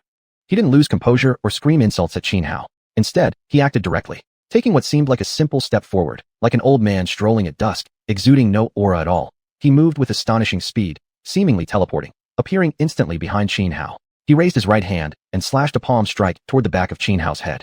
The move appeared plain and unremarkable, yet its power was terrifying. Even another pure-level immortal tribulation cultivator would suffer greatly under this blow. But Qin Hao reacted too quickly. His feet glided as he executed an exquisite body technique, dancing through space like a butterfly flitting among flowers, untouched by a single leaf amidst 10,000 blooms. Wu Changkong's attack missed entirely, and the moment Qin Hao evaded that deadly strike, he flicked his right hand, summoning the 9,000 zhang sword, and slashed it fiercely at Wu Changkong. Humph! Wu Changkong snorted coldly. Confident in his status, he calmly raised his right hand, using his middle and index fingers to clamp down on the 9,000 zhang blade. A mocking smirk curled his lips, just as he prepared to apply force with those two fingers to disarm Qin Hao barehanded. Qin Hao suddenly gave the sword handle a sharp shake. The blade instantly began spinning rapidly, nearly severing Wu Changkong's fingers. Thankfully, Wu Changkong reacted swiftly, releasing his grip just in time. But Qin Hao seized the opportunity, pressing the attack. With a flourish of the 9,000 zhang, he formed a swift arc before lunging forward like a green serpent darting its tongue, aiming straight for Wu Changkong's throat. Slightly startled, Wu Changkong lightly tapped the ground with his foot, retreating rapidly and creating enough distance between them to avoid the thrust. The brief exchange between Qin Hao and Wu Changkong, packed with sudden shifts and intricate maneuvers, left many spectators marveling aloud. Wu Changkong truly lives up to his title as a supreme elder of the Martial Emperor Hall. He really is formidable. Aren't you stating the obvious? Wu Changkong is a 9th-rank immortal tribulation expert, standing merely one step away from ascension into an immortal being. If someone like him isn't strong, then who in this world qualifies as strong? Well, we can't say it quite like that. Though ninth-rank immortal tribulation experts stand one step from transcendence, that final step remains a gap most cultivators cannot bridge their entire lives. Indeed, it's said that each stage of the tribulation marks one level of cultivation. The first 9 heavenly calamities combined don't even measure up to 1% of the 10th tribulation's intensity. So while there have been many 9th-rank immortal tribulation experts across countless eons, true ascended immortals remain exceedingly rare. As the onlookers conversed, Xuanhuan and Xianxia had already clashed again upon the arena platform. Xuanhuan was arrogant, overbearing, and after their earlier skirmish, he had fully suppressed any lingering negative emotions. At this moment, he was filled solely with battle-fueled passion and exhilaration from combat. Each movement, he made radiated pride and recklessness. Free of psychological burdens, he fought without restraint. There was no denying Xianxia's strength as a 9th-stage immortal tribulation cultivator. Moreover, given how long he had lived, he had studied countless secret arts and battle techniques, wielding a wide variety of unpredictable methods. Though they had exchanged blows for some time now, Xianxia still hadn't unleashed his true powerful abilities, instead maintaining an air of casual amusement. I thought you were supposed to be extraordinary. Xianxia steadied his stance and said coolly to Xuanhuan. But now it seems your strength, especially after that legendary battle with xiuxian, has been grossly exaggerated. When he first stepped onto the platform, Xianxia had been cautious, even feeling somewhat uneasy inside. But after this recent exchange, he felt that Xuanhuan wasn't nearly as impressive as the rumors suggested. Xuanhuan sneered coldly, matching him tone for tone. Killing an old dog like you is still easy enough. Though Xuanhuan took this fight far more seriously than his previous battles against figures like Wu Wuer, he still hadn't resorted to his ultimate techniques. Just as Xianxia was testing his limits, wasn't he doing the same to Xianxia? Besides, according to the arena's rules, the reigning champion must endure consecutive challenges in succession. To win under a relentless series of consecutive battles, it was absolutely essential to conserve strength as much as possible. This was precisely why Xuanhuan had restrained his full power since the beginning of his fights against Wu Wuer and others, never unleashing everything at once. He needed to win the arena tournament to secure the Witch Clan's future for Xuanhuan. True martial sevenfold sword swift, Xianxia's eyes flashed with ruthless intent. Though being called an old dog by Xuanhuan infuriated him, he maintained his dignity and refused to stoop to verbal bickering like some common street fighter. He formed hand seals and pressed his palms toward Xuanhuan.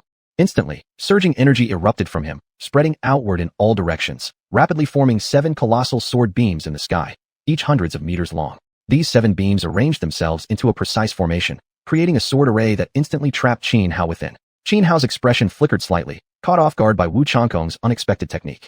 Once the sword array sealed him in, countless smaller sword beams burst forth from the 7 primary ones, spiraling together into a tornado of lethal sword energy that surged toward Xuanhuan, aiming to shred him apart.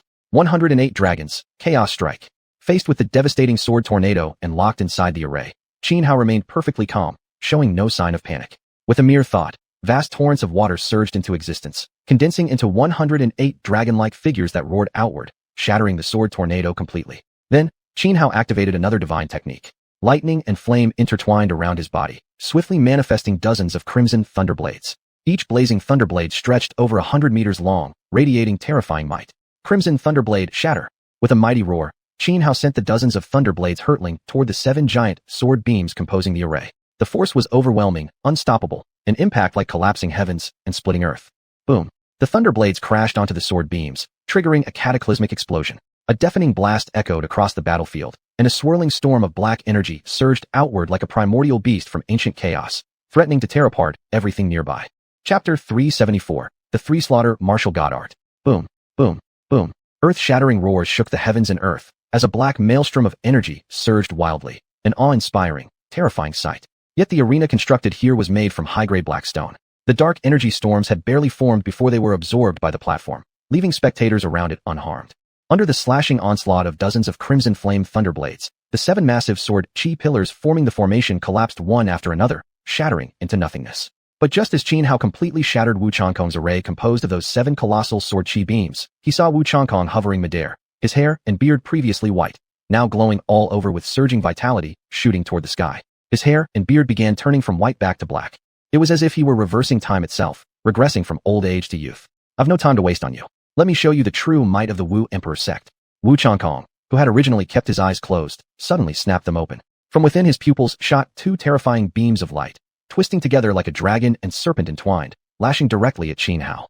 It resembled the treasure artifact Xuanhuan once obtained, the golden crocodile shears. Only, while the golden crocodile shears were shaped like 2 crocodiles coiled together, the dreadful beams emitted from Xianxia's eyes manifested as a dragon and snake. This was one of the 4 supreme arts of the Wu Emperor sect. The three slaughter martial god art star. The so-called three slaughters referred to slaughtering heaven, slaughtering earth, and slaughtering man. That is, when heaven unleashes its killing intent, stars shift and constellations change. When earth unleashes its killing intent, dragons and snakes rise forth. When man unleashes its killing intent, heaven and earth invert. The power of this three-slaughter martial god art was immense. When cultivated to perfection, it was said, when the three slaughters unite, there is nothing in the world that cannot be slain. Yet Wu Changkong had only mastered the earth slaughter level. Even so, it was already terrifyingly powerful. One mere gaze equaled the full force strike of a transcendent tribulation expert. Facing the twin beams of light launched from Wu Changkong's eyes, Qin Hao's expression grew heavy, yet not a trace of fear appeared. He instantly activated his purple indigo demon eye. As Qin Hao pushed his purple indigo demon eye to its limit, two beams, one purple, one indigo, shot from his own eyes, resembling immortal swords piercing forward, clashing head-on with the entwined beams from Wu Changkong's gaze.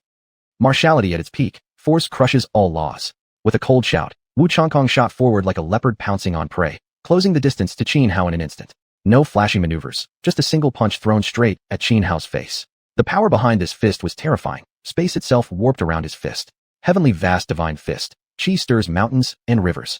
Qin Hao swung his left arm, meeting the blow with a full power counterpunch of his own, channeling the power of countless stars above, which spiraled along his arm. Stellar light shimmered, making Qin Hao's arm resemble a miniature galaxy. Boom. Their fists collided. Qin Hao grunted, blood spraying from his left hand as he was sent flying backward over 100 meters before barely stabilizing himself. But the moment he landed, Wu Changkong was already upon him again. In martial arts, speed conquers all. Now in his peak state, Wu Changkong surpassed the limits of strength and speed known to other cultivators at the same realm. After all, the Wu Emperor sect ranked among the top 10 cultivation sanctuaries, their lineage profoundly deep. Particularly tied to the path of martial warriors, they valued straightforward power over complexity. Martial warriors believed force alone could break through 10,000 methods, unlike other paths filled with elaborate techniques. As a 9th-level transcendent tribulation cultivator and a high-ranking elder of the Wu Emperor sect, Wu Changkong possessed far greater insight into the sect's profound arts and personal cultivation than ordinary disciples. Or rather, he was closer to the true essence of the Wu Emperor sect's legacy. Not merely its superficial displays. Take Wu Wuer, for example. Even at great longevity realm, his comprehension of the Wu Emperor sect's powerful ultimate techniques fell infinitely short compared to Wu Changkong. Not because Wu Wuer lacked talent, but simply because he hadn't lived long enough. Wu Changkong had lived thousands of years, more than enough time to thoroughly study every secret art passed down by the sect, allowing him to achieve what he had today. Had his innate talent matched Wu Wuer's, his accomplishments would have been even greater. In a flash, Wu Changkong appeared before Qin Hao, raised his right leg, and drove his knee hard into Qin Hao's chest. Qin Hao's expression changed drastically, unable to react in time. Pooh! Struck directly in the heart by Wu Changkong's knee strike, Qin Hao spat out a large mouthful of blood. His chest caved inward deeply, ribs utterly shattered. Yet his life force remained incredibly strong. Though the wound was fatal, it didn't faze him much. Instead, the injuries began healing visibly, right before one's eyes. Although Wu Changkong's attacks were fierce, they relied purely on brute force without any special inherent power, thus unable to extinguish the vitality within Qin Hao's body. For a cultivator at the great longevity realm, as long as one's vitality remained intact, even being pounded into a pulp while standing still wouldn't matter much. They would recover shortly afterward. Just as Qin Hao was entertaining this thought, Wu Changkong swiftly taught him otherwise. After pushing his speed and strength to their utmost limits, Wu Changkong launched a relentless series of assaults against Qin Hao. Wu Changkong's figure flickered incessantly, so fast that even transcendent tribulation cultivators could no longer track his movements. Qin Hao was struck repeatedly, utterly defenseless, his body suspended in midair like a ragdoll tossed by storm winds. Crack, crack. The sound of breaking bones echoed continuously, with copious amounts of blood splattering from Qin Hao's body. Initially, Qin Hao still believed such attacks couldn't inflict truly devastating injuries upon him. But soon, he realized that under Wu Changkong's barrage of rapid strikes, even his extraordinary life force, far surpassing that of ordinary great longevity cultivators, could not keep up with the damage. His body's regeneration began lagging behind, and his vitality started draining. This alone demonstrated just how terrifyingly immense Wu Changkong's speed and strength had become. Not good. Sensing his vitality rapidly depleting, Qin Hao's expression turned grim. Die for me. At that moment, Wu Changkong let out a cold shout. His form flashed repeatedly through Xing, fists striking in rapid succession. In an instant, the air was filled with countless Jing. These fist imprints were not formed from condensed energy. They resulted from Wu Changkong punching so fast that he compressed the very void itself. One could only imagine how devastating these fist imprints must be. At this moment, a chilling dread surged within Qin Hao's heart. A cold sweat ran down his spine. Facing the overwhelming wave of void-compressing fist imprints closing in for the kill, he felt death's breath brushing against his face. Wu Changkong remained cold and expressionless, continuing his assault. Yet his hair and beard once again began to change, slowly turning from black back to white. Chapter 375, The Adhamisha State, Nearly Invincible. Adhamisha, Void Bursting Fist. Wu Changkong roared fiercely. Above the arena, compressed void formed an ever-growing number of fist imprints, piling up like a colossal mountain as they crushed down upon Qin Hao. This was precisely the Great Void Divine Martial Scripture, one of the 4 supreme techniques of the Wu Emperor Hall. The transformation earlier, where Wu Changkong reversed his life form from old age back to youth, was the peak state known as the Adhamisha state, a culmination of mastering the Great Void Divine Martial Scripture. Once entering this state, one's combat power would sharply increase, and both strength and speed could surpass the limits of their cultivation realm. Of course, maintaining the Adhamisha state came at an enormous cost. Even for Wu Changkong, he could sustain it for less than half a quarter of an hour, and the void-bursting fist was the ultimate killing move within the Adhamisha state, using ultimate speed and force to compress the void into condensed fist imprints. Once these imprints struck an enemy, it was as if countless pockets of void exploded simultaneously, unleashing a terrifying tearing power. Its might was nearly comparable to the most powerful natural energies in existence, such as chaos force or time force. These ultimate natural energies all contained traces of fundamental laws. Even a transcendent immortal couldn't fully control them. This alone demonstrated just how devastating the void-bursting fist truly was. Wu Changkong had resorted to such a fatal technique because he no longer wished to waste any more time with Qin Hao. Moreover, he held absolute confidence in this ultimate strike. Even if a transcendent immortal stood still and took a direct hit from his void-bursting fist, they would suffer severe injuries. Qin Hao, after all, was merely a longevity realm cultivator. No matter how monstrously talented he was, could he possibly compare to a transcendent immortal? Thus, Wu Changkong believed that this single blow of the void-bursting fist would undoubtedly kill Qin Hao. It was precisely because of this confidence that he dared unleash this move. After all, the Adhamisha state drained him tremendously, and executing the void-bursting fist would completely exhaust every ounce of energy in his body.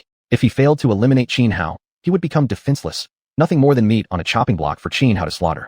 But in his eyes, such an outcome was impossible. Even if Qin Hao possessed the undying nirvana body, once struck by the void-bursting fist, death would be inevitable. The spectators watching were all shaken by this spectacle, and nearly 99% of them believed Qin Hao's fate was sealed.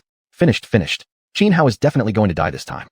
I've long heard rumors about how terrifying the Adhamisha state of the Great Void Divine Martial Scripture from the Wu Emperor Hall is. Seeing it now in person makes my spine shiver. Under the same cultivation level, I doubt any cultivator could stand a chance against someone who has mastered this technique. When those tens of thousands of void-compressed fist imprints land on Qin Hao, it'll be like tens of thousands of void fragments exploding at once. The force generated could tear apart anything in the world. I really wanted to see Qin Hao fight against Shi Yuanyi and Kong Changqing. Who could have imagined he'd die at the hands of Wu Changkong? Among the crowd, Kong Changqing stood dumbfounded, his expression filled with dread. Though he shared the same cultivation realm as Wu Changkong, if caught unprepared and facing Wu Changkong in the Adhamisha state, even if he managed to survive using secret trump cards, he would pay a heavy price. The Great Void Divine Martial Scripture of the Wu Emperor Hall is truly terrifying, Kong Changqing murmured in awe. Even Yuanyi, whose cultivation matched his, showed visible tension for the first time, so much so that he was actually considering stepping in. No matter what, he absolutely could not allow Qin Hao to die. But just as Yuanyi was about to lose restraint and intervene, a shocking reversal unfolded upon the arena. Qin Hao, who had been heavily wounded by Wu Changkong moments ago, with life force rapidly fading, suddenly activated his undying nirvana body. Green flames enveloped his entire body, instantly restoring him to perfect condition. It's useless. Under my great void-bursting fist, you cannot escape death. Wu Changkong shouted loudly. Seeing Qin Hao restore himself to peak condition through the undying nirvana body, he remained calm and undisturbed, showing not the slightest panic. In his view, the great void-bursting fist already covered the entire arena. Even if Qin Hao recovered to full strength, there was no way he could dodge it. He'd have no choice but to take it head-on. And Wu Changkong believed firmly that Qin Hao simply didn't possess the strength required to withstand the great void-bursting fist. Qin Hao looked up at the descending torrent of void fists, his expression serious, but utterly devoid of fear. So you triggered a wave of exploding void. What's so special about that? He gazed toward Wu Changkong, his face radiating contempt. Bragging emptily, Wu Changkong sneered coldly. More and more compressed void fist imprints erupted, now less than 10 meters above Qin Hao's head. The compressed void-formed fist imprints were about to strike Qin Hao, but at that very moment, Qin Hao flicked his right hand, sending a jade case flying out. Runes flared across the surface of the box, which then rapidly expanded like a storm-swollen mountain, from the size of a palm to that of a small hill. Even a half-immortal artifact couldn't withstand my void-bursting fist. This is futile, Wu Changkong sneered. He had thought Qin Hao might reveal some trump card, but this, a mere jade box? In Wu Changkong's eyes, Qin Hao was simply naive. Yet in the next instant, Wu Changkong froze completely. Because the void-bursting fist he unleashed did not shred the jade case as he expected, nor did the box merely block the attack as he imagined. Instead, it swallowed the entire torrent of void-compressed fists. What sorcery is this? Wu Changkong was utterly stunned. But after devouring every last one of the void fists, the jade case remained unharmed.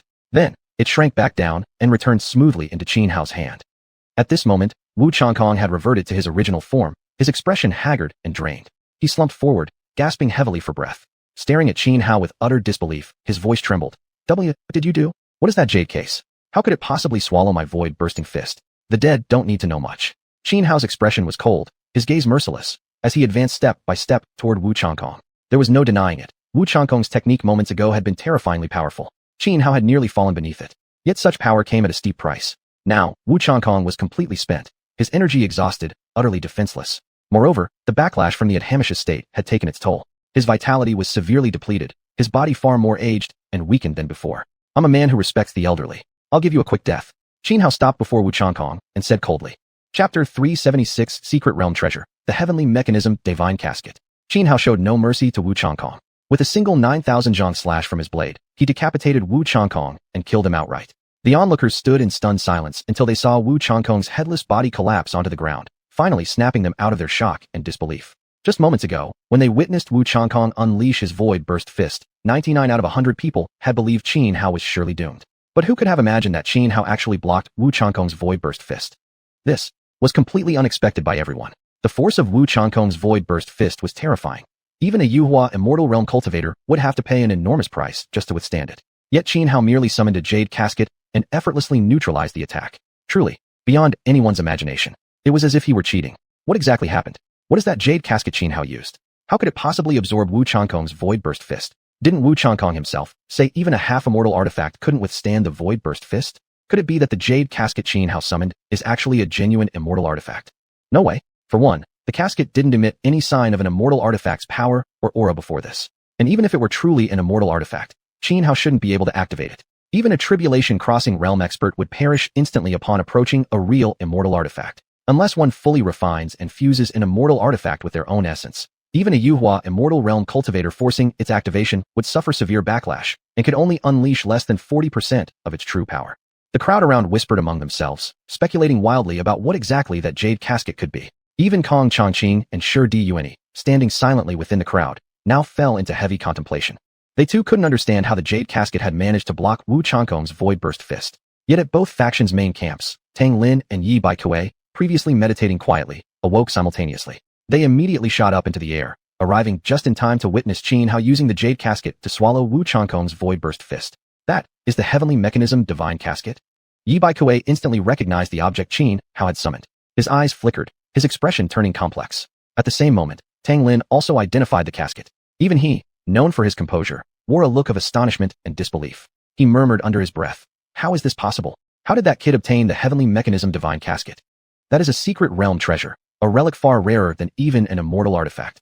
Moreover, judging from the aura emitted by the casket earlier, it appears to have been completely refined by that youth. This should be impossible." Secret realm treasures, while not as powerful as immortal artifacts in direct combat, were far rarer and more valuable. For once a secret realm treasure matured fully, it could evolve into an entire hidden realm of its own. And whoever completely refined such a treasure would gain absolute dominion over that realm. In other words, within the domain created by the secret realm treasure, its master would be invincible, free to manipulate every rule within that space. Precisely because the Heavenly Mechanism Divine Casket was a secret realm treasure containing a self-contained spatial dimension governed by complete rules, it was capable of swallowing the void-burst fist. In essence, the void-burst fist was nothing more than a surge of collapsing void energy. Of course, ordinary spatial storage items could never endure such force. Their internal spaces were fragmented and unstable, lacking complete foundational rules. Who else? After killing Wu Changkong, Qin Hao shouted arrogantly.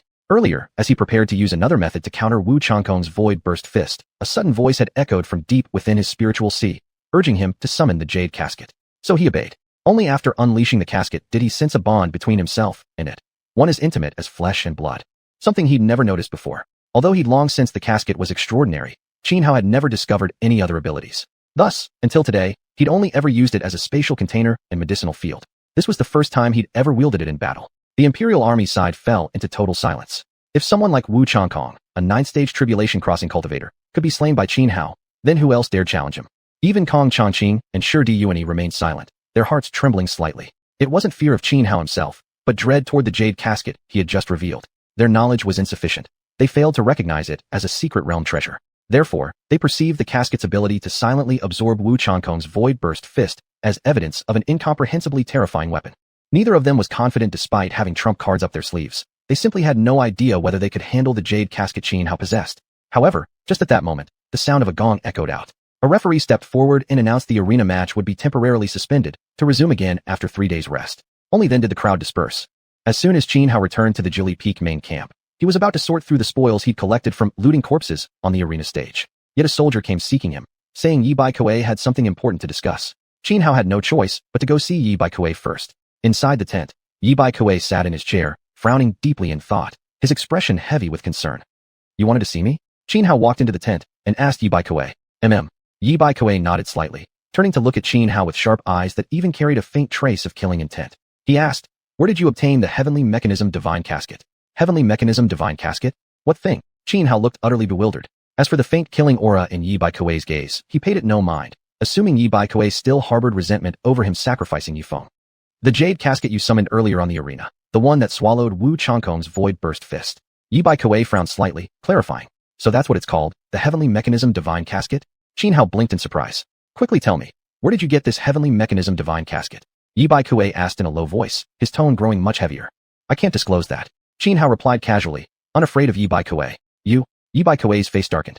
The killing aura radiating from his body surged forth without restraint, but then, as if recalling something, he suppressed it once more. Rest assured, I'm not coveting the Heavenly Mechanism Divine Casket. Besides, the casket has already been completely refined by you. There is no one in this world who could ever take it from you. The reason I'm concerned about the Heavenly Mechanism Divine Casket is because its origin ties directly to the whereabouts of a close relative of mine. If you're willing to tell me where you obtained it, consider it a personal favor owed. How about that?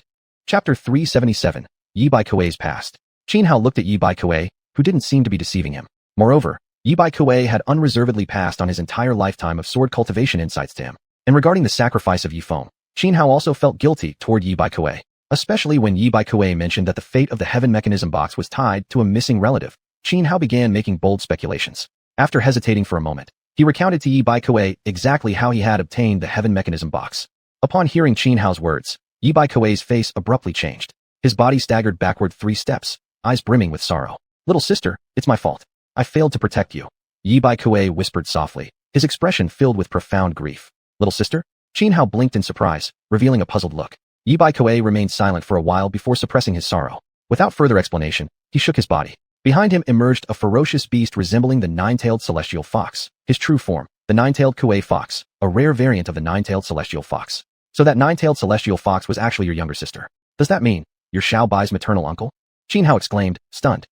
Earlier, when he decided to tell Yi Baikuei about the Heaven Mechanism box, he'd already harbored this daring suspicion. Now, it was finally confirmed. Before the rise of the Xichao dynasty, there existed an immensely powerful kingdom. Yi Baikuei began recounting the past.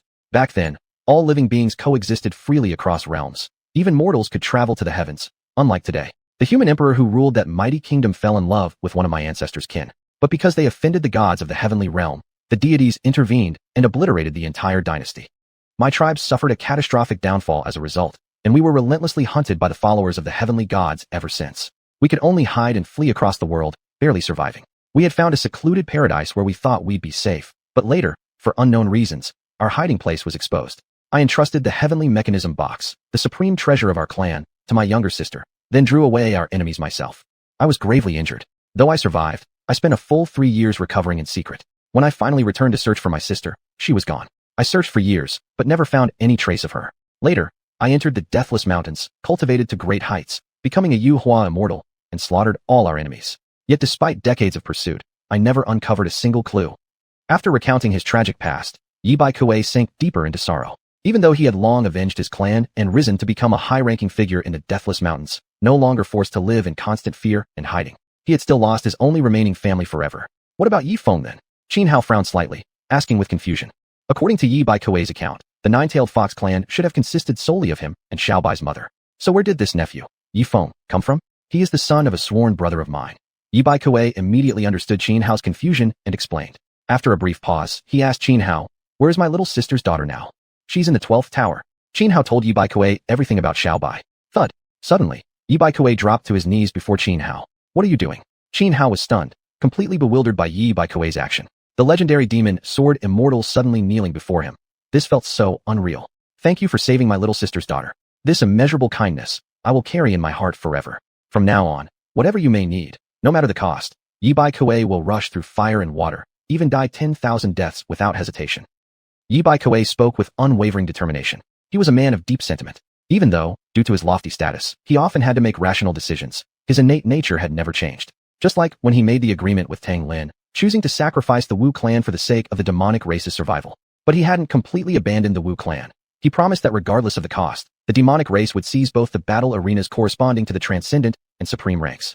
That way, at the very least, it would end as a draw. Even if they couldn't force the divine dynasty out of the 10,000 Great Mountains, they could still secure some benefits for the Wu clan. This was Yi Bai Kuei's true intention. Now, knowing that Xuanhuan had not only saved his niece, but also properly buried his sister, Yi Bai Kuei was overwhelmed with gratitude. He didn't care at all that he was the renowned demon sword immortal. Kneeling before someone was not a disgrace to him. Xuanhuan quickly helped Yi Bai Kuei to his feet. Being kowtowed to by a Xuanhuan immortal made him feel uneasy. It probably wasn't good for his health, might even shorten his lifespan. Moreover, because of his relationship with Xiao Bai, once he learned that Yi Bai Kuei was Xiao Bai's maternal uncle, any estrangement he felt toward Yi Bai Kuei vanished, replaced instead by a sense of closer kinship. After things settle down here, I can take you to the 12th tower to see Xiao Bai, Xuanhuan said. No. However, after some thought, Yi Bai Kuei declined Xuanhuan's offer and said, unless absolutely necessary, I won't bring Xiao Bai back to my side. Why not? Xuanhuan asked, baffled and probing cautiously. Is it because of those people who once pursued your nine-tailed celestial fox clan? But didn't you just say you've already slain all your enemies? Yi Bai Kuei nodded and replied, that group isn't as simple as you imagine. They're likely connected to the heavenly deities, though it seems some internal upheaval occurred among them. After I found their stronghold and wiped them out, I still feel uneasy. The true mastermind behind them has never appeared. Therefore, bringing Xiao Bai to me would only place her in greater danger. Yet staying by your side isn't entirely safe either. News of you possessing the heaven mechanism box will soon spread. Once it does, everyone around you will be thoroughly investigated. And if Xiao Bai's identity is exposed. Yi Bai Kuei paused, remaining silent for a long moment before continuing. After you return to the 12th tower, send her to the Valley of Whispers. Give her this. Someone there will shelter her. As he spoke, Yi Bai Kuei handed Xuanhuan a bead the size of an egg. The bead was strange, covered with intricate patterns that intertwined into countless eyes spread across its surface. The Valley of Whispers? Isn't that a forbidden zone of death? Xuanhuan exclaimed in shock. Yi Bai Kuei said. I can't disclose the details about the Valley of Whispers. Just trust that once you deliver Xiao Bai there, she'll be safe. Chapter 378. Devouring the Nine-Law Heavenly Jiao Skin. Yi Bai Kuei didn't say much about the Valley of Whistling Winds. The Valley of Whistling Winds was a mysteriously formidable presence within the land of life prohibition, deeply feared by many. Even though Yi Bai Kuei had intricate ties to it, he dared not speak too openly about its affairs, fearing unnecessary trouble. Xuanhuan, understanding this, wisely refrained from pressing further questions about the valley. Alright, once I return to the 12th tower this time, I'll consult Xiao Bai's opinion.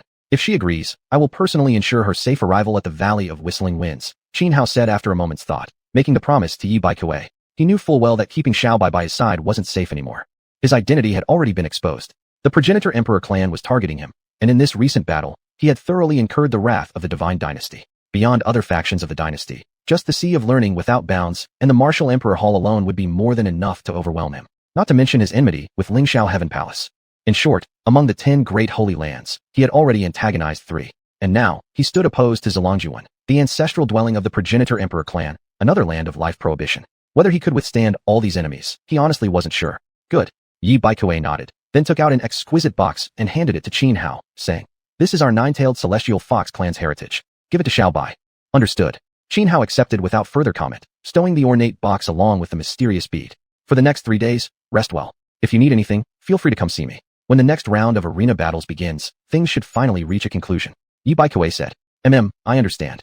Xuanhuan nodded. After exchanging a few more casual words, Xuanhuan left Yi Bai Kuei's tent and returned to his own.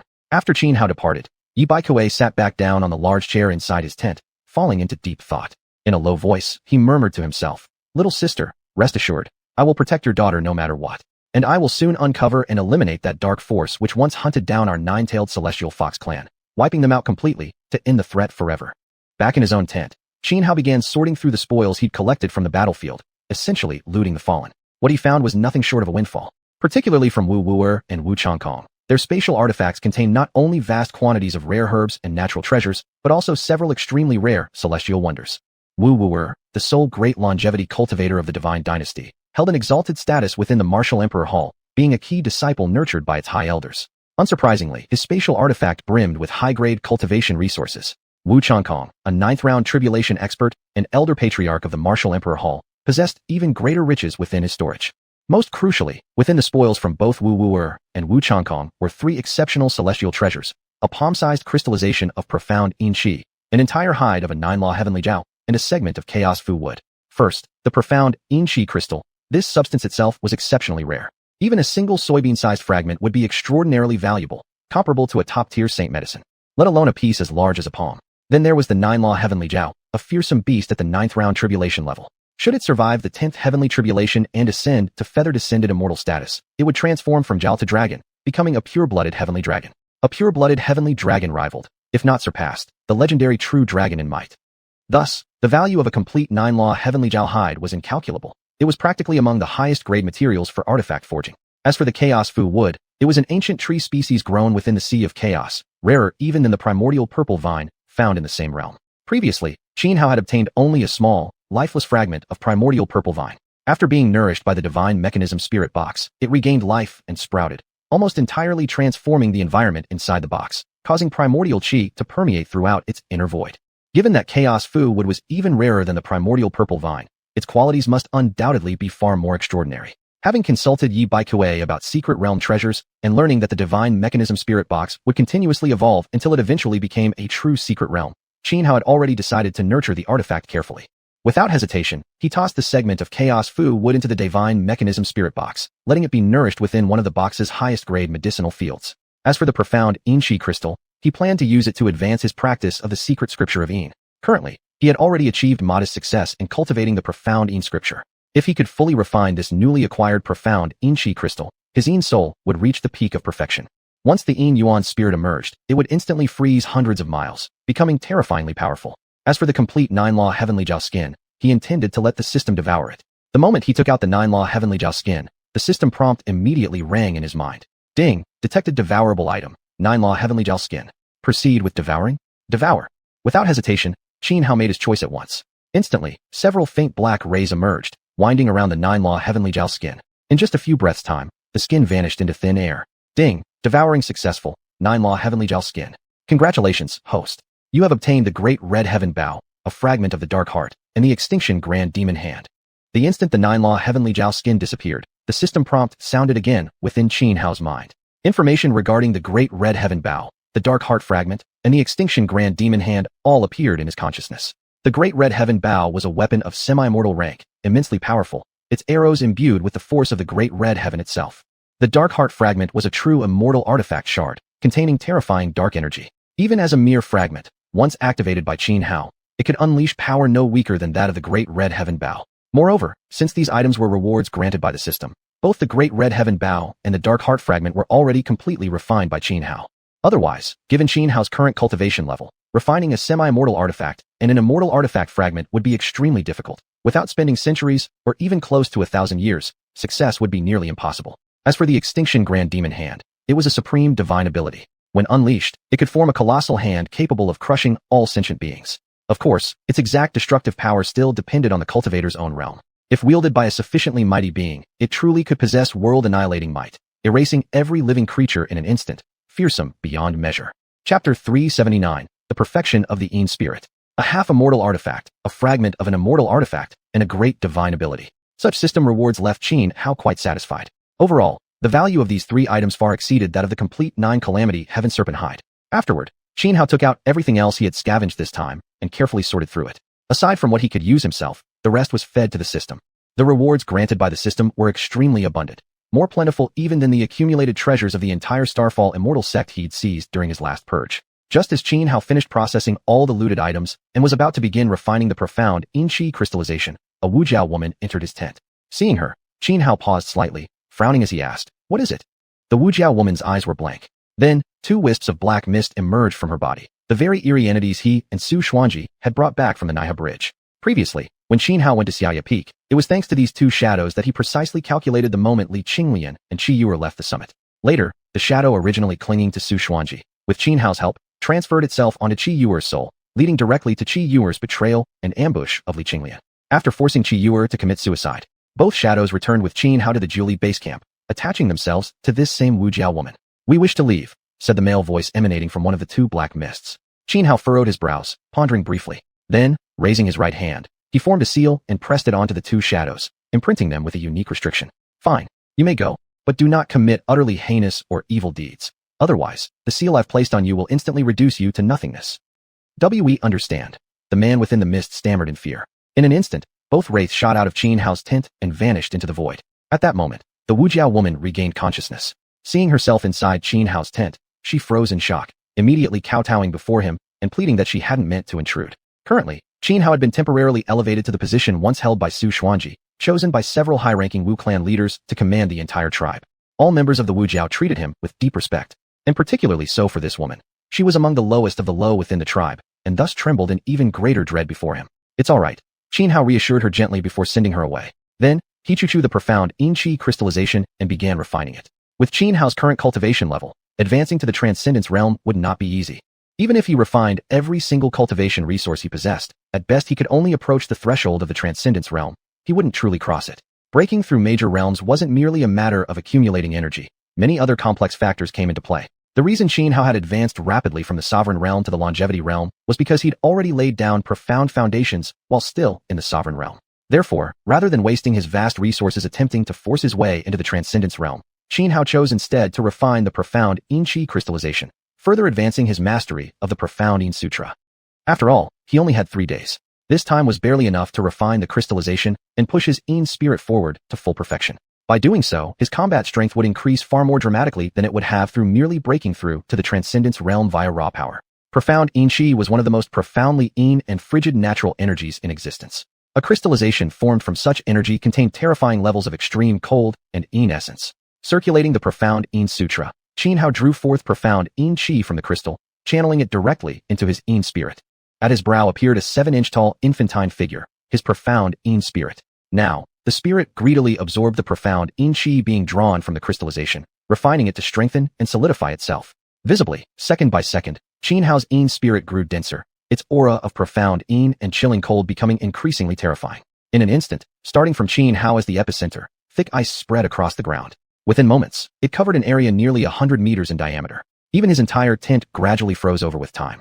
At a glance, Xianhao's tent now resembled a massive glacial cavern. This horrifying transformation naturally caught the attention of many among the united forces of the Wu and Yao tribes. Numerous individuals even assumed something had gone wrong with Xianhao and attempted to rush into his tent to assist. They were stopped, however, by Yi Baikuei, who personally issued a decree forbidding anyone from approaching Xianhao's tent. Given Yi Baikuei's insight, he could clearly tell that Xianhao was cultivating an extremely powerful technique. To ensure Xianhao wouldn't be disturbed, he even came in person to Xianhao's tent, flicking his sword finger into the air. A bolt of thunderous sword chi hung above the tent, enveloping the entire area within 300 meters around Xianhao. Within this radius, any slight movement or disturbance would be instantly known to Yi Baikuei. The reason Yi Baikuei had changed his attitude toward Xianhao so dramatically was none other than Xianhao's connection with Xiaobai. Inside the frozen tent, Xianhao continued refining the profound Yin-Chi crystallization and advancing the profound Yin Sutra, completely unaware of the events unfolding around him. In just 1 day, the palm-sized crystallization had shrunk by a quarter, while the profound Yin spirit at Xianhao's brow had grown immensely stronger. So much so that wisps of white mist now began swirling faintly around it. As time passed, Xianhao's pace of refining the crystallization accelerated. On the 2nd day, the crystallization shrank by another third, and naturally, his profound Yin spirit grew significantly more powerful once again. By the evening of the 3rd day, the palm-sized profound Yin-Chi crystallization was finally completely refined, and his profound Yin spirit underwent a final transformation, reaching full perfection. Now perfected, the profound Yin spirit became even more terrifying. The utterly Yin and frigid energy radiating from it seemed capable of freezing everything nearby in an instant. As the perfected spirit withdrew back into Xianhao's forehead, suddenly, Xianhao opened his eyes, a cold glint flashing sharply within his gaze. At last, I've fully refined the profound Yin-Chi, Xianhao said with satisfaction. Now that my profound Yin spirit has reached perfection, it's already beginning to influence my physical body. While delighted, he also noticed unexpected changes occurring within himself. Chapter 380. The situation is extremely unfavorable for the Imperial faction. Not only had Xianhao cultivated the Yin Yuan spirit, but he had also practiced the Great Sun God King Sutra. The Great Sun God King Sutra was a technique that invited solar power to cleanse and temper the physical body. Originally, when cultivating these two arts, Xianhao hadn't sensed any incompatibility between them. He didn't realize they could influence each other. Only now, after his Yin Yuan spirit reached perfection, did he begin to feel the extreme Yin and icy force radiating from it affecting his body. His flesh, which had long been tempered by solar energy, reacted under the influence of this Yin power in ways beyond his expectations. The Yin force and Yang force were actually merging, forming a more profound and mysterious form of Yin-Yang energy. One Yin, one Yang, this is the way. After carefully sensing how the xianhuan spirit affected his body, Qin Hao grew even more excited. Yin-yang energy was profoundly mysterious, ranking among the strongest natural forces, on par with chaotic energy, temporal energy, and others. If Qin Hao could master such yin-yang energy, his combat power would rise dramatically once again. After all, during his last battle against Li Qinglian, it was only because he'd grasped the red dust's true force at the critical moment that he turned defeat into victory and severely wounded Li Qinglian. Mastering another supreme natural energy would naturally elevate his strength yet again. Only then did Qin Hao notice the thick layers of ice surrounding him. Under the influence of his yin-yuan spirit, his entire tent had transformed into an icy cavern. Immediately, he circulated the great Sun God King Sutra, drawing in solar energy. Instantly, he became like a living sun. Blazing heat radiated outward from his core. Within moments, the frozen tent returned completely to normal. Then Qin Hao stood up and stepped out of the tent. When he saw the bolt of thunder sword energy hovering above his tent, he felt deep gratitude toward Yi Baikuei. Although due to the matter of Howling Moon Peak, a rift had formed between Qin Hao and Yi Baikuei, and nearly erupted into conflict when Yi Baikuei chose to sacrifice the witch tribe to save the demon clan by agreeing to Tang Lin's proposal of deciding the war's outcome through duels. Things had changed. Yi Baikuei had even harbored killing intent toward Qin Hao several times. But ever since Qin Hao revealed the truth about Xiaobai, all barriers between them vanished. Yi Baikuei not only abandoned his murderous intentions entirely, but began genuinely caring for Qin Hao. Thus, to ensure no one disturbed Qin Hao's cultivation, he left a bolt of thunder sword energy hovering above the tent. Qin Hao called on 2 members of the witch tribe to prepare food for him, and instructed others to fill a large bathing tub inside his tent. After eating and drinking his fill, he planned to take a good soak and enjoy a peaceful night's rest. Tomorrow, the duel contest would likely conclude. He wanted a full night of rest to return his body and mind to peak condition, increasing his chances of victory. Though his performance in previous duels had been astonishing, even killing Wu Changkong, a 9-stage Transcendence Realm expert, he remained cautious. In his eyes, Wu Changkong falling so easily was due to excessive confidence in the Great Void divine martial art. Indeed, without the Celestial Mechanism treasure box, Qin Hao might very well have died under Wu Changkong's Void Blast fist. Fortunately, Qin Hao possessed the Celestial Mechanism treasure box, which almost perfectly countered Wu Changkong's Void Blast fist. That was why Wu Changkong met such a tragic end. One could say Wu Changkong died most unfairly. Qin Hao knew clearly that the Imperial Army must have a special plan targeting him, especially since Kong Changqing and Shi Diyuanai hadn't entered the arena yet. He absolutely couldn't afford carelessness. Though Kong Changqing and Shi Diyuanai weren't as ancient as Wu Changkong, their talents far surpassed his by a wide margin. Moreover, both Kong Changqing and Shi Diyuanai were cultivators at the 9-stage Transcendence Realm. Qin Hao had to give his utmost effort, allowing no complacency or underestimation of his foes. After finishing his meal, Qin Hao returned to his tent and stepped into the large bathtub, luxuriating in a long, soothing soak. Ever since arriving on the battlefield, he'd never properly bathed. While at his level of cultivation, a mere thought could use energy to purify every speck of grime and dust from his body, leaving him spotless. Still, soaking in water brought greater ease and comfort. After his bath, Qin Hao returned to bed, emptied his mind of all thoughts, and fell sound asleep. Within the Imperial Army camp, Tang Lin's expression was extremely grim. In the last round of duels, the Imperial forces had suffered devastating losses, and the sole cause of this catastrophe was Qin Hao. On the battle stages corresponding to the Transcendence Realm, Supreme Realm, and Tribulation Realm, the Imperial Army and the allied forces of the Witch and Demon clans were evenly matched, with neither side suffering significant losses.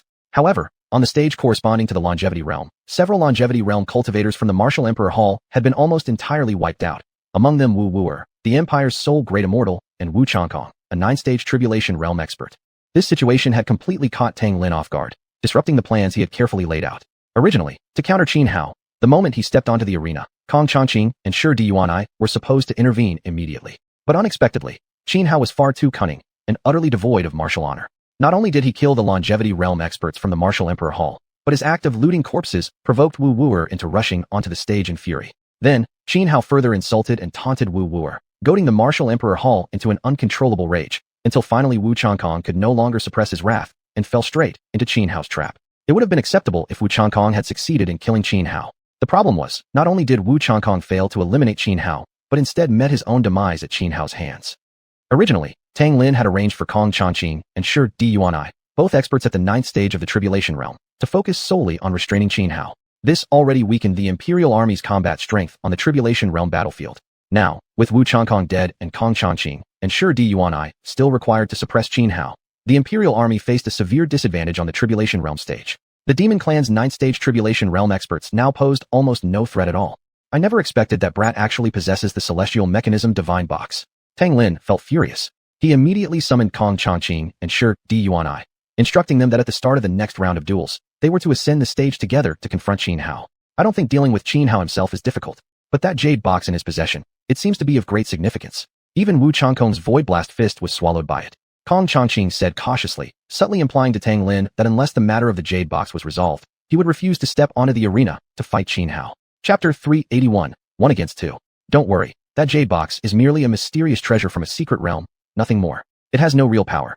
The reason it could absorb the void-bursting fist is simply due to the inherent properties of secret realm treasures. Tang Lin explained. He had anticipated that when Xianhao summoned the divine machine jade box and it absorbed the void-bursting fist, it would shock Kong Changqing and Xuanhuan. Otherwise, 3 days ago, they would have already moved against Xianhao. Secret realm treasure? Kong Changqing and Xuanhuan both froze momentarily, their faces filled with confusion. Tang Lin didn't keep them in suspense. He frankly told them everything he knew about secret realm treasures. Once they learned that such treasures possessed no actual combat power, but merely represented spaces governed by complete natural laws, hence capable of absorbing attacks like the void-bursting fist, their expressions darkened considerably. The last time Xianhao single-handedly defeated Wu Changkong, both of them had considered stepping forward. But ultimately, out of excessive fear toward the jade box in Xianhao's possession, they abandoned the idea. Now, looking back, they realized they had been too cowardly. Don't worry, Overlord, Kong Changqing immediately declared. Since that jade box holds no true power, I fear nothing from Xianhao. At the next stage battle, I will defeat him.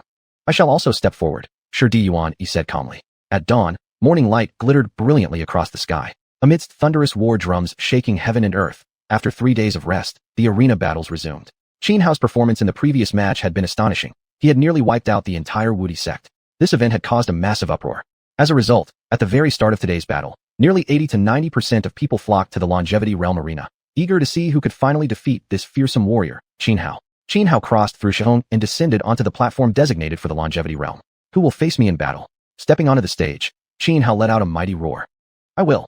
Unlike last time, when no one dared respond. This time, barely had Xianhao finished speaking when a voice rang out. Everyone watched as Kong Changqing surged up from the crowd and leapt onto the arena. And me. No sooner had Kong Changqing landed than Xuanhuan shouted as well, springing up and joining him on the platform.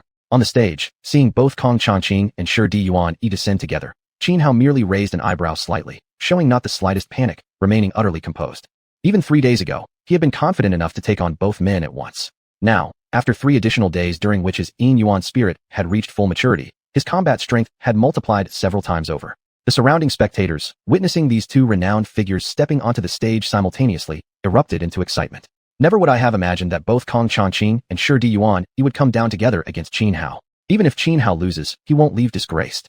Xianhao is truly extraordinary. Though only at the Longevity Realm level, his fighting power has shattered its limits. He even slew Wu Changkong, a 9th-stage transcension expert. Truly awe-inspiring. Yes, someone as talented as Xianhao, unparalleled in ancient history, may never appear again in the future. To force 2 famed 9th-stage transcension cultivators, each legendary in their own right, to enter the arena together, he commands immense respect. With both Kong Changqing and Xuanhuan entering the fray, the onlookers widely believed Xianhao was doomed to fall. Yet, no one looked down upon him because of it.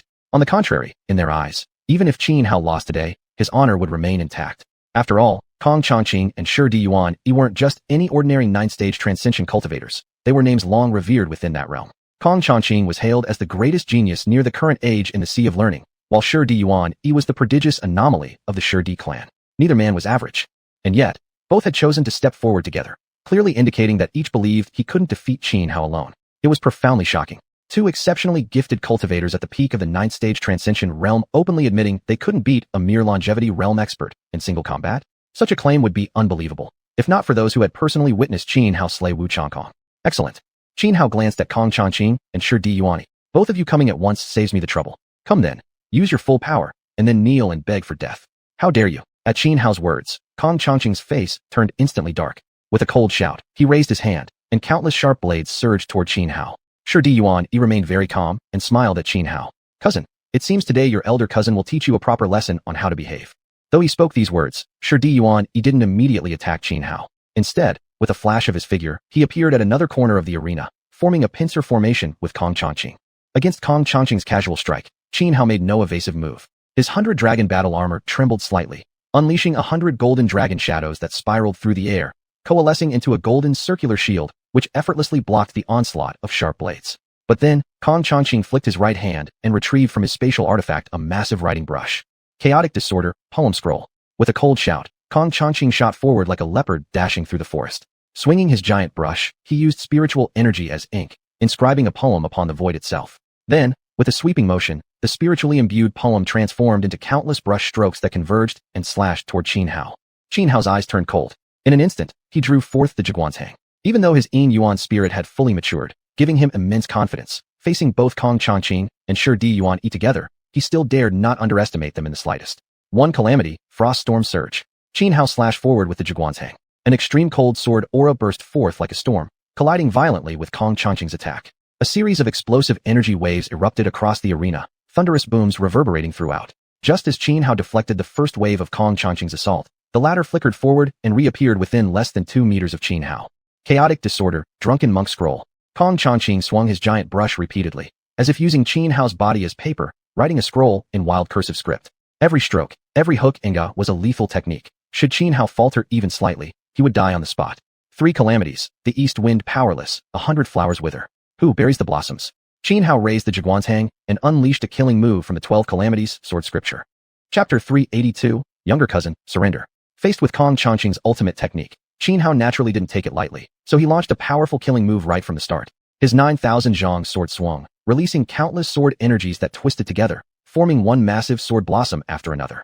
10,000 sword blossoms bloomed in dazzling splendor, like myriad flowers bursting into bloom, competing in beauty and brilliance.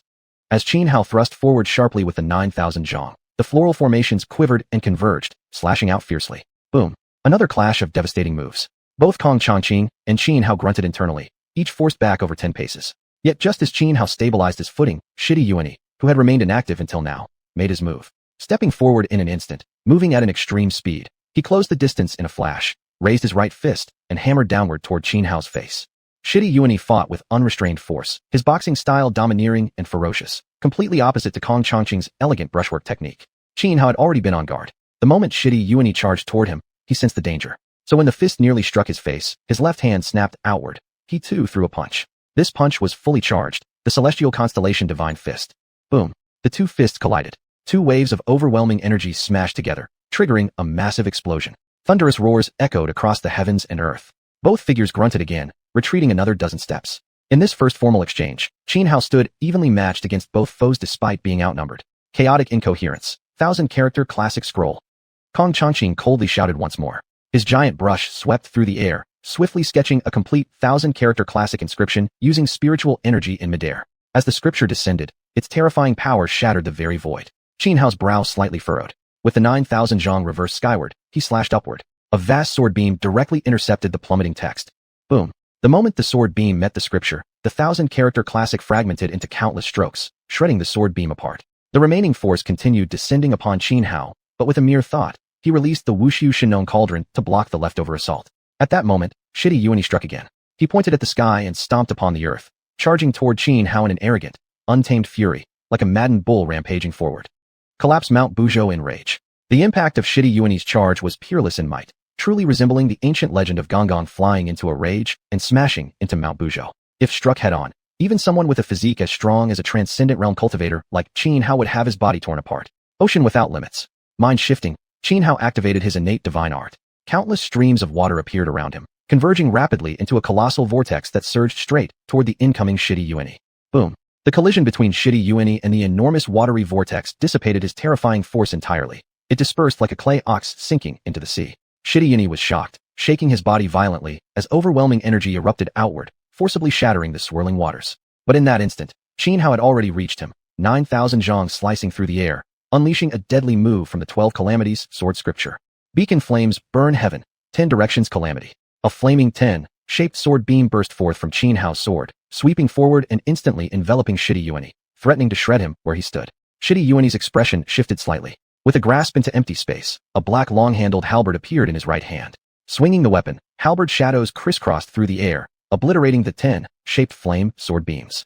Boom! The collision between Xianhao's 9,000 zhang and Xiuxian's black halberd triggered yet another massive energy explosion, deafening booms resounding across the battlefield. Xiuxian grunted, the corners of his mouth splitting open, blood spurting from his palm as he gripped the halberd.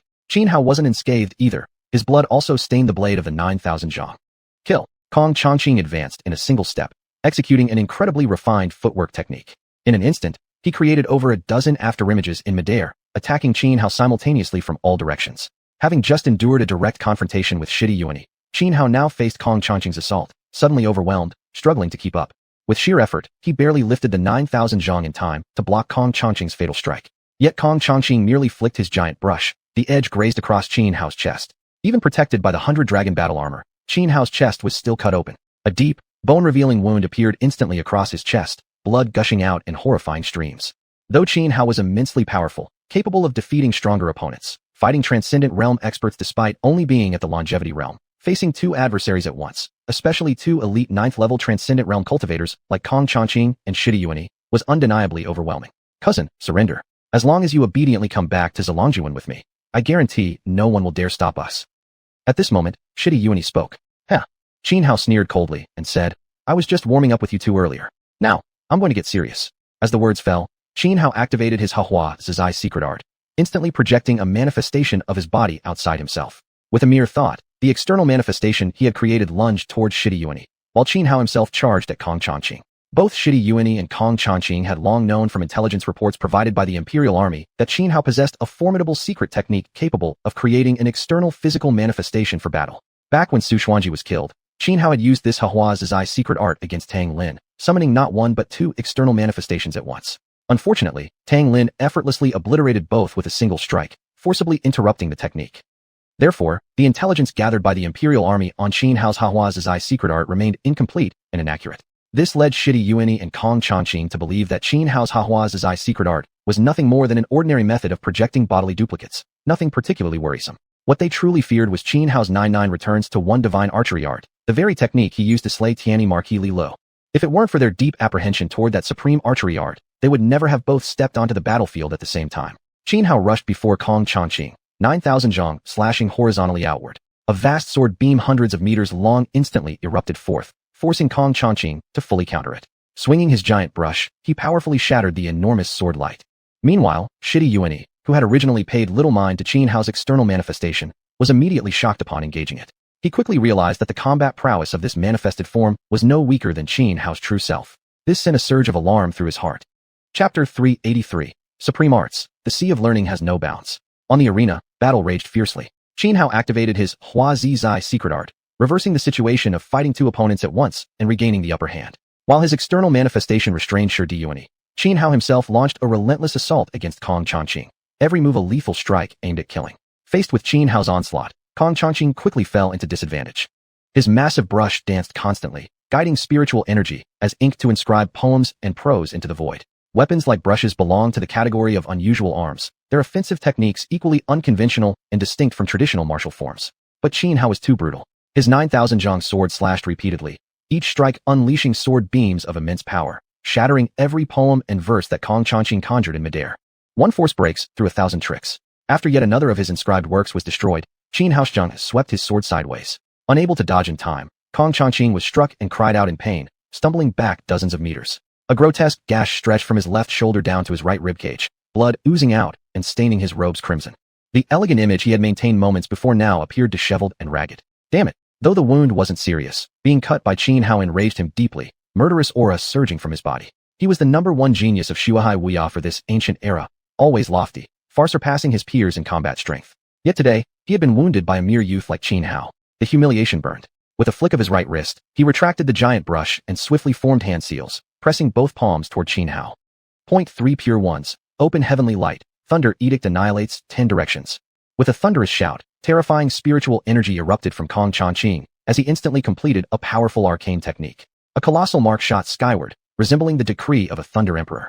As the mark ascended, an ocean of lightning abruptly gathered in the heavens. Crackling bolts imbued with horrifying might descended, one after another, each strike easily 10 times more terrifying than Qin Hao's launching calamity. Kong Changqing, as the foremost prodigy of Xuanhuan, the sanctuary renowned as having the strongest arcane arts among the 10 great sects, even surpassed the Yuan Shi Dao sect in spellcraft. Yet facing this deluge of heavenly thunder, Qin Hao remained perfectly calm. Among all natural energies, thunder was what he feared least. Every time he broke through a cultivation realm, he invited tribulation lightning to temper his body. Over time, his physical form had developed immense resistance to lightning. Thus, even as thunder rained down from all sides, he walked through it, as if strolling leisurely in a garden. At this moment, Qin Hao resembled the legendary Thunder Emperor himself, the sovereign who commanded storms. Witnessing this scene, Kong Changqing froze in disbelief, his face turning ghastly pale. But Qin Hao showed no mercy. With a sudden swing of his 9,000 zhong sword, he unleashed Yi Baikui's sword path. As the blade carved through air, it gathered the descending lightning, shaping countless thunder-infused sword chi that spiraled downward toward Kong Changqing. Yi Baikui had imparted his entire lifetime of sword understanding to Qin Hao. Naturally, Qin Hao inherited his legacy, and thus mastered Yi Baikui's sword way, using thunder as sword, cutting down all enemies under heaven. Seeing his own mighty technique not only failed to harm Qin Hao, but actually turned against him, transformed into torrents of thunder sword chi tearing toward himself, Kong Changqing nearly vomited blood from fury. Still, he reacted swiftly. Left hand extended forward, right hand forming a mystic seal, instantly conjuring a towering earthen mountain before him. Boom. Countless thunder sword chi slammed into the mountain, triggering deafening explosions. The massive structure shattered and crumbled, while the storm of lightning blades dissipated. Crossing the river pond, shatter the elephant. Before Kong Changqing could fully recover, Qin Hao was already upon him. 9,000 zhong, sword raised high. Blade after blade lashed out horizontally, unleashing waves of overwhelming sword energy. Each beam nearly 100 meters long, crossing and slashing chaotically, seeking to tear Kong Changqing limb from limb. Ever since inheriting Yi Baikui's complete comprehension of the sword, Qin Hao had elevated his mastery further. The eclectic sword techniques he once crudely combined had, during these past days, been refined and perfected, now aligning more precisely with the true essence of the crossing the river pond sword intent. Point 3 Pure ones, open heavenly light, Buddha and demon embraced the shrine. Eyes glacial, hands flying through seals again, Kong Changqing summoned yet another formidable arcane art. Behind him emerged two illusory figures, one Buddha, one demon, each embracing a massive shrine. Radiant light poured from the shrine, obliterating Qin Hao's successive sword beams. At that moment, a sudden, intense sense of danger surged in Kong Changqing's heart. Before he could even pinpoint its source, a longsword identical to Qin Hao's 9,000 zhong blade pierced straight through his heart from behind. The sudden ambush shattered Kong Changqing's composure. His body convulsed violently, unleashing an explosive wave of energy that radiated outward in all directions, hurling the Qin Hao, who had appeared behind him far away. A fatal wound pierced through his heart, inflicting unimaginable damage. His vitality began rapidly fading. As he stared at the Qin Hao he had just flung aside, then turned to see the real Qin Hao standing coldly in front of him, fury consumed him. Convinced that Xiuxian had betrayed him, he immediately snapped his head toward Xiuxian and roared, "Xiuxian, I'm gonna ask your mother." But before he could finish cursing, his expression froze. The rest of the words choked back into his throat. Because he realized, Xiuxian hadn't betrayed him. He was still locked in fierce combat with one of Qin Hao's external bodies. Only now did Kong Changqing understand. Qin Hao's Huazizai secret art was no ordinary technique. Not only did the manifested avatars possess combat strength equal to the original, but even more terrifying.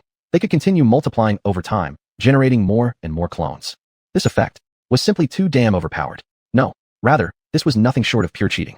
And in the split second Kong Changqing lost focus, Qin Hao and his second manifested clone had already launched a pincer attack from both front and rear. Crossing the river pond, Qin Hao shot forward like a blur, moving at ultimate speed.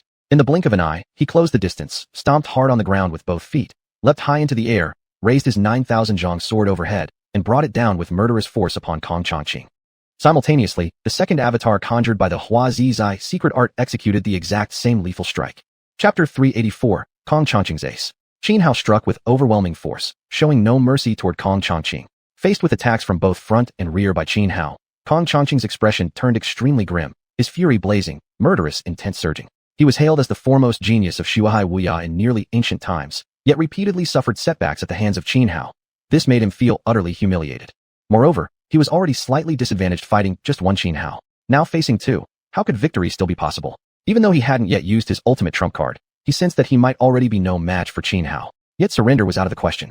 Without hesitation, he immediately decided to use his secret weapon. His hands formed a seal, and a palm-sized, dull gray seal emerged. Radiating terrifying energy, it revealed itself to be a demi-immortal artifact. Even more astonishingly, Kong Changqing had completely refined this unremarkable-looking seal, merging it perfectly with his essence, energy, and spirit. Once released, the dull gray seal instantly expanded under the wind, growing to the size of a millstone. With a thunderous shake, it charged straight toward Qin Hao. Boom! The seal collided with the 9,000 zhong sword slash from Qin Hao, triggering an immense explosion. Qin Hao felt a tremendous force strike his hand gripping the blade. The sword nearly flew out of his grasp, his palms split open, blood spraying in all directions. Letting out a muffled grunt, Qin Hao somersaulted backward through the air and landed dozens of meters away, staggering several steps before stabilizing himself. Meanwhile, after blocking Qin Hao's killing move, the dull gray seal still retained enough power to rush toward Qin Hao's external manifestation. Another loud explosion rang out. Qin Hao's second form was also sent flying. The onlookers surrounding the arena were stunned into silence. This battle is absolutely fucking incredible. The secret technique Xianhao used to project an external body was already amazing, but who'd have thought Kong Changqing actually possesses a demi-immortal artifact? My god, truly worthy of being called the #1 genius of Shuai Wuya across ages. How extraordinary, he has actually fully refined a demi-immortal artifact. With a demi-immortal artifact in hand, Kong Changqing would be invincible within the same cultivation realm, let alone against Xianhao, who's an entire major realm below him. Probably not long now before Xianhao dies beneath that artifact, and this fight comes to an end. Yeah, Xianhao may be strong, but without a trump card capable of countering a demi-immortal artifact, there's no way he can defeat Kong Changqing. The crowd whispered among themselves, initially awestruck by Xianhao's other self-at-will technique, then now utterly shocked by Kong Changqing summoning forth a demi-immortal artifact. Weapons of such rank provided an enormous boost to combat power. Thus, after realizing the dull gray seal was a demi-immortal artifact, 99% of the audience believed Kong Changqing was surely going to win. Yet up on the stage, Kong Changqing himself felt bitter inside. While demi-immortal artifacts did offer tremendous power boosts, he had already perceived the peculiar nature of Xianhao's other self-at-will technique. With the artifact in hand, dealing with 2 Qians might still be manageable. But if 3 or 4 Qians appeared simultaneously, even with the demi-immortal artifact, his death would be certain. Heaven upturning seal, kill. Though anxious inside, Kong Changqing didn't falter in action. With a mere thought, he directed the dull gray seal to crush down upon Xianhao's original body. This demi-immortal artifact of his was named the Heaven Upturning Seal, an item originating from Buddhist legends. Of course, what he wielded was only a replica, which explained why it ranked merely as a demi-immortal artifact. The true Heaven Upturning Seal stood an entire tier above immortal-grade weapons. At Kong Changqing's command, countless runes erupted from the seal, flashing brightly and carrying mysterious laws within them. With another violent tremor, the Heaven Upturning Seal descended upon Xianhao, accompanied by endless streams of glowing runes. Its horrifying might caused the surrounding space to warp and twist. If struck directly, even if Xianhao's physical body could withstand Dao-level artifacts, he would still be crushed into a pulp. Thus, Xianhao didn't dare underestimate it. Swinging his 9,000 zhang sword continuously, he slashed out dozens, even hundreds of sword beams in quick succession. Each carried vast waves of sword chi that struck the descending seal one after another, progressively weakening its crushing momentum. Finally, the Heaven Upturning Seal's force was completely worn down and deflected by a powerful surge of sword energy. At that moment, Xianhao's external manifestation had already closed in on Kong Changqing. But this time, Kong Changqing was prepared. With the Heaven Upturning Seal suppressing Xianhao's main body, he could now fully focus on confronting this external clone. His pressure greatly reduced. Handling the situation became much easier. Heaven Upturning Seal, shatter mountains, and split rivers. After blocking a wave of attacks from Xianhao's external manifestation, Kong Changqing seized the opportunity and activated an extremely powerful technique, enhancing the Heaven Upturning Seal. Instantly, the seal's power surged dramatically. The runes on its surface burst forth like floodwaters breaking through a dam. Then, with a violent tremor in midair, the Heaven Upturning Seal plunged toward Xianhao once more, this time with over 10 times the force of the previous strike. The space around it wasn't merely warping anymore. Instead, spiderweb-like black cracks began to spread across the void. Kong Changqing knew full well that prolonged combat would work against him. If Xianhao manifested a third external body, he would be in grave danger. So, gritting his teeth, he chose to unleash the seal's full power in one decisive blow. As long as he destroyed Xianhao's original body, the secret method behind the external manifestations would naturally collapse. Xianhao frowned, his expression turning grim. He could clearly sense the terrifying might behind this descending strike, utterly impossible to underestimate. Even if he defended with all his strength, there was no guarantee he could withstand it. Thus, Xianhao held nothing back. With a flick of his right hand, he released a black fragment into the air. In an instant, turbulent dark energy erupted, spreading outward like spilled ink. An aura far more oppressive than that of demi-immortal artifacts radiated from the fragment, actually suppressing nearly 40% of the Heaven Upturning Seal's power. Buzz, buzz, buzz. The Heaven Upturning Seal, summoned by Kong Changqing, began vibrating violently, unable to endure the pressure from the black fragment. Moreover, the crushing force of the seal's descent was continuously eroded by the spreading dark energy. Finally, the surging waves of black energy blasted the Heaven Upturning Seal completely away. And almost simultaneously, Xianhao's external manifestation landed a hit on Kong Changqing. The 9,000 zhang sword traced a near-perfect arc through the air, carving a grotesque wound across Kong Changqing's chest. Blood gushed out heavily from the injury, flowing non-stop. Chapter 385, The Emperor's Divine Scripture. Kong Changqing barely managed to steady himself before he spat out a large mouthful of blood with a loud ugh. He had not only been injured by Xianhao's external avatar, but the Flip Heaven Seal had also been knocked flying by the fragment of the Dark Heart. Due to the spiritual connection between him and the seal, he naturally suffered backlash from losing control of it.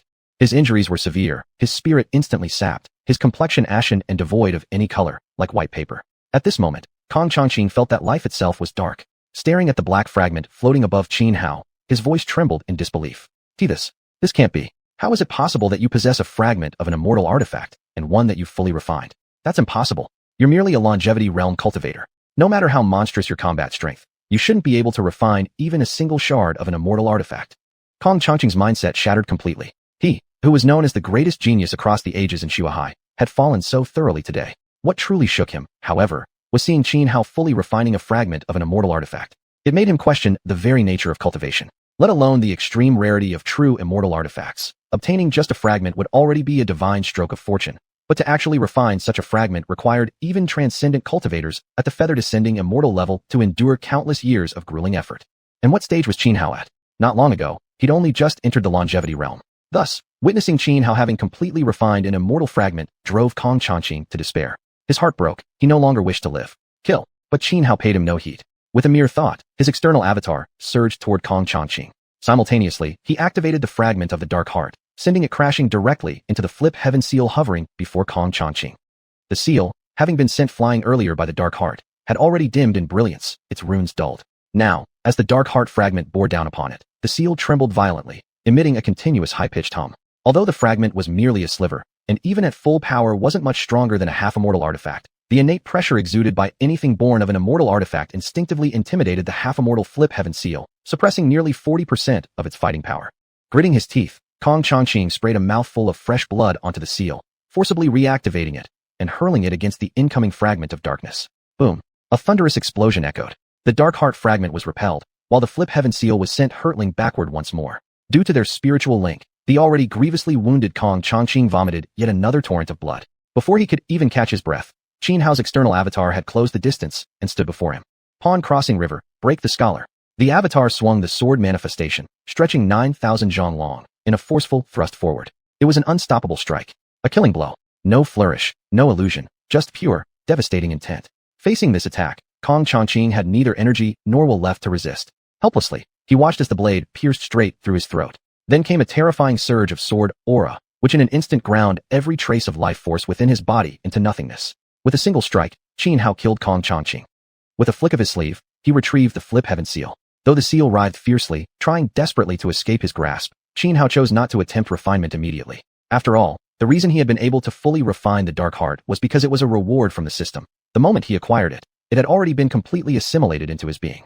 Otherwise, given his cultivation level, not only would refining an immortal fragment be out of the question, but even attempting to refine a half-immortal artifact would have been utterly impossible.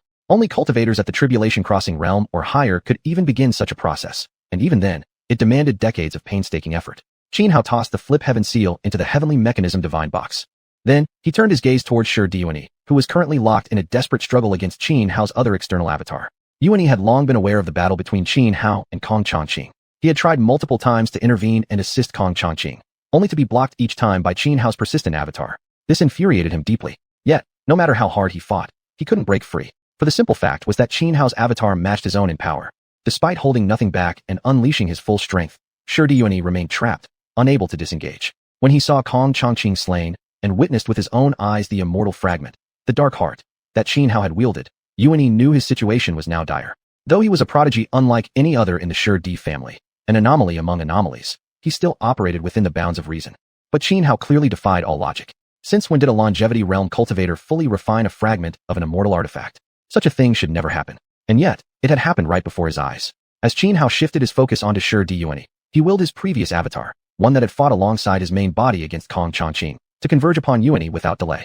At the same time, the Hua Zizai secret art also projected a third external avatar. Without the slightest hesitation, the moment Xianhao's third external avatar came into existence, it shot forward like a bolt of lightning, lunging straight at Xuanhuan. Watching three avatars of Xianhao converge on him simultaneously, Xuanhuan felt his scalp tingle with dread.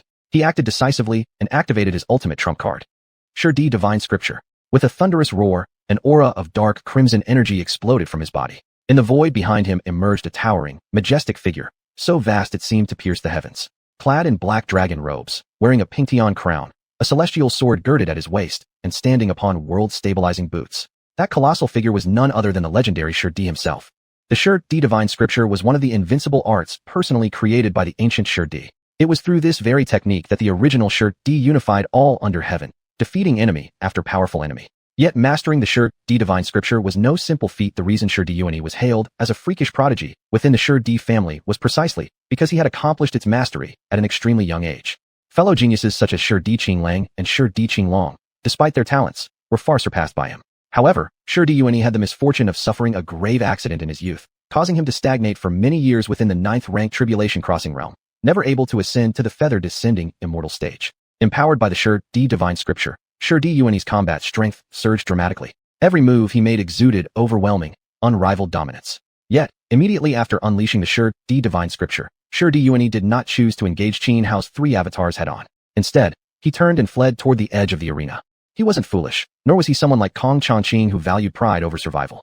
The moment he realized he stood no chance against Xianhao, his first thought was escape. Only by preserving his life could he hope for revenge in the future. Otherwise, his defeat would be absolute and final. Chapter 386. Emperor Yuan Yi's overwhelming will to survive. Emperor Yuan Yi was an extremely intelligent man, unbound by fame, profit, or conventional morality. In his eyes, any self-destructive behavior was utterly worthless. What about leaving one's name in history for eternity? What about choosing to shatter like jade rather than survive as broken pottery? What about preferring a swift death over the shame of clinging to life? Emperor Yuan Yi believed only someone mentally ill would entertain such thoughts. Truly wise individuals followed just one principle: better to live poorly than die nobly. Whether it meant surviving disgracefully, living humbly without dignity or integrity, or enduring condemnation from all under heaven, so long as one stayed alive, that was all that mattered. Because only by staying alive could one hope to reverse defeat, and only then might one wash away every humiliation. In this world, except for death itself, nothing is beyond redemption. Thus, he didn't care whether others mocked him. Once he realized that no matter what methods he used, he couldn't defeat Xianhao, he immediately chose to flee. As long as he escaped the arena, Xianhao wouldn't be able to kill him. Frankly speaking, even Xianhao hadn't anticipated Emperor Yuan Yi's actions. When he saw Emperor Yuan Yi retreating, he froze momentarily before snapping back to reality. Out of respect for our blood ties, I shall spare your life, but punishment you will not escape. Without hesitation, Xianhao drew from his spatial artifact a blazing red great bow, the Great Red Heaven Bow, reward granted by the system after consuming the 9-calamity heavenly dragon hide.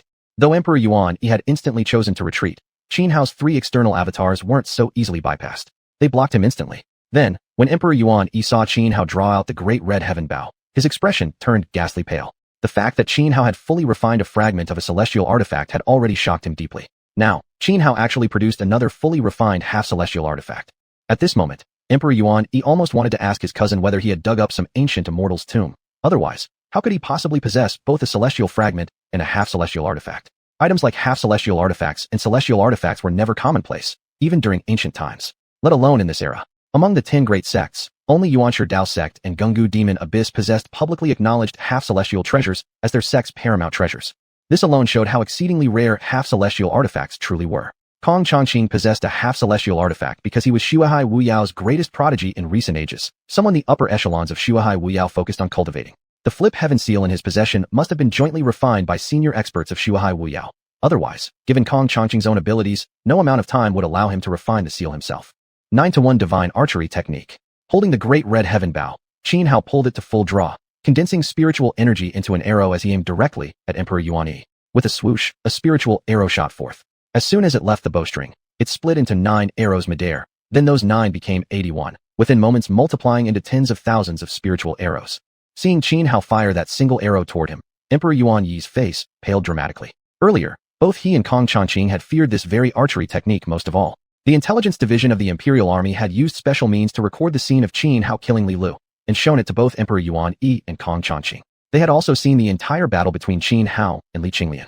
Had Tang Lin not been overwhelmingly powerful, instantly breaking through Xianhao's other self at will secret art, perhaps Emperor Yuan Yi and Kong Changqing wouldn't have dismissed Xianhao's technique so lightly. They regarded it merely as an ordinary secret method allowing instantaneous creation of external avatars, nothing particularly powerful. Originally, Emperor Yuan Yi had already been restrained by Xianhao's 3 external avatars, his escape obstructed, unable to break free from the arena immediately. Now, facing Xianhao's 9-to-1 divine archery technique, his expression turned extremely grim. Without hesitation, he abandoned his attempt to flee and instead focused entirely on defending against this arrow. Otherwise, even if he managed to break through the blockade of the 3 avatars by force, he'd still be struck down by Xianhao's arrow before escaping the arena. Primordial Emperor's ultimate art. Unity of all under heaven. Emperor Yuan Yi let out a long, heaven-piercing roar, unleashing the most powerful offensive move within the Primordial Emperor's scripture. Instantly, the towering spectral image behind him in the void grew increasingly solid, as if seeking to leap out from the river of history, transforming from ethereal illusion into tangible reality, reborn once more into the mortal world. Terrifying waves of black spiritual energy radiated outward from the Primordial Emperor's phantom, expanding in concentric circles around him, wave after wave of dark power rising higher and fiercer, like successive tsunamis threatening to engulf everything. Xianhao's 3 external avatars were instantly blasted backward. Then, the primordial Emperor Phantom drew out the heavenly sword and swept it horizontally through the air. When the primordial Emperor swung his sword, the 8 directions and 6 realms knelt in submission. A magnificent sword beam nearly 10,000 meters long coalesced into existence, slashing forward with overwhelming force, colliding head-on against the spiritual arrow aimed at Emperor Yuan. At this moment, those thousands upon thousands of spiritual arrows had already converged back into a single projectile, its power amplified manyfold. Where the arrow passed, it left behind a spatial rift 2 to 3 meters wide. Through the crack, vast amounts of chaotic energy surged forth, while terrifying chaos divine lightning roared deep within the rift. Such a sight was truly horrifying. Boom. Ultimately, the 2 ultimate techniques collided, triggering a massive energy explosion. The deafening roar shook heaven and earth, as violent energies transformed into a black storm that swept outward in all directions. The entire arena trembled violently. Even some of the black stones used to construct the platform developed cracks from absorbing too much energy all at once. One could only imagine how terrifying the clashing energies from Xianhao and Emperor Yuan's techniques truly were. Had the arena not been built from these special black stones, it would have turned to dust instantly, perhaps even endangering the spectators surrounding it. After such a devastating clash, the arena was engulfed in rolling clouds of dust, obscuring everything. But soon, a burst of spiritual wind erupted outward, scattering the haze. When the dust cleared, everyone saw that only Xianhao remained standing upon the stage. Holding the great red heaven bow, Xianhao stood cold-eyed, staring at Emperor Yuan, who was now standing outside the arena, his killing intent still palpable. Emperor Yuan had not been slain by Xianhao's arrow. He had managed to withstand the shot, though at an enormous cost. Half of his body had been obliterated, leaving him in a gruesome state. Still, for Emperor Yuan, while such injuries were severe, they were far from fatal. With a mere thought, primal life force surged within him, and the missing half of his body began regenerating before their very eyes, rapidly restoring itself. Chapter 387. The Divine Dynasty's Crushing Defeat. Emperor Xiuxian had repaired half of his body, yet his face looked even worse, pale as paper, completely devoid of any color. He suddenly coughed violently, then spat out a large mouthful of blood with a loud wah. Wiping the blood from the corner of his lips, he curled his mouth into a bitter smile. The reason he managed to block Xianhao's arrow wasn't merely because he had used the ultimate killing move of the Emperor's sure divine art. At the last moment, he also activated a shattered shield. That was a damaged, semi-immortal artifact, something he had excavated from an ancient ruin during an exploration in a secret land. With help from a feathered immortal-level cultivator within the Emperor's clan, he had spent a long time successfully refining this broken shield. However, this shattered shield possessed unique properties. It required prolonged infusion of spiritual energy and could only be activated once. After that, no matter how completely Emperor Xiuxian had refined it, the broken shield would become unusable. Precisely for this reason, unless absolutely necessary, Emperor Xiuxian would never have unleashed such a precious treasure. But Xianhao's arrow just now had been far too overwhelming, an almost certain killing blow. Even after using the strongest technique of the Emperor's sure divine art to weaken its power and activating the broken shield as protection, he had still been severely wounded. Without several years of secluded cultivation and consuming vast quantities of rare heavenly materials and earth treasures, his injuries would not heal easily. Cousin, Emperor Xiuxian looked toward Xianhao. You really don't leave any room for sentiment. Humph. Xianhao coldly snorted, then said gravely, go back and tell those old fellows of the Emperor's clan, if they know what's good for them, release my father immediately. Otherwise, when I personally come knocking at Ancestral Dragon Abyss one day, don't expect me to show mercy for our familial ties. Haha, fine. I'll make sure your message is delivered. Until next time. With a light laugh, Emperor Xiuxian hesitated not a second longer. He instantly crushed a black stone talisman. Space around him twisted wildly, and in the blink of an eye, he vanished into thin air. Clearly, he feared being targeted or ambushed, so he chose to use an extremely high-grade Void Escape talisman. Though the Ancestral Dragon Abyss was one of the world's few forbidden lands, untouchable by most powers, that didn't mean the Emperor's clan lacked enemies. Known as the anomaly of the Emperor's clan, Emperor Xiuxian held an exceptional status. Now gravely injured, the enemies of the Emperor's clan were undoubtedly watching from the shadows, eager not to miss such a golden opportunity to finish him off. Yet Emperor Xiuxian's will to survive was simply too strong. He gave no chance to hidden adversaries and immediately escaped using a top-tier spatial talisman. After Emperor Xiuxian's departure, Xianhao also seized his self-transforming freely secret art. His 3 external avatars successively dissolved. Then, Xianhao raised his 9,000 zhang long sword horizontally, roaring loudly, "Today I stand with my sword against all heroes. Anyone dare challenge me?" Arrogant, reckless, and overwhelmingly domineering. His powerful voice reverberated across the entire battlefield, rolling like thunderclaps. The chaotic battlefield fell silent in an instant. Especially the soldiers of the Divine Dynasty army. Each of their faces turned grim, lowering their heads wordlessly. What was there left to fight? A mere longevity realm cultivator had already consecutively defeated 3 of their 9th Tribulation Dao experts. Kong Changqing and Xiuxian were both renowned figures among the 9th Tribulation Dao cultivators. Yet even when these two joined forces, they still lost. One dead, the other gravely injured, to Xianhao. Even the three feathered immortals on the Divine Dynasty side fell silent at this feat. Is that guy named Xianhao even human? To fight two Ninth Tribulation Dao experts, Kong Changqing and Emperor Xiuxian, at the mere longevity realm and still achieve one death and one severe injury, with near total domination throughout. This talent can't even be called peerless genius. No words are enough to describe Xianhao's brilliance. By this measure, the joint army of the witch and demon clans has essentially won the battle tier corresponding to the longevity realm. The superiority realm and supreme sovereign realm tiers have also been heavily dominated by the witch-demon alliance. If so, will this battle arena contest end in a complete victory for the witch and demon allied forces? If that happens, our divine dynasty will suffer devastating losses, losing both people and pride. In response to Xianhao's provocation, not a single warrior from the Divine Dynasty coalition dared leap onto the arena stage again. Eventually, the leader from the Divine Dynasty side and the representative from the Witch-Demon Alliance reached a consensus, officially declaring Xianhao the victor of the longevity realm tier match. Among the four arenas, Xianhao claimed the first victory, taking control of one. Soon, the result of the Supreme Sovereign Realm tier match was also announced, and again, the Witch and Demon side emerged victorious. There was no choice. Many of the powerful Supreme Sovereign and Longevity Realm cultivators in the Divine Dynasty army had already been killed by Xianhao, drastically weakening their fighting strength at these levels. This decline triggered a chain reaction, causing the Witch-Demon Alliance to claim victory once again in the match tier corresponding to the Superiority Realm. Thus, out of the four arena stages, the Witch and Demon side had now won three. As for the final stage, the one corresponding to the Ninth Tribulation Realm, both sides had initially been evenly matched. But with three of the Divine Dynasty's Ninth Tribulation Dao experts having fallen during the Longevity Realm confrontation, their side suffered a critical loss in combat power.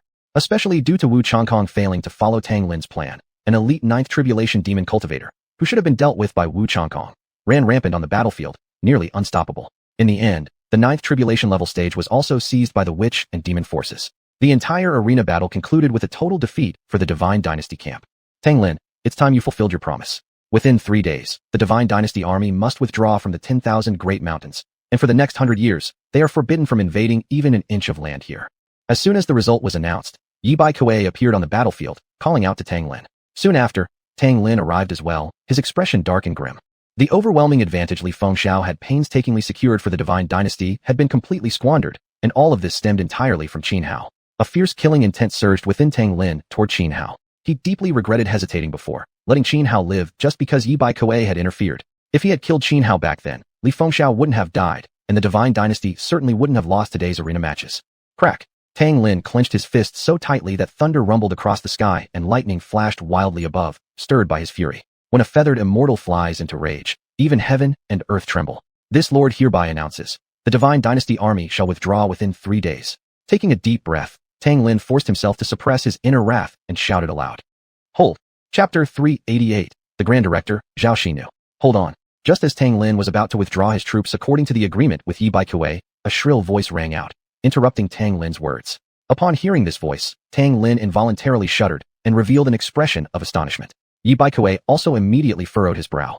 At the same time, boundless blood-colored haze filled the sky and earth, and an intense smell of blood pervaded every soldier's nostrils on the battlefield. This stench of blood was overwhelmingly thick, thicker even than that left after a brutal clash between two armies. Then, an extremely oppressive aura descended upon the battlefield. Under its influence, many warriors felt their very souls trembling, and intense fear welled up within their hearts. Some weaker soldiers instantly had their eyes suffused with blood, going berserk like madmen, tearing at their own hair and screaming wildly toward the heavens. Such a scene caused the faces of many on the battlefield to change drastically. Cultivators of higher realms from both sides quickly responded, defending against the sudden eerie presence. Only then did some of the delirious soldiers regain their senses, swiftly forming defensive formations to resist the corruption of this sinister force. At that moment, in the distant horizon, 10,000 bones paved a blood-drenched path. 1,000 stars converged into a celestial road. Useless waves in the sea of bureaucracy, hearts full of greed like wolves' fangs. Who is fated to wear the cinnabar seal? Only the sovereign inscribed in white jade bears supreme honor. As this chilling poetic motto resounded through the air, a figure clad in cyan dragon-embroidered robe and wearing a black official's cap appeared at the edge of the sky, striding across empty space.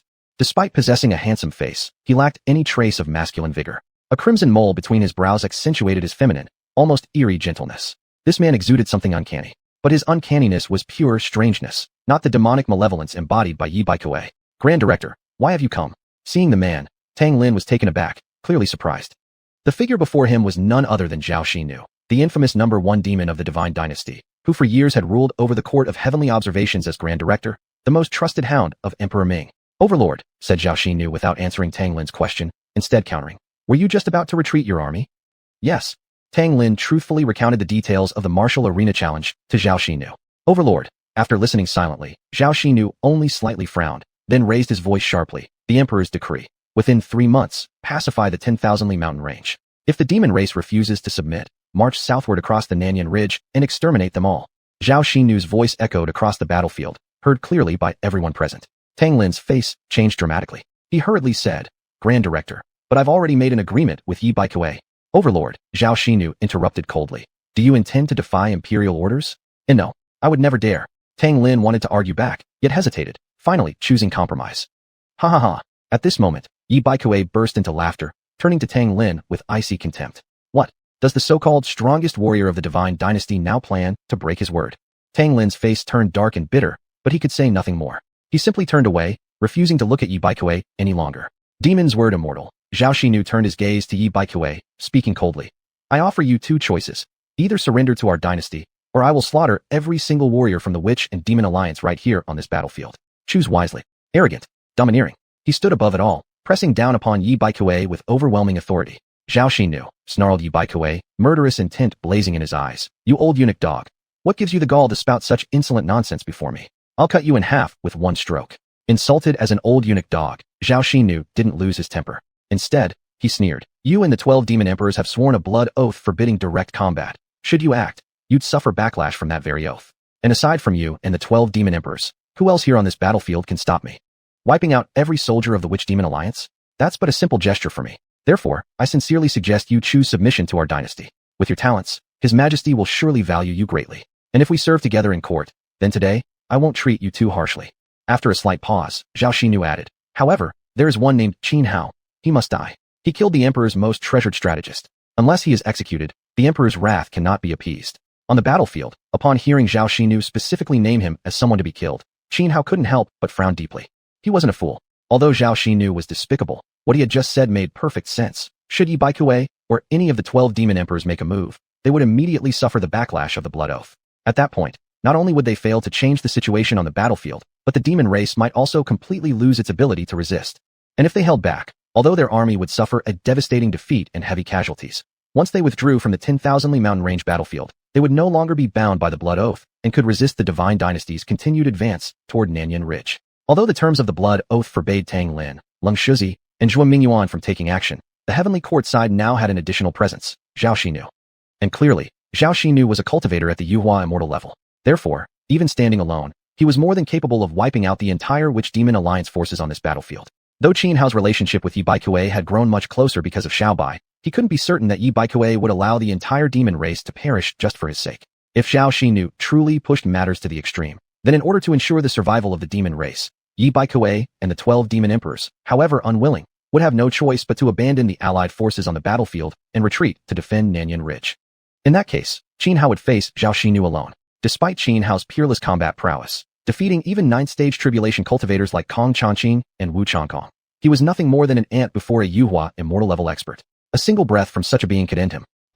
Facing Zhao Xinu's threat, Yi Baikue burst into laughter and declared, Zhao Xinu, do you think I, Yi Baikue, am someone who can be frightened? If you dare kill anyone on this battlefield today, I will slaughter 1,000,000 people from your divine dynasty to serve as their companions in death. Yi Baikue, if you refuse to surrender, your entire demon race will be eradicated. Do you really think you can survive? Zhao Xinu sneered coldly. Then, he turned his gaze downward to the battlefield and announced in a chilling voice, who among you is Qin Hao? Step forward voluntarily. This one will grant you a quick, painless death. But if I have to personally drag you out myself, then I shall make you experience what it truly means to wish for death, but find life unbearable. I am Qin Hao. Qin Hao strode forward, fixing Zhao Xinu with a cold glare, his face showing not the slightest trace of fear. Chapter 389, Senior Sister has arrived. Facing Zhao Xinu, Qin Hao showed no fear and chose not to retreat or hide, but instead stepped forward voluntarily. There were many who knew him on the battlefield. Even if the soldiers of the combined Wu and Yao forces had to give their lives, they wouldn't help Zhao Xinu identify him. But would those from the imperial court side refrain from helping? Thus, even if he didn't step forward himself, it would be meaningless. He could never truly escape Zhao Xinu's grasp. Rather than live in cowardice, better to face death with dignity. Unlike Yuan Yi, the first emperor, who clung desperately to life, Qin Hao believed there were things far more important than life and death. Some died for loyalty, justice, and integrity, giving rise to the timeless saying, I care not for shattered bones or broken body, if only my purity remains in this world. Others willingly gave their lives for the sake of all living beings, hence the eternal line. If it benefits the nation, I'll face life or death. How then can I avoid it for fear of misfortune? Oh, you actually dare step out yourself? Impressive, some courage indeed, said Zhao Xinyu, looking at Qin Hao as he emerged, speaking in a casual tone. At that moment, Yi Baikuei stepped forward in one stride, placing himself between Zhao Xinyu and Qin Hao. Glaring fiercely at Zhao Xinyu, he spoke word by word. Old eunuch dog. I, Yi Baikuei, swear upon heaven, should you harm even a single hair on his body, I shall turn the imperial capital into a river of blood, leaving every household empty. Crack. Boom. No sooner had Yi Baikuei finished speaking than a deafening thunderclap exploded across the heavens. An oath sworn toward heaven by a feather transcendence realm cultivator was no mere idle threat. It was a blood oath witnessed by the inscrutable heaven itself. To break it would invite divine retribution. Qin Hao was stunned. He hadn't expected Yi Baikuei to go so far for him. His heart warmed, eased considerably. Even if he died here at Zhao Xinyu's hands, and Yi Baikuei did not act, he wouldn't blame him. He understood that Yi Baikuei bore the survival of the entire Yao race upon his shoulders. In the face of Yi Baikuei's threat, Zhao Xinyu remained utterly unconcerned, sneering coldly. Yi Baikuei, do you really overestimate yourself so much? Today I will annihilate this combined Gu Yao army. Tomorrow I will personally lead my forces to attack Nanling and destroy Bumission. Even if you survive till then, with my heavenly surveillance bureau guarding the way, you won't set foot within the imperial lands. As he spoke, Zhao Xinyu blurred, shifting position in an instant, and circled around Yi Baikuei, lunging directly toward Qin Hao below. To him, killing Qin Hao required nothing more than a casual strike. But clearly, he didn't just want to kill Qin Hao, he meant to torment him first, both to intimidate the combined Gu Yao forces on the battlefield, and to provoke Yi Baikuei deliberately. In truth, he hoped Yi Baikuei would break his blood oath and attack, for then Yi Baikuei would suffer devastating backlash from the oath's curse. When the imperial army later attacked Nanling, the Dao tribe would lose a top-tier warrior, greatly increasing the imperial side's chances of victory. Frowning, Qin Hao knew full well that any resistance he offered would be futile against Zhao Xinyu's assault. Yet to offer his neck like a helpless victim? Impossible. Even if death was certain, he would still fight for the faintest chance of survival. But just as Qin Hao prepared to unleash his full strength against Zhao Xinyu, a woman's voice rang out, clear and melodious as an orchid blooming in a secluded valley. Dare to lay a hand on my junior brother? Old dog. Do you want what's on your neck to end up like what's in your pants gone? Though the voice was beautiful, the words themselves were shockingly crude. This stark contrast left everyone on the battlefield feeling profoundly speechless. Zhao Xinyu, mid-lunge toward Qin Hao, abruptly changed expression. In an instant, he stabilized his movement, scanning the surroundings warily with a cold voice. Who dares play tricks before me? Tired of living. When that woman's voice rang out, a sudden, intense sense of danger had flared in Zhao Xinyu's heart, an instinctive dread so sharp it startled him into halting instantly. Qin Hao, too, froze, stunned, confused, almost wondering if he'd hallucinated. That voice was all too familiar. Ning Bailu, his senior sister. Senior sister? Or am I just hearing things? Snapping back to awareness, Qin Hao looked around bewildered. Just as he turned to search, without warning, a sharp blow smacked the top of his head. Ow! Qin Hao cried out in pain. At that exact moment, Ning Bailu's voice whispered beside his ear, "Does it hurt?" "Yes," Qin Hao answered instinctively, then froze. He quickly turned his head and saw Ning Bailu standing right beside him, smiling at him with an innocent, harmless look on her face. Senior sister, it's really you?" After seeing Ning Bailu standing beside him, Qin Hao was completely stunned, his voice trembling. "Are you blind? Can't you even recognize me when I'm right in front of you?" Ning Bailu curled her lip, speaking with clear annoyance. Qin Hao was momentarily speechless. He stood frozen for several seconds before snapping back to reality and asking in confusion, "Senior sister, why did you hit me just now? Weren't you doubting whether you were hallucinating? If I didn't hit you, how would you know it wasn't just in your head?" Ning Bailu replied casually. Qin Hao had nothing to say, utterly defeated and on the verge of tears. There was no use arguing. Everything Ning Bailu said always sounded so infuriatingly reasonable. No one could ever refute her. The surrounding onlookers were equally dumbfounded by the exchange between Qin Hao and Ning Bailu. Many instinctively reached up to rub their foreheads. This woman is Qin Hao's senior sister? Qin Hao is an absolute monster genius. How could he possibly have such a bizarre senior sister? Am I hallucinating right now? Bizarre? I'd call her refreshingly unique. Unique my ass, she's clearly a clown. No, worse. There's something seriously off in that head of hers. What a waste of such a gorgeous figure and pretty face. I suggest you keep those thoughts to yourself. Remember, Qin Hao is the kind of guy who searches corpses after martial contests. If he finds out you're thinking dirty thoughts about his senior sister, he'll probably dig up every female ancestor in your lineage back 18 generations. The crowd murmured among themselves, their words flying back and forth, completely forgetting the tense atmosphere from moments ago. Meanwhile, Zhao Xinyu's expression darkened to the extreme as he watched Qin Hao and Ning Bailu's peculiar interaction, their casual, oblivious demeanor toward him, as if he weren't even there. What was going on? He, the foremost demon of the Divine Empire, Grand Supervisor of the Heavenly Surveillance Bureau, a feather transcendence realm cultivator, was being blatantly ignored by two mere brats? Even though he was a eunuch long accustomed to servitude, he couldn't suppress the rising fury in his heart. Little girl, was it you just now pretending to be a ghost or some such nonsense? Zhao Xinu stared fixedly at Ning Bailing, asking coldly. Just now, he had clearly sensed an intense danger. Yet the Ning Bailing standing before him emitted not the slightest ripple of spiritual energy. She didn't even seem like a cultivator, appearing instead as nothing more than an ordinary person. This left Zhao Xinu deeply puzzled, completely at a loss as to what was going on. After all, he was a feathering immortal. For someone like him to feel such overwhelming danger, it would have to be either another feathering immortal level expert, or something even stronger. Yet this Ning Bailing right here was just an ordinary mortal. This was fucking bizarre. Upon hearing Zhao Xinu's question, Ning Bailing finally paused her lecture to Qin Hao and turned her gaze toward Zhao Xinu. But she didn't answer his question. Instead, with hostile eyes, she asked, "You said just now that you wanted to kill my junior brother, correct?" "And if I did?" Zhao Xinu replied coldly. "If so, then I'll just kill you," Ning Bailing said casually, as if discussing something as mundane as eating or drinking water.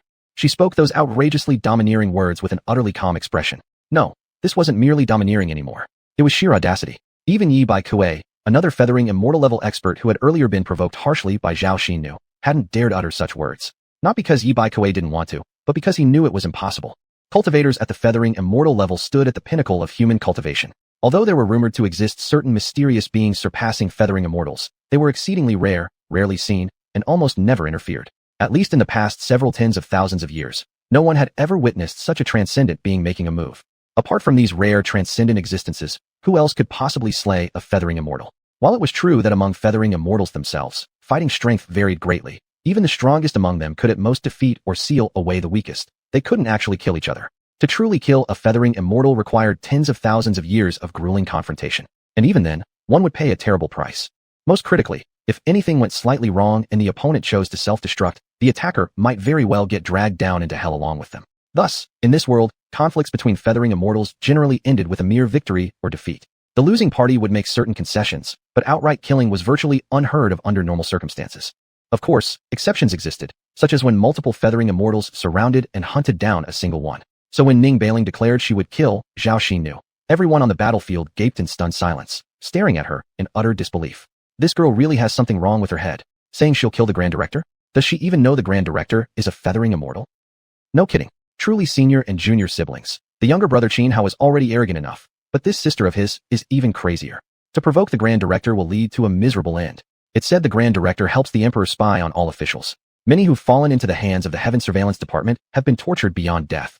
Especially the previous Minister of Censors. His entire family had their limbs amputated by the Grand Director himself, turned into human pigs, and placed in the latrine of the Heaven Surveillance Department.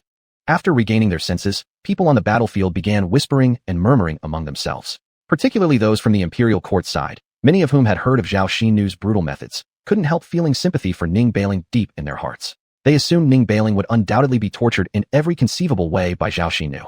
Though they saw her as perhaps mentally unwell, her figure and face were undeniably those of a top-tier beauty. The image of such a beautiful woman falling into Zhao Xinu's hands. They couldn't even bear to imagine it. Tang Lin also froze momentarily, then turned around to look at Ning Bailing, his eyes narrowing unconsciously. As for Yi Bai Kuei, his expression was now complex. He desperately wanted to intervene despite the backlash of breaking his blood oath, but recalling that his decision would determine the life and death of hundreds of millions of demonic clans, he gritted his teeth and forced himself to remain a cold observer. Zhao Xinu's mind buzzed furiously. That Qin Hao and Ning Bailing had earlier ignored him entirely was already infuriating enough. But now, this girl actually opened her mouth and declared she'd kill him? How contemptuously she must view him. Did she think he was just fish on a chopping block, hers to slaughter at will? A terrifying aura erupted from Zhao Xinu's body. The icy murder intent caused the clouds and winds above the 9 heavens to twist and churn. As if resonating with heaven itself, rolling thunder boomed across the sky. The atmosphere over the entire battlefield grew deadly still. Moments ago, the battlefield had buzzed with chatter and noise, but suddenly, everything fell silent. Everyone held their breath.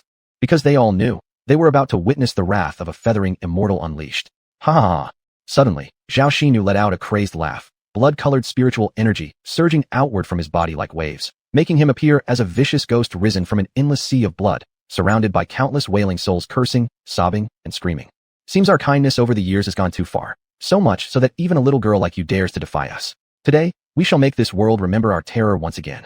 Zhao Xinu said coldly. Even the farts from a headless crotch smell better than your fairy aura. Ning Bailu sneered with utter disgust. The entire battlefield had been on edge due to Zhao Xinu's rage, but the moment Ning Bailu spoke, many couldn't hold back anymore and burst into laughter. This woman, How does she come up with such bizarre lines? Does she eat celery 3 meals a day or something? That was exactly what most people were thinking at that moment. Senior sister, here, this is a void escape talisman. Use it immediately. I'll buy you time. Xianhao finally snapped back to his senses and quickly stepped forward, grabbing Ning Bailu's arm. Brother Junior, look at you, getting scared of an old eunuch dog? Wanting to run away? Not only are you disgracing master, but you're dragging my reputation through the mud. I won't even be able to introduce you to my girlfriends from now on. But Ning Bailu merely rolled her eyes at Xianhao, her expression dripping with contempt. Xianhao opened his mouth, about to say something else. Ning Bailu cut him off sharply, declaring with supreme arrogance, just stand aside and watch carefully. How to slaughter an old eunuch dog. I'll teach it only once. With those words, she strode forward toward Zhao Xinu. Ignorant girl who doesn't know her place. Just wait and see how we'll tear you apart. Zhao Xinu snorted, his face turning livid. This was undoubtedly the angriest he'd been in thousands of years of existence. No one, absolutely no one, had ever provoked him like Ning Bailu had. At this moment, the murderous intent within him was so intense it made his very blood boil. Chapter 391. 1 Step, 1 Realm, 7 Steps to Transcendence. Zhao Xinu had never wanted to kill someone as fiercely as he did in this moment. The blood in his veins burned like roaring flames, magnifying his murderous intent beyond control. He had already made up his mind to use every single method in this world to torture Ning Bailu before him. Only then could he relieve the hatred seething in his heart. Yet facing Zhao Xinu's raging fury, Ning Bailu wore an expression of serene indifference. This was no act. It was genuine. She simply did not regard Zhao Xinu as a threat at all. Everyone on the battlefield now felt their hearts rise into their throats. The wrath of a feathered immortal demanded 1,000,000 corpses lying in rivers of blood before it could be quelled. What a pity. Master Xianhao's senior sister. I just don't understand where she got the audacity to provoke a feathered immortal. Judging by the aura she emits, she's just an ordinary person with no cultivation. A mere breath from someone of the great Heavenly Surveillance Bureau could reduce her to dust. That old eunuch dog Zhao Xinu. Someday, our demonic race will surely put him on the heavenly lamp. The crowd whispered in alarm. In their eyes, Ning Bailu was as good as dead. But at that very moment, Ning Bailu took a deliberate step forward, toward Zhao Xinu herself. With that first step, her blood surged within her, making sounds like flowing quicksilver.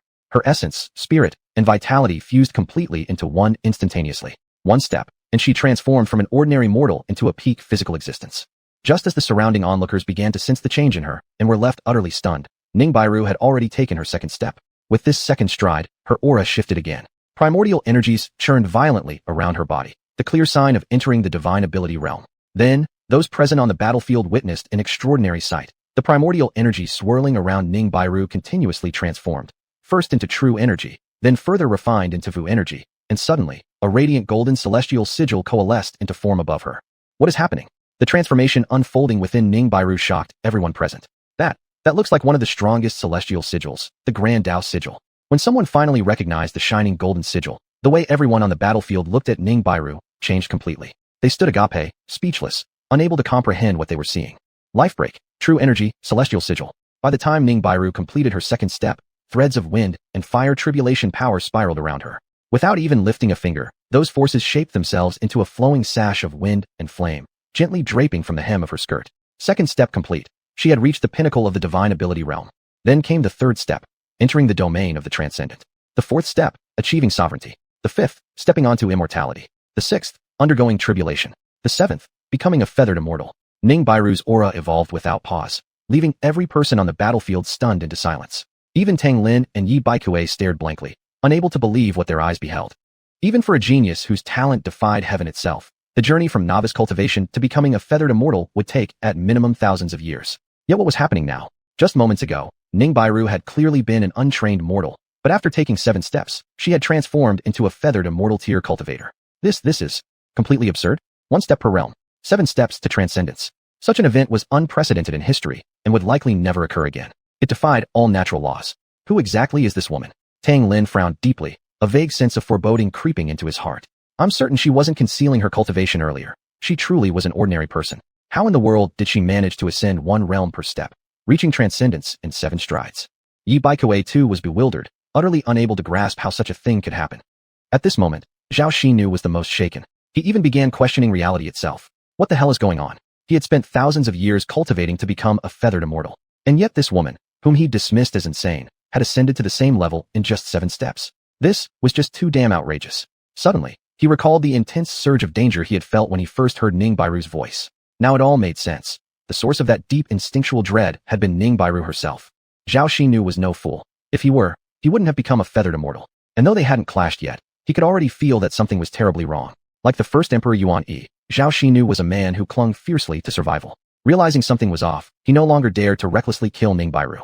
Instead, he began pondering how to save face, deciding to first figure out exactly who Zhao Xinu really was before determining how to deal with Ning Bairu and Qin Hao. After mulling it over for a moment, Zhao Xinu immediately reined in his earlier arrogance, forcing a faint smile onto his face as he prepared to speak to Ning Bairu. Yet before he could even open his mouth, Ning Bairu struck first. She raised her right hand and, with sudden force, delivered a sharp slap straight across Zhao Xinu's face. As she did so, she called out to Qin Hao, "Junior brother, watch closely now. When dealing with an old eunuch dog like this, the very first move is always a slap to the face."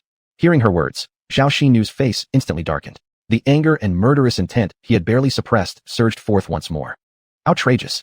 Zhao Xinu glared coldly at Ning Bairu, barking the word with fury. In his heart, he sneered. So what if she had ascended to feathered immortality in 7 steps? Could she possibly surpass him, who had lingered in the feathered immortal realm for hundreds of years? The reason he had momentarily faltered was only because her method of ascending 7 realms in 7 steps seemed utterly unfathomable. He had feared there might be some unimaginable existence behind her.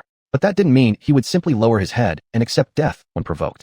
He wasn't merely a feathered immortal cultivator. He was the Grand Supervisor of the Heavenly Surveillance Bureau, representing the entire divine dynasty itself. Across the world, there might be beings stronger than a feathered immortal. But could any being truly act without fear of the divine dynasty? He refused to believe it. After all, the divine dynasty was the most powerful Zhongzhou empire since the Yuan dynasty, and the current Ming emperor had already begun moves toward unifying the world. Not only did they have the full support of 2 of the 10 great holy lands, the endless sea of learning and the martial emperor hall, but even Yuan Shi Dao sect and Dharma Golden Pagoda had reached certain agreements with the dynasty. Not to mention the shadowy backing from several forbidden lands of life hidden behind the throne. Chapter 392, A Sword to Cut Chicken. Zhao Xinu felt that in the entire world, there were hardly any forces left that could stand against the divine dynasty. For the divine dynasty, unifying the world was merely a matter of time. So with the divine dynasty as his backing, what did he have to fear? Even if Ning Bailu truly had some unimaginably powerful figure behind her, they wouldn't dare to do anything to him. Otherwise, there would be no place left in this world for them to stand. Once his mind was made up, Zhao Xinu cast aside all hesitation. He took a step forward, his figure flickering as he activated an extremely profound movement technique. In an instant, countless afterimages of him filled the sky. This technique was called Phantom Devil Shadows, ranking among the top 10 movement arts in the world. When cultivated to perfection, one step could create thousands upon thousands of illusory clones, confusing an opponent's vision and blinding their senses. Even other xiuxian level cultivators would find it difficult to pinpoint Zhao Xinu's true body amidst the overwhelming swarm of duplicates within a short time. Just as Zhao Xinu believed he could easily evade the slap Ning Bailu was aiming at him, and then counterattack, something strange happened. Before he even realized what occurred, Ning Bailu's palm had already struck him across the face. The force behind Ning Bailu's slap was tremendous, enough to obliterate an enormous mountain. Even though Zhao Xinu was a xiuxian level cultivator, being hit by that slap sent his body flying backward like a broken kite. Half of his cheek instantly caved in, and half his skull shattered. Everyone on the battlefield watched as Ning Bailu raised her hand toward Zhao Xinu. Suddenly, Zhao Xinu split into thousands upon thousands of copies of himself. But just as suddenly, those clones vanished. Then Zhao Xinu flew backward through the air, leaving a trail of blood. This scene left everyone on the battlefield stunned. It was only at this moment that they finally began to recover from the shock of witnessing Ning Bailu reaching xiuxian in 7 steps. Just who exactly is Qin Hao's senior sister? How can she be so terrifying? Going from an ordinary person to xiuxian in just 7 steps is unbelievable enough. But now she treats Zhao Xinu, an established elder of the xiuxian realm, like a helpless weakling, slapping him away like that. What's more, her slap didn't even seem like any extraordinary technique. It looked completely plain and simple. I overheard someone say earlier that Qin Hao is the disciple of xianxia from the 12th tower, and xianxia is supposedly an incredibly senior figure. Some speculate that his cultivation has already surpassed the xiuxian level. How could that be possible? Even xiuxian cultivators must suppress their power, or they'll be drawn up to the heavenly realm. So how could anyone exist beyond the xiuxian stage in this world? The crowd on the battlefield whispered and debated among themselves. Their gaze toward Ning Bailu had completely changed. Earlier, they thought challenging Zhao Xinu meant she was suicidal, perhaps even mentally unwell. Now they realized Ning Bailu had never considered Zhao Xinu a threat at all. Her previous actions weren't provocation. They were simply stating a fact. At this moment, Qin Hao himself stood utterly dumbfounded, as if turned to stone. The scene of Ning Bailu advancing 1 realm per step, reaching xiuxian in 7 strides, had shaken him too deeply. Though he knew Ning Bailu must be extraordinary, and though xianxia had told him that if not for certain reasons preventing her from cultivating earlier, her talent would surely rank as number 1 in the world. Still, stepping 1 realm at a time and becoming xiuxian in just 7 steps? This was simply too hard to accept. Achievements that even the most gifted geniuses had to endure thousands of years of arduous cultivation to attain. Ning Bailu accomplished them in merely 7 steps. Compared to her, Wasn't every single one of the hundreds of millions of cultivators in the world rendered ashamed? Wouldn't each of them begin to question their own existence? And when Xianhao saw Ning Bailu casually slap Zhao Xinu flying with a single strike, his heart grew even more turbulent. At that moment, he finally understood how the spectators must have felt during the tournament when he, at the Changsheng realm, slew Wu Changkong and Kong Changqing, who were both at the Ninth Descent Tribulation realm. My senior sister is literally cheating. Xianhao sighed bitterly, muttering this wry observation. Meanwhile, Zhao Xinu, sent flying by Ning Bailu's slap, wore a face so dark it seemed ready to drip ink. He felt utterly terrible. His entire body trembled uncontrollably. Even as a xuanhuan level cultivator who had lived thousands of years and witnessed endless vicissitudes of life, it was rare for him to experience such intense emotional turmoil as he did now. Today I will strip your skin, rip out your tendons, pull out your soul, and make it the wick of a 1,000-year lamp, tormenting you for thousands upon thousands of years. Zhao Xinu roared in utter rage, his shrill voice like the scream of a vengeful ghost from the depths of hell. Then, he launched a preemptive attack against Ning Bailu. He raised his right hand, and instantly, countless blood-red filaments exploded outward, like 10,000 sword beams, or a blood cataract cascading down from the 9 heavens. The power was horrifying, so intense it seemed capable of tearing the void itself apart. Little brother, lend me your sword. Ning Bailu called out without turning her head, shouting toward Xianhao. Got it. At once, Xianhao took out xiuxian and tossed it to her. Xiuxian trembled midair, as if sentient, soaring automatically to Ning Bailu's side. She reached out with her right hand and seized the blade. Instantly, her aura surged again, rising to terrifying new heights. A single sword. Ning Bailu raised xiuxian high above her head. With a soft cry, she resembled an immortal sword fairy descending into the mortal world, surrounded by sharp, swirling sword energy, her momentum awe-inspiring. Yet just as everyone braced themselves for some peerless sword art, what came out of Ning Bailu's mouth were 2 words that made every warrior on the battlefield pinch the bridge of their nose in disbelief and speechless frustration. Cut chicken. Even Xianhao, upon hearing the name of his senior sister's sword technique, turned red in the face, deeply embarrassed. What exactly was going on with his senior sister? Such an unparalleled aura, like a legendary sword immortal about to unleash divine art. Yet why was the move named something so unrefined? Or rather, was the technique just absurdly unique? If possible, Xianhao wanted nothing more than to step forward and shout, I don't know this person. 1 sword to cut chicken? Is that really the name of a sword technique? Or is she deliberately mocking him? Everyone silently groaned inwardly at the name. Yet while the name of Ning Bailu's technique was far from elegant, the movement itself was graceful, comparable to the most beautiful sword dance in existence. Most importantly, both the aura and the destructive power behind the strike were truly worthy of being ranked among the supreme sword arts of all time. Chapter 393, A single sword strike severely injures a transcendent immortal. An endless torrent of sword chi swept forth, shattering the void itself. The countless blood threads that Zhao Xinu had sent surging toward Ning Bairoku were instantly dispersed upon colliding with this boundless wave of sword energy. Then, the infinite sword chi converged, coalescing into a single blade of energy nearly 10,000 meters long, towering between heaven and earth. As Ning Bairoku swung down her 9,000 zhang-long blade, the colossal sword beamed through the air and slashed straight toward Zhao Xinu. The immense sword force descended like a sky-splitting strike. Even primordial chaos would be severed by this blow. The terrifying power caused the surrounding space to collapse entirely, releasing countless chaotic divine thunderbolts from the ruptured void. These lightning strands spiraled around the massive sword beam, amplifying its destructive might. Faced with this descending sword force, Zhao Xinu's expression changed drastically, his eyes filled with deep dread. From that sword beam, he felt an intense sensation of danger, an overwhelming aura of death, as if death itself were swinging a scythe toward him. 3,000 calamities, bloody gale. Zhao Xinu roared, hands slashing outward as he unleashed an endless storm of blood threads once more. Each thread carried horrifying power, capable of effortlessly killing cultivators at the 9th stage transcendent tribulation level. To these threads, space was as soft as tofu, easily sliced apart. This infinite surge of blood threads formed a crimson hurricane that howled forward, crashing head-on against the mighty sword beam. Boom! The collision of 2 extreme forces triggered a cataclysmic explosion. A deafening roar echoed across the heavens. For a brief moment, the crimson hurricane resisted, but soon, it was cleaved open by the sword beam, just like a blood-soaked cloth torn in half. Of course, while cutting through the crimson hurricane, the sword beam's power was also rapidly diminished. By the time the hurricane was completely shattered, over 99% of the sword beam's energy had been exhausted. Yet, its remaining force still struck Zhao Xinu, who stared in utter shock and disbelief. Pooh! Zhao Xinu's imperial Meng robe was instantly slashed open. Though this robe was a Dao artifact meticulously crafted from extremely rare materials, possessing formidable defensive power, it crumbled like rotten wood under the residual force of the sword beam, utterly destroyed. Blood sprayed from Zhao Xinu's body. A gruesome sword wound tore from his left shoulder down to his right ribcage. Within the wound, residual sword energy continued to erode his very life force. This scene stunned everyone on the battlefield once again. Even Tang Lin and Yi Baikue turned pale, their eyes flickering with traces of fear as they looked at Ning Bairoku. Zhao Xinu was no ordinary transcendent immortal level expert. His combat strength stood neck and neck with Tang Lin and Yi Baikuei, far surpassing fellow transcendent immortals like xiuxian and xuanhuan. Yet here was Ning Bairoku, who had only just stepped into the transcendent immortal realm, delivering a devastating blow to Zhao Xinu within moments of engagement. How could this not send waves of shock and trepidation through Tang Lin and Yi Baikuei? There existed vast disparities in strength among transcendent immortals. Xiuxian and xuanhuan, if facing experts of Tang Lin and Yi Baikuei's caliber, would be utterly dominated. While it might still be difficult for someone like Tang Lin or Yi Baikuei to outright kill xiuxian or xuanhuan, they certainly had the power to severely injure them, or even render them combat ineffective for a significant period. Experts like Tang Lin and Yi Baikuei owed their superiority not only to extraordinary cultivation talent, but more crucially, to having dwelled in the transcendent immortal stage for a much longer time, advancing far deeper along that path. Zhao Xinu belonged precisely to the same tier as Tang Lin and Yi Baikuei. Logically speaking, even if Ning Bairoku had reached the transcendent immortal level, she should have barely been able to defend herself against Zhao Xinu.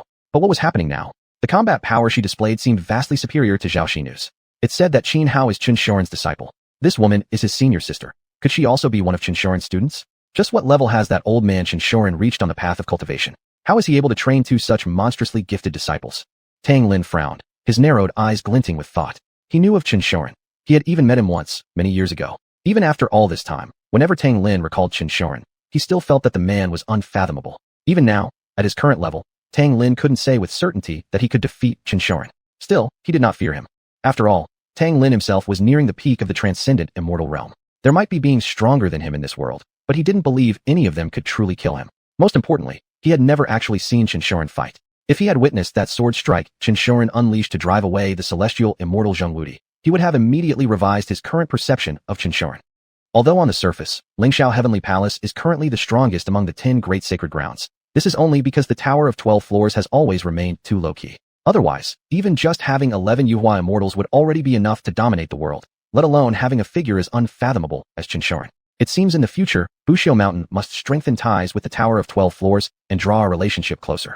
Otherwise, among the 10 great sacred grounds, Xuehai Boundless, Yuanshi Dao Sect, Martial Emperor Hall, and Damo Golden Radiance Pagoda, the 4 great sects, will stand together due to their alignment with the Divine Dynasty.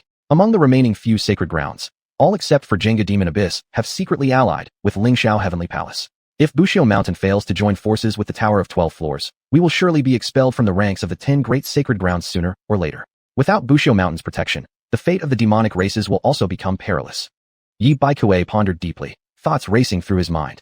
When the Divine Dynasty launched its war of conquest against the 10,000 Li Great Mountains, Buxiu Mountain had reached out to Yuanshi Dao Sect, Damo Golden Radiance Pagoda, and Lingxiao Heavenly Palace, informing them of the dynasty's plot to unify the world, hoping to gain support from these 3 great sects. Yet, both Yuanshi Dao Sect and Damo Golden Radiance Pagoda clearly refused, even suggesting verbally that Buxiu Mountain should side with the dynasty in unifying the world. As for Lingxiao Heavenly Palace, they declined support under the pretext of their relationship with Martial Emperor Hall. The stances of these 3 great sects had led Yi Baikuei to consider many things.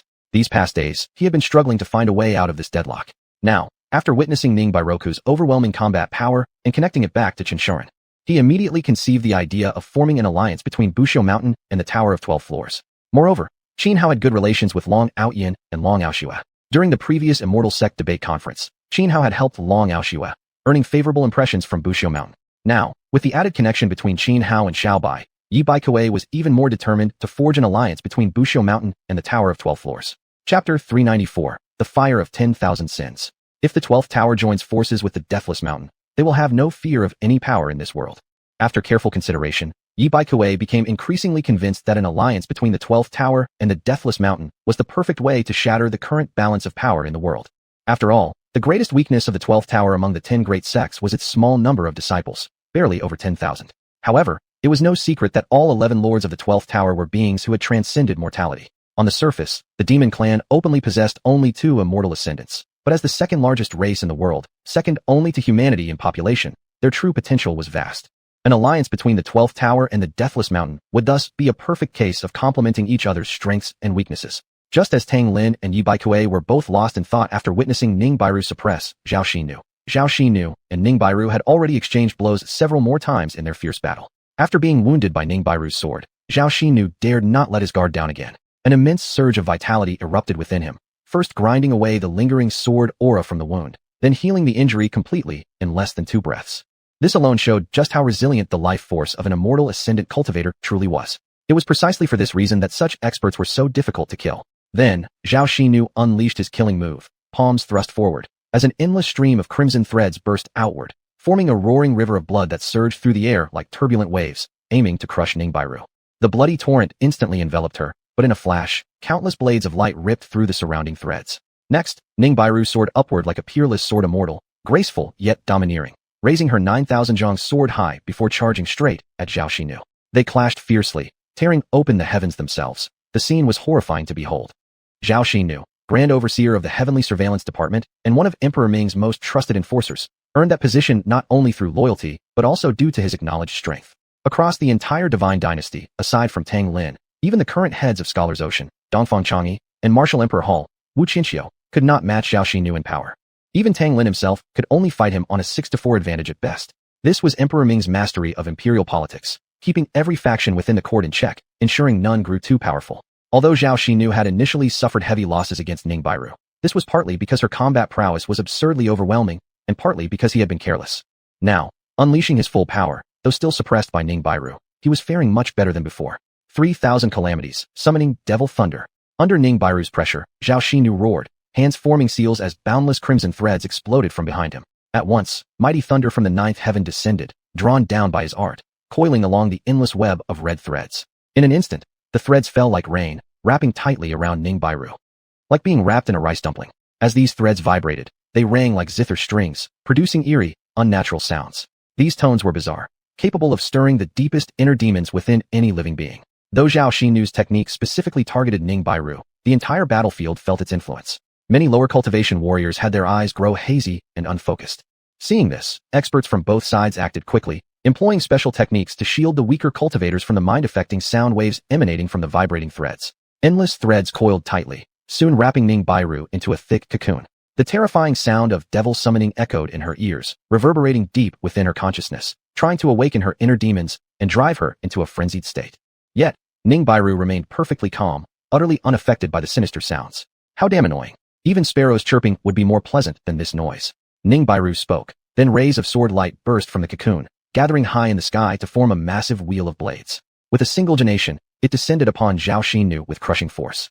Seeing his devil summoning sound fail completely and his ultimate move broken once again, xiuxian's face darkened. He flicked his hands, weaving infinite threads into a pair of enormous blood-red claws. The twin claws shot forward simultaneously, catching the descending blade wheel midair. Boom! The sword wheel spun furiously, grinding down the blood claws. The collision of these two monstrous energies triggered a chain of explosions, instantly sending up plumes of black mushroom clouds into the high skies. Eventually, both the giant sword wheel and the blood claws dissipated together. But at that very moment, Ningbairu shook her 9,000 zhang sword. The blade began spinning rapidly, drawing countless sword energies from the void like rivers flowing into the sea, converging into the sword itself. The 9,000 zhang immediately emitted an extremely terrifying sword aura. Ningbairu formed a hand seal with her left hand, while her right hand extended into a sword finger, sharply thrusting toward xiuxian. Instantly, the rapidly spinning 9,000 zhang shot forward like an arrow, dragging countless sword energies from the void as it surged toward xiuxian. Bolstered by this infinite convergence of sword qi, the might of the 9,000 zhang grew even more fearsome. Wherever it passed, space itself was pierced, chaotic mists swirling wildly as roaring thunder erupted from the ruptured void, further empowering the colossal sword. Faced with Ningbairu's terrifying strike, xiuxian's expression changed drastically. He could clearly sense that this single sword technique had reached a level capable of threatening his very life. 3,000 calamities, fire of 10,000 sins. Xiuxian roared loudly. With a violent flick of his right sleeve, endless threads of blood burst outward, spreading like wildfire across the horizon, blazing fiercely toward Ningbairu. At the same time, he formed another seal with his left hand and released a strange blue flame. The azure fire shot forward, landing upon the boundless web of blood threads, instantly spreading across every single strand. The threads glowed crimson, the flames burned ghostly blue. Twined together, they created a striking visual contrast, vivid, dazzling, yet deeply unsettling. Yet both the blood threads and the eerie blue fire contained horrifying power. Even a cultivator at the ninth heaven tribulation stage would be instantly reduced to ashes upon the slightest contact, utterly annihilated. This was xiuxian's ultimate killing move. That blue flame was known as the fire of 10,000 sins, one of the most terrifying flames in all of existence. Its power far surpassed that of true samadhi fire. It stood on par with mythical flames spoken of only in legends, the netherworld soul flame, the seven killings ghost fire, and the lapis sanctum flame. Even a transcendent expert at the feathered immortal level would suffer grievous burns if touched by even a wisp of the fire of 10,000 sins, requiring immense sacrifices to eradicate it once infected. Chapter 395, The Sword of the Tathagata, Ning Bairu's solo performance. 9,000 zhang surged forward with boundless sword chi, overwhelming in momentum and unstoppable in force. Meanwhile, the fire of 10,000 sins erupted amid an endless whirl of blood threads, spreading like wildfire across the heavens, as if seeking to reduce all existence to dust. Boom. The collision of ultimate techniques triggered a chain reaction of energy explosions, the deafening roar reverberating throughout the battlefield. In the high sky, black mushroom clouds rose one after another. The black storm born from the energy blast raged across the upper atmosphere, tearing through space itself. Those on the battlefield looked up, as if witnessing the very heavens shattering. Azure flames and sword energies filled the sky. The black storm swallowed both xiuxian and Ning Bairu entirely. For a moment, even the spiritual senses of senior immortals like Tang Lin and Yi Baikue could not penetrate the chaos overhead. No one knew the outcome of the clash between xiuxian and Ning Bairu. Only when the black storm finally dissipated did everyone see it clearly. High above, Ning Bairu stood midair, 9,000 zhang in hand, her expression cold and aloof, exuding the aura of a peerless sword immortal, breathtaking in her majesty. Opposite her, xiuxian also hovered in midair, yet his official hat had vanished, hair loose and disheveled, body bent over as he spat mouthfuls of fresh blood. A terrifying sword wound pierced straight through his chest. The lingering sword intent continued to erode his life force. Even though he was a feathered immortal, he couldn't dispel the residual sword energy quickly. The vitality within him drained rapidly. He had lost, utterly and completely. Yet Ning Bairu across from him remained unscathed. The sheer gap in their power was evident beyond doubt. Witnessing this result, all present on the battlefield fell into stunned silence. Even Tang Lin and Yi Baikue furrowed their brows, their expressions turning solemn. Their cultivation levels were roughly equal to xiuxian's. That Ning Bairu had defeated him without taking a single injury meant she could just as easily defeat them both without harm. What troubled them most, however, was that xiuxian's life force was rapidly fading. Though not immediately fatal, such wounds would require centuries, perhaps even 1,000 years, for full recovery. Even more alarming, Ning Bairu, having grievously wounded xiuxian, showed no sign of stopping. It seemed she truly intended to end his life. Ning Bairu slowly raised her right hand, the tip of 9,000 zhang pointing directly at xiuxian. Her demeanor shifted entirely. Gone was the playful, whimsical manner she'd shown earlier with Xianhuan. Now she was cold, emotionless, embodying perfectly the image of a transcendent sword immortal. Any last words? Ning Bairu asked icily. You actually dare kill me? I am the Divine Dynasty's Grand Director of the Heavenly Surveillance Bureau. Kill me, and you declare war on the entire dynasty. Can you withstand the fury of the Empire? Everyone close to you will be dragged into ruin.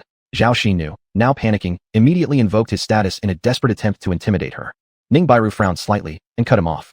If that's your final statement, then spare me the rest. As her voice faded, she advanced toward xiuxian, sword in hand. Xiuxian's face paled instantly. He shouted desperately at Tang Lin. Overlord, what are you waiting for? Why aren't you moving? Are you really going to stand there and watch me die? But Tang Lin ignored him. Instead, he turned his back and spoke coldly. Grand Director, have you forgotten? Yi Baikue and I have taken a blood oath. We may not act against each other within the 10,000 li mountains. Hearing this, xiuxian's face twisted with rage, yet he could find no rebuttal. He growled bitterly. Overlord, you're abandoning me to die. The Emperor will never forgive you. Your accusation slanders me, Grand Director. 1,000,000 soldiers bear witness. I am not refusing to save you. I simply cannot. The moment I move, the blood oath will strike me down. If I fall, who shall protect our divine dynasty for the next 1,000 or 10,000 years? Tang Lin replied with icy indifference. Xiuxian had been placed by the Emperor specifically to keep him in check. There had never been goodwill between them. Even without the blood oath, Tang Lin might not have lifted a finger to save him. With the oath in place, he now had every justification not to act. Of course, he wouldn't miss such a golden opportunity to let xiuxian perish. Staring at Ning Bairu approaching step by step, xiuxian's eyes flickered with despair. He realized no one would intervene now. He could only rely on himself to survive. Just as Ning Bairu reached before him, a flash of vicious resolve sparked deep within xiuxian's gaze. Suddenly, he shrieked aloud. Even if I must die, I'll drag all of you down into oblivion with me. 3,000 calamities, devouring heaven blood soul. Xiuxian clasped his hands into seals and activated an extremely terrifying secret technique. In an instant, countless blood shadows erupted from his body, sweeping outward in all directions. These blood shadows were forged by xiuxian from innumerable souls. The sheer number of these shadows made it clear just how many innocent lives he had destroyed to master this forbidden art. Exuding intense waves of resentment, the blood shadows sought to devour every living being. Upon erupting from xiuxian, they surged first toward Ning Bairu, who stood closest to him. Facing the onslaught of countless blood shadows, Ning Bairu merely frowned slightly, unfazed. She slowly raised 9,000 zhang, while her left hand formed a seal, causing countless sutras to emerge around her. The sacred texts fluttered about her like silken ribbons, and within their glow, a colossal ethereal Buddha gradually manifested behind her. The golden Buddha sat in meditation, eyes half closed, emanating boundless compassion. The sword of the Tathagata, heaven and Tao as one's heart. Mind as sword, sword attuned to spirit. One slash severs karma and breaks the chain of cause. With a cold cry from Ning Bairu, 9,000 zhongs swept horizontally across the void, unleashing a mighty sword beam. At the same moment, a chorus of sudden Buddhist chants echoed through the air. Mysterious energies poured down from the emptiness, bringing countless xuanhuan characters that infused themselves into the colossal sword beam. As the blade cut through the horde of blood shadows, the sacred power within the xuanhuan symbols dissolved the intense aura of vengeance radiating from them. This is a Buddhist technique. You are not of the sect. How could you possibly know? Seeing his final, desperate attack effortlessly dismantled, Zhao Xinu wore an expression of utter disbelief. But Ning Bairu did not answer. The sword light flickered once through the void. Before Zhao Xinu could finish speaking, his head soared high into the air, blood gushing violently from his severed neck, shooting up 4 or 5 meters. At the very instant Zhao Xinu was decapitated, a terrifying sword aura exploded fully outward, annihilating not only the vitality of his physical body, but leaving not even a wisp of his soul essence alive. Every trace of consciousness was obliterated by the relentless might of the sword. Chapter 396 I will take my sword to the sacred capital and behead the emperor. In the high sky, Ning Bear severed Zhao Xinu's head with a single sword stroke. Brilliant sword aura spread outward, erasing everything, leaving not a trace of life for Zhao Xinu. The reason feather transformation immortals were difficult to kill lay precisely in this. As long as even a sliver of vitality remained, they could regenerate, even from a single drop of blood. Even a faint lingering thought could escape, like a nascent soul breaking free, capable of body snatching. To completely obliterate such residual consciousness was extremely difficult. Not only was it hard to destroy, but harder still was locating it. Residual thoughts were formless and invisible, mere flickers of intent. Once separated from the original body, they could instantly vanish into the void. Thus, truly killing a feather transformation immortal required that at the very moment of death, a vast region of space be sealed off, then slowly refined over time until every remnant of consciousness within that expanse had been ground into nothingness. But Ning Bear hadn't done that. When her previous sword strike severely wounded Zhao Xinu, she had already trapped his divine consciousness within his physical body. So now, all she needed to do was utterly eradicate that consciousness inside his corpse. For an ordinary feather transformation immortal, this might still have been an immense challenge. But for Ning Bear, it was nothing at all. On the battlefield below, everyone stared in shock as they watched Ning Bear cut down Zhao Xinu and annihilate every shred of his existence in an instant. Their eyes widened, throats bobbing as they gulped down fear. Zhao Xinu was a feather transformation immortal. How could he possibly be killed so completely? Who among those who witnessed this wouldn't be terrified of Ning Bear? Heavens! Xuanhua's world has produced someone even more terrifying than Xuanhua himself. She actually killed the Grand Heavenly Supervisor. It's unbelievable. 1 step per realm, 7 steps to feather transformation, and then she kills Zhao Xinu, who reached that stage thousands of years ago. Just what kind of genius is Xuanhua's senior sister? Could she be a reincarnation of some ancient great expert? Finished. Utterly finished. Our dynasty has truly lost both its general and its treasure. Not only have we lost several elite fighters, but our strategist and Grand Heavenly Supervisor have both died on the battlefield, and we've lost the arena match too. His Majesty Ming Huang's ambition to unify the world may well come to nothing this time. Voices murmured across the battlefield, whispers rising and falling. Members of the Imperial faction felt deeply disheartened. At first, when setting out to conquer the 10,000 great mountains, they had carried lofty ambitions. Especially after Li Fengxiao's strategy succeeded, they had truly believed the dream of unifying the world under their dynasty was finally within reach. Yet none of them had anticipated the outcome would be like this. Especially when Zhao Xinu first arrived on the battlefield, though many found it shameful how he publicly broke his word, they still inwardly acknowledged him. Without the sudden interference of Ning Bear, the unexpected Cheng Yaojin, there would have been only 2 possible outcomes. Either Yi Baikuei and the 12 demon emperors would watch helplessly as Zhao Xinu slaughtered the combined Gu and El forces, or the demon clan would surrender outright to the empire. Either way, this expedition to the 10,000 great mountains would have been considered a resounding triumph.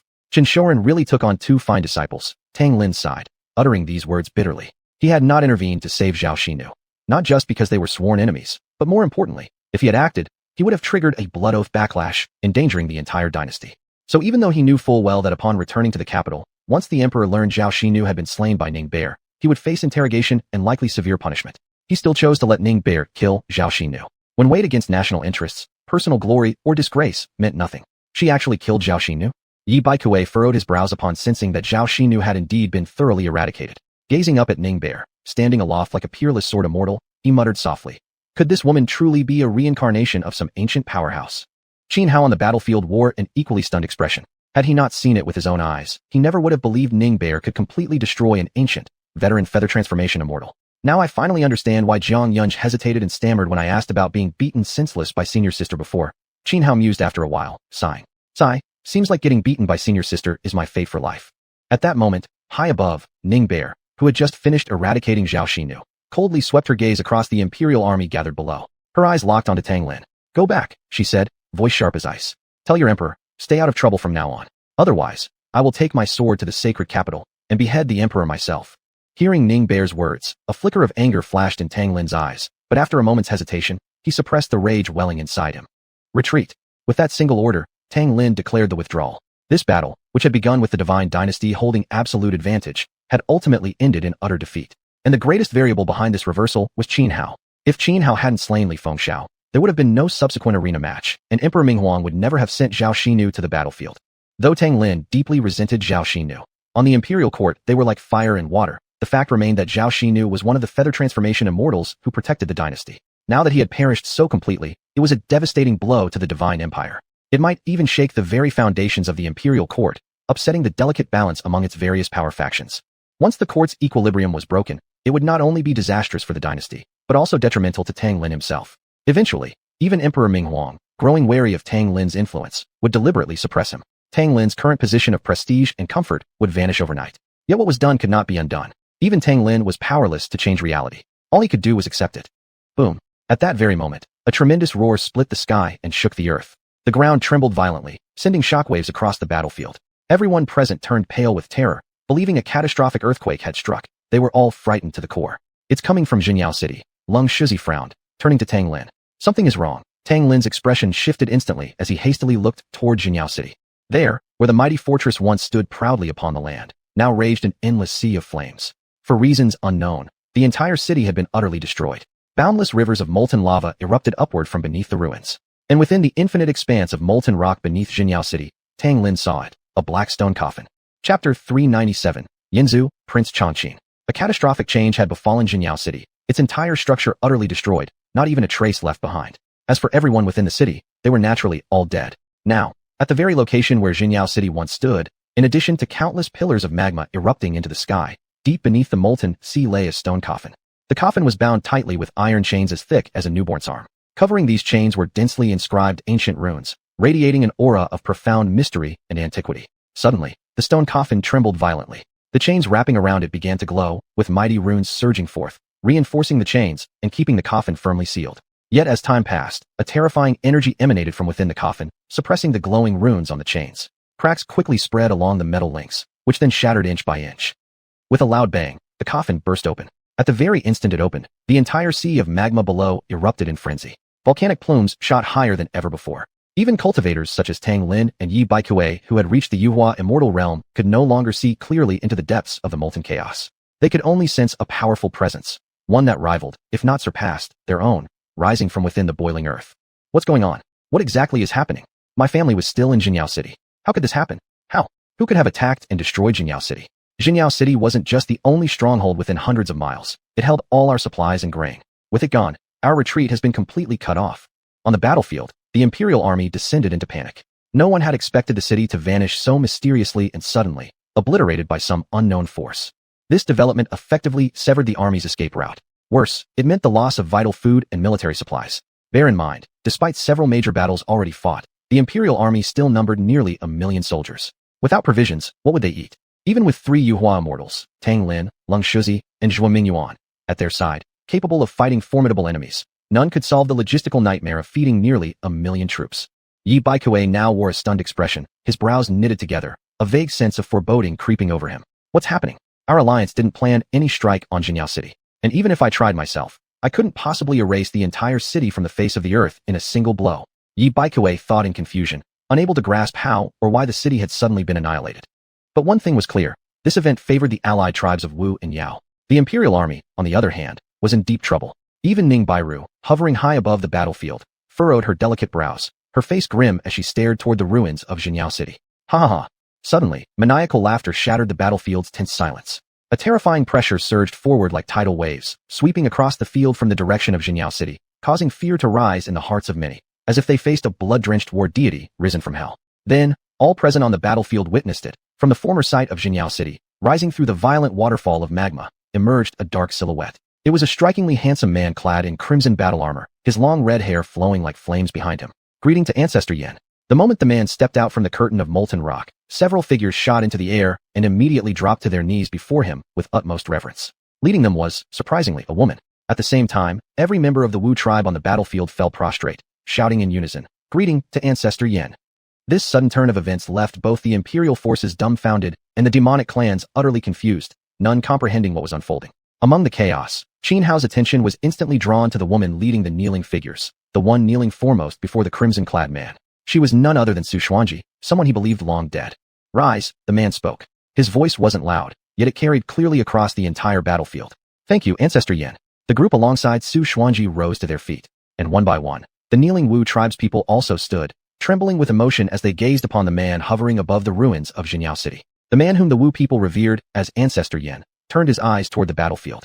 He took a single step forward, his figure flickered, and in the blink of an eye, he appeared in the air above the battlefield. Xuanhuan and several powerful elders of the Wu tribe remained close behind him. Arriving above the battlefield, Ancestor Yin cast a cold gaze directly at Tang Lin among the imperial army and demanded, "Was it you who led this invasion into the 10,000 mountains, seeking to exterminate my Wu tribe? Who are you?" Tang Lin stared at the man and asked coldly. "Prince Changqin," the man replied drawn. "But the world knows me more as Yanzu." "Prince Changqin? Yanzu?" The legendary figure of the Wu tribe from myth.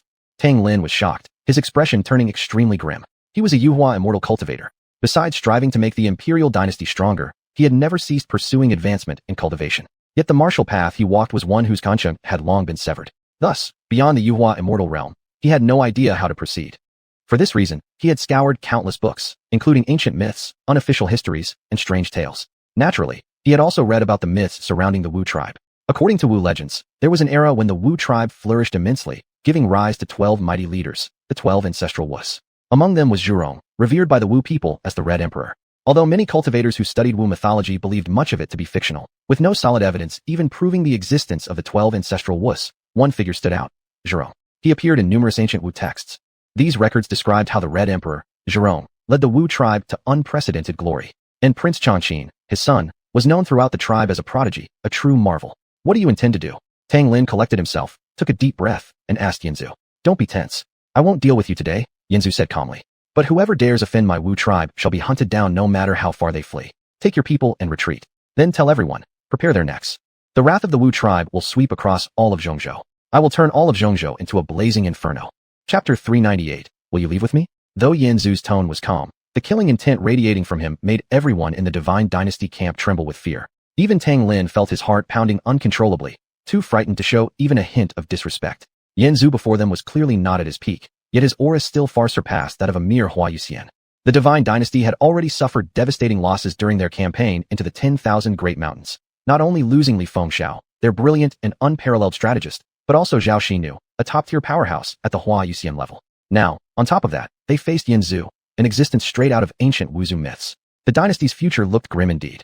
Tang Lin refrained from hurling threats at Yanzu. He feared provoking him into action. Unless Yanzu intended to kill him, Leng Shuzi, and Zhuo Mingyuan specifically, none of the three could attack within the 10,000 Great Mountains. Otherwise, they would suffer the backlash of their blood oath. And should Yanzu choose to act, he could annihilate nearly 1,000,000 troops of the Divine Dynasty coalition forces here and now without lifting more than a finger. Such a disaster might shake the very foundation of the dynasty, dealing a catastrophic blow to its heavenly mandate. So Tang Lin remained silent, and instead issued orders for the Divine Dynasty army to bypass Zhengyao City, now reduced to a vast lake of molten lava, and retreat back to their homeland. Yi Baikuei frowned slightly as he watched the Divine Dynasty army withdraw, but chose not to intervene. Once Tang Lin had led his forces off the battlefield, Yanzu turned his cold gaze toward Yi Baikuei and said flatly, "For aiding the Wuzu this time, I shall ensure the Wuzu will not claim a single inch of your territory for the next 1,000 years. But after those 1,000 years, we will show no mercy." The ancient grudge between our races, dating back to the era of the Great War of Witch and Beast, ensures that one day, the Wuzu and the Yaizu will fight until only one remains. Yi Baikuei remained perfectly calm, as if he had expected exactly this response. He didn't argue or plead, merely announcing the Yaizu's withdrawal from the 10,000 Great Mountains. The Yaizu's goal in sending troops had been to prevent the Divine Dynasty from seizing control of these lands. Now that their objective was achieved, there was no reason to remain. As for the shift in relations between the Wuzu and Yaizu due to Yanzu's appearance, such matters required discussion among the Yaizu elders before any decision could be made. Besides, Yanzu had just promised not to invade Yaizu lands for 1,000 years. After issuing orders for the Yaizu forces to retreat, Yi Baikuei walked over to Qin Hao, exchanged a few quiet words with him, and handed him a token. He told Qin Hao that if he ever needed help, he should send someone with the token to Buhui Mountain. He would come without fail.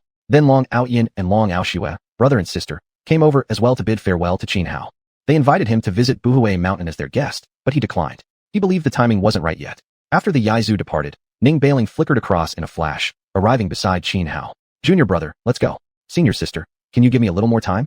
Qin Hao asked. Ning Bailing paused, her delicate brows drawing together as she thought it over. Then she nodded. All right, I'll wait for you. But don't take too long. We have something very important to attend to. What is it? Qin Hao frowned, puzzled. I'll tell you later.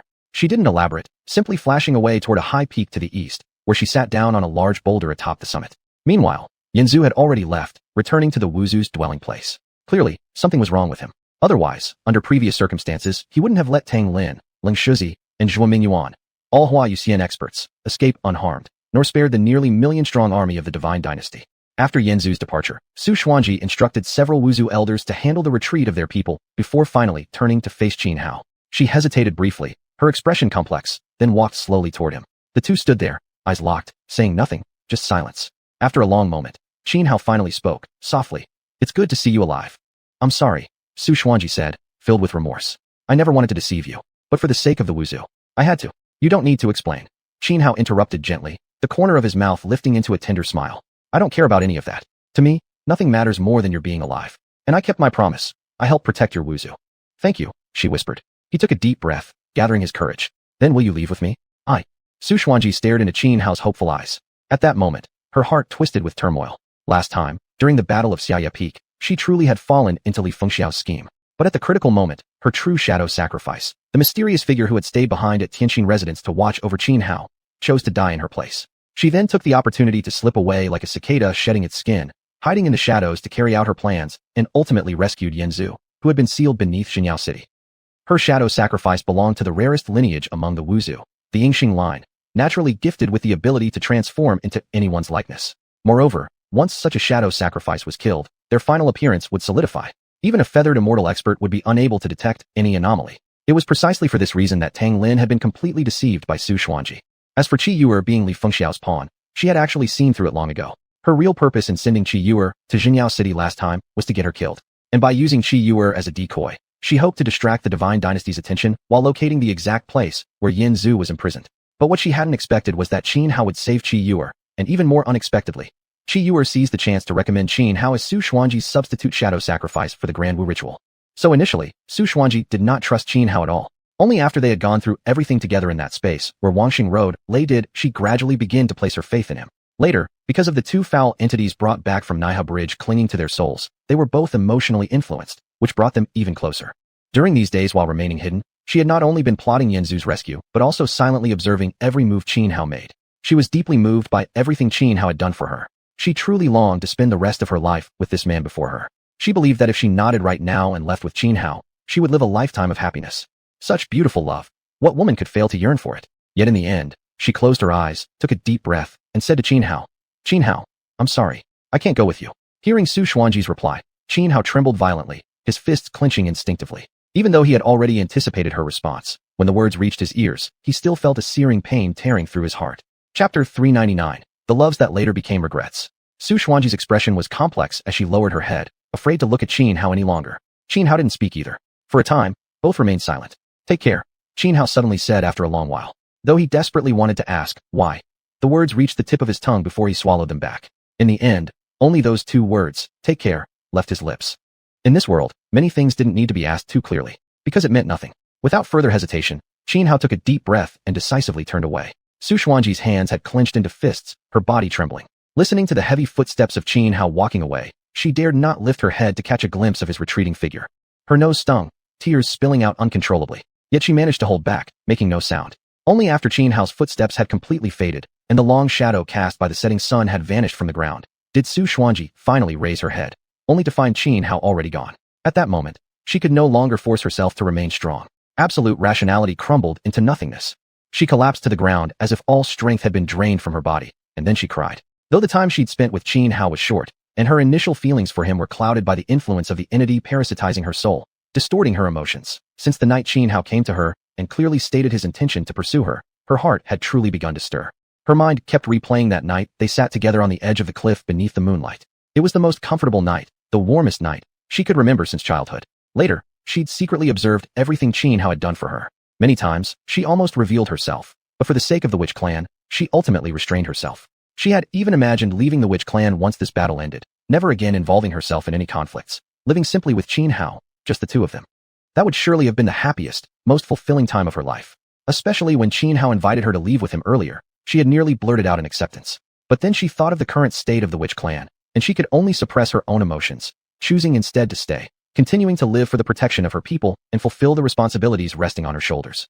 Although she had successfully rescued the flame ancestor, she could clearly see his condition wasn't right. He needed time to recover. Thus, she couldn't possibly leave the clan for now. Otherwise, the witch clan might fall into crisis once more. Especially considering the words the flame ancestor had spoken to Yi Baikuei, words she hadn't anticipated. She sensed those words could drastically shift the relationship between the monster tribe and the witch tribe. Previously, the monster tribe refrained from interfering and even offered help primarily because they needed the witch clan to act as a forward post, defending against the divine dynasty. But now, the divine dynasty had suffered a crushing defeat. Even though Emperor Ming was unwilling to accept it, reality left him no choice. There would be no large-scale invasions in the near future. With the threat of the divine dynasty removed, the witch clan lost its value in the eyes of the monster tribe. Moreover, the resurrection of the flame ancestor hinted that the old grudge from the ancient war of witch and monster might reignite, leading to a fight to the death. Therefore, the monster tribe would never stand by and allow the witch clan to grow powerful under the leadership of the flame ancestor. Once the flame ancestor sought vengeance against the divine dynasty, the monster tribe would likely stab them in the back. Although the flame ancestor was indeed one of the strongest in the witch clan, hailed as their wonder, he excelled only on the battlefield. A peerless warrior, yes, but lacking in strategy. The divine dynasty, despite losing numerous experts in this war, even Li Fengxiao, the genius strategist, who was killed by Xianhao, still possessed vast resources. Their foundation remained intact. Especially their talent pool far surpassed that of the witch clan. Even without a genius like Li Fengxiao, there were still other strategists nearly as capable. Take Xiao Yandao, the chancellor of the divine dynasty. He was actually also a top-tier strategist and master tactician. By contrast, the witch clan not only lost over 90% of their experts above the longevity realm in this war, but also more than half of their elite soldiers. Under such circumstances, as the witch clan's sole remaining strategist, if she didn't stay and help her people through this crisis, the witch clan would remain in grave danger, even with the flame ancestor guarding them. After carefully weighing the consequences, Su Xuanji made the decision to reject Xianhao. For the sake of the witch clan, she was willing to sacrifice everything, including her own happiness, perhaps even the only love she would ever know in her life. Xianhao wasn't a fool. Though he hadn't asked her why, he could roughly guess what she was thinking. His decisive, clean departure, wasn't it also a form of understanding towards Su Xuanji? Not every flutter of the heart is love, and not all love must last a lifetime, with matching cups raised and growing old together. Sometimes, forgetting each other in the vast rivers and lakes, yet forever remembered in the depths of one's heart, breaking into tears when drunk beyond reason, is also a kind of beautiful love. It's just tragically beautiful. The sun sank beneath the horizon, its afterglow staining the entire sky and earth crimson. Such a romantic scene, it truly was. Yet someone shed silent tears. Like the endless stretches of red maple across the mountains, most breathtakingly beautiful in the world, yet simultaneously the loneliest and most sorrowful sight. Two figures soared through the sky under the glow of the setting sun, leaving the 10,000 li mountain range behind. It was Xianhao and Ningbailu. Senior sister, why did you come to the 10,000 li mountains? Xianhao suddenly asked the girl beside him. He truly hadn't expected Ningbailu to appear on the battlefield. I had just broken through my seclusion when I heard you Wuyo say you were causing trouble around here, so I came over to check, Ningbailu replied. Is Xiaobai healed yet? Xianhao asked. I don't know. When I arrived, Yu Wuyo had just taken the pure heart to see the Grand Master. Oh. Little brother, since you're so weak, try to cause less trouble in the future. I won't always be around to save you, Ningbailu said offhandedly. Senior sister, am I weak? I've already killed cultivators at the 9th stage of tribulation. Xianhao quickly recounted his glorious feats from the battlefield to her. But Ningbailu merely pursed her lips and said, below the Yuhua immortal, everything is but an ant. At those words, Xianhao immediately fell silent, feeling deeply discouraged. Then he turned to Ningbailu and asked, Senior sister, how did you do it? Advancing 1 realm per step, 7 steps to becoming a Yuhua immortal. That's too incredible. If it weren't for having to rescue you, if I'd been given another 10 years in seclusion, I probably could have ascended to Yuhua immortal in a single step. Ningbailu shot him an annoyed glare. Xianhao felt utterly unable to communicate with Ningbailu. After some idle chatter, Xianhao changed the subject. By the way, senior sister, where are we going? Aren't we returning to Shire Lu? Chapter 400. Chen Shorin is about to ascend. Let's go to Diyu first, then return to the 12th tower. Ningbear said. Diyu? Xianhao paused for a moment, then snapped back in shock. Senior sister, you mean that Diyu known as a forbidden zone of life? Ningbear calmly nodded. Senior sister, why are we going to Diyu? That place is a forbidden zone. Just the two of us. Wouldn't it be too risky? Xianhao quickly objected. He had read many records about the world's forbidden zones of life, and knew something about Diyu. Diyu was located in Yin province, a massive geological fissure. Beneath this crack lay a hidden world, akin to a folded space, with 18 distinct layers. Thus, Diyu was also known as the 18 layers of Diyu. Within Diyu lived a powerful race that was half human, half beast, the Ning clan. The Ning were naturally strong-bodied, rivaling even some mighty ferocious birds and beasts. Moreover, they could wield a natural energy called Ili, whose power was extraordinary. Each layer of Diyu was ruled by a Diyu king, and the deeper one descended, the more formidable the Ning residing there became.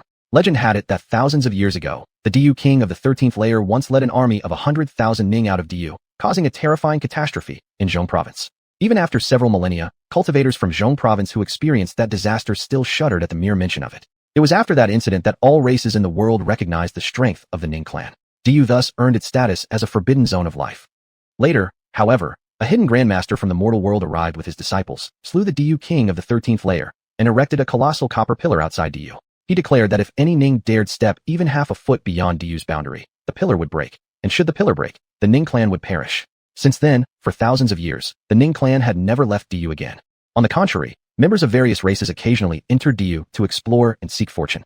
Due to its unique environment, Diyu nurtured countless rare treasures and medicinal herbs. Yet, because of their physiology, the Ning could not consume these herbs to enhance their cultivation. As a result, Diyu became a vast treasure trove of precious herbs, attracting numerous cultivators seeking opportunities.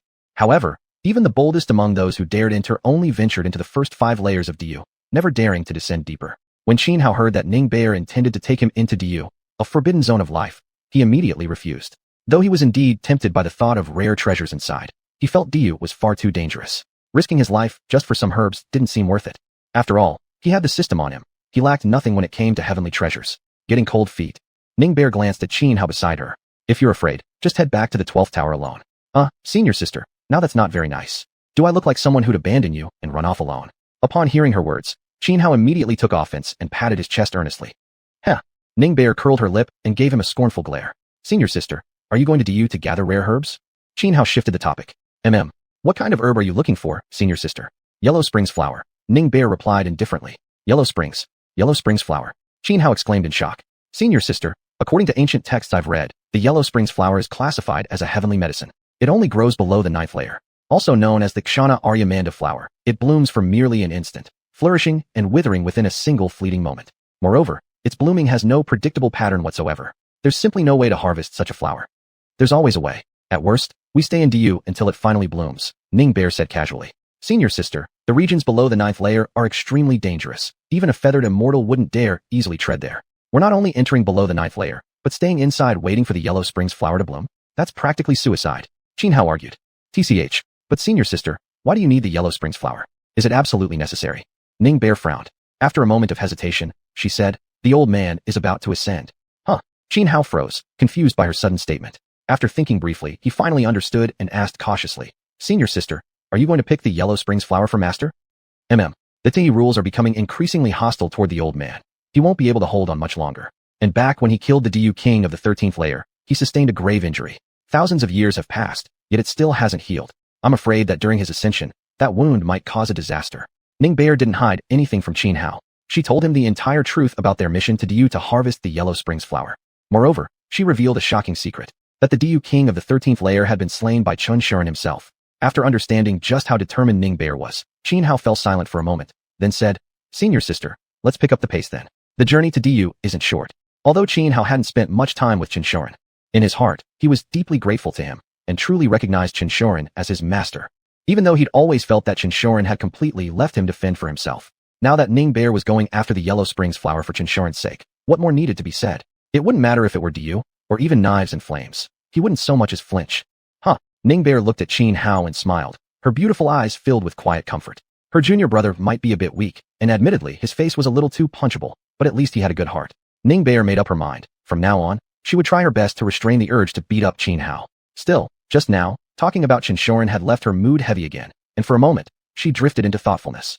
Ever since Ning Bear became xiuxian's disciple, he had indeed adopted a completely hands-off attitude toward her, letting her do whatever she wanted across the red dust path. Yet despite that, she could still feel his care. So even though she rarely showed him respect in daily life, always calling him the old man, sometimes even snatching up a feather duster and whacking him when her temper flared.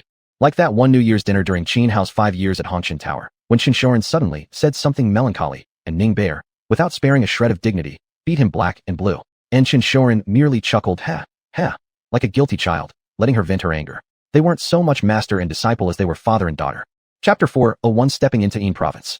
Yin Province lay in the vast sea between the eastern wasteland and the southern ridge. Floating deep within the ocean, Yin Province was a boundless continent adrift upon the waves. Yet no living beings dwelled there, only endless hordes of evil spirits and ghosts. At the heart of Yin Province lay the entrance to the Nether Realm.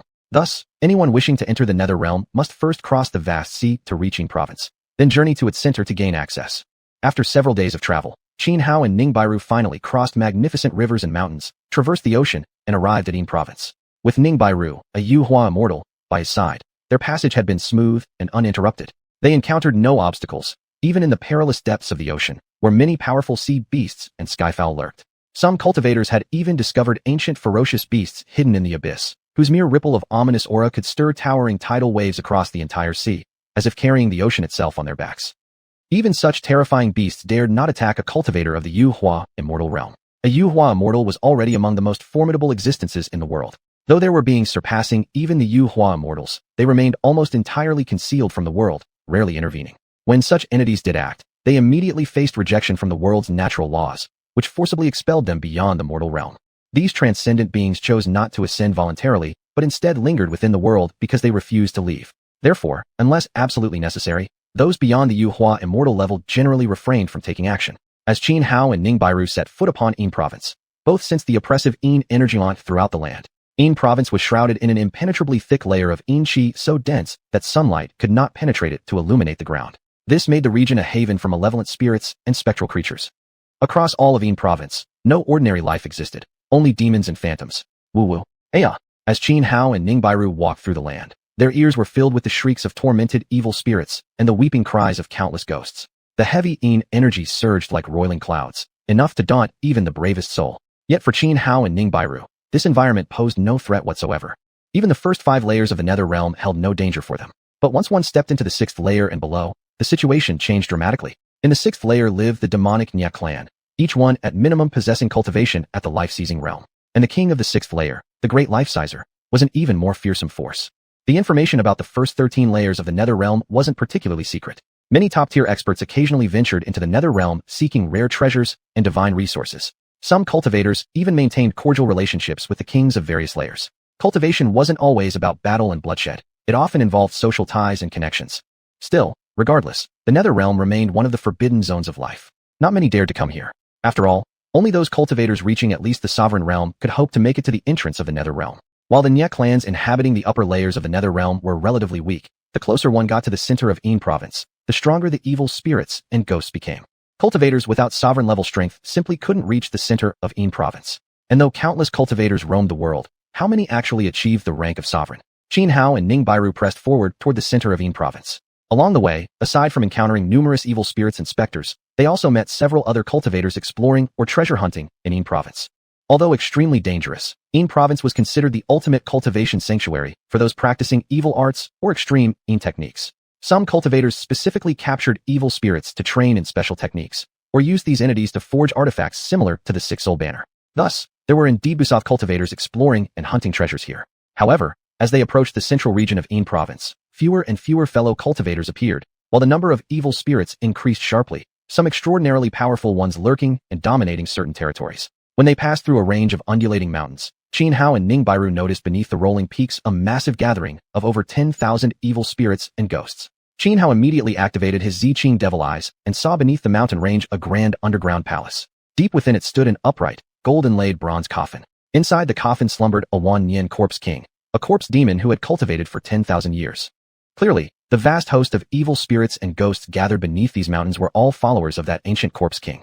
The Xuanhuan corpse king had cultivation equivalent to the peak of the sovereign realm, needing only a single step to evolve into an immortal corpse ancestor, akin to one of those ageless, undying cultivators who defied death itself. Originally, Xianhuan and Ningbairu would not have interfered with this Xuanhuan corpse king. Their purpose here was to enter the 10th layer and search for the yellow spring flower. Therefore, they preferred to avoid unnecessary conflict. Even when encountering powerful ferocious beasts and skyfowl along the way, Xianhuan restrained himself and did not strike. Otherwise, he could have slaughtered many such creatures and fed them all to the system. That would surely have brought him immense gains.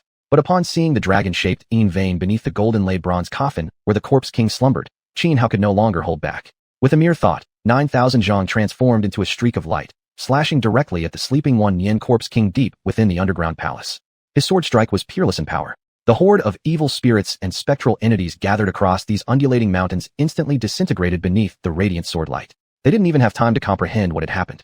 9,000 zhong radiated sharp sword aura, tearing through earth, piercing the lower strata, and striking directly onto the golden bronze coffin. This coffin was clearly no ordinary object, engraved with countless dense talismanic sigils. The instant 9,000 zhong struck it, every single sigil flared to life simultaneously. For a moment, the coffin blazed with brilliant light, emitting dazzling, blinding radiance. Yet that brilliance lasted only an instant before swiftly dimming.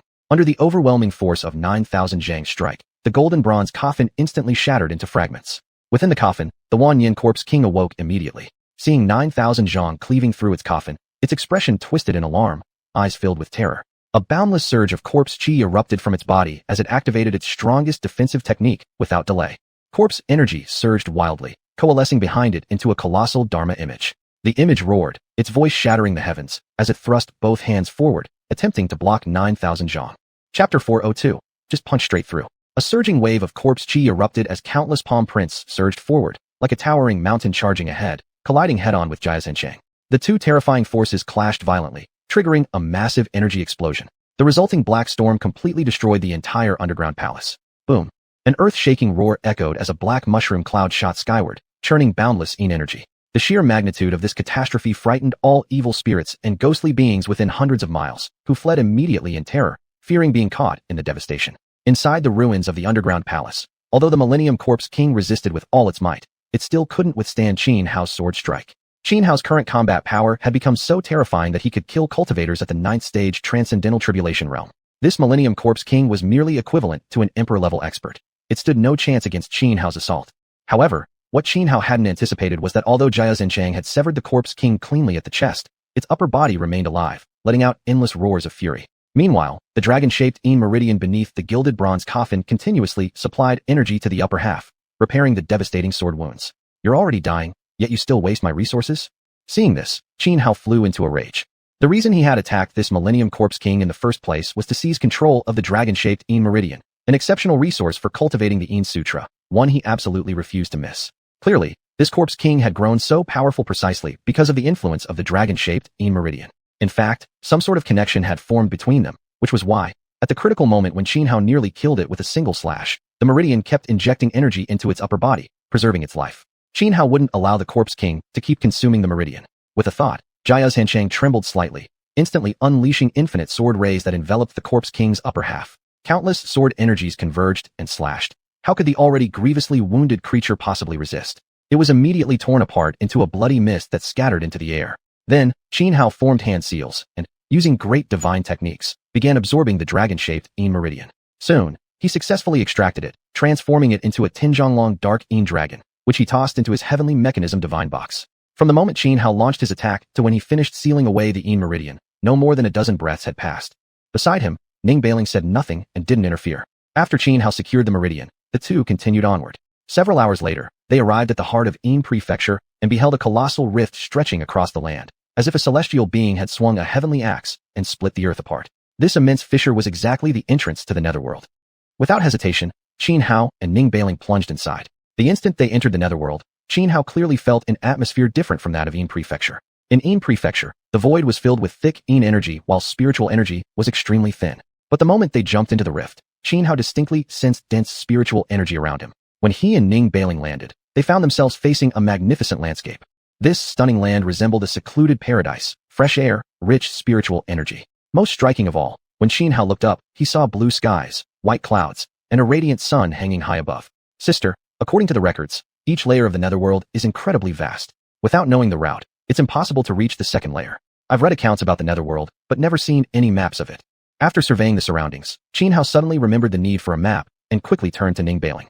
I don't know either, Ningbailing replied casually. Xianhao froze, then snapped back and said, Sister, you're joking, right? You didn't even bother checking the map before coming. Too lazy to look. So what do we do now? Are we going to walk across the entire first layer searching for the entrance to the second? Xianhao felt utterly speechless. Too troublesome. I have an easier way, Ningbailing said calmly. What way? Xianhao blinked, startled and curious. Just punch straight through the first layer, Ningbailing said. Xianhao's face darkened. He rubbed his forehead with his right hand and said, Sister, you're kidding, right? Ningbailing didn't bother arguing. Instead, She chose to prove it with action. She clenched her right fist. Countless golden runes emerged from the void, flowing toward her like rivers converging into the sea, pouring entirely into her fist. Then, she drove her fist straight into the ground. Boom. As Ning Bailing's fist slammed into the ground, a deafening boom instantly erupted. Terrifying power surged from her seemingly delicate right hand. From the point of impact, crack lines rapidly spread outward like a spiderweb across the surface. At the same time, the force of Ning Bailing's punch drove downward like a drill, penetrating through the thick layers beneath. In that instant, the entire first layer of the netherworld violently trembled. All the Ningzu tribes living within the first layer were thrown into panic, completely unaware of what was happening. Be they other life forms dwelling there or cultivators exploring and hunting for treasures. What in the world is going on? Why is the first layer suddenly shaking so violently? Is this an earthquake? That's impossible. The first layer has never had anything resembling an earthquake. What do we do now? We come here for the first time to explore, and we run into an earthquake? Our master and senior masters have already gone to the second layer. What should we do? Panic broke out everywhere across the first layer as its sudden violent quaking sent shockwaves of fear rippling through all who dwelled there. In a mysterious region of the first layer, a humanoid beast with a leopard's head sat cross-legged inside a majestic hall, cultivating. His cultivation was immensely powerful, surging with vast waves of alien energy. He was the king of the first layer. Right now, even he was jolted by the sudden tremor. His eyes snapped open, beams of terrifying light shooting forth. Utterly bewildered, he muttered, "What on earth is happening?" Meanwhile, Xianhao stood dumbfounded beside Ning Bailing, staring at her in utter disbelief. Although Ning Bailing occasionally acted a little unhinged. After 5 years living together in Hongshan Tower, Xianhao knew well that such behavior was merely a facade she used to deceive others. When serious, his senior sister was extraordinarily formidable. She could never be considered a mindless fool. Yet in his eyes, what she had just done was undeniably idiotic. Chapter 403, The Sorrow of the Domain Kings. Senior sister, I know you're strong, but to say you could punch through. Xianhao began to her. But before he could finish, Ning Bairu had already raised her right fist and slammed it once more into the ground. Her previous punch had already cracked the earth open, jagged fissures spreading outward like a spiderweb in all directions, causing the entire first layer of the domain to tremble violently. Now, as she struck again, terrifying power erupted instantly. With a deafening boom, the already fractured ground burst apart, shattering into countless stone fragments. Xianhao suddenly felt his feet lose all support as his body began plummeting downward. My heavens! Xianhao was utterly dumbfounded. As he rapidly fell, countless rocks rained down around him, but none could threaten him. The moment they neared his body, they turned to dust. Ning Bairu was falling too, completely calm, shooting Xianhao a look filled with disdain and contempt, a silent, humiliating rebuttal to his earlier words. Both Xianhao and Ning Bairu continued their descent, the light gradually fading until absolute darkness surrounded them. Only after several long hours did light appear again. When Xianhao saw light once more, he realized it was true. Ning Bairu had really punched straight through the first layer of the domain. At that moment, awe was the only thing left in Xianhao's heart. Senior sister, you're unbelievable. Xianhao gave her a thumbs up. Ning Bairu merely wore a smug little smirk. Soon, both landed safely, now standing amidst another magnificent landscape. Clearly, this was the second layer of the domain. Without hesitation, the moment they arrived, Ning Bairu raised her fist again. This time, it took 3 punches to break through the second layer. Just as before, the creatures of the second layer were terrified by the sudden quaking of their world. Even the domain king of the second layer panicked, thinking his realm was about to collapse.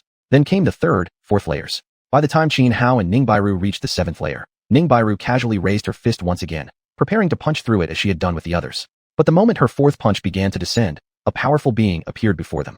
It was a Nongzu with black wings on its back, an existence as mighty as a triple tribulation-crossing realm cultivator. Ripples of chaotic energy swirled around it, distorting the very space nearby. The instant it sensed the featherflight immortal-level aura radiating from Ning Bairu, its expression twisted in alarm.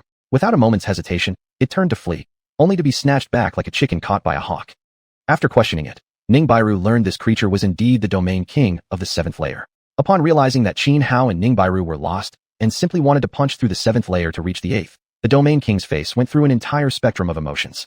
But when he learned they had already punched through the first 6 layers, he truly believed he was facing 2 madmen.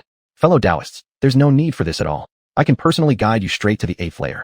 I can even contact the domain king of the 8th layer and have him take you directly to the entrance of the 9th. The 7th layer domain king hurriedly pleaded with Xianhao. As the ruler of this entire 7th layer, this was his territory. He had no desire for Ning Bairu to punch a hole right through it. He feared such destruction might cause the entire layer to collapse. Even though the first 6 layers had survived intact so far, that didn't guarantee stability in the future. Thus, he chose to volunteer as their guide. Although punching through a layer wasn't particularly difficult for Ning Bairu, it still consumed energy. And with each deeper layer, more strikes were needed. To break through the 6th layer, she'd already needed over 50 punches. By that rate, the 7th would require 80, the 8th, over 100, the 9th, nearly 200. Even if she wasn't tired, it would still be troublesome. After brief consideration, Ning Bairu agreed to the 7th Domain King's proposal. And so, under his guidance, they swiftly reached the 8th layer. Not only that, but the 7th Domain King enthusiastically escorted Xianhao and Ning Bairu to meet the 8th Domain King himself. There were no surprises. Upon discovering Ning Bairu was a featherflight immortal, the 8th Domain King immediately agreed and led them to the 9th layer, where they soon met the 9th Domain King. The Domain King of the 9th layer was a Nongzu equivalent in cultivation to a 9 Tribulation Crossing realm cultivator.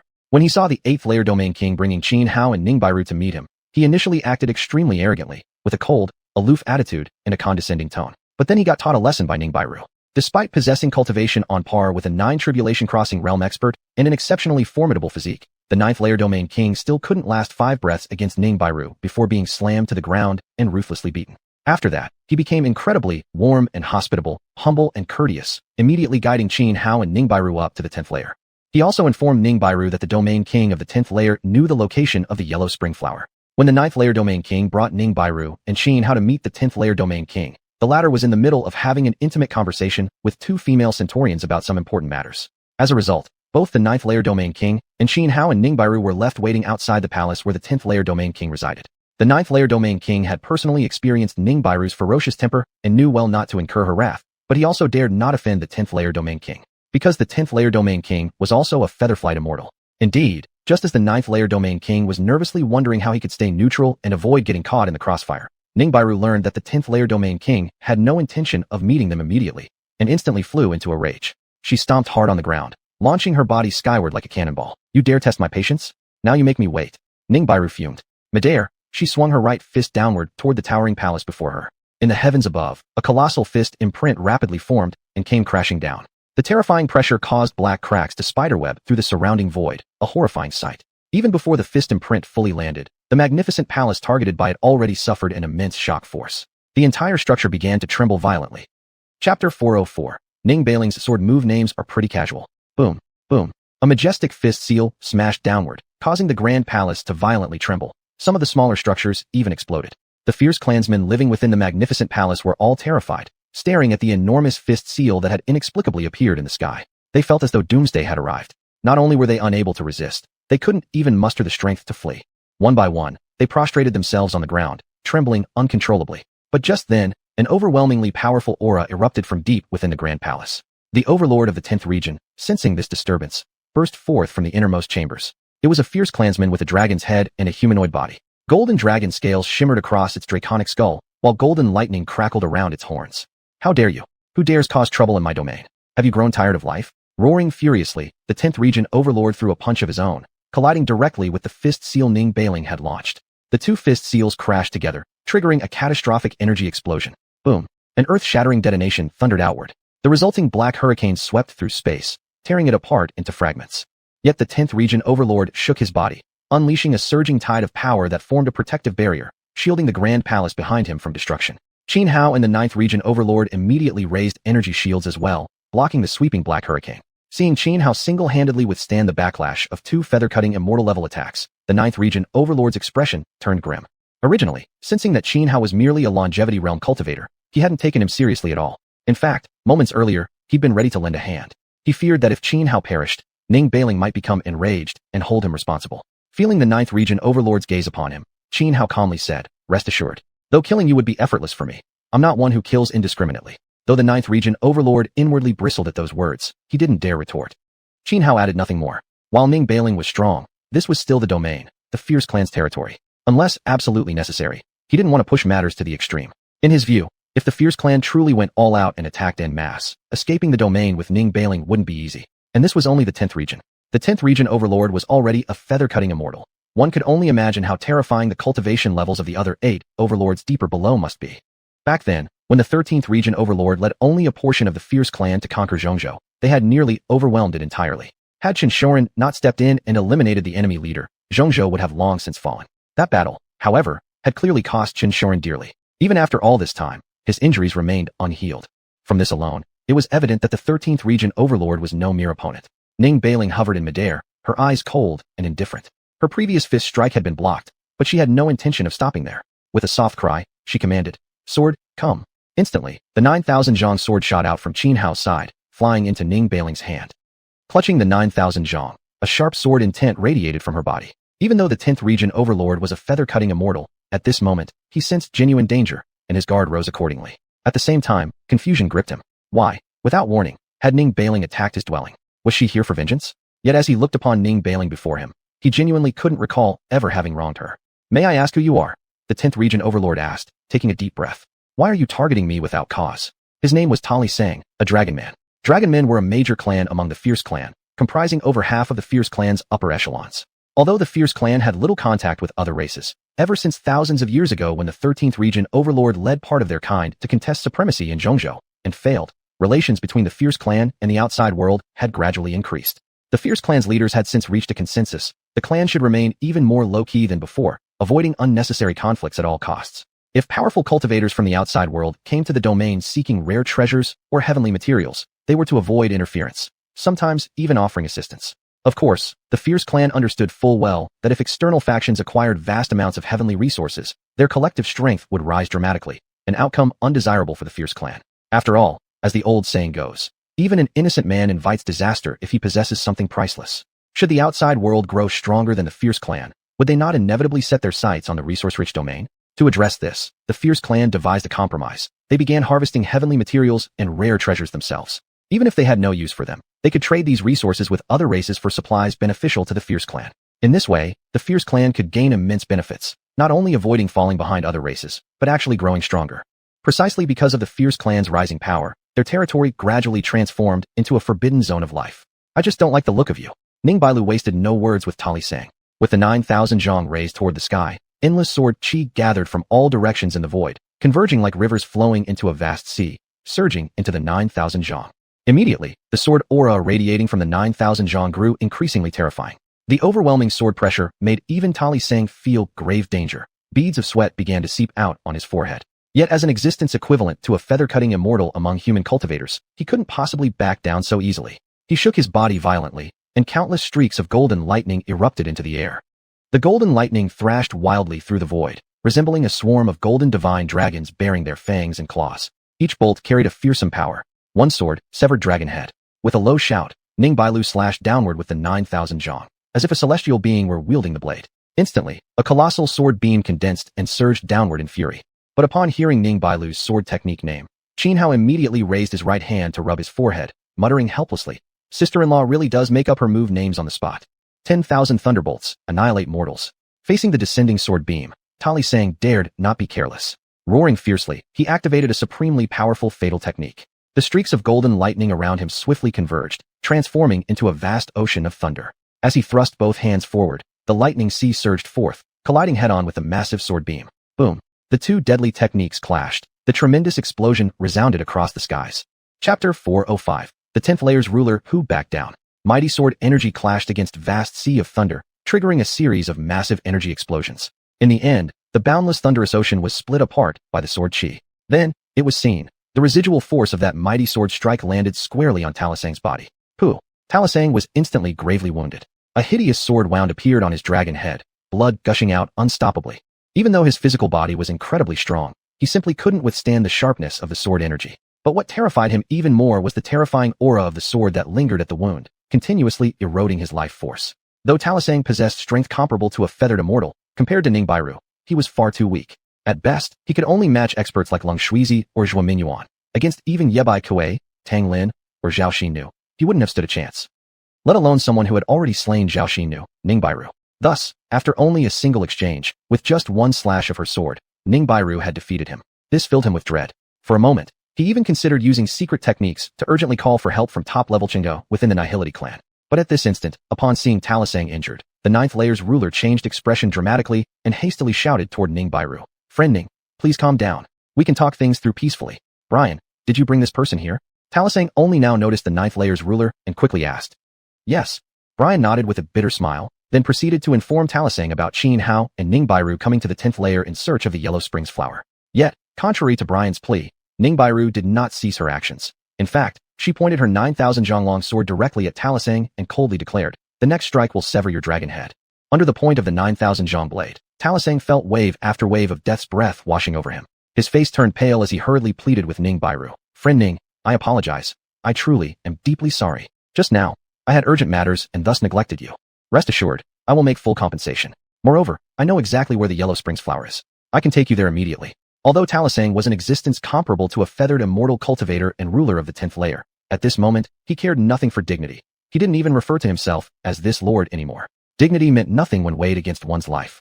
Meanwhile, the brief clash between Ning Bairu and Talasang had drawn attention from countless beings across the 10th layer.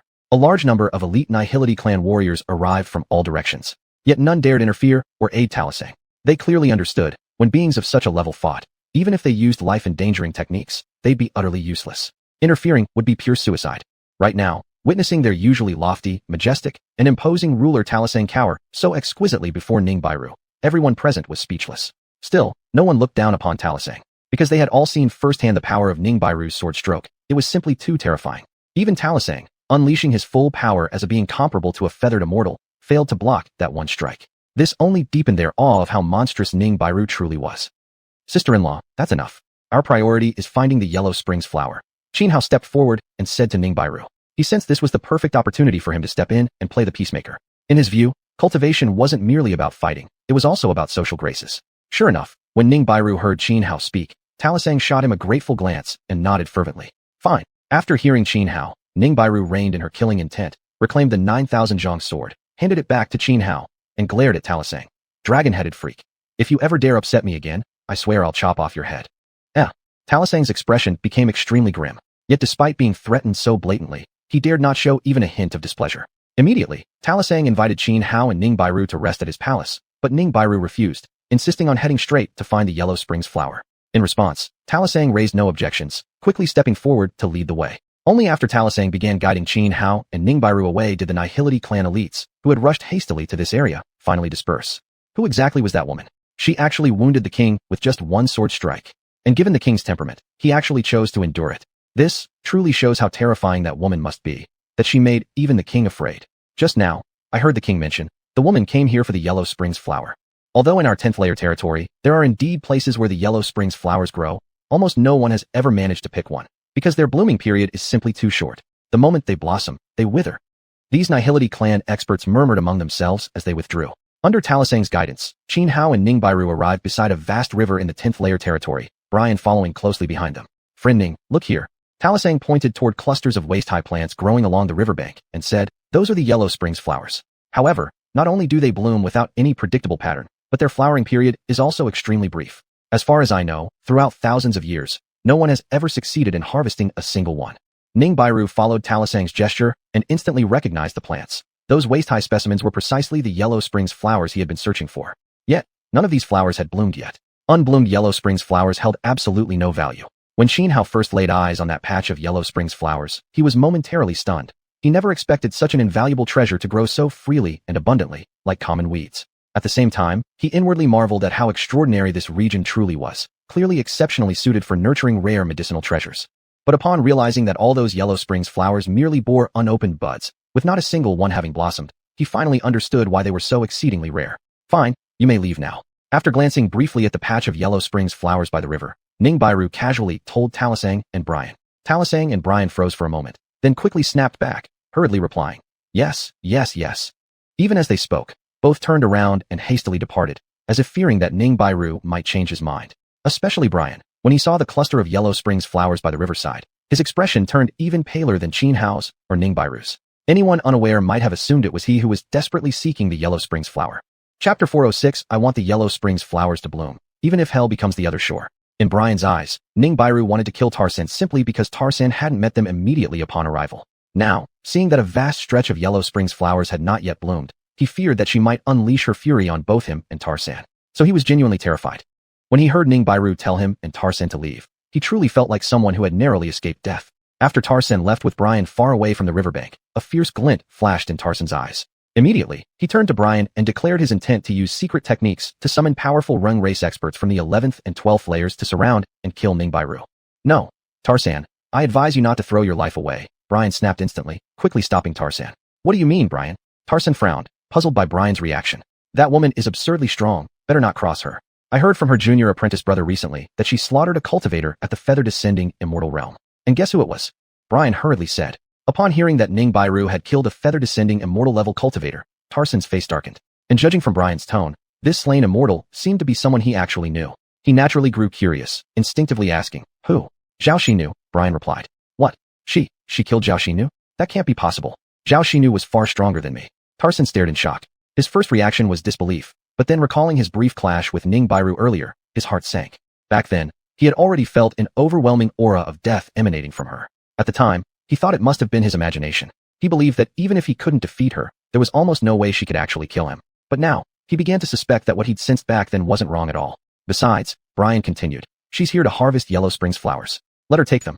No one has ever successfully harvested these flowers anyway. We don't lose much. It's better to avoid trouble. Caution ensures longevity.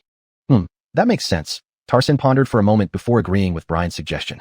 Meanwhile, after Tarsan and Brian had left, Ning Bairu stood by the riverside, gazing at the expanse of Yellow Springs flowers before her. Her delicate brows furrowed as she pondered how to make them bloom. Xianhao stood beside her, deep in thought as well. After a while, Xianhao said, Senior sister, maybe we should just capture that guy Tarsan again and force him to lead us elsewhere. We've no idea when these flowers will ever bloom here. I have a way to make them bloom, Ning Bairu said calmly. Hearing her claim, Xianhao froze momentarily, then snapped back, asking curiously, Senior sister, what method do you have? Brother Junior, haven't you ever heard the saying? If I desire it, heaven itself dares not refuse. Ning Bairu turned to him seriously.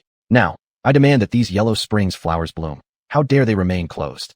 Xianhao rubbed his forehead helplessly. His senior sister really had something off in her mind. One moment appearing profound and mature, the next turning into an overly dramatic teenager. This abrupt shift left Xianhao struggling to keep up mentally. Ignoring Xianhao, Ning Bairu paused briefly in contemplation, then formed a sword finger with her left hand and swiftly slashed across her right palm. A wound opened in her palm, and blood began gushing out steadily. With a thought, the blood flowing from her palm transformed into a fine mist, spraying outward and showering over the field of Yellow Springs flowers before her. Senior sister, what are you doing? Unable to understand her actions, Xianhao hastily called out. Ning Bairu didn't answer him. Instead, she said, Brother Junior, get ready. When these flowers bloom, pick as many as you can. The old man will never have enough of this stuff. Got it. Though Xianhao still didn't understand why she was so confident the flowers would bloom, he chose to follow her instructions regardless. After Ning Bairu's blood fell onto the Yellow Springs flowers, nothing unusual happened at first. Yet Ning Bairu didn't panic. Suddenly, she sat cross-legged, levitating above the flower patch. Then, a golden yellow mass of energy emerged from her brow, radiating a terrifying aura. From that golden energy, the profound breath of Tao itself began to spread. Immediately, the blood she had just sprinkled over the field of Yellow Springs flowers began to glow, and the previously unresponsive flowers started to change. Witnessing this scene, Xianhao was stunned. Especially the golden mass of energy emerging from Ning Bairu's brow. It caused the energy within his body to stir violently. In particular, the blackstone tablet inside his Tianji divine box lit up with countless runes. Boundless resentment surged out from the black divine tablet, affecting Xianhao and triggering an intense impulse within him to devour that golden mass of energy emanating from Ning Bairu's forehead. But at this moment, the jade wall of the Tianji divine box emitted light, its runes flickering as they began suppressing the black tablet. Moreover, the red dust true energy within Xianhao's body was automatically activated, neutralizing the overwhelming resentment radiating from the black tablet. What in the world is going on? Sensing his own abnormality, Xianhao's expression changed drastically. He quickly calmed his mind and maintained clarity in his spiritual core. At that very instant, under the illumination of the golden energy flowing from Ning Bairu's forehead, the Yellow Springs flowers began transforming. Meanwhile, Ning Bairu's blood started evaporating into wisps of golden essence. Suddenly, the Yellow Springs flowers seemed to have absorbed a vast amount of nourishment and began showing clear signs of blooming. Seeing the Yellow Springs flowers finally blossom, Xianhao stood dumbfounded. He truly hadn't expected that Ning Bairu could make them bloom. After all, the Yellow Springs flowers were extremely mysterious and priceless. The main reason, aside from their miraculous medicinal effects, was that they were simply too difficult to harvest. Therefore, even when some cultivators needed Yellow Springs flowers, they would usually substitute them with other rare treasures, no matter how much wealth or effort it cost. They would do anything to avoid attempting the harvest. There was no choice. To collect the Yellow Springs flowers, which bloomed irregularly and only for an instant, was simply too difficult, practically impossible. Chapter 407, Returning to the 12th floor. Along the great river, a field of xuanhuan flowers had bloomed. Their petals, in various colors, shimmered with a unique luster, gorgeous and dazzling to behold. A breeze swept through, causing the blossoming xuanhuan flowers to sway gently. Though deeply shocked, Xianhao did not stand frozen. Instead, he immediately sprang into action, beginning to pick the flowers. It was common knowledge that the blooming period of the xuanhuan flower was extremely brief. The moment it reached full bloom, it would wither instantly. If picked before reaching full bloom, the flower would lose its true value. Thus, plucking a genuine xuanhuan flower was an incredibly difficult task. Even Xianhao dared not let his guard down for a second. He remained fully alert, ready to act at any instant. Whenever he spotted a xuanhuan flower reaching its peak, he would strike without hesitation, seizing it in the very instant before it began to fade. Soon, Xianhao spotted one flower achieving complete bloom. Quick as lightning, he reached out and perfectly plucked it, just before its petals started to fall. With one flower secured, Xianhao rejoiced and placed it inside the Tianji divine box for safekeeping. He immediately turned toward a second fully bloomed flower, but this time, he failed. His movement was a split second too slow. A third flower had begun to open right after, and despite being fully prepared, Xianhao still missed by the smallest margin, unable to harvest it at the precise moment of full bloom. Then came the fourth, the fifth. Before he realized it, the entire field along the riverbank had bloomed and, within a fleeting moment, wilted completely. Yet Xianhao had still managed to seize several opportunities, successfully gathering 3 more xuanhuan flowers. It was only then that Ning Bairu suddenly opened her eyes, the golden energy that had appeared on her forehead now returning into her body. Did you get any? She quickly asked Xianhao. Yes, 4 flowers in total. Xianhao replied promptly. Good. Ning Bairu nodded. But the moment she finished speaking, she suddenly coughed up a large mouthful of blood, her face turning as pale as paper. Her aura weakened drastically in an instant. Sister, what's wrong? Xianhao cried in alarm, rushing forward to steady Ning Bairu, whose steps faltered. It's nothing serious. I just need a short rest, she said faintly. Xuanhuan flowers were exceptionally rare treasures, classified among the highest tier of divine medicines. Due to their extreme difficulty to harvest, even among other divine medicines, xuanhuan flowers ranked among the most valuable. Forcing them into bloom was something no ordinary person could accomplish. Not even a feathered immortal could do it. Yet Ning Bairu had managed it, not only because of her profound cultivation, but also due to her unique constitution. Without such a rare physique, she never could have catalyzed their bloom. Of course, such a feat came at a significant cost. Xianhao quickly retrieved several rare treasures from the Tianji divine box, refined them with his own energy, and infused their pure medicinal essence directly into Ning Bairu's body. Nourished by the abundant spiritual energies, Ning Bairu's condition improved rapidly. After resting briefly, she joined Xianhao to find Tali Sang. Upon learning that they were leaving, Tali Sang felt an immense relief and personally escorted both Xianhao and Ning Bairu out of the region. Whether or not they had harvested any xuanhuan flowers meant nothing to Tali Sang. With Tali Sang himself overseeing their departure, Xianhao and Ning Bairu left without incident, safely exiting the territory. Once outside, they wasted no time lingering and headed straight back to the 12th floor. The journey went smoothly, free of any mishaps. During the few days of travel, Ning Bairu fully recovered. Upon arriving at the 12th floor, they returned first to Red Dust Tower. When it was learned that Xianhao and Ning Bairu had returned safely, the atmosphere throughout the 12th floor lightened considerably. Just days earlier, news had arrived about Ning Bairu slaying Zhao Xinu on the battlefield of the 10,000 Mountains.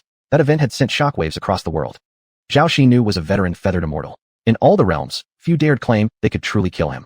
Moreover, Ning Bairu's feat of advancing 1 realm per step, 7 steps to become a feathered immortal, had astonished countless powerful figures. For these great experts, who had lived through long ages and witnessed countless ancient secrets, none had ever seen anything as outrageous as Ning Bairu. Even the most extraordinary geniuses recorded in ancient history merely achieved spirit mastery in a single day and reached transcendence within 3 days. At the same time as news of Ning Bairu spread across the world, details about Xianhao's feats on the battlefield were also brought to light. A longevity realm cultivator killing a 9th-stage transcension expert. Though this paled in comparison to Ning Bairu's battlefield achievements, how many people throughout the entire cultivation world could even accomplish such a feat? Suddenly, 12th floor produced 2 disciples, Xianhao and Ning Bairu, whose talents surpassed even those deemed peerless prodigies. How could this fail to shock and alarm other powers across the world? Was this still the same 12th floor, the weakest among the 10 great sacred grounds? After returning to 12th floor, Xianhao and Ning Bairu immediately sought out xiuxian. Xiuxian was soon to ascend. Therefore, during these days he did not vanish, but chose to remain at 12th floor. Bai Chungying and the other 11th floor lords all knew that xiuxian was approaching ascension. Although none of them wished for him to leave, they also understood that such a matter was beyond their power to stop. Each of them was already at the feathered immortal level. To remain in the mortal realm, they had to use secret methods to conceal their auras, and even then, they had to proceed with extreme caution, for any slip-up might trigger forced ascension. But xiuxian's cultivation realm far surpassed that of an ordinary feathered immortal. Were it not for certain special techniques, he would have long been expelled from this world by the overpowering heavenly rules. Before the might of celestial laws, no cultivator could resist. The only reason xiuxian had managed to withstand their repulsion throughout his long existence was not only due to secret arts, but also because he had performed numerous great deeds benefiting the world, accumulating immense merits. This virtue reduced the hostility of the heavenly rules toward him. Yet even so, xiuxian could no longer resist the pressure of these laws. His ascension was now imminent, and he would soon depart from the world. Chapter 408. Master and disciples reunited briefly. The day of separation draws near. As soon as they returned to Hongshan Tower, Xianhao and Ning Baiyu arrived with 4 yellow springs flowers in hand, seeking xiuxian. Seeing the 4 yellow springs flowers brought back by Xianhao and Ning Baiyu, xiuxian furrowed his brows. He looked at Ning Baiyu and said, "Child, why go through all this? Others may not understand my condition, but you do. These 4 flowers serve no purpose for me. Keep them yourselves. I've never properly cared for either of you. From now on, I just wish to spend a few quiet days together with you." Xianxia refused to accept the Yellow Springs flowers that Qin Hao and Ning Baiyu had gone to such lengths to retrieve. His demeanor and aura were vastly different from before. Qin Hao still remembered how, when he first arrived at the 12 Towers, Xianxia struck him as an unreasonable, mysterious old man. Most importantly, during those 5 years Qin Hao lived at Hongqian Tower, his life was practically that of a servant. Not only did he have to complete all sorts of tasks assigned by Ning Baiyu, but he also had to hunt game and deliver meals to Xianxia regularly. Aside from sharing a New Year's Eve dinner each year with Xianxia and Ning Baiyu, the rest of the time, Xianxia was either locked away in closed cultivation or vanished without a trace, never around at the 12 Towers. But now, it was as if all his former arrogance and capriciousness had worn away completely. The stubborn, erratic master was gone. It even gave Qin Hao the illusion that this wasn't the same person at all. For her part, Ning Baiyu didn't press the matter when Xianxia declined the flowers. As Xianxia had said, she knew exactly what state he was in. Though the Yellow Springs flowers could slightly heal his old injuries, the effect was negligible, practically non-existent. So after keeping one flower for herself, she handed the remaining 3 to Qin Hao. Old man, Ning Baiyu changed the subject. The snow deer in the woods are fat now. Let's have my junior brother catch one. Tonight, we'll have radish stewed snow deer. Good, good, good. My little egret knows exactly what this old man craves. Ha ha. Xianxia laughed heartily. Why don't you bring out that last lump of phoenix tears you've been hiding, huh? Old man, you're pushing your luck. Ning Baiyu puffed her cheeks. Cough, cough. Well, meat without wine is just unseemly. Xianxia chuckled awkwardly, rubbing his hands together. Ning Baiyu rolled her eyes at him, making a face of exaggerated disgust before turning to Qin Hao beside her. Junior brother, go catch a snow deer. I'll go dig up the wine. All right. Without another word, Qin Hao nodded and walked out. Ning Baiyu also left Xianxia's dwelling. Watching the two walk away, Xianxia's expression turned complex, his eyes filled with reluctance. After a long silence, he sighed softly. May you both remain safe and sound after this old man is gone. The Divine Dynasty, Palace of Light. Just days ago, Tang Lin had returned from campaign. When Su Xuanji orchestrated the rescue of the Flame Ancestor, sealed beneath demon-suppressing city, she destroyed the entire city, leaving its stockpiles of grain and military supplies utterly lost. As a result, even though the witch and demon clans hadn't pursued Tang Lin's retreating army, countless soldiers starved to death during the march back. Out of an initial force of nearly 1 million, barely over 50,000 made it back to the Divine Dynasty. Dozens of thousands perished. Furious at this outcome, the Ming Emperor punished Tang Lin severely, just as Tang Lin himself had anticipated. But beyond the failed campaign against the demon clans, the real reason for the emperor's wrath lay elsewhere. Zhao Xinu had been slain by Ning Baiyu, shattering the delicate balance of power within the imperial court. Zhao Xinu had originally been promoted by the emperor specifically to counterbalance Tang Lin's influence. With Zhao dead, Tang Lin became the greatest beneficiary. If the emperor failed to rein Tang Lin in now, before his power grew too vast, he might soon become uncontrollable. Even if the emperor himself could manage him, what about future emperors? After all, Tang Lin was a xiuhuan-level cultivator, a being who could easily live for thousands, even tens of thousands of years. The emperor, on the other hand, despite being the supreme ruler of the Divine Dynasty and also a cultivator, had a relatively low cultivation level. He stood only at the peak of the sovereign realm, still far from reaching the immortal longevity realm. In short, there was no way he could outlive Tang Lin. Thus, he had to deal with Tang Lin while he still could, or risk losing the throne entirely. Throughout history, such things had happened more than once. Take, for instance, the once glorious Wu dynasty, which ultimately fell because 3 successive Wu emperors failed to outlive the rising Sima clan. In the end, the Sima family usurped the throne and slaughtered the entire imperial bloodline. The Ming emperor would never allow such a thing to happen in the Divine Dynasty. In fact, were it not for the already lost Zhao Xinu, a Yuhua-level immortal whose death had left the Divine Dynasty unable to afford losing a second cultivator of that rank, the Ming emperor might have simply eliminated Tang Lin outright to eliminate future threats. Inside the Palace of Light, the Ming emperor was reviewing memorials. Before his writing desk, behind a screen, an elderly man sat quietly on a chair, waiting patiently. That man was Prime Minister Xiaoyandao. Your Majesty, urgent reports have arrived. Catastrophic flooding has struck Tianshui Prefecture, affecting 34 cities. And in Beifeng Prefecture, not a single drop of rain has fallen in 4 months. Severe drought has triggered famines across 46 cities. Massive waves of refugees are fleeing from Beifeng into Jiangnan and Shuntian prefectures. Xiaoyandao relayed the 2 urgent reports he had just received. The Ming emperor stopped reviewing documents, fell silent for a moment, then said, Chancellor Xiao, I entrust these relief efforts entirely to you. Yes, Your Majesty. I will handle them personally, replied Xiaoyandao. However what? The emperor asked, slightly startled.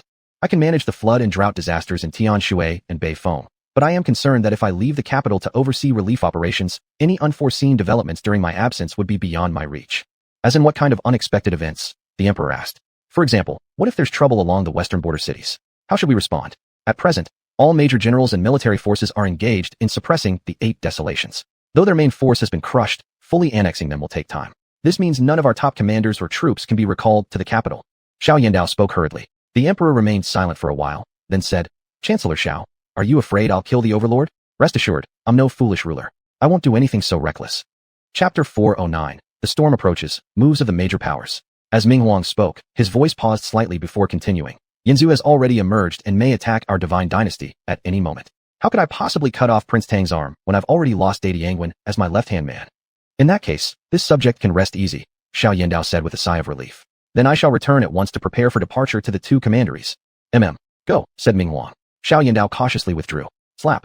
Not long after Xiao Yandao left Guangming Palace, Ming Huang angrily slammed his palm onto the table. His overwhelming fury caused every eunuch and guard within Guangming Palace to tremble uncontrollably in fear. Tang Lin, I will definitely kill you. Ming Huang gritted his teeth and spat out. He never expected that even Xiao Yandao, who had always remained neutral and refrained from joining any faction in court politics, would now speak on behalf of Tang Lin. This infuriated him. Even though he knew that everything Xiao Yandao said was fair and reasonable, he still felt deeply resentful about it. He believed the balance within the imperial court had been disrupted, threatening his own control over the throne. Why should your majesty be angry? At that moment, a mysterious voice sounded, ethereal and otherworldly, impossible to pinpoint where it originated from inside Guangming Palace. Yet Ming Huang showed no fear toward this voice. Clearly, he was familiar with its source. After taking a deep breath to calm himself, he respectfully replied, I lost my composure. Please forgive me, Master Emperor, it's laughable indeed. Joy, anger, sorrow, happiness, these are normal human emotions. But if one allows emotions to cloud judgment, then the ruler truly errs. And unlike ordinary man, once an emperor makes a mistake, not only do countless commoners suffer, but more importantly, an emperor rarely gets a second chance to correct his error. The mysterious voice continued. The imperial preceptor, the teacher of emperors. Throughout the entire divine dynasty, fewer than 10 people even knew of the imperial preceptor's existence. It was precisely because of this figure that Ming Huang had achieved so much, bringing the dynasty to such prosperity and glory. Thank you, teacher, for your admonishment, Ming Huang said earnestly after a brief reflection. This recent campaign against the 10,000 Li Mountains took an unexpected turn due to Qin Shoren's 2 disciples, which even caught this old man off guard. The hidden preceptor mused after a pause. For the next 1,000 years, the dynasty will lack the strength to wage further wars. Let the regions of the empire focus on recuperation and restoration. As for Yanzu, I will assign someone to handle him. Also, the imperial court should no longer involve itself in the plan to open the gate of heaven. Let Shuahai Wuya and Wudi Hall assist instead. I understand. Ming Huang responded with solemn respect. Bushi Mountain, the holy land of the demons. Inside a grand hall, high-ranking demonic leaders were discussing the aftermath of the war in the 10,000 Li Mountains. The outcome of that battle had truly exceeded all expectations. First came the trap that ensnared Yi Baikue and the 12 demon emperors, placing both the witch and demon clans at a severe disadvantage. They had assumed the upcoming battle between the allied witch-demon forces and the divine dynasty would be devastating, massive losses, and an uncertain outcome. But unexpectedly, Qin Hao killed Ji Guanli Fengxiao at Xiaya Peak, throwing the divine dynasty's plans into chaos and leaving them unable to execute their subsequent strategies. Then, during the martial arena matches, Qin Hao single-handedly crushed the entire dynasty-aligned side. Later, Zhao Xinu nearly brought total annihilation upon the witch-demon alliance, but Ning Bairu appeared and slew Zhao Xinu, completely shattering the dynasty's remaining momentum. No one anticipated that Su Xuanji had actually faked her death, detonating herself to destroy Jinyao City and freeing the imprisoned Yanzu. Yanzu's resurrection sent shockwaves through the divine dynasty and posed a grave threat to the demon race as well. The ancient blood feud between witches and demons meant coexistence was impossible. Most ancient great witches had perished long ago, so contemporary witches knew little about that bitter history, allowing relations between the two races to somewhat ease over time. But Yanzu's return would undoubtedly spread full knowledge of the ancient conflict across the entire witch clan, reawakening their deep-seated hatred toward the demons. Even though Yanzu had publicly declared he wouldn't attack the demons immediately, the demonic elders weren't fools. They clearly saw that Yanzu's gesture of gratitude wasn't sincere. Rather, it stemmed from his weakened state. He simply needed time to recover under the guise of peace. Since that bastard Yanzu has made it clear there can only be mutual destruction between the witch and demon clans, we need not hold back either. We strike while he's vulnerable. Eliminate the witch clan now. Kill Yanzu while he's weak. A towering man enveloped in terrifying demonic aura spoke. He was one of the 12 demon emperors. Correct. This recent war has left the divine dynasty severely weakened.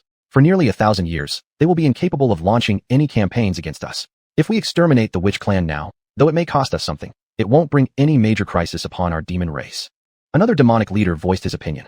Yes, we must never allow Yanzu to fully recover. Otherwise, it would spell disaster for our entire witch lineage, said a gaunt man in a black hood, his eyes sharp, like a vulture's. He was Su Tiandu, one of the 2 pillars of the current demon race, and held an exceptionally high status among them.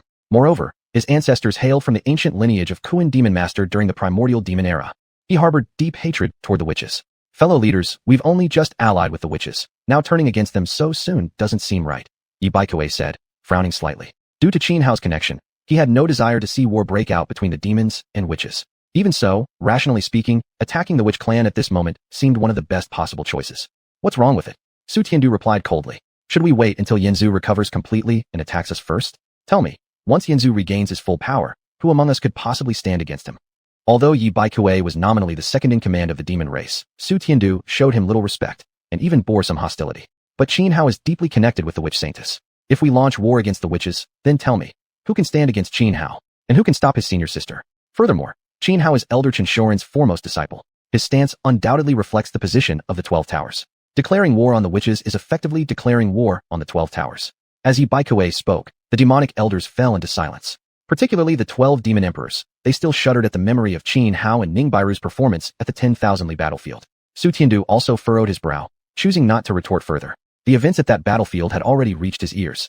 As for Ning Bairu, the one who had slain Zhao Xi knew, not even the Deathless Mountain could produce anyone capable of restraining her.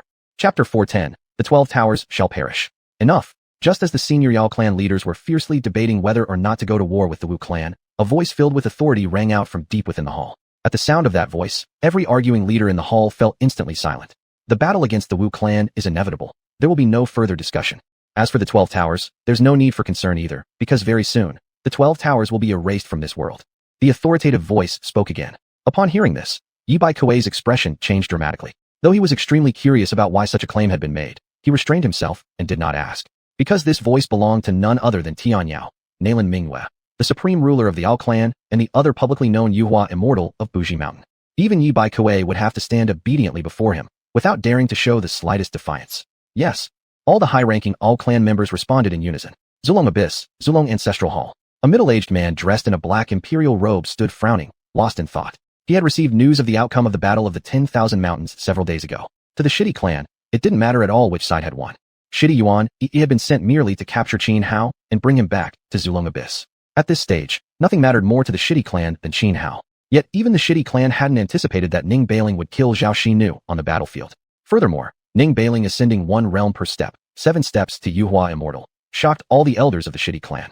Even though the Shidi clan was immensely powerful and possessed unfathomable resources, including ancient texts, secret histories, and forgotten records collected by Shidi when he unified the world and moved them all to Zulong Abyss. Such wealth enabled the clan's rapid rise after Shidi's passing and elevated Zulong Abyss into one of the Forbidden Lands.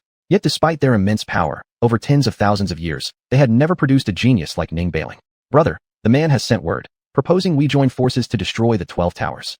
Shidi Qinglang entered the ancestral hall and said to the middle-aged man in the black imperial robe, "Oh, has he grown tired of living? Does he not understand that as long as Xiuxian exists, no person or faction can lay a hand on the 12 Towers?" replied the man in the black imperial robe.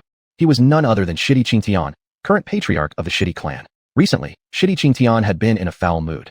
After years of pursuit, he'd finally located Shidi Qinglong and his son, only for Qin Hao to escape once again. Worse still, Qin Hao had joined the one among the 10 great sacred grounds that the Shidi clan feared most, the 12 Towers. Had Qin Hao joined any of the other 9, the Shidi clan could have easily pressured them into handing him over. But the 12 Towers were a malignant tumor among the sacred grounds. Though superficially the weakest, their 11 Yuhua-level tower masters made even the Shidi clan hesitant to provoke them. Most critically, Xianxuan of the 12 Towers was far too powerful.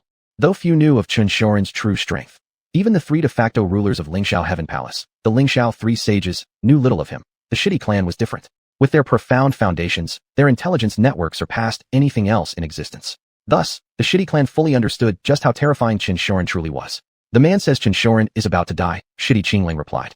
Oh, Shidi Qingtian furrowed his brows, falling into silence. After a while, he finally said, very well. If Xianxuan really dies, take Qingfeng and Qingyu and lend your support. But remember, capture Qin Hao and return. Do not overreach against the 12 Towers themselves. I understand. Shidi Qingling nodded and then left. After Shidi Qinglong's departure, Shidi Qingtian's lips curled into a cold smirk. He murmured to himself, Yi Giyun, do you truly believe that even now, the Shidi clan doesn't know your identity? You hide behind the scenes, acting as imperial mentor, manipulating the emperor of the divine dynasty into seeking immortality, trying to use imperial power to open the gates of heaven. But alas, every move you've made, I see them all clearly. Let you continue your arrogance for a little longer. The moment you open the gate of heaven, that will be the moment I personally execute you. 12 Towers. Qin Hao and Ning Bailing had returned several days ago. Since then, they had stayed at Hongqian Tower with Xianxuan. Zhang Yunj and others had also visited Qin Hao several times, gathering together for drinks and conversation. Bai Qingying had already used the flawless heart to revive Xiaobai. Then, Qin Hao told Xiaobai everything about its origins without holding anything back. In response, Xiaobai remained remarkably calm. It was fully aware of its identity. The only thing it hadn't known was that Yi Bai Kuei had become a demon sword immortal and held a high position in Buji Mountain. Xuanhuan passed on to Xiao by the nine-tailed celestial fox inheritance that Bai Chungying had entrusted him to deliver. He also told it about the Valley of Whistling Winds. After careful thought, Xiao Bai agreed to go there. It already knew everything Xuanhuan had endured in the 10,000 mountains just to save it. It no longer wished to be a burden to him. Xuanhuan didn't try to persuade Xiao Bai otherwise, because he clearly understood that the shitty family would never let him go, and besides, he had already offended numerous powerful factions, such as the Divine Dynasty, Lingxiao Heaven Palace, Woody Hall, and many others. Keeping Xiao Bai by his side brought no benefit at all. Instead, it would only bring great danger upon it.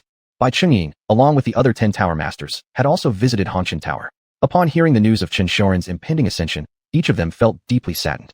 However, they soon met an unfortunate fate. Xianxuan gave them all a fierce beating. "You bunch of ancient demons, are you still sniffling and crying? Don't you have any dignity?" Xianxuan snapped irritably at Bai Chungying and the others. "Master Uncle, is there truly no other way? No matter what you need, we'll search every corner of the world to obtain it for you," Bai Chungying said, taking a deep breath. "You little brat, you really ask for a beating." Xianxuan raised his hand and sharply flicked Bai Chungying's forehead, then declared with authority, "As the supreme tower master of the 12 towers, you need to show some backbone. With that weak attitude, how can you possibly protect the others?" "Master Uncle, your criticism is justified. I understand now," Bai Chungying nodded. "Please rest assured, I will protect every one of the 12 towers with my life, and ensure none of them come to harm." "Humph, that's more like it, a real man. Honestly, I'll never understand how someone as indecisive as you became the supreme tower master. You're not nearly as decisive and resolute as that brat Xianhuan." Xianxuan huffed angrily, wearing an expression of utter frustration. Chapter 411, The Mastermind Targeting the 12th Tower. Inside the 12th Tower, the atmosphere had been heavy these past few days. At the same time, the senior leaders of the 12th Tower convened an emergency meeting. Ning Baiyu was originally supposed to attend, but she didn't show up and instead sent Xianhuan to represent her. Besides the 11 hall masters including Bai Chungying, the 12th Tower also had 3 elder elders, old men all, with one even senior in lineage to Xianxuan himself.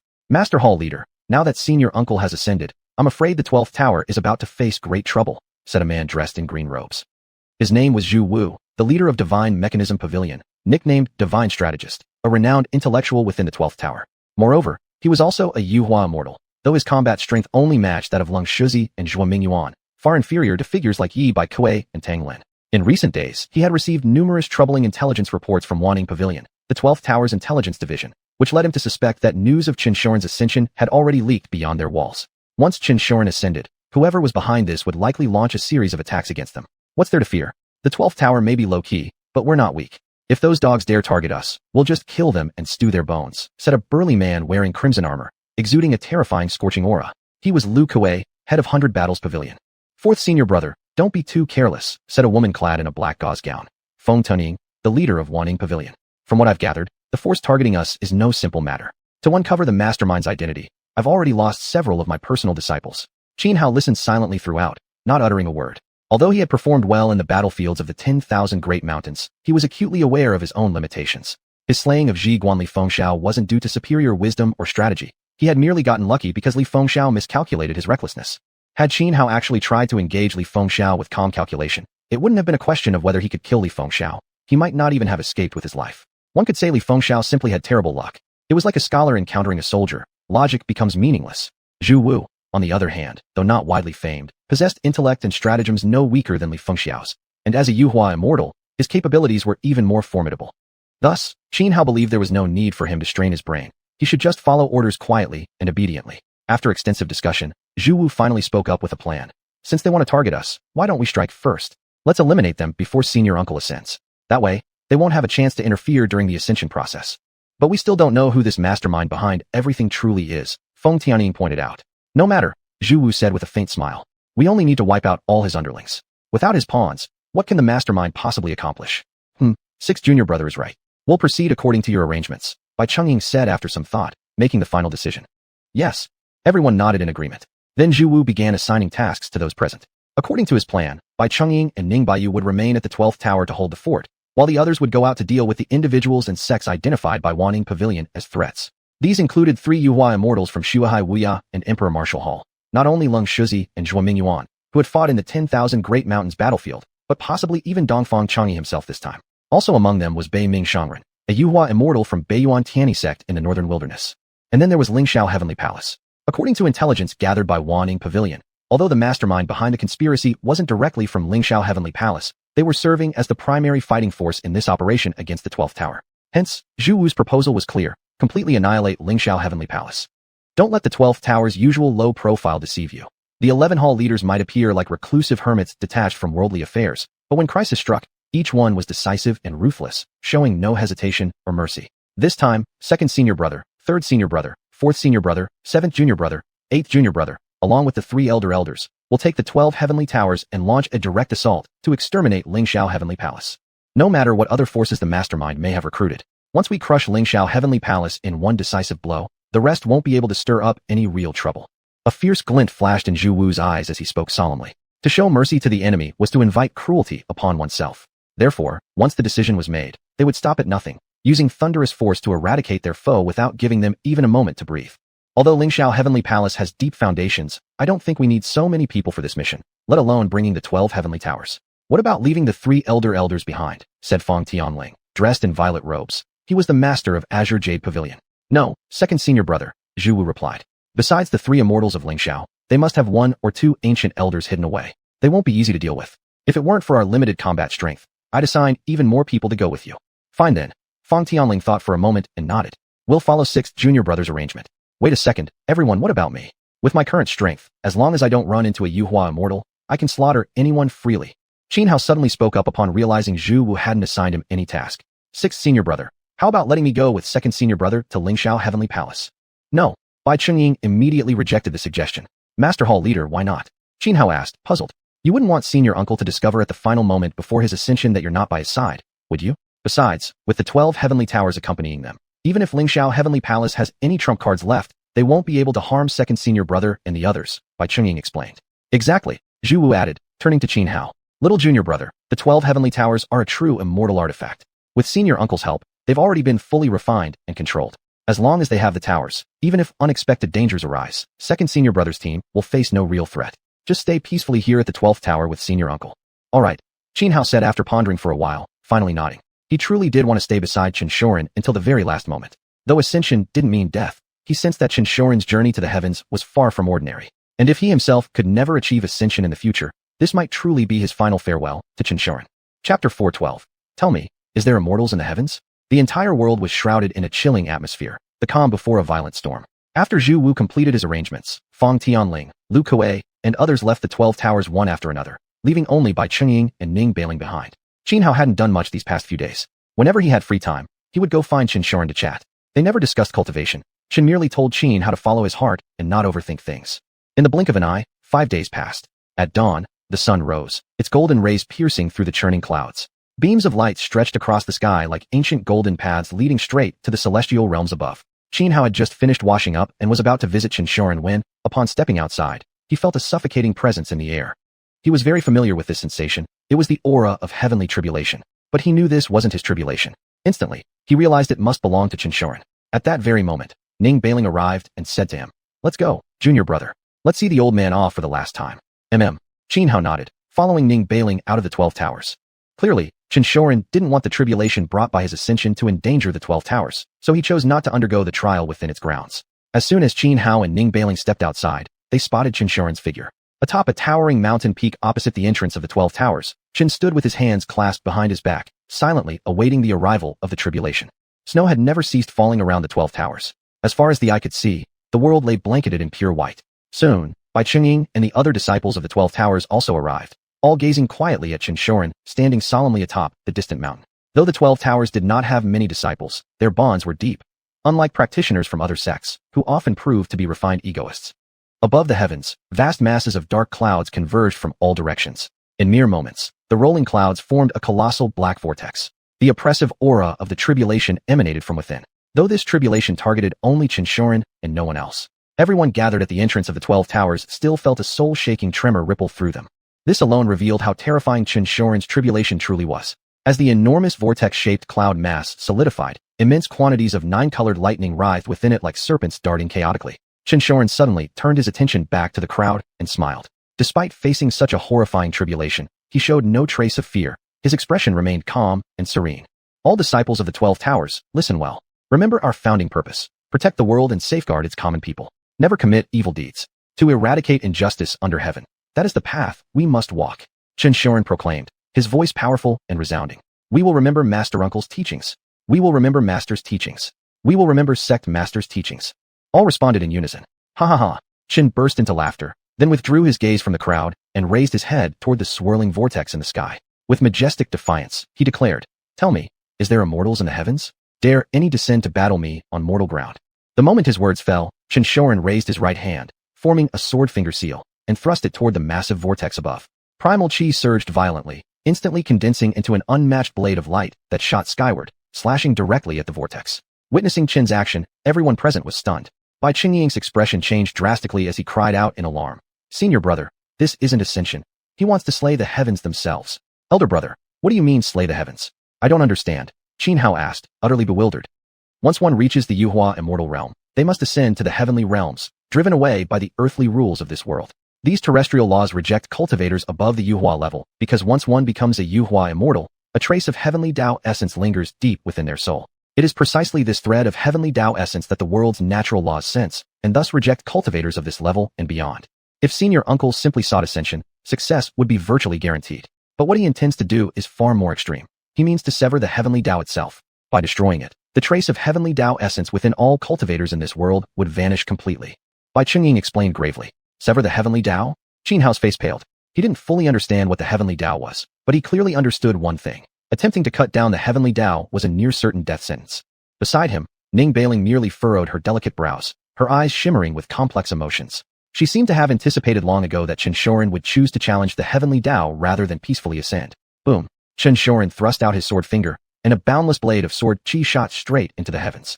Under the overwhelming force of the sword energy, the massive vortex-shaped tribulation clouds instantly dissipated into nothingness. This scene left everyone present utterly astounded. My heavens, Senior Master truly is absurdly powerful. Actually slashing away his own tribulation clouds with a single strike? Those were heavenly tribulation clouds. All this time, we've only ever heard rumors about how mysterious Senior Master is. Never imagined he'd be this strong. No wonder even though the 12 Towers has few disciples, it still ranks among the 10 great holy lands of the world. With such a mighty expert protecting us, who would dare attack? Whispers spread through the crowd, all profoundly shaken by xiuxian's overwhelming display of power. Immediately after xiuxian cut apart the vortex of tribulation clouds in the sky, the oppressive and killing aura across heaven and earth completely vanished, replaced instead by an atmosphere of peace and serenity that made one feel extraordinarily at ease. At the same time, high above, the sea of clouds surged violently, and golden beams of light pierced through them. Moreover, celestial music began to echo throughout the heavens and the earth. This divine melody carried supreme Tao resonance. Anyone who heard it felt their minds cleared and spirits uplifted, and indeed, many disciples of the 12 Towers suddenly achieved enlightenment on aspects of cultivation that had long eluded them, as if a veil had been lifted. This was the blessing bestowed by the heavenly Tao upon an ascendant cultivator. Hence comes the saying, when one achieves immortality, even dogs and chickens ascend with him. To receive the baptism of the heavenly Tao's blessings offered immense benefits for cultivators. Besides the divine music, numerous other auspicious omens appeared as well. A special fragrance permeated the air, and countless flower petals drifted down from the sky, like celestial maidens scattering blossoms. Then, golden lotuses of the Tao began to emerge in midair, one after another materializing within the void. All these phenomena were part of the heavenly Tao's blessings granted to ascending cultivators. With a mere thought, xiuxian formed a hand seal with his left hand. Instantly, the golden lotuses of the Tao floating in the sheng disappeared, and in the next moment, reappeared right where Xianhao and the others stood. Chapter 413. It doesn't matter if you're an immortal. Take this sword first. Lotuses of golden Tao roots sprouted in the void, emanating a thick aura of spiritual energy that nourished Xianhao and the others below. This was a blessing bestowed by the Tao itself, an incalculably precious gift. Even cultivators on the verge of ascending would greatly benefit from the lotus's spiritual qi, let alone Xianhao and his companions. At once, many disciples from the 12th Tower broke through their personal barriers, advancing their cultivation to new heights. Dong, dong, dong. At that moment, the sound of celestial drums echoed across the sky. Each beat resonated like the voice of the Tao itself, reverberating deafeningly in their ears. Then, from within the vast sea of clouds, a colossal golden gate slowly emerged. Boundless pressure radiated outward in golden ripples, enveloping the entire world. Greetings to our honored friend upon your ascension to immortality. We have come specially to welcome you into the heavenly realm. The golden gate slowly opened, and several women stepped out, descending like celestial maidens. They performed a welcoming gesture toward xiuxian, beckoning him to enter the golden gate. Meanwhile, a stern voice rang out from within the portal. Xiuxian looked up at the golden gate hovering in the sky, then glanced coldly at the women who had stepped forth. He sneered and said, "You send mere puppets to deceive me? I don't care if you're an immortal or not. Take this sword first." As soon as he finished speaking, xiuxian swept his right hand, fingers extended like a sword, across the air. Immediately, a massive sword beam lashed out. A terrifying power erupted from the sword beam, causing cracks to spread through the surrounding void. The colossal sword beam surged upward, slashing directly at the golden gate above. This sudden turn of events clearly caught the beings behind the golden gate off guard. By the time they realized what was happening, it was already too late. They hadn't even managed to react before the sword beam struck the gate. In the process, the women who had emerged from the gate attempted to block the attack, but the moment they touched the sword beam, their bodies disintegrated into showers of light rain. These women were never living beings with flesh and blood, merely puppets. Boom. The impact of the sword beam striking the golden gate produced a thunderous explosion. The entity behind the gate, having failed to defend or evade in time, was injured by xiuxian's blow and let out a cry of pain. Then, drops of blood began dripping down from the golden gate. How dare you? The being behind the gate roared in fury. You insignificant insect. How dare you act so recklessly, daring to strike the heavenly gate? Do you wish to invite heavenly retribution? Today, I shall cut down heaven itself, xiuxian replied calmly, unafraid of the overwhelming rage emanating from beyond the gate. Meanwhile, the disciples of the 12th tower stared wide-eyed, completely dumbfounded. They never expected that xiuxian wouldn't choose to ascend. Instead, he had launched a direct assault against the being behind the golden gate, an outcome none of them could have predicted. What is going on? Why is Senior Ancestor attacking the immortals who came to guide him? I don't know the exact reason, but one thing is certain, Senior Ancestor is absurdly powerful. Is that the legendary gate to the heavenly realm? Are the beings behind the golden gate actually immortals from the heavenly realm? Yet Senior Ancestor casually wounded one with just a single sword strike. That's not the true heavenly gate, it's the Xianxia gate. The real heavenly gate has long been sealed shut. Witnessing xiuxian's lethal assault against the being behind the golden gate, the disciples of the 12th tower were utterly shocked, whispering among themselves in stunned disbelief. Xianhao furrowed his brow, his expression grave. Earlier, he had already learned from Bai Chenging what xiuxian intended to do. Therefore, seeing xiuxian attack the being behind the golden gate did not shock him nearly as much. Get down here, xiuxian roared, thrusting his sword finger toward the golden gate once more. The primordial essence around him surged violently, gathering rapidly. In an instant, countless sword beams formed around him, then surged forward like a roaring river as he pointed toward the gate. Boom, boom, boom.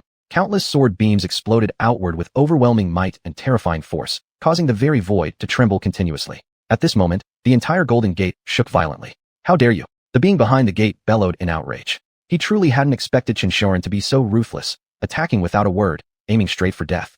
The sword beams pierced into the golden gate. Screams instantly erupted from the other side, and soon after, even more blood seeped out from within the gate. After the screams faded, everything behind the golden gate fell silent, as if it was all over. Xiuxian frowned and activated a secret technique. Crimson rays half a foot long blazed from his eyes, and he prepared to charge into the golden gate. But the moment xiuxian approached the gate, terrifying roars erupted from beyond it, accompanied by an overwhelmingly oppressive force, one clearly directed at xiuxian. Even disciples of the 12th tower, standing far away from him, were crushed by this pressure. Cultivators below the xiaoxan realm instantly dropped to their knees, bodies trembling uncontrollably. Even those at the xiaoxan and xuanji realms felt soul-shaking terror deep within. In that instant, their bodies shook involuntarily. xiuxian's advance halted mid-motion. At the same time, a solemn voice boomed from within the golden gate, cold and domineering. Those who dare defy the authority of heaven shall be slain without mercy. At the exact moment these words echoed out, a gigantic hand emerged from the golden gate. Around this massive hand swirled terrifying waves of destructive light, each strand pitch black like ink, resembling sinister demonic energy seeping up from the abyss.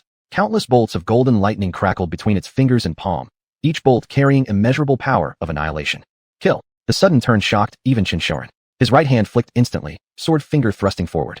An unmatched blade of light exploded outward like an arrow, piercing directly into the center of the giant palm. Boom, boom, boom. The blade of light struck the colossal hand. The impact unleashed unimaginable force, causing the hand to fracture and crumble. With a final deafening explosion, it shattered into countless ripples of pure energy, dissipating into nothingness. But at that very moment, a yellow talisman drifted down from the golden gate. Chapter 414, a true immortal edict to annihilate Old Chun. A yellow talisman drifted down from the golden portal. The scene was somewhat strange. The golden portal was magnificent and towering. Even a mountain 10,000 zhang high would appear tiny before it. Yet at this moment, that falling yellow talisman seemed to surpass the very aura of the golden portal itself. xiuxian's brows furrowed. He dared not be careless for a single instant. He had sensed it. The being behind the golden portal had changed. The entity that had previously stood beyond must have been slain by Xianhao. The one now acting was another, far more powerful than its predecessor. He could not afford to take this lightly. As the yellow talisman floated down from the golden portal, a terrifying aura erupted from it. Rumble.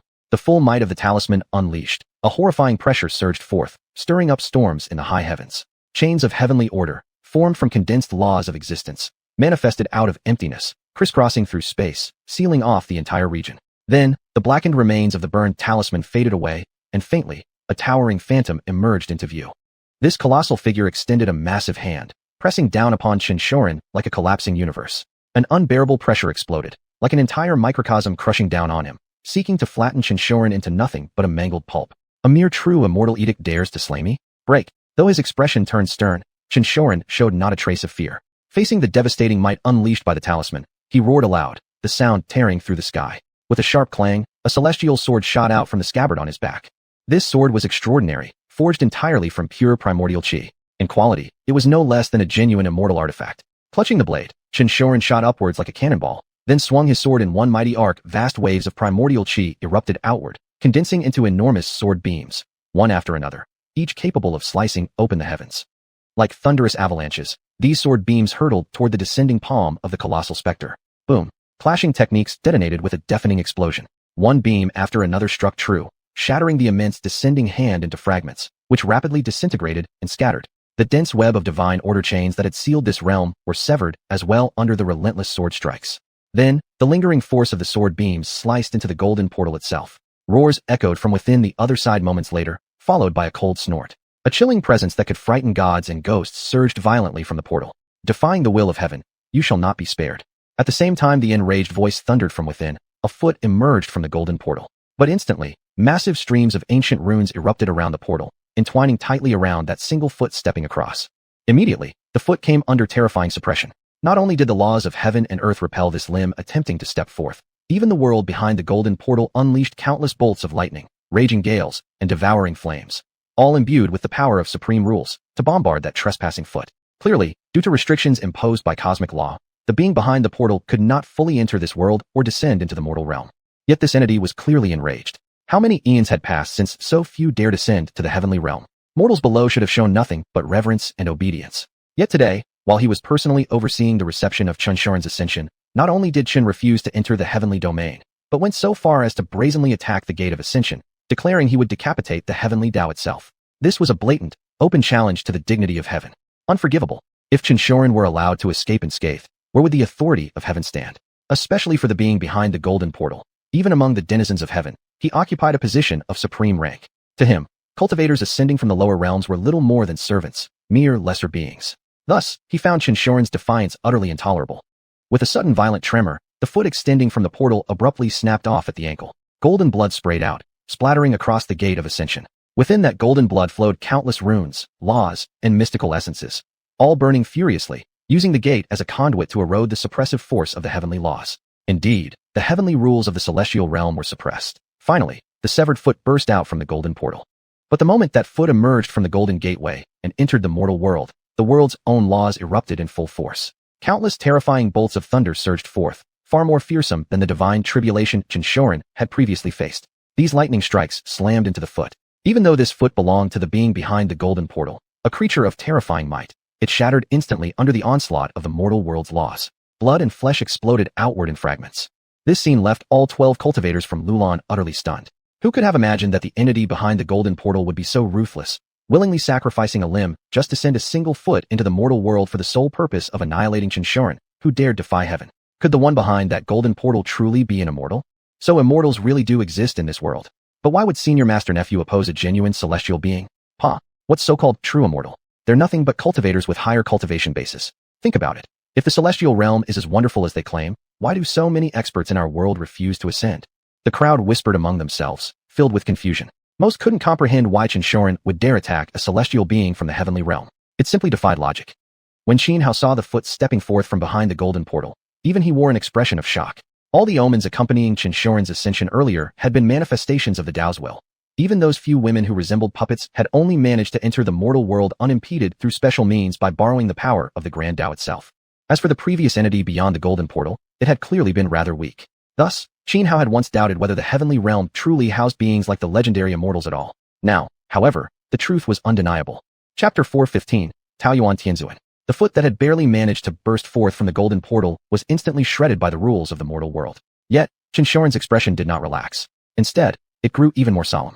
To him, this wasn't the first time he had acted against the gate to heaven. Many years ago, he had ascended once before. Back then, the situation had been almost identical to what had just occurred. The difference was that during his previous ascension, he had not resisted the heavenly guidance. Just as he was about to step through the gate to heaven, his senior brother appeared and stopped him from entering. In order to keep him in the mortal realm, his senior brother charged straight into the gate to heaven, slaughtered the being sent to guide him, but ultimately perished right before xiuxian's eyes. It was only then that Chun learned some of the grim truths about the heavenly realm, and that senior brother was actually mastered by Chungying's own master. He was also the Grand Lord of the 12 Towers back then. The creature killed behind the golden portal by Chen's senior brother possessed a power level similar to the one Chun had just slain earlier. But this time, things were different. After Chun killed the being behind the golden portal, another figure had arrived, the very being now standing behind the gate. Moreover, this current being was far stronger than the previous one, surpassing even xiuxian's expectations. You who dare defy heavenly authority, today, not only will you die, but all connected to you shall perish as well. A voice full of majesty suddenly rang out, not from behind the golden portal this time, but echoing across the void of the mortal world. Then, before the shocked gazes of everyone present, the scattered blood and fragments of flesh from the destroyed foot began to gather together. In an instant, the dismembered blood and flesh reformed into a young man clad in black armor. His expression was cold, his eyes emotionless, and the aura irradiating from him seemed capable of suppressing all things under heaven. At this moment, every person gathered at the entrance of the 12 Towers felt an overwhelming urge to kneel down and worship the youth with utter devotion. Indeed, the aura emanating from this youth was significantly stronger than even xiuxian's. Oh, your original form must be quite formidable. Just a severed foot alone can regenerate into a vessel possessing the cultivation of early-stage Deluo Golden Immortal, xiuxian remarked, raising an eyebrow as he looked at the youth. Though his face showed no fear, his expression had grown much heavier. Deluo Golden Immortal. This was a legendary existence, nearly standing at the pinnacle of immortality. You've come remarkably far for someone in this barren mortal land, reaching the peak of true immortal. If you willingly submit and enter the heavenly realm now, this Lord may consider sparing you, and even grant you great fortune, assisting you in stepping into the realm of Deluo Golden Immortal, the armored youth said, instantly discerning xiuxian's cultivation level. A flicker of surprise passed through his eyes. Clearly, he hadn't expected xiuxian to have reached the peak of true immortal within the mortal world. Even in the heavenly realm, beings who reached the peak of true immortal were exceedingly rare. After all, taking just one further step beyond true immortal peak would make one a Deluo Golden Immortal. And even in the heavenly realm, the dwelling place of countless immortals, such existences were few and far between. Huh, you expect me to believe such nonsense? Do you think I don't know that cultivators ascending from the lower realms are all used by you lot as sacrifices for the heavenly gate? You so-called immortals of the heavens severed all blood ties with humanity long ago. You've elevated yourselves into a self-proclaimed superior race of celestial beings. xiuxian sneered. Upon hearing these words, the youth's pupils constricted sharply, and a chilling killing intent surged from his body as he coldly declared, "So you know these secrets? Then there is truly no letting you live." He paused, then swept his gaze over the crowd at the entrance of the 12 Towers before continuing. "Today, every single one of you here shall die. And remember, to be slain by this Lord himself is a fortune earned over 8 lifetimes. Let my true name be your last prayer. I am known as the supreme and unparalleled bronze celestial palace, the naturally wondrous Yumi, Mi Luo most perfect and ultimate Lord Taoyuan Tianzuan. When you pass into oblivion, chant my name. Only then may you glimpse eternity within the cycle of rebirth. In your next life, become followers of this Lord, and thus earn eligibility to enter my divine domain."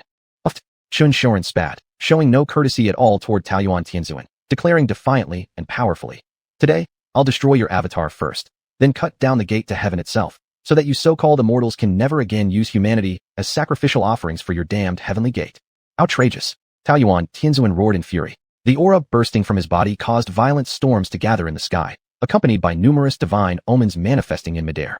These omens depicted scenes from Taoyuan Tianzuan's past deeds. He was truly formidable. Rising from obscurity, he had waged wars across the 4 corners during the primordial chaos. Images manifested in the void, him tearing apart a xiuxian with bare hands, trampling a true dragon beneath his feet, swallowing stars whole with a single bite, and shattering 10,000 li of mountains and rivers with one fist.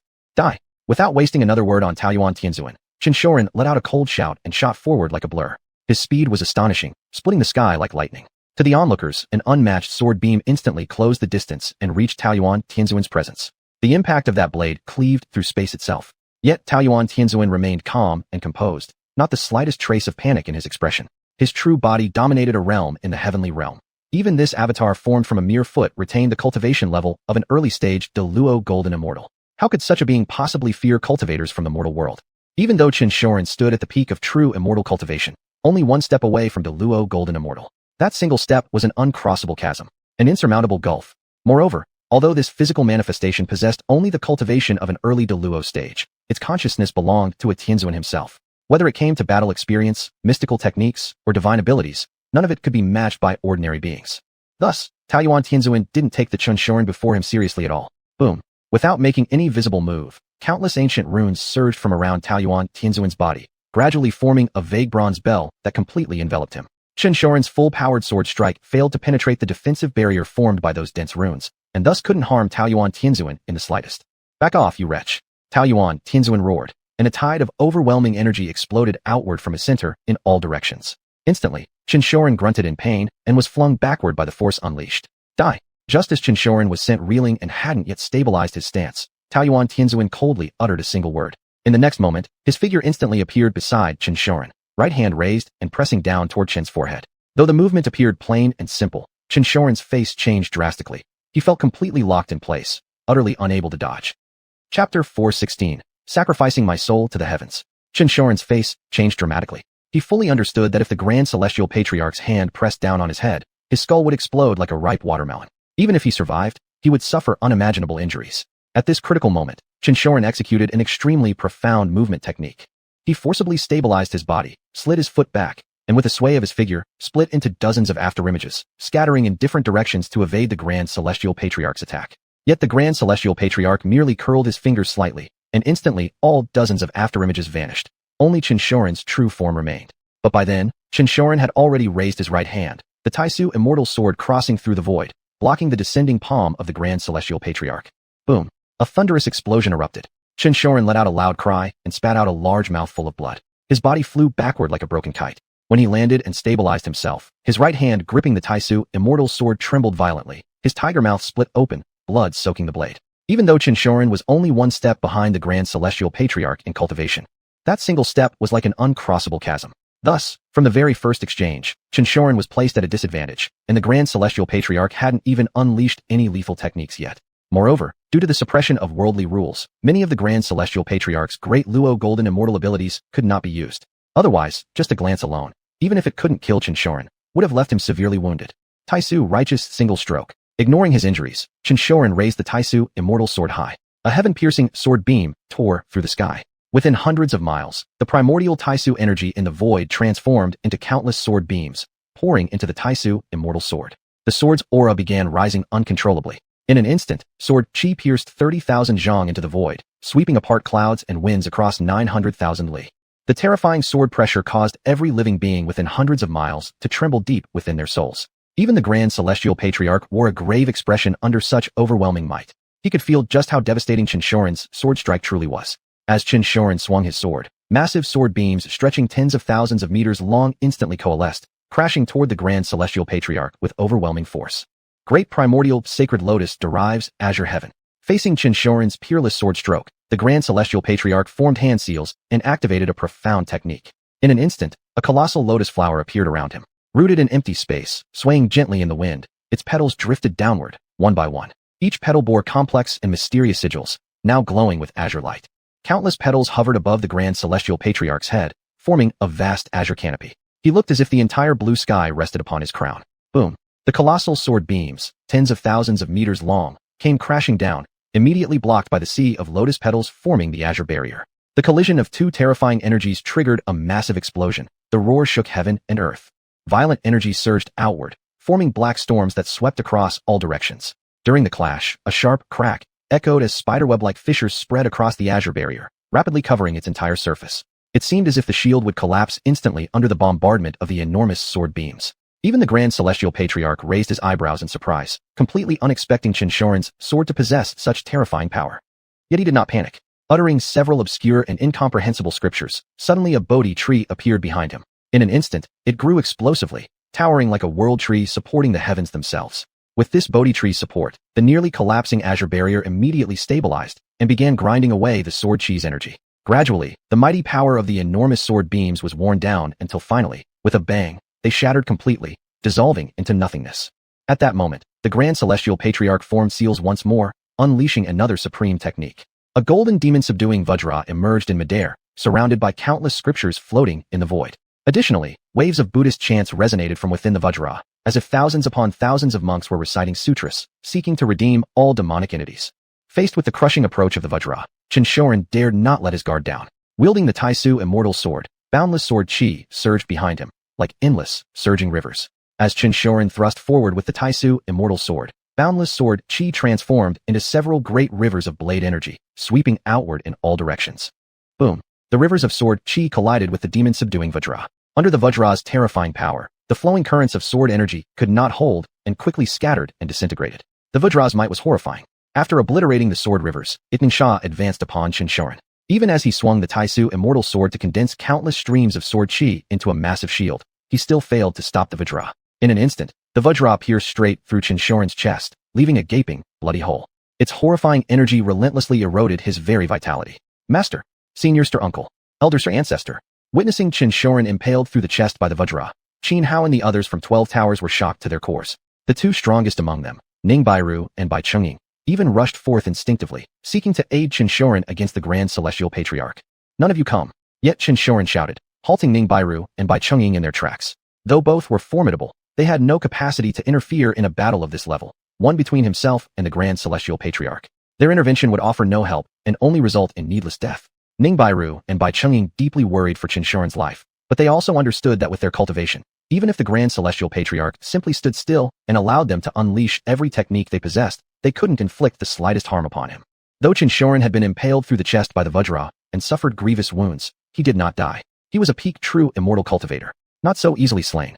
Crucially, although the Grand Celestial Patriarch's avatar possessed the cultivation of a great Luo golden immortal, it was suppressed by the worldly rules of this realm, greatly weakening the potency of the profound techniques he could manifest. Had this occurred in the celestial realms, being struck by such a move would have instantly reduced xiuxian's body to ashes beneath the Vajra's might. Burn the Taisu, sever the wheel, offer my life soul to the ancient sages. At dawn I hear the Tao. At dusk, I may die. One step, attain sainthood. Xiuxian let out a long, skyward roar, unleashing an invincible supreme art. Chapter 417, The True Interpretation of the Tao. Xiuxian activated an invincible technique.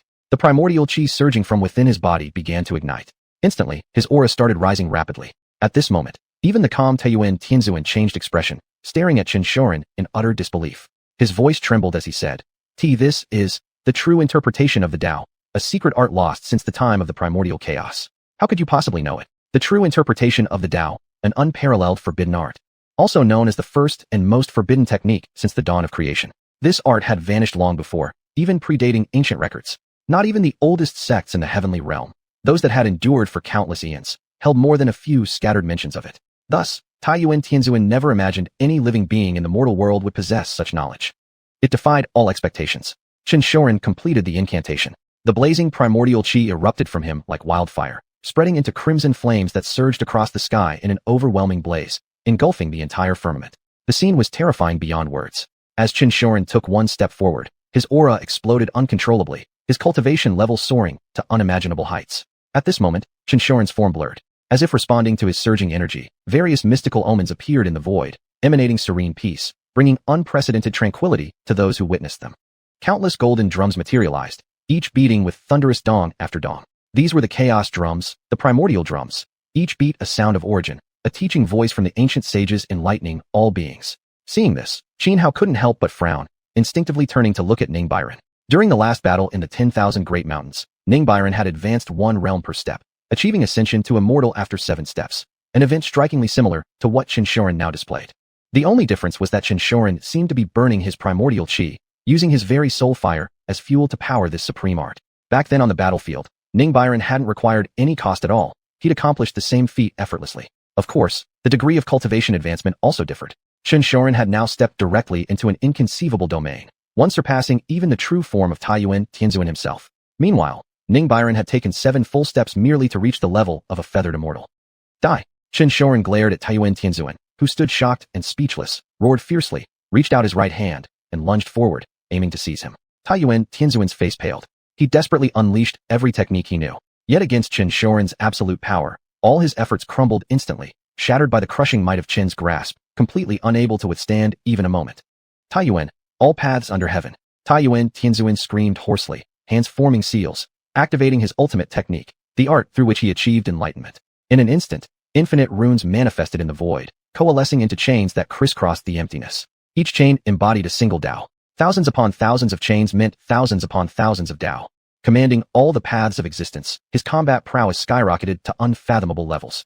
Around him, wondrous spectacles unfolded in the Xing. Golden Bodhi trees spread like canopies, Primordial purple vines twisted like coiling dragons, lotus flowers sprouted and grew, rooted directly into the void. At this moment, Taiyuan Tianzuan fully revealed his might, a figure of invincibility. That he became a Tianzuan was no accident. Both his talent and willpower far exceeded ordinary beings. Individuals like him were destined, from the very start of their cultivation journey, to crush every opponent beneath their feet. Not only were peers no match for him, but even cultivators 2 or 3 major realms above still fell short. Of course, that referred to his younger days, before he attained the title of Tianzuan. Now, as a Tianzuan, though he could dominate his region of the heavenly realm and faced few rivals, against cultivators 2 major realms higher than himself, he was but an insignificant ant. Such was the path of cultivation. In early stages, great gaps between realms could still be overcome. But the further one progressed, the wider and more insurmountable those gaps became. Beings at the Tianzuan level stood near the end of the road.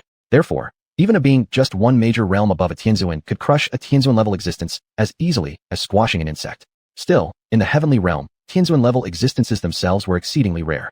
Those who stood above them by 1 or 2 major realms existed, yes, but only a handful, and they almost never appeared in the world. For this reason, the heavenly realm remained, for the most part, under the dominion of Tianzuan-level cultivators. Just as in the mortal world, although there exist beings stronger than feathered immortals, it is generally the feathered immortals who dominate all affairs. No being capable of becoming a Tianzuan was ordinary, and Taiyuan Tianzuan was naturally no exception. His enlightenment technique could already be classified as an invincible art. At this moment, he recklessly activated his ultimate technique, willing to abandon this current extracorporeal manifestation entirely just to fight with all his might, aiming to severely wound xiuxian. In his eyes, xiuxian was far too dangerous. If left unchecked, he would become a catastrophic threat to the heavenly realm in the future. Moreover, if he could kill xiuxian and obtain the so-called true interpretation of the Tao, he wouldn't merely take another step forward. He might even have hope of contending for the supreme position within the entire heavenly realm. Rumble, rumble, rumble. The void thundered, as if the entire universe were on the verge of collapsing at this instant. Taiyuan Tianzuan attacked without regard for cost, pushing his enlightenment technique to its absolute limit, commanding 10,000 Tao paths to kill his enemy. The wondrous spectacles manifesting in the surrounding emptiness grew more numerous by the second, even including mythical creatures such as the true dragon, true phoenix, and ancestral xiuxian. Unfortunately, none of it mattered. Empowered by the true interpretation of the Tao, xiuxian had already stepped into a realm far surpassing that of any Tianzuan. With primordial essence burning wildly around him, the hand he extended radiated boundless power. The iron chains formed in the void by the myriad Tao paths shattered one after another with loud pops, utterly incapable of hindering xiuxian's grasping hand aimed at Taiyuan Tianzuan. Later, the countless mystical phenomena swirling around Taiyuan Tianzuan also began to collapse, one by one. The golden Bodhi tree, canopy-like above him, cracked. Each strand of primordial purple vine ignited into flames. Lotus plants rooted in the void rapidly withered away. The true dragon roared in sorrow. The true phoenix cried out in grief, and the ancestral xiuxian let out cries like a weeping infant. Boom. With an earth-shattering explosion, Taiyuan Tianzuan's enlightenment technique completely disintegrated. Chapter 4:18, Pseudo-Saint. Ahawk. A shrill, agonized scream rang out. As xiuxian slammed his hand down, an unimaginable aura of power crushed down upon Taiyuan Tianzuan, so immense it felt as if the entire universe were collapsing onto him. Even though this external manifestation of his was at the great Luo golden immortal realm, it couldn't withstand such force. His body exploded instantly, shattering into fragments of bone and blood. Humph. Just as xiuxian crushed the avatar of Taiyuan Tianzuan with one palm, a cold snort came from behind the golden gate. An inconceivable killing intent erupted from beyond that threshold. He had been a Tianzuan for countless eons. Even his most bitter enemies had never managed to harm him in the slightest throughout all those long years. Yet today, he had been defeated by what amounted to a mere ant among mortals. This sent ripples through his heart, long since stilled by centuries of tranquility. But mostly, it was because xiuxian possessed the true Tao explanation, a text tied to secrets so profound that even he desired it intensely, yearning to break free through the heavenly passage gate at any cost. Yet, after a moment's consideration, he decided against it. Though he could force his way out of the passage if he spared no price, doing so would drain 80 or 90% of his cultivation power. At that point, not only would seizing the true Tao explanation from xiuxian be impossible, it would be questionable whether he could even survive facing him afterward. Xiuxian's current state already frightened even his true self, and that was despite the heavenly passage gate blocking off much of the terrifying pressure emanating from Xian. So he abandoned the idea of breaking out. Good. Very good. This lord will remember you well. Once you enter the heavenly realm, I will stop at nothing to kill you, and avenge the loss of my avatar at your hands today. A murderous voice echoed from beyond the heavenly passage gate. Faced with the threat, xiuxian showed no fear, merely letting out a cold laugh. Then, stretching out both hands, he reached toward the heavenly passage gate. The heavenly passage gate is an ultimate divine artifact. How dare you attempt to move it? From behind the gate, Taiyuan Tianzuan sneered in disbelief, his tone brimming with contempt and scorn. That which connected the heavenly realm and the mortal world was clearly no ordinary object. Even existences like Taiyuan Tianzuan himself wouldn't dare entertain thoughts of harming it. Seeing Xiuxian grab toward the gate, Taiyuan Tianzuan assumed he intended to attack him through the portal. Thus, he remained utterly unperturbed. In his view, even if Xiuxian was currently exhibiting freakish strength due to the true Dao explanation, he still couldn't possibly damage the heavenly passage gate. But the next moment, Taiyuan Tianzuan was stunned speechless. Xiuxian did not thrust his hands through the gate to strike him, but instead grasped the heavenly passage gate itself, then began furiously channeling secret techniques, summoning vast, overwhelming power to assault the gate. You want to destroy the heavenly passage gate? You're insane. Taiyuan Tianzuan cried out in shock. Still, he wasn't truly panicked. The heavenly passage gate was a supreme sacred artifact, not only capable of linking heaven and man, but also designed to crush any enemy who dared oppose it. Otherwise, someone would have shattered it long ago. During his studies of ancient fragments and secret scriptures, Taiyuan Tianzuan had uncovered many clues about the gate. From these, he deduced that the heavenly passage gate was likely controlled by one of the supreme beings of the heavenly realm. Now, Xiuxian clutched the gate with both hands, drawing upon immense power to relentlessly batter it. At the same time, streams of primordial essence surged violently from his body, burning fiercely to continuously fuel his current cultivation level. Almost immediately, the gate responded. Countless runes lit up across its surface. A majestic force erupted from within, repelling Xiuxian's attacks, while simultaneously launching a counterstrike. Taishu, the hero's sleeve flows with infinite righteousness. With a thunderous shout, Xiuxian unleashed an unfathomable peerless sword art. Instantly, a torrential surge of spiritual energy and sword intent erupted from his body, shooting skyward. Infinite blades coalesced from every direction in the void, converging as they began hammering the heavenly passage gate without cease. Each blade carried a lethal sharpness. An endless storm of swords assailed the gate from all angles, some forming spinning wheels, others spiraling tornadoes, still more becoming tempests. Initially, the gate's own overwhelming force managed to hold firm against Xiuxian, but under the relentless bombardment of infinite sword beams, it clearly began to falter. The glowing runes etched upon it started to dim and fade. As if alive, the heavenly passage gate began trembling violently. It seemed to sense danger, desperately struggling to break free from Xiuxian's grasp. Yet Xiuxian had clearly made up his mind. He wouldn't let go, no matter the cost. He burned the surging primordial essence pouring from his body without hesitation, maintaining his current level of cultivation while pouring all his strength into destroying the heavenly passage gate. At first, Taiyuan Tianzuan hadn't taken Xiuxian seriously at all, never believing that someone like him could possibly destroy the heavenly passage gate.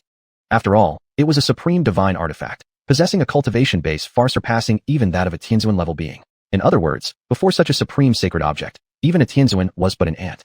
That was why earlier, when Taiyuan Tianzuan attempted to send just 1 foot through into the mortal world, most of his power, 5 or 6 parts out of 10, had been stripped away as he passed through the gate. But now, in this moment, Taiyuan Tianzuan's expression changed. Empowered by the true Dao explanation, Xiuxian's cultivation had ascended to an unimaginable height. One might even call him a pseudo-saint. Alone, that would still not have been enough for Xiuxian to destroy the heavenly passage gate. But if he was willing to give up his life, that changed everything. A pseudo-saint sacrificing himself could not completely annihilate a supreme sacred artifact, perhaps, but he could certainly reduce it to ruins, shatter it beyond recognition. In Taiyuan Tianzuan's eyes, someone like Xiuxian, who had already used the true Dao explanation to reach the threshold of a pseudo-saint, should value his life more than ever. Especially since Xiuxian now held the true Dao explanation, becoming a true saint would not be an impossible feat. And for all living beings in this world, the ultimate destination of cultivation was none other than sainthood. Once one became a saint, they would stand at the very end of the path of cultivation, immortal, indestructible, eternal across countless eons. Only in the face of an inconceivable catastrophe, a boundless calamity, might even a saint perish. Yet what Taiyuan Tianzuan hadn't expected was that Xiuxian didn't care about his own life at all. Right now, he truly meant to die in order to destroy the heavenly passage gate. You madman, what benefit is there for you in destroying the heavenly passage gate? Why throw your life away? The furious roar came from behind the gate, Taiyuan Tianzuan utterly unable to comprehend Xiuxian's actions. Chapter 419, Xiuxian's Fierce Life. Behind the gate of heaven, Taiyuan Tianzuan roared in fury. His heart burned with rage, murderous intent boiling over. The gate of heaven was extremely important to the heavenly realm. It was the only means of communication between the heavens and the mortal world after the celestial gate had closed. For this reason, the gate of heaven held immense significance. If Xiuxian destroyed it, not only would it bring great trouble upon the heavenly realm, but Taiyuan Tianzuan himself would also be held accountable. Behind the gate of heaven, terrifying and horrifying phenomena began to emerge. A heavenly lord's wrath resonated through heaven and earth, stirring the great Tao itself into resonance. But it did nothing. Aside from anger and curses, Taiyuan Tianzuan could do absolutely nothing. After all, Xiuxian at this moment was a pseudo-sage. Boom! A thunderous explosion rang out. Xiuxian recklessly burned his primordial essence, trading it via the true treatise of the Tao for overwhelming power. He launched himself at the gate of heaven, triggering a catastrophic energy explosion. The resulting storm ripped space apart into fragments. The Gate of Heaven fought desperately to resist. It was an ultimate divine artifact, long since sentient. At this very moment, sensing its impending destruction, it too resisted without restraint, unleashing torrents of ancient runes that ignited across the void. Yet even an ultimate divine artifact could not withstand a pseudo-sage. Soon, spiderweb-like cracks spread across the surface of the gate. I shall ensure that the so-called immortals in the heavens can no longer interfere with the mortal world. Xiuxian let out a long howl toward the sky, summoning vast, surging power from all directions to crush the Gate of Heaven. The space around him continuously collapsed and vanished. Shatter now. With a mighty roar from Xiuxian, the Gate of Heaven could endure no longer. Letting out a mournful cry, it exploded with a loud bang. Only a few core fragments tore through space and vanished. The rest of the structure disintegrated into dust. At the entrance of the 12 towers, everyone present stared in stunned silence. They had never imagined that Xiuxian would actually destroy the Gate of Heaven. Ever since the closure of the Celestial Gate, mortals wishing to enter the heavenly realm required the guidance of the Gate of Heaven. Am I seeing things? Did Senior Master truly destroy the Gate of Heaven? This is just unbelievable. Never thought Senior Master would be so powerful. He actually destroyed an ultimate divine artifact like the Gate of Heaven. With the Gate of Heaven gone, mortals will never again be able to enter the heavenly realm. It doesn't make sense. Why would Senior Master do such a thing? Isn't he cutting off the cultivation path for all cultivators in the mortal world? Didn't you hear what Senior Master said to that xuanhuan earlier? Anyone who ascends to the heavenly realm gets sacrificed by the immortals to sustain the celestial gate. Senior Master destroyed the Gate of Heaven to protect the cultivators of the mortal world. People whispered among themselves, voices rising in discussion. Even though many had heard Xiuxian's conversation with xuanhuan, there were still plenty who failed to understand his actions. Without the Gate of Heaven, entry into the heavenly realm would be impossible. And without access, one could never progress further along the path of cultivation. While cultivators in the mortal world would no longer have to fear the dangers of ascending, once their cultivation reached the xiuxian level, they would still be suppressed by the mortal world's natural laws. Moreover, the rules of heaven and earth might at any time summon heavenly tribulations targeting those who reach the xiuxian realm. After destroying the Gate of Heaven, Xiuxian's aura rapidly began to fade.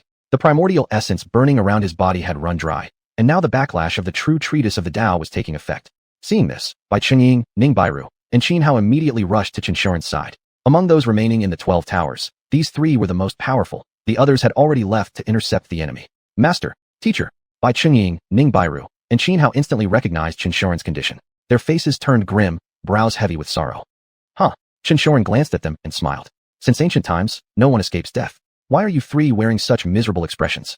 Except for Bairu, you two have both seen mountains of corpses and seas of blood. Can't you face life and death with equanimity? Master, walk well on your journey, Bai Chungying said, taking a deep breath. Master, Xianhao called out. Despite having witnessed countless deaths, despite once flying into a rage and wiping out tens of thousands of the Tianqing immortal sect, despite being someone reborn across 2 lifetimes, he still couldn't accept death. He wasn't afraid to die, but he feared the death of those close to him. Though he had spent little time with Xiuxian, their bond had grown deep. Now, watching Xiuxian about to perish under the backlash of the true treatise of the Tao, grief overwhelmed his heart. It was a feeling as if they had lost a beloved family member. Once a teacher, always a father. Boy, take good care of your senior sister, Xiuxian said, stepping forward to pat Xianhao on the shoulder. Then, Xiuxian turned his gaze toward Ningbairu. Ningbairu stood quietly aside, meeting Xiuxian's eyes. Their hearts communicated without words. She didn't speak, because at this moment, no words could possibly describe her emotions. Withdrawing his gaze from Ningbairu, Xiuxian lifted his head toward the deep, fathomless sky. A faint smile tugged at the corner of his lips as he called out loudly. In my life, I once recklessly charged through youth, galloping proudly through the martial world, brimming with pride and conquering all.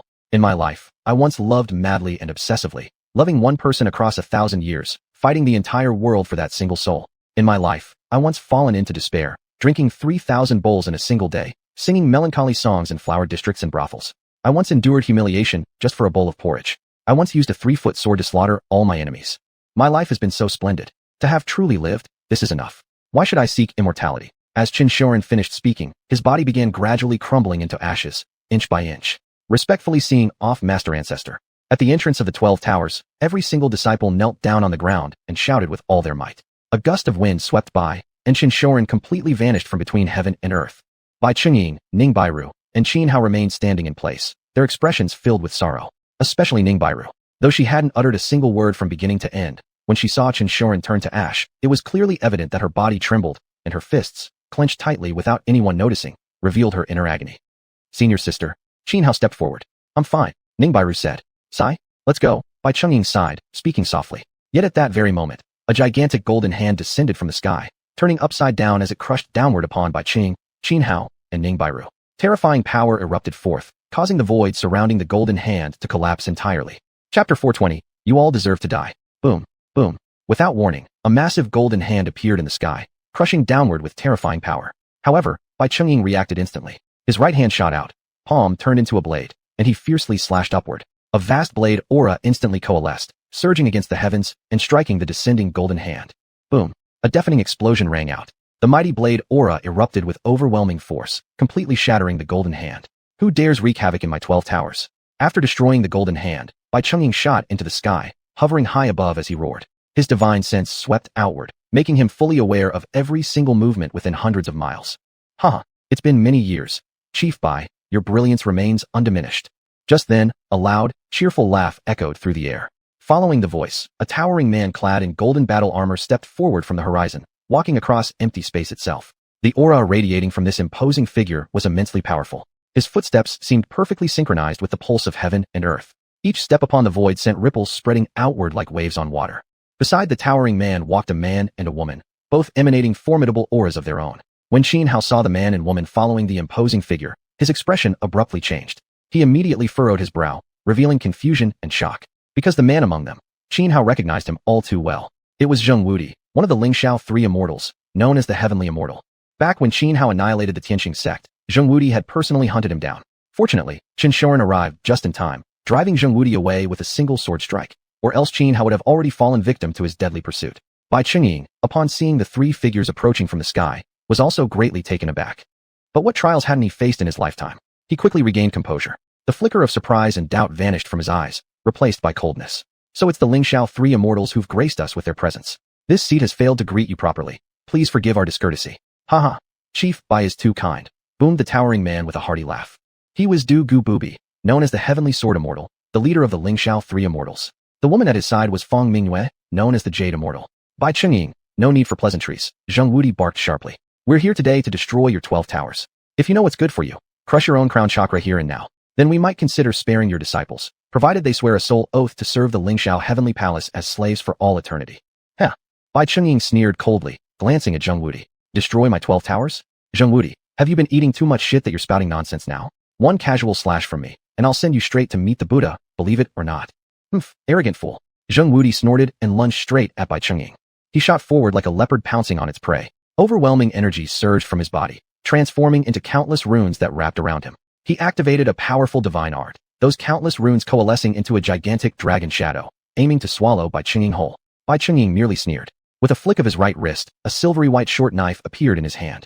With one effortless slash, hundreds upon thousands of blade auras materialized in midair, surging toward the charging Zheng like a raging torrent.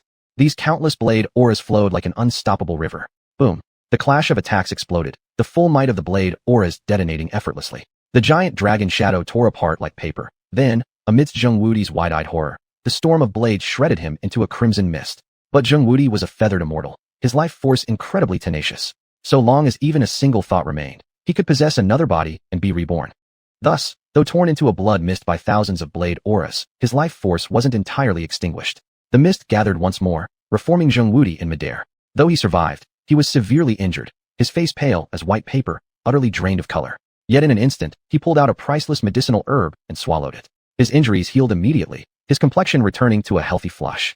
But as he stared at Bai Chungying, fear filled his eyes, and his expression turned bitterly ugly. Yes, he had survived, and used a precious herb to restore himself. But being reduced to a blood mist by Bai Chungying's first casual strike? That was humiliating beyond measure. He was a genuine feathered immortal, yet couldn't withstand even a single random slash from Bai Chungying. How fucking embarrassing. Never thought that after so many years, Boss Bai's cultivation would reach such a level.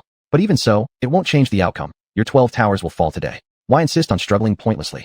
Du Gu Bubi stepped forward, speaking calmly to Bai Chungying. As the leader of the Lingxiao 3 immortals, though also a feathered immortal, his combat strength far surpassed Zheng and Feng Mingyue. To compare, Du Gu Bubi and Bai Chungying stood at the same level as Yi Baikue and Tang Lin, while Zheng and Feng Mingyue were only slightly stronger than Xuanhuan.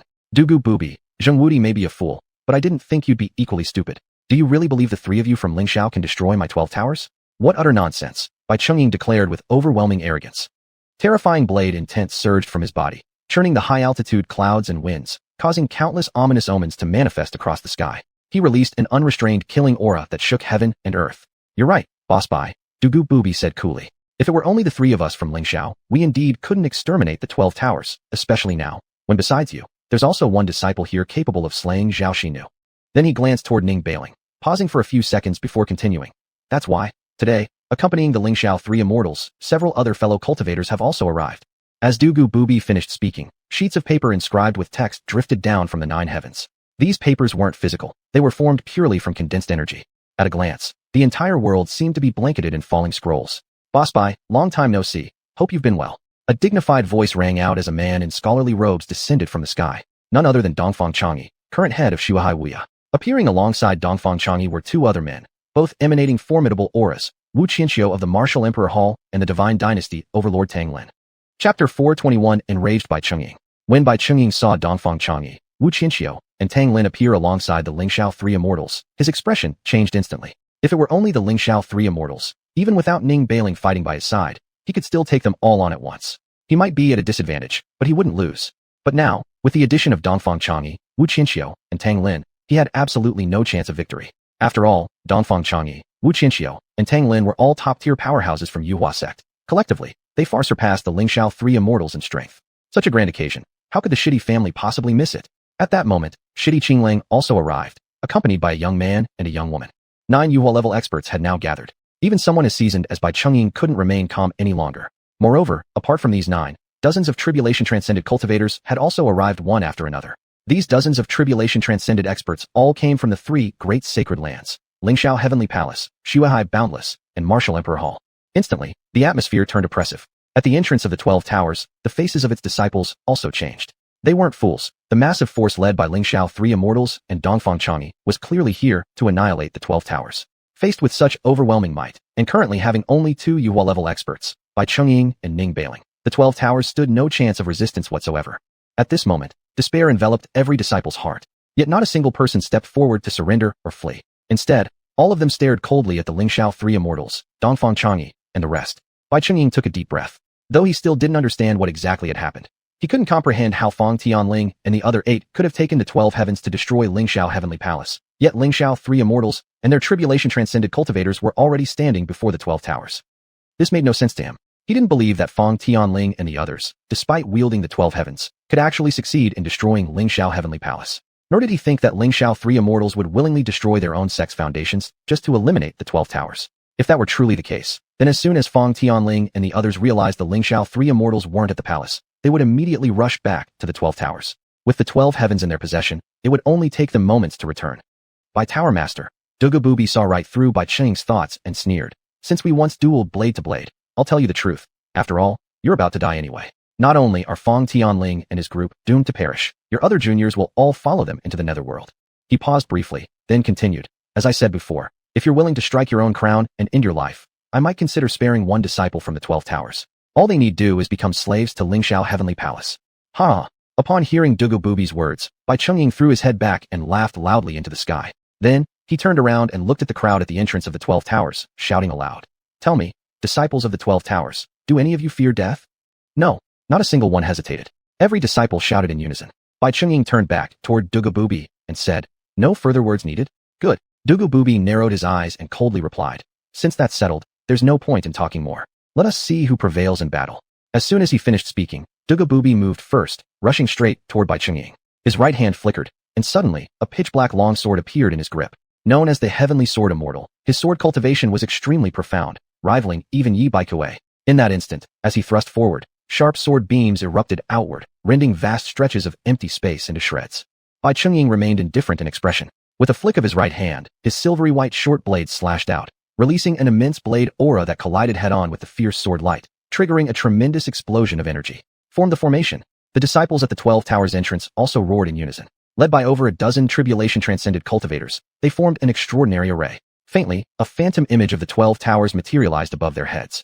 Just as Dugu Bubi lunged at Bai Chungying, Zheng Wudi, Fang Mingyue, and Wu Qianxiu also charged forward, targeting Bai Chungying together. 4 against 1, they surrounded and attacked relentlessly, leaving Bai Chungying no room to survive. Meanwhile, Dongfang Changyi and Tang Lin also launched their assault against Ning Bailing.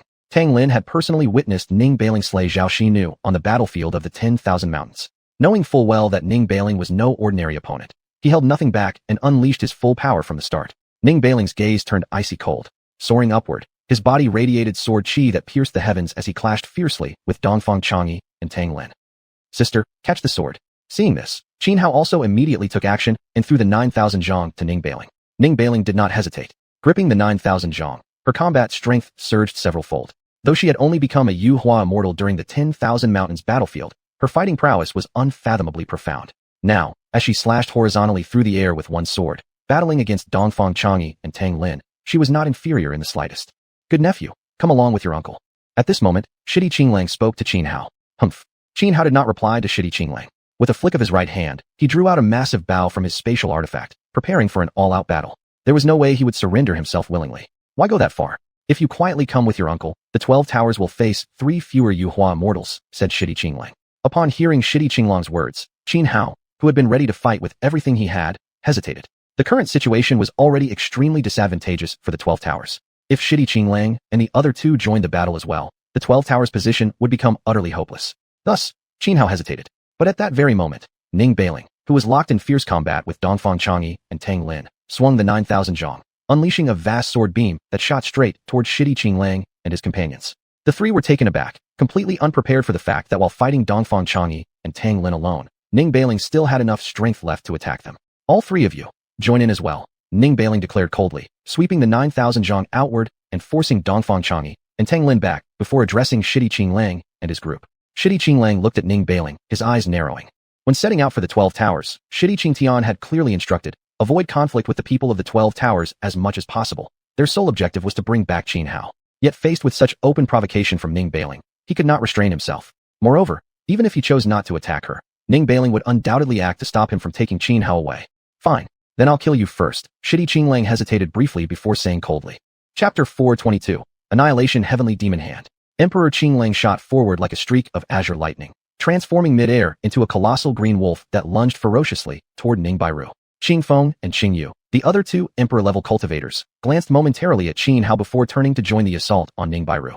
With 3 additional immortal beings joining the fray, the tide turned sharply against Ning Bairu. Previously able to hold his own evenly against Dongfang Chang'e and Tang Lin, he now faced overwhelming pressure from 5 immortal beings at once, forced onto the defensive and pushed back relentlessly. Seeing Ning Bairu fighting alone against 5 opponents, Xuanhuan's expression darkened with deep concern. Yet he knew full well that his current strength wouldn't be enough to aid Ning Bairu. Now was no time to hesitate. Suppressing his anxiety for Ning Bairu, Xuanhuan whirled around and fixed his gaze upon the dozens of Ascension Stage cultivators surrounding the 12 Towers' disciples. Kill. Without wasting words, Xuanhuan raised his great bow and aimed directly at one of the Ascension Stage cultivators from Lingxiao Heavenly Palace, releasing a single arrow. This strike employed the 9-fold Unity Divine Archery technique, a supreme archery art ranked among the top 10 in the world, immensely powerful and fearsome. As the arrow shot forth, it split instantly. 1 became 9, 9 became 81. In an instant, the sky filled with a torrential downpour of arrows. The targeted Ascension Stage cultivator from Lingxiao Heavenly Palace sensed danger immediately. Yet as he looked up at the approaching storm of arrows, he remained unconcerned. With a surge of energy, he activated a mighty divine art.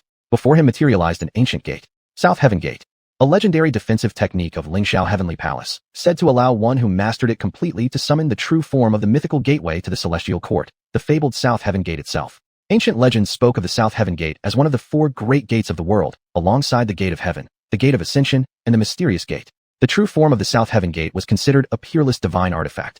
Yet, just as the Ascension Stage cultivator believed the South Heaven Gate would effortlessly block the rain of arrows, all those countless arrows suddenly converged into one, their power multiplying beyond measure. Boom. The unified arrow struck the ethereal image of the South Heaven Gate, triggering a massive explosion. That spectral gate was merely a construct formed by runes, an imitation possessing less than a 10,000th of the original's true might. Thus, it shattered like dry wood, utterly obliterated by Xuanhuan's arrow. With horror frozen on his face, the Lingxiao cultivator could not even cry out before the arrow pierced straight through his forehead. His body cracked apart inch by inch, then exploded with a thunderous bang into a mist of blood, every trace of lingering life force crushed out of existence in an instant. Xuanhuan had slain an Ascension Stage expert with a single arrow. The dozens of surrounding Ascension Stage cultivators attacking the 12 Towers members were stunned, staring at Xuanhuan in utter disbelief. He was only at the longevity realm, yet he effortlessly killed an Ascension Stage cultivator? Such combat power was simply monstrous. But before they could react, Xuanhuan roared and shot forward, charging straight into the group of dozens. Annihilation Heavenly Demon Hand. He unleashed a ruthless, deadly move. At that moment, the energy around him transformed entirely into surging waves of demonic aura, condensing into countless ancient sigils that shot into the heavens. There, high above, they coalesced into a colossal palm. As Xianhao slammed his right hand downward, the gigantic annihilation heavenly demon hand shook violently and crashed down upon the mass of Ascension Stage cultivators. An unimaginable destructive force erupted from the hand, as if ready to crush the very vault of the sky. Rumble, rumble, rumble. Under the crushing weight of the annihilation heavenly demon hand, vast swaths of space collapsed. Just as the giant hand was about to slam fully down, 3 Ascension Stage cultivators roared, shooting upward and unleashing their ultimate techniques to resist the falling palm. Meanwhile, the rest continued besieging the disciples of the 12 Towers, confident that 3 experts were more than enough to counter Xianhao's attack. Boom. The annihilation heavenly demon hand descended with devastating force, colliding head-on with the combined ultimate arts of the 3 cultivators. A catastrophic energy explosion erupted, unleashing a black hurricane of force that tore through space itself. The fragmented void resembled a shattered sky. Aark! Aark! Screams of agony followed. One of the 3 Ascension Stage cultivators was instantly pulverized into a bloody rain, annihilated by the sheer might of the annihilation heavenly demon hand. The other 2 suffered grave injuries, spewing mouthfuls of blood, faces turning deathly pale. The other Ascension Stage cultivators present changed expressions. They had previously looked down on Xianhao, but now, they felt a real threat. With just a casual move, Xianhao had already dealt 1 death and 2 serious injuries to 3 Ascension Stage experts. Such combat power was terrifying, sending chills through every Ascension Stage cultivator present. You several hold back the formation of those 12 Towers people. We'll join forces first and kill this brat. A deep-voiced, senior Ascension Stage cultivator shouted. Then, he led 9 other Ascension Stage cultivators charging straight toward Xianhao. In his mind, 10 of them joining hands should have no trouble eliminating Xianhao. After all, Xianhao was merely at the longevity realm. No matter how monstrous his talent, could he possibly fight 10 Ascension Stage cultivators at once? Faced with 10 Ascension Stage cultivators rushing toward him, Xianhao remained cold and composed, showing not the slightest trace of panic. His slightly narrowed eyes radiated a chilling murderous intent. Dark Heart. Just as the 10 Ascension Stage cultivators unleashed their ultimate techniques and closed in on Xianhao, he hesitated not a moment before activating the shard of the Dark Heart. Though what Xianhao possessed was only a small fragment of the Dark Heart, the Dark Heart's original form was a complete immortal artifact. Thus, when Xianhao activated this fragment, the power it unleashed rivaled that of a fully powered half-immortal artifact. Annihilation World, Great Demon Hand. Xianhao roared again. This time, harnessing the surging power from the activated Dark Heart fragment, he amplified the Annihilation World Great Demon Hand's might by several times over. A black palm formed in the sky, more than 10 times larger than before, surrounded by terrifying lights of annihilation, then descended with overwhelming force like thunder and lightning upon the 10 Ascension Stage cultivators surrounding him. Seeing this, the 10 cultivators' faces paled, their eyes filling with fear. Chapter 4:23. One move annihilates 10 transcenders. Even heaven would take notice. Empowered by the Dark Heart, the Annihilating World Great Demon Hand's might had increased beyond measure. Destructive energy radiated outward in rippling waves. The combined fatal strikes launched by the 10 transcendent cultivators against Xianhao were instantly shattered under the crushing force of the Annihilating World Great Demon Hand, dissolving into pure chaotic energy. Then, before the horrified expressions of those 10 transcendents, the devastating power erupted, blowing their bodies apart into clouds of blood mist and shredded flesh. Even though a transcendent's life force was incredibly resilient, capable of rebirth from a single drop of blood, their bodies had already been pulverized into mist, and the demon hand had completely eradicated every trace of their vitality. With a single move, Xianhao slaughtered 10 transcendents. This scene shocked everyone present. Even the Emperor Azure Wolf, Ling Xiao 3 Immortals, and other cultivators at the Feathering Immortal level who were locked in fierce battles turned to gaze upon Xianhao. Especially Wu Qianxiu. His heir, Wu Zhao, had died at Xianhao's hands. To cultivate Wu Zhao, Wu Qianxiu had invested tremendous effort, even entering mutual aid pacts with the Ling Xiao 3 Immortals, all culminating in the Sect Dao Discourse Conference. Yet in the end, Wu Zhao fell by Xianhao's blade, and the fruit of long life obtained through that pact ended up benefiting Xiangyun instead. And not long ago, on the battlefield of the 10,000 Mountains, Xianhao had slain Wu Wuer and other elite disciples of the Martial Emperor Hall, inflicting heavy losses upon them. Wu Qianxiu's eyes turned icy cold. He immediately abandoned his attempt to join forces with the Ling Xiao 3 Immortals to kill by Chungying and prepared to personally execute Xianhao himself. In a flash, Wu Qianxiu shot forward, dashing toward Xianhao with murderous intent. But at that moment, Emperor Azure Wolf said to Emperor Azure Sword and Emperor Azure Jade, "Azure Sword, intercept that old man Wu Qianxiu. Azure Jade, capture that kid Xianhao. Under no circumstances must anything go wrong." Yes. Both Emperor Azure Sword and Emperor Azure Jade nodded simultaneously. They immediately broke away from the encirclement against Ning Bairu and charged toward Xianhao. Emperor Azure Sword moved with blinding speed, his body transforming into a vast swordlight that slashed sideways at Wu Qianxiu. Wu Qianxiu never expected members of the Emperor clan to attack him directly. Faced with Emperor Azure Sword's overwhelming swordlight, his expression shifted drastically. He had no choice but to abandon his pursuit of Xianhao and instead focus entirely on defending himself. Although Emperor Azure Sword was slightly weaker than Wu Qianxiu, if Wu didn't give it his all, he could suffer serious consequences. Moreover, the Emperor clan possessed access to many ancient secrets, and their cultivation resources far surpassed those of ordinary sections. At the same cultivation level, a member of the Emperor clan was vastly stronger than an ordinary cultivator. Boom! Wu Qianxiu swung both fists, unleashing massive palm imprints, one after another, each as enormous as mountains, filled with terrifying power, which forcefully repelled Emperor Azure Sword's incoming sword form. Emperor Azure Sword, what do you mean by this? Wu Qianxiu said coldly. The Emperor clan should be on the same side as him. Why were they now interfering with his attempt to deal with Xianhao? It baffled him. Xianhao is one of our Emperor clan. No one shall harm him. Emperor Azure Sword replied coldly. Humph. Wu Qianxiu snorted. Xianhao killed my heir Wu Zhao, and in the 10,000 Mountains battle, he slaughtered over a dozen high-ranking members of my martial Emperor Hall. If I don't kill him today, I will never rest. Wu Qianxiu now held a firm determination to exterminate Xianhao. Even if the Emperor clan sought to protect him, he would show no mercy. Though Zulong Abyss was one of the world's forbidden life zones, and the Emperor clan's foundations ran deep, the martial Emperor Hall ranked among the top 10 holy lands. Its foundation was no weaker. Besides, the Divine Dynasty was now flourishing, and both the martial Emperor Hall and Sea of Knowledge had already submitted to the Divine Dynasty. With the current might of the Divine Dynasty, subduing the Emperor clan wouldn't be difficult at all. After all, the Divine Dynasty now enjoyed full support from two holy lands, Sea of Knowledge and martial Emperor Hall, and even Yuan Shi Dao sect and Dharma Golden Pagoda had aligned themselves with the dynasty, albeit not yet fully submitting. In that case, there's nothing more to say. Anyone or any force that dares lay a hand on Xianhao will be treated as an enemy of the Emperor clan. Emperor Azure Sword's stance was clear and resolute. He gripped empty space with his right hand, and instantly, a pitch-black sword materialized. Its entire body as dark as ink, its blade edged with golden brilliance, glinting with a cold, sharp light. Die! Emperor Azure Sword lunged first at Wu Qianxiu. Relatively speaking, he was still slightly inferior, so seizing the initiative would increase his chances. Seeking death, Wu Qianxiu roared, swinging both fists head-on to meet Emperor Azure Sword's assault. Meanwhile, Emperor Azure Jade had already advanced toward Xianhao. Emperor Azure Jade appeared to be a woman in her 30s, a beautiful warrior clad in sleek black armor that accentuated her tall, curvaceous figure to perfection. She looked at Xianhao, her eyes devoid of killing intent, instead carrying a touch of kindness and gentle amusement. But Xianhao remained highly vigilant, drawing the great red heaven bow. Though he knew that even with this half-immortal artifact in hand, he stood no chance against a feathering immortal expert. He would never just stand there and await execution. Dear nephew, you needn't be tense. I mean you no harm. Come to think of it, you should call me Aunt 13. Sure Di Qingyu said with a smile. Humph. Xianhao merely sneered, offering no reply. You may rest assured. Although your father is imprisoned, he's doing well. No torture or mistreatment has been inflicted upon him. Sure, Di Qingyu said calmly, unperturbed by Xianhao's cold attitude. Xianhao stared at Sure Di Qingyu for several moments. After a brief hesitation, he respectfully bowed and said, Thank you, Aunt 13, for informing me about my father's condition.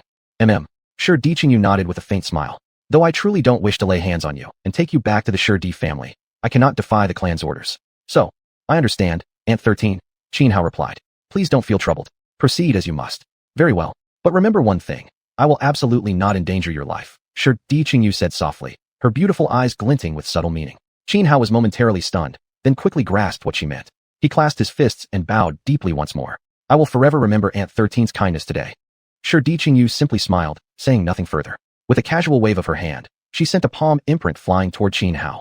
Yet Xianhao merely responded with a perfunctory strike of his own, allowing the two imprints to collide and dissipate each other. But the instant they clashed, Xianhao ignored her completely, turning instead to charge toward the remaining dozen or so transcendent cultivators who were still besieging the warriors of 12 Towers. Chapter 424. Ningbailu takes on 3 immortals alone. Over a dozen tribulation stage cultivators instantly sensed Xianhao charging toward them, and their faces turned deathly pale. The image of Xianhao wiping out 10 tribulation stage experts in a single move had already left deep scars in their hearts. Now that he was coming for them, not a single one dared to stand and fight. Petrified with fear, their livers quivered and souls scattered, they fled in all directions like birds and beasts dispersing in panic. But the 12 Towers forces weren't about to let them escape so easily. They immediately activated their formation array, cutting off the retreat routes of these more than 10 tribulation stage experts. Meanwhile, Xianhao, wielding the great red celestial bow, moved like a grim reaper, carrying out a one-sided massacre among the fleeing experts. Even by himself, Xianhao could slay high-level tribulation stage experts as effortlessly as slaughtering pigs or dogs. And now, having activated the semi-immortal artifact, the great red celestial bow, its full power unleashed, even a feathered immortal would hesitate to face him directly. How then could mere tribulation stage cultivators possibly withstand such force? Immediately, 2 or 3 of them fell dead under Xianhao's hand.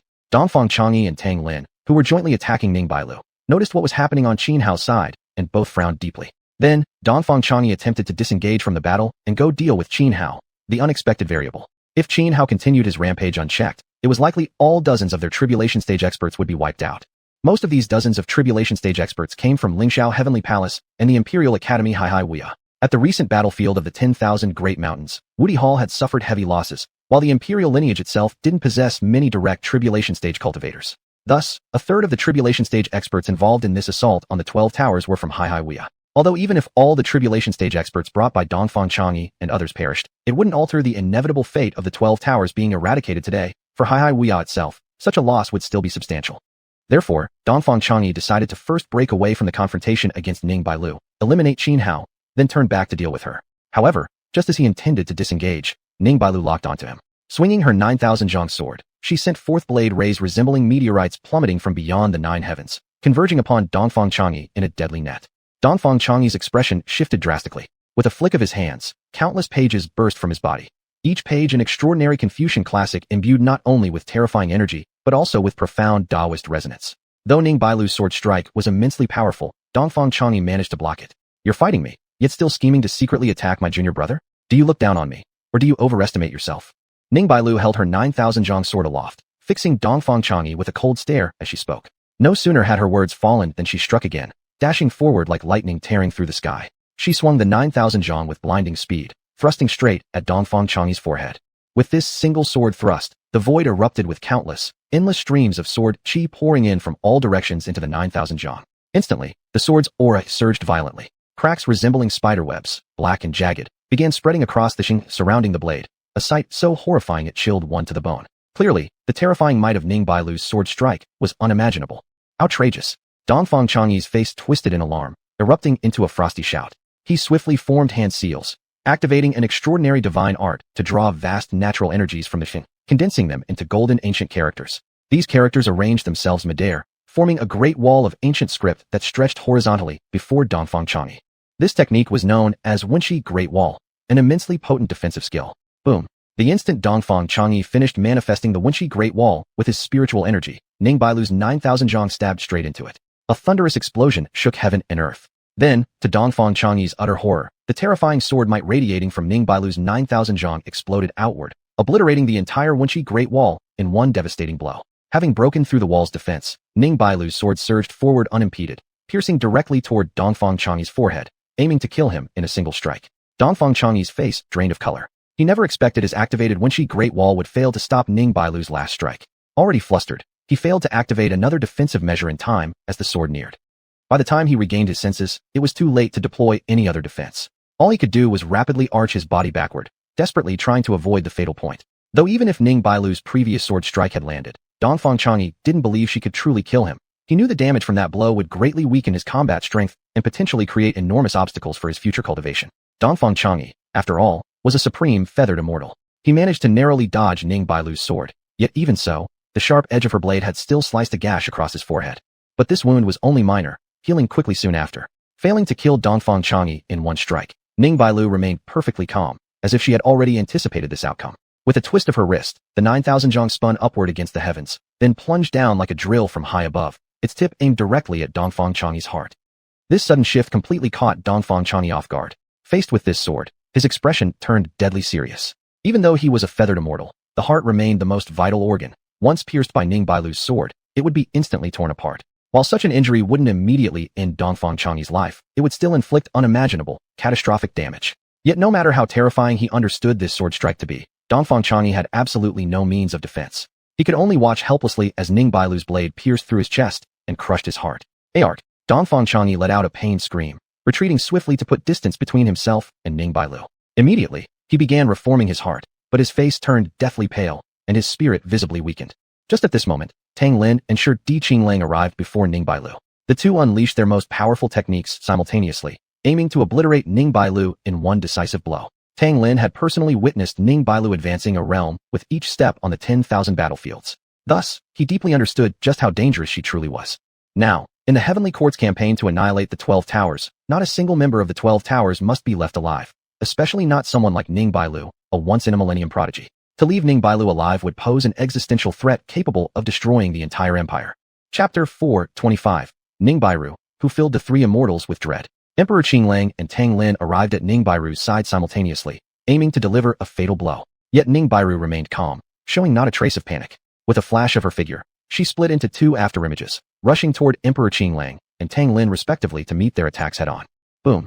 The two afterimages blocked Emperor Qinglang and Tang Lin, but instantly dissipated.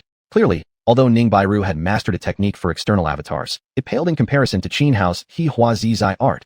Her duplicates possessed only enough strength for a single strike. Still, even so, this move completely reversed her disadvantage. Having severely wounded Dongfang Chang'e, Ning Bairu seized the moment when Emperor Qinglang and Tang Lin were pushed back. She dashed forward wielding Zhiguanzhang, her eyes now locked onto Tang Lin. In the blink of an eye, she closed the distance, appearing less than 5 meters from Tang Lin, who had just been repelled by one of her previous afterimages and hadn't yet regained his footing. One sword, 1,000 autumns end. With a cold cry, Ning Bairu thrust forth Zhiguanzhang. Her peerless sword art erupted as a torrential wave of sword light descended from the heavens, surging into the blade. Instantly, the sword's aura surged, unleashing devastating power that caused the space around it to warp and twist. A mighty sword beam coalesced in an instant, Nayaf ing straight toward Tang Lin. Tang Lin, the foremost warrior of the divine dynasty, had attained the path of immortality through martial cultivation. His fighting prowess was unfathomable. Even though he hadn't stabilized himself yet, facing such a deadly strike from Ning Bairu, he showed no sign of fear. Martial supremacy over all heavens. Roaring, Tang Lin unleashed a surge of energy radiating outward from his body. Behind him, dozens of ethereal figures suddenly appeared, each practicing a different supreme martial art. Then, in a flash, the dozens of figures merged into one. Tang Lin hurled both fists forward. Two vast fist seals burst forth, each resembling an ancient sacred mountain smashing through space with tremendous force. Boom. The fist seals collided with the massive sword beam, triggering a colossal explosion. The deafening blast echoed across heaven and earth. Tang Lin grunted in pain, blood spraying from both fists. His body flew backward like a broken kite, crashing into a distant snow-covered peak. The impact was so fierce that the entire mountain summit fractured apart. Seeing Tang Lin sent flying by a single sword slash, Shi Di Qingfeng's expression turned grim. But before he could react, he saw Ning Bairu swing Zhiguanzhang downward in a diagonal cut, aimed directly at him. Instantly, countless sword beams erupted and intertwined, forming a swirling vortex of sword energy that swept toward Emperor Qinglang. Heavenly Wolf howling at the moon style. Faced with the sweeping storm of sword energy, Emperor Qinglang didn't dare underestimate it. His combat power was inherently weaker than Tang Lin's or Dongfang Chang'e's. If Ning Bairu could wound both of them, how could he possibly look down on her attack? Thus, Emperor Qinglang immediately unleashed his full strength, activating an extremely powerful ultimate skill. Behind him, a wolf-like shadow over 10 meters tall materialized. The beast raised its head and let out a long, mournful howl, a series of eerie cries echoing into the sky. Then, the wolf shadow lunged forward, intercepting the incoming sword vortex. Boom. The collision of these ultimate techniques triggered another cataclysmic explosion. Under the sweeping assault of the sword vortex, the wolf shadow was obliterated in an instant. The remaining force plowed into Emperor Qinglang's body. In a mere instant, Emperor Qinglang's armor was shredded to pieces, his flesh and skin reduced to a bloody mess. Pooh! Emperor Qinglang spat out a mouthful of blood, stumbling backward dozens of steps before barely stabilizing himself. His face turned deathly pale, devoid of any color. If Ning Bairu had truly given her all in that strike rather than delivering a casual one, Emperor Qinglang would have either perished or become incapable of continuing the fight. Rage surged within him, and his expression darkened. The last time, at the entrance of Tower 12, he had been defeated by Bai Qingying. Bai Qingying was a top-tier feathering immortal. Losing to him wasn't entirely humiliating. But today, being gravely wounded by a mere young girl like Ning Bairu with nothing more than a casual sword strike, this was unbearable shame. Even though he'd already heard how she had slain Zhao Xinu on the battlefield of the 10,000 Great Mountains. At this moment, he still couldn't accept being so easily injured by her. It gnawed at his pride. Having severely wounded Dongfang Chang'e, Tang Lin, and Emperor Qinglang in one swift move, Ning Bairu glanced over at the other two battlefields. As for Qin Hao's battlefield, though Qin Hao had been relentlessly chased and struck by Emperor Qingyu, there seemed to be no need for worry. In contrast, the dozens of transcendent stage cultivators brought by the three immortals of Ling Xiao and Dongfang Chang'e had already been slaughtered, leaving only a few survivors. But the situation on the other battlefield was dire. Bai Qingying, though an outstanding feathering immortal with unfathomable combat strength, was now single-handedly facing the three immortals of Ling Xiao. His disadvantage was obvious. Only because Wu Qianxiu was being held back by Emperor Qingfeng did his situation not become even worse. Though Zheng Wudi and Fang Mingyue were merely average in combat prowess, Duge Bubi was truly a peerless feathering immortal. Moreover, Duge Bubi had profound attainments in the sword Dao, making his fighting power exceptional. If things continued this way, it wouldn't be long before Bai Qingying, even if not killed outright by Duge Bubi, Zheng Wudi, and Fang Mingyue together, would suffer grave injuries. I'm done playing with you. Worried that Bai Qingying might get hurt, Ning Bairu decided to unleash her true trump card. She raised the 9,000 zhang sword high toward the sky with her right hand, and suddenly an extremely terrifying aura erupted from her body. Vast sword intent surged into the heavens, stirring up roaring winds and churning clouds high in the sky. Suddenly, countless rays of rosy light appeared across the sky, as if the entire world had instantly plunged into twilight. Amidst the boundless radiance, golden imperial flames wildly surged. From myriad swords the radiant sun shall answer. Light illuminates all under heaven. Thousands of mountains chase sun and moon. My path flows like a mighty river. With a cold shout, Ning Bairu inhaled the xuanhuan, unleashing a supreme ultimate art. The sword had not yet moved, the stance not yet formed, but already gales screamed for 10,000 miles, and the whole world fell into solemn stillness. Countless streams of sword chi descended from the 9 heavens, pouring entirely into the 9,000 zhang sword, its sword might rising continuously.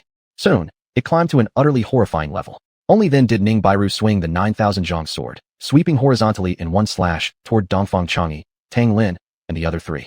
An unforeseen strike, a sword strike perfected to the utmost extreme. Even someone as powerful as Dongfang Chang'e or Tang Lin couldn't help but change expressions at this moment, their eyes even revealing traces of fear. At this instant, what they saw was no longer Ning Bairu wielding a sword, but death itself raising a gigantic black scythe over them. All 3 of them were filled with dread. Chapter 426. Incomplete Immortal Artifact, Myriad Volume Scripture. Ning Bailu swung his sword horizontally, unleashing an endless torrent of sword chi. Each strand of sword energy contained terrifying power. An infinite storm of sword beams swept outward, the devastation so great it could terrify gods and demons alike. Faced with Ning Bailu's awe-inspiring killing move, Dongfang Chang'e, Tang Lin, and the other 2 were terrified. Even though they were all feathered immortals, creatures who stood nearly at the pinnacle of existence, beings few in this world could harm, they were still afraid. Especially Qinglang of the Shi Emperor clan, whose cultivation was weakest, his body trembled involuntarily. For him, never before had death felt so close. He was considered a peerless genius among the Shi Emperor family, having ascended to feathered immortal at such a young age, surpassing even his companions Shi Emperor Qingfeng and Shi Emperor Qingyu in combat strength. Yet he was also truly unfortunate. Last time he came to the 12th tower, he had been defeated by Bai Qining. This time, not only had he been severely wounded by a casual slash from Ning Bailu, but now he faced imminent death. If he had faced Ning Bailu's technique alone, he would have known for certain that no matter what method he used, there would be only one outcome, death. Shi Emperor armor. Qinglang refused to sit idly by and await his fate. As the endless waves of sword chi surged toward him, he raised his head and let out a desperate howl, unleashing a supreme secret art at all costs. Countless runes and vast energies converged to form an armor that enveloped him completely. It resembled the legendary battle armor once worn by the Shi Emperor himself, an extraordinary artifact beyond measure. The legend went, when the Shi Emperor dons his armor, he shall slaughter through all heavens. Of course, the armor Qinglang manifested was merely a faint trace of the original Shi Emperor armor, drawn forth from some unfathomable realm, not the true essence of the armor itself. The genuine Shi Emperor armor was a divine treasure on par with the gate to heaven. Even members of the Shi Emperor family, who had worshipped it for thousands of years, couldn't activate it. They could only use secret methods to draw upon a mere sliver of its energy. Still, even this imitation formed from countless runes and immense energy possessed astonishing defensive power. The master said, "The Book of Songs has 300 poems. One phrase can summarize it all." Dongfang Chang'e also roared, unleashing his most powerful secret art. Instantly, sheets of paper covered in ancient characters flew from his hands. This time, these papers were not constructs of energy, they were real, physical objects. They were the peerless treasure of xiuxian, the myriad volume scripture. The myriad volume scripture was an incomplete immortal artifact passed down from the founder of xiuxian. Each time, when the previous leader reached the end of their life, they sacrificed themselves to help their successor refine and assimilate it. Therefore, although it was an incomplete immortal artifact, under normal circumstances, even peak-level feathered immortals couldn't control it. But since Dongfang Chang'e had fully refined the myriad volume scripture, while he couldn't unleash its full might, he could still manifest 5 or 6/10 of its true power. Both Qinglang of the Shi Emperor clan and Dongfang Chang'e possessed life-saving abilities, but Tang Lin was in an awkward position. He followed the martial path, a unique route focused purely on physical might. Moreover, the lineage of the martial cultivators had long been severed. Tang Lin didn't even know how to advance further in his cultivation, much less possess any ultimate trump cards. As for semi-immortal artifacts like the myriad volume scripture, he didn't have anything remotely comparable. He didn't even own a proper weapon. That said, Tang Lin wouldn't just wait passively for death. His body trembled violently as boundless vital aura exploded from his center. A blood pillar over 100 meters wide erupted into the sky, rising like a crimson column propping up the heavens. Martial apex, shatter the heavens. Tang Lin roared, his figure flickering, creating countless afterimages, each performing a different ultimate martial technique. Then, those afterimages transformed into profound martial Dao sigils, spreading across every inch of the blood pillar, making its hue appear even deeper, more sinister. Boom. The clashing techniques collided. The endless sword chi cut through everything, unstoppable, slaying all in its path. The blood pillar shielding Tang Lin shattered first, torn apart by wave after wave of sword beams. Then, the sword energy struck Tang Lin directly. Tang Lin let out a shrill, agonizing scream. Under the bombardment of countless sword rays, his body exploded into fragments. Yet he did not die completely. Soon, he reappeared somewhere else, reborn, but his spirit was utterly broken. Not only was he unable to keep fighting, for centuries to come, he likely wouldn't even be able to cultivate. He'd have to live as an ordinary man, quietly recovering at home. At the same time, Qinglang of the Sure Emperor clan suffered the same fate. The Sure Emperor armor cracked under the sword Qi assault, and his body too exploded under the onslaught. But like Tang Lin, he wasn't completely extinguished. He too reformed elsewhere. Relying on the myriad volumes scripture, the incomplete immortal artifact, Dongfang Changyi pushed a supreme defensive technique to its peak. 300 sheets of paper floated around him, each densely covered with ancient characters. Every single character contained terrifying Tao resonance and energy. Now all were activated, forming an absolute defense that withstood the endless torrent of sword qi. Yet the power of the infinite sword beams was still too horrifying. Dongfang Changyi could not unleash the true might of the myriad volume scripture, and coupled with his prior severe injuries from Ningbai Lu, he ultimately collapsed from exhaustion. The papers surrounding him scattered under the relentless assault. Dongfang Changyi let out a muffled groan, retreating hundreds of meters before barely stabilizing his stance. Then, he began spitting blood profusely. His wounds were now even more severe than before. In a 1-against-3 battle, Ningbai Lu had not only avoided disadvantage, but actually inflicted grave injuries upon Dongfang Changyi, Tang Lin, and Sure Emperor Qinglang. This outcome surpassed everyone's expectations.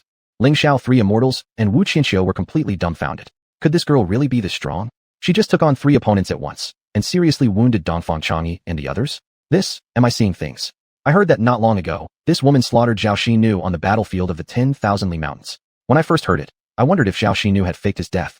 But now it seems I was wrong. Zhao Xinu must be truly, utterly dead. What should we do now? Is it really heaven's will that the 12th tower survives? For a moment, Ling Xiao, 3 immortals, Wu Qianxia, and the others fell into chaotic thoughts. Despite being beings who had lived through ages and witnessed countless upheavals, had they not seen it with their own eyes, they would never have believed that Ningbai Lu alone could so grievously injure Dongfang Changyi, Tang Lin, and the others. This completely shattered their plans and went far beyond their predictions. Chapter 4:27 The Arrival of the 4 True Immortals. Ningbai Yu's sword move dazzled the entire battlefield, instantly shifting the tide of battle. In that moment, Ling Xiao and the others began entertaining thoughts of retreat, no longer daring to continue the fight. If Ningbai Yu could severely wound Dongfang Changyi, Tang Lin, and the other 2 with a single strike, she could just as easily defeat them. Should they all be gravely injured, the balance of attack and defense would completely reverse. No one could stand against Ningbai Yu. This battle was destined not only to fail in eradicating Shire Lu, but might also plunge them all into mortal danger. Yet just as Ningbai Yu displayed her invincible prowess, terrifying Ling Xiao and the rest into wanting to flee, for presences far stronger than xiuxian suddenly descended upon the battlefield. Today, Shire Lu shall be destroyed. Nothing can change this fate. A voice filled with authority resounded. Then, 4 enormous golden handprints plummeted from the 9 heavens, hurtling down toward Ningbai Yu. The overwhelming pressure bore down like Mount Tai collapsing upon one's head. Even someone as powerful as Ningbai Yu changed expression, unwilling to underestimate it for a second. She flicked her 9,000 zhang long sword, spinning the blade at high speed before slashing it outward in a single stroke. As her sword cut through the air, infinite streams of sword qi erupted forth, forming a cyclone of sword energy nearly a kilometer tall, aiming to sweep away the 4 colossal golden handprints descending upon her. Boom, boom, boom. The cyclone of sword qi collided with the 4 massive golden handprints, triggering a massive energy explosion. Thunderous roars echoed across the sky as waves of energy rippled outward like concentric circles. Ningbai Yu let out a muffled grunt, stumbling backward several steps before barely stabilizing herself. At that very moment, 4 pillars of golden light descended from the sky, forming a giant cage that instantly trapped Ningbai Yu within. Inside each pillar stood a shadowy figure exuding an aura so overpowering that even xiuxian felt suffocated by its presence. What is going on? My heavens, those 4 pillars of golden light actually contained 4 true immortals.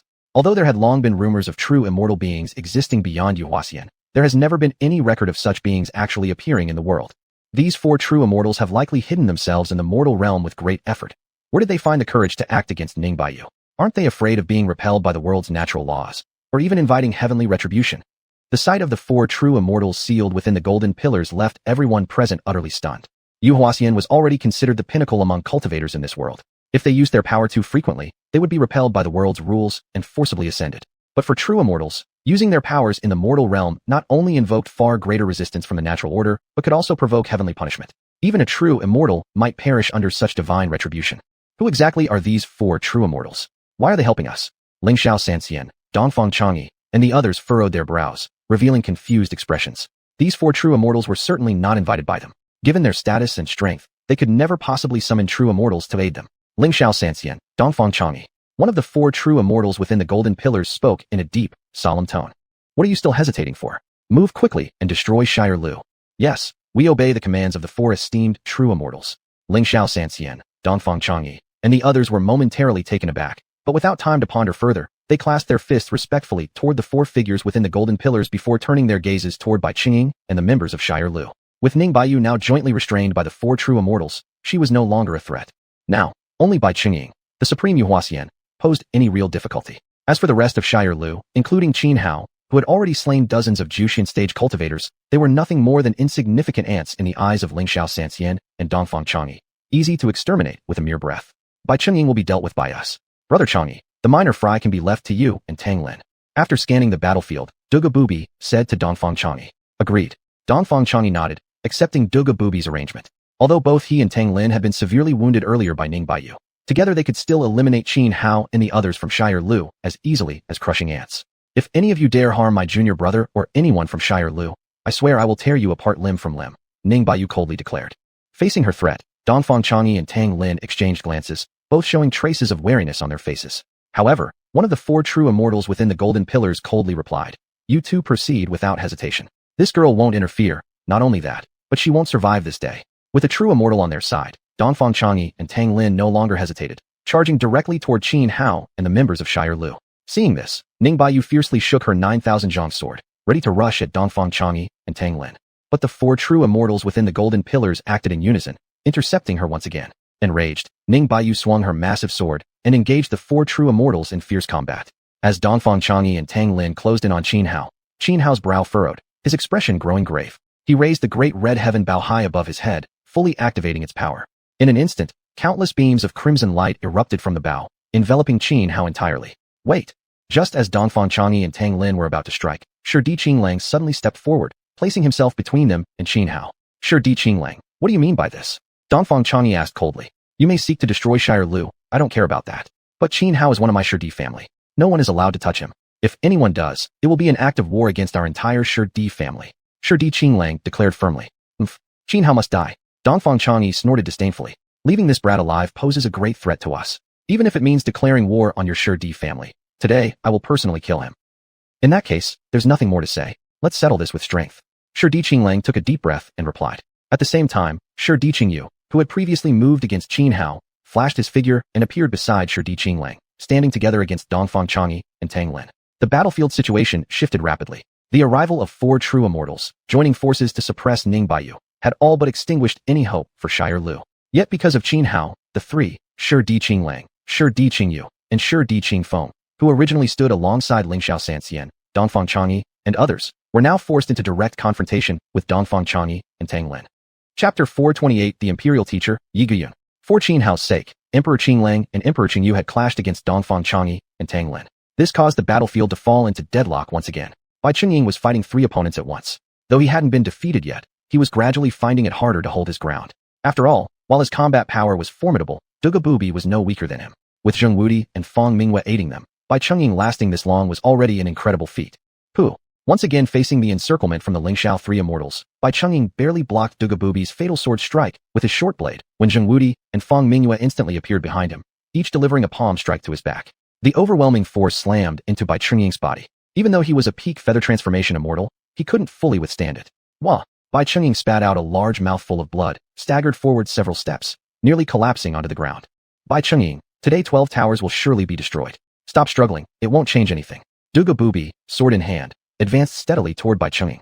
Zheng Wudi and Fang Mingyue moved into position behind Bai Qingying, forming a triangular siege together with Duga Bubi. Since the annihilation of 12 towers had been led by the Lingxiao 3 immortals, they absolutely could not allow any unforeseen developments. Because of Qin Hao, Emperors Qinglang and the other 2 had switched sides. This shift significantly impacted the battle situation. Thus, the Lingxiao 3 immortals were all determined to kill Bai Qingying quickly and break the current stalemate. Otherwise, should further unexpected changes occur, it would bring catastrophic consequences for Lingxiao Heaven Palace. Duga Bubi exchanged glances with Zheng Wudi and Fang Mingyue. They understood each other's intentions perfectly. In perfect coordination, they simultaneously launched their attacks on Bai Qingying. Facing the trio's onslaught, Bai Qingying's expression turned extremely grave. He swept his gaze across the battlefield, seeing Ning Bairu being overwhelmed by 4 true immortals, seeing Qin Hao and the remaining members of 12 towers desperately trying to come to his aid, and took a deep breath, firm resolve forming in his heart. Although the current situation seemed to remain in deadlock, Bai Chungying knew full well that if he fell, the balance of battle would shatter immediately. Even if he managed to endure, Ning Bairu would eventually be killed by those 4 true immortals. The outcome would be the same. Unless Feng Tianling and others returned swiftly to reinforce 12 towers, today would indeed mark its certain destruction. But deep down, Bai Chungying understood clearly. If Feng Tianling and the others could have returned to help, they would have charged back long ago. Their continued absence meant only one possibility. Feng Tianling and his group had likely met some misfortune as well. Yet Bai Chungying couldn't comprehend who exactly could have opposed them. Since the Lingxiao 3 immortals and Dongfang Chang'e had all shown up here at 12 towers, then who had gone after Feng Tianling? Meanwhile, within Lingxiao Heaven Palace, a bloody aura permeated every corner. The once majestic and solemn palace now lay in ruins.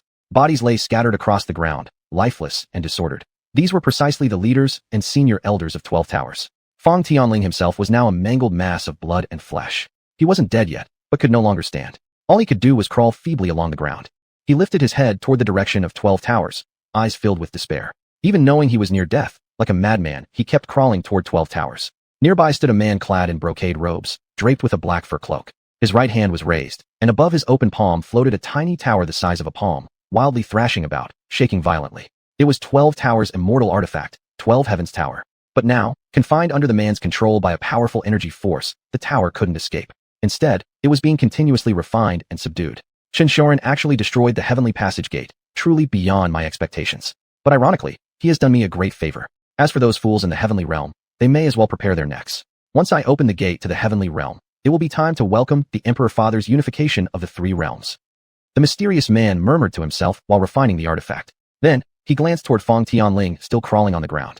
With a slight flick of his right hand, a terrifying surge of energy burst forth from the partially refined 12 Heavens Tower, blasting directly into Feng Tianling. Yeah! Feng Tianling let out a piercing scream. His body exploded into a cloud of blood mist, utterly annihilated. Even though Feng Tianling was also a peak feather transformation immortal, before this mysterious man, he had been as weak as an ant. 12 towers is destroyed. Next, it's time to deal with the imperial family. Emperor Qingtian, you actually dared scheme against me? How naive. A cold, sinister smile curled at the corner of the mysterious man's lips. He was none other than Yi Guyun, the imperial teacher of the divine dynasty. Although the destruction of 12 towers was ostensibly led by the Lingxiao 3 immortals, he was in fact the true mastermind behind it all. At this moment, on the battlefield at the entrance of 12 towers, Bai Chungying faced the advancing Lingxiao 3 immortals with a determined look in his eyes. Even though he knew full well that the annihilation of 12 towers was already inevitable, he refused to stand idly by and await death. He would fight with everything he had. Even if it meant only saving a single disciple of 12 towers, he would pay any price to try. Ha ha ha ha ha. Bai Chungying suddenly threw his head back and laughed toward the heavens. A terrifying blade aura erupted unrestrained from his body. He raised his right hand, pointing his silver-white short blade directly at Duga Bubi, Zheng Wudi, and Feng Mingyue, and declared coldly, "Since you want to destroy my 12 towers, then this old man shall drag the 3 of you, Lingxiao's so-called immortals, to hell with me." Humph. Dugu Bubi sneered, saying, "Drag us to hell? Bai Chungying, you overestimate yourself far too much." "True.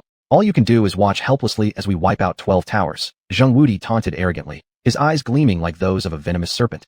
"Words are useless. Now, I'll show you the ultimate slash of Bai Chungying." Bai Chungying took a deep breath and proclaimed. Then, a vast, overwhelming blade intent surged outward from him like a flood bursting through a dam. The void surrounding Bai Chungying began to twist and distort under the pressure of this immense aura. Slaying Immortal Blade Technique, Final Form, 1/10,000 immortals annihilated. Bai Chungying let out a long, soaring roar, sparing no cost as he ignited his very life essence to unleash his most powerful strike. He shot high into the sky, raising his short blade aloft. In an instant, a devastating blade intent filled the 9 heavens and 10 earths. Even the 4 true immortals who were besieging Ning Bairu, powerful as they were stunned by the terrifying might of Bai Chungying's slash, turning their gazes toward him simultaneously. Chapter 429. Did Ning Bailing seriously injure a true immortal? Bai Chungying unleashed his final strike without regard for the cost, and an aura of blade power, so terrifying it could make gods and demons tremble, spread across the battlefield. As Bai Chungying continued to burn his life essence, the power of the short blade in his hand kept rising. With one downward slash, heaven and earth fell silent. A blade of light erupted forth, capable of splitting the heavens and cleaving apart creation, surging forward like furious tidal waves, descending upon the 3 immortals of Lingxiao. This slash was unrivaled. This slash could slaughter 10,000 immortals. Faced with this blow, even the expressions of the 3 immortals of Lingxiao changed.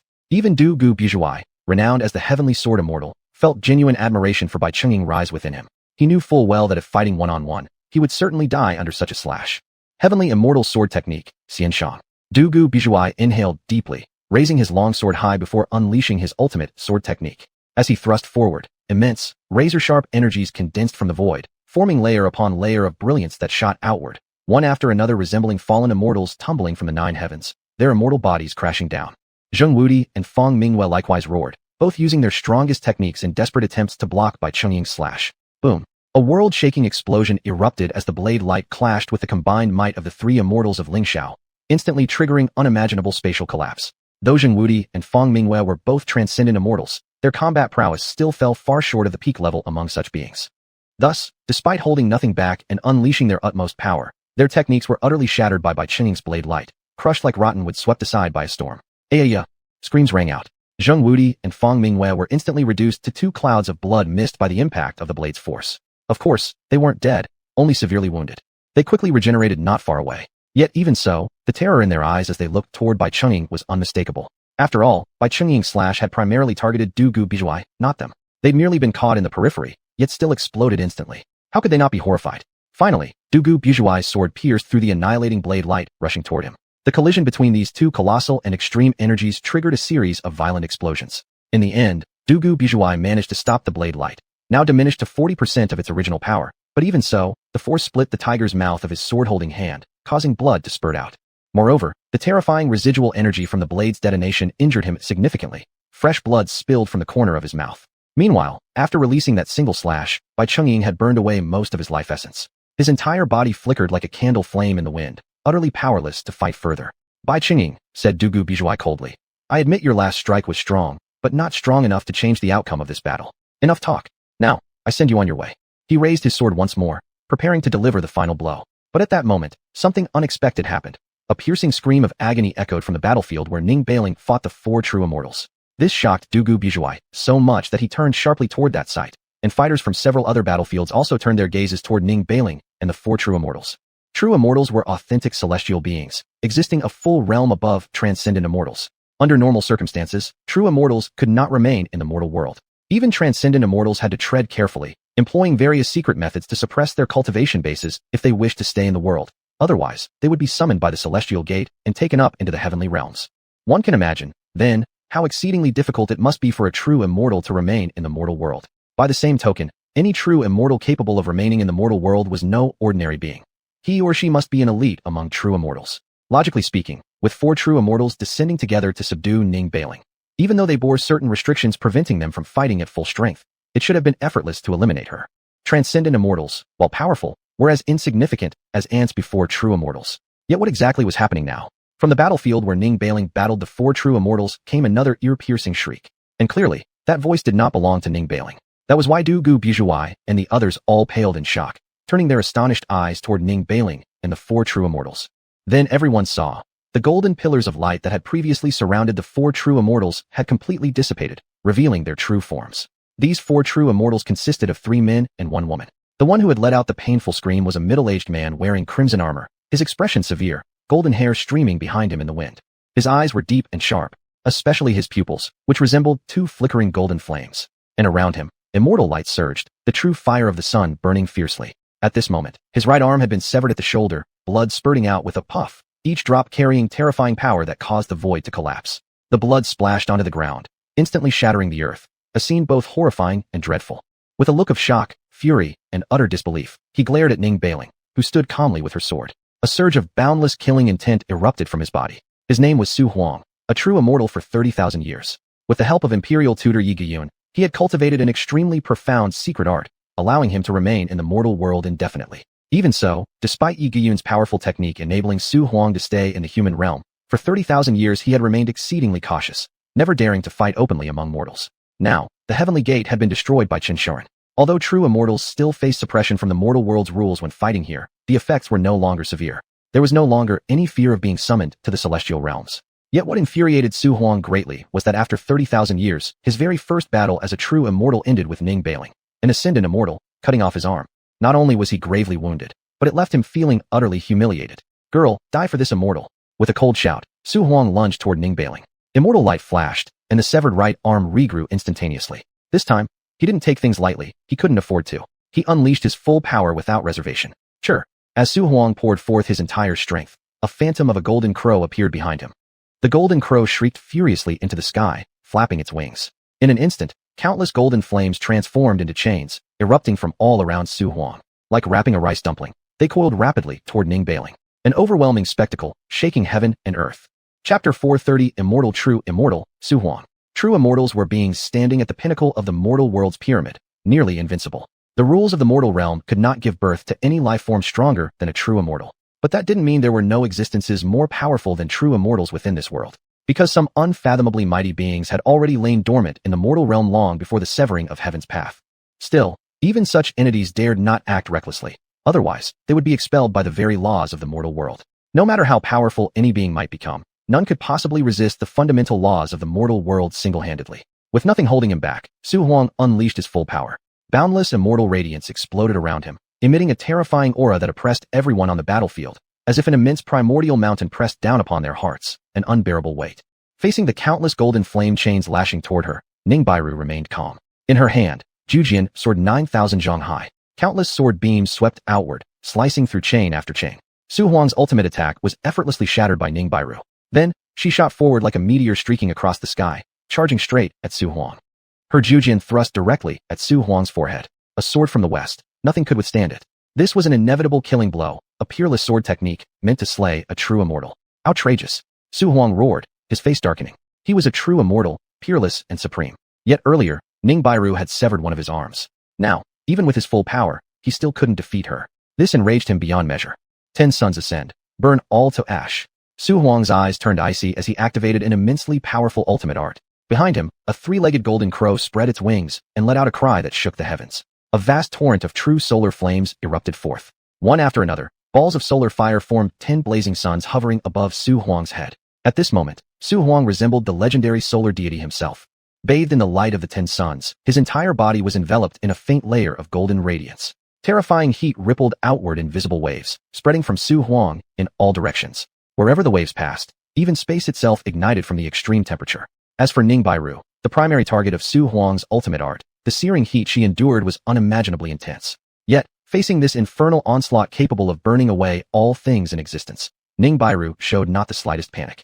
She stood firm, sword in hand, her expression cold and detached, as if a transcendent fairy had descended into the mortal dust, surveying all with imperious disdain. Though her cultivation level was only that of a feathered immortal, she was extraordinary beyond measure, her origins deeply mysterious. Thus, even when confronted by a true immortal unleashing his full killing intent, she remained as composed as ever, seemingly not regarding Xuanhuan as any real threat. Kill! With a soft shout, she surged forward like a rainbow piercing through the sky. Vast arrays of runes blazed around her, erasing the terrifying heat. Then, xiuxian stabbed forward violently. Endless sword chi condensed from the void, converging like rivers flowing into the sea, flooding into xiuxian. No fancy maneuvers, just a simple strike. Yet in both speed and power, it far surpassed anything conceivable for a feathered immortal. Even Dugu Bubi, locked in fierce battle with Bai Chenging nearby, couldn't help but glance over, stunned by the brilliance of Ning Bairu's sword. Dugu Bubi was one of the 3 great sword immortals in the world. Yet at this very moment, witnessing Ning Bairu's thrust aimed at Xuanhuan, he admitted inwardly that he fell short. Even though pride refused to accept it, he had to acknowledge, if he faced such a sword, there was no way he could block it. A chill ran down his spine, sending a cold shiver straight up to his scalp. Before launching the assault on Shirlu, Lingxiao Heavenly Palace had collected vast amounts of classified intelligence. Naturally, he knew who Ning Bairu was. Moreover, after her dazzling performance on the battlefield of the 10,000 Li Mountains, was there truly anyone among the cultivators of the world who didn't know Ning Bairu? Dugu Bubi had been a feathered immortal for countless ages, while Ning Bairu, how long had she even cultivated? Yet now, the combat prowess she displayed vastly exceeded his own. How could such a fact not fill Dugu Bubi with fear? If not for this alliance with Imperial teacher Yi Giyun, Lingxiao Heavenly Palace would have had absolutely no chance of destroying Shirlu. In fact, they might well have been annihilated by Shirlu instead. Boom. Ning Bairu's sword thrust was breathtaking. Infinite sword chi, pouring in like countless rivers merging into the sea, surged into xiuxian, elevating its blade might to an unimaginable peak. Unrivaled sharpness erupted from xiuxian, as if ready to tear apart everything in existence. Even someone as mighty as Xuanhuan, a genuine true immortal, who had poured his full strength into resistance, still paled as he felt the overwhelming fang bursting forth from xiuxian. Panic flickered in his eyes. Though he was capable of dodging the strike, he felt it would be far too demeaning. He was a true immortal. Losing an arm to Ning Bairu earlier had only been because of his carelessness and failure to unleash his full strength. This time was different. He had already committed his entire power. Moreover, when facing his ultimate technique, Ning Bairu hadn't evaded either. She had met it head-on. If he were to dodge now, wouldn't that truly bring him to shame? How could he ever hold his head high before other true immortals again? Besides, Although Ning Bairu's sword strike sent a ripple of unease through him, one he couldn't confidently claim to block, it wasn't as if he believed there was absolutely no way to withstand it. In an instant, countless thoughts flashed through Xuanhuan's mind, but in the end, he chose to meet Ning Bairu's sword directly. He would uphold the dignity of a true immortal. Great solar divine furnace. Xuanhuan roared, summoning forth a furnace. The furnace appeared extraordinary, gilded all over, its walls covered with dense layers of ancient runes. Buzz. Originally palm-sized, the furnace immediately expanded upon release, soaring to dozens of meters tall. The runes on its surface flared brightly, radiating a majestic aura of immortality so intense that the surrounding void continuously crumbled into nothingness. This furnace was a genuine immortal artifact. Xuanhuan formed hand seals and pressed his palms toward the furnace. Instantly, the 10 blazing suns above his head trembled and shot straight into the furnace. Rumble. As the 10 suns surged in, the furnace's power exploded. The space around it ignited into roaring flames, enveloping the artifact in an inferno of divine fire. Yet Ning Bairu's full-powered thrust blazed forward with unrivaled might. Void shattered. Flames fragmented into countless sparks. Boom. Ning Bairu's sword struck the furnace Xuanhuan had summoned. A terrifying clash erupted, the shockwave rippling outward, causing the surrounding space to fracture into spiderweb-like black cracks, each one terrifying to behold. Though the furnace Xuanhuan wielded was an immortal artifact, Ning Bairu's xiuxian was by no means inferior. Under the impact, with a deafening explosion, the furnace actually shattered. Chapter 431 Ning Bairu shocks a true immortal. Boom. A deafening explosion rang out. Before everyone's incredulous eyes, the furnace Xuanhuan had unleashed shattered into pieces. The power of a single sword stroke, so immense that even an immortal artifact, driven to its limit by a true immortal, could not withstand it. It was simply too shocking, unimaginably terrifying. Good heavens, who exactly is this woman? How can she be so absurdly powerful? It was said she only recently broke through to feathered immortality on the battlefield of the 10,000 Great Mountains. How is it possible that in such a short time, she's already capable of fighting a true immortal? That furnace was an immortal artifact, yet under her sword aura, it exploded into dust and fragments. This is utterly unbelievable.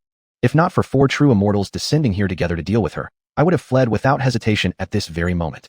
Many nearby cultivators were deeply shaken by Ning Bairu's terrifying combat prowess, especially the members of 12 Towers, who had been on the verge of despair.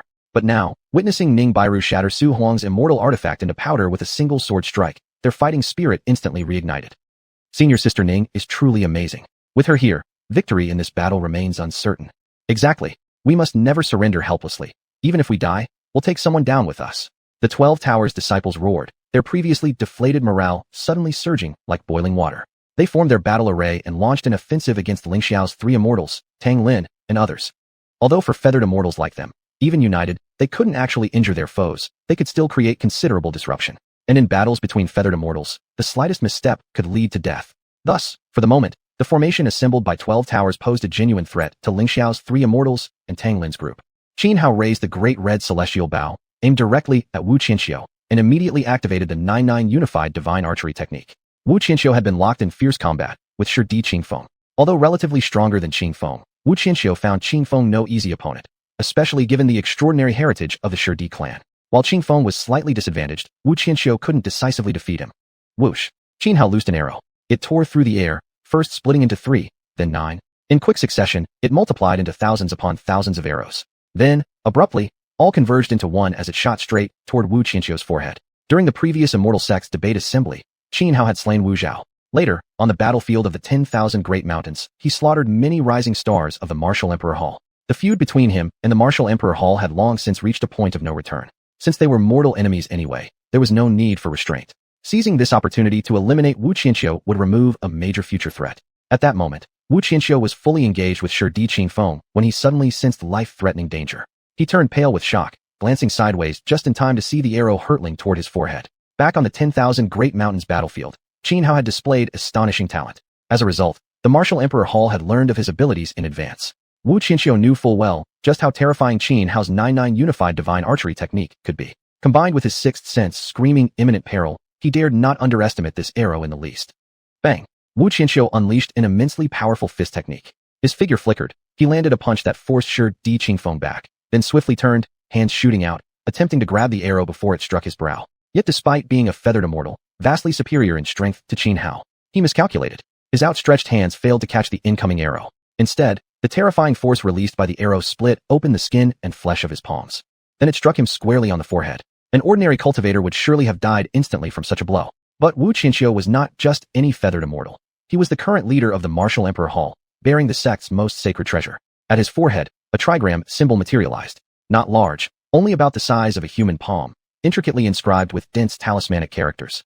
Slowly, the trigram began to rotate, radiating majestic immortal might. This trigram was a true immortal artifact, the Heavenly Martial Trigrams. Though the Heavenly Martial Trigrams was the Martial Emperor Hall's most treasured heirloom, Wu Qianxiu had not fully refined or integrated it. Even so, it was more than sufficient to block Qin Hao's previous arrow. As the trigram spun, it continuously weakened the arrow's power. Finally, with a loud crack, Qin Hao's arrow exploded apart, disintegrating into dust. Die for me, you wretch. Although the Heavenly Martial Trigrams had blocked Qin Hao's arrow, Wu Qianxiu's expression turned livid. He knew full well that if it hadn't been for the Heavenly Martial Trigrams, he might not have been killed by Qin Hao's arrow, but he would have suffered severe injuries nonetheless. For a feathered immortal as exalted as himself to be gravely wounded by a mere transcendent stage cultivator, such a humiliation was utterly unforgivable. And given the deep-seated, irreconcilable enmity between Qin Hao and the Martial Emperor Hall, Wu Qianxiu shot forward like a streak of lightning, lunging straight at Qin Hao like a ferocious tiger breaking free from its cage, determined to kill him in one decisive strike.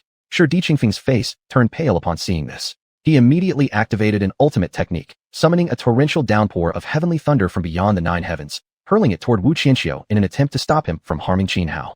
Heavenly Martial Trigrams, break. Faced with Shi Qingfeng's full-powered technique, Wu Qianxiu dared not underestimate it. Instantly, he deployed the Heavenly Martial Trigrams.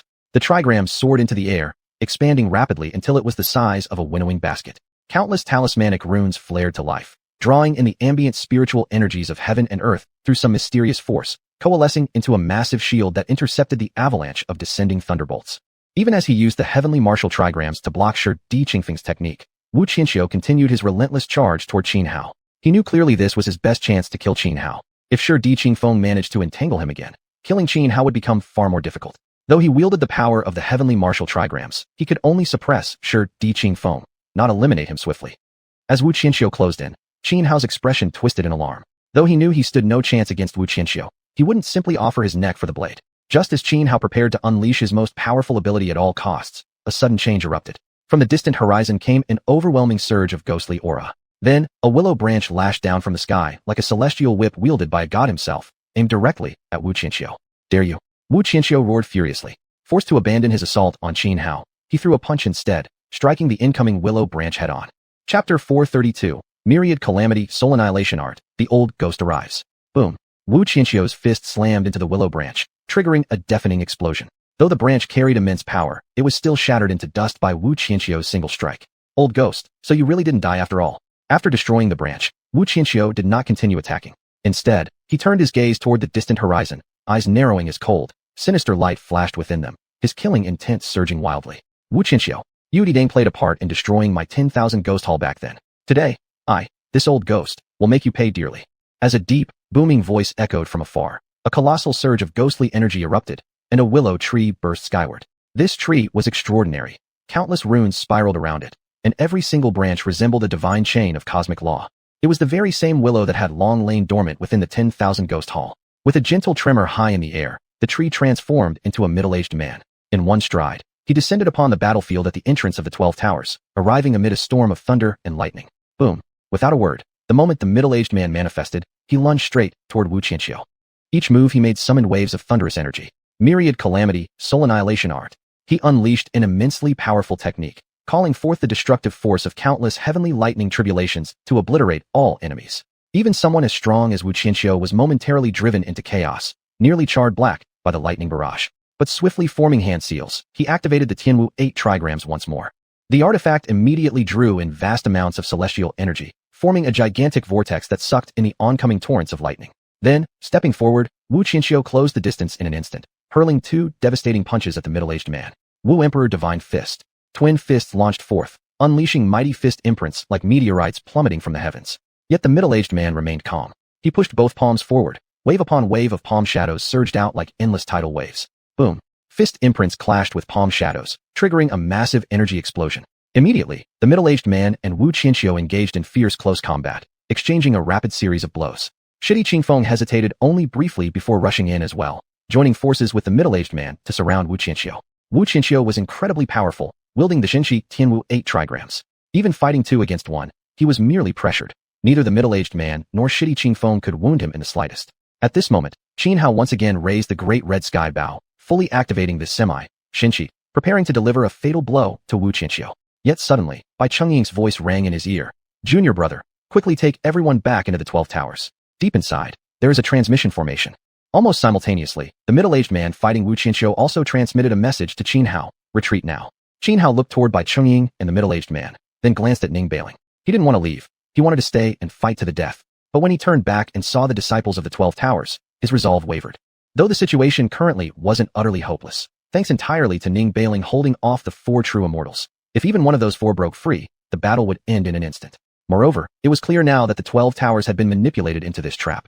Yet none of the 4 true immortals, nor Ling Xiao's 3 immortals, or Dongfang Chang'e himself, seemed to be the mastermind. That meant there were still unknown forces on the enemy side, yet to reveal themselves. No matter how one viewed it, the 12 towers were doomed this time. Qin Hao feared no death, but if he didn't lead the other disciples away, the 12 towers might vanish from this world entirely after today. Now was no time for pride or stubbornness. Qin Hao was no indecisive man. After a brief hesitation, he abandoned his plan to kill Wu Qianxiu, instead quickly signaling the others of the 12 towers to retreat with him into the building. Currently, Ling Xiao's 3 immortals, Dongfang Chang'e, and others were all occupied with their own battles, unable to disengage. When Dongfang Chang'e saw Qin Hao leading the disciples of the 12 towers rushing inside, a flash of ruthlessness passed through his eyes. This time, no matter what, they had to eradicate the 12 towers completely, otherwise, it would bring endless future troubles. Thus, with a thought, the myriad scrolls soared into the sky. Countless pages surged outward like blades, slashing towards Shidi Qinglang. One particular page quivered in midair and shot toward Qin Hao and the others, who were just about to enter the 12 towers. Seeing this, Shidi Qinglang's face changed dramatically, but by the time he tried to intervene, it was already too late. The full-powered strike from a feathered immortal wielding a supreme artifact was terrifying in its might. As extraordinary as Qin Hao was, he had absolutely no resistance against such an attack. Just as Qin Hao and the others were about to be slashed apart by that single page, countless sword-like thunder energies suddenly erupted, slashing through the air and obliterating the page aimed at them. Yi Baikue, Dongfang Chang'e gazed toward the distant sky, his brows furrowing, pupils contracting. There, at the horizon, surging torrents of lightning coalesced into razor-sharp sword chi, forming a pathway of blades across the heavens. Along this path strode a figure clad in white robes. Yi Baikue, what is your meaning? Does your demon clan intend to perish alongside the 12 towers? Dongfang Chang'e said coldly. Dongfang Chang'e, I've come here for my niece, Yi Baikue replied calmly. Your niece? Dongfang Chang'e was momentarily taken aback, but Yi Baikue paid him no further mind. Instead, he turned his gaze to Xiao Bai beside Qin Hao and said, Xiao Bai, come with me. As he spoke, regardless of whether Xiao Bai agreed or not, a mysterious force reached out and pulled her to his side. Then, he glanced at Qin Hao. Their eyes met, and Qin Hao gave a slight nod. He understood. Yi Baikue must have been bound by the position of his demon clan and would not interfere in today's events. He didn't blame him. Besides, Yi Baikue had just saved Qin Hao and the other disciples of the 12 towers. And as long as Xiao Bai was by Yi Baikue's side, he felt at ease. Thus, without hesitation, Qin Hao seized the opportunity and quickly entered the 12 towers with the others, heading straight into its deepest recesses. He intended to send away the disciples of the 12 towers, preserve the seed of survival, so they could rebuild one day. Deep within the 12 towers stood a massive transmission formation. One by one, the disciples refused to flee, eager to fight to the death. If we all die here, who will avenge us? Qin Hao said. Then, he activated the grand transmission array. All the disciples of the 12 towers stepped into the formation. With a flash of radiant light, every last disciple was transported away. Qin Hao did not leave. After sending the disciples away, he returned to the battlefield. Chapter 433, A Bloody Battle. Qin Hao did not choose to leave, but instead returned to the battlefield. Even if he knew staying meant certain death, he pressed forward without hesitation. The moment Qin Hao stepped back onto the battlefield, he drew out the great red heaven bow, fully activating this semi-immortal artifact. He knocked an arrow and aimed it at Zheng Wudi, one of Ling Xiao's 3 immortals, one of the celestial cultivators currently besieging Bai Chongying. Zheng Wudi was the weakest among the 3, and in the earlier brutal clash, he had already suffered serious injuries. That was precisely why Qin Hao chose him as his target. Ninefold Unity Divine Archery. Qin Hao unleashed this powerful technique once more. With a sharp whoosh, the arrow shot forth, first scattering into a storm of countless arrows, then merging again into a single projectile hurtling straight toward Zheng Wudi. Zheng Wudi was pouring all his strength into attacking Bai Chongying and never expected Qin Hao to suddenly ambush him from behind. By the time he sensed danger, Qin Hao's arrow was already less than 10 meters away, far too close to dodge. Insolent! Zheng Wudi roared in fury. He was a celestial at the feathered ascension stage, an immortal beyond life and death, while Qin Hao was merely a tempest-transcending realm cultivator daring to assassinate him. The sheer audacity filled him with humiliation. Still, he could not afford to underestimate the attack. Instantly, he activated a supreme defensive technique. Rolling clouds surged before him, condensing within a breath into a massive shield. This shield possessed incredible defensive power, strong enough to withstand the self-detonation of a 9th-stage tempest-transcending expert. In Zheng Wudi's eyes, it would be more than sufficient to block Qin Hao's arrow. Yet the moment the arrow struck the cloud-formed barrier, terrifying energy erupted, tearing through the shield as if it were paper. With horror etched across his face, Zheng Wudi watched helplessly as the arrow flashed like lightning and pierced straight through his forehead. Aoart, Zheng Wudi let out a piercing scream. His forehead had been drilled through, suffering unimaginable damage. Blood gushed from the gaping wound in his brow, and his life force began to drain rapidly. Still, as a feathered ascension celestial, his vitality was exceptionally resilient, so much so that it was said even if only a single thought remained, he could be reborn. Though Qin Hao's arrow had carried devastating might, it alone wasn't enough to truly kill a cultivator of Zheng Wudi's realm. But just as Zheng Wudi poured every ounce of his energy into neutralizing the destructive force spreading through his mind, Bai Chungying blurred forward, appearing beside him in an instant. His short blade rose high, then slashed down in a single decisive stroke. Heavenly Blade, slaying immortals. Ignoring his own wounds, Bai Chungying unleashed his full power once more. This slash was peerless. A fearsome blade aura blanketed the void, sealing off every possible escape route for Zheng Wudi. Not only could Zheng Wudi not flee or dodge, he couldn't even think. For a split second, his entire being froze, his mind going completely blank. Thud! Zheng Wudi's head flew into the air as Bai Chungying's blade cleanly severed it. The terrifying blade aura instantly crushed what little life remained, obliterating even the lingering fragments of his consciousness. This sudden reversal left everyone present stunned. The balance on the battlefield shattered in an instant. Though Bai Chungying had paid a heavy price for that reckless strike, suffering severe backlash, the remaining two of Ling Xiao's three immortals could only suppress and press against him, unable to kill him outright. Now, however, with Qin Hao unexpectedly returning and striking Zheng Wudi down with a surprise arrow, Bai Chungying seized the opening and finished him. Now, for Dugabubi to defeat Bai Chungying would become far more difficult. Junior brother, run now. Bai Chungying shouted, spitting out a mouthful of blood. His face turned deathly pale, paler than paper, devoid of even a trace of color. That final killing blow had drained him immensely. It was a blade capable of slaying immortals. If he had been in peak condition, such a strike wouldn't have cost so much. But now, he was already at the end of his strength, teetering on complete collapse. That one slash had nearly drained every last drop of energy from his body. In his eyes, even killing Zheng Wudi wouldn't change the overall tide of battle. After all, there were still 4 true immortals anchoring the enemy side. Against such overwhelming odds, the outcome seemed inevitable. There could be no turning back. Master Chief, if we leave together. I will never abandon you or senior sister, Qin Hao said firmly. Once more, he drew back the string of the great red heaven bow, aiming an arrow directly at Wu Qianxiu. Wu Qianxiu was currently under assault by Shi Di Qingfeng and the middle-aged man, none other than the mysterious willow tree that had long lain dormant deep within the Wangui abyss. He was the ancient guardian of the Wangui Hall, known as Lu Zhongyuan. Lu Zhongyuan was extremely powerful, hovering on the very brink of true immortality. Unfortunately, back then the Wangui Hall had provoked an unfathomable existence, not only leading to its own annihilation, but also leaving Lu Zhongyuan severely injured. Even though he had lain dormant for countless years deep within the Wangui abyss and recovered much of his strength, he still hadn't fully regained his former power. Otherwise, he wouldn't have needed Shi Di Qingfeng's intervention at all. He could have killed Wu Qianxiu on his own. Boom. Wu Qianxiu, relying on the Tianwu 8 trigrams formation, withstood the combined attack from Lu Zhongyuan and Shi Di Qingfeng. Though he was forced backward and spat out a large mouthful of blood, his injuries weren't severe. Yet just as Wu Qianxiu stabilized his footing, Qin Hao already loosed another arrow straight toward him. But after Zheng Wudi had just been caught off guard by Qin Hao, Wu Qianxiu naturally remained vigilant. Facing the incoming arrow, he instantly raised the Tianwu 8 trigrams to block. The Tianwu 8 trigrams was a genuine xianxia, a true immortal artifact, and specifically a defensive one. It easily deflected the arrow shot by Qin Hao. However, with the Tianwu 8 trigrams occupied, Lu Zhongyuan and Shi Di Qingfeng immediately seized the opening and launched their assault on Wu Qianxiu. Their joint strike forced Wu Qianxiu to confront it head-on without evasion. Boom. The clash of deadly techniques sent all 3 figures staggering backward, each letting out a muffled groan. Lu Zhongyuan and Shi Di Qingfeng sustained minor injuries, blood seeping from the corners of their mouths. But Wu Qianxiu fared far worse. He spat blood uncontrollably and appeared utterly drained in spirit. Had he not resisted with all his might, he likely would have been obliterated by the killing blow. Seeing Wu Qianxiu's state, Dongfang Changyi frowned deeply, his expression growing grave. At this rate, the situation would soon turn dire for them. Once Wu Qianxiu fell beneath the attacks of Lu Zhongyuan and Shi Di Qingfeng, both he and Dugabubi, along with the others, would be in grave danger. For true immortal elders, I beg you, act swiftly before unforeseen changes arise. Dongfang Changyi took a deep breath and shouted toward the 4 true immortals currently locked in battle against Ning Byron. Chapter 434. All 4 true immortals enter the fray. 4 true immortals were surrounding and attempting to kill Ning Bairu. Strictly speaking, 3 of the true immortals were holding back, maintaining formation. Only Xuanhuan was fully engaged, fighting Ning Bairu with his life on the line. Ning Bairu's performance was simply breathtaking. Even though they were true immortals who had overlooked countless ages and witnessed many extraordinary geniuses throughout history, each himself a prodigy unmatched in their own era. They had no choice but to admit that compared to Ning Bairu, they were ordinary. Especially Xuanhuan. 100,000 years ago, he was known as an unrivaled demonic genius who had never tasted defeat. Ever since he began cultivating, he advanced without obstruction, progressing even more brilliantly than Xianhao. Bear in mind, Xianhao had achieved his current status with help from his devouring system, but Su Huang had done it all on his own. Later, Su Huang discovered the Sunbird clan's supreme technique within an ancient ruin. After mastering it, he broke through his limitations, transcended feathering immortality, and became an immortal true immortal permanently residing in this world.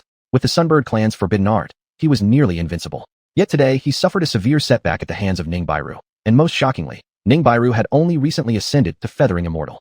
Su Huang fought with everything he had, holding nothing back. He even deployed several remarkable artifacts, one immortal weapon, and multiple half-immortal weapons along with fragments of true immortal weapons. Yet despite all this, he couldn't defeat Ning Bairu, only barely suppressing her. This frustrated Su Huang immensely, yet he couldn't help but admire Ning Bairu's talent. If given time to grow, she wouldn't need hundreds of thousands, or even tens of thousands of years. Just 1,000 years would suffice for her to become a true immortal, possibly surpassing even that. At that moment, they heard Dongfang Changyi's shout. The other 3 true immortals glanced toward the remaining battlefields. While they acknowledged Xianhao's exceptional talent, damaging a feathering immortal while still in the tribulation-reaching realm was indeed impressive. They chose not to intervene against him.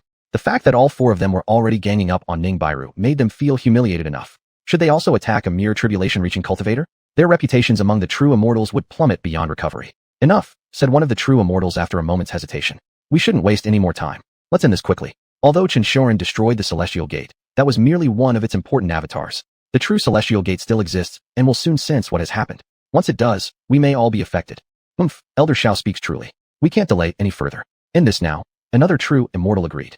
Su Huang frowned. Though deeply begun and eager to personally slay Ning Bairu by his own strength, he understood the gravity of the situation. If this mission failed, his consequences would be dire. Thus, he remained silent, a tacit acceptance of the other's proposal. In that case, I'll join Su Daoist in finishing off this woman. Elder Xiao and Elder Bai, you two handle the other 2 battlefields, another true immortal declared. As radiant light dissipated, another immortal revealed his form, a white-haired, white-bearded elder. Though appearing ancient, his entire being radiated vigorous vitality and overwhelming blood qi. With a single step forward, space trembled, and jagged rifts spread outward from beneath his feet like spiderwebs. His name was Zhou Buren, an even older figure than Su Huang, having attained undying true immortality 300,000 years ago. There was no need for words. As soon as he revealed himself, he launched directly at Ning Bairu. With one punch, a vast imprint formed, a colossal primordial mountain hurtling toward her. Ning Bairu had already struggled to hold her ground against Su Huang alone. Now, with Zhou Buren joining the fray, her situation grew far graver. Yet her expression showed not a trace of fear. Gripping Xiuxian tightly, her eyes cold and sharp, she had no intention of letting the other 2 immortals leave freely. Righteous Heaven Sword, she cried coldly, unleashing Xianxia's ultimate technique. Her body quivered, and an immense surge of righteous aura erupted from her like a golden hurricane sweeping across heaven and earth. Then, raising Xiuxian high, she gathered endless waves of righteous energy into the weapon. As she thrust forward, countless sword beams exploded outward, each formed purely from condensed righteous qi. These beams coalesced into a single colossal sword over tens of thousands of meters long. This strike didn't just target Su Huang and Zhou Buren. It enveloped the 2 other immortals who were about to depart for the other battlefields. Boom. Under the might of Ning Bairu's sword, the mighty fist imprint released by Zhou Buren shattered effortlessly. Moreover, Zhou Buren was the first to suffer, struck head-on by the Righteous Heaven Sword. He was severely wounded, immediately spitting out a mouthful of blood and flying backward like a severed kite. Although the Righteous Heaven Sword had gravely injured Zhou Buren, it did not dissipate, but continued sweeping down towards Su Huang and the other 2 true immortals with crushing force, its overwhelming power seemingly capable of destroying heaven and earth. Seeing this, Su Huang's expression changed drastically. He instantly activated a supreme defensive technique, while also channeling his immortal weapon and half-immortal weapons to reinforce his defense. Boom. A deafening explosion rang out, and Ning Bairu's Righteous Heaven Sword was finally blocked. Yet even so, Su Huang let out a muffled groan and staggered backward several steps. The reason Ning Bairu's technique had been so devastating was because she had used a secret method at great personal cost to amplify its power. As a result, she herself suffered backlash from the forbidden art and spat out a large mouthful of blood. The other 2 true immortals, seeing this unfold, hesitated no longer and revealed themselves. A man and a woman, they were Xiaoting and Bai Rui. Both had become undying true immortals over 100,000 years ago, their eras overlapping closely with that of Su Huang. No sooner had Xiaoting and Bai Rui revealed their true appearances than they vanished in a flash, each arriving at one of the remaining battlefields. Bai Rui stepped in front of Bai Chengying, while Xiaoting appeared beside Dongfang Changyi. Xiaoting did not attack immediately. Instead, he glanced at Shidi Qinglang and said, "Cease now." Your shitty clan has already formed an alliance with our imperial master. How can you go back on your word? Heh. Shitty Qinglang sneered coldly at Xiao Ting, a being of such immortal stature, showing no fear at all as he calmly replied. Our shitty clan never breaks its word. From beginning to end, our demand has always been simple. We will not allow Xuanhuan to be harmed. He is the one we of the shitty clan have claimed. It is you who disregarded the rules first. Then that youth shall be left entirely in your shitty clan's hands, Xiao Ting said, glancing toward Xuanhuan in the distance, his tone indifferent. No one else will intervene. Chapter 435, The Death of Bai Chungying. Good. Emperor Shi Qinglang nodded. Immediately, he sent a message to Emperor Shi Qingfeng and Emperor Shi Qingyu, ordering them to cease their attacks. From the very beginning, his sole purpose in coming here had been Xuanhuan. He held no interest whatsoever in Dishi's plan to destroy the 12 towers. Previously, had it not been for Dongfang Changyi and Wu Qianxiu attempting to kill Xuanhuan, he, along with Emperor Shi Qingfeng and Emperor Shi Qingyu, would never have taken a stand against Dongfang Changyi, Wu Qianxiu, and the others. Now that Xiao Ting had stepped forward and guaranteed that no one would harm Xuanhuan again, he was more than willing to heed Xiao Ting's words. Though the Shi imperial clan's foundation was formidable enough that they did not fear a true immortal, deep down he knew clearly that this was not yet the time for the Shi imperial clan to confront Dishi directly. Wu Qianxiu's expression darkened. He harbored a firm determination to kill Xuanhuan. Yet since Xiao Ting had already spoken, he naturally dared not defy him. If he continued trying to slay Xuanhuan, he would not only face retaliation from the Shi imperial clan, but might even provoke action from Xiao Ting himself. A true immortal could not be disrespected. Although Wudi Hall ranked among the 10 great holy lands, its foundations paled in comparison to those of the Shi imperial clan. After Emperor Shi Qinglang and the others withdrew from battle, Dongfang Changyi immediately lunged toward Lu Zhongyuan. The myriad volume book, activated under his control, transformed into countless sheets of paper slashing toward Lu Zhongyuan. Each sheet was like an unimaginably sharp celestial blade. Seizing the opportunity, Wu Qianxiu also poured all his strength into activating Tianwu Bagua, hurling it downward at Lu Zhongyuan. With the sudden shift in momentum, Lu Zhongyuan found himself suddenly facing two feathered immortals, Dongfang Changyi and Wu Qianxiu, augmented by two immortal artifacts, the myriad volume book and Tianwu Bagua. In an instant, his situation turned extremely perilous. Seeing this, Xuanhuan made a swift decision. Drawing the Dachi Heaven Bow to full tension, he prepared to unleash the 9-to-1 divine archery technique to aid Lu Zhongyuan. However, Emperor Shi Qinglang flashed forward, suddenly appearing before him, throwing a punch straight ahead. A massive fist imprint erupted outward, striking the Dachi Heaven Bow with tremendous force. The bow flew out of Xuanhuan's grip, and blood splattered from the hand that had held it. My dear nephew, don't keep causing trouble. Come back with me to the Shi imperial clan. Emperor Shi Qinglang said calmly. Xuanhuan glanced across the battlefield, took a deep breath, then said to Emperor Shi Qinglang, I can return with you to the Shi imperial clan, but you must help me kill Dongfang Changyi and Wu Qianxiu. Otherwise, even if I die, I absolutely will not. You have no right to bargain with me, dear nephew. Your little schemes are useless against absolute power. Surrender peacefully. It'll be better for both of us. But before Xuanhuan could finish speaking, Emperor Shi Qinglang had already reached out his right hand and grabbed toward him. Xuanhuan's face changed dramatically. Though he was powerful, his combat strength exceptionally terrifying. At such close range, there was simply no way to evade Emperor Shi Qinglang's capture.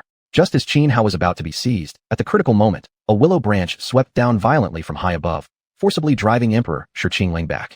At the same time, high in the air, faced with the combined assault from Dongfang Changyi and Wu Qianxiu, Lu Zhongyuan let out a furious roar toward the heavens, instantly revealing his true willow form. Countless willow tendrils billowed around him, each one sweeping through the air like a divine chain of cosmic order. Boom! A massive explosion rang out. Both Wu Qianxiu and Dongfang Changyi grunted in pain and retreated. Before them, the myriad willow branches shattered one after another. The once lush willow tree now stood completely bare, reduced to nothing but a single trunk. Even that trunk bore a web-like pattern of cracks running across its surface. Lu Zhongyuan had already diverted attention earlier to save Xuanhuan. Now having endured the joint strike of Dongfang Changyi and Wu Qianxiu head-on, his injuries were extremely severe. Yet he remained extraordinary. Long ago, he had nearly ascended to true immortality. Even though his old wounds hadn't fully healed, his foundation still remained. Now that he'd chosen to fight desperately, even with the aid of immortal artifacts, Dongfang Changyi and Wu Qianxiu found it difficult to gain any advantage over him. Just as Lu Zhongyuan sustained grave injuries, a shrill cry of agony echoed across the sky from not far away. Instinctively, everyone turned toward the source of the scream. There stood Bai Chungying, putting forth every last ounce of strength, swinging his short blade with his final breath into a breathtaking slash. Crimson sword light pierced through heaven and earth, tearing vast swaths of void space into shreds. Yet in the face of Bai Chungying's strike, Bai Rui remained calm and composed. Stepping forward, she formed a lotus mudra with her right hand and gently pressed it toward the air.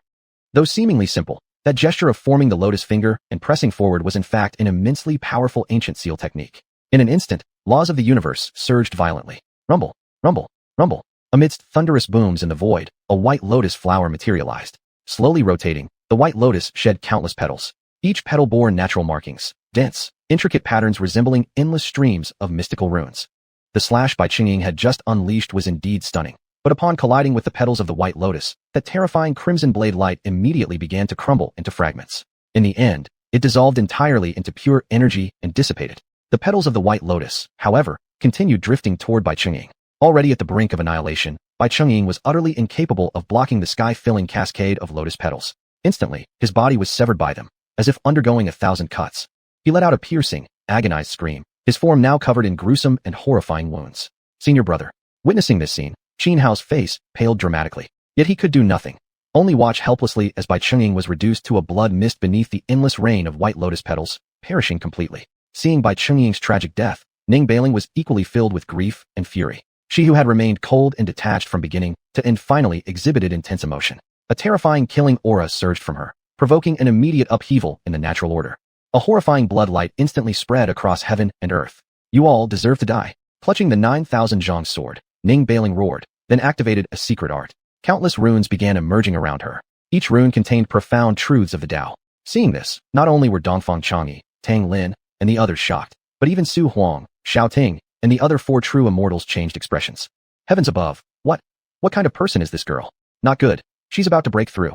She's already capable of gravely injuring a true immortal as merely a feathered immortal. If she advances to true immortality, there may be no one left in the world capable of opposing her. We must all strike together and kill her. Under no circumstances must we allow her breakthrough to succeed. Sensing the ceaseless rise of Ning Bailing's aura, Su Huang, Xiao Ting, and the other 4 true immortals grew frantic. Abandoning any concern for dignity, they simultaneously unleashed their most lethal techniques, rushing toward Ning Bailing. Dongfang Chang'e, Tang Lin, and the others, snapping back to their senses, likewise quickly activated their killing moves and launched attacks against Ning Bailing. Chapter 436, Heavenly Punishment descends upon Ning Bailing. A barrage of deadly techniques surged toward Ning Bailing, their terrifying power causing vast stretches of space around her to collapse and dissolve into nothingness. Senior sister. Xianhao roared, his eyes bloodshot, tears of blood streaming down his face. He had just witnessed Bai Chungying's death. Was he now going to watch Ning Bailing perish before his very eyes? At this moment, an ocean of murderous intent filled Xianhao's heart. For the first time, he also felt helpless, truly aware of his own weakness. If only he were strong enough to slay every enemy in his path. How could such tragedies ever occur? Yet facing the combined onslaught from Su Huang, Xiao Ting, and the other 3 true immortals, as well as Dongfang Chang'e, Tang Lin, and the rest, Ning Bailing remained calm and composed. In her hand, Zhujiantang rose high, 9,000 zhang tall, as countless runes flowed into the blade. Instantly, a horrifying sword beam tore through 9 layers of clouds, illuminating the sky. The scene was magnificent, dazzling, breathtaking, yet deeply chilling. Boom. With a single downward slash of Ning Bailing's sword, every attack aimed at her shattered and disintegrated. But the overwhelming sword pressure did not stop. It continued forward like a crushing tide. First in its path were Su Huang and Xiao Ting, the 4 true immortals. Each let out a pained cry before flying backward like broken kites, flung through the air uncontrollably. Even Dongfang Chang'e, Tang Lin, and the others were caught in the residual shockwaves. They staggered back hundreds of meters before barely managing to stabilize themselves, each immediately vomiting a mouthful of fresh blood. One sword defeated all heroes. Ning Bailing's transcendent brilliance was so extraordinary that even heaven itself seemed to pause in awe. Just who exactly is this girl? How could she so easily become a true immortal? This is impossible. Zhou Buren, having stabilized himself, stared in utter disbelief. He was the oldest among them, with the broadest knowledge and deepest experience. Yet never in his long existence had he encountered someone like Ning Bailing. Just moments ago, her aura had merely begun to rise, showing signs of breaking through to the true immortal realm. And then, as if it were nothing, she had naturally ascended. It was too unbelievable. This was outright cheating. Thinking back on how he himself had struggled for eons, enduring endless cultivation to reach the peak of immortal attainment, while Ning Bailing seemed to achieve the same level simply by wishing it. Zhou Buren's Tao heart nearly trembled and cracked. Su Huang, Xiao Ting, and the others were equally pale-faced, eyes wide with shock and incredulity. More than that, a chill ran deep into their souls. They had already seen how formidable Ning Bailing was before. Now that she had become a true immortal, just how much stronger had she become? Yet at this moment, Ning Bailing made no move against Su Huang, Xiao Ting, or the rest. Instead, she turned her gaze toward Xianhao in the distance, and the corner of her lips lifted gently, revealing the most beautiful smile in the world. Xianhao, stunned by her effortless defeat of Su Huang and Xiao Ting, had begun to feel hope once more, a surge of joy rising within him. But now, seeing Ning Bailing smile at him like this, an ominous premonition suddenly tightened around his heart. Rumble, rumble, rumble. Suddenly, the heavens roared. A terrifying oppressive force erupted from some unknown, unfathomable place, shrouding the entire region. Under this overwhelming pressure, Even mighty experts like xuanhuan and Ting, true immortals, felt powerless, as insignificant as ants before a divine dragon. Their bodies trembled involuntarily, then dropped to their knees, unable to resist. What is happening? This pressure, it's unbearable. What exactly has this girl done? At that moment, xuanhuan, Ting, and the 4 true immortals were filled with dread. Just then, above the 9th heaven, boundless banks of blood-red clouds gathered. Terrifying omens began to appear, gods and demons locked in battle, legions of ghosts wailing in sorrow, visions of world-ending destruction. Within mere breaths, the coalescing blood clouds formed a colossal vortex. Then, streaks of lightning crackled within the crimson vortex. Could this be her true immortal tribulation? But it's far too terrifying. No, this isn't a tribulation. This is heavenly retribution. Heavenly retribution? Who is this girl to suffer such a fate? At first, xuanhuan, Ting, and the others believed the anomalies above the 9th heaven were part of Ning Bailing's true immortal ascension trial. But quickly, they realized something was wrong. This was no ordinary tribulation. It was the legendary heavenly retribution. Crackle. Boom. Just as the group recognized the phenomenon above as heavenly punishment, a thunderous roar split the sky, and a bolt of blood-colored lightning struck down. Its terrifying might sent chills through gods and devils alike. Ning Bailing looked up toward the heavens, raised xiuxian and thrust a single sword strike into the sky. Boom. The monstrous blood lightning shattered instantly under the impact of her sword beam, dispersing into nothing. Then, Ning Bailing shot straight upward, diving directly into the vortex of blood clouds above the 9th heaven. This act stunned xuanhuan, Ting, and the 4 true immortals into silence. Ning Bailing shot into the vortex of blood clouds, and immediately, thunder roared without cease, terrifying lightning flickering within the crimson maelstrom. It lasted for dozens of breaths. Then, with an earth-shattering explosion echoing across the heavens, the blood cloud vortex shattered and dissipated. Yet as the vortex dispersed, Ning Bailing's figure was nowhere to be seen. Only xiuxian fell from the 9th heaven, plunging straight into the peak of a vast snow-covered mountain below. Along its blade, eerie blood-colored lightning, remnants of heavenly retribution, continued to writhe and crackle. With the dissipation of the blood cloud vortex, all came to an end. The overwhelming pressure emanating from that unknowable realm finally faded. Until now, everyone present had been forced to their knees under the crushing force. Only at this moment did they regain their ability to move. It's finally over. xuanhuan, Ting, and the others stared toward xiuxian embedded in the distant snowy peak, yet memories of Ning Bailing's form still sent waves of dread through their hearts. If not for the sudden arrival of heavenly punishment, they would have been the ones obliterated. xuanhuan flashed his body forward and instantly reached the great snowy mountain, reaching out to seize xiuxian stuck atop the summit. However, terrifying power of heavenly retribution erupted suddenly from the sword. One after another, crimson bolts of lightning struck xuanhuan directly. Aya! xuanhuan let out a piercing, agonized scream. Under the assault of the divine punishment, his body exploded into a rain of blood, and he never reformed again from any other location. In other words, xuanhuan was dead, a true immortal, slain merely by coming into contact with residual ripples of heavenly retribution. This horrifying scene naturally shocked every expert present. Xianhao, witnessing Ning Bailing's apparent demise, suddenly collapsed into despair. He knelt half on the ground, his eyes turning blank and lifeless. Yet the murderous aura radiating from him continued to rise uncontrollably, with streaks of black mist seeping from his body. This was the sign of imminent demonic corruption. Since Ning Bailing was gone from this world, then Xianhao himself would become a demon god slaughtering all existence, eradicating every enemy, without mercy. This kid is going out of control. Shidi Qinglang was the first to sense the demonic aura emanating from Xianhao, his brow furrowing deeply. Chapter 437. There is no longer a Ning Bailu in this world. Xianhao will become a demon. Ning Bailu's death by heavenly punishment dealt an immense blow to Xianhao. An infinite surge of hatred, murderous intent, and rage gathered within him. At this moment, only one thought filled his mind. No matter the cost, he would kill every enemy present. Kakik. A chilling, eerie laugh escaped from Qianhao's throat, as if it were the cold chuckle of a demon from hell just before beginning a slaughter. Shidi Qinglang noticed the change in Xianhao and was about to step forward to stabilize him. But at that instant, an even more terrifying presence descended from the high heavens. Even Shidi Qinglang felt his breath catch, suffocated by the oppressive aura. High above, the skeletal willow tree, now reduced to its trunk, suddenly became covered with dense layers of runes. An overwhelming tide of ghostly energy erupted from the tree. Old ghost, do you want mutual annihilation? The others present were alarmed by the terrifying aura radiating from the tree, and all turned their gazes toward it. The tree remained silent, offering no response. Only the ever-rising pressure made their expressions grow increasingly grim. Even Ting, Bai Rui, and the other 3 true immortals furrowed their brows, revealing clear signs of caution. They were frustrated. They had assumed they wouldn't need to truly fight, that their mere presence as reinforcements would suffice. Instead, they encountered Ning Bailu, an utter anomaly. Not only had he forced all 4 of them out of battle while fighting alone, but he'd also wounded each of them with a single sword strike. Most critically, if not for the sudden, inexplicable heavenly punishment, they would certainly have perished at Ning Bailu's hands. And as for xuanhuan, who stood beside them, misfortune struck. Caught in the slightest ripple of celestial lightning 9,000 zhang long, he died instantly. It was unimaginable. True immortals were supposed to be the strongest beings capable of existing in the mortal world. By definition, they were meant to be immortal. That was why they were called immortal true immortals. Yet today, one of their own comrades had died right before their eyes.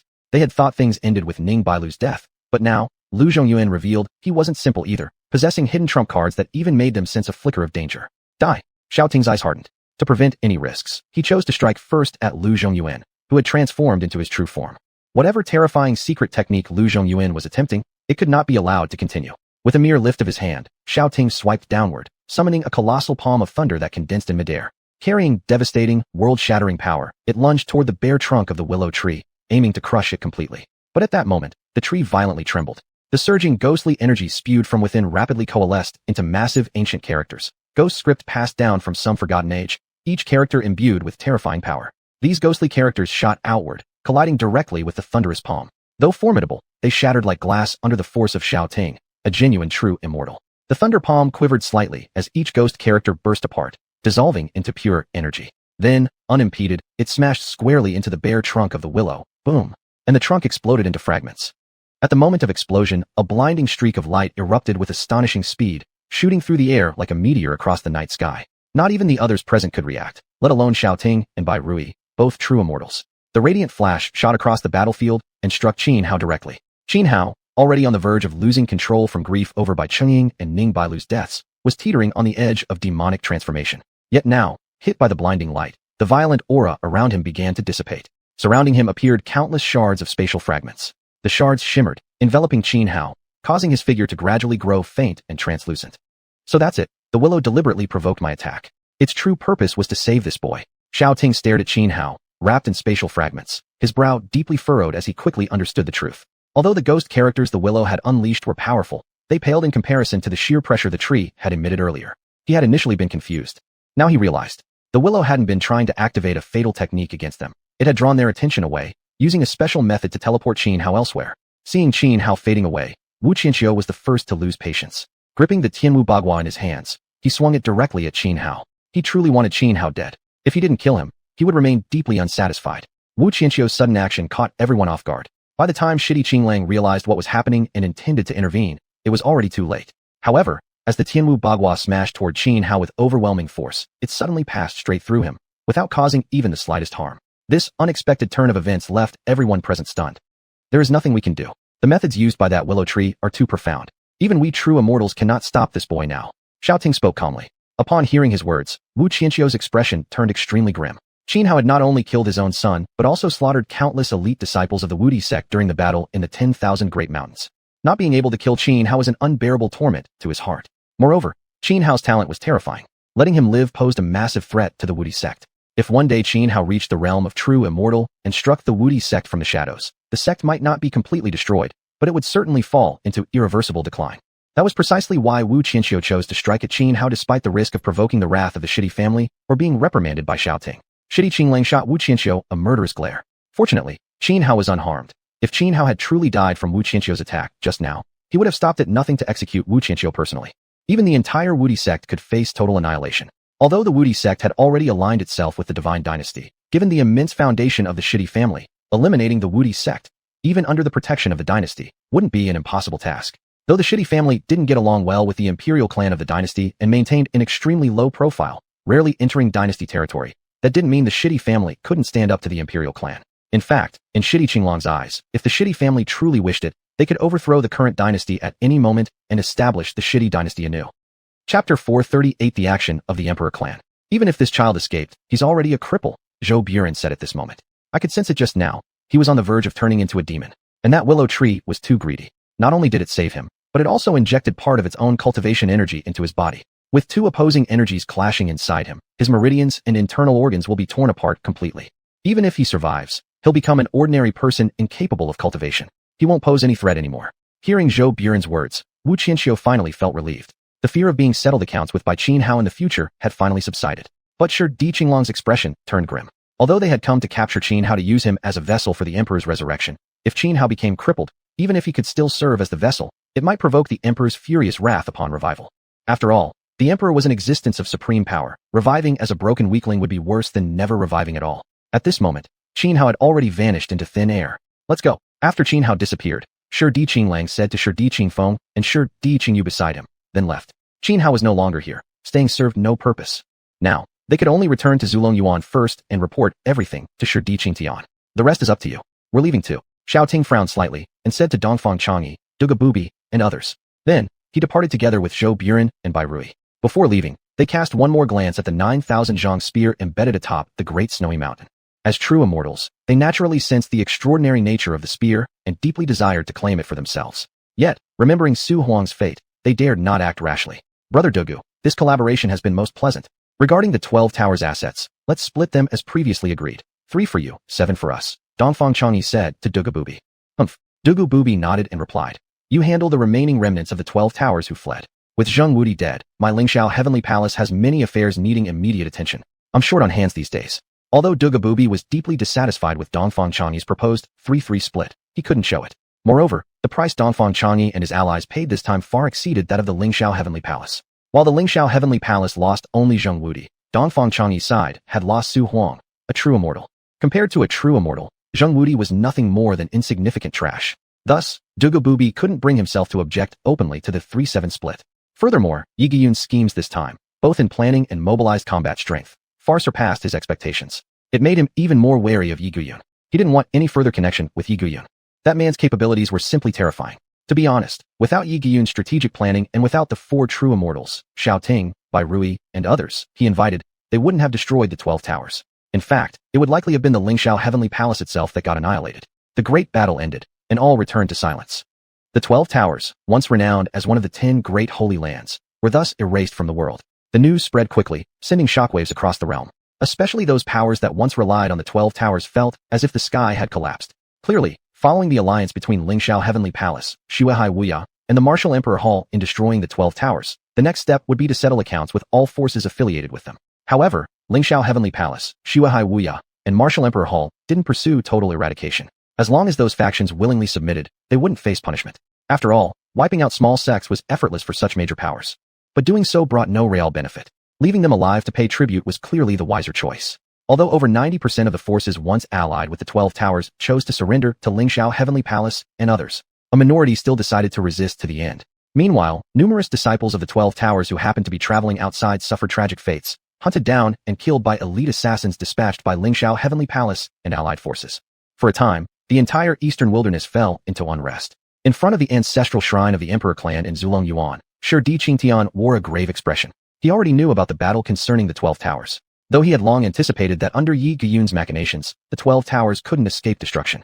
But to his shock, Qinshoren had actually destroyed the gate to heaven, and Yi Giyun had arranged 4 true immortals in one move. After all, although there were some true immortals lying dormant in the mortal world, even within the Emperor clan itself, the number of true immortals was extremely limited. Unless it concerned the very survival of the Emperor clan, the clan's true immortals would never intervene. In the mortal world, a true immortal was practically the pinnacle of fighting strength.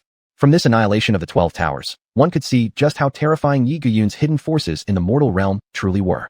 If this time Yi Giyun had not targeted the 12 Towers, but instead turned his power against the Emperor clan, would the Emperor clan have been able to withstand it? Ninth brother, go bring Qin Hao back, said Shi Qingtian after deep thought. The plan to resurrect the ancestor must be accelerated. Otherwise, if Yi Giyun truly opens the gate to the heavenly realm, the consequences will be dire. Yes. A voice from the void responded to Shi Qingtian. A short while later, Shi Qingtian left the ancestral shrine and walked toward the Emperor clan's imperial prison. He was going to see Shi Qinglong. Though sacrificing Qin Hao was necessary for the resurrection of the Emperor, deep down, he still felt guilty towards Shi Qinglong's family. For generations, the Emperor clan had always stood united. He shared an exceptionally close bond with his peers like Shi Qinglong. It was only because Qin Hao was tied to the resurrection of the Emperor that he now stood opposed to Shi Qinglong. Moreover, he had already reviewed every detail of Qin Hao's deeds, and he acknowledged the youth's extraordinary talent. Arriving at the prison, Shi Qingtian truthfully informed Shi Qinglong about the destruction of the 12 Towers, and how Qin Hao had been secretly transferred away by Lu Zhongyuan using secret techniques. I'm not heartless, Shi Qingtian said, taking a deep breath as he spoke from the heart. But this matter concerns all sentient beings across the 3 realms. The resurrection of our ancestor is absolutely imperative. For that, I am deeply sorry, to you, to my sister-in-law, and to young Hao. With those words, he turned and began walking out of the prison. Watching Shi Qingtian's retreating figure, Shi Qinglong took a deep breath and said, Elder brother, I don't blame you. Perhaps this is simply Hao's fate. Still, I stand by your decision. Upon hearing those words, Shi Qingtian paused for a moment, remained silent for several seconds, sighed deeply, then left the imperial prison. Chapter 439, The Western Regions, the Kingdom of Lulan. Howling winds swept across the endless desert, filling the air with swirling yellow sand. In the vast sea of desert stood a small yet prosperous kingdom, Lulan. Pearl City was the royal capital of Lulan, hailed as a gem glistening in the desert wilderness. At the very heart of Pearl City stood the Moon God Palace, the royal palace of Lulan. Xuanhuan Hall was one of many palaces within the Moon God Palace, and served as the private residence of Princess Mingzhu of Lulan. Princess Mingzhu was the youngest daughter of the current king of Lulan, and his most beloved. That she had been granted the title Mingzhu, meaning precious pearl, alone revealed just how deeply cherished she was by the king. Within the side chamber of Xuanhuan Hall lay a young man on a soft, comfortable bed. He appeared to have suffered grave injuries, his entire body wrapped tightly in white bandages. Sister?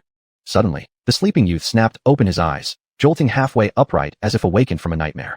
But upon seeing the unfamiliar, extravagantly decorated hall around him, he froze, confusion flooding his gaze. Where am I? How did I end up here? I remember, at the last moment, Old Ghost used a secret technique to hurl me into spatial chaos. The youth muttered to himself, struggling to recall the events that led to his unconsciousness. This youth was none other than Qin Hao. During the critical moment when Wu Qianxiu nearly assassinated him, Lu Zhongyuan had activated a secret method ahead of time, launching him into spatial chaos. Even immortal cultivators like Shao Ting couldn't stop him once he'd been cast into that swirling void. Yet inside the chaotic currents, he had endured terrifying spatial torrents, countless blades of space slashing violently at his body. He suffered grievous wounds. Had his physical body not been extraordinarily resilient, he would have disintegrated completely and perished long ago. Oh, you're awake. At that moment, a woman dressed in the distinctive attire of the Western regions entered the chamber. Seeing Qin Hao sitting halfway up in bed, she first startled, then quickly regained her senses and called out to someone outside the hall. Hurry and inform the princess. The man we rescued a few days ago has woken. Yes. A female voice echoed back, followed by the sound of quick footsteps hurrying away. Qin Hao turned his gaze toward the woman. Though dazed, he felt no panic. His mind remained calm and composed. From what the woman had said, he gathered that he'd been rescued, and that his savior seemed to be a princess. Judging by the woman's clothing, he knew instantly this was not the divine dynasty. As far as he knew, only the central plains and the western regions contained sovereign kingdoms, while the southern ridges, northern wastes, and eastern wilderness did not. A brief thought told him he must now be in one of the nations of the western regions, and he had been saved by its princess. Qin Hao took a deep breath, attempting to circulate spiritual energy within his body. But immediately, searing pain ripped through every limb and bone, so intense that his face contorted. He gasped sharply several times, forced to stop. Then he accepted the grim reality. His cultivation base was gone. His life palace shattered, all 8 meridians severed. It's truly miraculous you survived. Even the royal physician believed that even if you didn't die, you'd remain a living corpse. Yet here you are, awake in less than half a month. The woman who had first entered spoke gently to Qin Hao. Pardon me, miss, where exactly is this? Qin Hao steadied his thoughts and asked. The kingdom of Lulan. The woman replied casually. So it was indeed the western regions. Confirming his location brought Qin Hao great relief. The 12 towers had been annihilated. Whether it was Lingxiao Heaven Palace or the forces of the Divine Dynasty, they would surely pursue him relentlessly, putting a price on his head. Even if the lands of the Central Plains and the Eastern Wilderness were vast beyond measure, there would be no place left for him to stand. But here in the Western regions, it was different. Lingxiao Heaven Palace and the Divine Dynasty couldn't easily reach this far, which meant, for now, being in the Western regions offered him safety. As for losing his cultivation, he wasn't overly concerned. So long as he lived, he believed he could restore his former power and go even further. After all, he still possessed the Devour system, an ultimate advantage. Lingxiao Heaven Palace. Wu Qianxiu, Dongfang Changyi. Hatred and murderous intent surged violently within Qin Hao's heart. Clenching his teeth, he silently vowed, wait and see. The blood debt of the 12 towers. I will make you repay it tenfold, hundredfold, thousandfold over. Just then, a graceful young woman dressed in magnificent robes arrived at the hall, escorted by a crowd of maids and guards. You've really awakened. That's wonderful. Seeing Qin Hao half sitting on the bed, the young woman smiled brightly. She seemed genuinely delighted. My deepest gratitude, Your Highness, for saving my life, Qin Hao quickly said, addressing the young woman. You don't need to be so polite. Saving a life is better than building a 7-storied pagoda, the young woman said with a smile, then turned to a middle-aged man beside her. Master Suo, could you please examine this young gentleman's injuries once more? Yes, Your Highness. The middle-aged man respectfully bowed to the young woman before approaching the bed and taking out an array of tools from an exquisite case. Qin Hao, whose soul hailed from the modern world, understood the difference between Western and traditional medicine. Seeing the assortment of instruments the man brought out, he remained calm and fully cooperated as the man completed his examination. Miraculous. Truly miraculous, exclaimed the middle-aged man after finishing the checkup. Even a martial cultivator who had opened all 108 secret treasuries would likely perish from such severe wounds.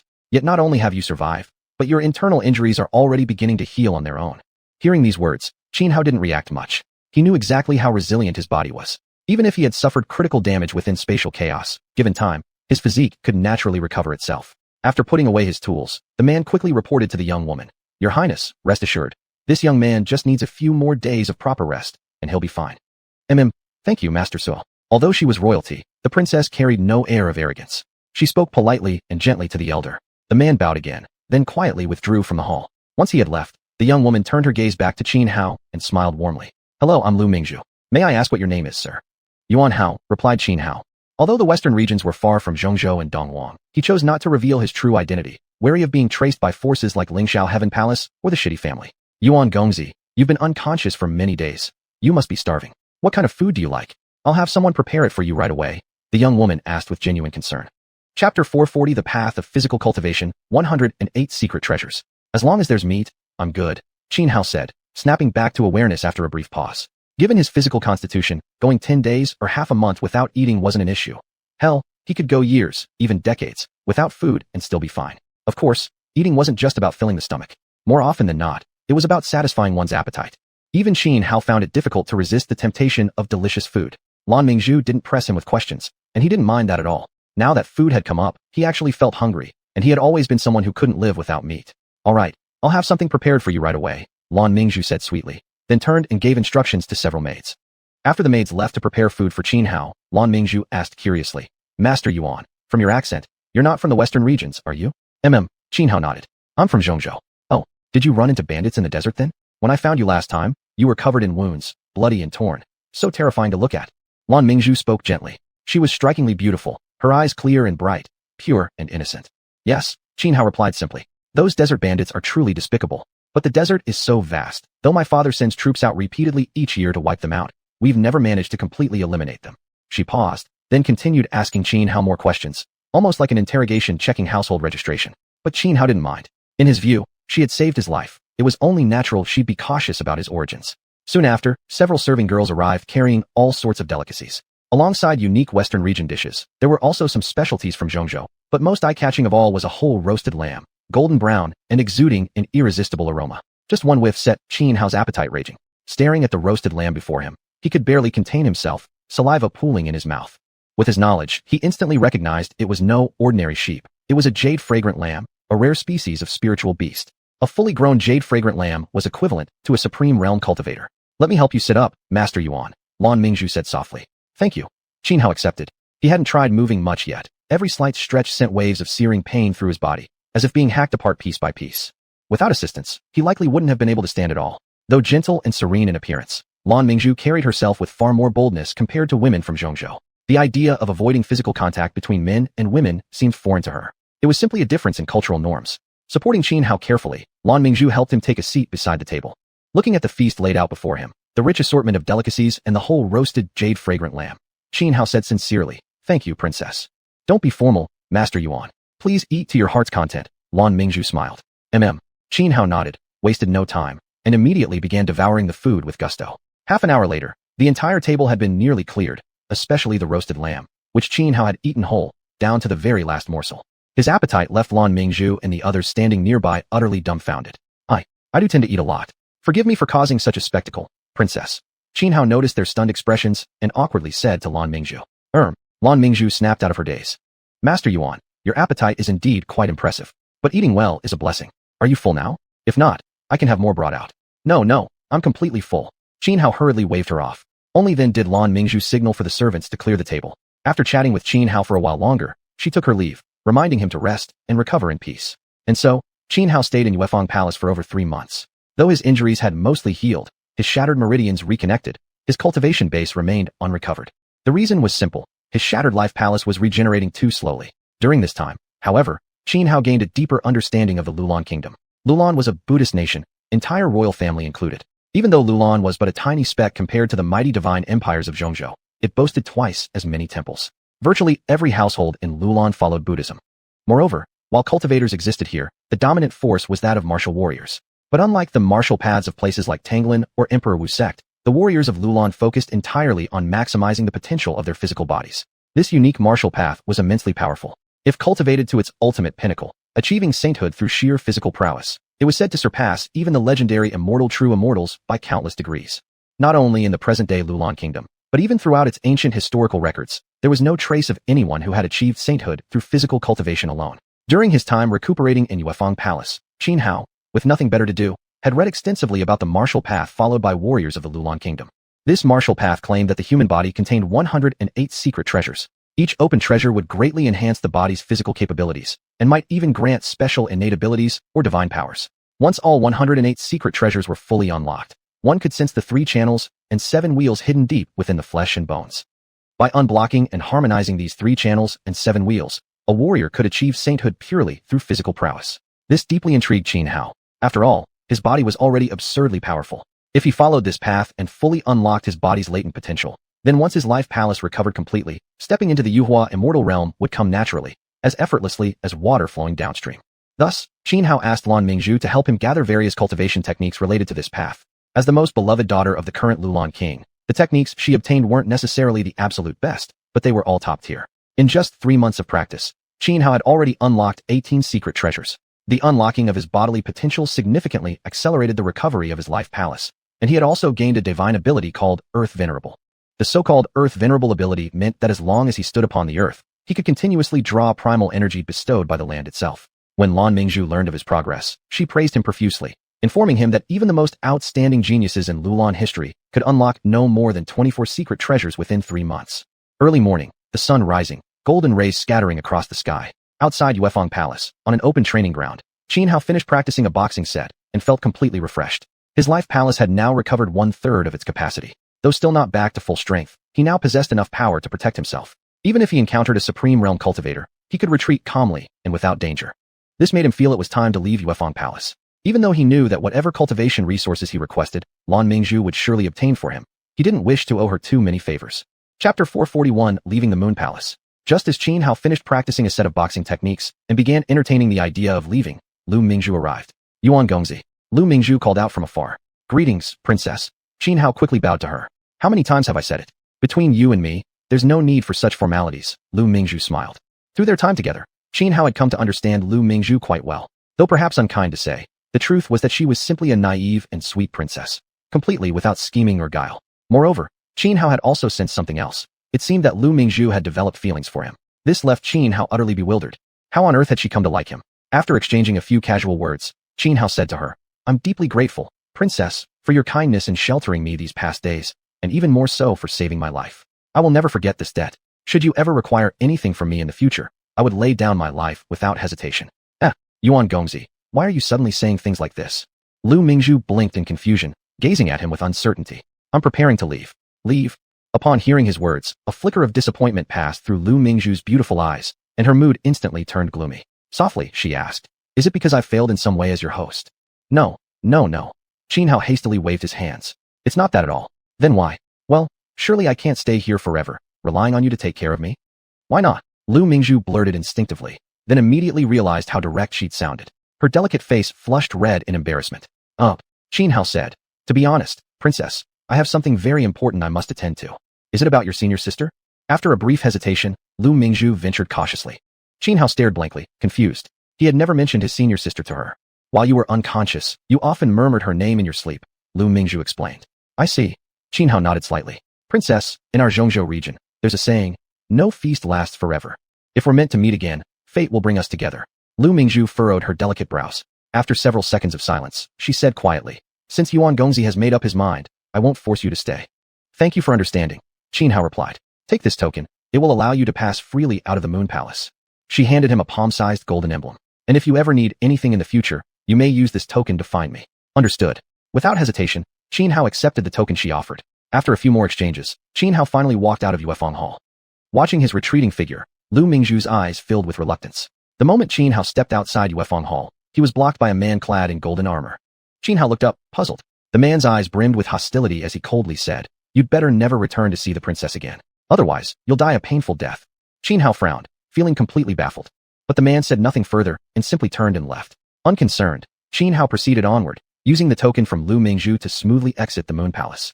After wandering through Mingzhu City for a while, Qin Hao left the city entirely and headed northward. He was in a hurry to seek cultivation resources, boost his cultivation, and recover his strength as quickly as possible. Though he understood that haste makes waste, and that a true gentleman can wait 10 years for revenge, Every time he recalled the gruesome images of Ning bailing, by Chengyin, Lu Zhongyuan, and the others lying dead, his heart twisted like a knife twisting in his chest. He burned with the urge to return to Zhongzhou immediately and slaughter those responsible. With a purchased map in hand, Xianhao learned of an ancient ruin north of Mingzhu City, known as the Sun City. Legend had it that this site was once home to a nation far stronger than Lulan Kingdom, dating back hundreds of thousands of years. The ruins were said to contain abundant treasures and opportunities. Moreover, due to the rich spiritual energy in the area and the presence of small oases, many large ferocious beasts and predatory birds roamed the region. As a result, the Sun City ruins had become the premier expedition site and land of opportunity in the surrounding desert. Xianhao marched forward beneath the setting sun. Though he hadn't yet restored his full cultivation, the recent period of training had allowed him to unlock 18 of his body's secret repositories and acquire the Earth Kuei divine ability. Thus, he feared no long journey across the desert. Few knew that even among transcendent cultivators, none dared venture alone into the boundless expanse of such deserts.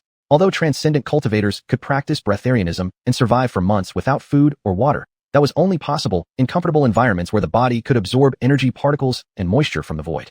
The desert, however, was extremely harsh, spiritual energy was scarce, and there was almost no moisture in the air. Even transcendent cultivators would soon exhaust their stamina if they traveled far across such deserts. As for flying through the air, that would drain their strength even faster. Therefore, any transcendent cultivator venturing into the desert had to carry large supplies of water and food. But Xianhao's Earth Kuei divine ability was different. So long as his feet touched the ground, even in the desert, it could provide him with an endless supply of energy and inexhaustible stamina. The sun sank below the horizon, painting the entire sky a fiery red. Xianhao walked across the desert and looked up at the setting sun. The magnificent, awe-inspiring scene moved him to exclaim, "Above the vast desert, smoke rises straight. Over the long river, the sun sets round." Night fell quickly, and Xianhao was still far from the ruins of Sun City. He stopped beneath a stretch of rocky plateau, deciding to rest there for the night and continue his journey the next day. Though life was rare in the desert, some unique creatures had adapted to survive in this hostile environment, and every one of them was extremely dangerous. The desert at night was just as perilous as a forest after dark. Thus, Xianhao had no intention of traveling during the night.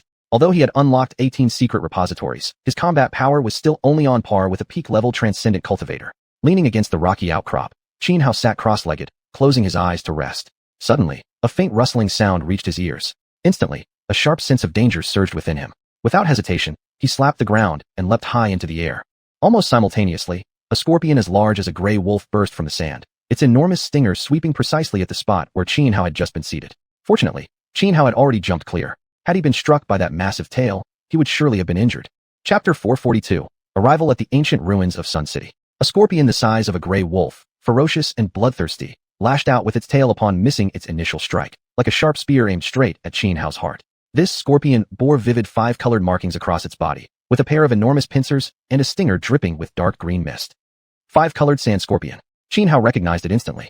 Having read extensively throughout his life, he was familiar not only with dangerous beasts from Zhongzhou, Donghuang, and Nanling, but also knew something about creatures from Xiu, Beiyuan, and even the sea regions. The 5-colored sand scorpion was a powerful venomous insect. Though its life level only matched that of an ordinary transcendental being, even a supreme realm cultivator would steer clear of it and avoid provocation. Because its poison was too terrifying. Even a supreme realm expert would die immediately if pierced by the scorpion's stinger. Perfect, let me test my skills on you.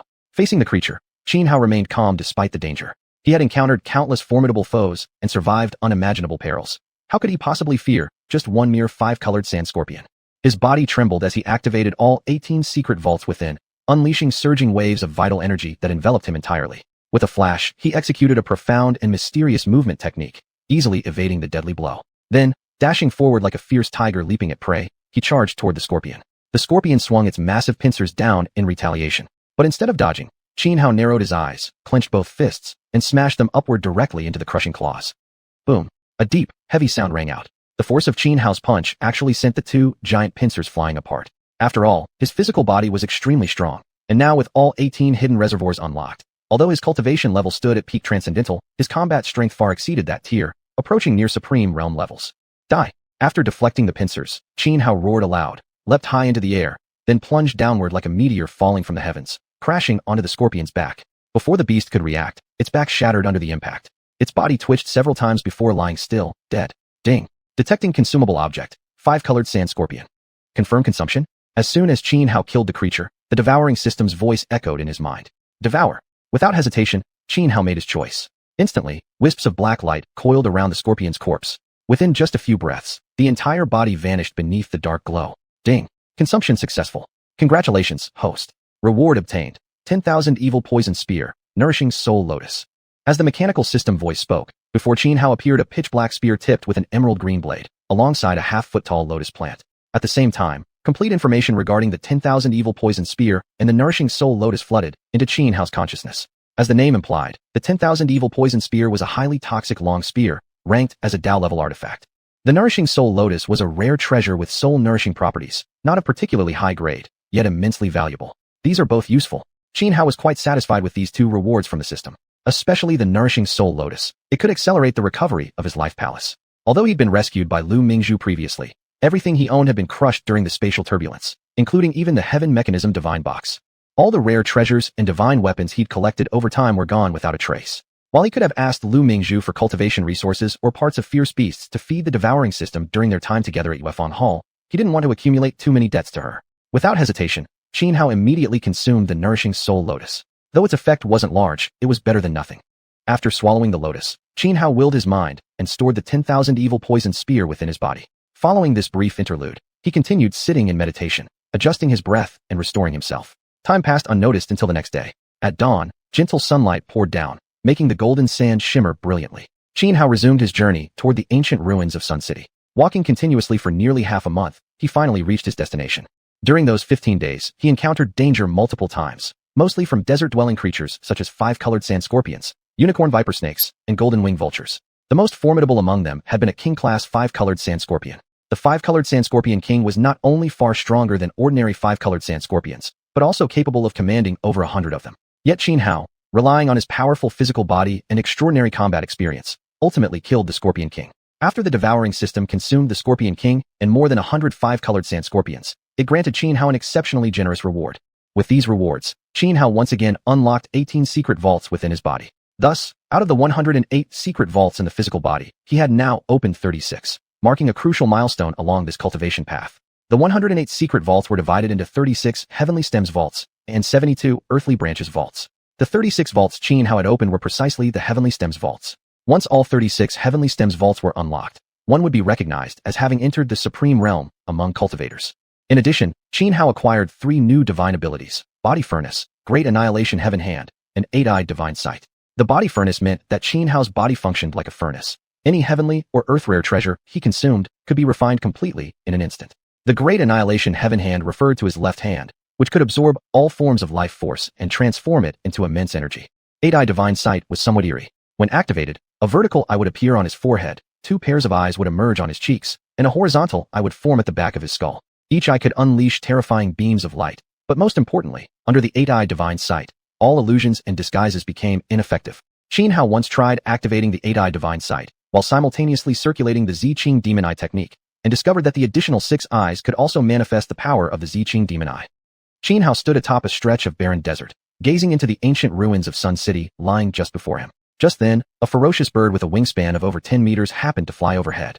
Immediately after, an unidentifiable object dropped from the sky, hurtling directly toward Xianhao. Chapter 443: The Arrogant Prince. Go to hell. Xianhao instantly sensed the unknown object plummeting down from high above, and his fury erupted immediately, a thick murderous aura rising from his body. Clearly, that ferocious beast had done it on purpose. This was an insult to him. A mere beast daring to act so outrageously? It was simply unforgivable. Xianhao had originally intended to stay low-key. After all, if his identity were exposed now, he would instantly become a target hunted by powerful forces such as Lingxiao Heavenly Palace, Xuanhuan, and the Martial Emperor Hall. But staying low didn't mean enduring every humiliation in silence.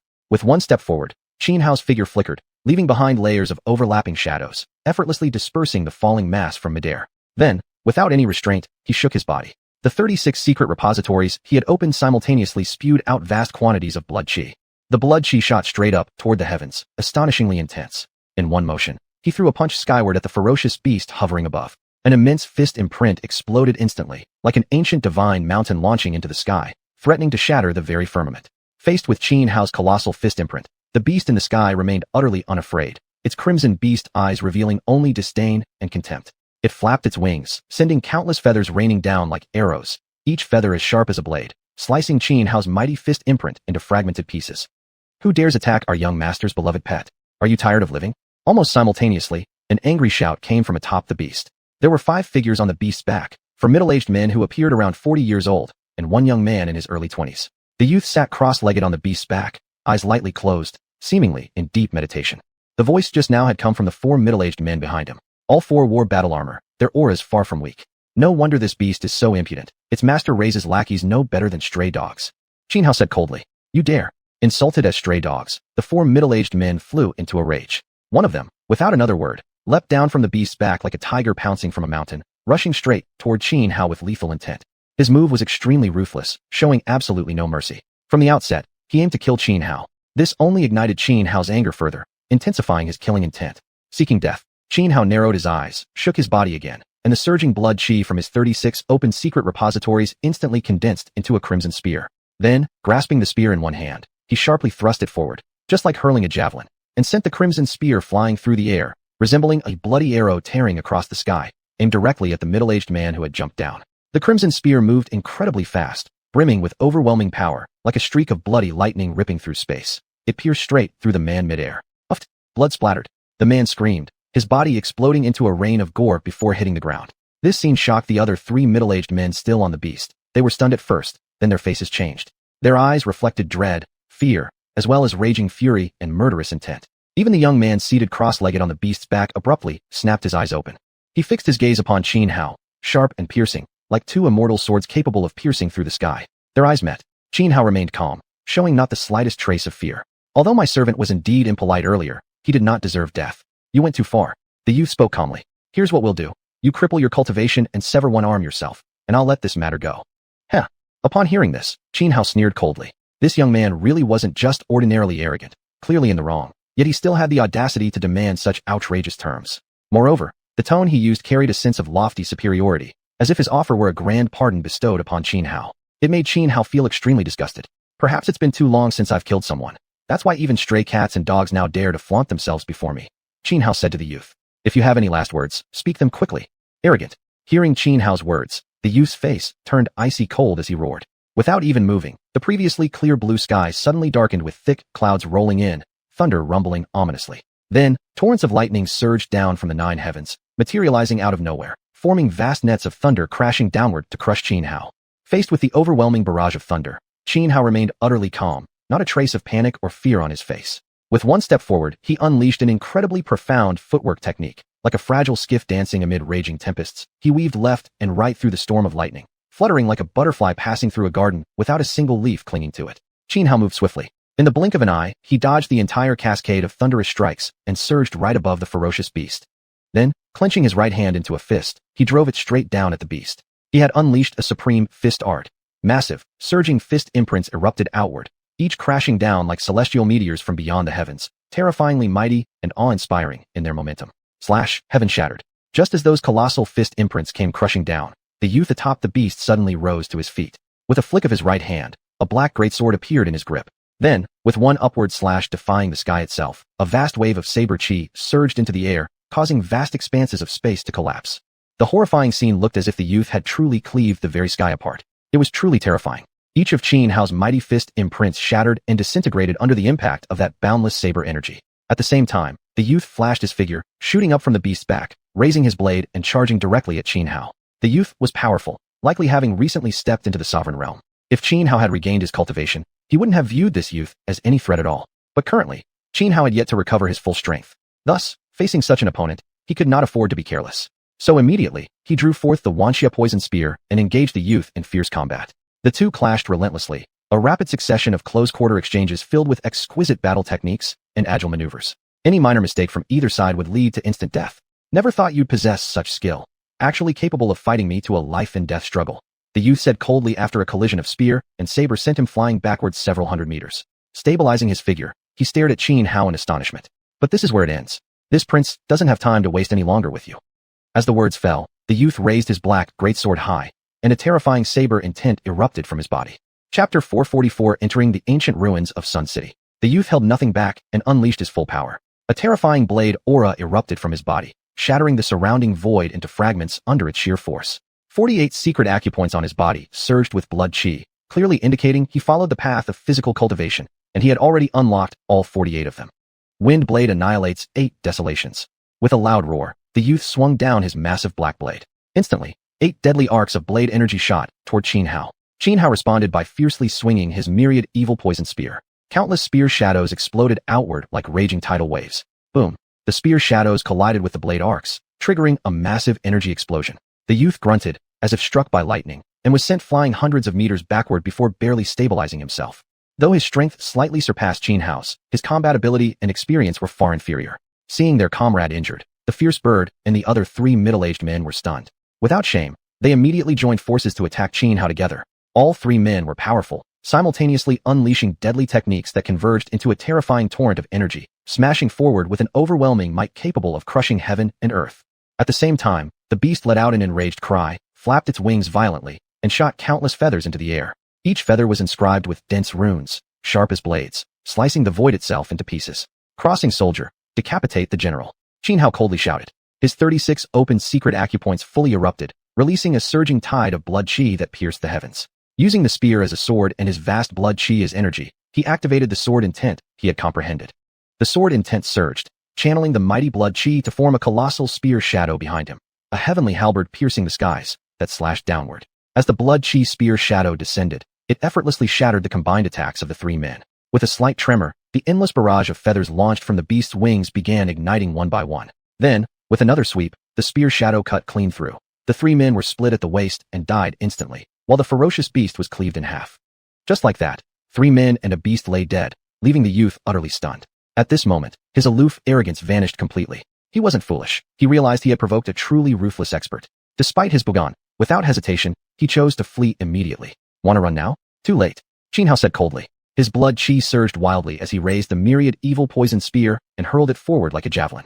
The spear tore through space at blinding speed, leaving behind a black fissure in the air, an image so terrifying it chilled the soul. The youth sensed danger instantly and hastily summoned several defensive artifacts. But it was useless. Under the impact of the myriad evil poison spear, every single one shattered immediately. Pierced straight through the body, the youth screamed in agony. Though he activated his body's latent potential to resist the wound, the malevolent energy and potent poison inherent in the spear erupted instantly. His flesh began rotting away at a visible rate.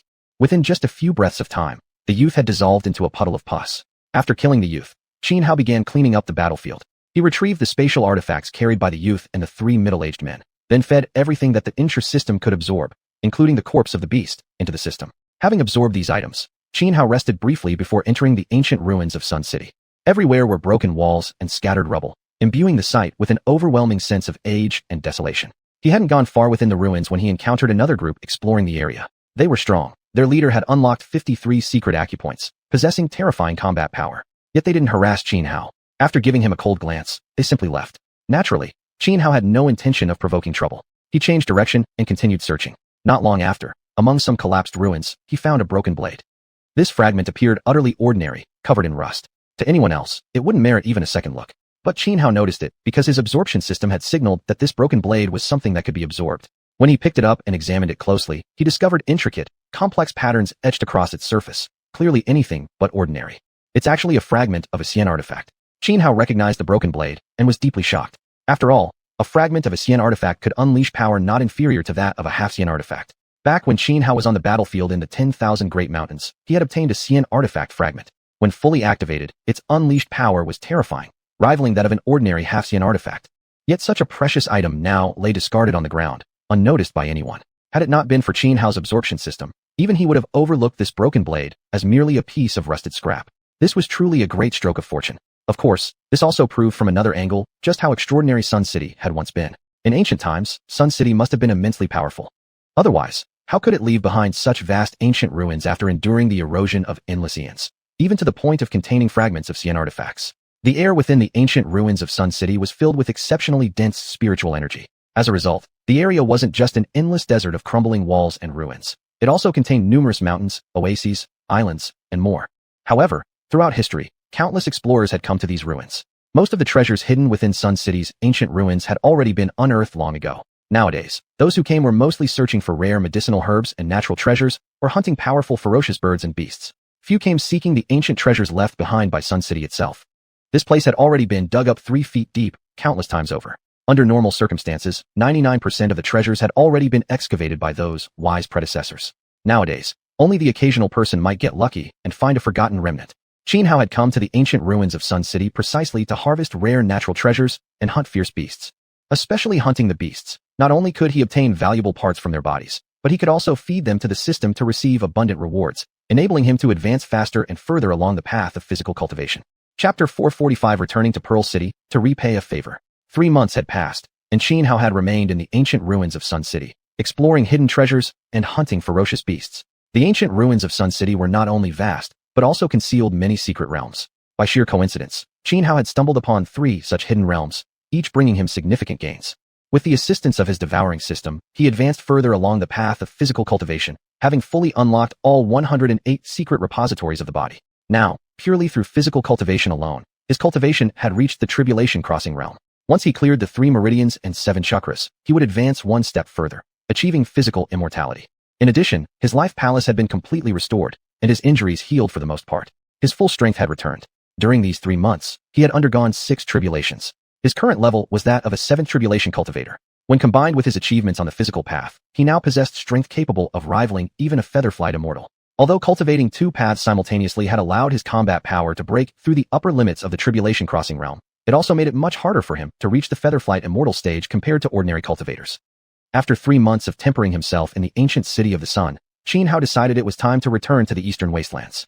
But before going back, he planned to make a detour to Pearl City to repay Lu Mingzhu for saving his life. This journey back to the eastern wastelands was for vengeance. Though he was powerful, his enemies were even stronger. Whether he would survive, he couldn't say for sure. Yet in life, there are things one must do, even when they seem impossible. Having lived 2 lifetimes, Xianhao didn't want regrets, nor did he wish to owe debts to anyone. Now that his cultivation was restored, though the distance from Sun City to Pearl City was great, he covered it in less than 3 days, far quicker than his previous journey from Pearl City to the Sun City ruins, which had taken many more days. Pearl City was the royal capital of the Lulan Kingdom, bustling and prosperous.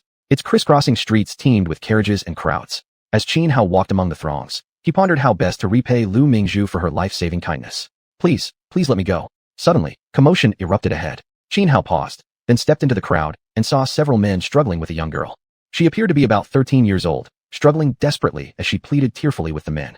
This scene naturally drew many spectators. What's happening? Looks like they're forcibly abducting an innocent girl. In broad daylight, under the heavens, has there no law left? Why doesn't anyone step forward? If you're so brave, why don't you intervene? Can't you see those are men from the fragrant pavilion? Not just us common folk. Even nobles and lords from the Moon God Palace rarely dare interfere with the affairs of the fragrant pavilion. Clearly an outsider. Anyone in Pearl City knows the fragrant pavilion is backed by the Jiaxi Temple. Even King Amber visits Jiaxi Temple every month for sacred purification. Messing with them? That's suicide. The onlookers whispered and murmured around him. Though many disapproved of what was happening, not a single person dared to speak up. Among the crowd, Xianhao's brow furrowed. He was a cultivator, one on the verge of becoming a featherflight immortal. To him, ordinary people were like ants. Abduction of women wasn't rare. It happened everywhere, not just in Lulan. For other cultivators who had advanced as far as Xianhao, even if they once had strong morals, such worldly matters were long since beneath their concern. How could one possibly handle every injustice? But Xianhao was different. No matter how small or great, any injustice he witnessed, he would always intervene. It embodied the principle of the 12 Towers. Let the sword erase all injustice under heaven. Stop. While others looked on coldly, Xianhao stepped forward and sternly shouted at the men seizing the girl. The men were momentarily stunned, turning to look at Xianhao with astonishment. One immediately demanded, "Who the hell are you? What do you want? In broad daylight, you dare abduct an innocent girl right here on the street? How reckless can you be?" Xianhao said coldly. "Abduct? Her own father sold her to our fragrant pavilion. She's trying to run away. We're just taking her back. What's wrong with that?" The man snapped. Frowning, Xianhao paused and said, "As far as I know, the Lulan Kingdom prohibits human trafficking." "You?" The man froze, then snapped back to reality and prepared to continue arguing with Xianhao. Although the Lulan Kingdom's laws clearly forbade human trafficking, but many poor families, desperate to survive, sold their children all the same, so no one truly enforced the law or bothered to intervene. At that moment, another man who had been dragging the girl snapped impatiently, "Zhang, why are you wasting so many words with this guy? Anyone who dares interfere with the affairs of our fragrant pavilion is asking to die. Just beat him half to death and be done with it." As the words left his mouth, the man released the girl and lunged toward Xianhao. He had already opened over 40 secret repositories, reaching a cultivation level equivalent to that of an extraordinary being. With his bodily realms activated, surging waves of vital energy radiated from him. Seeking death, Xianhao's eyes turned cold. He'd never held any regard for those who aided tyrants, and after the destruction of the 12 Towers, he had grown even more indifferent and ruthless. Without hesitation or restraint, he threw a single punch straight ahead. The punch appeared utterly ordinary, yet the instant it struck the man's body, the man let out a shriek of agony, and then exploded into a rain of blood mist. Witnessing Xianhao kill one of their companions with a single blow, the other men grappling with the girl turned pale with terror. After a brief moment of shock, the surrounding crowd erupted into screams, scattering in panic like ants on a hot pan. He killed someone. People shouted as they fled. King Amber of Lulan was a ruler famed for his virtue, and under his reign, the kingdom had prospered more than at any point in its history. Thus, public murder was an exceedingly rare occurrence. Seeing someone kill so brazenly in broad daylight shocked everyone present. Xianhao remained perfectly calm. Stepping forward steadily, he advanced toward the remaining men. His cold, emotionless gaze brimmed with killing intent, sending shivers down the spines of all who met his eyes. "You, what are you? How dare you strike us with lethal force? Don't you know the fragrant pavilion is backed by the Jiaxi temple?" One of the men screamed while retreating. Chapter 446, Marquis Yuming, Beitang Aoshua. Lulan was a Buddhist nation where the entire populace believed in Buddhism. During the Southern and Northern Dynasties period in Zhongzhou, the Southern Dynasty's ruler had been deeply devoted to Buddhism, constructing temples and monasteries on a massive scale, so many that it was said there were 380 temples in the south. Yet Lulan's territory did not even reach half the size of the Southern Dynasty. Yet within its borders, from large cities to small villages, there were thousands of Buddhist temples. Because of this widespread belief in Buddhism, monasteries held an extraordinarily lofty status in Lulan. Even the current king of Lulan often turned a blind eye to the actions of Buddhists on many matters. This was also why Tianxiang Pavilion could act so lawlessly without anyone daring to intervene. Behind Tianxiang Pavilion stood Jia Temple, the largest temple in Lulan, and one of the 4 ancient temples subordinate to Damo Golden Light Pagoda, a sacred Buddhist site. Even the king of Lulan visited Jia Temple once every month to receive purification rituals from the abbot himself. With such a powerful protector as Jia Temple, Tianxiang Pavilion grew increasingly tyrannical in Mingzhu City. Even royal nobles and aristocrats dared not cause trouble there. In fact, they had to visit periodically to spend money. Otherwise, they risked grave consequences. Now, witnessing Qin Hao's brutality, killing one of their companions without hesitation, they trembled in terror, their faces pale as paper. Desperate to save themselves, they immediately invoked Jia Temple, hoping to intimidate Qin Hao with its name. They didn't dare attack him recklessly. The slain man had been roughly equal in strength to each of them. Since Qin Hao had killed him with a single punch, even if they joined forces, they knew they still wouldn't stand a chance against him. They at least possessed enough self-awareness to realize that. Faced with their threats and intimidation, Qin Hao remained calm and fearless. It wasn't just Jia Temple. He wouldn't even bat an eye at Damo Golden Light Pagoda, the holiest Buddhist site itself. "Jia Temple, is it?" Qin Hao sneered coldly. "After I finish slaughtering you all, I'll personally pay it a visit and raise your beloved Jia Temple to the ground." What? You say you're going to destroy Jia Temple? How dare you?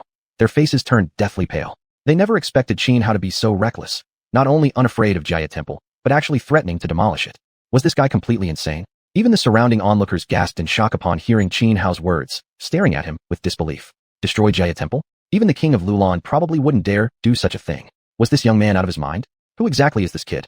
How can he be so arrogant, openly talking about destroying Jia Temple? Judging by his accent, he must be from Zhongzhou. People from Zhongzhou daring to act like this in our Lulan? Has he truly grown tired of living? Yeah, wanting to tear down Jia Temple. That's blasphemy, an insult to all the Buddhas. He'll suffer divine retribution. The crowd began whispering among themselves. Earlier, when they saw men from Tianxiang Pavilion forcibly taking a civilian girl, no one had dared to speak up. But now, upon hearing Qin Hao threaten Jia Temple, many suddenly found their courage and started condemning him. To them, faith mattered far more than justice or fairness. Qin Hao cast a cold glance over those who criticized him. The chilling killing intent radiating from him made them instantly recoil in fear, stepping backward instinctively and falling into silence at once. Without further delay, Qin Hao stepped forward. An overwhelming pressure erupted from his body, bearing down upon the men from Tianxiang Pavilion like a crushing tide. Who dares cause a disturbance in Mingzhu City? Just then, a sharp voice rang out. A man clad in black battle armor descended from the sky, landing directly in front of Qin Hao.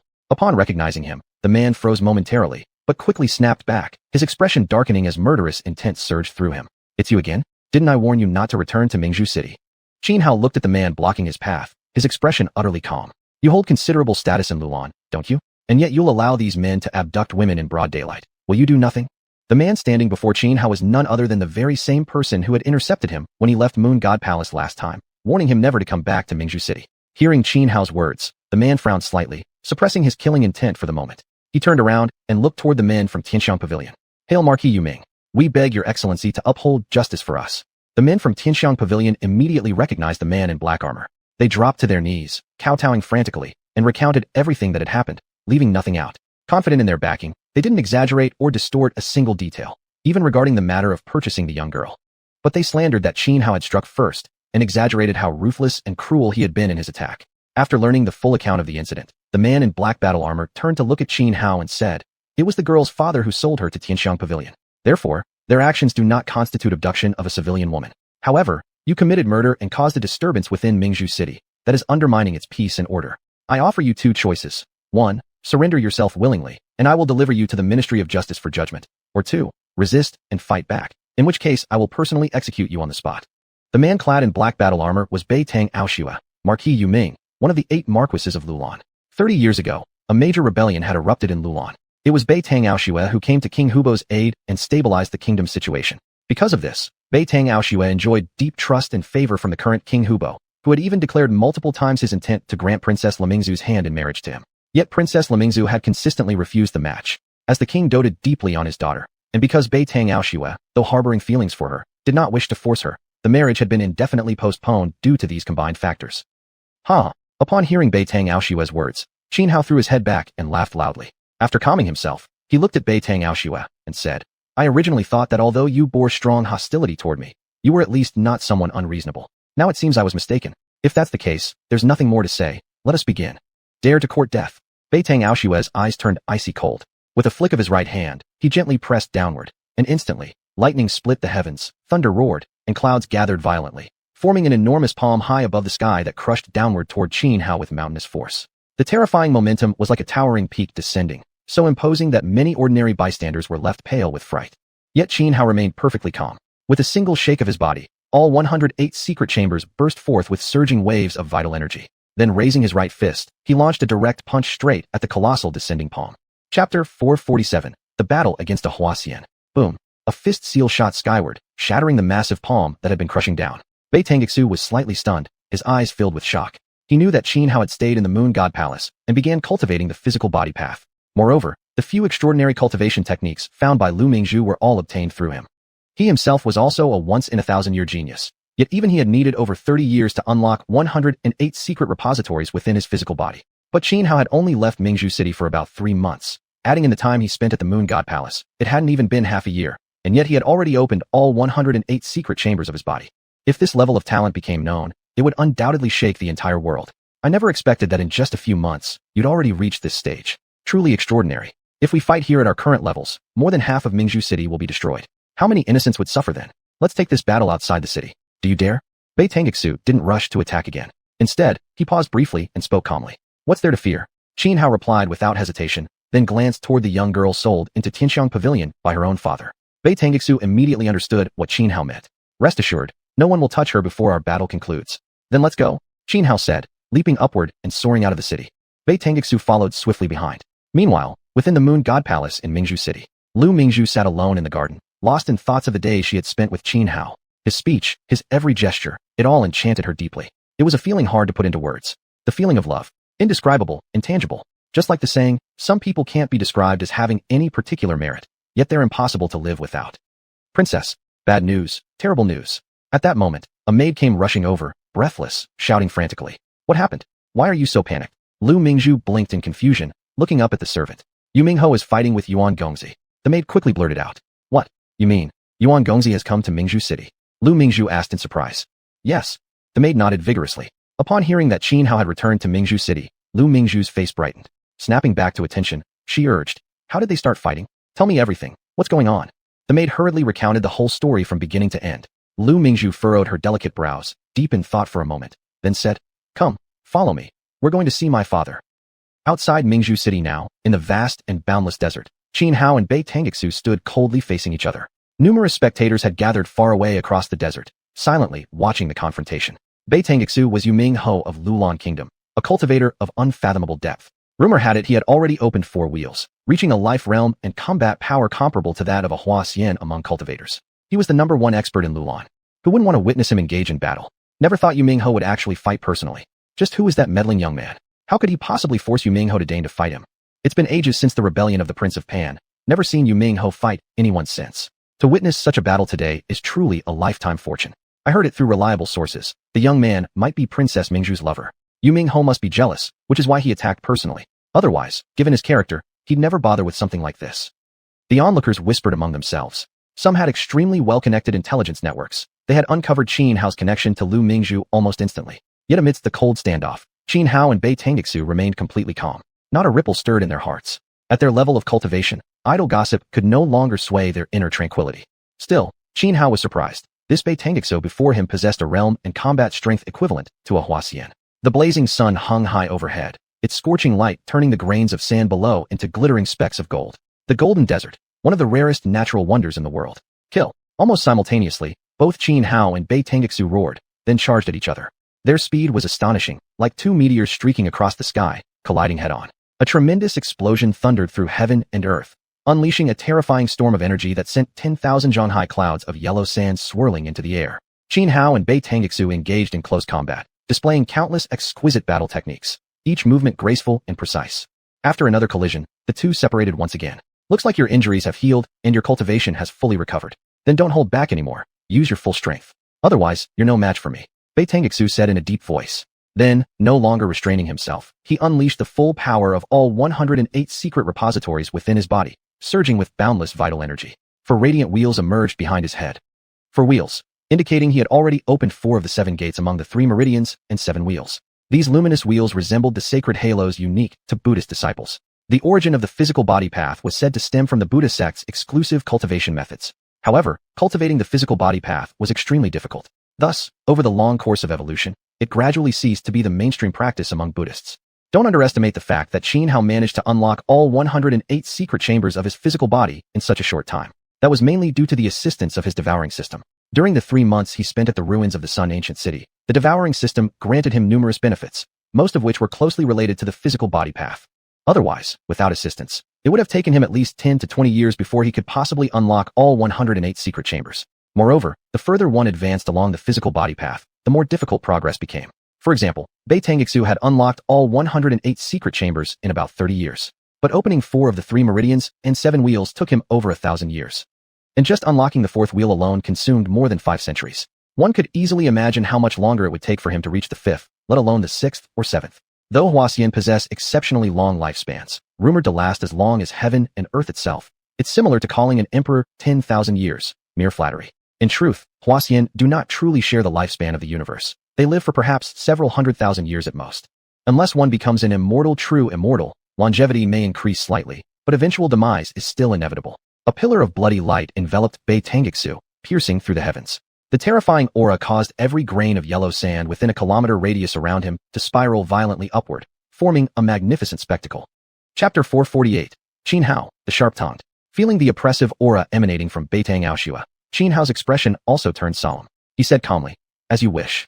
As the words fell, Xianhuan no longer concealed his cultivation level. A pillar of blood chi erupted from his body, shooting straight into the sky. Around him, surging energy churned violently.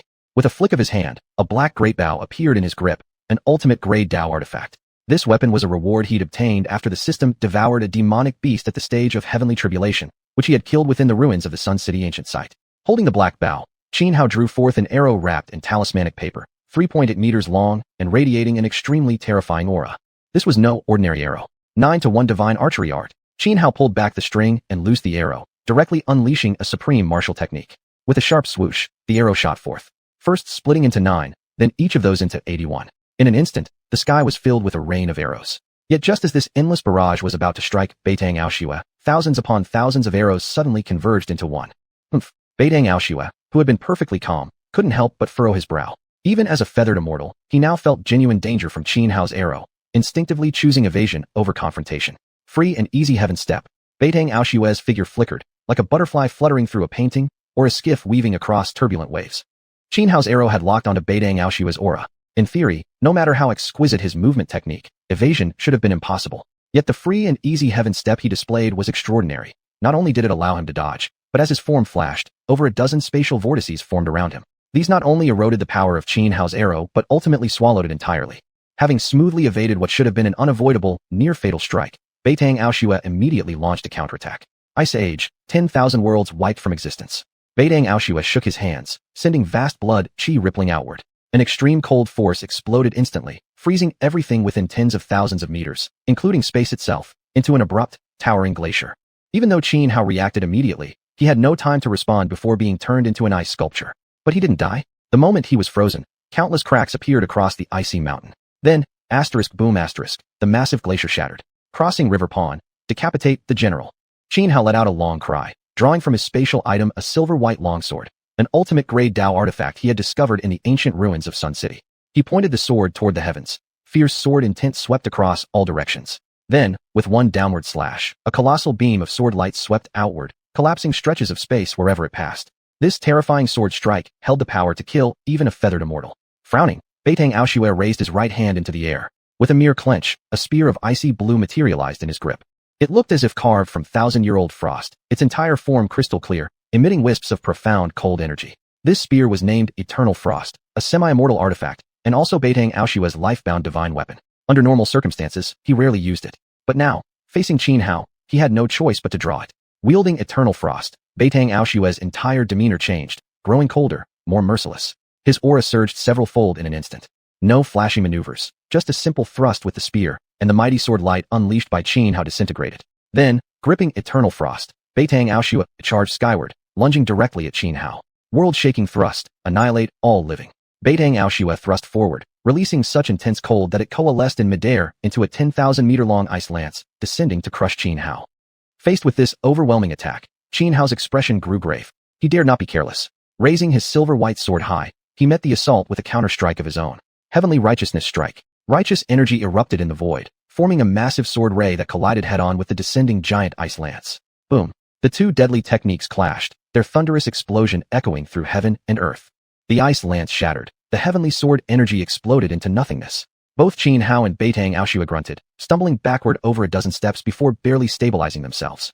Staring at Qin Hao in shock, Beitang Aoxue wiped a trace of blood from the corner of his mouth and said, "I truly didn't expect that even without reaching the feathered immortal realm, you already possess such combat strength. Once you enter the feathered immortal stage, unless facing an immortal king, there may be no one who can stand against you.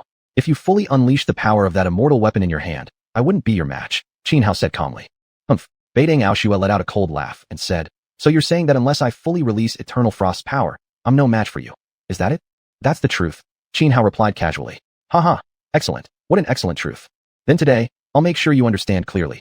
Even without using Eternal Frost, I can still kill you." Enraged, Beitang Aoxue sheathed Eternal Frost and drew out a spear entirely crimson from hilt to tip. Though not as formidable as Eternal Frost, this spear was still a supreme-grade Dao artifact.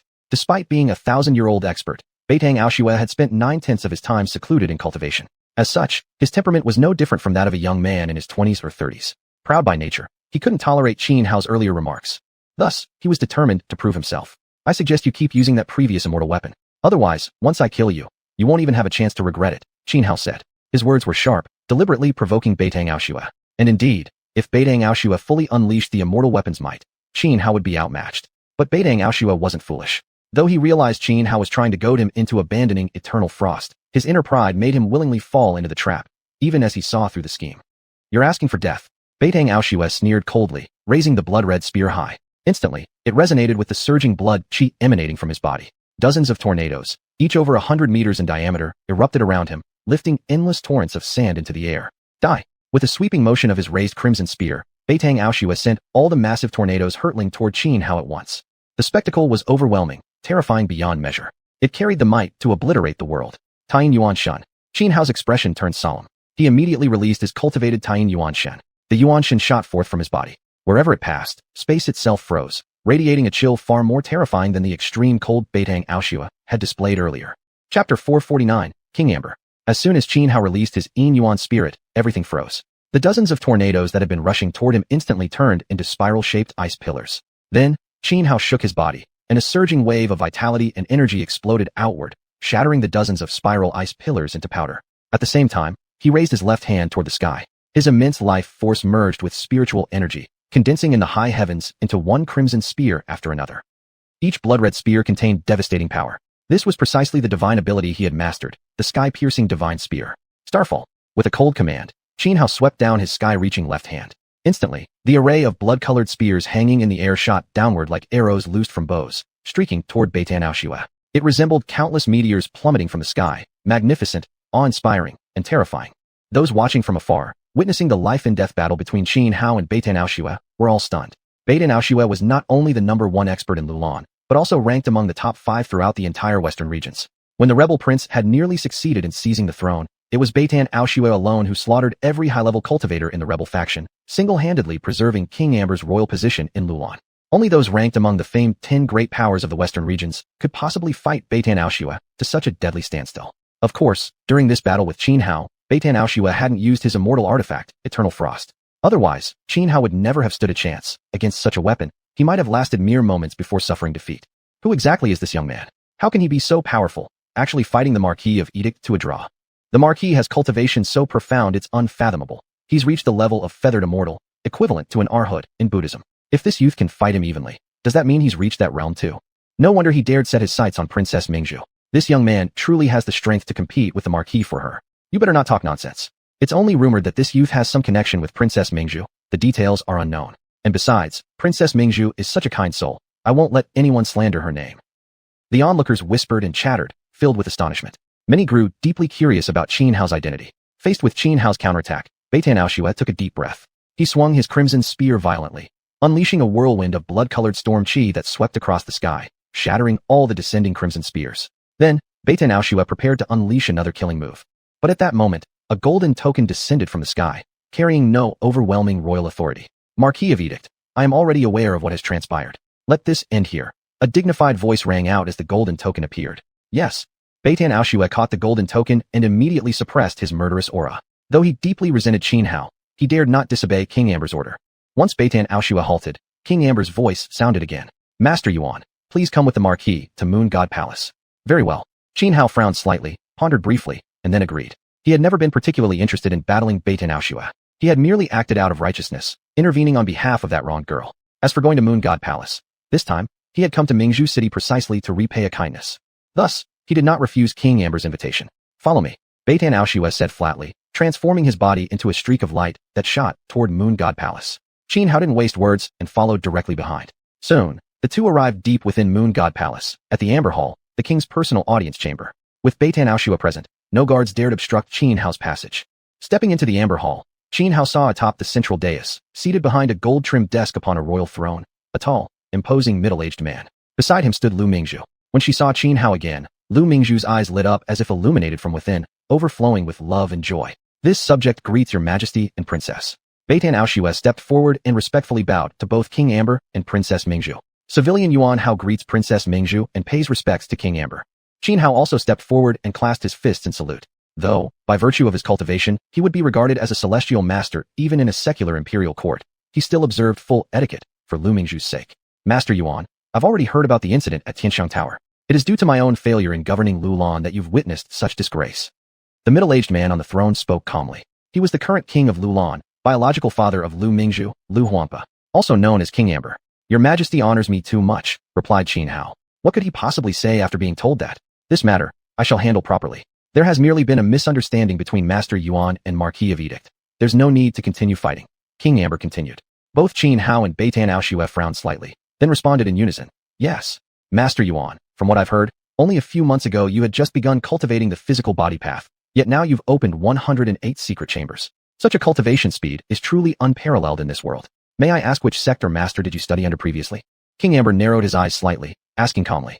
This? Xianhao hesitated for a moment, then said, I am merely a wandering cultivator. Haha, very well.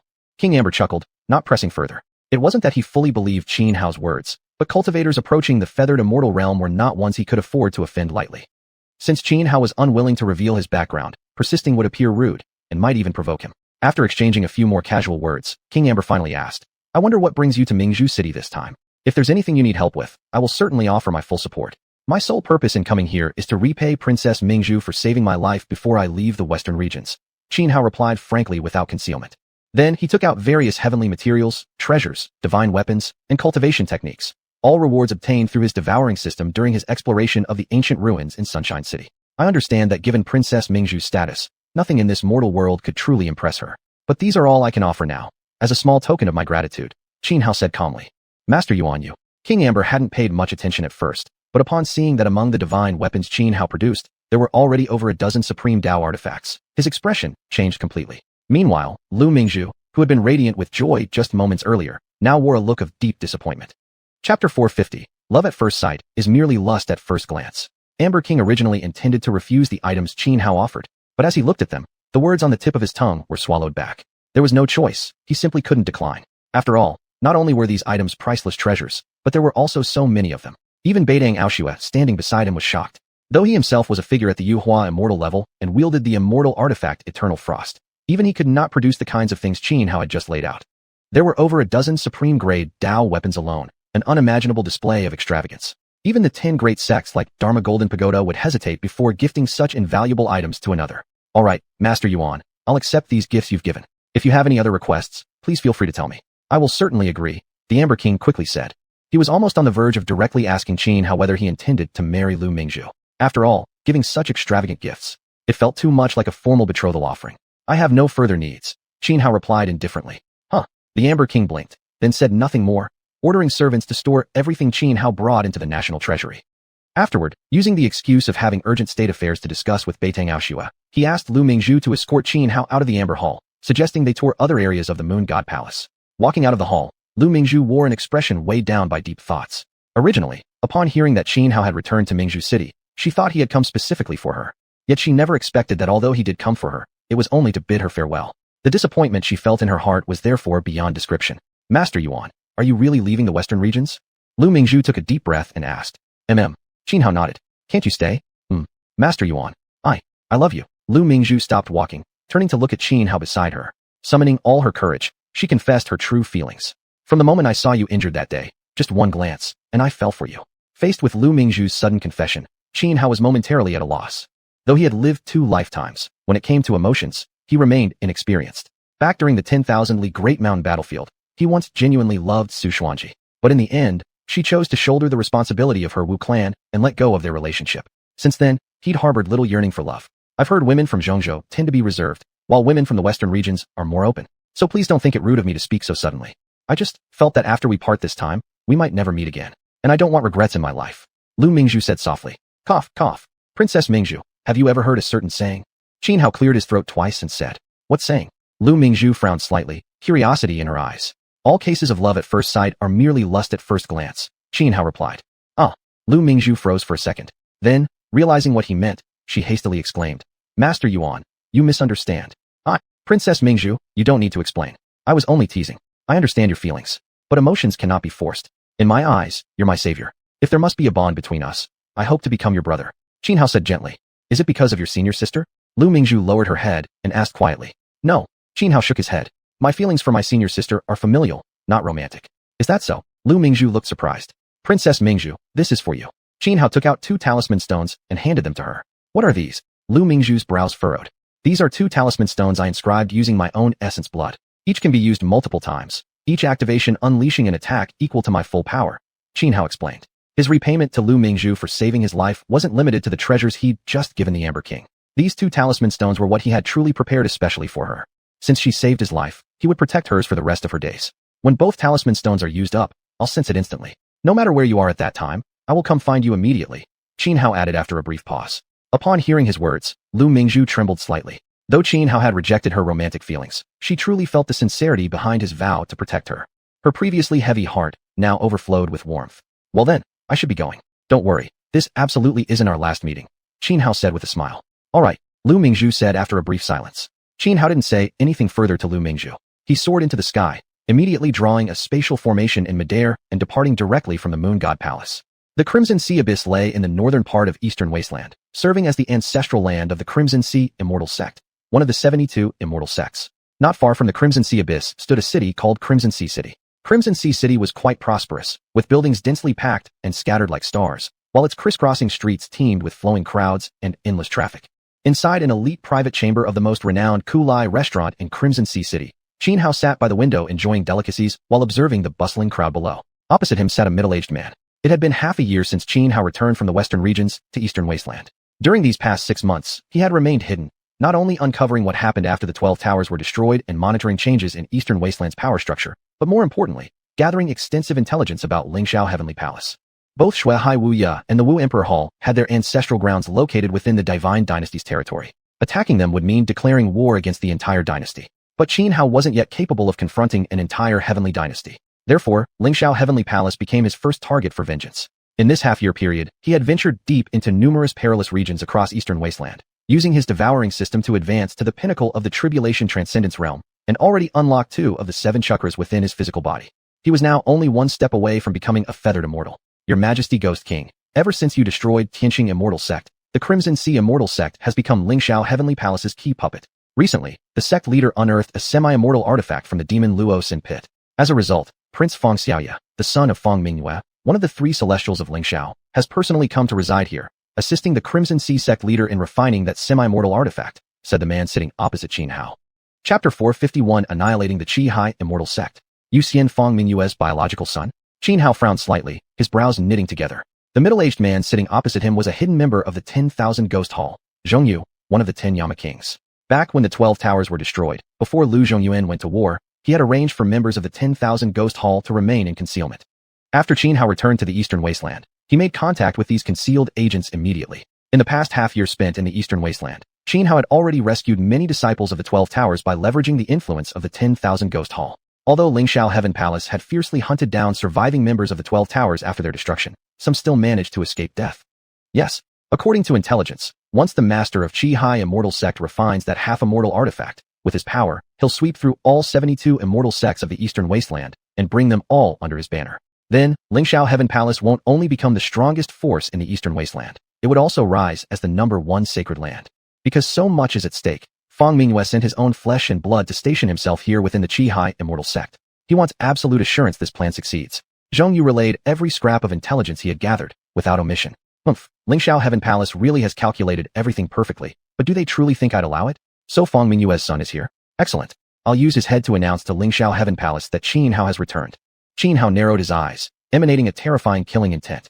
Is the Ghost King planning to exterminate the Qi Immortal Sect? This subordinate will gather our forces immediately. Zhongyu said. No need. Qin Hao waved his hand. A mere Qi Immortal Sect. I alone am more than enough. This. Zhongyu hurriedly interjected. My lord must not underestimate them. The foundation of Qi Immortal Sect is no weaker than that of Tianxing Immortal Sect, and Feng Mingyue's son is an unparalleled genius. According to intel, decades ago, he already entered the Feather Dharma Immortal realm. So what if he's a Feather Dharma Immortal? He'll still die. Qin Hao said coldly. Then, raising his hand to silence further protests, he changed the subject. Of course, you must still gather our forces, but not for destroying Qi Immortal Sect. It's for Lingxiao Heaven Palace. What?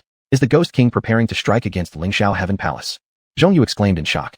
Lingxiao Heaven Palace's foundations ran too deep, unfathomably profound. Before, it had been vaguely ranked first among the 10 great sacred lands. After annihilating the 12 towers, it swallowed up vast territories and dependent sects, growing even stronger. To destroy Lingxiao Heaven Palace was absolutely no simple feat. Even though the hidden strength of the 10,000 Ghost Hall had developed into something formidable, they still hadn't reached the point where they could challenge Lingxiao Heaven Palace directly. Not to mention, even though Zheng Wu Di, the celestial immortal among the 3 Lingxiao immortals, had perished, the Feather Dharma immortals within Lingxiao Heaven Palace weren't truly limited to just Dugabubi and Feng Mingyue. There were at least 2 or 3 others, merely lying low and never revealing themselves. This was intelligence the 10,000 Ghost Hall had gathered over years, almost certainly accurate. Just like Feng Mingyue's son, though a Feather Dharma immortal, few outsiders knew of him. He hadn't participated in the war that destroyed the 12 towers. In Zhongyu's view, the current strength of the 10,000 Ghost Hall was still far from being able to stand against Lingxiao Heaven Palace. After all, while there were several Ascension Tribulation experts within the 10,000 Ghost Hall, there wasn't a single Feather Dharma immortal. Qin Hao understood Zhongyu's concerns, yet spoke calmly.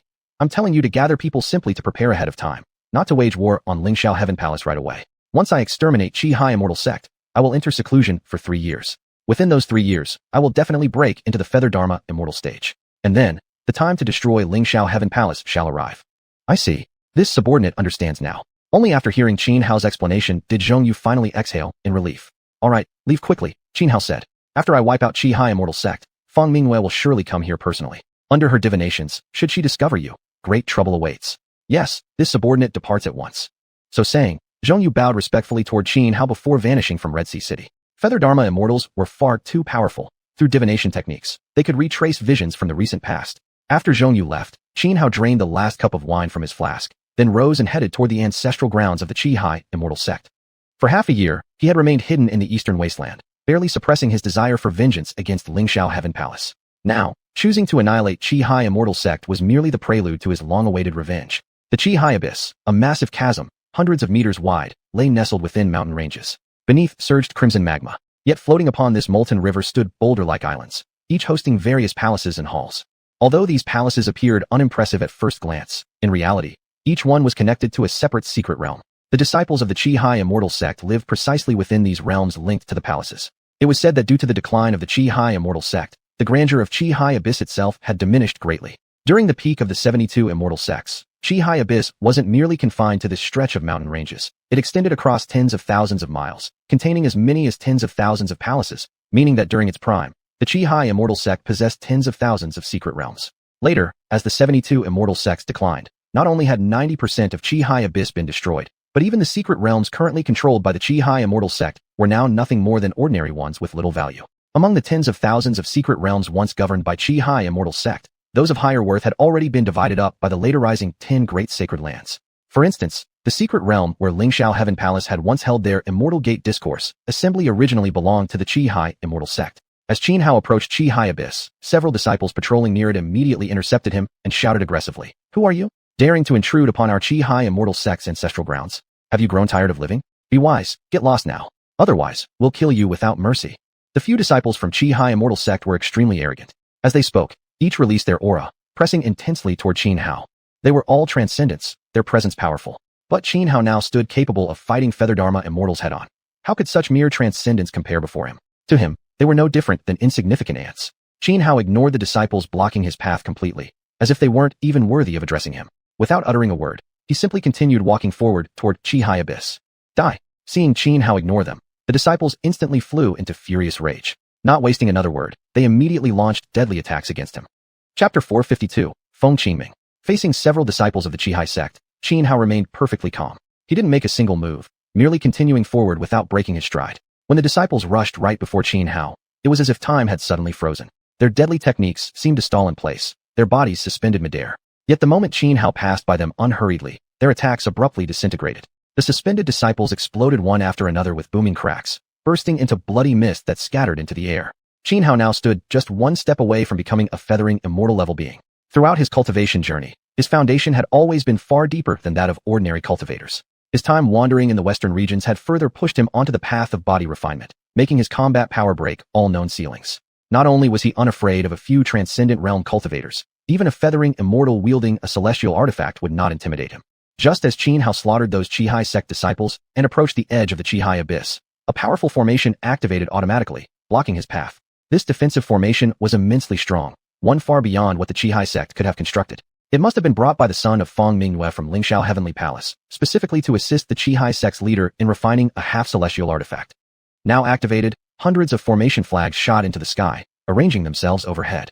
They gathered vast waves of energy, forming a towering pagoda nearly 1,000 meters high that hovered over the Qi abyss. To enter the abyss, one would first have to break through this massive pagoda. Xuanhuan glanced at the formidable defensive formation, frowned slightly, and prepared to destroy it.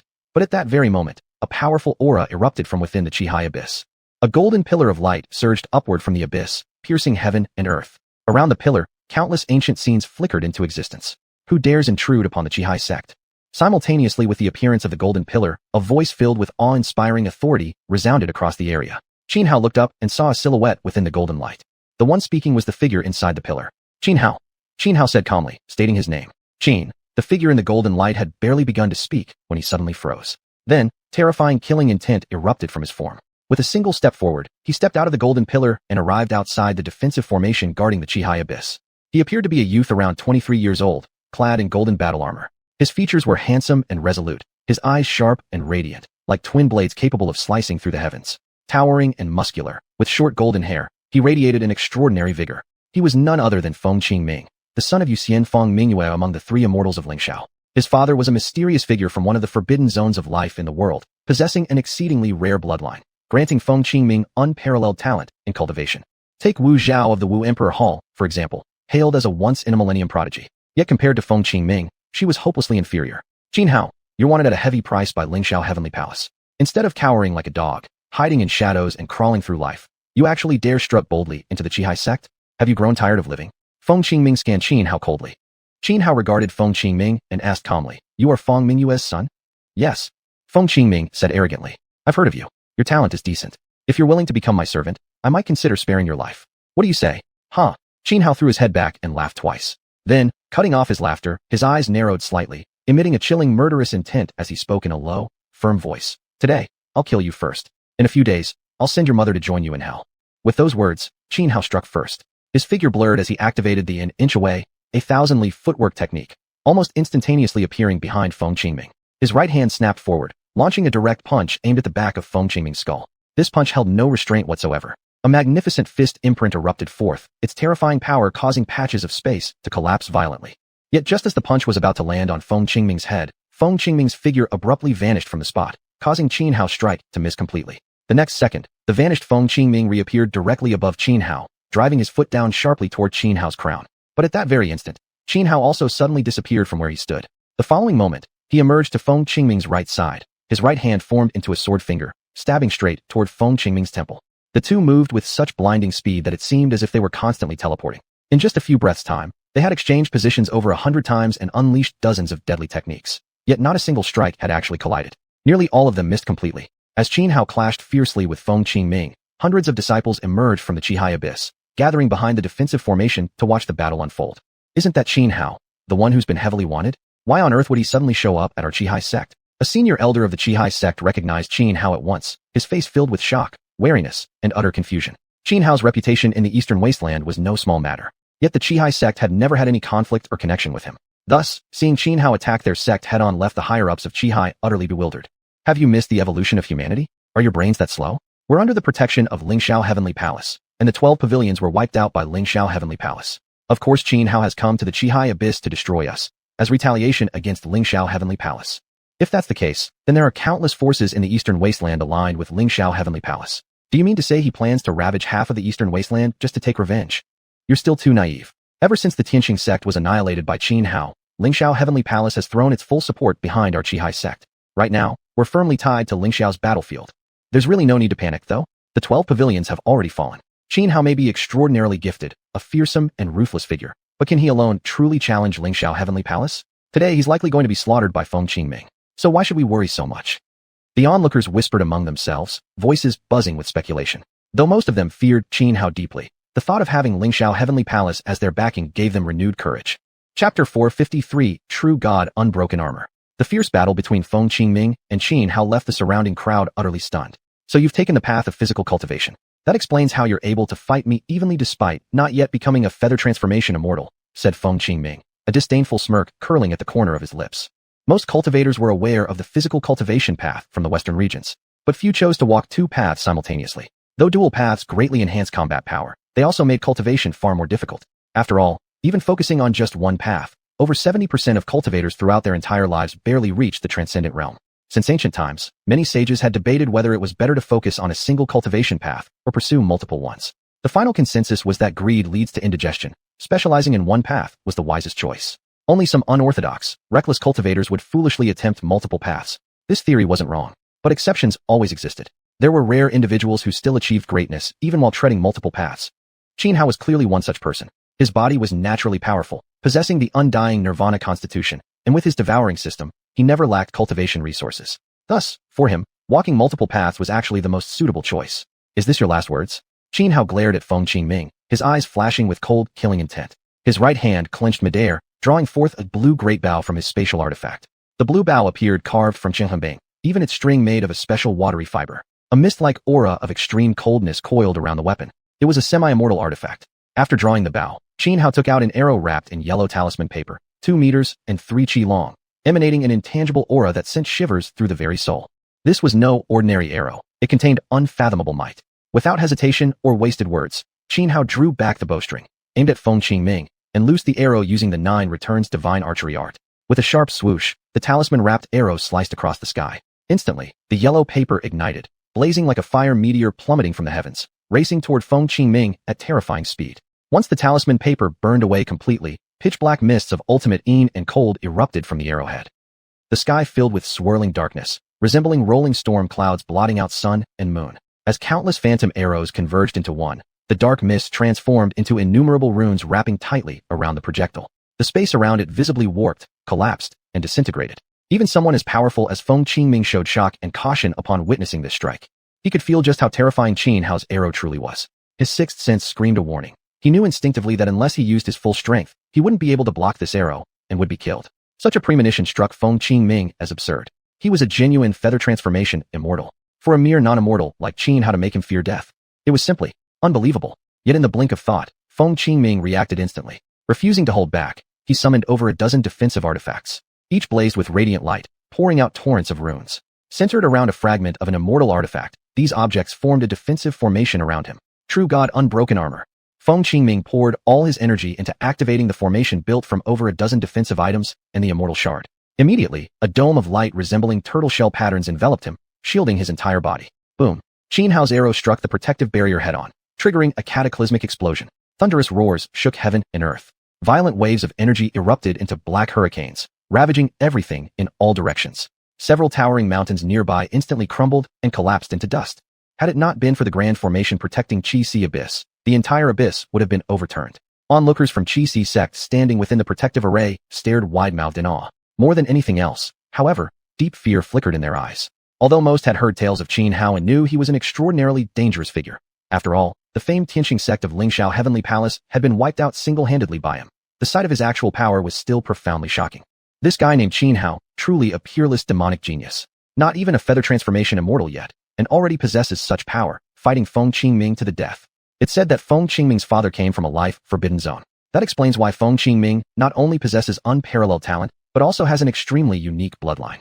Ever since stepping onto the cultivation path, he's crushed every opponent at the same level, undefeated in battle.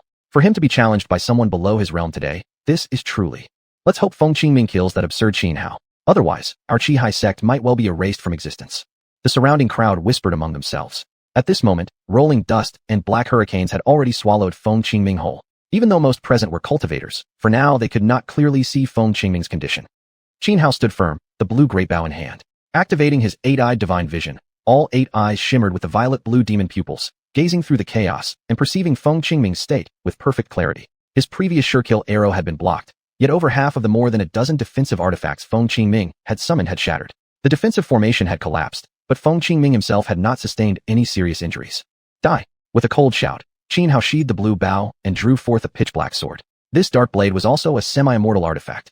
After returning to the eastern wasteland, Qin Hao had attempted to reclaim the 9,000 zhang, only to discover that not only had Lingxiao Heavenly Palace seized control of the 12 towers, they had also stationed numerous guards around the 9,000 zhang. Moreover, restrictions left behind by a true immortal surrounded the area, so much as approaching it sent tremors through his very soul. Now, gripping the black sword, Qin Hao charged into the swirling smoke and black hurricane, rushing straight toward Feng Qingming. A terrifying sword aura exploded from his body. With his first strike, he unleashed a sword beam thousands of meters long, hurtling forward with heaven-shattering, earth-rending force, toward Feng Qingming. Feng Qingming had barely blocked the fatal arrow when he once again felt death surging toward him. His expression shifted drastically. Instantly, he activated the remaining intact defensive artifacts, fusing them into a golden bell-shaped barrier that enveloped his body, shielding him against all incoming attacks. Chapter 454 Immortal Artifact, Bloodblade. Boom, boom, boom. Within the raging energy storm and rolling clouds of dust, surging sword Qi roared like thunder, one explosion after another shaking the heavens. Finally, a Tinjiao pierced through, the sound of agony. Feng Qingming was sent flying out from the maelstrom, his entire right arm severed, blood gushing down his side. Though he had activated defensive measures just in time, the power behind Qin Hao's sword light was simply too terrifying. After several consecutive strikes, it shattered through his defenses and cut off his arm. Feng Qingming had barely stabilized himself when Qin Hao emerged from the dust and energy storm, raising his sword once more. Crossing River Pond, decapitate general. Qin Hao struck without mercy. Black sword light erupted like a black lightning bolt tearing across the sky, slashing horizontally toward Feng Qingming. Feng Qingming's expression twisted in alarm. A flood of runes burst forth from his body. In an instant, his severed right arm regrew, fresh blood still dripping. Then, with both hands moving swiftly in seals, he drew torrents of energy from the void, condensing it into a massive shield before him. Meanwhile, the fragment of a mortal artifact he had previously summoned also flew to his front. Complex ancient patterns upon it began glowing brightly. Having been repeatedly overpowered by Qin Hao, fear surged deep within Feng Qingming. No longer daring to underestimate his opponent, he chose now to ignite the immortal fragment completely, regardless of the cost. The fragment burst into flame, its intricate engravings merging with the energy shield. Instantly, the shield's defensive power increased dramatically. Boom!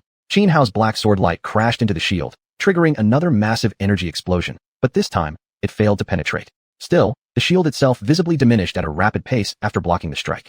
I never thought you'd be this strong. Good, very good. It's been ages since I've fought someone at full strength, Feng Qingming said, inhaling deeply. He stared at Qin Hao with caution, yet an overwhelming battle aura now surged from his being. Although he had clearly fallen into disadvantage earlier, almost enduring one-sided punishment, he wasn't cowed. Instead, his inner warrior spirit was fully ignited. As the son of xuanhuan immortal, with a father hailing from a special race within the world's forbidden lands, a peerless genius among equals, he had not truly engaged in combat since ascending to immortality. Over time, his fighting spirit had nearly eroded away. But now, facing death multiple times, that dormant fire inside him blazed anew, his blood boiling with excitement. "Oh, precious treasure, answer my call." Feng Qingming's face turned solemn. With both hands raised in ritual gesture, he performed movements resembling kowtowing, reverent, meticulous, almost ceremonial. Then, hovering before him appeared a crimson blade, entirely red as if soaked in blood. An unimaginable aura emanated from the blade, causing the surrounding void to collapse and disintegrate. Seeing the floating blood-red blade before Feng Qingming, even Xuanhuan involuntarily furrowed his brows, his expression growing heavy. Because this was no mere weapon. The blade before Feng Qingming was a true immortal artifact. Immortal artifacts were exceedingly rare.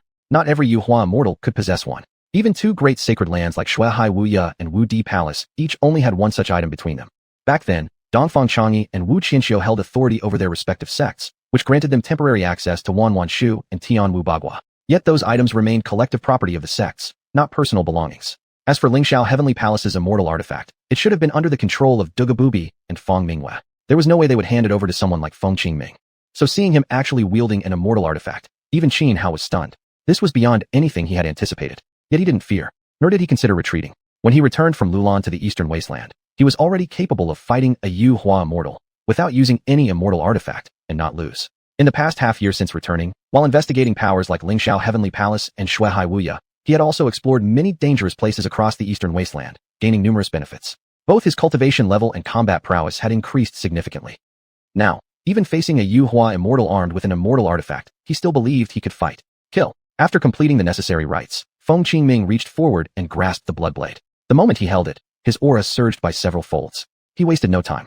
With a cold shout, he charged directly at Xuanhuan. A mere flick of the blood blade released dozens of crimson sword ripples, spreading like radiance of light, instantly enveloping Xuanhuan. But the black sword light shot up into the sky, tearing apart dozens of crimson blade auras. Then, Xuanhuan activated his great extinction hand with his left hand, instantly turning the area within several thousand meters into a dead zone. All plants withered in an instant, and even the earth turned to yellow sand. This was one of the divine abilities Xuanhuan had obtained when he unlocked the secret chambers of his physical body. He absorbed all life force within thousands of meters, transforming it into destructive energy that coiled around his left hand. With a single palm strike, Xuanhuan unleashed overwhelming force, like a towering mountain crushing down upon Feng Qingming. Yet now Feng Qingming wielded the blood blade, his combat power elevated by several levels. With a fierce swing of his blade, streams of crimson sword light shot forth like rainbows piercing the sun, shattering the immense palm force. Annihilating blood light.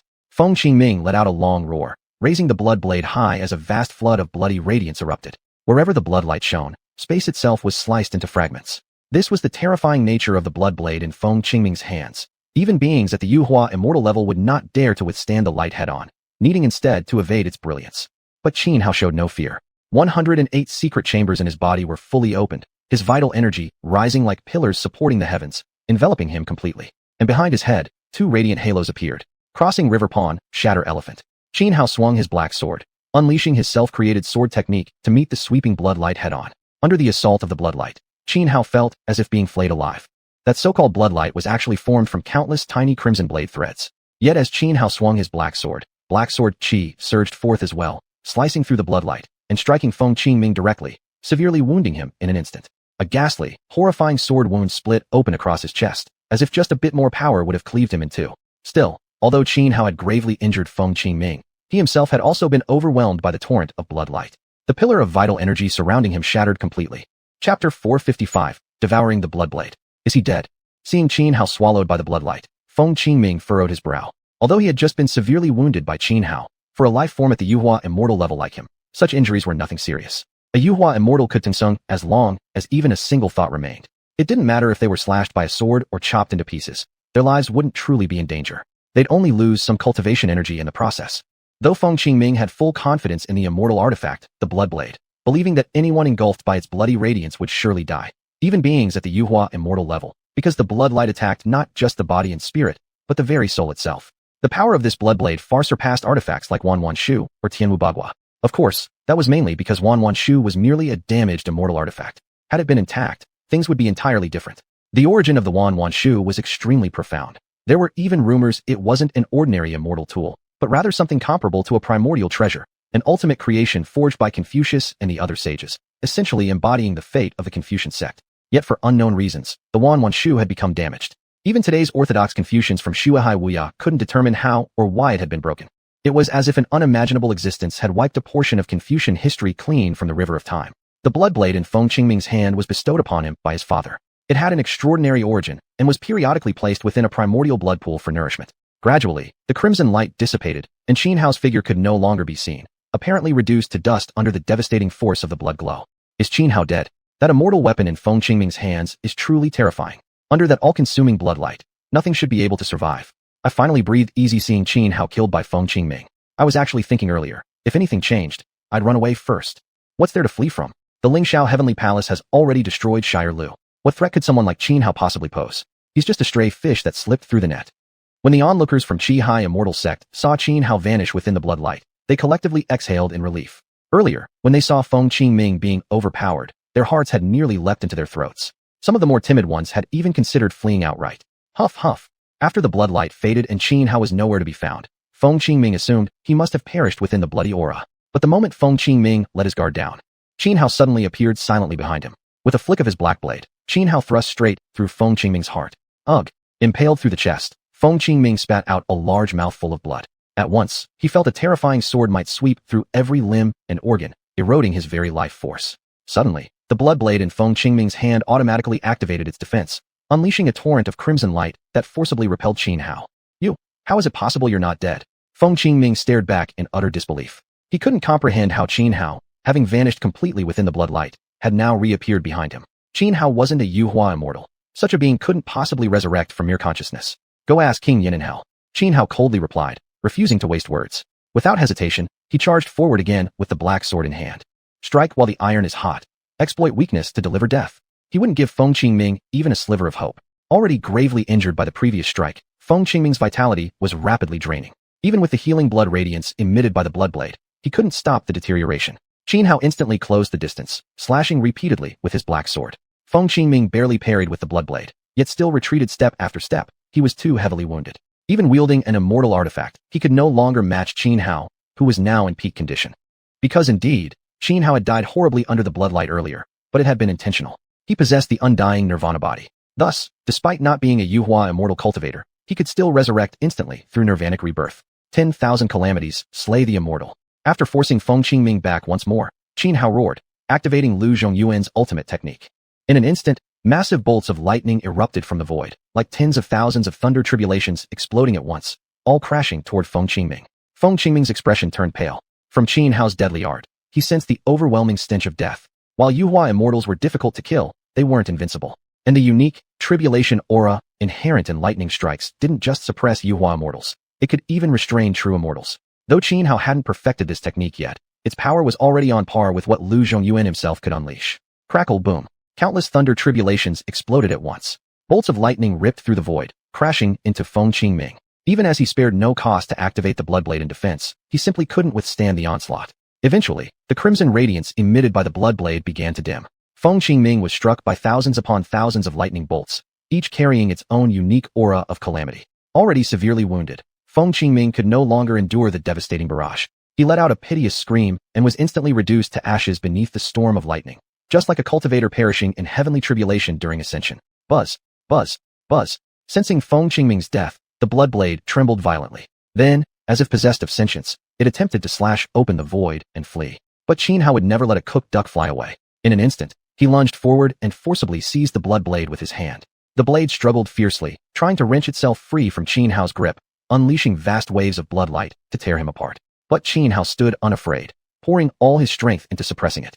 In less than a moment, the blood blade was completely subdued, unable to break free. Ding! Detectable consumable object identified, blood blade. Proceed with consumption?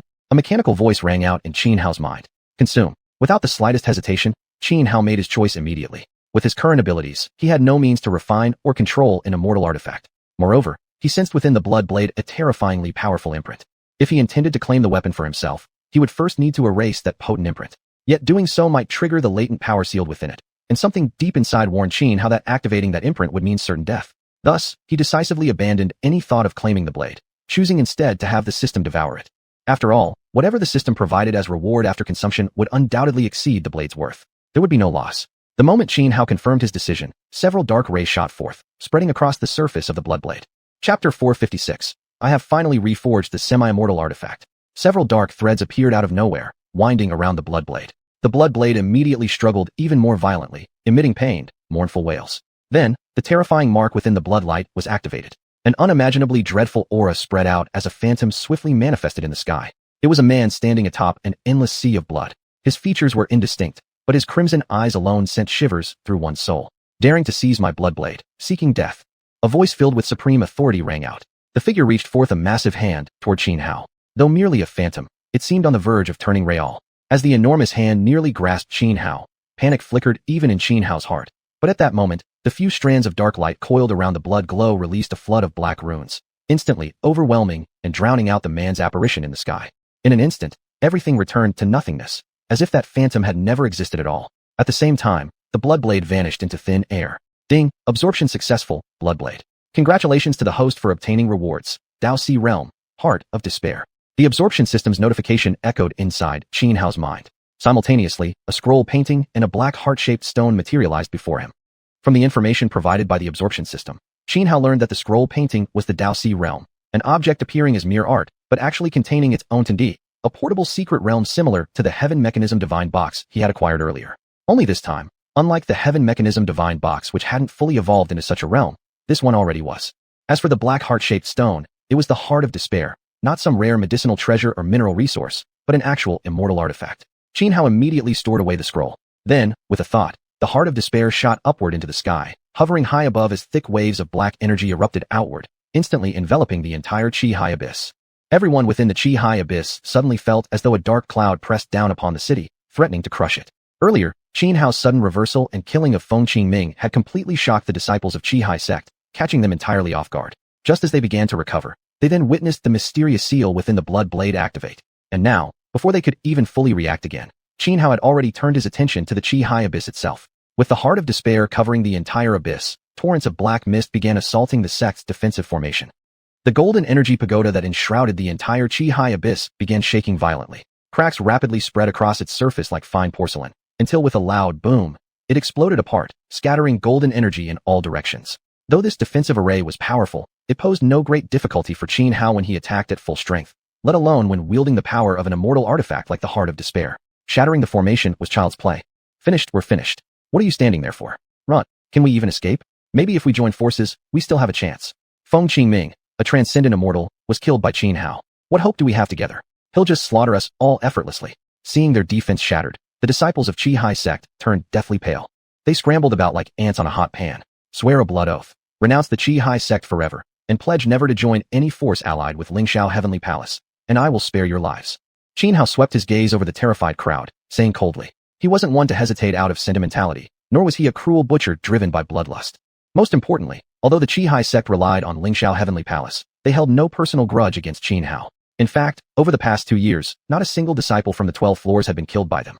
Perhaps the Qi-Hai sect didn't take seriously Lingxiao Palace's orders to exterminate the 12 floors, or perhaps they simply lacked the strength. Thus, Xianhao intended only to destroy the Qi-Hai sect, but he did not intend to slaughter every last member.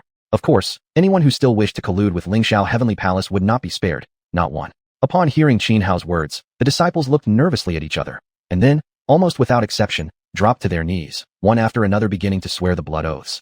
To them, life was paramount. At this moment, from deep within the Qi-Hai abyss, a middle-aged man surged upward into the sky, accompanied by torrents of blazing fire. Haha, at last, I have successfully reforged the flame token. From this day forward, our Qi-Hai sect shall regain its former glory. The man laughed toward the heavens, ecstatic and triumphant, as a palm-sized, crimson token circled around him. That fiery red token was none other than a semi-immortal artifact, radiating unfathomable might. Seeing the man shooting up into the sky, the disciples of Qi-Hai sect wore strange expressions, not a trace of joy over his supposed refinement of the flame token, but rather looks of pity. At this moment, the man finally sensed that something was off, especially when he noticed all the Qi-Hai sect disciples kneeling before Xianhao. His brow immediately furrowed. What are you all doing? He shouted at the group kneeling before Xianhao, then turned to Xianhao himself and coldly demanded, and just who are you? This man was none other than Yang Fen, the sect master of Qi-Hai sect. Xianhao glanced at Yang Fen and said calmly, if you want to live, kneel down quickly and surrender that semi-immortal artifact in your hand. Insolent. Yang Fen's face darkened with killing intent. So you're after my semi-immortal artifact, HM? Truly ignorant of heaven and earth. Know that our Qi-Hai sect stands behind Lingxiao Heavenly Palace. If you don't wish to be exterminated, drop to your knees this instant and admit your guilt. I may consider sparing you. Yet before Yang Fen could finish, Xianhao flicked his mind, and high above, the Heart of Despair quivered slightly. A torrent of black mist surged forth like a ravenous tide, swallowing toward Yang Fen. It was as if a great demon had opened its maw. You dare defy death. Yang Fen roared in fury. Having just refined the semi-immortal flame token, his confidence soared. Visions of himself cutting down all forces across the eastern wasteland filled his mind. He'd trample every one of the 72 immortal sects beneath his feet. But before he'd even taken action, someone already dared covet his flame token, and without so much as a word, attacked him outright? Did they take him for some weakling to be bullied at will? In the past, perhaps he would have been humble and courteous to anyone, afraid to offend even a soul. But now, everything had changed. After enduring nearly 1,000 years of subservience, he was ready to rise and dominate. He made up his mind. He would teach Xianxia a lesson and make a grand display before the eyes of all his disciples. Thus, without hesitation, he poured all his power into activating the flame token. Chapter 457. A true immortal within the innate blood sea. Yang Fen poured all his power into the flame talisman, unleashing wave after wave of fire that erupted around him. A torrential inferno blazed fiercely, making Yang Fen appear as if he were the god of flame himself, master of all fire in existence. He shot upward, seeking to incinerate everything, to shatter and disperse the sky-darkening veil of black mist descending upon him. Yet the result was the opposite. The overwhelming dark mist extinguished his flames. The despair core was no mere artifact. It was a genuine immortal treasure. And since it had been granted as a reward from the devouring system, Xianxia had completely refined it within himself. Now, with but a single thought, Xianxia could unleash the true might of the despair core. It didn't matter that the flame talisman in Yang Fen's hands was only a half-immortal weapon. Even if Feng Qingming himself wielded the Bloodblade, he would still be helpless against Xianxia wielding the despair core. Though Feng Qingming could use the Bloodblade, he hadn't fully refined it. His father had left an imprint within the blade, which allowed Feng Qingming to wield it, but only at less than 60% of its full power. Had Feng Qingming truly unlocked the Bloodblade's full potential, then while he might not necessarily defeat Xianxia, it would certainly not have been easy for Xianxia to kill him. The true power of an immortal artifact approached, infinitely close, to that of an undying true immortal. Boom! A deafening explosion rang out. Under the surge of black mist unleashed by the despair core, the flames surrounding Yang Fen were continuously snuffed out. Finally, the half-immortal flame talisman, which Yang Fen had painstakingly refined, shattered beneath the oppressive force of the despair core. Pooh-pooh. With the talisman shattered, violent energies exploded outward. Yang Fen, caught directly in the blast, was sent flying backward, blood gushing violently from his mouth. This can't be possible. How could my hard-refined flame talisman just shatter like this? Yang Fen was on the verge of madness. He had always been cowardly, enduring nearly 1,000 years of subservience. Only recently had he obtained the half-immortal flame talisman and received aid from Lingxiao Heavenly Palace, successfully refining it. At last, he believed he could rise above others and dominate every enemy. But now, even if Yang Fen normally possessed high resilience, able to endure any hardship with patience, in this moment, his mind utterly collapsed. Xianxia showed no intention of sparing him. He did not wish to slaughter innocents, but neither was he merciful or soft-hearted, nor some savior. Since Yang Fen had tried to kill him without hesitation, Yang Fen had to die. Only then could he strike fear into the rest of Qihai sect. With a wide flick of his sleeve, Xianxia sent the writhing black mist of the despair core surging forward, instantly engulfing Yang Fen. No matter how desperately Yang Fen struggled, no matter how many life-preserving techniques he unleashed in rapid succession, he could not break free from the suffocating miasma. Amidst a series of spine-chilling screams, Yang Fen was swallowed whole by the darkness, utterly dead. As soon as Yang Fen was slain, Xianxia gathered up all the fragments of the shattered flame talisman. Devourable object detected. Flame talisman fragments. Proceed with devouring? On cue, the devouring system's prompt echoed clearly within Xianxia's mind. Devour. Xianxia instantly confirmed. Several threads of dark light emerged, wrapping around the fragments. In moments, every last shard vanished.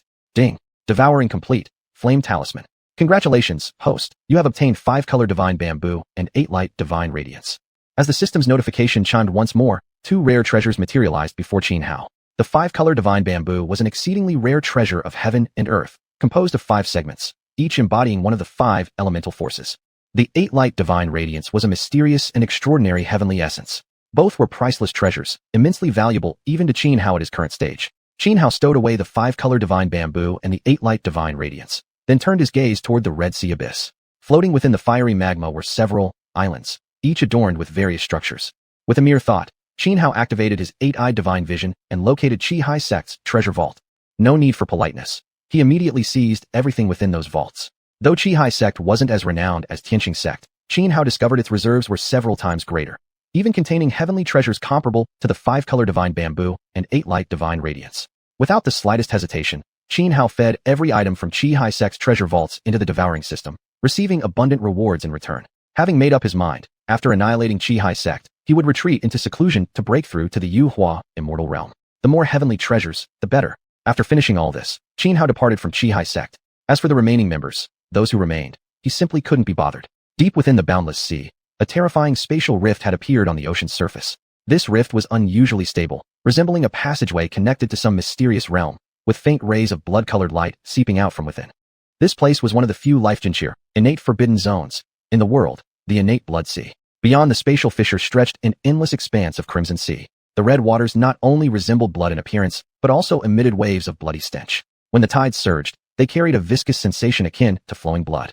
Legend had it that the innate blood sea was formed from the coagulated blood of heaven and earth itself. Within the innate blood sea lay numerous islands.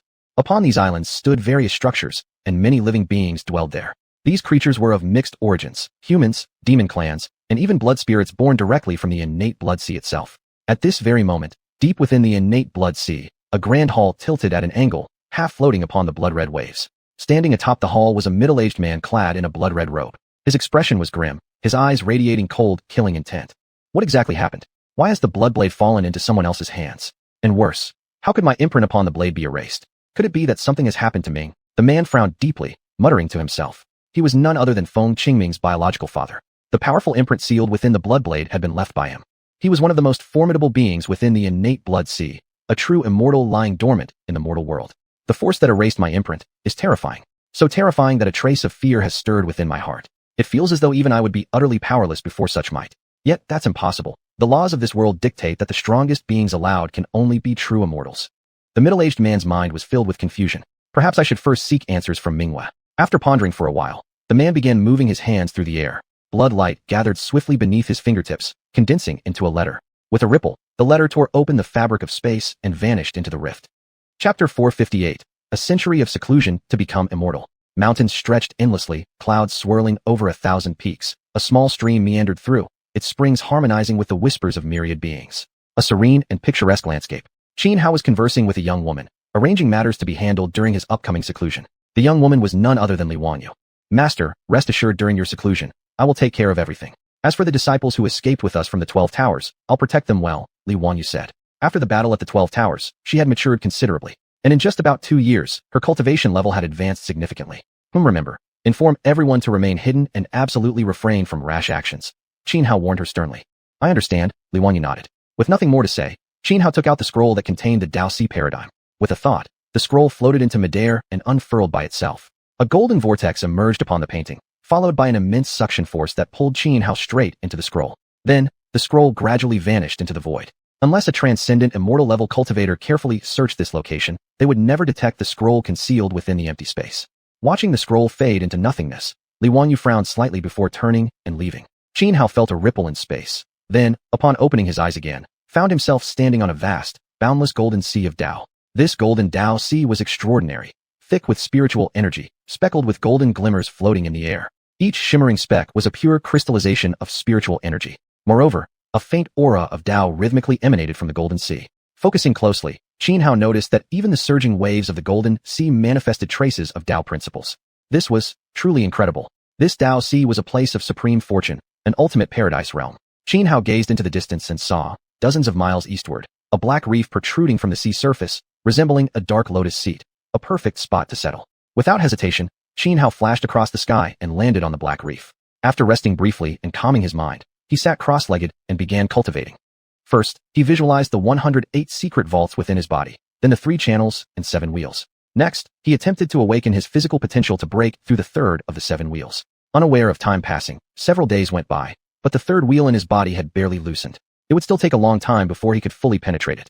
Yet once he did open the third wheel, even relying solely on the physical path, Xianhao would have reached the realm equivalent to that of a transcendent immortal. Unhurried, Xianhao retrieved some heavenly treasures and rare herbs from his spatial artifact, consumed them, and resumed cultivation.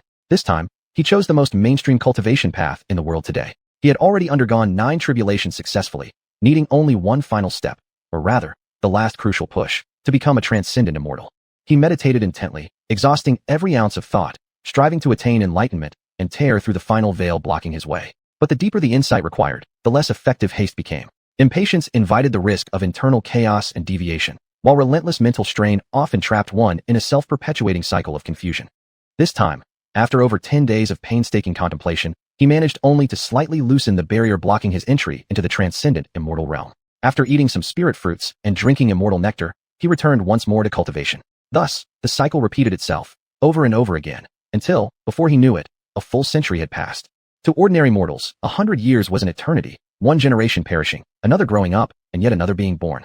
But to cultivators, a century was but a fleeting moment, like a white horse darting past a crack in the wall. Xianhao had now exhausted all the heavenly materials and rare treasures he possessed. Though he knew becoming a transcendent immortal was no easy feat, for the transcendent immortal represented a pivotal watershed in cultivation.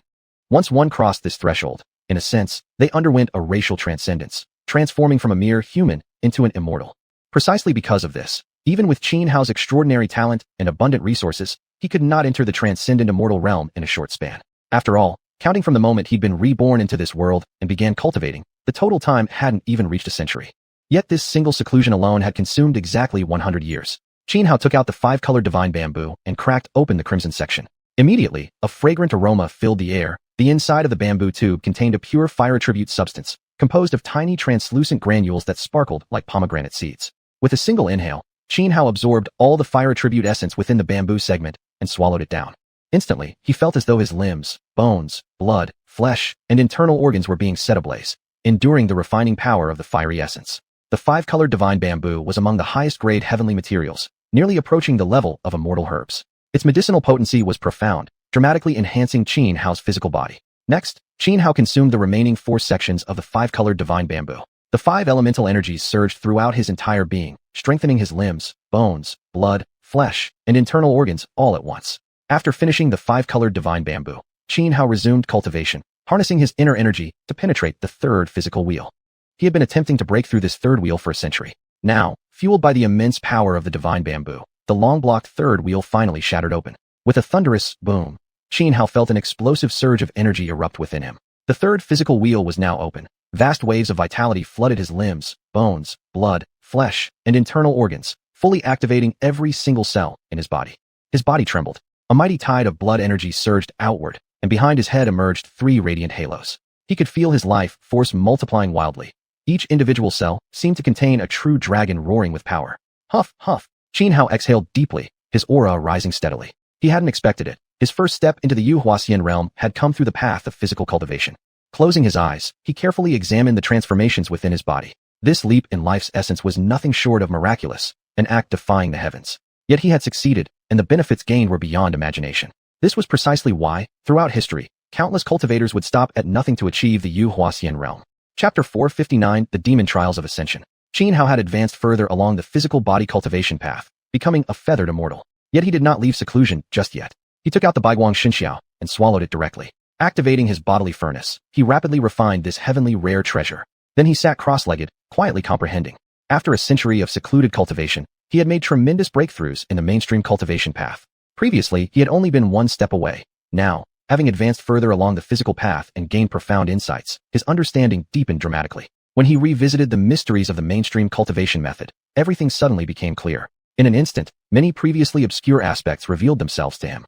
He was no longer far from advancing once more on the mainstream cultivation path.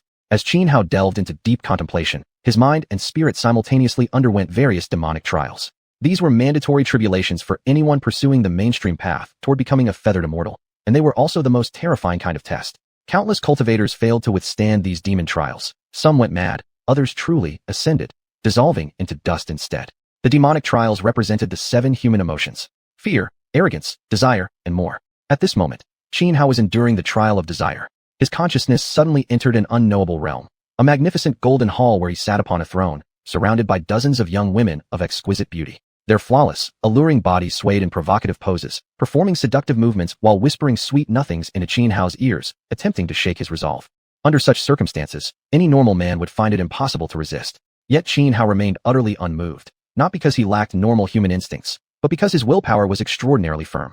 He remained calm and lucid, fully aware that everything before him was illusory, merely manifestations of the inner demonic trial he faced. In Buddhist legend, when the Buddha attained enlightenment, Mara, the demon king, sent his beautiful daughters to tempt him, hoping to corrupt his foundation. But the Buddha remained unmoved, causing Mara's efforts to end in failure. Likewise, even though Xianhao's blood surged, unwanted images flashed through his mind, and his body reacted instinctively, he still committed no improper act. Instead, he guarded the clarity of his spirit with unwavering discipline. Minute by minute, time passed. It was unknown how long it lasted before the beautiful, alluring young women surrounding him finally vanished. Then came trials of arrogance, greed, and others, but Xianhao endured each without faltering. Just as he seemed to have passed nearly every demonic trial, a surge of fear arose from the depths of his heart. Yet he remained calm. From prior experiences, he already knew that everything he saw was part of the trial. He repeatedly reminded himself, do not be afraid, do not react. Xianhao felt his consciousness blur. When awareness returned, his spirit stood within a world of ice and snow. Everywhere he looked, there was only endless white. Alone, he stood isolated in this frozen wilderness. The fear trial reflected the deepest terror hidden in one's soul. What was Xianhao most afraid of? Was it death? Certainly not. Having lived 2 lives, he had long since grown indifferent to life and death. As for other strange or horrifying things, he feared them even less. As a cultivator, what grotesque monster hadn't he encountered? What truly frightened him, buried deep within his heart, was loneliness and doubt about the path of cultivation itself. Recall, when Xianhao first stepped onto the cultivation path, it was mainly out of curiosity. After all, in his previous life's world, there had been no supernatural powers at all. Later, he strived to grow stronger so he could save his father. Now, his purpose had expanded to avenge the 12 towers. Ultimately, his journey of cultivation had never truly been for himself. Though he once wondered, can immortality really exist? And though he once burned with passion for attaining transcendence, deep down, he still believed that becoming an immortal was something vague and intangible. In his view, no matter how powerful one became, even as a feathered immortal, an undying true immortal, or even a celestial sovereign, what real difference did it make? Could they truly last forever? In the end, none could escape the erosion of time. If one could not become an eternally existing being, then what was the meaning of cultivation? Now, standing alone in this icy world, loneliness welled up within Xianhao's heart, filling him with a sense of dread. At that very moment, numerous scenes emerged across the Xiong around him, images of those dear to him, forming a kind of simulated vision of his life. Within the vision, he successfully avenged the 12 towers and rescued his father from the shitty clan. Many familiar faces appeared, people he cared about. The 3 Murong sisters, Long Outyan and his sister, Li Wanyu, Xiao Bai, and others. In the years that followed, he withstood the erosion of time, his cultivation growing ever deeper until he became an undying true immortal. Yet those close to him gradually aged. He saw Murong Tianyu, her hair white and face shriveled, pass away in his arms. He saw Long Outyan slain by enemies. Though he avenged him, the grief in his heart remained unrelieved. In the end, even his father grew old and died.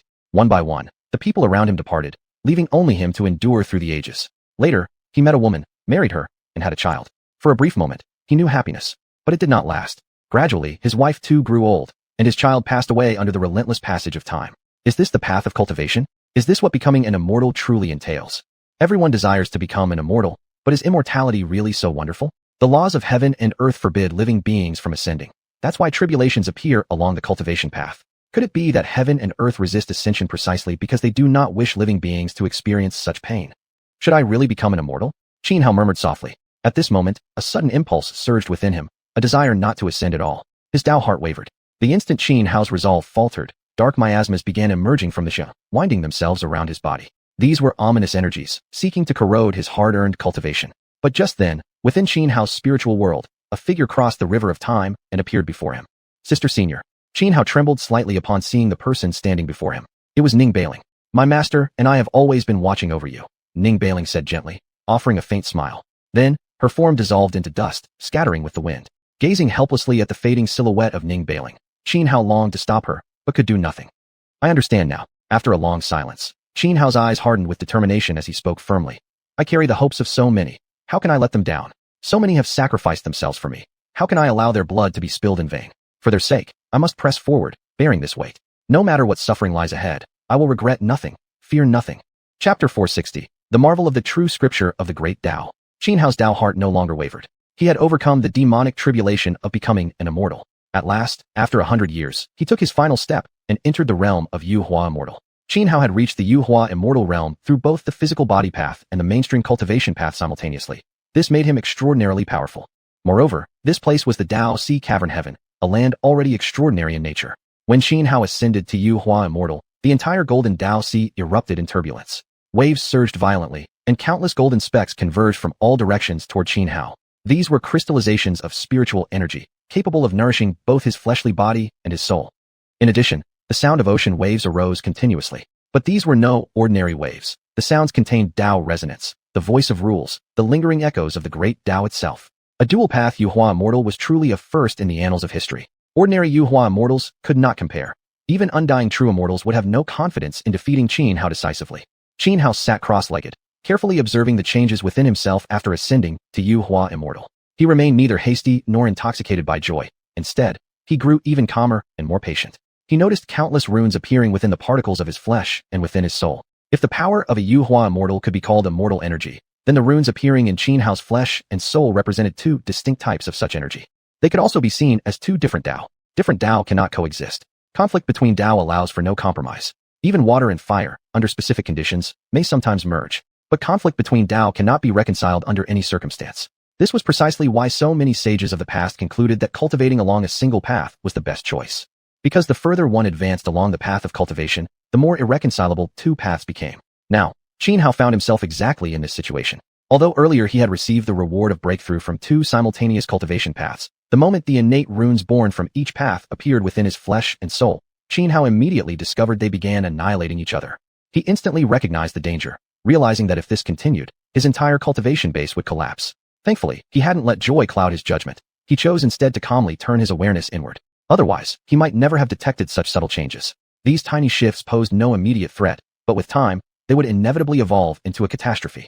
By the time he finally noticed, it would already be too late, leaving him no choice but to accept the total destruction of his cultivation. Staring at the runes inside his body mutually destroying one another, Xianxia fell into deep thought. How could he resolve this problem? After long contemplation, Xianxia recalled the true scripture of the Great Tao. The origin of the true scripture of the Great Tao was shrouded in profound mystery. It was thanks to this scripture that xiuxian, in the final moments of his life, had become a false sage and destroyed the heaven-piercing gate.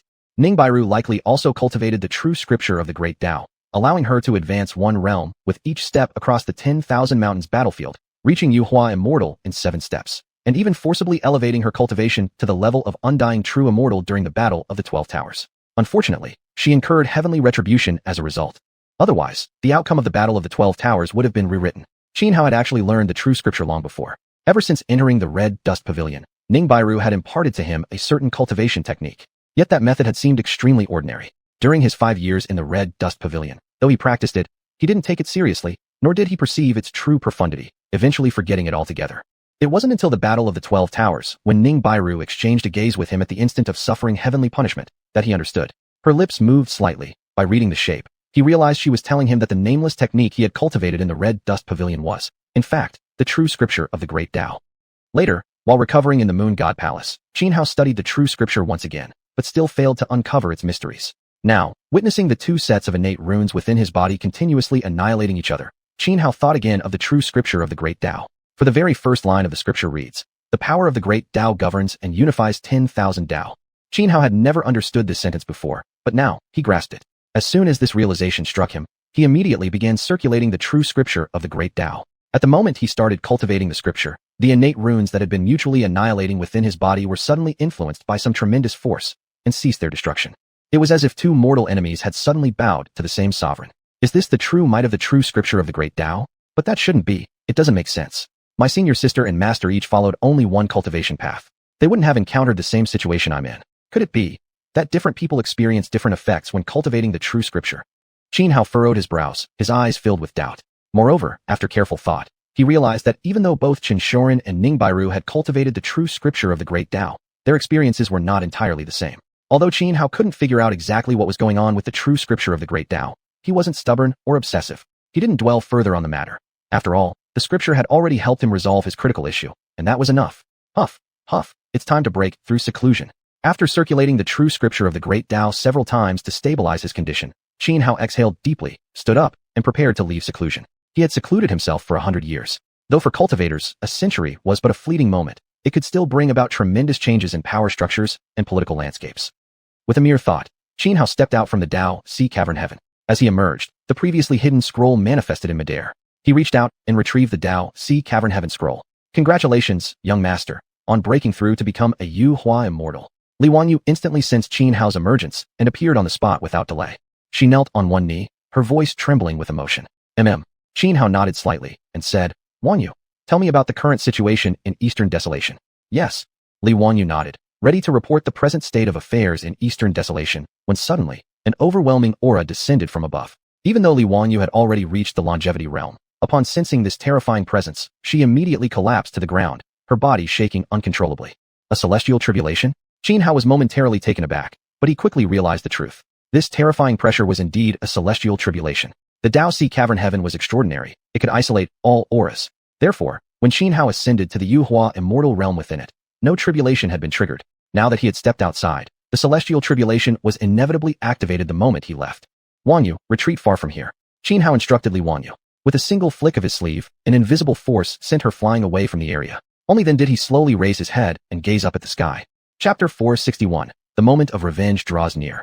In the sky, dark clouds rolled and lightning flickered. An oppressive aura spread across hundreds of miles, causing every living being within range to tremble in their souls. They fell to the ground, trembling uncontrollably. The thunder tribulation was the manifestation of heaven and earth's will. Within moments, a vortex of tribulation clouds had formed in the sky, thousands of meters in diameter. Rumble, rumble.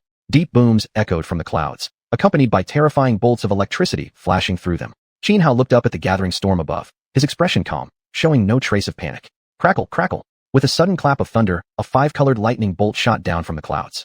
Its devastating power caused vast stretches of space to collapse. Within the flash of the five-colored lightning, all kinds of surreal visions were reflected, proof of just how extraordinary and fearsome this strike truly was. Yet instead of evading it, Xianhao did what he had always done. He surged upward directly toward the descending five-colored lightning, activating his technique of thunder forging the body, using the lightning itself to temper his physical form. His body was already immensely strong, having followed the path of physical cultivation and awakening the hidden power within his flesh. But when the five-colored lightning struck him, its destructive force instantly split his skin and flesh wide open, sending sprays of blood flying in all directions. Such was the terrifying destructive power of this lightning. It could be said that 99 out of 100 cultivators attempting to break through into the feathered immortal realm would be reduced to ashes upon facing such a five-colored lightning strike. Yet Xianhao endured. This was not only because he had cultivated both the energy and physical paths to become a dual-path feathered immortal, but more importantly, because he had long been drawing down tribulation lightning to forge his body, building up a remarkable resistance to it. Lightning continued to crash down from the clouds, each bolt more terrifying than the last. Yet Xianhao still refrained from using any other methods to defend himself, persisting solely in using the tribulation lightning to refine his body. And the benefits of this approach were unmistakable. His physique grew even stronger. On the surface of his skin, five-colored lightning now writhed and danced. After several hours, the lightning falling from the clouds turned six-colored, its power increasing dramatically. Though Xianhao was battered beyond recognition by the lightning, he didn't give up. In fact, he seemed to relish the sensation of being struck. As time passed, the intensity of the descending lightning increased steadily, until the original five-colored lightning gradually evolved into 10-colored lightning. After 3 full days and nights, the lightning striking down from the swirling storm clouds became 12-colored, their annihilating force so immense that heaven and earth themselves seemed to change color. Now, Xianhao dared not directly absorb the 12-colored lightning to temper his body anymore.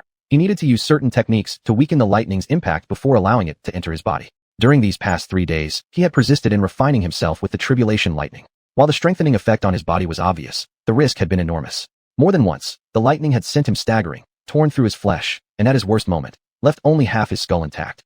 Even though Xianhao possessed the undying nirvana body, capable of rebirth through nirvana, he still risked complete annihilation beneath the heavenly tribulation. But as the saying went, only one who dares to face death can pull an emperor from his throne. Without taking risks, how could he maximize his own strength? For more days and nights passed. The lightning now pouring from the clouds had become 32-colored. Each strike shattered hundreds of miles of land, collapsing the earth by thousands of zhang. Where Xianhao now stood was no longer atop a mountain. It was a pitch-black abyss. 9 days and 9 nights later, Xianhao's immortal tribulation finally came to an end. He had safely survived a tribulation that would leave even true immortals grievously wounded. As Xianhao completed his tribulation, the terrifying and suffocating aura of the heavens faded away, replaced by harmony, warmth, and tranquility, an atmosphere like gentle spring breezes washing over the soul. The land, once utterly devastated, suddenly flourished with signs of renewal. New plants sprouted from the soil, each emanating thick spiritual energy, clearly no ordinary flora. In the air, celestial music played softly, and golden lotuses embodying the Tao materialized. These were blessings bestowed by heaven and earth to any being who successfully passed their tribulation, meant to guide newly ascended feathered immortals into the heavenly realm. But Xianhao couldn't go to the heavenly realm now. Moreover, the gate to heaven had already been destroyed by xiuxian. As such, the guiding force descending upon Xianhao was weak. With a mere shake of his body, he dispelled the connection entirely. At that moment, the lotuses of the Tao scattered into nothingness, and the serene chimes resembling morning bells and evening drums fell silent. Congratulations, young master, on successfully passing your tribulation. Li Wanyu approached. She had personally witnessed Xianhao's tribulation, knowing just how terrifying it had been, an ordeal far beyond what any ordinary feathered immortal should endure. Even a true immortal would likely suffer unimaginable injuries under such a calamity. Xianhao turned to Li Wanyu and said, "Tell me about the current situation in the eastern wastelands." Yes. Li Wanyu quickly replied. Before you entered seclusion, you annihilated the Qi immortal sect and beheaded Feng Qingming, causing a massive uproar across the eastern wastelands. Xianfeng Minghua was especially enraged. In seeking vengeance for Feng Qingming, she launched widespread purges throughout the region, hunting down your allies and searching fiercely for your whereabouts. Fortunately, you had made preparations beforehand, so she failed to locate most of your people. 3 years later, a major incident erupted involving the primordial blood sea, one that even drew in the Lingxiao Heavenly Palace. Only then did Minghua cease her actions. Primordial blood sea? Qin Hao frowned. He recalled when he had slain Feng Qingming, the blood saber that was his immortal artifact, and the towering figure that had briefly manifested upon it, standing within a vast sea of blood. Now, with Li Wanyu mentioning that the primordial blood sea had caused an upheaval connected to the Lingxiao Heavenly Palace, Qin Hao immediately understood. Feng Qingming's father was very likely someone from the primordial blood sea. What about the divine dynasty? Qin Hao asked. 50 years ago, Emperor Ming passed away, and the young heir ascended the throne, today's martial emperor. The martial emperor is far more ambitious than Emperor Ming. Within just 10 years of his reign, he broke free from the control of powerful ministers and personally led military campaigns, unifying the 8 wastelands. Later, he launched 9 great expeditions into the 10,000 Great Mountains. Li Wanyu recounted in detail all the significant events that had occurred in the Divine Dynasty over the past century during Qin Hao's seclusion. According to Li Wanyu, during the Martial Emperor's 9th expedition into the 10,000 Great Mountains, the overlord Tang Lin met an unexpected demise, which led to a catastrophic defeat for the Martial Emperor. The campaign collapsed, and since then, the Emperor had never recovered.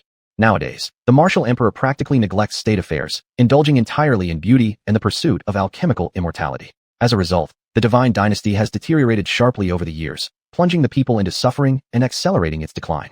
Chapter 462. The Lingxiao Heavenly Palace shall be destroyed today. So it seems the Divine Dynasty is too preoccupied with its own affairs to pay attention to the Eastern Wasteland now.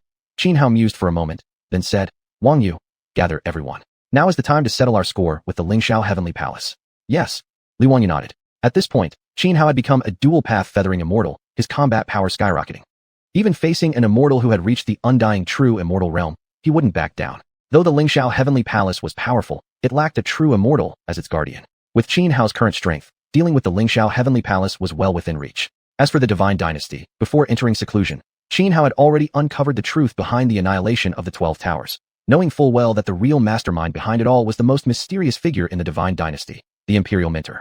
The 4 true immortals who once besieged Ningbairu were also invited by the Imperial Mentor himself. Thus, before his seclusion, Qin Hao had ordered Li Wanyu to monitor the political situation within the Divine Dynasty. If the dynasty intervened while he sought revenge against the Lingxiao Heavenly Palace, even if he could protect himself, the cost would be great. Only after confirming that the Divine Dynasty was temporarily unable to interfere in Eastern Wasteland affairs did Qin Hao finally feel unburdened and immediately choose to strike at the Lingxiao Heavenly Palace. 3 days later, at the 10 Hells Tribunal. This was the secret stronghold secretly maintained by the 10,000 Ghost Hall. Under Qin Hao's orders, Li Wanyu had recalled all elite cultivators from across the land who had been lying dormant on behalf of the 10,000 Ghost Hall. In addition, disciples of the scattered 12 Towers had also returned, including Yin Rujiang, Jiang Yunch, and others. Atop the throne high above the Grand Hall sat Qin Hao, gazing down upon the gathered members of both the 10,000 Ghost Hall and the 12 Towers. His voice was low yet heavy with resolve. I call upon you all today to march together and shatter the Lingxiao Heavenly Palace, avenging our comrades fallen long ago. Crush Lingxiao, avenge the blood debts. The cry roared through the hall. The destruction of the 10,000 Ghost Hall bore the shadow of the Lingxiao Heavenly Palace, and beyond that, during the battle where Lu Zhongyuan perished, every member of the 10,000 Ghost Hall had harbored deep hatred toward them. Having lain hidden for countless years, their resentment had only grown deeper with time. Now, they no longer needed to hide. A sense of exhilaration surged through each one, their dormant blood finally boiling anew. As for those from the 12 Towers, the massacre over a century ago remained vivid in their minds. After more than 100 years of restraint, they could finally release their fury. Immediately, Qin Hao employed a great arcane technique to construct a massive transmission formation within empty space, preparing to lead everyone straight to the Lingxiao Heavenly Palace, catching them completely off guard. Although the Divine Dynasty was currently plagued by internal strife and external threats, seemingly incapable of interference, Qin Hao still deeply feared the mysterious Imperial Mentor lurking behind it all. He believed that once the Imperial Mentor learned of his assault on the Lingxiao Heavenly Palace, he would undoubtedly intervene to assist them. Therefore, the attack must be swift. So swift that no faction would realize what had happened until it was too late. Fortunately, among the system rewards Qin Hao had obtained previously, there was a talismanic stone capable of activating a large-scale teleportation array. Such talismanic stones were extremely rare and could only be used once. After constructing the massive spatial formation in midair using his supreme techniques, Qin Hao activated the stone. Instantly, the entire transmission array flared to life. Without hesitation, Qin Hao stepped into the portal first. Seeing this, the others swiftly followed behind him. Xianhao felt only a brief ripple of spatial transformation. Then, blinking, found himself hovering above the Lingxiao Heavenly Palace. Since the fall of the 12 Towers, the Lingxiao Heavenly Palace had become the undisputed #1 Holy Land. Over this past century, they had produced generation after generation of outstanding talents, controlling over 70% of cultivation resources in the Eastern Wasteland, thus cultivating many formidable experts. At that moment, several young disciples standing guard at the palace gates looked up and saw intricate golden patterns suddenly forming in the sky. They froze in confusion. Before they could react further, spatial laws trembled violently, and then Xianhao emerged from the void itself. Who dares intrude upon our Lingxiao Heavenly Palace? The sight of Xianhao stepping forth from empty space startled the guards at the gate. An instinctive dread gripped them. Something terrible was about to happen. But even before Xianhao responded, one after another, figures began stepping out of the void, the rest of the 10,000 Ghost Hall and the 12 Towers forces. In an instant, over 10,000 warriors had spread across the skies above the Lingxiao Heavenly Palace. Among these forces, apart from Xianhao as a dual-path feathering immortal, there were 3 ancient elders from the 10,000 Ghost Hall, all transcendent Jia cultivators. The 12 Towers side was comparatively weaker, possessing fewer experts. Only Zhang among them had reached the transcendent Jia realm. At this moment, the Lingxiao Heavenly Palace's experts were already alerted. Several elder masters of the palace soared into the air instantly, followed by thousands upon thousands of Lingxiao Heavenly Palace disciples. The Lingxiao Heavenly Palace always had the largest number of disciples among all the Holy Lands. Even during ordinary times, nearly 100,000 disciples resided within its sect. Both sides stood in cold confrontation high above, fully prepared to strike at any moment. It's you. Adonlok of the Lingxiao Heavenly Palace immediately recognized Xianhao, shock and apprehension flashing across his face. Back when Xianhao represented the 12 Towers at the Immortal Sect debate hosted by the Lingxiao Heavenly Palace, this elder had seen him in person. Intruder attack quickly awakened the Great Palace Master and the Third Palace Master. Another elder of the Lingxiao Heavenly Palace also recognized Xianhao and instantly issued an order to a nearby disciple, instructing him to rouse Dugabubi and Feng Mingyue. Dugabubi and Feng Mingyue rarely handled affairs of the Lingxiao Heavenly Palace. In the past, such matters had always been managed by Zheng Wudi. However, during the great battle with the 12 Towers over a century ago, Zheng Wudi had been slain by Bai Chengqing. As a result, all administrative duties of the Lingxiao Heavenly Palace had fallen onto Dugabubi and Feng Mingyue. More than 100 years ago, Feng Mingyue had brought in Feng Qingming, intending for him to take over Zheng Wudi's former position, but she never could have anticipated that Feng Qingming would be assassinated during his journey to Qihai sect. The Lingxiao Heavenly Palace shall be annihilated today, Xianhao declared coldly, scanning the sect below before turning to face the opposing elders. Then, raising his voice toward the forces of the 10,000 Ghost Hall and the 12 Towers behind him, he roared, "Kill! Kill! Die, you dogs of the Lingxiao Heavenly Palace! Today we shall crush Lingxiao beneath our feet and avenge our fallen comrades of the 12 Towers." The Lingxiao Heavenly Palace bore a shadow in the fall of the 10,000 Ghost Hall, forcing us into hiding for ages. Today it is time they paid their debt. At Xianhao's command, those behind him erupted into furious battle cries, surging forward like a relentless tide. Their overwhelming momentum was terrifying to behold. At that very moment, Xianhao moved. He stepped forward, a single stride, and his body almost instantaneously teleported behind the elder who had first recognized him. With a simple motion of his hand, as if plucking a peach from a tree, he twisted off the elder's head. Chapter 463, 1 against 2 immortals. Xianhao was immensely powerful. With a single motion of his hand, he slaughtered one of the elders from Lingxiao Heavenly Palace. This shocked everyone from Lingxiao Heavenly Palace. They knew that the elder killed by Xianhao was a transcendent stage cultivator, yet he hadn't even managed the slightest resistance before being cut down. Just how strong was Xianhao? The morale of Wonderland Hall and 12 Towers surged dramatically. Their fighting spirits blazing like hungry tigers pouncing on prey, they charged toward the remaining disciples of Lingxiao Heavenly Palace. Battle erupted with roars and blood-curdling shouts filling the sky. A barrage of terrifying fatal techniques soared into the heavens, wild lightning, raging heavenly flames, and waves of sword and blade energy colliding ceaselessly in midair. The few remaining elders from Lingxiao Heavenly Palace quickly activated their sect's supreme formation. An ocean of runes exploded outward from the palace, spreading across the void. These runes contained unimaginable power. Arranged in space, they formed a vast, oppressive formation capable not only of suppressing Xianhao and his allies, but also enhancing the combat prowess of Lingxiao's disciples. But Xianhao merely narrowed his eyes coldly. He stretched out his right hand and pressed forward with a single palm strike. A destructive force erupted from his palm, grinding the runes arranged in the air to dust one after another. In mere moments, Lingxiao Heavenly Palace's supreme protective formation had completely collapsed. Lingxiao's guardian formation possessed formidable defensive strength. It could endure the full power strike of a feather-descended immortal. But unfortunately, Xianhao wasn't an ordinary feather-descended immortal. He was a dual-path expert at this level, whose combat strength nearly rivaled that of an undying true immortal. To him, Lingxiao's supreme formation was nothing more than a joke. Even as he shattered the great formation, Xianhao casually wiped out the remaining transcendent stage elders of Lingxiao Heavenly Palace. With its top-tier experts annihilated, Lingxiao Heavenly Palace instantly fell into disadvantage, even though it still held overwhelming numbers. Some of its younger disciples, lacking courage, already began attempting to flee. At that moment, a heaven-shaking sword intent erupted from deep within Lingxiao Heavenly Palace, piercing the firmament. The 9 heavens trembled and churned as terrifying omens manifested in the sky. Dare to invade Lingxiao Heavenly Palace. Death is your only fate. A cold shout rang out.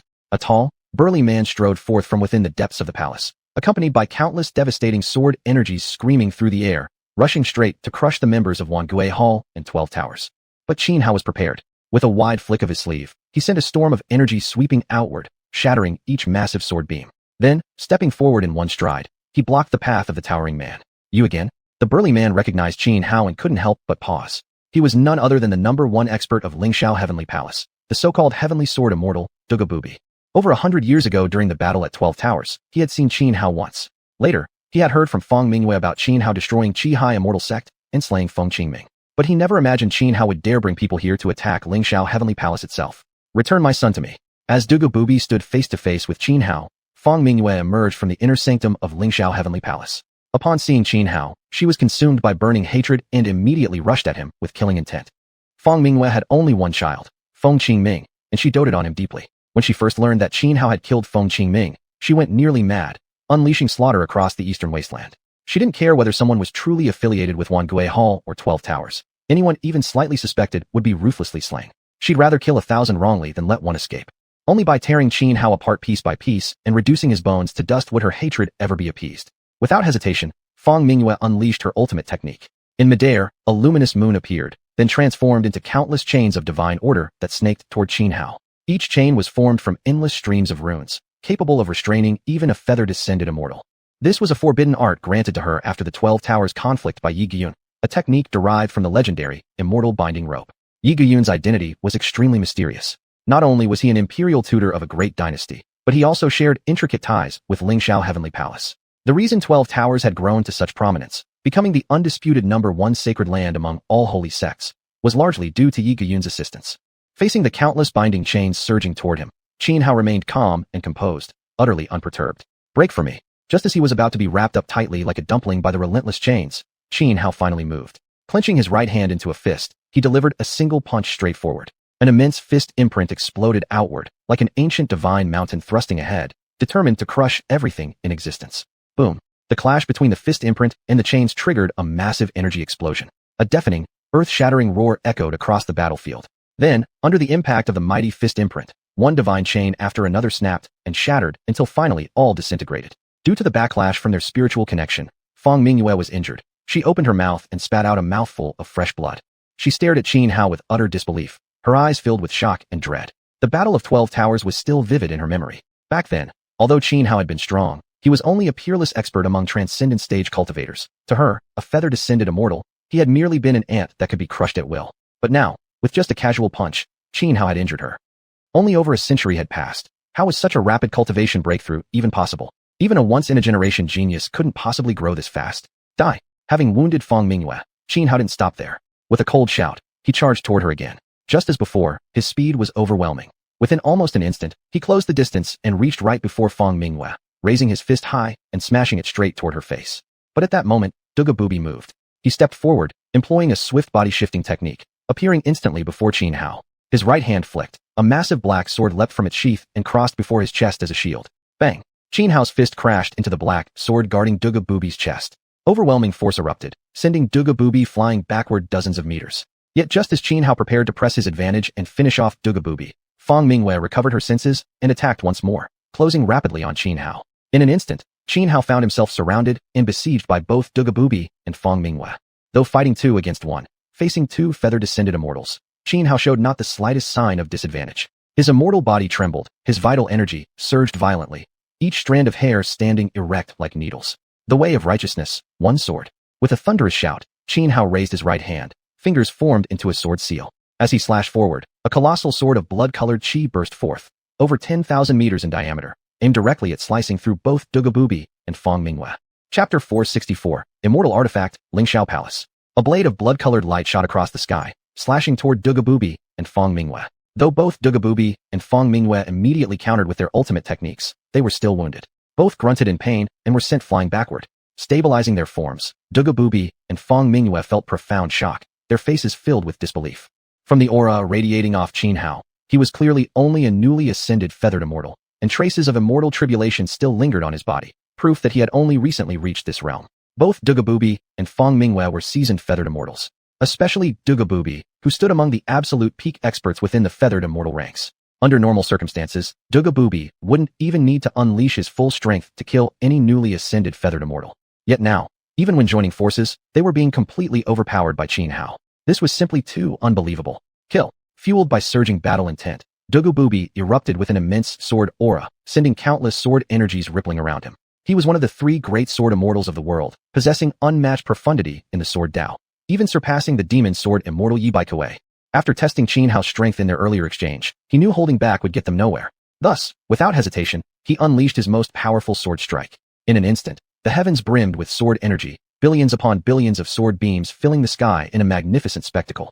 Even those locked in combat elsewhere were stunned into pause, all turning their gazes upward to the towering figure of Dugabubi high above.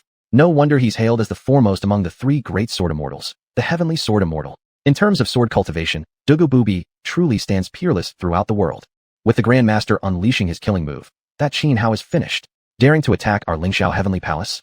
He must be tired of living. Today, we shall slaughter every last invader and hang their heads atop the heavenly gate as warning. Lately, the Lingxiao heavenly palace hasn't shed much blood, so these fools think we've grown weak? How dare they invade us? Such ignorance. As they gazed upon the heavens, not only were the members of Wangue sect and 12 towers overwhelmed, but even disciples of Lingxiao heavenly palace began roaring in renewed confidence. Earlier, after Xianhao had effortlessly slain their elite warriors and shattered their sect's supreme defensive formation, fear had gripped the hearts of Lingxiao disciples, crushing their morale. But now, witnessing the sheer grandeur of Dugabubi's sword technique, they believed once more they could win. At the same moment Dugabubi unleashed his ultimate sword, Fong Mingyue also acted. At great cost, she invoked a secret art and drew down from the depths of Lingxiao heavenly palace a magnificent structure, an enormous, awe-inspiring hall. It was none other than the Lingxiao treasure hall. Not just the symbol of Lingxiao heavenly palace, but its sacred immortal artifact. Legend said it had fallen from the heavenly realms long ago, once serving as the abode of the celestial emperor.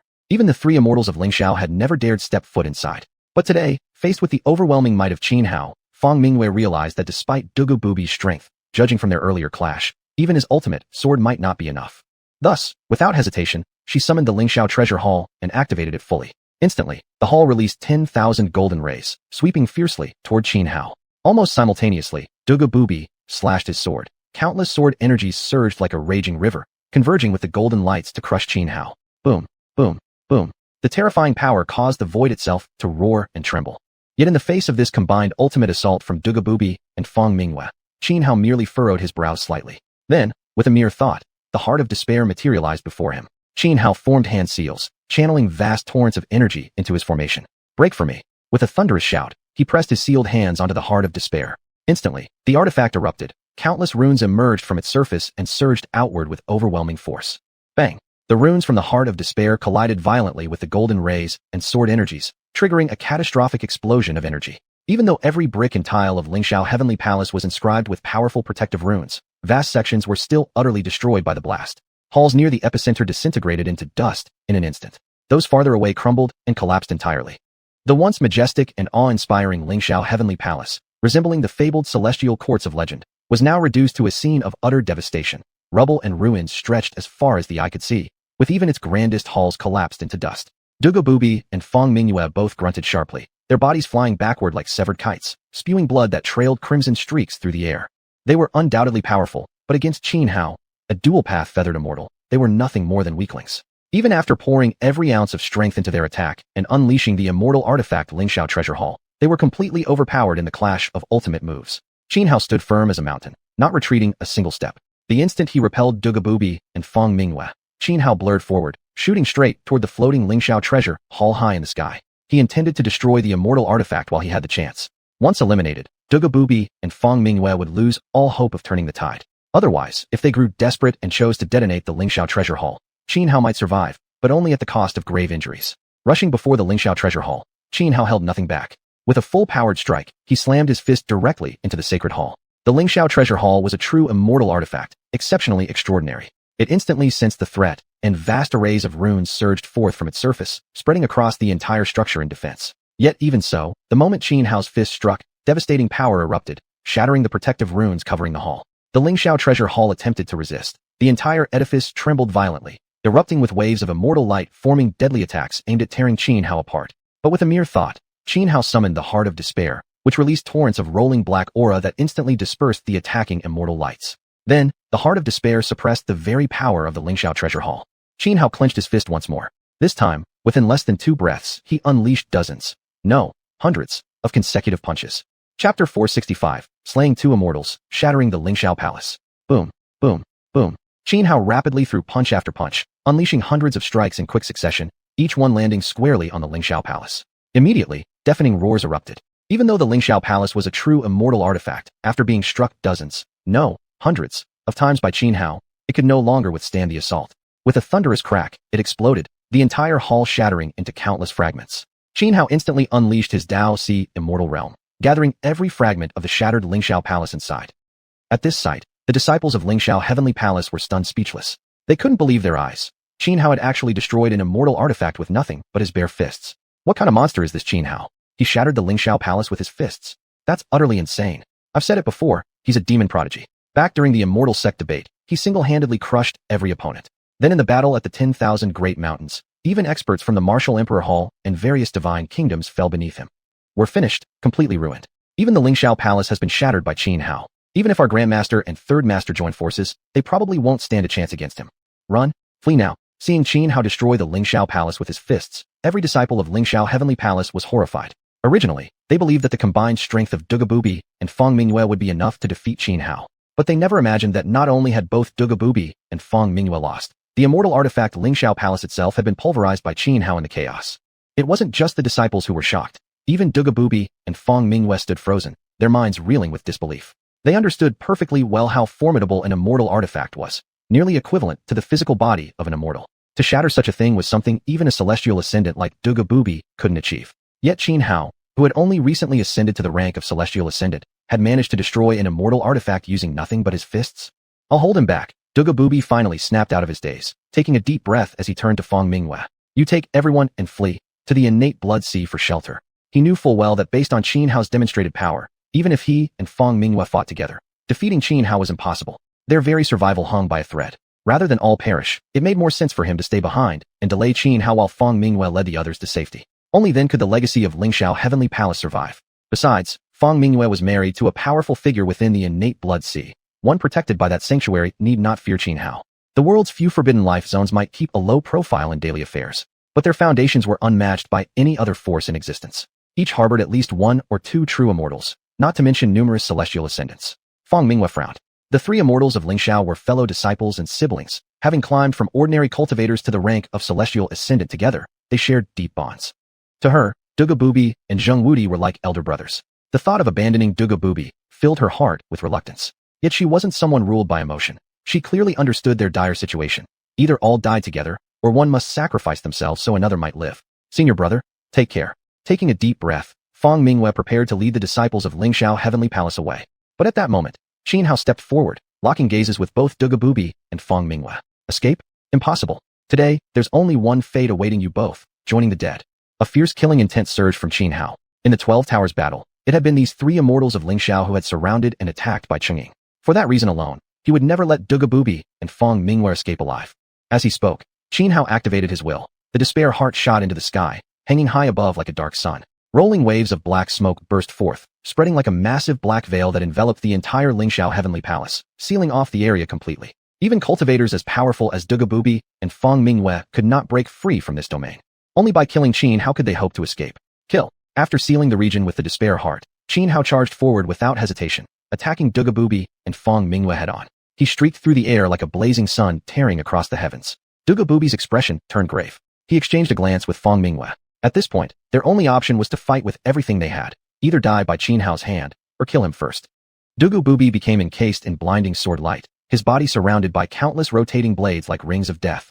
He rushed straight toward Xianhao, aiming to shred him into pieces with overwhelming sword energy. Meanwhile, Feng Mingyue formed seals with both hands, activating one powerful forbidden art after another, summoning natural forces, wind, rain, thunder, lightning, amassing into a storm surge that crashed toward Xianhao like a mountainous tidal wave. Dugabubi and Feng Mingyue held nothing back. Both fought with their full power, facing their combined assault. Even peak geniuses of the Yuhua immortal sect like Tang Lin and Bai Qingying would be overwhelmed and completely suppressed. Yet Xianhao stood before their attack utterly calm, as if he didn't take their offense seriously at all. Boom, boom, boom. The three clashed fiercely. Xianhao clenched his fists, unleashing one Vastian imprint after another, each a deadly technique derived from supreme martial arts, terrifying in power. Eventually, the Immortals imprints shattered the sword light surrounding Dugabubi. As the residual force sent him reeling backward, Xianhao seized the opportunity and launched an even fiercer assault against him, completely disregarding the fact that he was leaving his back exposed to Fang Mingyue. Xianhao's fists surged through the air, each massive imprint crashing directly into Dugabubi's body. Dugabubi let out shriek after shriek. After enduring over a dozen strikes, he finally reached his limit. Under the relentless impact of the mighty Jin imprints, his body exploded into a rain of blood. At the same time, Xianhao swept wide his sleeve, drawing upon the power of the despair heart, completely erasing every trace of Dugabubi's life force. Thus, Dugabubi, the Heaven Sword Immortal, Grandmaster of Lingxiao Heavenly Palace, acclaimed as one of the three greatest sword immortals in the world, was utterly slain by Xianhao.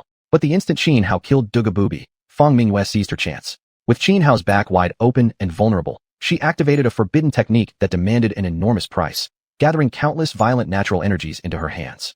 In a flash, she appeared behind Xianhao. Without hesitation, she thrust her palm forward, striking Xianhao squarely on the back. The power of Fang Mingyue's strike was devastating, enough to kill even a peerless celestial ascendant like Dugabubi in a single blow. To Fang Mingyue, no matter how powerful Xianhao was, taking this strike head-on meant certain death. Yet the moment her palm landed on Xianhao's back, green flames instantly enveloped his entire body. Chapter 466 The Fall of Lingxiao Heavenly Palace, proclaiming across the eastern wasteland. Fang Mingyue slammed her palm fiercely into Xianhao's back. This strike was extremely vicious. She had activated several forbidden techniques, empowering her palm with devastating force. Not even a feathered immortal would escape serious injury if struck unprotected, let alone an immortal on the level of an undying true immortal. Although Xianhao's physique was inconceivably powerful, Fang Mingyue's blow still shattered all his bones and internal organs. The destructive energy surged through him, rapidly eroding his vitality. Yet, eerie green flames suddenly enveloped Xianhao. In an instant, every wound on his body healed completely. He rose like an undying phoenix reborn from the flames, returning immediately to peak condition. The undying nirvana body, one of the most supreme physiques in existence. Since ascending to become a feathered immortal, Xianhao's undying nirvana body had grown even stronger. No matter how severe the injury, he could recover instantly. Fang Mingyue was horrified, but she had no time to react before Xianhao turned and lunged at her. Knowing full well she stood no chance against him, Fang Mingyue refused to surrender without a fight. At no cost, she unleashed her forbidden arts. Countless runes materialized in the xianxia around her, accompanied by dazzling beams of light erupting skyward, piercing through the heavens. But against absolute power, all her methods were futile. With a mere clench of his fists, Xianhao unleashed mighty xianxia that shredded the dense array of runes surrounding Fang Mingyue, extinguishing the radiant light ascending into the skies. Under the horrified gazes of Lingxiao Heavenly Palace's disciples, the colossal xianxia pierced through Fang Mingyue's body, obliterating her in a single strike. Fang Mingyue let out a mournful scream as her body disintegrated into dust under the impact. Witnessing Xianhao slaughter both Dugu Buzai and Fang Mingyue one after another, the remaining disciples of Lingxiao Heavenly Palace turned pale with terror, their eyes filled with dread and panic, scattering about like ants on a hot plate. It's over, it's really over. Great Palace Master and Third Palace Master are both dead. No one can save us now. Our Lingxiao Heavenly Palace is truly doomed. I can't accept this. I refuse to accept this. Same here. I only managed to join Lingxiao Heavenly Palace recently, just a few months ago, and now it's already being destroyed? How unlucky can I be? What are you standing there for? Let's flee right now. In an instant, morale among the Lingxiao Heavenly Palace disciples collapsed entirely, scattering in all directions like frightened birds and beasts. But the members of Xuanhuan Hall and the 12 Towers had no intention of letting any of them escape. They launched relentless pursuit, determined not to spare a single soul. In truth, the efforts of Lingxiao Heavenly Palace's disciples were utterly futile. With the heart of darkness shrouding the entire palace grounds, even someone as powerful as Fang Mingyue earlier had given up attempting escape, let alone these ordinary disciples. Having slain Dugu Buzai and Fang Mingyue, Xianhao remained cold and indifferent, watching the ongoing battle unfold. He made no move to intervene, nor harbored any compassion to grant the disciples of Lingxiao Heavenly Palace a path to survival. A century ago, when he spared the disciples of Qihai sect, it was because there had been no deep enmity between Qihai sect, the 12 Towers, and Xuanhuan Hall. But Lingxiao Heavenly Palace was different. The destruction of both Xuanhuan Hall and the 12 Towers bore direct responsibility to Lingxiao Heavenly Palace. Their hatred ran deep as oceans. How could he possibly show mercy? Repaying kindness and vengeance alike with equal fervor, that was his nature.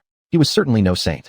Even without Xianhao joining the fray, despite their overwhelming numbers, the loss of all high-tier combatants left Lingxiao Heavenly Palace's disciples powerless. Thus, what followed was nothing short of one-sided annihilation. Under the joint assault of Wangui Hall and the 12 Towers disciples, Lingxiao Heavenly Palace's members had zero resistance.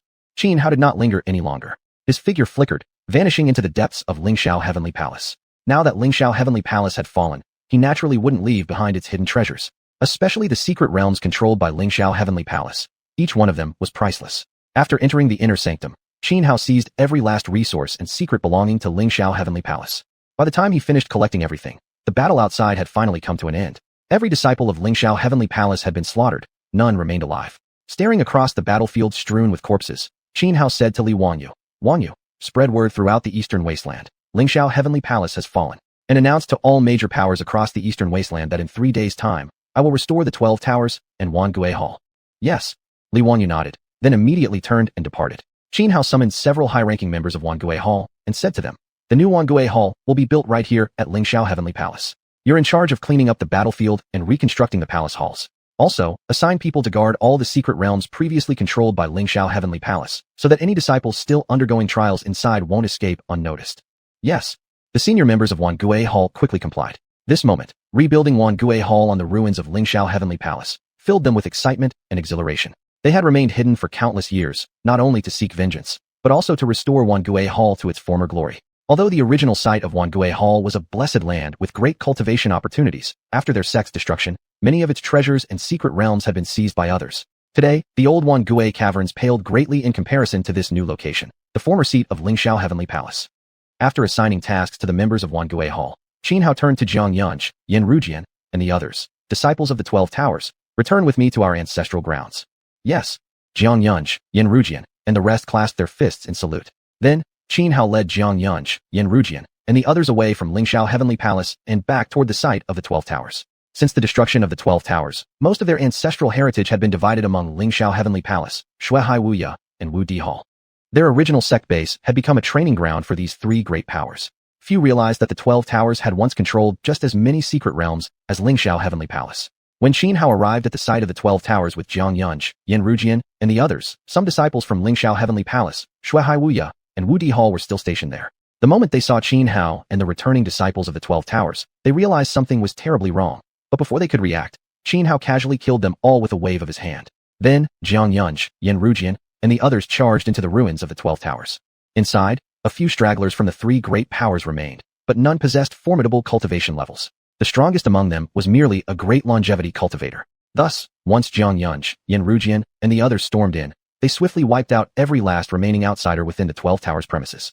Xianhao did not follow Xianxia and the others into the complex. Instead, his gaze fell upon the 9,000 zhang spear embedded atop the peak outside the 12 Towers.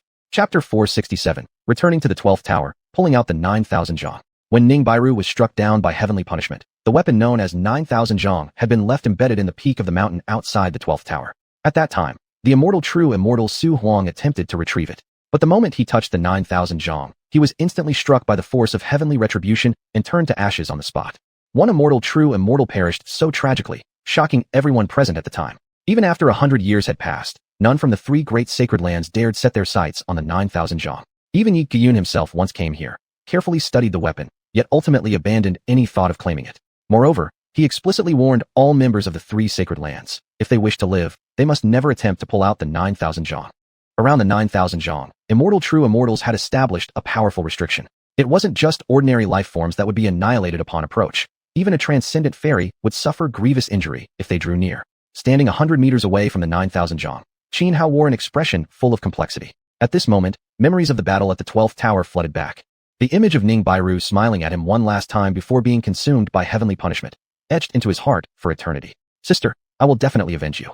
Of the 4 great immortals who attacked you that day, the 3 still alive won't escape my wrath. Not even Xiuxian, who hides behind the shadows." Xianhao took a deep breath and declared firmly, destroying Lingxiao Heavenly Palace and rebuilding the 12th Tower and Myriad Ghost Hall were merely his first steps. He wouldn't stop there. He intended to hunt down every single person involved in the destruction of the 12th Tower. He would make them repay blood debts with blood. After standing motionless for a while, Xianhao snapped back to reality and began walking toward the 9,000 zhang. He would pull it out. There was a connection between him and the weapon. Back then, when Xuanhuan touched it, he suffered heavenly retribution only because a fragment of Ning Bairu's consciousness had sealed a sliver of heavenly punishment within the blade itself. Although her consciousness had long dissipated, it retained an instinctive directive that anyone other than Xianhao touching the 9,000 zhang would immediately invoke heavenly judgment. That was precisely why Xianhao sought to reclaim it. As soon as he approached, the restrictions placed by the immortal true immortals around the 9,000 zhang activated. In an instant, streaks of lightning descended from the heavens, striking his body one after another. But Xianhao showed no fear. His physical body had already reached an inconceivable level of strength. Besides, he had always cultivated by refining his body with Li, developing immense resistance to natural energies like thunder and electricity. So how could mere bolts of lightning possibly intimidate him? Yet as the lightning rained down, the skies above churned violently. Countless arcs converged, coalescing into sword-like forms composed entirely of thunder, each carrying devastating power capable of obliterating all existence. Tens of thousands of these thunder swords filled the xiuxian. With a sudden tremor across the formation, they surged downward like a storm, slashing at Xianhao from every direction. This was the true might of the immortals' restriction, an ability powerful enough to seriously injure even the most supreme, transcendent fairy. Yet Xianhao remained calm, utterly unfazed by the descending thunder swords. He raised his right hand, forming a sword seal with 2 fingers extended. With a swift slash, a vast surge of sword light erupted outward. Like a dam bursting, waves of radiant blades surged forward, meeting the storm of thunder swords head-on. Boom, boom, boom. Countless sword beams collided with the thunder swords, triggering massive energy explosions. Though formidable, the thunder swords gradually fractured, shattered, and dispersed under the relentless assault, disintegrating into countless fragments of scattered lightning that faded into nothingness. What audacious being dares? The moment the final thunder sword vanished, a majestic figure manifested in midair. It was Xiaoting, the very same among the 4 great immortals who once besieged Ningbairu. However, before Xiaoting's spectral form could finish speaking, Xianhao flicked his mind, summoning the heart of despair. Thick waves of black mist surged forth like chains, wrapping tightly around Xiaoting's phantom, binding him completely. Then, with a mere quiver of those dark chains, Xiaoting's projection dissolved into the void. Having dismantled Xiaoting's restriction, Xianhao advanced unimpeded to the side of the 9,000 zhang, and without hesitation reached out, grasping the hilt. The instant Xianhao's hand closed around it, the heavenly punishment erupted. Threads of crimson lightning shot through his body. Yet instead of harming him, these red arcs, manifestations of the heavenly curse, seemed to recognize him. They pulsed with a distinct wave of emotion. Joy star. Xianhao understood. This was the remnant instinct of Ningbairu's lingering consciousness. Soon, the crimson lightning dissipated.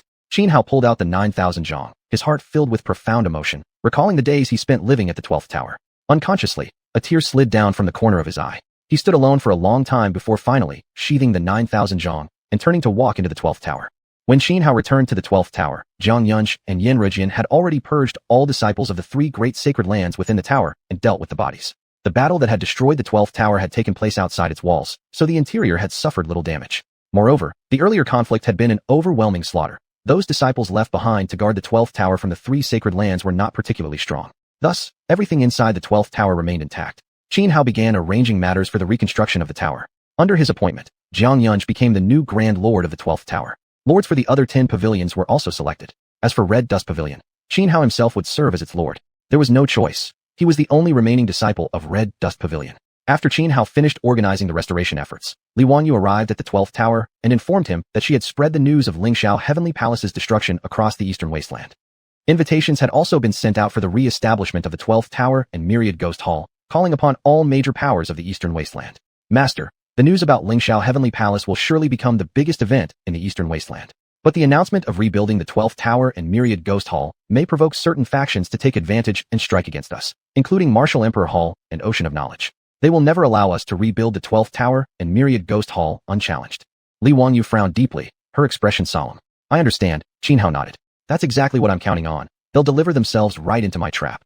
But, Li Wanyu still looked worried. Wanyu, rest assured. I know what I'm doing, Xianhao said with a calm smile. Then he handed her half of the rare treasures and precious resources he had seized from Lingxiao Heavenly Palace. Take these and distribute them among the members of Myriad Ghost Hall. Thank you, Master, Li Wanyu nodded, then turned and left. Chapter 468, Devouring the Lingxiao Palace. News of the events at Lingxiao Heavenly Palace quickly spread across the eastern wilderness, causing an immediate uproar. Ever since the destruction of the 12 towers, Lingxiao Heavenly Palace had become the undisputed #1 holy land. In recent years, no power dared oppose it. Even Yuanshi Holy Land, the once deepest and most mysterious among the former top 10 holy lands, had remained extremely low-key, choosing to endure suppression from Lingxiao Heavenly Palace and even conceding benefits when necessary. Yet such a Lingxiao Heavenly Palace had been destroyed overnight.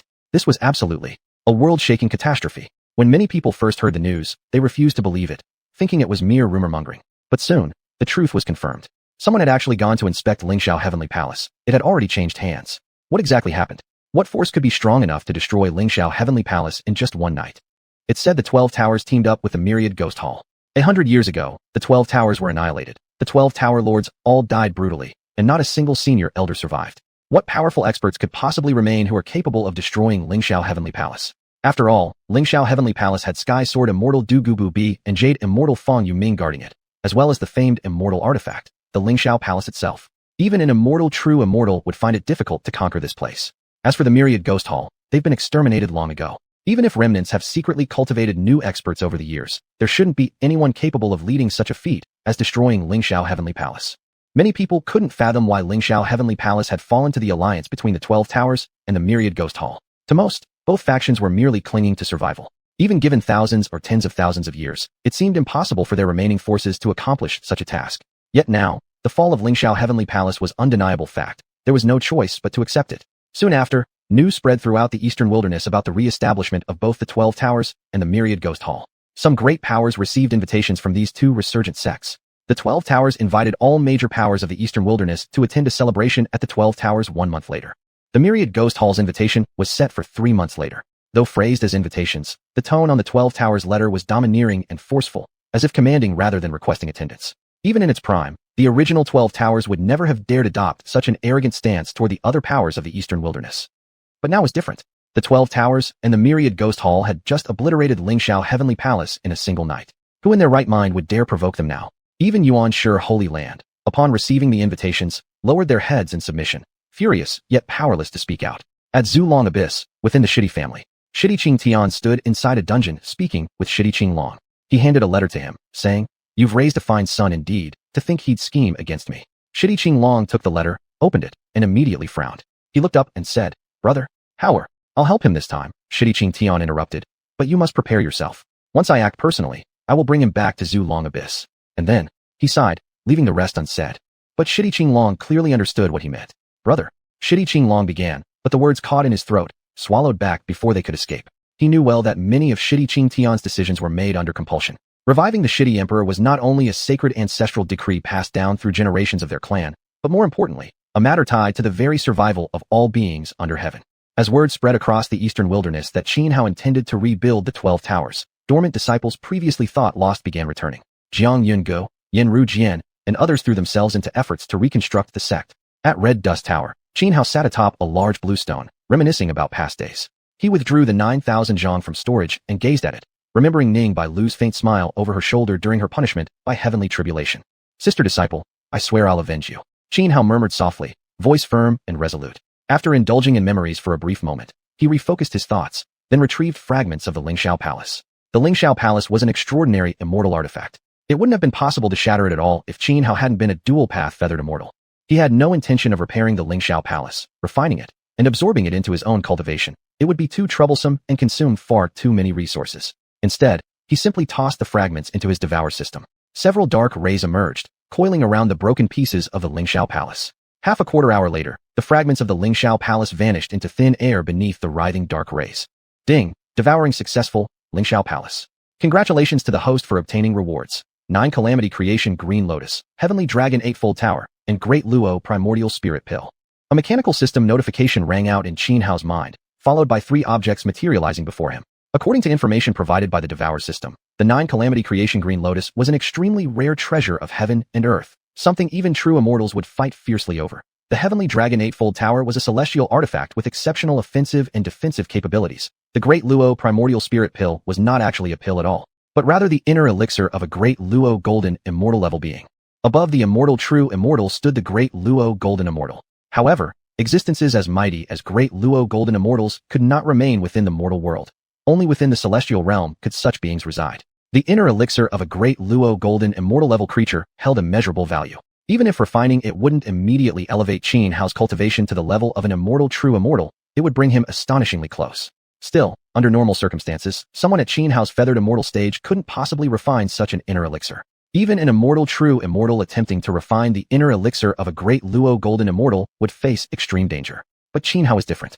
Not only was he a dual-path feathered immortal whose combat strength far surpassed that of ordinary immortal true immortals, more importantly, when cultivating his physical body, he had awakened a remarkable ability known as corporeal furnace. With this ability, although he couldn't completely refine the inner elixir of a Great Luo Golden Immortal level being within a short period, he could still refine a portion of it. Xuanhuan immediately put away the heavenly dragon eightfold tower, then swallowed the 9 calamity creation green lotus whole. This exceedingly rare heavenly material contained violently potent medicinal energy, which was typically both difficult and dangerous to refine. Yet with but a single thought, Xuanhuan activated his corporeal furnace, rapidly breaking down the lotus. Vast waves of medicinal power surged through his limbs and bones, nourishing his very body while simultaneously strengthening his primordial spirit. Chapter 469, Meeting Luo Mingzhu again. With the power of his body furnace cultivation technique, Xuanhuan successfully refined the 9 calamity creation green lotus in less than a day. Although the 9 calamity creation green lotus was immensely valuable, Xuanhuan's foundation was already so profound that refining it only advanced his cultivation by a small margin. Yet Xuanhuan had anticipated this outcome. He remained calm and felt no disappointment. After refining the lotus, he began to work on the Great Luo Mixed Origin Divine Pill. This was the inner core of a Great Luo Golden Immortal life form, covered densely with Tao principles. By himself, Xuanhuan wouldn't have been able to refine such a pill, not even absorb the Tao principles inscribed upon it. Only when he activated the body furnace did those intricate principles begin to loosen, fracture, and break down into countless runes, which were then absorbed by his physical body and soul. The process was extremely slow. After 3 full days and nights, Xuanhuan had only managed to refine and absorb about 30% of the Tao principles embedded within the pill. But he wasn't impatient. Many things in this world could not be rushed. Just as Xuanhuan was deeply immersed in refining the Great Luo Mixed Origin Divine Pill, he suddenly sensed something. Frowning slightly, he halted the process, sent a message to Jiang Yunj and Yen Rujian, then constructed a spatial transmission formation in midair before vanishing from the 12 towers. 2 days later, Xuanhuan arrived in the western region's Lulan Kingdom. The moment he appeared, he was intercepted. Only a century apart, and you've already reached Featherflight Immortal? Beitang Aoshua stared at Xuanhuan, visibly shocked. I'm here to see Princess Mingzhu, Xuanhuan said. Beitang Aoshua frowned, hesitated for a moment, then chose not to block him further and silently turned away. Xuanhuan flickered like a beam of light and shot straight into the Moon Goddess Palace. He headed directly for Yuefang Hall, where Princess Luo Mingzhu resided, and found her sitting in the courtyard. Now aged and frail, her hair snow white and her skin deeply wrinkled, she sat motionless, holding the talisman stone Xuanhuan had once given her, her expression filled with quiet sorrow. Suddenly, she saw Xuanhuan enter the hall. Her entire body stiffened. Disbelief flooded her face as her trembling voice whispered, You, is it really you? Is it truly you? It's me. Xuanhuan nodded gently. Looking at the aged Luo Mingzhu before him, a storm of emotions surged within his heart. Though born into nobility, Luo Mingzhu had never cultivated. At nearly 120 years old, she was already extraordinarily long-lived by human standards. Her longevity was due mainly to skilled royal physicians in Lulan who used rare heavenly materials to maintain her health, and secretly, because Beitang Aoshua had transferred life essence to her over the years. Without these aids, she would not have survived this long. Yet, even Featherflight Immortals, let alone undying true Immortals or Great Luo Golden Immortals, could only extend an ordinary person's life for a brief span. While certain heavenly treasures did grant prolonged life, adding decades, centuries, or even longer, their medicinal potency was too intense for normal humans to absorb safely. Am I not dreaming? Luo Mingzhu stammered. Ever since their first meeting, she had fallen for Xuanhuan instantly, a love from which she had never recovered. Even after Xuanhuan left Lulan, her feelings never faded. Because of him, she remained unmarried her entire life. Now, her life was nearing its end. She never imagined that at this very moment, she would see Xuanhuan again. Of course you're not dreaming. Xuanhuan forced a faint smile and walked beside her. He understood her feelings completely. He was grateful to her, but harbored no romantic affection. For him, the most important tasks were rebuilding the 12 towers, avenging Bai Chengying and Ning Bairu, and rescuing his father from the Sure Emperor clan. Sentiments of love and attachment had long been cast aside. Yet gazing at the aging woman before him, his heart ached with bittersweet complexity. He could feel her vitality fading, her body and spirit worn beyond repair. Even if he possessed every heavenly treasure in existence, he could no longer save her. You still look exactly as handsome as back then, but I've grown so old.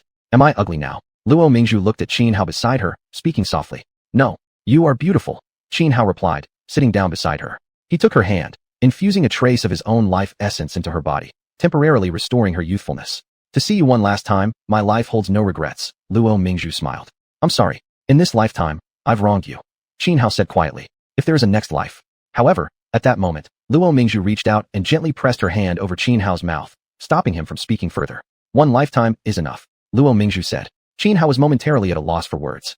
At this moment, he truly understood the deepest fear buried within his heart when he first achieved immortality. Even if one could exist as long as heaven and earth, he still couldn't prevent those beside him from growing old and passing away, one by one. In the end, across the vast world, only a solitary figure would remain. So, what was the point of becoming an immortal? Can you hold me for a while? Luo Mingzhu asked softly. Of course, Xuanhuan suppressed the sorrow in his heart. He pulled Luo Mingzhu into his arms. At this moment, they were like lovers embracing beneath the sky, gazing at the blue heavens and drifting clouds. Often, nothing more needed to be done, no romantic scenery required. As long as they were holding each other, silence itself was enough. Time passed, minute by minute, from day to night, from the twilight glow to the soft moonlight. Xuanhuan held Luo Mingzhu in his arms, until finally, she fell into eternal slumber within them. A single tear slid down Xuanhuan's cheek.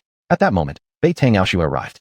He looked at Xuanhuan holding Luo Mingzhu's body and remained silent for a long while before saying, I once took her to the eastern wasteland to search for you. She already knew your name was Xuanhuan, but she told me she didn't mind that you had deceived her.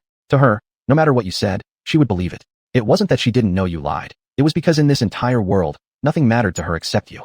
Hearing Bei Xiaoxia's words, Xuanhuan's heart trembled violently. I'd like to take her with me. May I? Xuanhuan took a deep breath and asked. Bei Xiaoxia looked at Xuanhuan, hesitated for a moment, then said, I'll explain it to King Amber. Thank you, Xuanhuan said. I've heard about what happened recently in the eastern wasteland. Do you need my help? Bei Xiaoxia began. No need. Xuanhuan interrupted him. You protect her kingdom well. Chapter 470, Meeting the Old Faces Again. After leaving the kingdom of Lulan, Xuanhuan returned directly to the 12 Towers. Upon his return, he entered a secret realm within the 12 Towers and found a 10,000-year-old tree of eternal life. He extracted the heartwood of the tree and carved it into a small boat, placing Lu Mingzhu, whose final thread of life was preserved through secret techniques, inside the vessel. Then, he stepped into the Dao Sea heavenly realm and set the tiny boat carrying Mingzhu upon the golden sea of Dao. He did this with one hope, that one day, when he possessed enough power, he could resurrect Lu Mingzhu. Over the following days, Xuanhuan once again devoted himself entirely to refining the great Luo primordial spirit pill. Finally, he succeeded in dissolving all the Dao laws surrounding its surface. His cultivation consequently advanced by a huge leap. Next, he began refining the essence concealed beneath the Dao laws of the pill. This process was excruciatingly slow, glacial, even. Even with his body acting as a furnace, after 3 full days and nights of non-stop effort, he had refined less than a peanut-sized portion. Yet the effects were remarkable. That tiny fraction alone caused his cultivation to surge dramatically. Among the 3 vessels and 7 wheels related to physical cultivation, another wheel had been opened. He now had 5 wheels fully unblocked. On the primary cultivation path, his progress was equally astonishing. He had essentially entered the late stage of feathered immortal realm, standing just 1 step away from becoming an immortal emperor. If the outside world ever learned of his cultivation speed, even the hidden immortal emperors scattered throughout the world would be thrown into shock. It was already incredible that Xuanhuan had risen from ascension stage to feathered immortal within a mere century. Now, in only a dozen days, he was on the verge of becoming an immortal emperor. This was absurdly outrageous. The day for reconstructing the 12 Towers had finally arrived, so Xuanhuan paused his refinement of the great Luo primordial spirit pill. It was time to prepare. From the very moment he decided to rebuild the 12 Towers, he had already calculated everything. He knew today would not be peaceful. The Imperial Mentor, hiding behind Lingxiao Heaven Palace, would definitely make a move. The Sea of Learning and the Martial Emperor Hall would never sit idly by while he restored the 12 Towers. Bloodshed was inevitable, but he wasn't afraid, because this entire situation was part of his own setup. This trap had been laid precisely to eliminate all enemies in one fell swoop. News of the 12 Towers reconstruction had long spread across Eastern China. Yet on the very day of the restoration, few people actually came. And those who did arrive weren't here to offer congratulations. Instead, they gathered outside the 12 Towers mountain gate, as if waiting to watch a show. In recent days, a rumor had quietly spread. The Lingxiao Heaven Palace harbored an incredibly powerful figure behind the scenes. That person would act today, completely annihilating the 12 Towers. Additionally, both the Sea of Learning and the Martial Emperor Hall had issued warnings. Anyone who dared to celebrate the 12 Towers rebirth would be treated as their enemy. Thus, naturally, almost no one dared attend. Though Xuanhuan's destruction of the Lingxiao Heaven Palace had shocked many, most individuals and factions still viewed the Sea of Learning and the Martial Emperor Hall as vastly more formidable than Xuanhuan himself. For this reason, although many powers initially responded to the news of the 12 Towers restoration with respectful declarations of attendance, their fear of Xuanhuan gradually faded over time. More chose to wait and see. They came to witness firsthand the outcome of the clash between Xuanhuan, the Sea of Learning, the Martial Emperor Hall, and the Imperial Mentor. If Xuanhuan won, they would claim they'd come to offer congratulations. But if the Imperial Mentor's side emerged victorious, they'd simply say they were just passing by, watching the spectacle. On the square of the 12 Towers, Xianxia, Yanrujian, and others had already arranged banquet tables. Though not many dared enter the 12 Towers yet, there were still some present. Of course, most of those who entered now were originally subordinate forces under the 12 Towers. Several clans, even after the 12 Towers were destroyed, refused to surrender to Lingxiao Heaven Palace, and instead relocated entirely to dangerous wilderness regions. Only recently, upon hearing that Xuanhuan had eradicated Lingxiao Heaven Palace and intended to rebuild the 12 Towers, did these factions return to Eastern China. They were willing to live or die alongside the 12 Towers. The original destruction of the 12 Towers had come too suddenly. Many allied forces didn't even realize what happened. Otherwise, they surely would have intervened at all costs. It had to be said, back then, Bai Chongying and others, compared to the Imperial Mentor, had ultimately fallen one step short. Although Xuanhuan had delegated the entire reconstruction matter to Zhang Yunj and Yin Rajian, He still appeared in the courtyard to reassure those who had arrived early to offer their congratulations, and gave them certain promises. Then, he went to the Red Dust Pavilion together with several old acquaintances. Among those who had entered the 12 Towers early to offer congratulations were Long Outyin and his sister Long Aoxua, the three sisters of the Murong family, and people from xiuxian abode. At the Red Dust Pavilion, Xianhao sat with these old friends, sipping tea and chatting casually. Even though he knew a bloody battle awaited today, he showed no trace of tension. His entire demeanor was calm, composed, and serene. Seeing that Xianhao had now reached the feathered immortal realm, Long Outyin felt his own morale utterly shattered. When they first met, Long Outyin's cultivation had been far above Xianhao's. Yet in just over a century, Xianhao had already become a feathered immortal, while he himself had only recently broken into the longevity realm. Of course, by normal standards, reaching the longevity realm at his age already made him an extraordinary genius rarely seen in the world. As for Xianhao, he was simply an anomaly. In the past tens of thousands, even hundreds of thousands of years, no being had ever advanced to the feathered immortal realm within little more than 100 years. And the most crucial part? He had single-handedly destroyed Lingxiao Heaven Palace. While Xianhao was still chatting with Long Outyin, the Murong sisters, and the others, another old acquaintance arrived. The moment Xianhao saw this person, he couldn't help but frown, because it was none other than xiuxian. Noticing the shift in atmosphere, Long Outyin, the Murong sisters, and the others discreetly took their leave. Soon, only Xianhao and xiuxian remained. It's been many years. Are you doing well? Xianhao finally broke the silence between them after a long pause. Not bad, xiuxian smiled faintly. Today, forces like the Sea of Learning and the Martial Emperor Hall will surely come. I know, Xianhao replied calmly. With your strength alone, there's no way you can stand against them. Why would you still do this? Xiuxian frowned, her delicate brows knitted together in confusion. She was a peerless strategist. In her eyes, Xianhao's declaration to rebuild the 12 Towers was nothing short of suicidal. She couldn't understand why he would choose such a path. Chapter 471. One fist shatters Wu Qianxiu. Because I want them to repay blood debts with blood, Xianhao said calmly. Even if you seek revenge, you should plan carefully. Why act so recklessly? Xiuxian asked. Though she had rejected Xianhao back then, deep in her heart, she had never truly let him go. Ever since she learned that Xianhao had declared across the eastern wasteland his intention to rebuild the 12 Towers, she'd been deeply worried about his safety. It was precisely because of this concern that she came to the 12 Towers. Xianhao could see the worry in Xiuxian's eyes, and warmth filled his heart. He stepped forward and suddenly pulled her into a tight embrace, speaking gently. Don't worry. I'll be fine. Caught off guard by Xianhao's sudden embrace, Xiuxian shuddered, her face instantly turning rosy, like a ripe apple. I am not worried about you. She tried to deny it, but her words became incoherent. Boom. At that moment, an earth-shattering roar erupted from above. A massive black banner fell from the heavens, shattering the 12 Towers' defensive formation in one strike and plunging straight into the central plaza. Fortunately, Jiang Yunsh and Yin Rujiang had been prepared, quickly evacuating everyone on the plaza moments before impact. Otherwise, the falling banner alone would have slaughtered countless lives. Today, every remaining scum of the 12 Towers shall be wiped out. A voice full of authority rang out. High above, a warrior clad in battle armor hovered in midair, radiating a terrifying aura.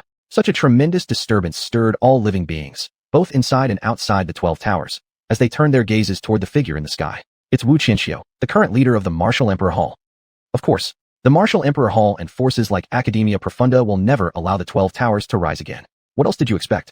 Rumor has it that the true mastermind behind the original destruction of the 12 Towers wasn't the Lingxiao Tri-Sages, but the Divine Dynasty's imperial preceptor. The two great sacred lands, the Martial Emperor Hall and Academia Profunda, long ago submitted themselves as vassals to the Divine Dynasty. But still, that Xianhao single-handedly destroyed Lingxiao Heavenly Palace. Even if Wu Qianxiu is here, can he really defeat that kid? Someone immediately recognized the man in the sky, Wu Qianxiu. Instants later, the crowd burst into discussion. Wu Qianxiu coldly swept his gaze across the people within the 12 Towers. Raising his right hand high, he summoned the Tianwu Bagua array and activated it, sending it crashing downward like a killing wheel meant to slaughter everyone below. Meanwhile, within the Red Dust Tower, Xianhao ceased his conversation with Xiuxian the moment he sensed Wu Qianxiu's arrival. His form flickered, reappearing on the plaza. Facing the descending Tianwu Bagua, he clenched both fists and launched over a dozen explosive punches into the air. Each punch carried immense power, like ancient divine mountains slamming through space. Rumble, rumble, rumble. Deafening explosions filled the sky. The Tianwu Bagua was sent flying backward by Xianhao's onslaught. Then, with a stomp of his feet against the ground, Xianhao shot upward like a cannonball, launching himself at Wu Qianxiu. Seeking death, Wu Qianxiu's expression remained cold, his eyes utterly devoid of mercy. With a frosty shout, he unleashed the full power of the Tianwu Bagua. He harbored deep hatred for Xianhao. During the previous destruction of the 12 Towers, he had gone against the decree of true immortal Xiaoting just to ensure Xianhao's death. If not for Lu Zhongyuan risking his life to save Xianhao, he would have perished back then.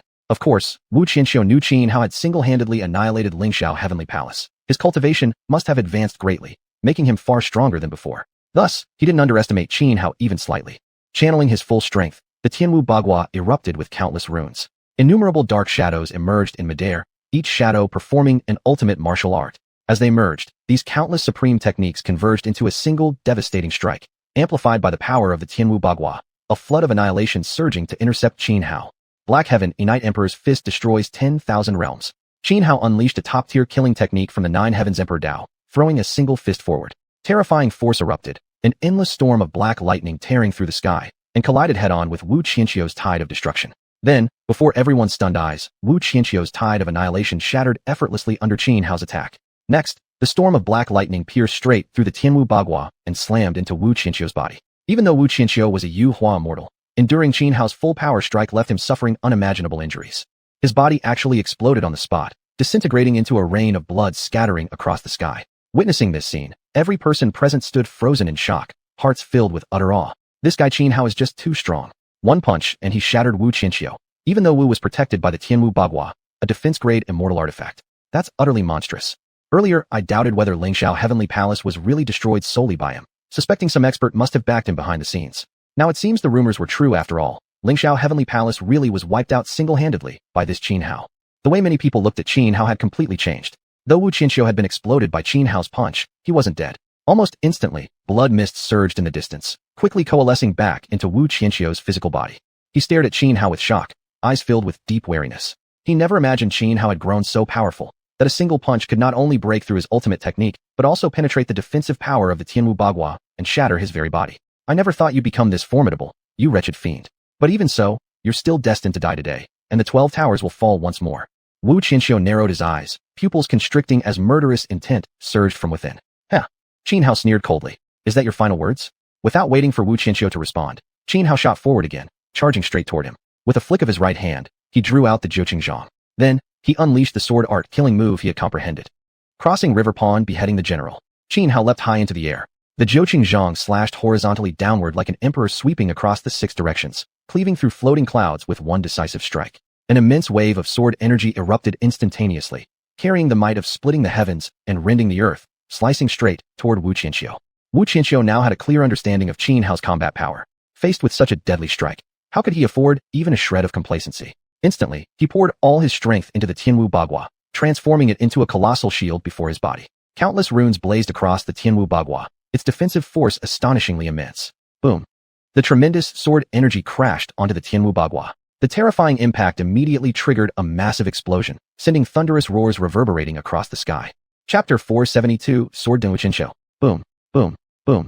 Killing moves collided, energy exploded violently, and deafening roars never ceased. With a sharp crack, under the overwhelming slash of sword light, the Tianwu Bagua actually shattered, like broken porcelain, covered in spiderweb-like cracks, horrifying to behold. Under this disruption of qi, Wu Qianxiu let out a muffled groan, spitting out a large mouthful of blood, his face filled with disbelief. Earlier, Qin Hao had shattered him with just one punch, which already shocked him deeply. Now, another single sword strike had fractured the Tianwu Bagua. This left him utterly stunned. The Tianwu Bagua was a xinsheet specifically focused on defense, an artifact passed down through the Wudi Hall over countless eons. Even as the current master of the Wudi Hall, Wu Qianxiu himself always treated the spirit within the artifact with utmost reverence. Yet now, with merely a single sword swing, Qin Hao had cracked it, gravely injuring its spirit, nearly dispersing its consciousness entirely. But at that very moment, a shadow appeared silently behind Qin Hao, hands forming seals as they pressed toward the back of his skull, an ultimate killing technique. If it landed, Qin Hao's skull would shatter instantly, his soul obliterated in a flash, leaving not even a single thought behind. Yet, at the critical moment, Qin Hao acted as if he had anticipated an attack from behind all along. He flicked the 9,000 zhang slightly in his hand and thrust it straight toward the heart of the figure behind him. This move by Qin Hao was a mutual destruction tactic, but he possessed the undying nirvana body. He could be reborn even after death. As for whether the person behind him could resurrect, he didn't know. However, clearly, the figure who had suddenly appeared behind Qin Hao had no intention of dying alongside him. He withdrew the hands aimed at Qin Hao's head and swiftly retreated hundreds of meters backward in a flash. Even as he retreated, the figure continuously changed hand seals, one after another, shifting dozens of techniques in an instant. In the void, countless ancient characters floated into existence, written in cursive, regular, and running scripts. These numerous ancient characters emerged out of thin air, forming a cage-like prison around Qin Hao. Each character weighed over 10,000 jin. In an instant, it felt as if an entire sky was crushing down upon him. Yet Qin Hao, someone who had nearly reached the peak in physical cultivation, faced this overwhelming pressure with an expression calm and indifferent, completely unfazed. He glanced at Wu Qianxiu, then swept his gaze toward the figure who had just ambushed him, and coldly said, Wu Qianxiu, Dongfang Chang'e. Is only the two of you here today? Humph. Is it not enough for me and him to deal with a wicked scum like you? Wu Qianxiu sneered. Though he had been constantly dominated during their previous exchange, even shattered once by Qin Hao, he refused to admit defeat, even in words. Dongfang Chang'e narrowed his eyes, choosing not to waste words with Qin Hao. With a lift of his hand, he summoned the 10,000 scroll book. Though the 10,000 scroll book was only a damaged, incomplete sheet, its power far surpassed that of the Tianwu Bagua. Immediately, as Dongfang Chang'e formed hand seals, the 10,000 scroll book transformed into sheets of paper that surged toward Qin Hao, intent on shredding him apart. First sealing Qin Hao with ancient characters, then using the scrolls to tear him to pieces. This was an extremely lethal combination. Unless one was a top-tier feathered immortal, facing such a killing array would almost certainly result in death. Yet Qin Hao simply sneered coldly, his body vibrating with force. Terrifying lightning erupted from his flesh, shattering the sky full of ancient characters in an instant. Then, with a fierce swing of the 9,000 zhang, countless sword rays burst forth, slicing every attacking sheet of paper into fragments. At this moment, Wu Qianxiu suppressed his injuries and activated his ultimate killing technique. The shattered Tianwu Bagua transformed into countless runes that spread across his body. Then, in a flash, Wu Qianxiu appeared before Qin Hao, right fist clenched, crashing directly toward his forehead. That punch seemed to pull down the starlight from the heavens, converging into a devastating seal of annihilation, hurtling downward. Crossing River Pond, Crush Elephant. Qin Hao's eyes turned icy cold. His hands swung repeatedly. The 9,000 zhang unleashed torrents of sword energy that slashed outward fiercely. Boom. The clash of techniques triggered a massive energy explosion. Earth-shaking thunder roared across the sky. Even though their battle now raged tens of thousands of meters above ground, the residual shockwaves still caused many halls within the 12 towers below to collapse. One could only imagine the sheer power behind that exchange between Qin Hao and Wu Qianxiu. In the end, Wu Qianxiu was still suppressed. He groaned in pain, staggering backward hundreds of meters before barely managing to stabilize himself. But the instant Wu Qianxiu steadied his stance, a cold ruthlessness flashed in Qin Hao's eyes. His right hand flicked. The despair heart shot out, surging with boundless black aura that instantly enveloped Wu Qianxiu. The despair heart unleashed its full power, emitting an overwhelming flood of black aura that resembled countless black particles, each one weighing over 10,000 jin. Wu Qianxiu let out a piercing scream as the surging black mist eroded his life force. Even as a feathered immortal, no matter how fiercely he struggled, it was futile. His vitality was rapidly draining away. At this rate, in no more than a quarter of an hour, he would be completely dead. Dongfang Chang'e frowned, his eyes filled with shock and trepidation. Even witnessing it with his own eyes, he could hardly believe it. Just over a century had passed, yet Qin Hao had already grown this powerful. He formed hand seals and poured all his energy into activating the 10,000 scroll book. Countless sheets of paper appeared around him, each shedding ancient characters that broke free by the thousands, bursting forth like a celestial waterfall sweeping toward Qin Hao. Worthless move. Qin Hao remained calm and unperturbed, utterly unafraid of Dongfang Chang'e's assault. He raised his right hand high, sword tip pointing to the heavens, unleashing a peerless sword art. An immense wave of sword energy erupted. In an instant, 3 colossal sword energy tornadoes formed, each with a diameter exceeding 10 meters, rolling forward together to crush Dongfang Chang'e. The 3 whirling vortexes swept across. Dongfang Chang'e's meticulously crafted killing technique was effortlessly shattered, though he immediately activated the 10,000 scroll book for defense, weaving countless pages into a massive shield before him. Boom. The 3 sword energy tornadoes slammed into the shield forged by the 10,000 scroll book, triggering a catastrophic explosion that thundered across the sky. Then came Dongfang Chang'e's muffled groan, and everyone present saw him fly backward like a broken kite, mouth opening wide to spit out a large gush of blood, leaving behind a string of crimson blossoms blooming in midair. Die. Having repelled Dongfang Chang'e with a single strike, Qin Hao's eyes turned icy cold. He gave the 9,000 zhang a sharp shake and slashed directly outward. A vast torrent of sword energy erupted, its target, Wu Qianxiu. Qin Hao intended to behead Wu Qianxiu. Chapter 473 The Supreme Emperor Qin Tian arrives. Qin Hao wielded his 9,000 zhang sword, unleashing a killing strike with no mercy. Wu Qianxiu was currently bound by the heart of despair. Even as he exerted all his strength to activate the heavenly martial Bagua in resistance, it was useless. He could not break free. Therefore, facing Qin Hao's sword strike, he had no way to dodge and was beheaded in an instant. This sword from Qin Hao was launched with full power, leaving no room for escape. At the moment the mighty sword aura severed Wu Qianxiu's head, the terrifying force also completely eradicated every trace of his life, down to even the last thought. Friend. Seeing Wu Qianxiu decapitated by a single sword stroke, Dongfang Chang'e's face changed drastically, his eyes filled with terror. Yet before he could react, Qin Hao had already closed the distance and stood right before him. Over the river pond, break chariot. With a cold shout, Qin Hao unleashed another deadly sword technique. In his hand, 9,000 zhang shot forward, erupting with blinding sword light aimed straight at Dongfang Chang'e's forehead, like lightning splitting open the sky, its speed faster than the blink of an eye. 10,000 volumes, saints shall not die. Dongfang Chang'e roared toward the heavens, pouring all his power into the 10,000 scrolls. Countless pages whirled chaotically through the air, each inscribed with words of sages, surging outward like a storm. Behind Dongfang Chang'e, ethereal shadows of ancient and modern sages seemed to manifest, saints of history standing together in defense. It was Dongfang Chang'e's ultimate defensive art. He believed firmly that this skill alone could withstand even a full-powered attack from an immortal true ascendant. Yet under the assault of Xianxia's sword light, the manifested images of sages behind Dongfang Chang'e began shattering one after another. Just as Dongfang Chang'e was about to be pierced through the forehead, at the critical moment, a middle-aged man descended from the sky and stepped directly in front of him. He extended his right hand, lightly flicking his index finger, and instantly dissolved the oncoming sword light. "You are xuanhuan. Thank you, Supreme Teacher." Upon seeing the man shielding him, Dongfang Chang'e hurriedly bowed respectfully. The middle-aged man remained calm and unruffled. Without acknowledging Dongfang Chang'e, he turned his gaze toward Xianxia, his eyes revealing a hint of admiration. "Not bad. Very impressive." The middle-aged man studied Xianxia thoroughly. "Even during the era of emperors, prodigies like you are 1 in 10,000. To ascend to immortality within a mere century, and along 2 paths at that, achieving feathered immortality, it is truly astonishing." This middle-aged man was none other than Xiuxian, the most mysterious Supreme Teacher of the Divine Dynasty. Of course, Supreme Teacher was only one among many identities Xiuxian held. For example, he was also the true founder of Lingxiao Heaven Palace. Moreover, throughout the western regions and northern plains, there were traces of his presence as well. "So you're the mastermind behind the destruction of 12 towers?"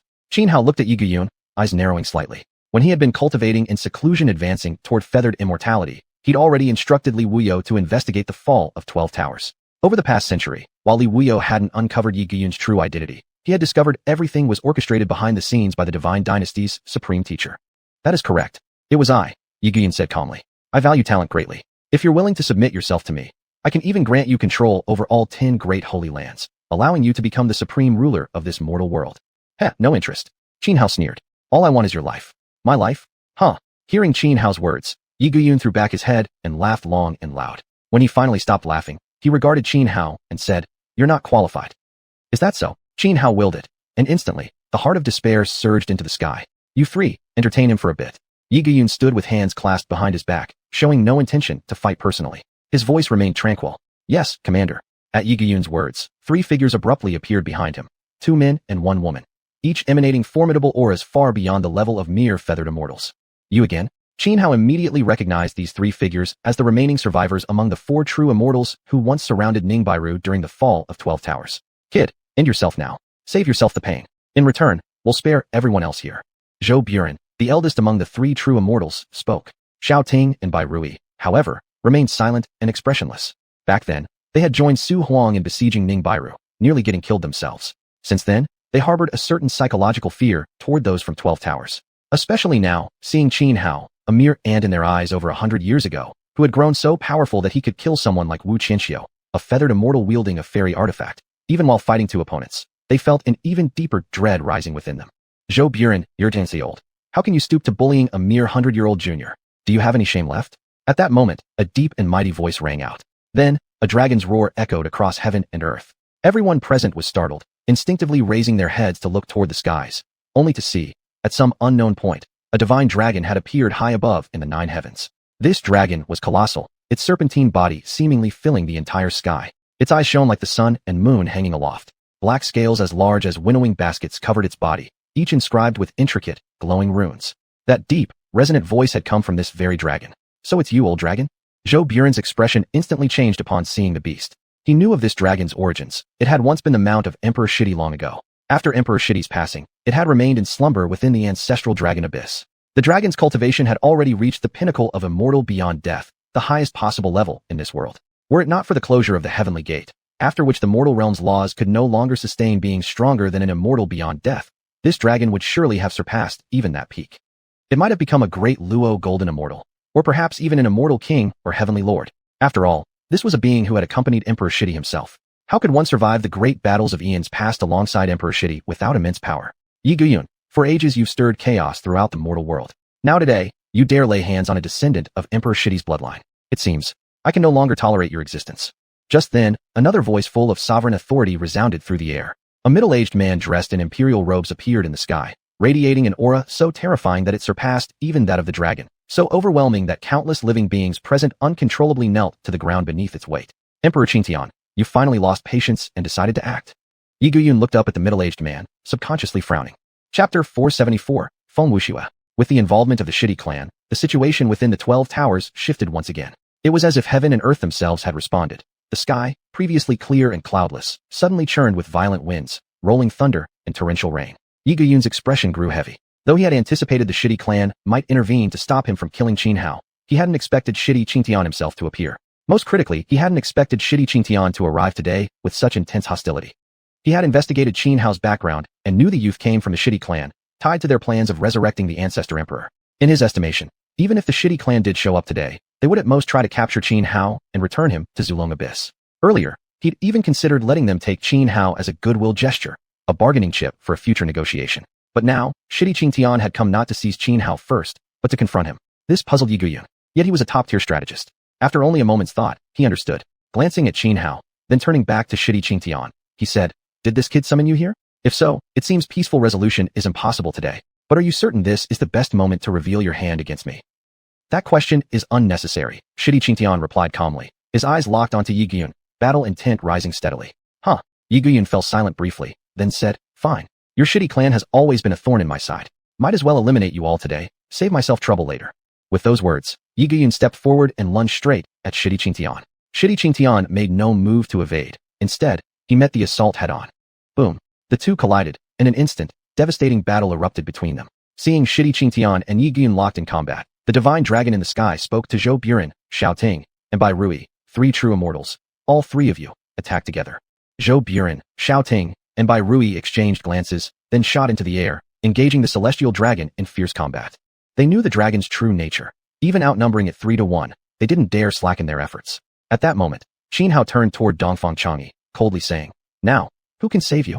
Without another word, Qin Hao blurred through space, tearing through reality itself as he closed the distance. Behind him, 6 additional arms sprouted instantly, transforming him into something resembling an 8-armed Rakshasa, grotesque and radiating terrifying power. This was a divine technique he had developed along his path of flesh cultivation. All 6 arms behind him formed fists, unleashing 6 different peerless fist arts simultaneously. Each strike imbued with overwhelming force, aimed directly at Dongfang Chang'e's chest. Meanwhile, Qin Hao's own 2 hands swung a sword 90,000 zhang long, slashing horizontally across Dongfang Chang'e's neck. The entire sequence unfolded too quickly. Dongfang Chang'e, still reeling from the reversal of events, could barely react. Though he frantically activated defensive measures, they were utterly ineffective. Qin Hao's 6 phantom arms shattered his defenses, even dimming the radiant light of the 10,000 scrolls orbiting his body. Then, Qin Hao beheaded him in one stroke, completely extinguishing his life force in an instant. Witnessing Qin Hao slay Dongfang Chang'e, countless onlookers were left stunned and speechless. Those who had previously lingered at the entrance of the 12 towers, merely spectating the chaos, now rushed inside upon seeing the tide turn. Most had doubted Qin Hao's survival, expecting him to die today. Instead, it was Dongfang Chang'e and Wu Qianxia who were slain by Qin Hao, an outcome completely beyond their expectations. "This Qin Hao fellow, he's truly monstrous. I've heard he's only been cultivating for a little over a century, yet he's already reached feathered immortality, and managed to single-handedly kill 2 venerable feathered immortals like Dongfang Chang'e and Wu Qianxia. The most shocking part is that the Shitty clan actually intervened for him. Never saw that coming. I've actually heard rumors about this. He was originally a member of the Shitty clan. No wonder his talent is so absurdly high. Of course, if he's from the Shitty clan." Whispers spread through the crowd, voices overlapping in astonishment. Though Qin Hao had killed Wu Qianxia and Dongfang Chang'e, most onlookers refrained from pledging allegiance immediately. The real deciding factor now lay in the outcome of the battle between Shitty Qingtian and Yi Guyun. Having slain Dongfang Chang'e, Qin Hao lifted his head, his gaze shifting toward the 3 true immortals, Zhou Buren, Xiaoting, and Bai Rui, who were still surrounding and attacking the Black Divine Dragon. He was about to act, helping the Black Divine Dragon kill the 3 true immortals, Zhou Buren, Xiaoting, and Bai Rui. But just as Qin Hao prepared to move, a sudden, overwhelming sense of danger surged in his heart. Almost instinctively, he activated the Despair Core, instantly forming a black shield above his head. The moment the black shield materialized from the energy of the Despair Core, a crimson blade abruptly appeared and slashed down upon it. Boom! A tremendous explosion erupted. The impact of the blood-colored blade striking the shield triggered a violent surge of energy, sending ferocious winds roaring outward, shattering the void into fragmented pieces. The black shield shattered, dissolving into swirling waves of dark mist. Qin Hao lifted his head toward the sky, where, at some unknown point, a middle-aged man draped in a blood-red robe had appeared high above in the 9th heaven. The man was handsome and elegant, yet his eyes radiated cruelty and wickedness. As Qin Hao looked upon him, illusions flashed before his eyes, an endless sea of blood stretching across the heavens. "You killed my son and my wife. Today, I'm here for vengeance," said the man in the blood-red robe coldly. He came from the primordial blood sea, one of its most powerful beings. His name was Feng Wuxue, an immortal true immortal, stronger than any one of Zhou Buren, Xiaoting, or Bai Rui. Feng Wuxue's sudden appearance stunned many present. Even Shidi Qingtian and Yi Guyun, locked in fierce combat, paused their battle. Shidi Qingtian frowned and said to Feng Wuxue, you should know exactly who Yi Guyun is. Are you certain you want to help him? By doing so, do you wish to make the primordial blood sea a target for every major power in the world? I already said, I'm only here to avenge my wife and child. I represent no side. Feng Wuxue glanced faintly at Shidi Qingtian and spoke indifferently. Chapter 475, Battle against an immortal true immortal. If you lay a hand on Qin Hao, you become the sworn enemy of my Shidi clan, Shidi Qingtian said coldly. Huh. Feng Wuxue burst into laughter, looking at Shidi Qingtian with utter disdain. Shidi Qingtian, do you really think my primordial blood sea fears your ancestral dragon abyss? Just because the one who murdered my wife and children was from your Shidi clan, should I suppress my hatred and endure? You truly overestimate yourself. Yi Guyun's eyes flickered. He hadn't expected Feng Wuxue to appear either. Though he knew of Feng Wuxue's relationship with Feng Mingwei, ever since the primordial blood sea discovered his connection with Lingxiao Heavenly Palace, Feng Wuxue had never again stepped out for Feng Mingwei's sake. Shidi Qingtian, our battle isn't over yet. After a brief moment of thought, Yi Guyun charged towards Shidi Qingtian himself. Shidi Qingtian had originally intended to stop Feng Wuxue, but facing Yi Guyun's sudden assault, he couldn't afford any negligence and was forced to focus entirely on defense. As a result, he could only watch helplessly as Feng Wuxue moved in to kill Qin Hao. Yet at this moment, despite Feng Wuxue radiating overwhelming murderous intent, Qin Hao remained calm and composed. So what if Feng Wuxue was an immortal true immortal? Qin Hao believed he still had the strength to fight. If you have any last words, Feng Wuxue said, momentarily taken aback by Qin Hao's serene expression, speak them now. My final words? You won't live to hear them. But what you just said, perhaps those were your own dying words, replied Qin Hao sharply. Without waiting, he launched his attack first. In a flash, Qin Hao shot forward like lightning splitting the sky, closing the distance instantly.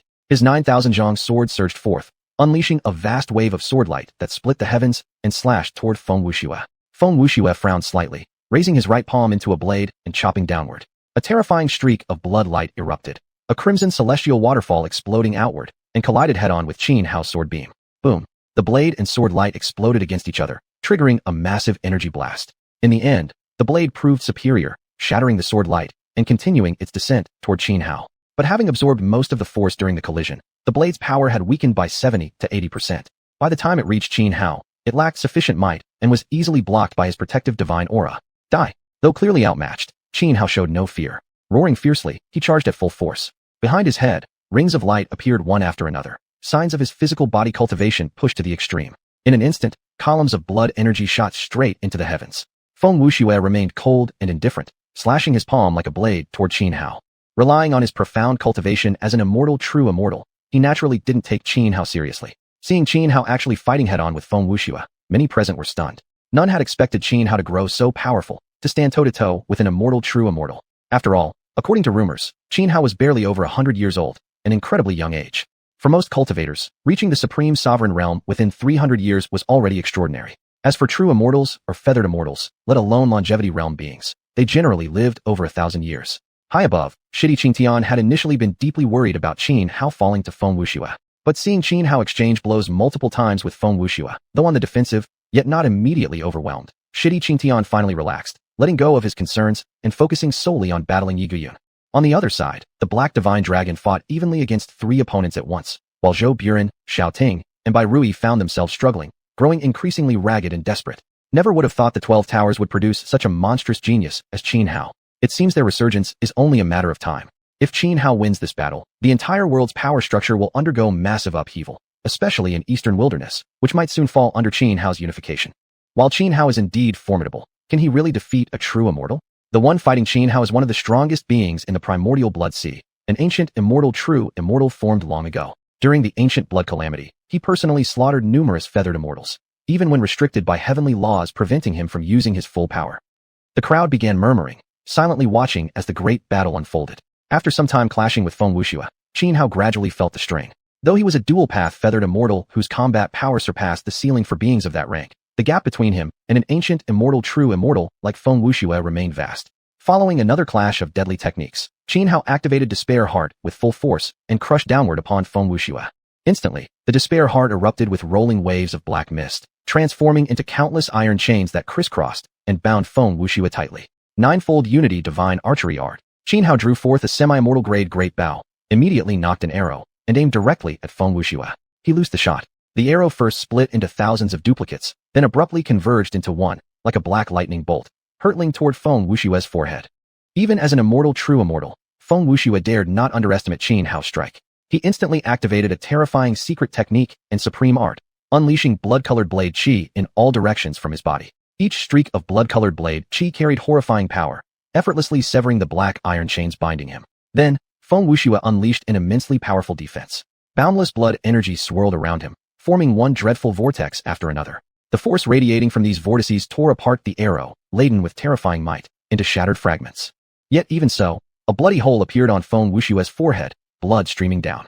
This caused Feng Wuxue to wear an expression of shock, unable to believe that a mere feathered immortal could actually wound him. Crossing the river pond, decapitate the general. Just as Feng Wuxue had barely fended off the lethal arrow, Xianxia let out a thunderous shout, charging forward with his 9,000 zhang sword and slashing horizontally at close range. This was a fatal strike, but Feng Wuxue was far too powerful. At the critical moment, he activated the Blood Shadow Clone secret technique. Under the overwhelming sword aura, Feng Wuxue instantly split into several blood-colored shadows, evading the devastating sword force. Not far away, the blood-colored silhouettes merged once more, reforming into the original Feng Wuxue. Die! Having dodged Xianxia's deadly slash, a vicious glint flashed in Feng Wuxue's eyes. With a slight clench of his right hand, countless blood-colored blade streams materialized around Xianxia, closing in to tear him apart. Chapter 476 Returning to Xulong Abyss. Faced with thousands of blood-colored blades tearing through the air, Xianxia did not dodge or retreat. Instead, eerie green flames erupted around his body. The power of the blood-colored blade auras was terrifying. Even Xianxia's protective divine aura, as strong as it was, couldn't withstand it. In an instant, Xianxia was shredded into a mist of blood by the relentless blades. Yet the next moment, Xianxia reappeared mysteriously behind Feng Wuxue. His 9,000 zhang sword trembled in his hand as he thrust straight toward Feng Wuxue's neck. A lightning-fast strike, utterly impossible to defend against. But just as Xianxia's blade made contact with Feng Wuxue's body, Feng Wuxue once again transformed into several blood shadows. This was the terrifying Blood Shadow Clone secret art. Once activated, the moment any fatal attack touched the user's body, they would turn into blood shadows, evading all damage. The undying Nirvana body truly lives up to its reputation as one of the most supreme physiques under heaven. To be able to undergo rebirth even after being struck by my killing move. The scattered blood shadows converged back together, reforming into Feng Wuxue. Feng Wuxue was an immortal true immortal. A full power strike from him was no joke. Even a feathered immortal level being could be wiped out. That Xianxia had been able to resurrect himself was due entirely to the undying Nirvana body. This physique had grown increasingly powerful alongside Xianxia's cultivation. Xianxia's expression remained cold and indifferent. Without emotion in his eyes, he raised the 9,000 zhang skyward. Immediately, countless sword auras shot upwards, tearing open the heavens. Righteous One Sword. With a thunderous shout, Xianxia brought the sword down. The countless sword auras merged into a colossal sword beam tens of thousands of meters long, crashing down upon Feng Wuxue like a collapsing ancient divine mountain. Boom! Feng Wuxue swiped his palm outward. Endless blood-colored blade auras surged forth, shattering the massive sword beam. Then, he charged forward, clashing fiercely with Xianxia once more. As Xianxia and Feng Wuxue were locked in combat, a sudden scream echoed from high above. Xiuxian had released a golden seal. The golden seal was extraordinary. Its quality surpassed that of ordinary immortal artifacts. On its front was a pattern of 9 dragons bowing their heads. On the reverse were 8 grand characters, mandated by heaven, longevity, and prosperity everlasting.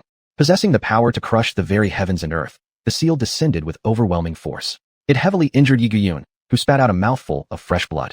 Had he not used an extremely profound secret technique at the critical moment, he would have been crushed into nothing but a pulp beneath the seal. Retreat. Xiuxian cast a cold glance at Xiuxian. Instead of continuing the battle, he called out to Zhou Buren, Xiao Ting, and the other 2 who were fighting against the Black Divine Dragon. Then, he activated a teleportation art. Immediately, spatial vortexes appeared behind Xiuxian, Zhou Buren, Xiao Ting, and the others. Even a powerhouse like Xiuxian didn't manage to stop them in time. Xiuxian, Zhou Buren, Xiao Ting, and the rest vanished into the vortexes, fleeing this place. Xiuxian frowned deeply. Though he wished to take advantage of the situation to kill Xiuxian, to eliminate a major threat before the coming great calamity, he hesitated, then gave up. First, the escape technique used by Xiuxian and the others was exceedingly rare and difficult to pursue. Second, his main purpose in coming here today was solely to bring Xianxia back to Xulong Abyss. Feng Wuxue was still locked in fierce combat with Xianxia. Although he held the upper hand, he couldn't kill Xianxia quickly, especially since the undying Nirvana body was too troublesome. Even he couldn't think of any method to counter it for now. Sensing that Xiuxian, Zhou Buren, Xiao Ting, and the others had escaped, Feng Wuxue frowned and immediately decided to disengage. Brat, our blood feud won't end like this.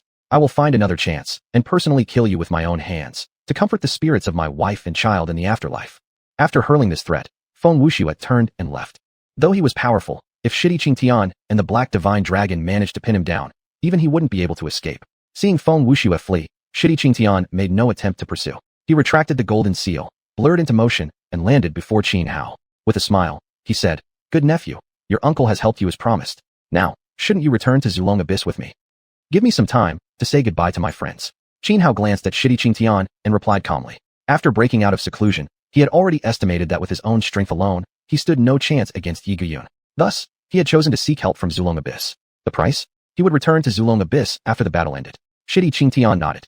He showed no intention of pressuring Qin Hao. Were it not for the orders from the Emperor Shidi, he would never have chosen to harm Qin Hao. Qin Hao summoned Li Wanyu, Yan Rujian, Jiang Yunj, and others, informing them of his plans to rebuild the 12 Towers and Wangu Hall. Then, he bade farewell one by one to old friends such as Murong Tianyu and Long Outyan. Finally, he cast a glance at Su Xuanji among the crowd, said nothing more, and turned to leave alongside Shidi Qingtian. Before departing, Shidi Qingtian publicly declared to all present, from this day forward, the 12 Towers and Wangu Hall would be under the protection of the Shidi family. Anyone who dared to target them would have to prepare themselves for the wrath of the Shidi family. Qin Hao was momentarily stunned. He hadn't expected Shidi Qingtian to help him. Shidi Qingtian smiled and said, "Good nephew, you hold a deep misunderstanding toward your uncle. In truth, every member of our Shidi family values loyalty and sentiment." Qin Hao said nothing further. Ever since learning of his true heritage, he had never held any affection for the Shidi family. Qin Hao and Shidi Qingtian sat between the horns of the Black Divine Dragon. The journey took merely 3 days before they arrived back at the Shidi family. Upon arrival, Qin Hao coldly asked Shidi Qingtian, "Where is my father?" The reason he chose to return to Zulong Abyss with Shidi Qingtian wasn't only to rely on Shidi Qingtian against Yi Guyun and the others. Another crucial purpose was to rescue Qin Qinglong from Zulong Abyss. "Come with me." Shidi Qingtian frowned slightly and led Qin Hao to the prison of the Shidi family. When they reached the prison, Qin Hao saw Qin Qinglong. "Father!" Qin Hao's voice trembled as he called out. Inside the cell, Qin Qinglong had been sitting cross-legged in meditation. At the sound of Qin Hao's voice, his body shook with shock. He abruptly opened his eyes, spotted Qin Hao, immediately stood up, and cried, "How? How?" Separated for many years, father and son now met again. Both were overwhelmed with complex emotions. In that moment, though countless words surged within their hearts, neither knew where to begin. Silently, the two embraced tightly. The Zulong barrier array has already been activated, personally guarded by Longshu. There is no way for you two to escape the Shidi family now. So there's no need for you to remain in this prison any longer, Shidi Qingtian said to Qin Qinglong. "I've already arranged for your former residence to be cleaned and prepared." "Thank you, elder brother." Qin Qinglong sighed deeply and clasped his fists in salute towards Shidi Qingtian. "You two surely have much to discuss. I won't intrude." "Yes, 3 days from now, the grand ceremony to revive the Shidi will commence. Make good use of these 3 days together." A flicker of remorse passed across Shidi Qingtian's face before he departed. Chapter 477. The Primordial Emperor Who Protects the World. In the courtyard, Qin Hao and Qin Qinglong were sitting beside a stone table. It was the second day since arriving at Zulong Abyss.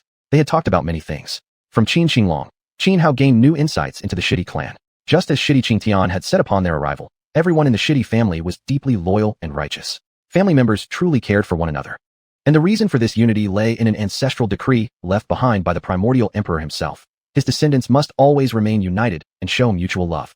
Because every member of the Shidi family had this principle drilled into them from childhood, the clan remained exceptionally cohesive. This was precisely why Zulong Abyss had become the world's #1 forbidden land.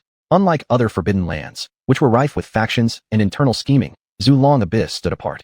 Additionally, Qin Hao met Shidi Qinglang and Shidi Yuani, the same man he'd clashed with during the battle in the 10,000 Great Mountains. That overwhelming desperation to survive which Shidi Yuani had shown back, then left quite an impression on Qin Hao. Qin Qinglong also told Qin Hao that everyone from Qingtian tribe was safe. It was he who had asked Shidi Qingtian to relocate the entire tribe to Zulong Abyss. Now, the people of Qingtian tribe had become part of Zulong Abyss's Outer Abyss branch, those affiliated with Zulong Abyss but not directly descended from the Shidi family. Such members were not few in number within Zulong Abyss. As the supreme forbidden land in the world, relying solely on the Shidi family would be insufficient. Naturally, they controlled numerous powerful forces beneath them. For instance, the bloodthirsty god lineage. In ancient times, when the primordial emperor unified the world, much credit went to the ancestor of this lineage, known as the Manslaughterer. Though the Manslaughterer shared no direct bloodline with the primordial emperor, he had helped the emperor's great-grandfather lay a solid foundation for unifying the world. Even though he was later ordered to die by the emperor's great-grandfather, his descendants maintained an exceptionally close relationship with the Shidi family. Later, when the primordial emperor achieved world domination, the bloodthirsty god lineage became part of the Outer Abyss branch of Zulong Abyss. Qin Qinglong also revealed the true purpose behind the Shidi family's attempt to capture Qin Hao and bring him back to Zulong Abyss, to resurrect the primordial emperor. At the time of Qin Hao's birth, Both the celestial timing and his fate aligned perfectly to make him the ideal vessel for reviving the primordial emperor. This was exactly why Qin Shi Huang had taken Qin Hao and fled from the shitty family. That was the real reason. Hao, I'm sorry. I failed to protect you, Qin Shi Huang said with deep regret. Father, Qin Hao began hurriedly, but Qin Shi Huang interrupted him. Enough. Let's not speak of that anymore. It's been far too long since we've properly shared a drink together. Tonight, let's drink until we're utterly drunk. Yes. Qin Hao hesitated slightly, then nodded. Though he had come to Zulong Abyss prepared to die, he wouldn't sit idle waiting for execution. Even if death was inevitable, he would go down fighting, taking the entire shitty family with him in a blaze of glory. Qin Shi Huang seemed to see through his son's thoughts. He frowned briefly, then took out 2 jars of wine, handing one to Qin Hao. As they drank, he said, Hao, I want you to remember this forever. You must never harbor hatred toward others in the shitty family, no matter what happens. I understand, Qin Hao replied quietly. Good. Now let me tell you about the primordial emperor. Qin Shi Huang shifted the topic. According to Qin Shi Huang, the primordial emperor was nothing like the brutal tyrant the outside world portrayed.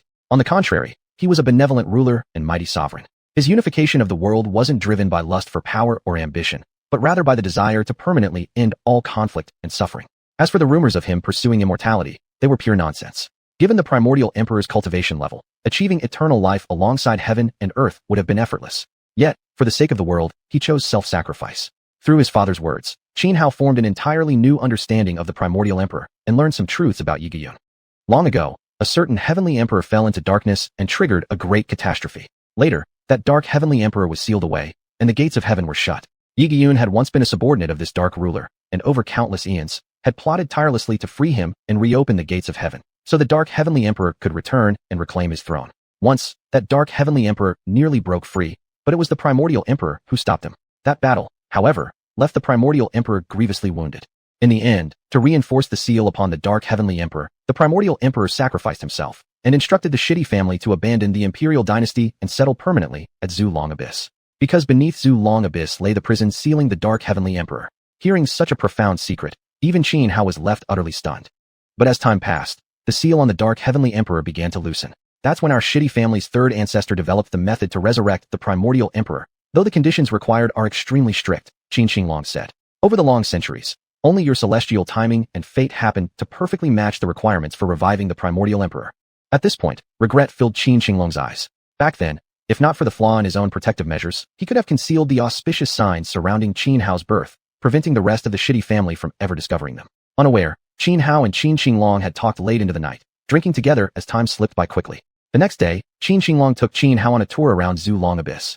Zulong Abyss was akin to a secret realm, vast within, featuring magnificent mountains and rivers stretching for thousands of miles, seas that extended beyond sight, and boundless deserts. Additionally, Qin Shi Huang introduced Qin Hao to some senior elders of the shitty family, such as Shitty Qing Lang. That night, upon returning to the courtyard, Qin Hao was about to discuss escape plans with Qin Shi Huang, but Qin Shi Huang urged him to rest early, assuring him there was no need to worry, he would take care of everything. Qin Hao originally wanted to say more, but suddenly felt an overwhelming wave of drowsiness. His heart jolted in alarm. He was already a Yuhua immortal level existence. Fatigue should not affect him at all. Yet even as he sensed something wrong, he found himself powerless, his vision darkened, and consciousness slipped away. Qin Shi Huang caught Qin Hao just before he collapsed, holding him gently. Looking down at his son, he smiled faintly and whispered, Hao, from now on, father won't be able to stay by your side. But I believe in you. You're ready to stand on your own. To have spent these 3 days with you in this lifetime, your father is truly content. Sleep well. When you wake up, everything will be fine. With those words, Qin Shi Huang carried Qin Hao into the house, laid him gently on the bed, pulled the blanket over him, then turned and walked out. Outside the room, Qin Shi Huang lifted his head toward the sky, murmuring softly, Jin Yin, we'll meet again soon. Our Hao, he's extraordinary. Chapter 478, Resurrecting the Primordial Emperor. At dawn, the sun rose into the sky. Golden morning light spilled across the square before the ancestral temple of the Primordial Emperor clan, shimmering like golden duckweed scattered upon the ground. The entire clan had gathered here, their expressions solemn and grave. Today was an immensely significant day for the Primordial Emperor clan. The day the Primordial Emperor would be resurrected. Ever since the third ancestor of the clan established the ancestral decree mandating the resurrection of the Primordial Emperor, the clan had spent tens of thousands of years preparing. Despite the extremely stringent conditions required, they had finally gathered everything needed. Now, even the most crucial component, the Primordial Emperor's corpse, had been recovered. It was time to fulfill this long-held mission. On the 5-zhang sacrificial altar before the ancestral temple stood a jade bed, intricately carved with complex patterns. Qin Hao lay upon it, his expression calm and serene. Where is Qin Long? Patriarch Qin Tian frowned, turning to ask Qin Lang beside him. The third brother said, he couldn't bear to watch his own son. Qing Lang fell silent for a moment before replying. Sigh, poor man. Qing Tian sighed deeply. All right, let's begin the ritual now. Yes. Qing Lang clasped his fists. At that moment, several powerful elders from the clan leapt onto the altar. They brought out all the rare treasures necessary for the resurrection and carefully inspected each one, confirming that none were flawed. Then, someone tossed a crystal orb into the air. The orb hovered directly above the jade bed, emitting dazzling light as it scanned Xianhao lying beneath. As golden and silver lights flickered across its surface, it confirmed that the youth on the jade bed indeed possessed the unique cosmic timing and destiny essential for reviving the primordial emperor. With everything ready, the elders immediately began activating the secret technique. Instantly, the rare artifacts soared into the air, forming a massive, intricate pattern above the altar, a web of countless densely packed runes, each pulsing with unfathomable power. This secret art, created by the third ancestor himself, was naturally extraordinary. At the same time, Qing Tian once again summoned the golden seal he had used during his battle against xiuxian. Within this seal slumbered a fragment of the primordial emperor's will. Under the impact of the activated artifacts, the dormant will within the golden seal finally stirred. Simultaneously, an invisible force enveloped the will, reconstructing the primordial emperor's soul core. Once the soul core was fully formed, another immense, whooshing force pulled it toward the body of Xianhao on the jade bed. Crackle, crackle, boom, boom. As the soul core entered Xianhao's body, terrifying omens erupted all at once. The sky darkened, winds howled, clouds churned, and lightning split the heavens. A profoundly inauspicious aura blanketed the entire ancestral temple grounds. To rebuild a soul through consciousness alone was already a defiance of natural law. To completely resurrect a being dead for eons crossed into outright taboo, violating the fundamental rules of heaven and earth. Even true sages of legend dared not attempt such a feat lightly, for doing so invited karmic backlash, potentially culminating in catastrophic, irreversible divine annihilation. At that moment, the face of the youth on the jade bed began to shift. First, Xianhao transformed into Qin Xinglong. Then, even Qin Xinglong's features continued to change, gradually reshaping into the visage of the primordial emperor himself. All members of the primordial emperor clan witnessed this transformation, stunned into silence, unable to comprehend what was happening. Qing Lang, what did you and Qinglong do? Qing Tian was the first to recover, immediately roaring at Qing Lang beside him. Be big, brother. Aye. Qing Lang's face flushed red. The third brother knelt down and begged me. How could I refuse? You, do you have any idea what disaster you've caused? If the cosmic timing and destiny of the vessel don't align, not only will we fail to resurrect the primordial emperor, but the last remaining wisp of his will inside the imperial seal will also be obliterated. From then on, our clan will never be able to revive him again. Do you understand? Qing Tian exploded in rage, shouting furiously at Qing Lang. He was no fool. Seeing Xianhao's face turn first into Qin Xinglong, and knowing Qin Xinglong had been absent throughout, immediately led him to the truth. Clearly, Qin Xinglong had chosen to sacrifice Xianhao. Big brother, the high priest just verified it. Third brother's cosmic timing and destiny are perfectly aligned, Qing Lang replied. Huh. Upon hearing this, Qing Tian froze. He had been too frantic earlier to consider this detail. Pausing, he stared at Qing Lang in utter disbelief. Qing Lang, could it be that Xinglong himself is also a perfect match, in both cosmic timing and destiny, for the vessel to resurrect the primordial emperor?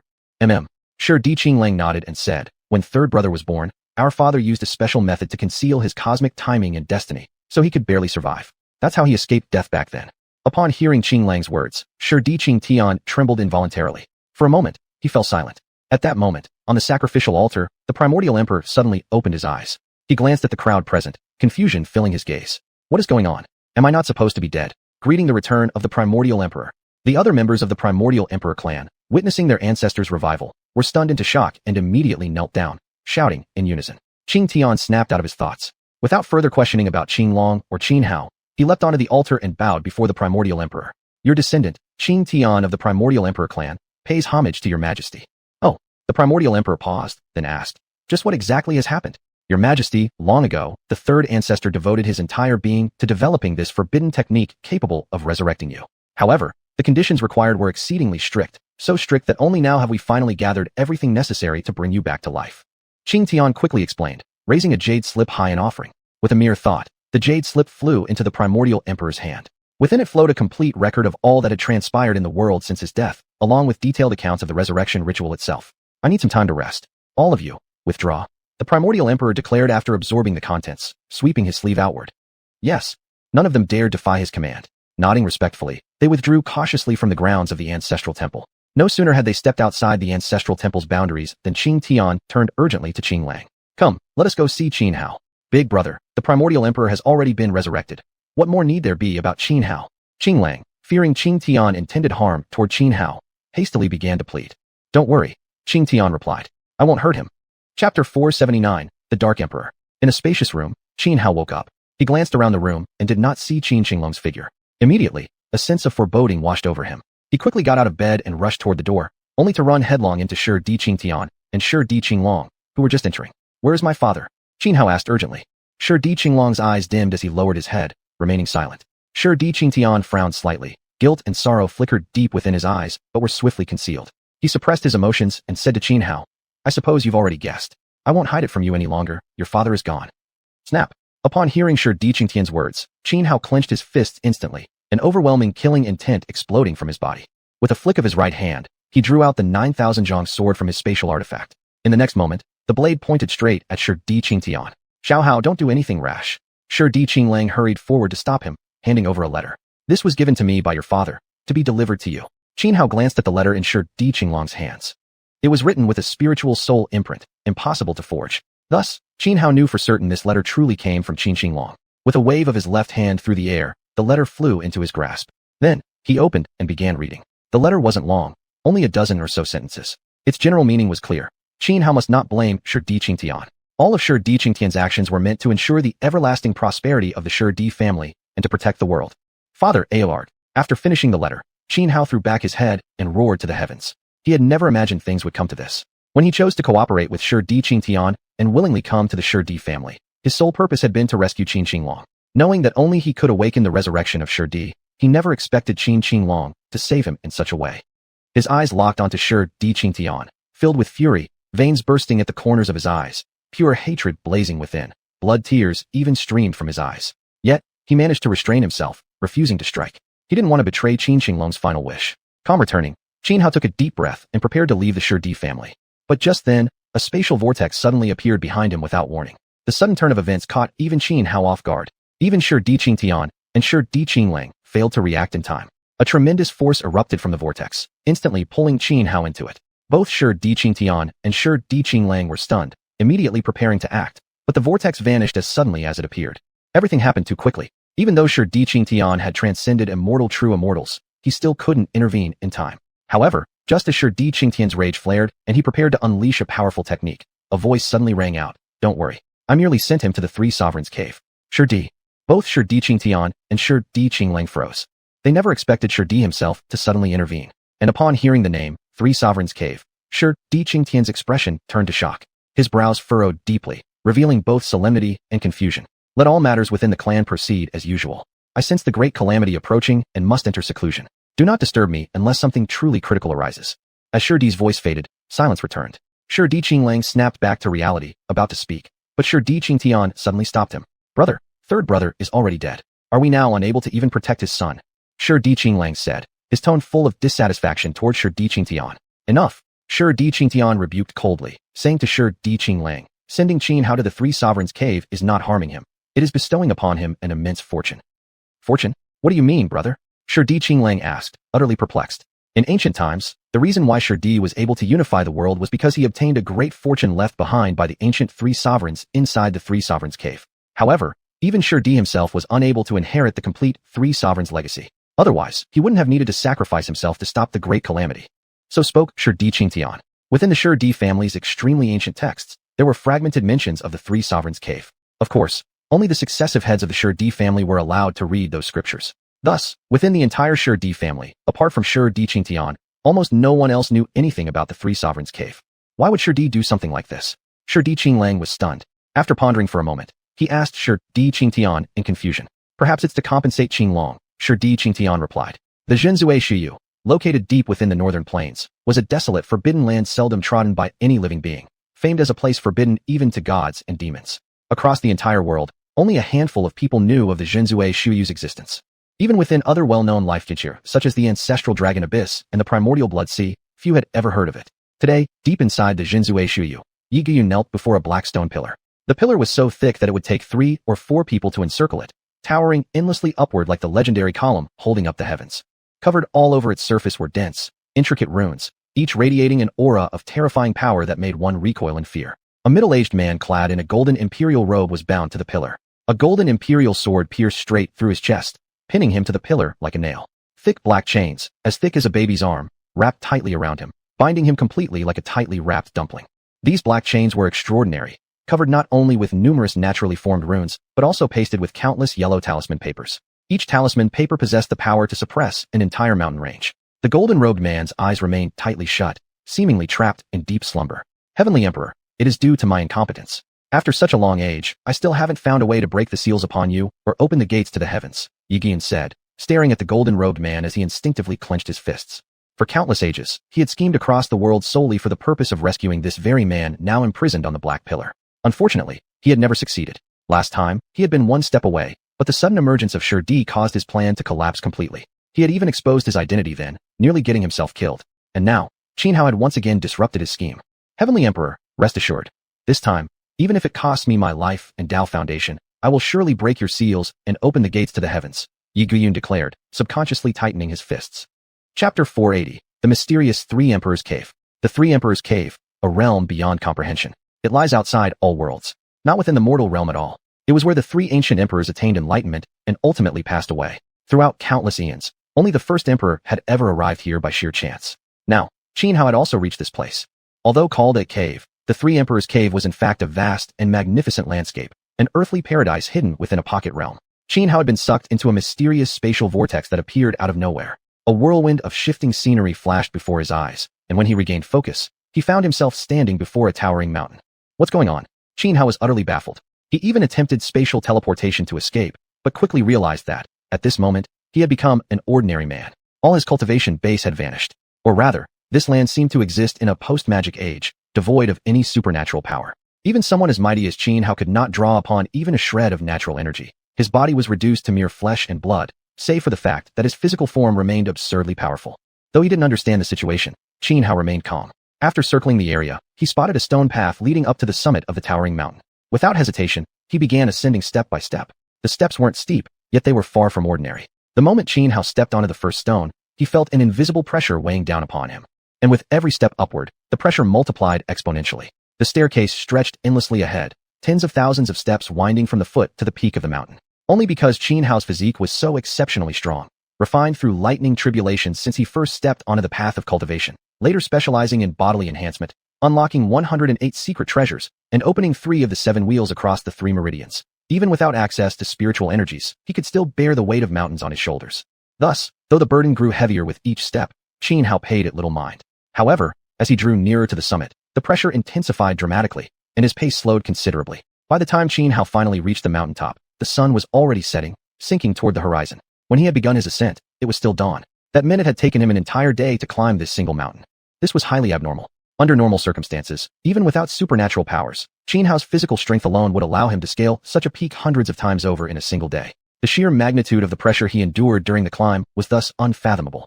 This alone proved that the towering mountain before him was no ordinary place. Precisely because of this realization did Xianhao choose to persevere. The instant he set foot upon the summit, every ounce of pressure vanished. At the same time, he could finally see clearly what lay before him. The peak of the towering mountain was a massive platform. Or rather, it was as if a celestial being had sliced off the top of the mountain and paved it with bluestone, transforming the summit into a plaza large enough to hold hundreds of thousands. At the center of the plaza stood a 15-meter-high altar built from 5-colored earth. Upon the altar floated a desk suspended in midair, and on it rested a scroll, resembling nothing so much as an imperial edict from a secular dynasty. What kind of place is this? Xianhao gazed at the plaza, at the 5-colored earthen altar, at the enshrined imperial edict, his heart gripped by profound awe. He could even sense an wuxing great force enveloping the entire square. Were this not a post-magic age, devoid of any trace of mystical energy? Xianhao felt certain that the unseen force blanketing the plaza would have crushed even him at his prime into submission, forcing him to his knees without resistance. Yet now, apart from the spiritual shock reverberating in his soul, he felt no actual oppressive presence after stepping into the plaza. Step by step, he approached the 5-colored altar at the plaza's center, staring at the imperial edict resting upon the black desk, wanting desperately to open and read it. Moreover, his intuition screamed that the scroll was no ordinary artifact. But the moment Xianhao stepped onto the 5-colored altar, it was as if some hidden mechanism had been triggered. He immediately sensed the surroundings shifting once more, just like when he'd been pulled into the spatial vortex earlier. When Xianhao finally regained clarity of vision, he found himself hovering high above the very same towering mountain he had just climbed. Below him lay the plaza atop the mountain, and the mysterious 5-colored altar. However, the plaza and the 5-colored altar he now saw were no longer empty as before. They were packed with an endless sea of beings. Countless powerful life forms filled the plaza, among whom celestial immortals and immortal true immortals could not even be considered top tier. There were even beings surpassing the rank of Heavenly Lord. At this moment, These entities had gathered in the plaza as if holding a grand ceremony. Yet it seemed they existed in a different space-time from Xianhao. He could see them, but they remained completely unaware of his presence. Xianhao watched as a supremely powerful being, shrouded entirely in chaotic mists, stepped onto the five-colored altar. With a mere wave of his hand, the imperial edict, enshrined on the altar, flew into his grasp. Then he unrolled the edict. Immediately, all kinds of miraculous phenomena erupted across heaven and earth. The sky churned with rolling clouds, and crimson lightning bolts crashed down from the heavens. It was as if heaven itself were using the red lightning as a brush, inscribing one ancient character after another onto the imperial edict upon the five-colored altar. Each character pulsed with overwhelming Tao resonance, and each carried within it the potent spiritual imprints of certain beings. Is this a divine investiture? As Xianhao gazed at the scene in the plaza, memories of the investiture of the gods from his past life suddenly surged into his mind, specifically, the scene where xianxia bestowed divine ranks. The spectacle unfolding before him was exactly the same. Indeed, as the crimson lightning etched characters onto the imperial edict atop the five-colored altar, many of the powerful beings in the plaza began receiving some form of empowerment. At that very instant, the scene before Xianhao shifted once again, as if time itself were flowing backward. He saw, in the boundless void beyond the heavens, an inconceivably mighty being fusing the power of the heavenly Tao, forging something directly from its essence. The very object now known as the imperial edict, enshrined upon the five-colored altar. Then, that indescribably powerful entity passed the edict to several other immensely strong beings. So that edict is the investiture scroll? Witnessing this revelation, Xianhao instantly understood what the so-called imperial edict upon the five-colored altar truly was. Chapter 481. The opening of the function list, 10,000 immortals perish. The scene before Xianhao kept shifting. At this moment, he was like someone watching a movie, witnessing the entire process of the function cataclysm. The function list opened, condemning 10,000 immortals. Every living being whose name appeared on the list fell victim to the calamity, ultimately becoming puppets controlled by the function list. Xianhao didn't know how long had passed, perhaps 10,000 years, or merely an instant. Then, the images before him vanished, and what appeared next was the five-colored altar. It seemed as though, after having experienced the function cataclysm, he had returned to reality. If that really was the function list, it must be far above even the level of celestial artifacts. Xianhao stared at the imperial decree, enshrined upon the five-colored altar, the very same function list from the cataclysm, and his eyes burned with excitement. Without hesitation, he strode up the steps in great strides, reached out, and seized the function list. The moment it touched his hand, an incomparable, overwhelming force surged into every limb and bone. If not for the extreme strength of his physical body, he would have exploded on the spot. He was shocked, instantly alarmed. His identification of this object as the immensely powerful function list had caused him to act rashly in his excitement, nearly getting himself killed. But just as Xianhao endured the impact of the artifact's immense power, three silhouettes manifested in midair. Startled, Xianhao immediately grew vigilant. After all these years, finally, another of our human race has managed to lift the function list. One of the spectral figures gazed at Xianhao, nodding with a faint smile. Who are you? Xianhao narrowed his eyes and coldly demanded of the three apparitions hovering in the void. We are the three sovereigns of antiquity, spoke another silhouette. The three sovereigns. Xianhao blinked, frowning. Back when he was in the 12 Towers, he had read countless ancient texts, one of which contained records about the three sovereigns of remote antiquity. In ancient times, myriad races vied for dominance. Humans, born physically weak, became mere livestock for other races. Just when humanity faced utter annihilation and near extinction, the three sovereigns emerged suddenly and powerfully. Observing the movements of sun, moon, and stars, and the cycle of life and death among all things, the three sovereigns established numerous cultivation paths suitable for humans, elevating the overall strength of the human race. Paths such as Sword Tao, Martial Tao, and Immortal Tao, all were founded by the three sovereigns of antiquity. That era saw a flourishing golden age of countless cultivation methods. But after the ancient age ended, the world's environment changed drastically, rendering many of the cultivation paths created by the three sovereigns incompatible with the new natural order, leading them to gradually vanish. Young one, these are merely our final lingering thoughts, unable to endure much longer. Let us speak briefly, said the first figure who had spoken earlier. The last human who arrived here and withstood the power of the function list was extraordinary, yet his foundational cultivation path did not suit the myriad Tao path. That is why we preserve this final trace of consciousness, to wait for you. Now, we pass our legacy to you. May you protect the human race. The myriad Tao path. Xianhao frowned involuntarily, yet the three sovereigns paid no heed to Xianhao's confusion or whether he would accept their inheritance. They acted directly. Instantly, their spectral forms reflected in the void dissolved into countless runes, shooting straight into Xianhao's forehead. Immediately, a vast sea of information flooded his mind, entirely concerning cultivation. These were the cultivation paths of Sword Tao, Martial Tao, Immortal Tao, and more. Some of these methods had been lost from the world for millions of years. At the same time, the five-colored altar began to transform, dissolving into pure, dense elemental energies of the five elements, rushing wildly into Xianhao's body. His body, now beyond his control, began cultivating spontaneously. Using the elemental energy from the altar as its source, it began practicing the myriad cultivation methods passed down by the three sovereigns. Time slipped by minute by minute. In cultivation, there is no concept of time. Blink, and eons may pass. Eventually, the five-colored altar's elemental energy was completely absorbed by Xianhao. The legacy of the three sovereigns followed the myriad Dao path. Ordinary people could never succeed in mastering it. But Xianhao was no ordinary man. He was a dual-path evolved immortal. He had already researched multiple cultivation paths before, and inheriting the knowledge of the three sovereigns gave him deeper insight into the myriad Dao path. Over the long course of cultivation, the number of paths he mastered steadily increased. Mastering the third took him about 73 years, the fourth, approximately 52 years. When he elevated the eighth cultivation path to the evolved immortal realm, his own cultivation base advanced effortlessly and naturally, achieving the breakthrough into the unfading true immortal realm. Over the following period, as Xianhao mastered more and more cultivation paths, his cultivation realm advanced at an ever-increasing pace. From unfading true immortal to great Luo golden immortal, then to immortal king. When Xianhao mastered the 10,000th cultivation path, he shattered all limitations and ascended directly into the heavenly sovereign realm. Suddenly, Xianhao opened his eyes and emerged from cultivation. This session of cultivation hadn't been voluntary. It began the moment he inherited the legacy of the three sovereigns, his consciousness naturally plunging into endless practice. He never expected it to last this long. Without even realizing it, he had already grasped 10,000 distinct cultivation methods. It was nothing short of miraculous. After all, throughout heaven and earth, a being capable of mastering two cultivation paths was already exceedingly rare. To master 10,000 at once was nearly impossible, unless one counted the ancient three sovereigns. For 99% of cultivation paths in existence were created by them. Although later generations produced countless brilliant geniuses, so numerous they could be compared to river carp crossing a stream. Not a single being ever matched the three sovereigns in mastering 10,000 paths.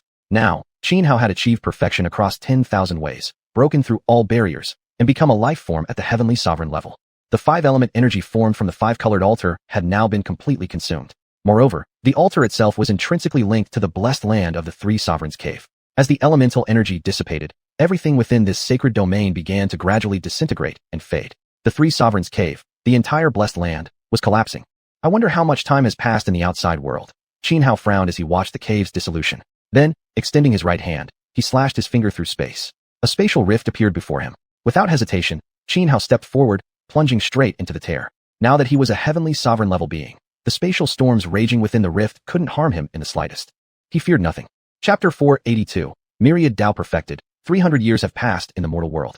The Nether Sea, an abyssal forbidden land within the mortal world. A strange gray ocean stretched endlessly, its waves occasionally surging with countless souls shrieking and wailing in agony. Suddenly, a rift tore open in the sky above the Nether Sea. From it stepped Xianhao.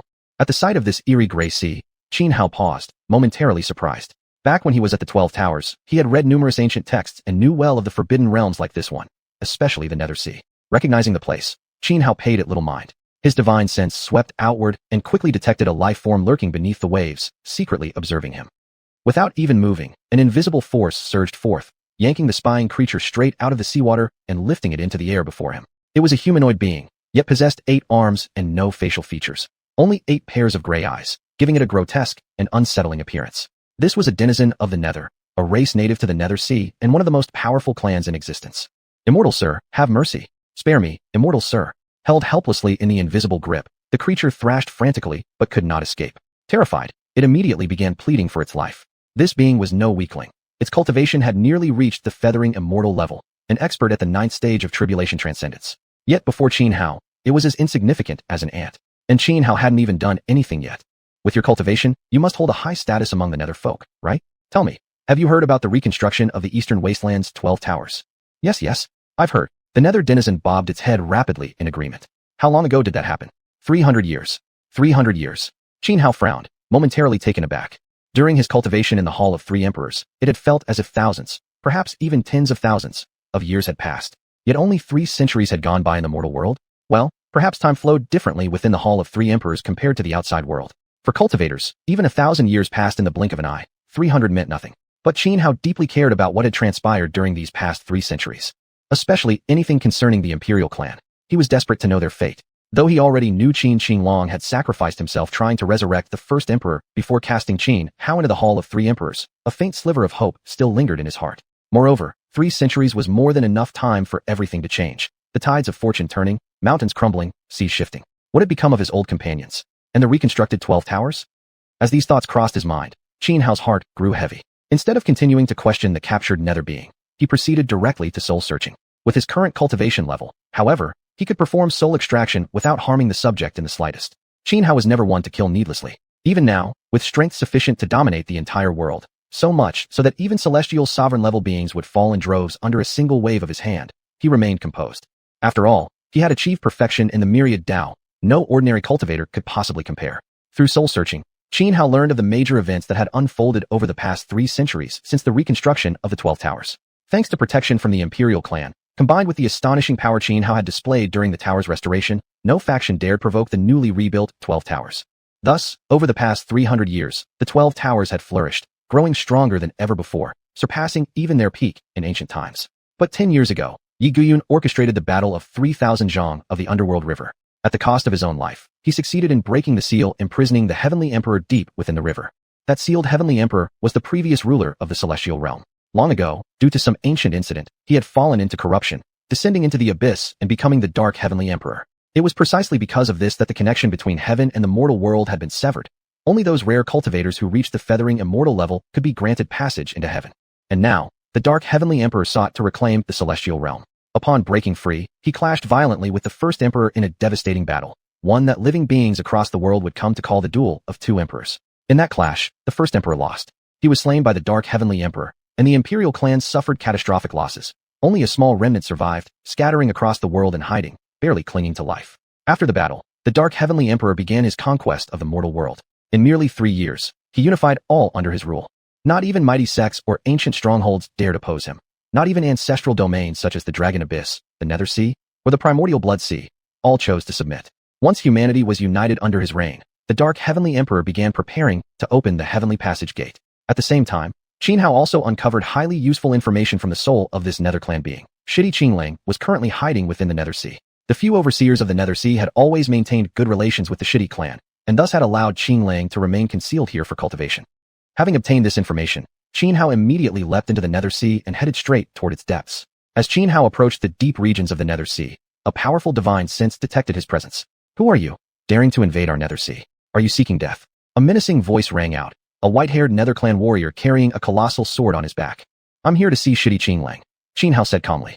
Based on the information he had previously obtained through soul-searching, this white-haired figure before him was none other than Yongyan, one of the senior overseers of the Nether Sea. "I don't know what you're talking about. There's no one like that in the Nether Sea. Leave now, or don't blame me for showing no mercy. I'll kill without hesitation."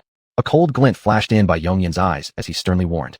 "Foolish." Xianxia frowned slightly, unwilling to waste words with Yongyan. He immediately released the full force of his suppressed aura. Instantly, an immense pressure radiated from Xianxia, so overwhelming that Yongyan's legs trembled uncontrollably, nearly collapsing to his knees. Yongyan's expression turned deathly pale. He was an ancient feathering immortal. Such weakness would never manifest even before an immortal true to eternity. Yet here he was, barely able to stand. With no intention of wasting more time, Xianxia glanced at Yongyan and proceeded directly to soul-searching. Yongyan frantically activated powerful secret techniques to resist, but it was utterly futile. After extracting the information, Xianxia located Xiuxian's hidden retreat deep within the Nether Sea. In the next instant, Xianxia appeared exactly where Xiuxian was concealed. It was a region surrounded by clusters of towering mountains, peak after majestic peak rising and falling across the landscape. Atop one such summit, Xiuxian sat cross-legged, calmly performing breath cultivation. Chapter 483, Devouring the Fengshen Bang. Emperor Xianxia was extremely perceptive. Sensing someone's intrusion, he abruptly opened his eyes, just in time to see Xianxia standing before him. Of course, this was because Xianxia had made no effort to conceal his presence. Upon seeing Xianxia, Emperor Xianxia froze for a moment, then snapped back to reality and called out joyfully, "Xiaohao? Have you really come out from the cave of 3 emperors?" Xianxia nodded. He held no particular hostility toward Emperor Xianxia. The reason he came here was to uncover the truth behind Xiuxian's sacrifice, why he had taken his place in death. Additionally, he wanted to understand what exactly had happened back then, why he had suddenly been sucked into the spatial vortex that led to the cave of 3 emperors. "As for your brother's matter," Emperor Xianxia frowned slightly. "I myself don't know all the details, but when Xiuxian came to me, he told me a few things." According to what Xiuxian had told Emperor Xianxia, both he and Xianxia possessed fate lines and celestial timing suitable for reviving emperor. However, at the moment of Xiuxian's birth, Xianxia's grandfather had used a secret technique to veil Xiuxian's fate and cosmic alignment. Back then, when Xiuxian chose to sacrifice himself to save Xianxia, Emperor Xianxia, who already felt guilty, found himself unable to refuse Xiuxian's final request. Thus, he assisted Xiuxian in carrying out the plan of stealing the heavens and switching the sun and moon. As for why Qin Hao was pulled into the Cave of Three Emperors by a spatial vortex, that was done by Emperor himself. Yet even Emperor Qinglang didn't know why Emperor had chosen to do it. Now, Emperor was dead after the dual Emperor battle, and the Emperor clan had nearly been wiped out, with only a handful of survivors left. Xiao, since you've managed to emerge from the Cave of Three Emperors, does that mean you've inherited the legacy of the ancient Three Emperors? If so, be careful. You must not let the Dark Heavenly Emperor set his sights on you. Emperor Qinglang said solemnly. Why? Qin Hao asked, frowning. I once heard Emperor say that the Dark Heavenly Emperor's descent into corruption has deep ties to the ancient Three Emperors. If he learns you are their successor, he will never let you go. Emperor Qinglang replied. Qin Hao sneered coldly. It's he who should fear me. With that, Qin Hao turned to leave. But Emperor Qinglang quickly stepped forward and blocked his way. Xiao, don't do anything reckless. The Dark Heavenly Emperor is absurdly powerful. He's far beyond your ability to confront. Emperor once said that unless one becomes a true saint as spoken of in legends, no one can defeat the Dark Heavenly Emperor. True saint. Qin Hao's expression turned grave. Having inherited the legacy of the ancient Three Emperors, he wasn't unfamiliar with the term. A true saint, a being vastly superior even to heavenly lords, represented the ultimate goal of cultivation, one who had truly achieved liberation. Immortal and indestructible, a true saint transcended all rules across the three realms. Yet even the ancient Three Emperors had failed to reach such a realm. Qin Hao had cultivated for eons within the Cave of Three Emperors. His temperament had matured greatly. After experiencing Qin Qinglong's sacrifice to protect him, his manner of acting had become far more cautious and prudent than before. He believed that if only he had planned more carefully back when he went to the Emperor clan, Qin Qinglong wouldn't have needed to die for him. Therefore, upon learning from Emperor Qinglang that only a true saint could defeat the Dark Heavenly Emperor, he cooled his anger and abandoned his immediate desire for revenge. Don't worry. This life I carry was bought with my father's sacrifice. I will cherish it. I won't throw it away needlessly. Qin Hao said after a moment of silence, then departed from the Nether Sea and headed toward the 12 Towers. The 12 Towers had fallen once again. Ever since the end of the dual Emperor battle, due to their association with the Emperor clan, the 12 Towers had become a target of the Dark Heavenly Emperor and were ultimately reduced to ashes. When Qin Hao arrived, all he saw was desolation. The once grand structures lay in ruins, walls collapsed, debris scattered everywhere, mingled with human bones. Walking through the wasteland that was once the 12 Towers, Qin Hao felt emotions surging within him. Memories of his time there kept flooding back. Excluding the 5 years spent in the Red Dust Pavilion, Qin Hao's time at the 12 Towers had actually been brief. He'd only shared fleeting encounters with most of its people. Yet, this place had given him a genuine sense of home. He thought of Qinshuren, of Ningbairu, and of Bai Chungying. They had all cared deeply for him. Even knowing his true identity, they had defied the risk of provoking the Emperor clan and protected him without hesitation. And now, the 12 Towers were nothing but rubble. This only strengthened Qin Hao's resolve to kill the Dark Heavenly Emperor. He never wanted to be some savior. From beginning to end, his desire to kill the Dark Heavenly Emperor had nothing to do with justice or the salvation of countless lives. He wanted to kill the Dark Heavenly Emperor simply for revenge. Snapping out of his memories, Qin Hao took out the Fengshen Bang and, with a blank expression, uttered 2 words, devour. Instantly, several strands of black light coiled around the Fengshen Bang. Back when he first obtained the Fengshen Bang in the Cave of Three Emperors, the devouring system had given him a prompt to consume it. Yet Qin Hao had recognized the Fengshen Bang as an extraordinary supreme treasure and chose to keep it instead. During the long eons he cultivated within the Cave of Three Emperors, he spent considerable time meticulously studying this priceless artifact. Even after reaching the level of a heavenly lord, however, he remained unable to activate the Fengshen Bang.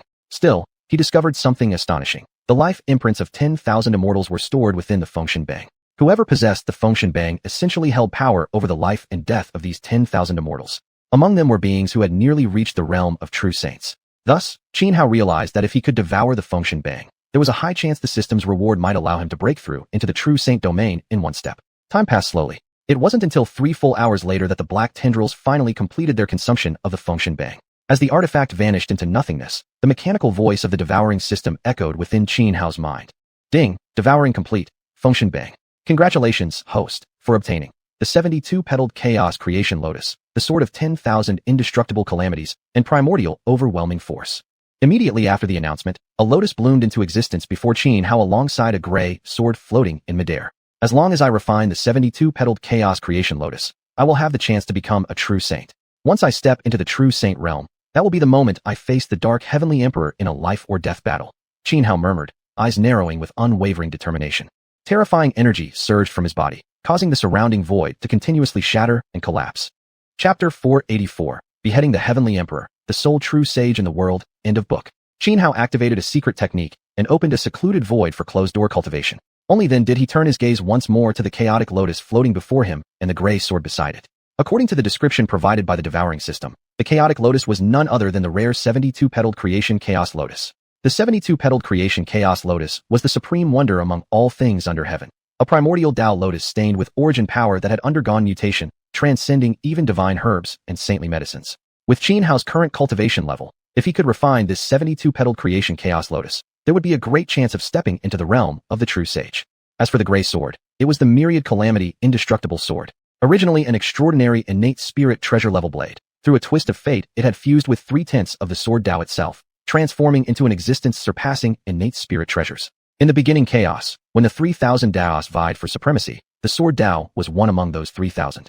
The primordial overbearing force granted as a system reward was a powerful force incorporating a portion of the Tao of strength. After carefully storing away the myriad calamity indestructible sword, Xianhua sat cross-legged and began circulating his path of myriad ways, starting the refinement process of the 72-petaled creation chaos lotus before him. Immediately, thread after thread of pure energy was drawn from the lotus, entering Xianhua's body through every pore, nourishing his flesh, organs, and bones, causing his cultivation base to soar rapidly. Time passed second by second, season by season, spring faded and autumn came. But Xianhua remained completely unaware, utterly immersed in refining the 72-petaled lotus. In the blink of an eye, 10 years passed, and finally, the 72-petaled creation chaos lotus was fully refined. As Xianhua completed the refinement, the path of myriad ways he followed broke through its restrictions once again. Suddenly, nearly 10,000 golden chains manifested from the Xing, wrapping tightly around Xianhua's body. Each golden chain represented one of the cultivation paths Xianhua had walked, once bound to him. These chains drew upon corresponding forces of the myriad paths from the Xing, channeling them into Xianhua's body. Among them, exactly 3,000 golden chains corresponded to the legendary 3,000 Daos at the dawn of creation. In an instant, the powers of these 3,000 Daos were summoned and surged into Xianhua's being. The power of the 3,000 Daos was incomparably extraordinary. Even though less than 1/10 of them remained today, mere fragments lingering across heaven and earth, even a single faint wisp of residual Tao force surpassed imagination and strength. Now, Xianhua not only bore energies aligned with countless cultivation paths, but also contained within himself the combined might of the 3,000 Daos. The sheer difficulty of such a feat was beyond measure. Body furnace. As time went on, Xianhua neared his breaking point. At this moment, he recalled one of the abilities gained from following the body refinement path. Activating the body furnace instantly caused the forces of the 3,000 Daos inside him to begin fusing into oneness. His previously stagnant cultivation base finally stirred, showing signs of further advancement. When Xianhua used the body furnace to fully refine the power of the 3,000 Daos and others, his cultivation at last crossed the final threshold, stepping into the fabled true sage realm. The moment Xianhua entered the true sage realm, celestial music rang out in his ears, and numerous auspicious heavenly phenomena manifested high in the skies. But with a casual wave of his hand, Xianhua dispelled every omen. All returned to stillness. Attaining true sagehood brought no joy to Xianhua.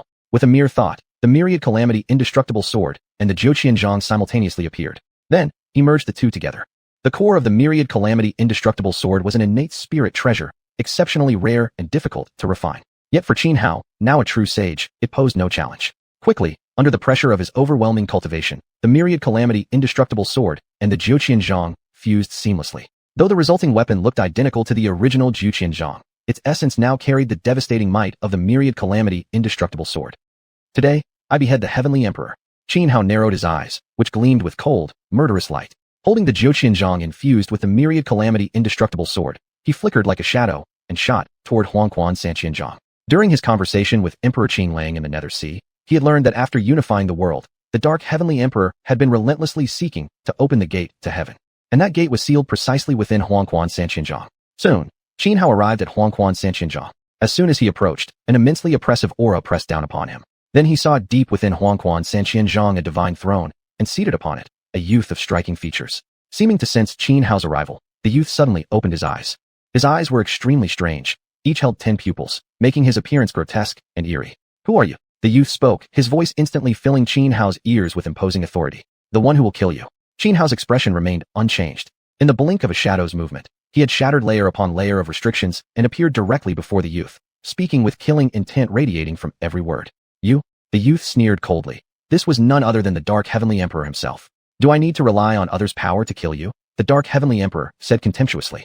"In that case, there's nothing more to say. Let strength decide." Xianhua responded solemnly. With a stomp of his foot, his body shot forward like a hunting leopard, moving so fast that in the blink of an eye he stood before the Dark Heavenly Emperor. His right hand flicked. The xiuxian, infused with the myriad calamity indestructible sword, slashed out precisely at the Dark Heavenly Emperor's neck. Yet a layer of golden runes flared across the surface of the Dark Heavenly Emperor's skin. This was the Heavenly Emperor's robe. With this robe protecting him, The Dark Heavenly Emperor feared nearly all attacks. If you seek death, then I shall grant it. The Dark Heavenly Emperor roared as he thrust a fist straight toward Xianhao's face. That punch carried terrifying force. In the instant it moved, the very light of the universe seemed to flicker, and an omen of cosmic collapse arose. Yet Xianhao remained calm and indifferent, treating the attack as nothing. With a casual shake of his left hand, he met the punch head-on, their fists colliding with explosive force. Boom! A thunderous roar echoed through space, and terrifying black cracks spiderwebbed across the void. Just who are you? How is it possible that you've entered the true sage realm? I know all the true sages under heaven. Each perished long ago during the great calamity. There are no sages left in this world. After just one exchange, the Dark Heavenly Emperor immediately grasped Xianhao's cultivation level and wore an expression of confusion. Go ask King Yan in the underworld. Xianhao declared loudly. With a flick of his sword, countless sword chi surged into the sky. As Xianhao slashed downward, waves of sword energy burst forth like a flood. The Dark Heavenly Emperor was alarmed and hastily activated his ultimate defense. Even so, he still couldn't withstand the torrential onslaught of Xianhao's sword chi. When the countless sword beams pierced through the Dark Heavenly Emperor's strongest defenses, they still failed to breach the protection of the Heavenly Emperor's battle robe. Thus, the Dark Heavenly Emperor only let out a muffled groan. He was not seriously injured. But no sooner had he stabilized his form, and before he could react, Xianhao had already closed the distance once again. His left fist slammed straight toward the Dark Heavenly Emperor's face. This punch carried the full might of the primordial overbearing force. Boom! Even with the Heavenly Emperor's robe shielding him, the Dark Heavenly Emperor could not fully block the impact. The robe itself began to unravel, showing signs of disintegration. And the Dark Heavenly Emperor fared far worse. He took the blow directly to the face. Though immensely powerful, far surpassing ordinary celestial sovereign-level beings, being struck squarely by Xianhao's fist cost him half his life in an instant. He tilted his head back and spat blood, suffering unimaginable trauma. Kill. Though gravely wounded by Xianhao's single punch, the Dark Heavenly Emperor's ferocity was now roused. He roared and charged at Xianhao once more. Rolling waves of black aura surged around the Dark Heavenly Emperor, making him appear as the true master of darkness. Every movement threatening to plunge heaven and earth into eternal night. Crossing River Pond, beheading the general. Xianhao remained expressionless, raising his sword and slashing horizontally. This was a sword technique he had personally comprehended, a result of years of cultivation and deepening insight into the Tao of sword. Thus, the sword art he created was no longer comparable to what it once was. Though seemingly a simple horizontal slash, it contained unfathomable power. Even though the Dark Heavenly Emperor instantly triggered every defensive method at his disposal, he was still decapitated in a single stroke. Aya! The Dark Heavenly Emperor let out a shrill, anguished scream. I won't accept this. I refuse to accept it. Though severed, his head continued to speak, using secret arts to summon rolling torrents of black mist, attempting to reconstruct his physical body. But it was too late. Xianhao flickered forward and closed the gap in an instant. His right hand reached out, seized the Dark Heavenly Emperor's head, and with a firm squeeze, crushed it to pieces. Having slain the Dark Heavenly Emperor, Xianhao's face showed no joy. He turned his gaze toward the gate to heaven, sealed within xuanhuan sanxianzhang. After a moment of contemplation, he raised his hand and delivered a single punch to the gate. He intended to destroy it. Only then would the mortal world be completely severed from the heavenly realm. The mortal world deserved its own path, one uninterfered by the immortals above in the heavens. There is nothing left in this mortal world worth staying for. Xianhao stood silently for a while, murmuring to himself. Just as Xianhao was about to leave, a graceful figure appeared within the xuanhuan sanxianzhang. She smiled gently and called out to him, Junior brother. Senior sister? Xianhao froze, staring in disbelief at the woman who had suddenly appeared before him. The woman was none other than Ning Bailing. But how? How is this possible? Senior sister, didn't you already? Xianhao's face filled with confusion. My life was saved by your father, Ning Bailing said, revealing certain truths to Xianhao. You mean, Emperor Shi never actually resurrected at all? That so-called Emperor Shi was my father all along. Xianhao stood stunned. The truth Ning Bailing revealed was almost too much for him to grasp at once. Yes, Ning Bailing nodded. Now that you've become a true sage, a supreme existence transcending the world, tell me, do you possess the power to resurrect someone who has been dead for countless ages? The secret method said to revive Emperor Shi was only theoretically possible. It could never truly bring him back. Your father merely inherited Emperor Shi's memories and cultivation. As for me, I was able to return because when I perished under heavenly punishment back then, only a fragment of my soul died. My true body remained all along in Langia Grotto Heaven. It was your father who found me. I see. Xianhao fell silent, instinctively clenching his fists. Even though he now knew the truth, what difference did it make? His father would never return. Senior sister, I'd like to go see the heavenly realm. Xianhao took a deep breath and said to Ning Bailing, I'll accompany you. Ning Bailing replied with a soft smile. End of book.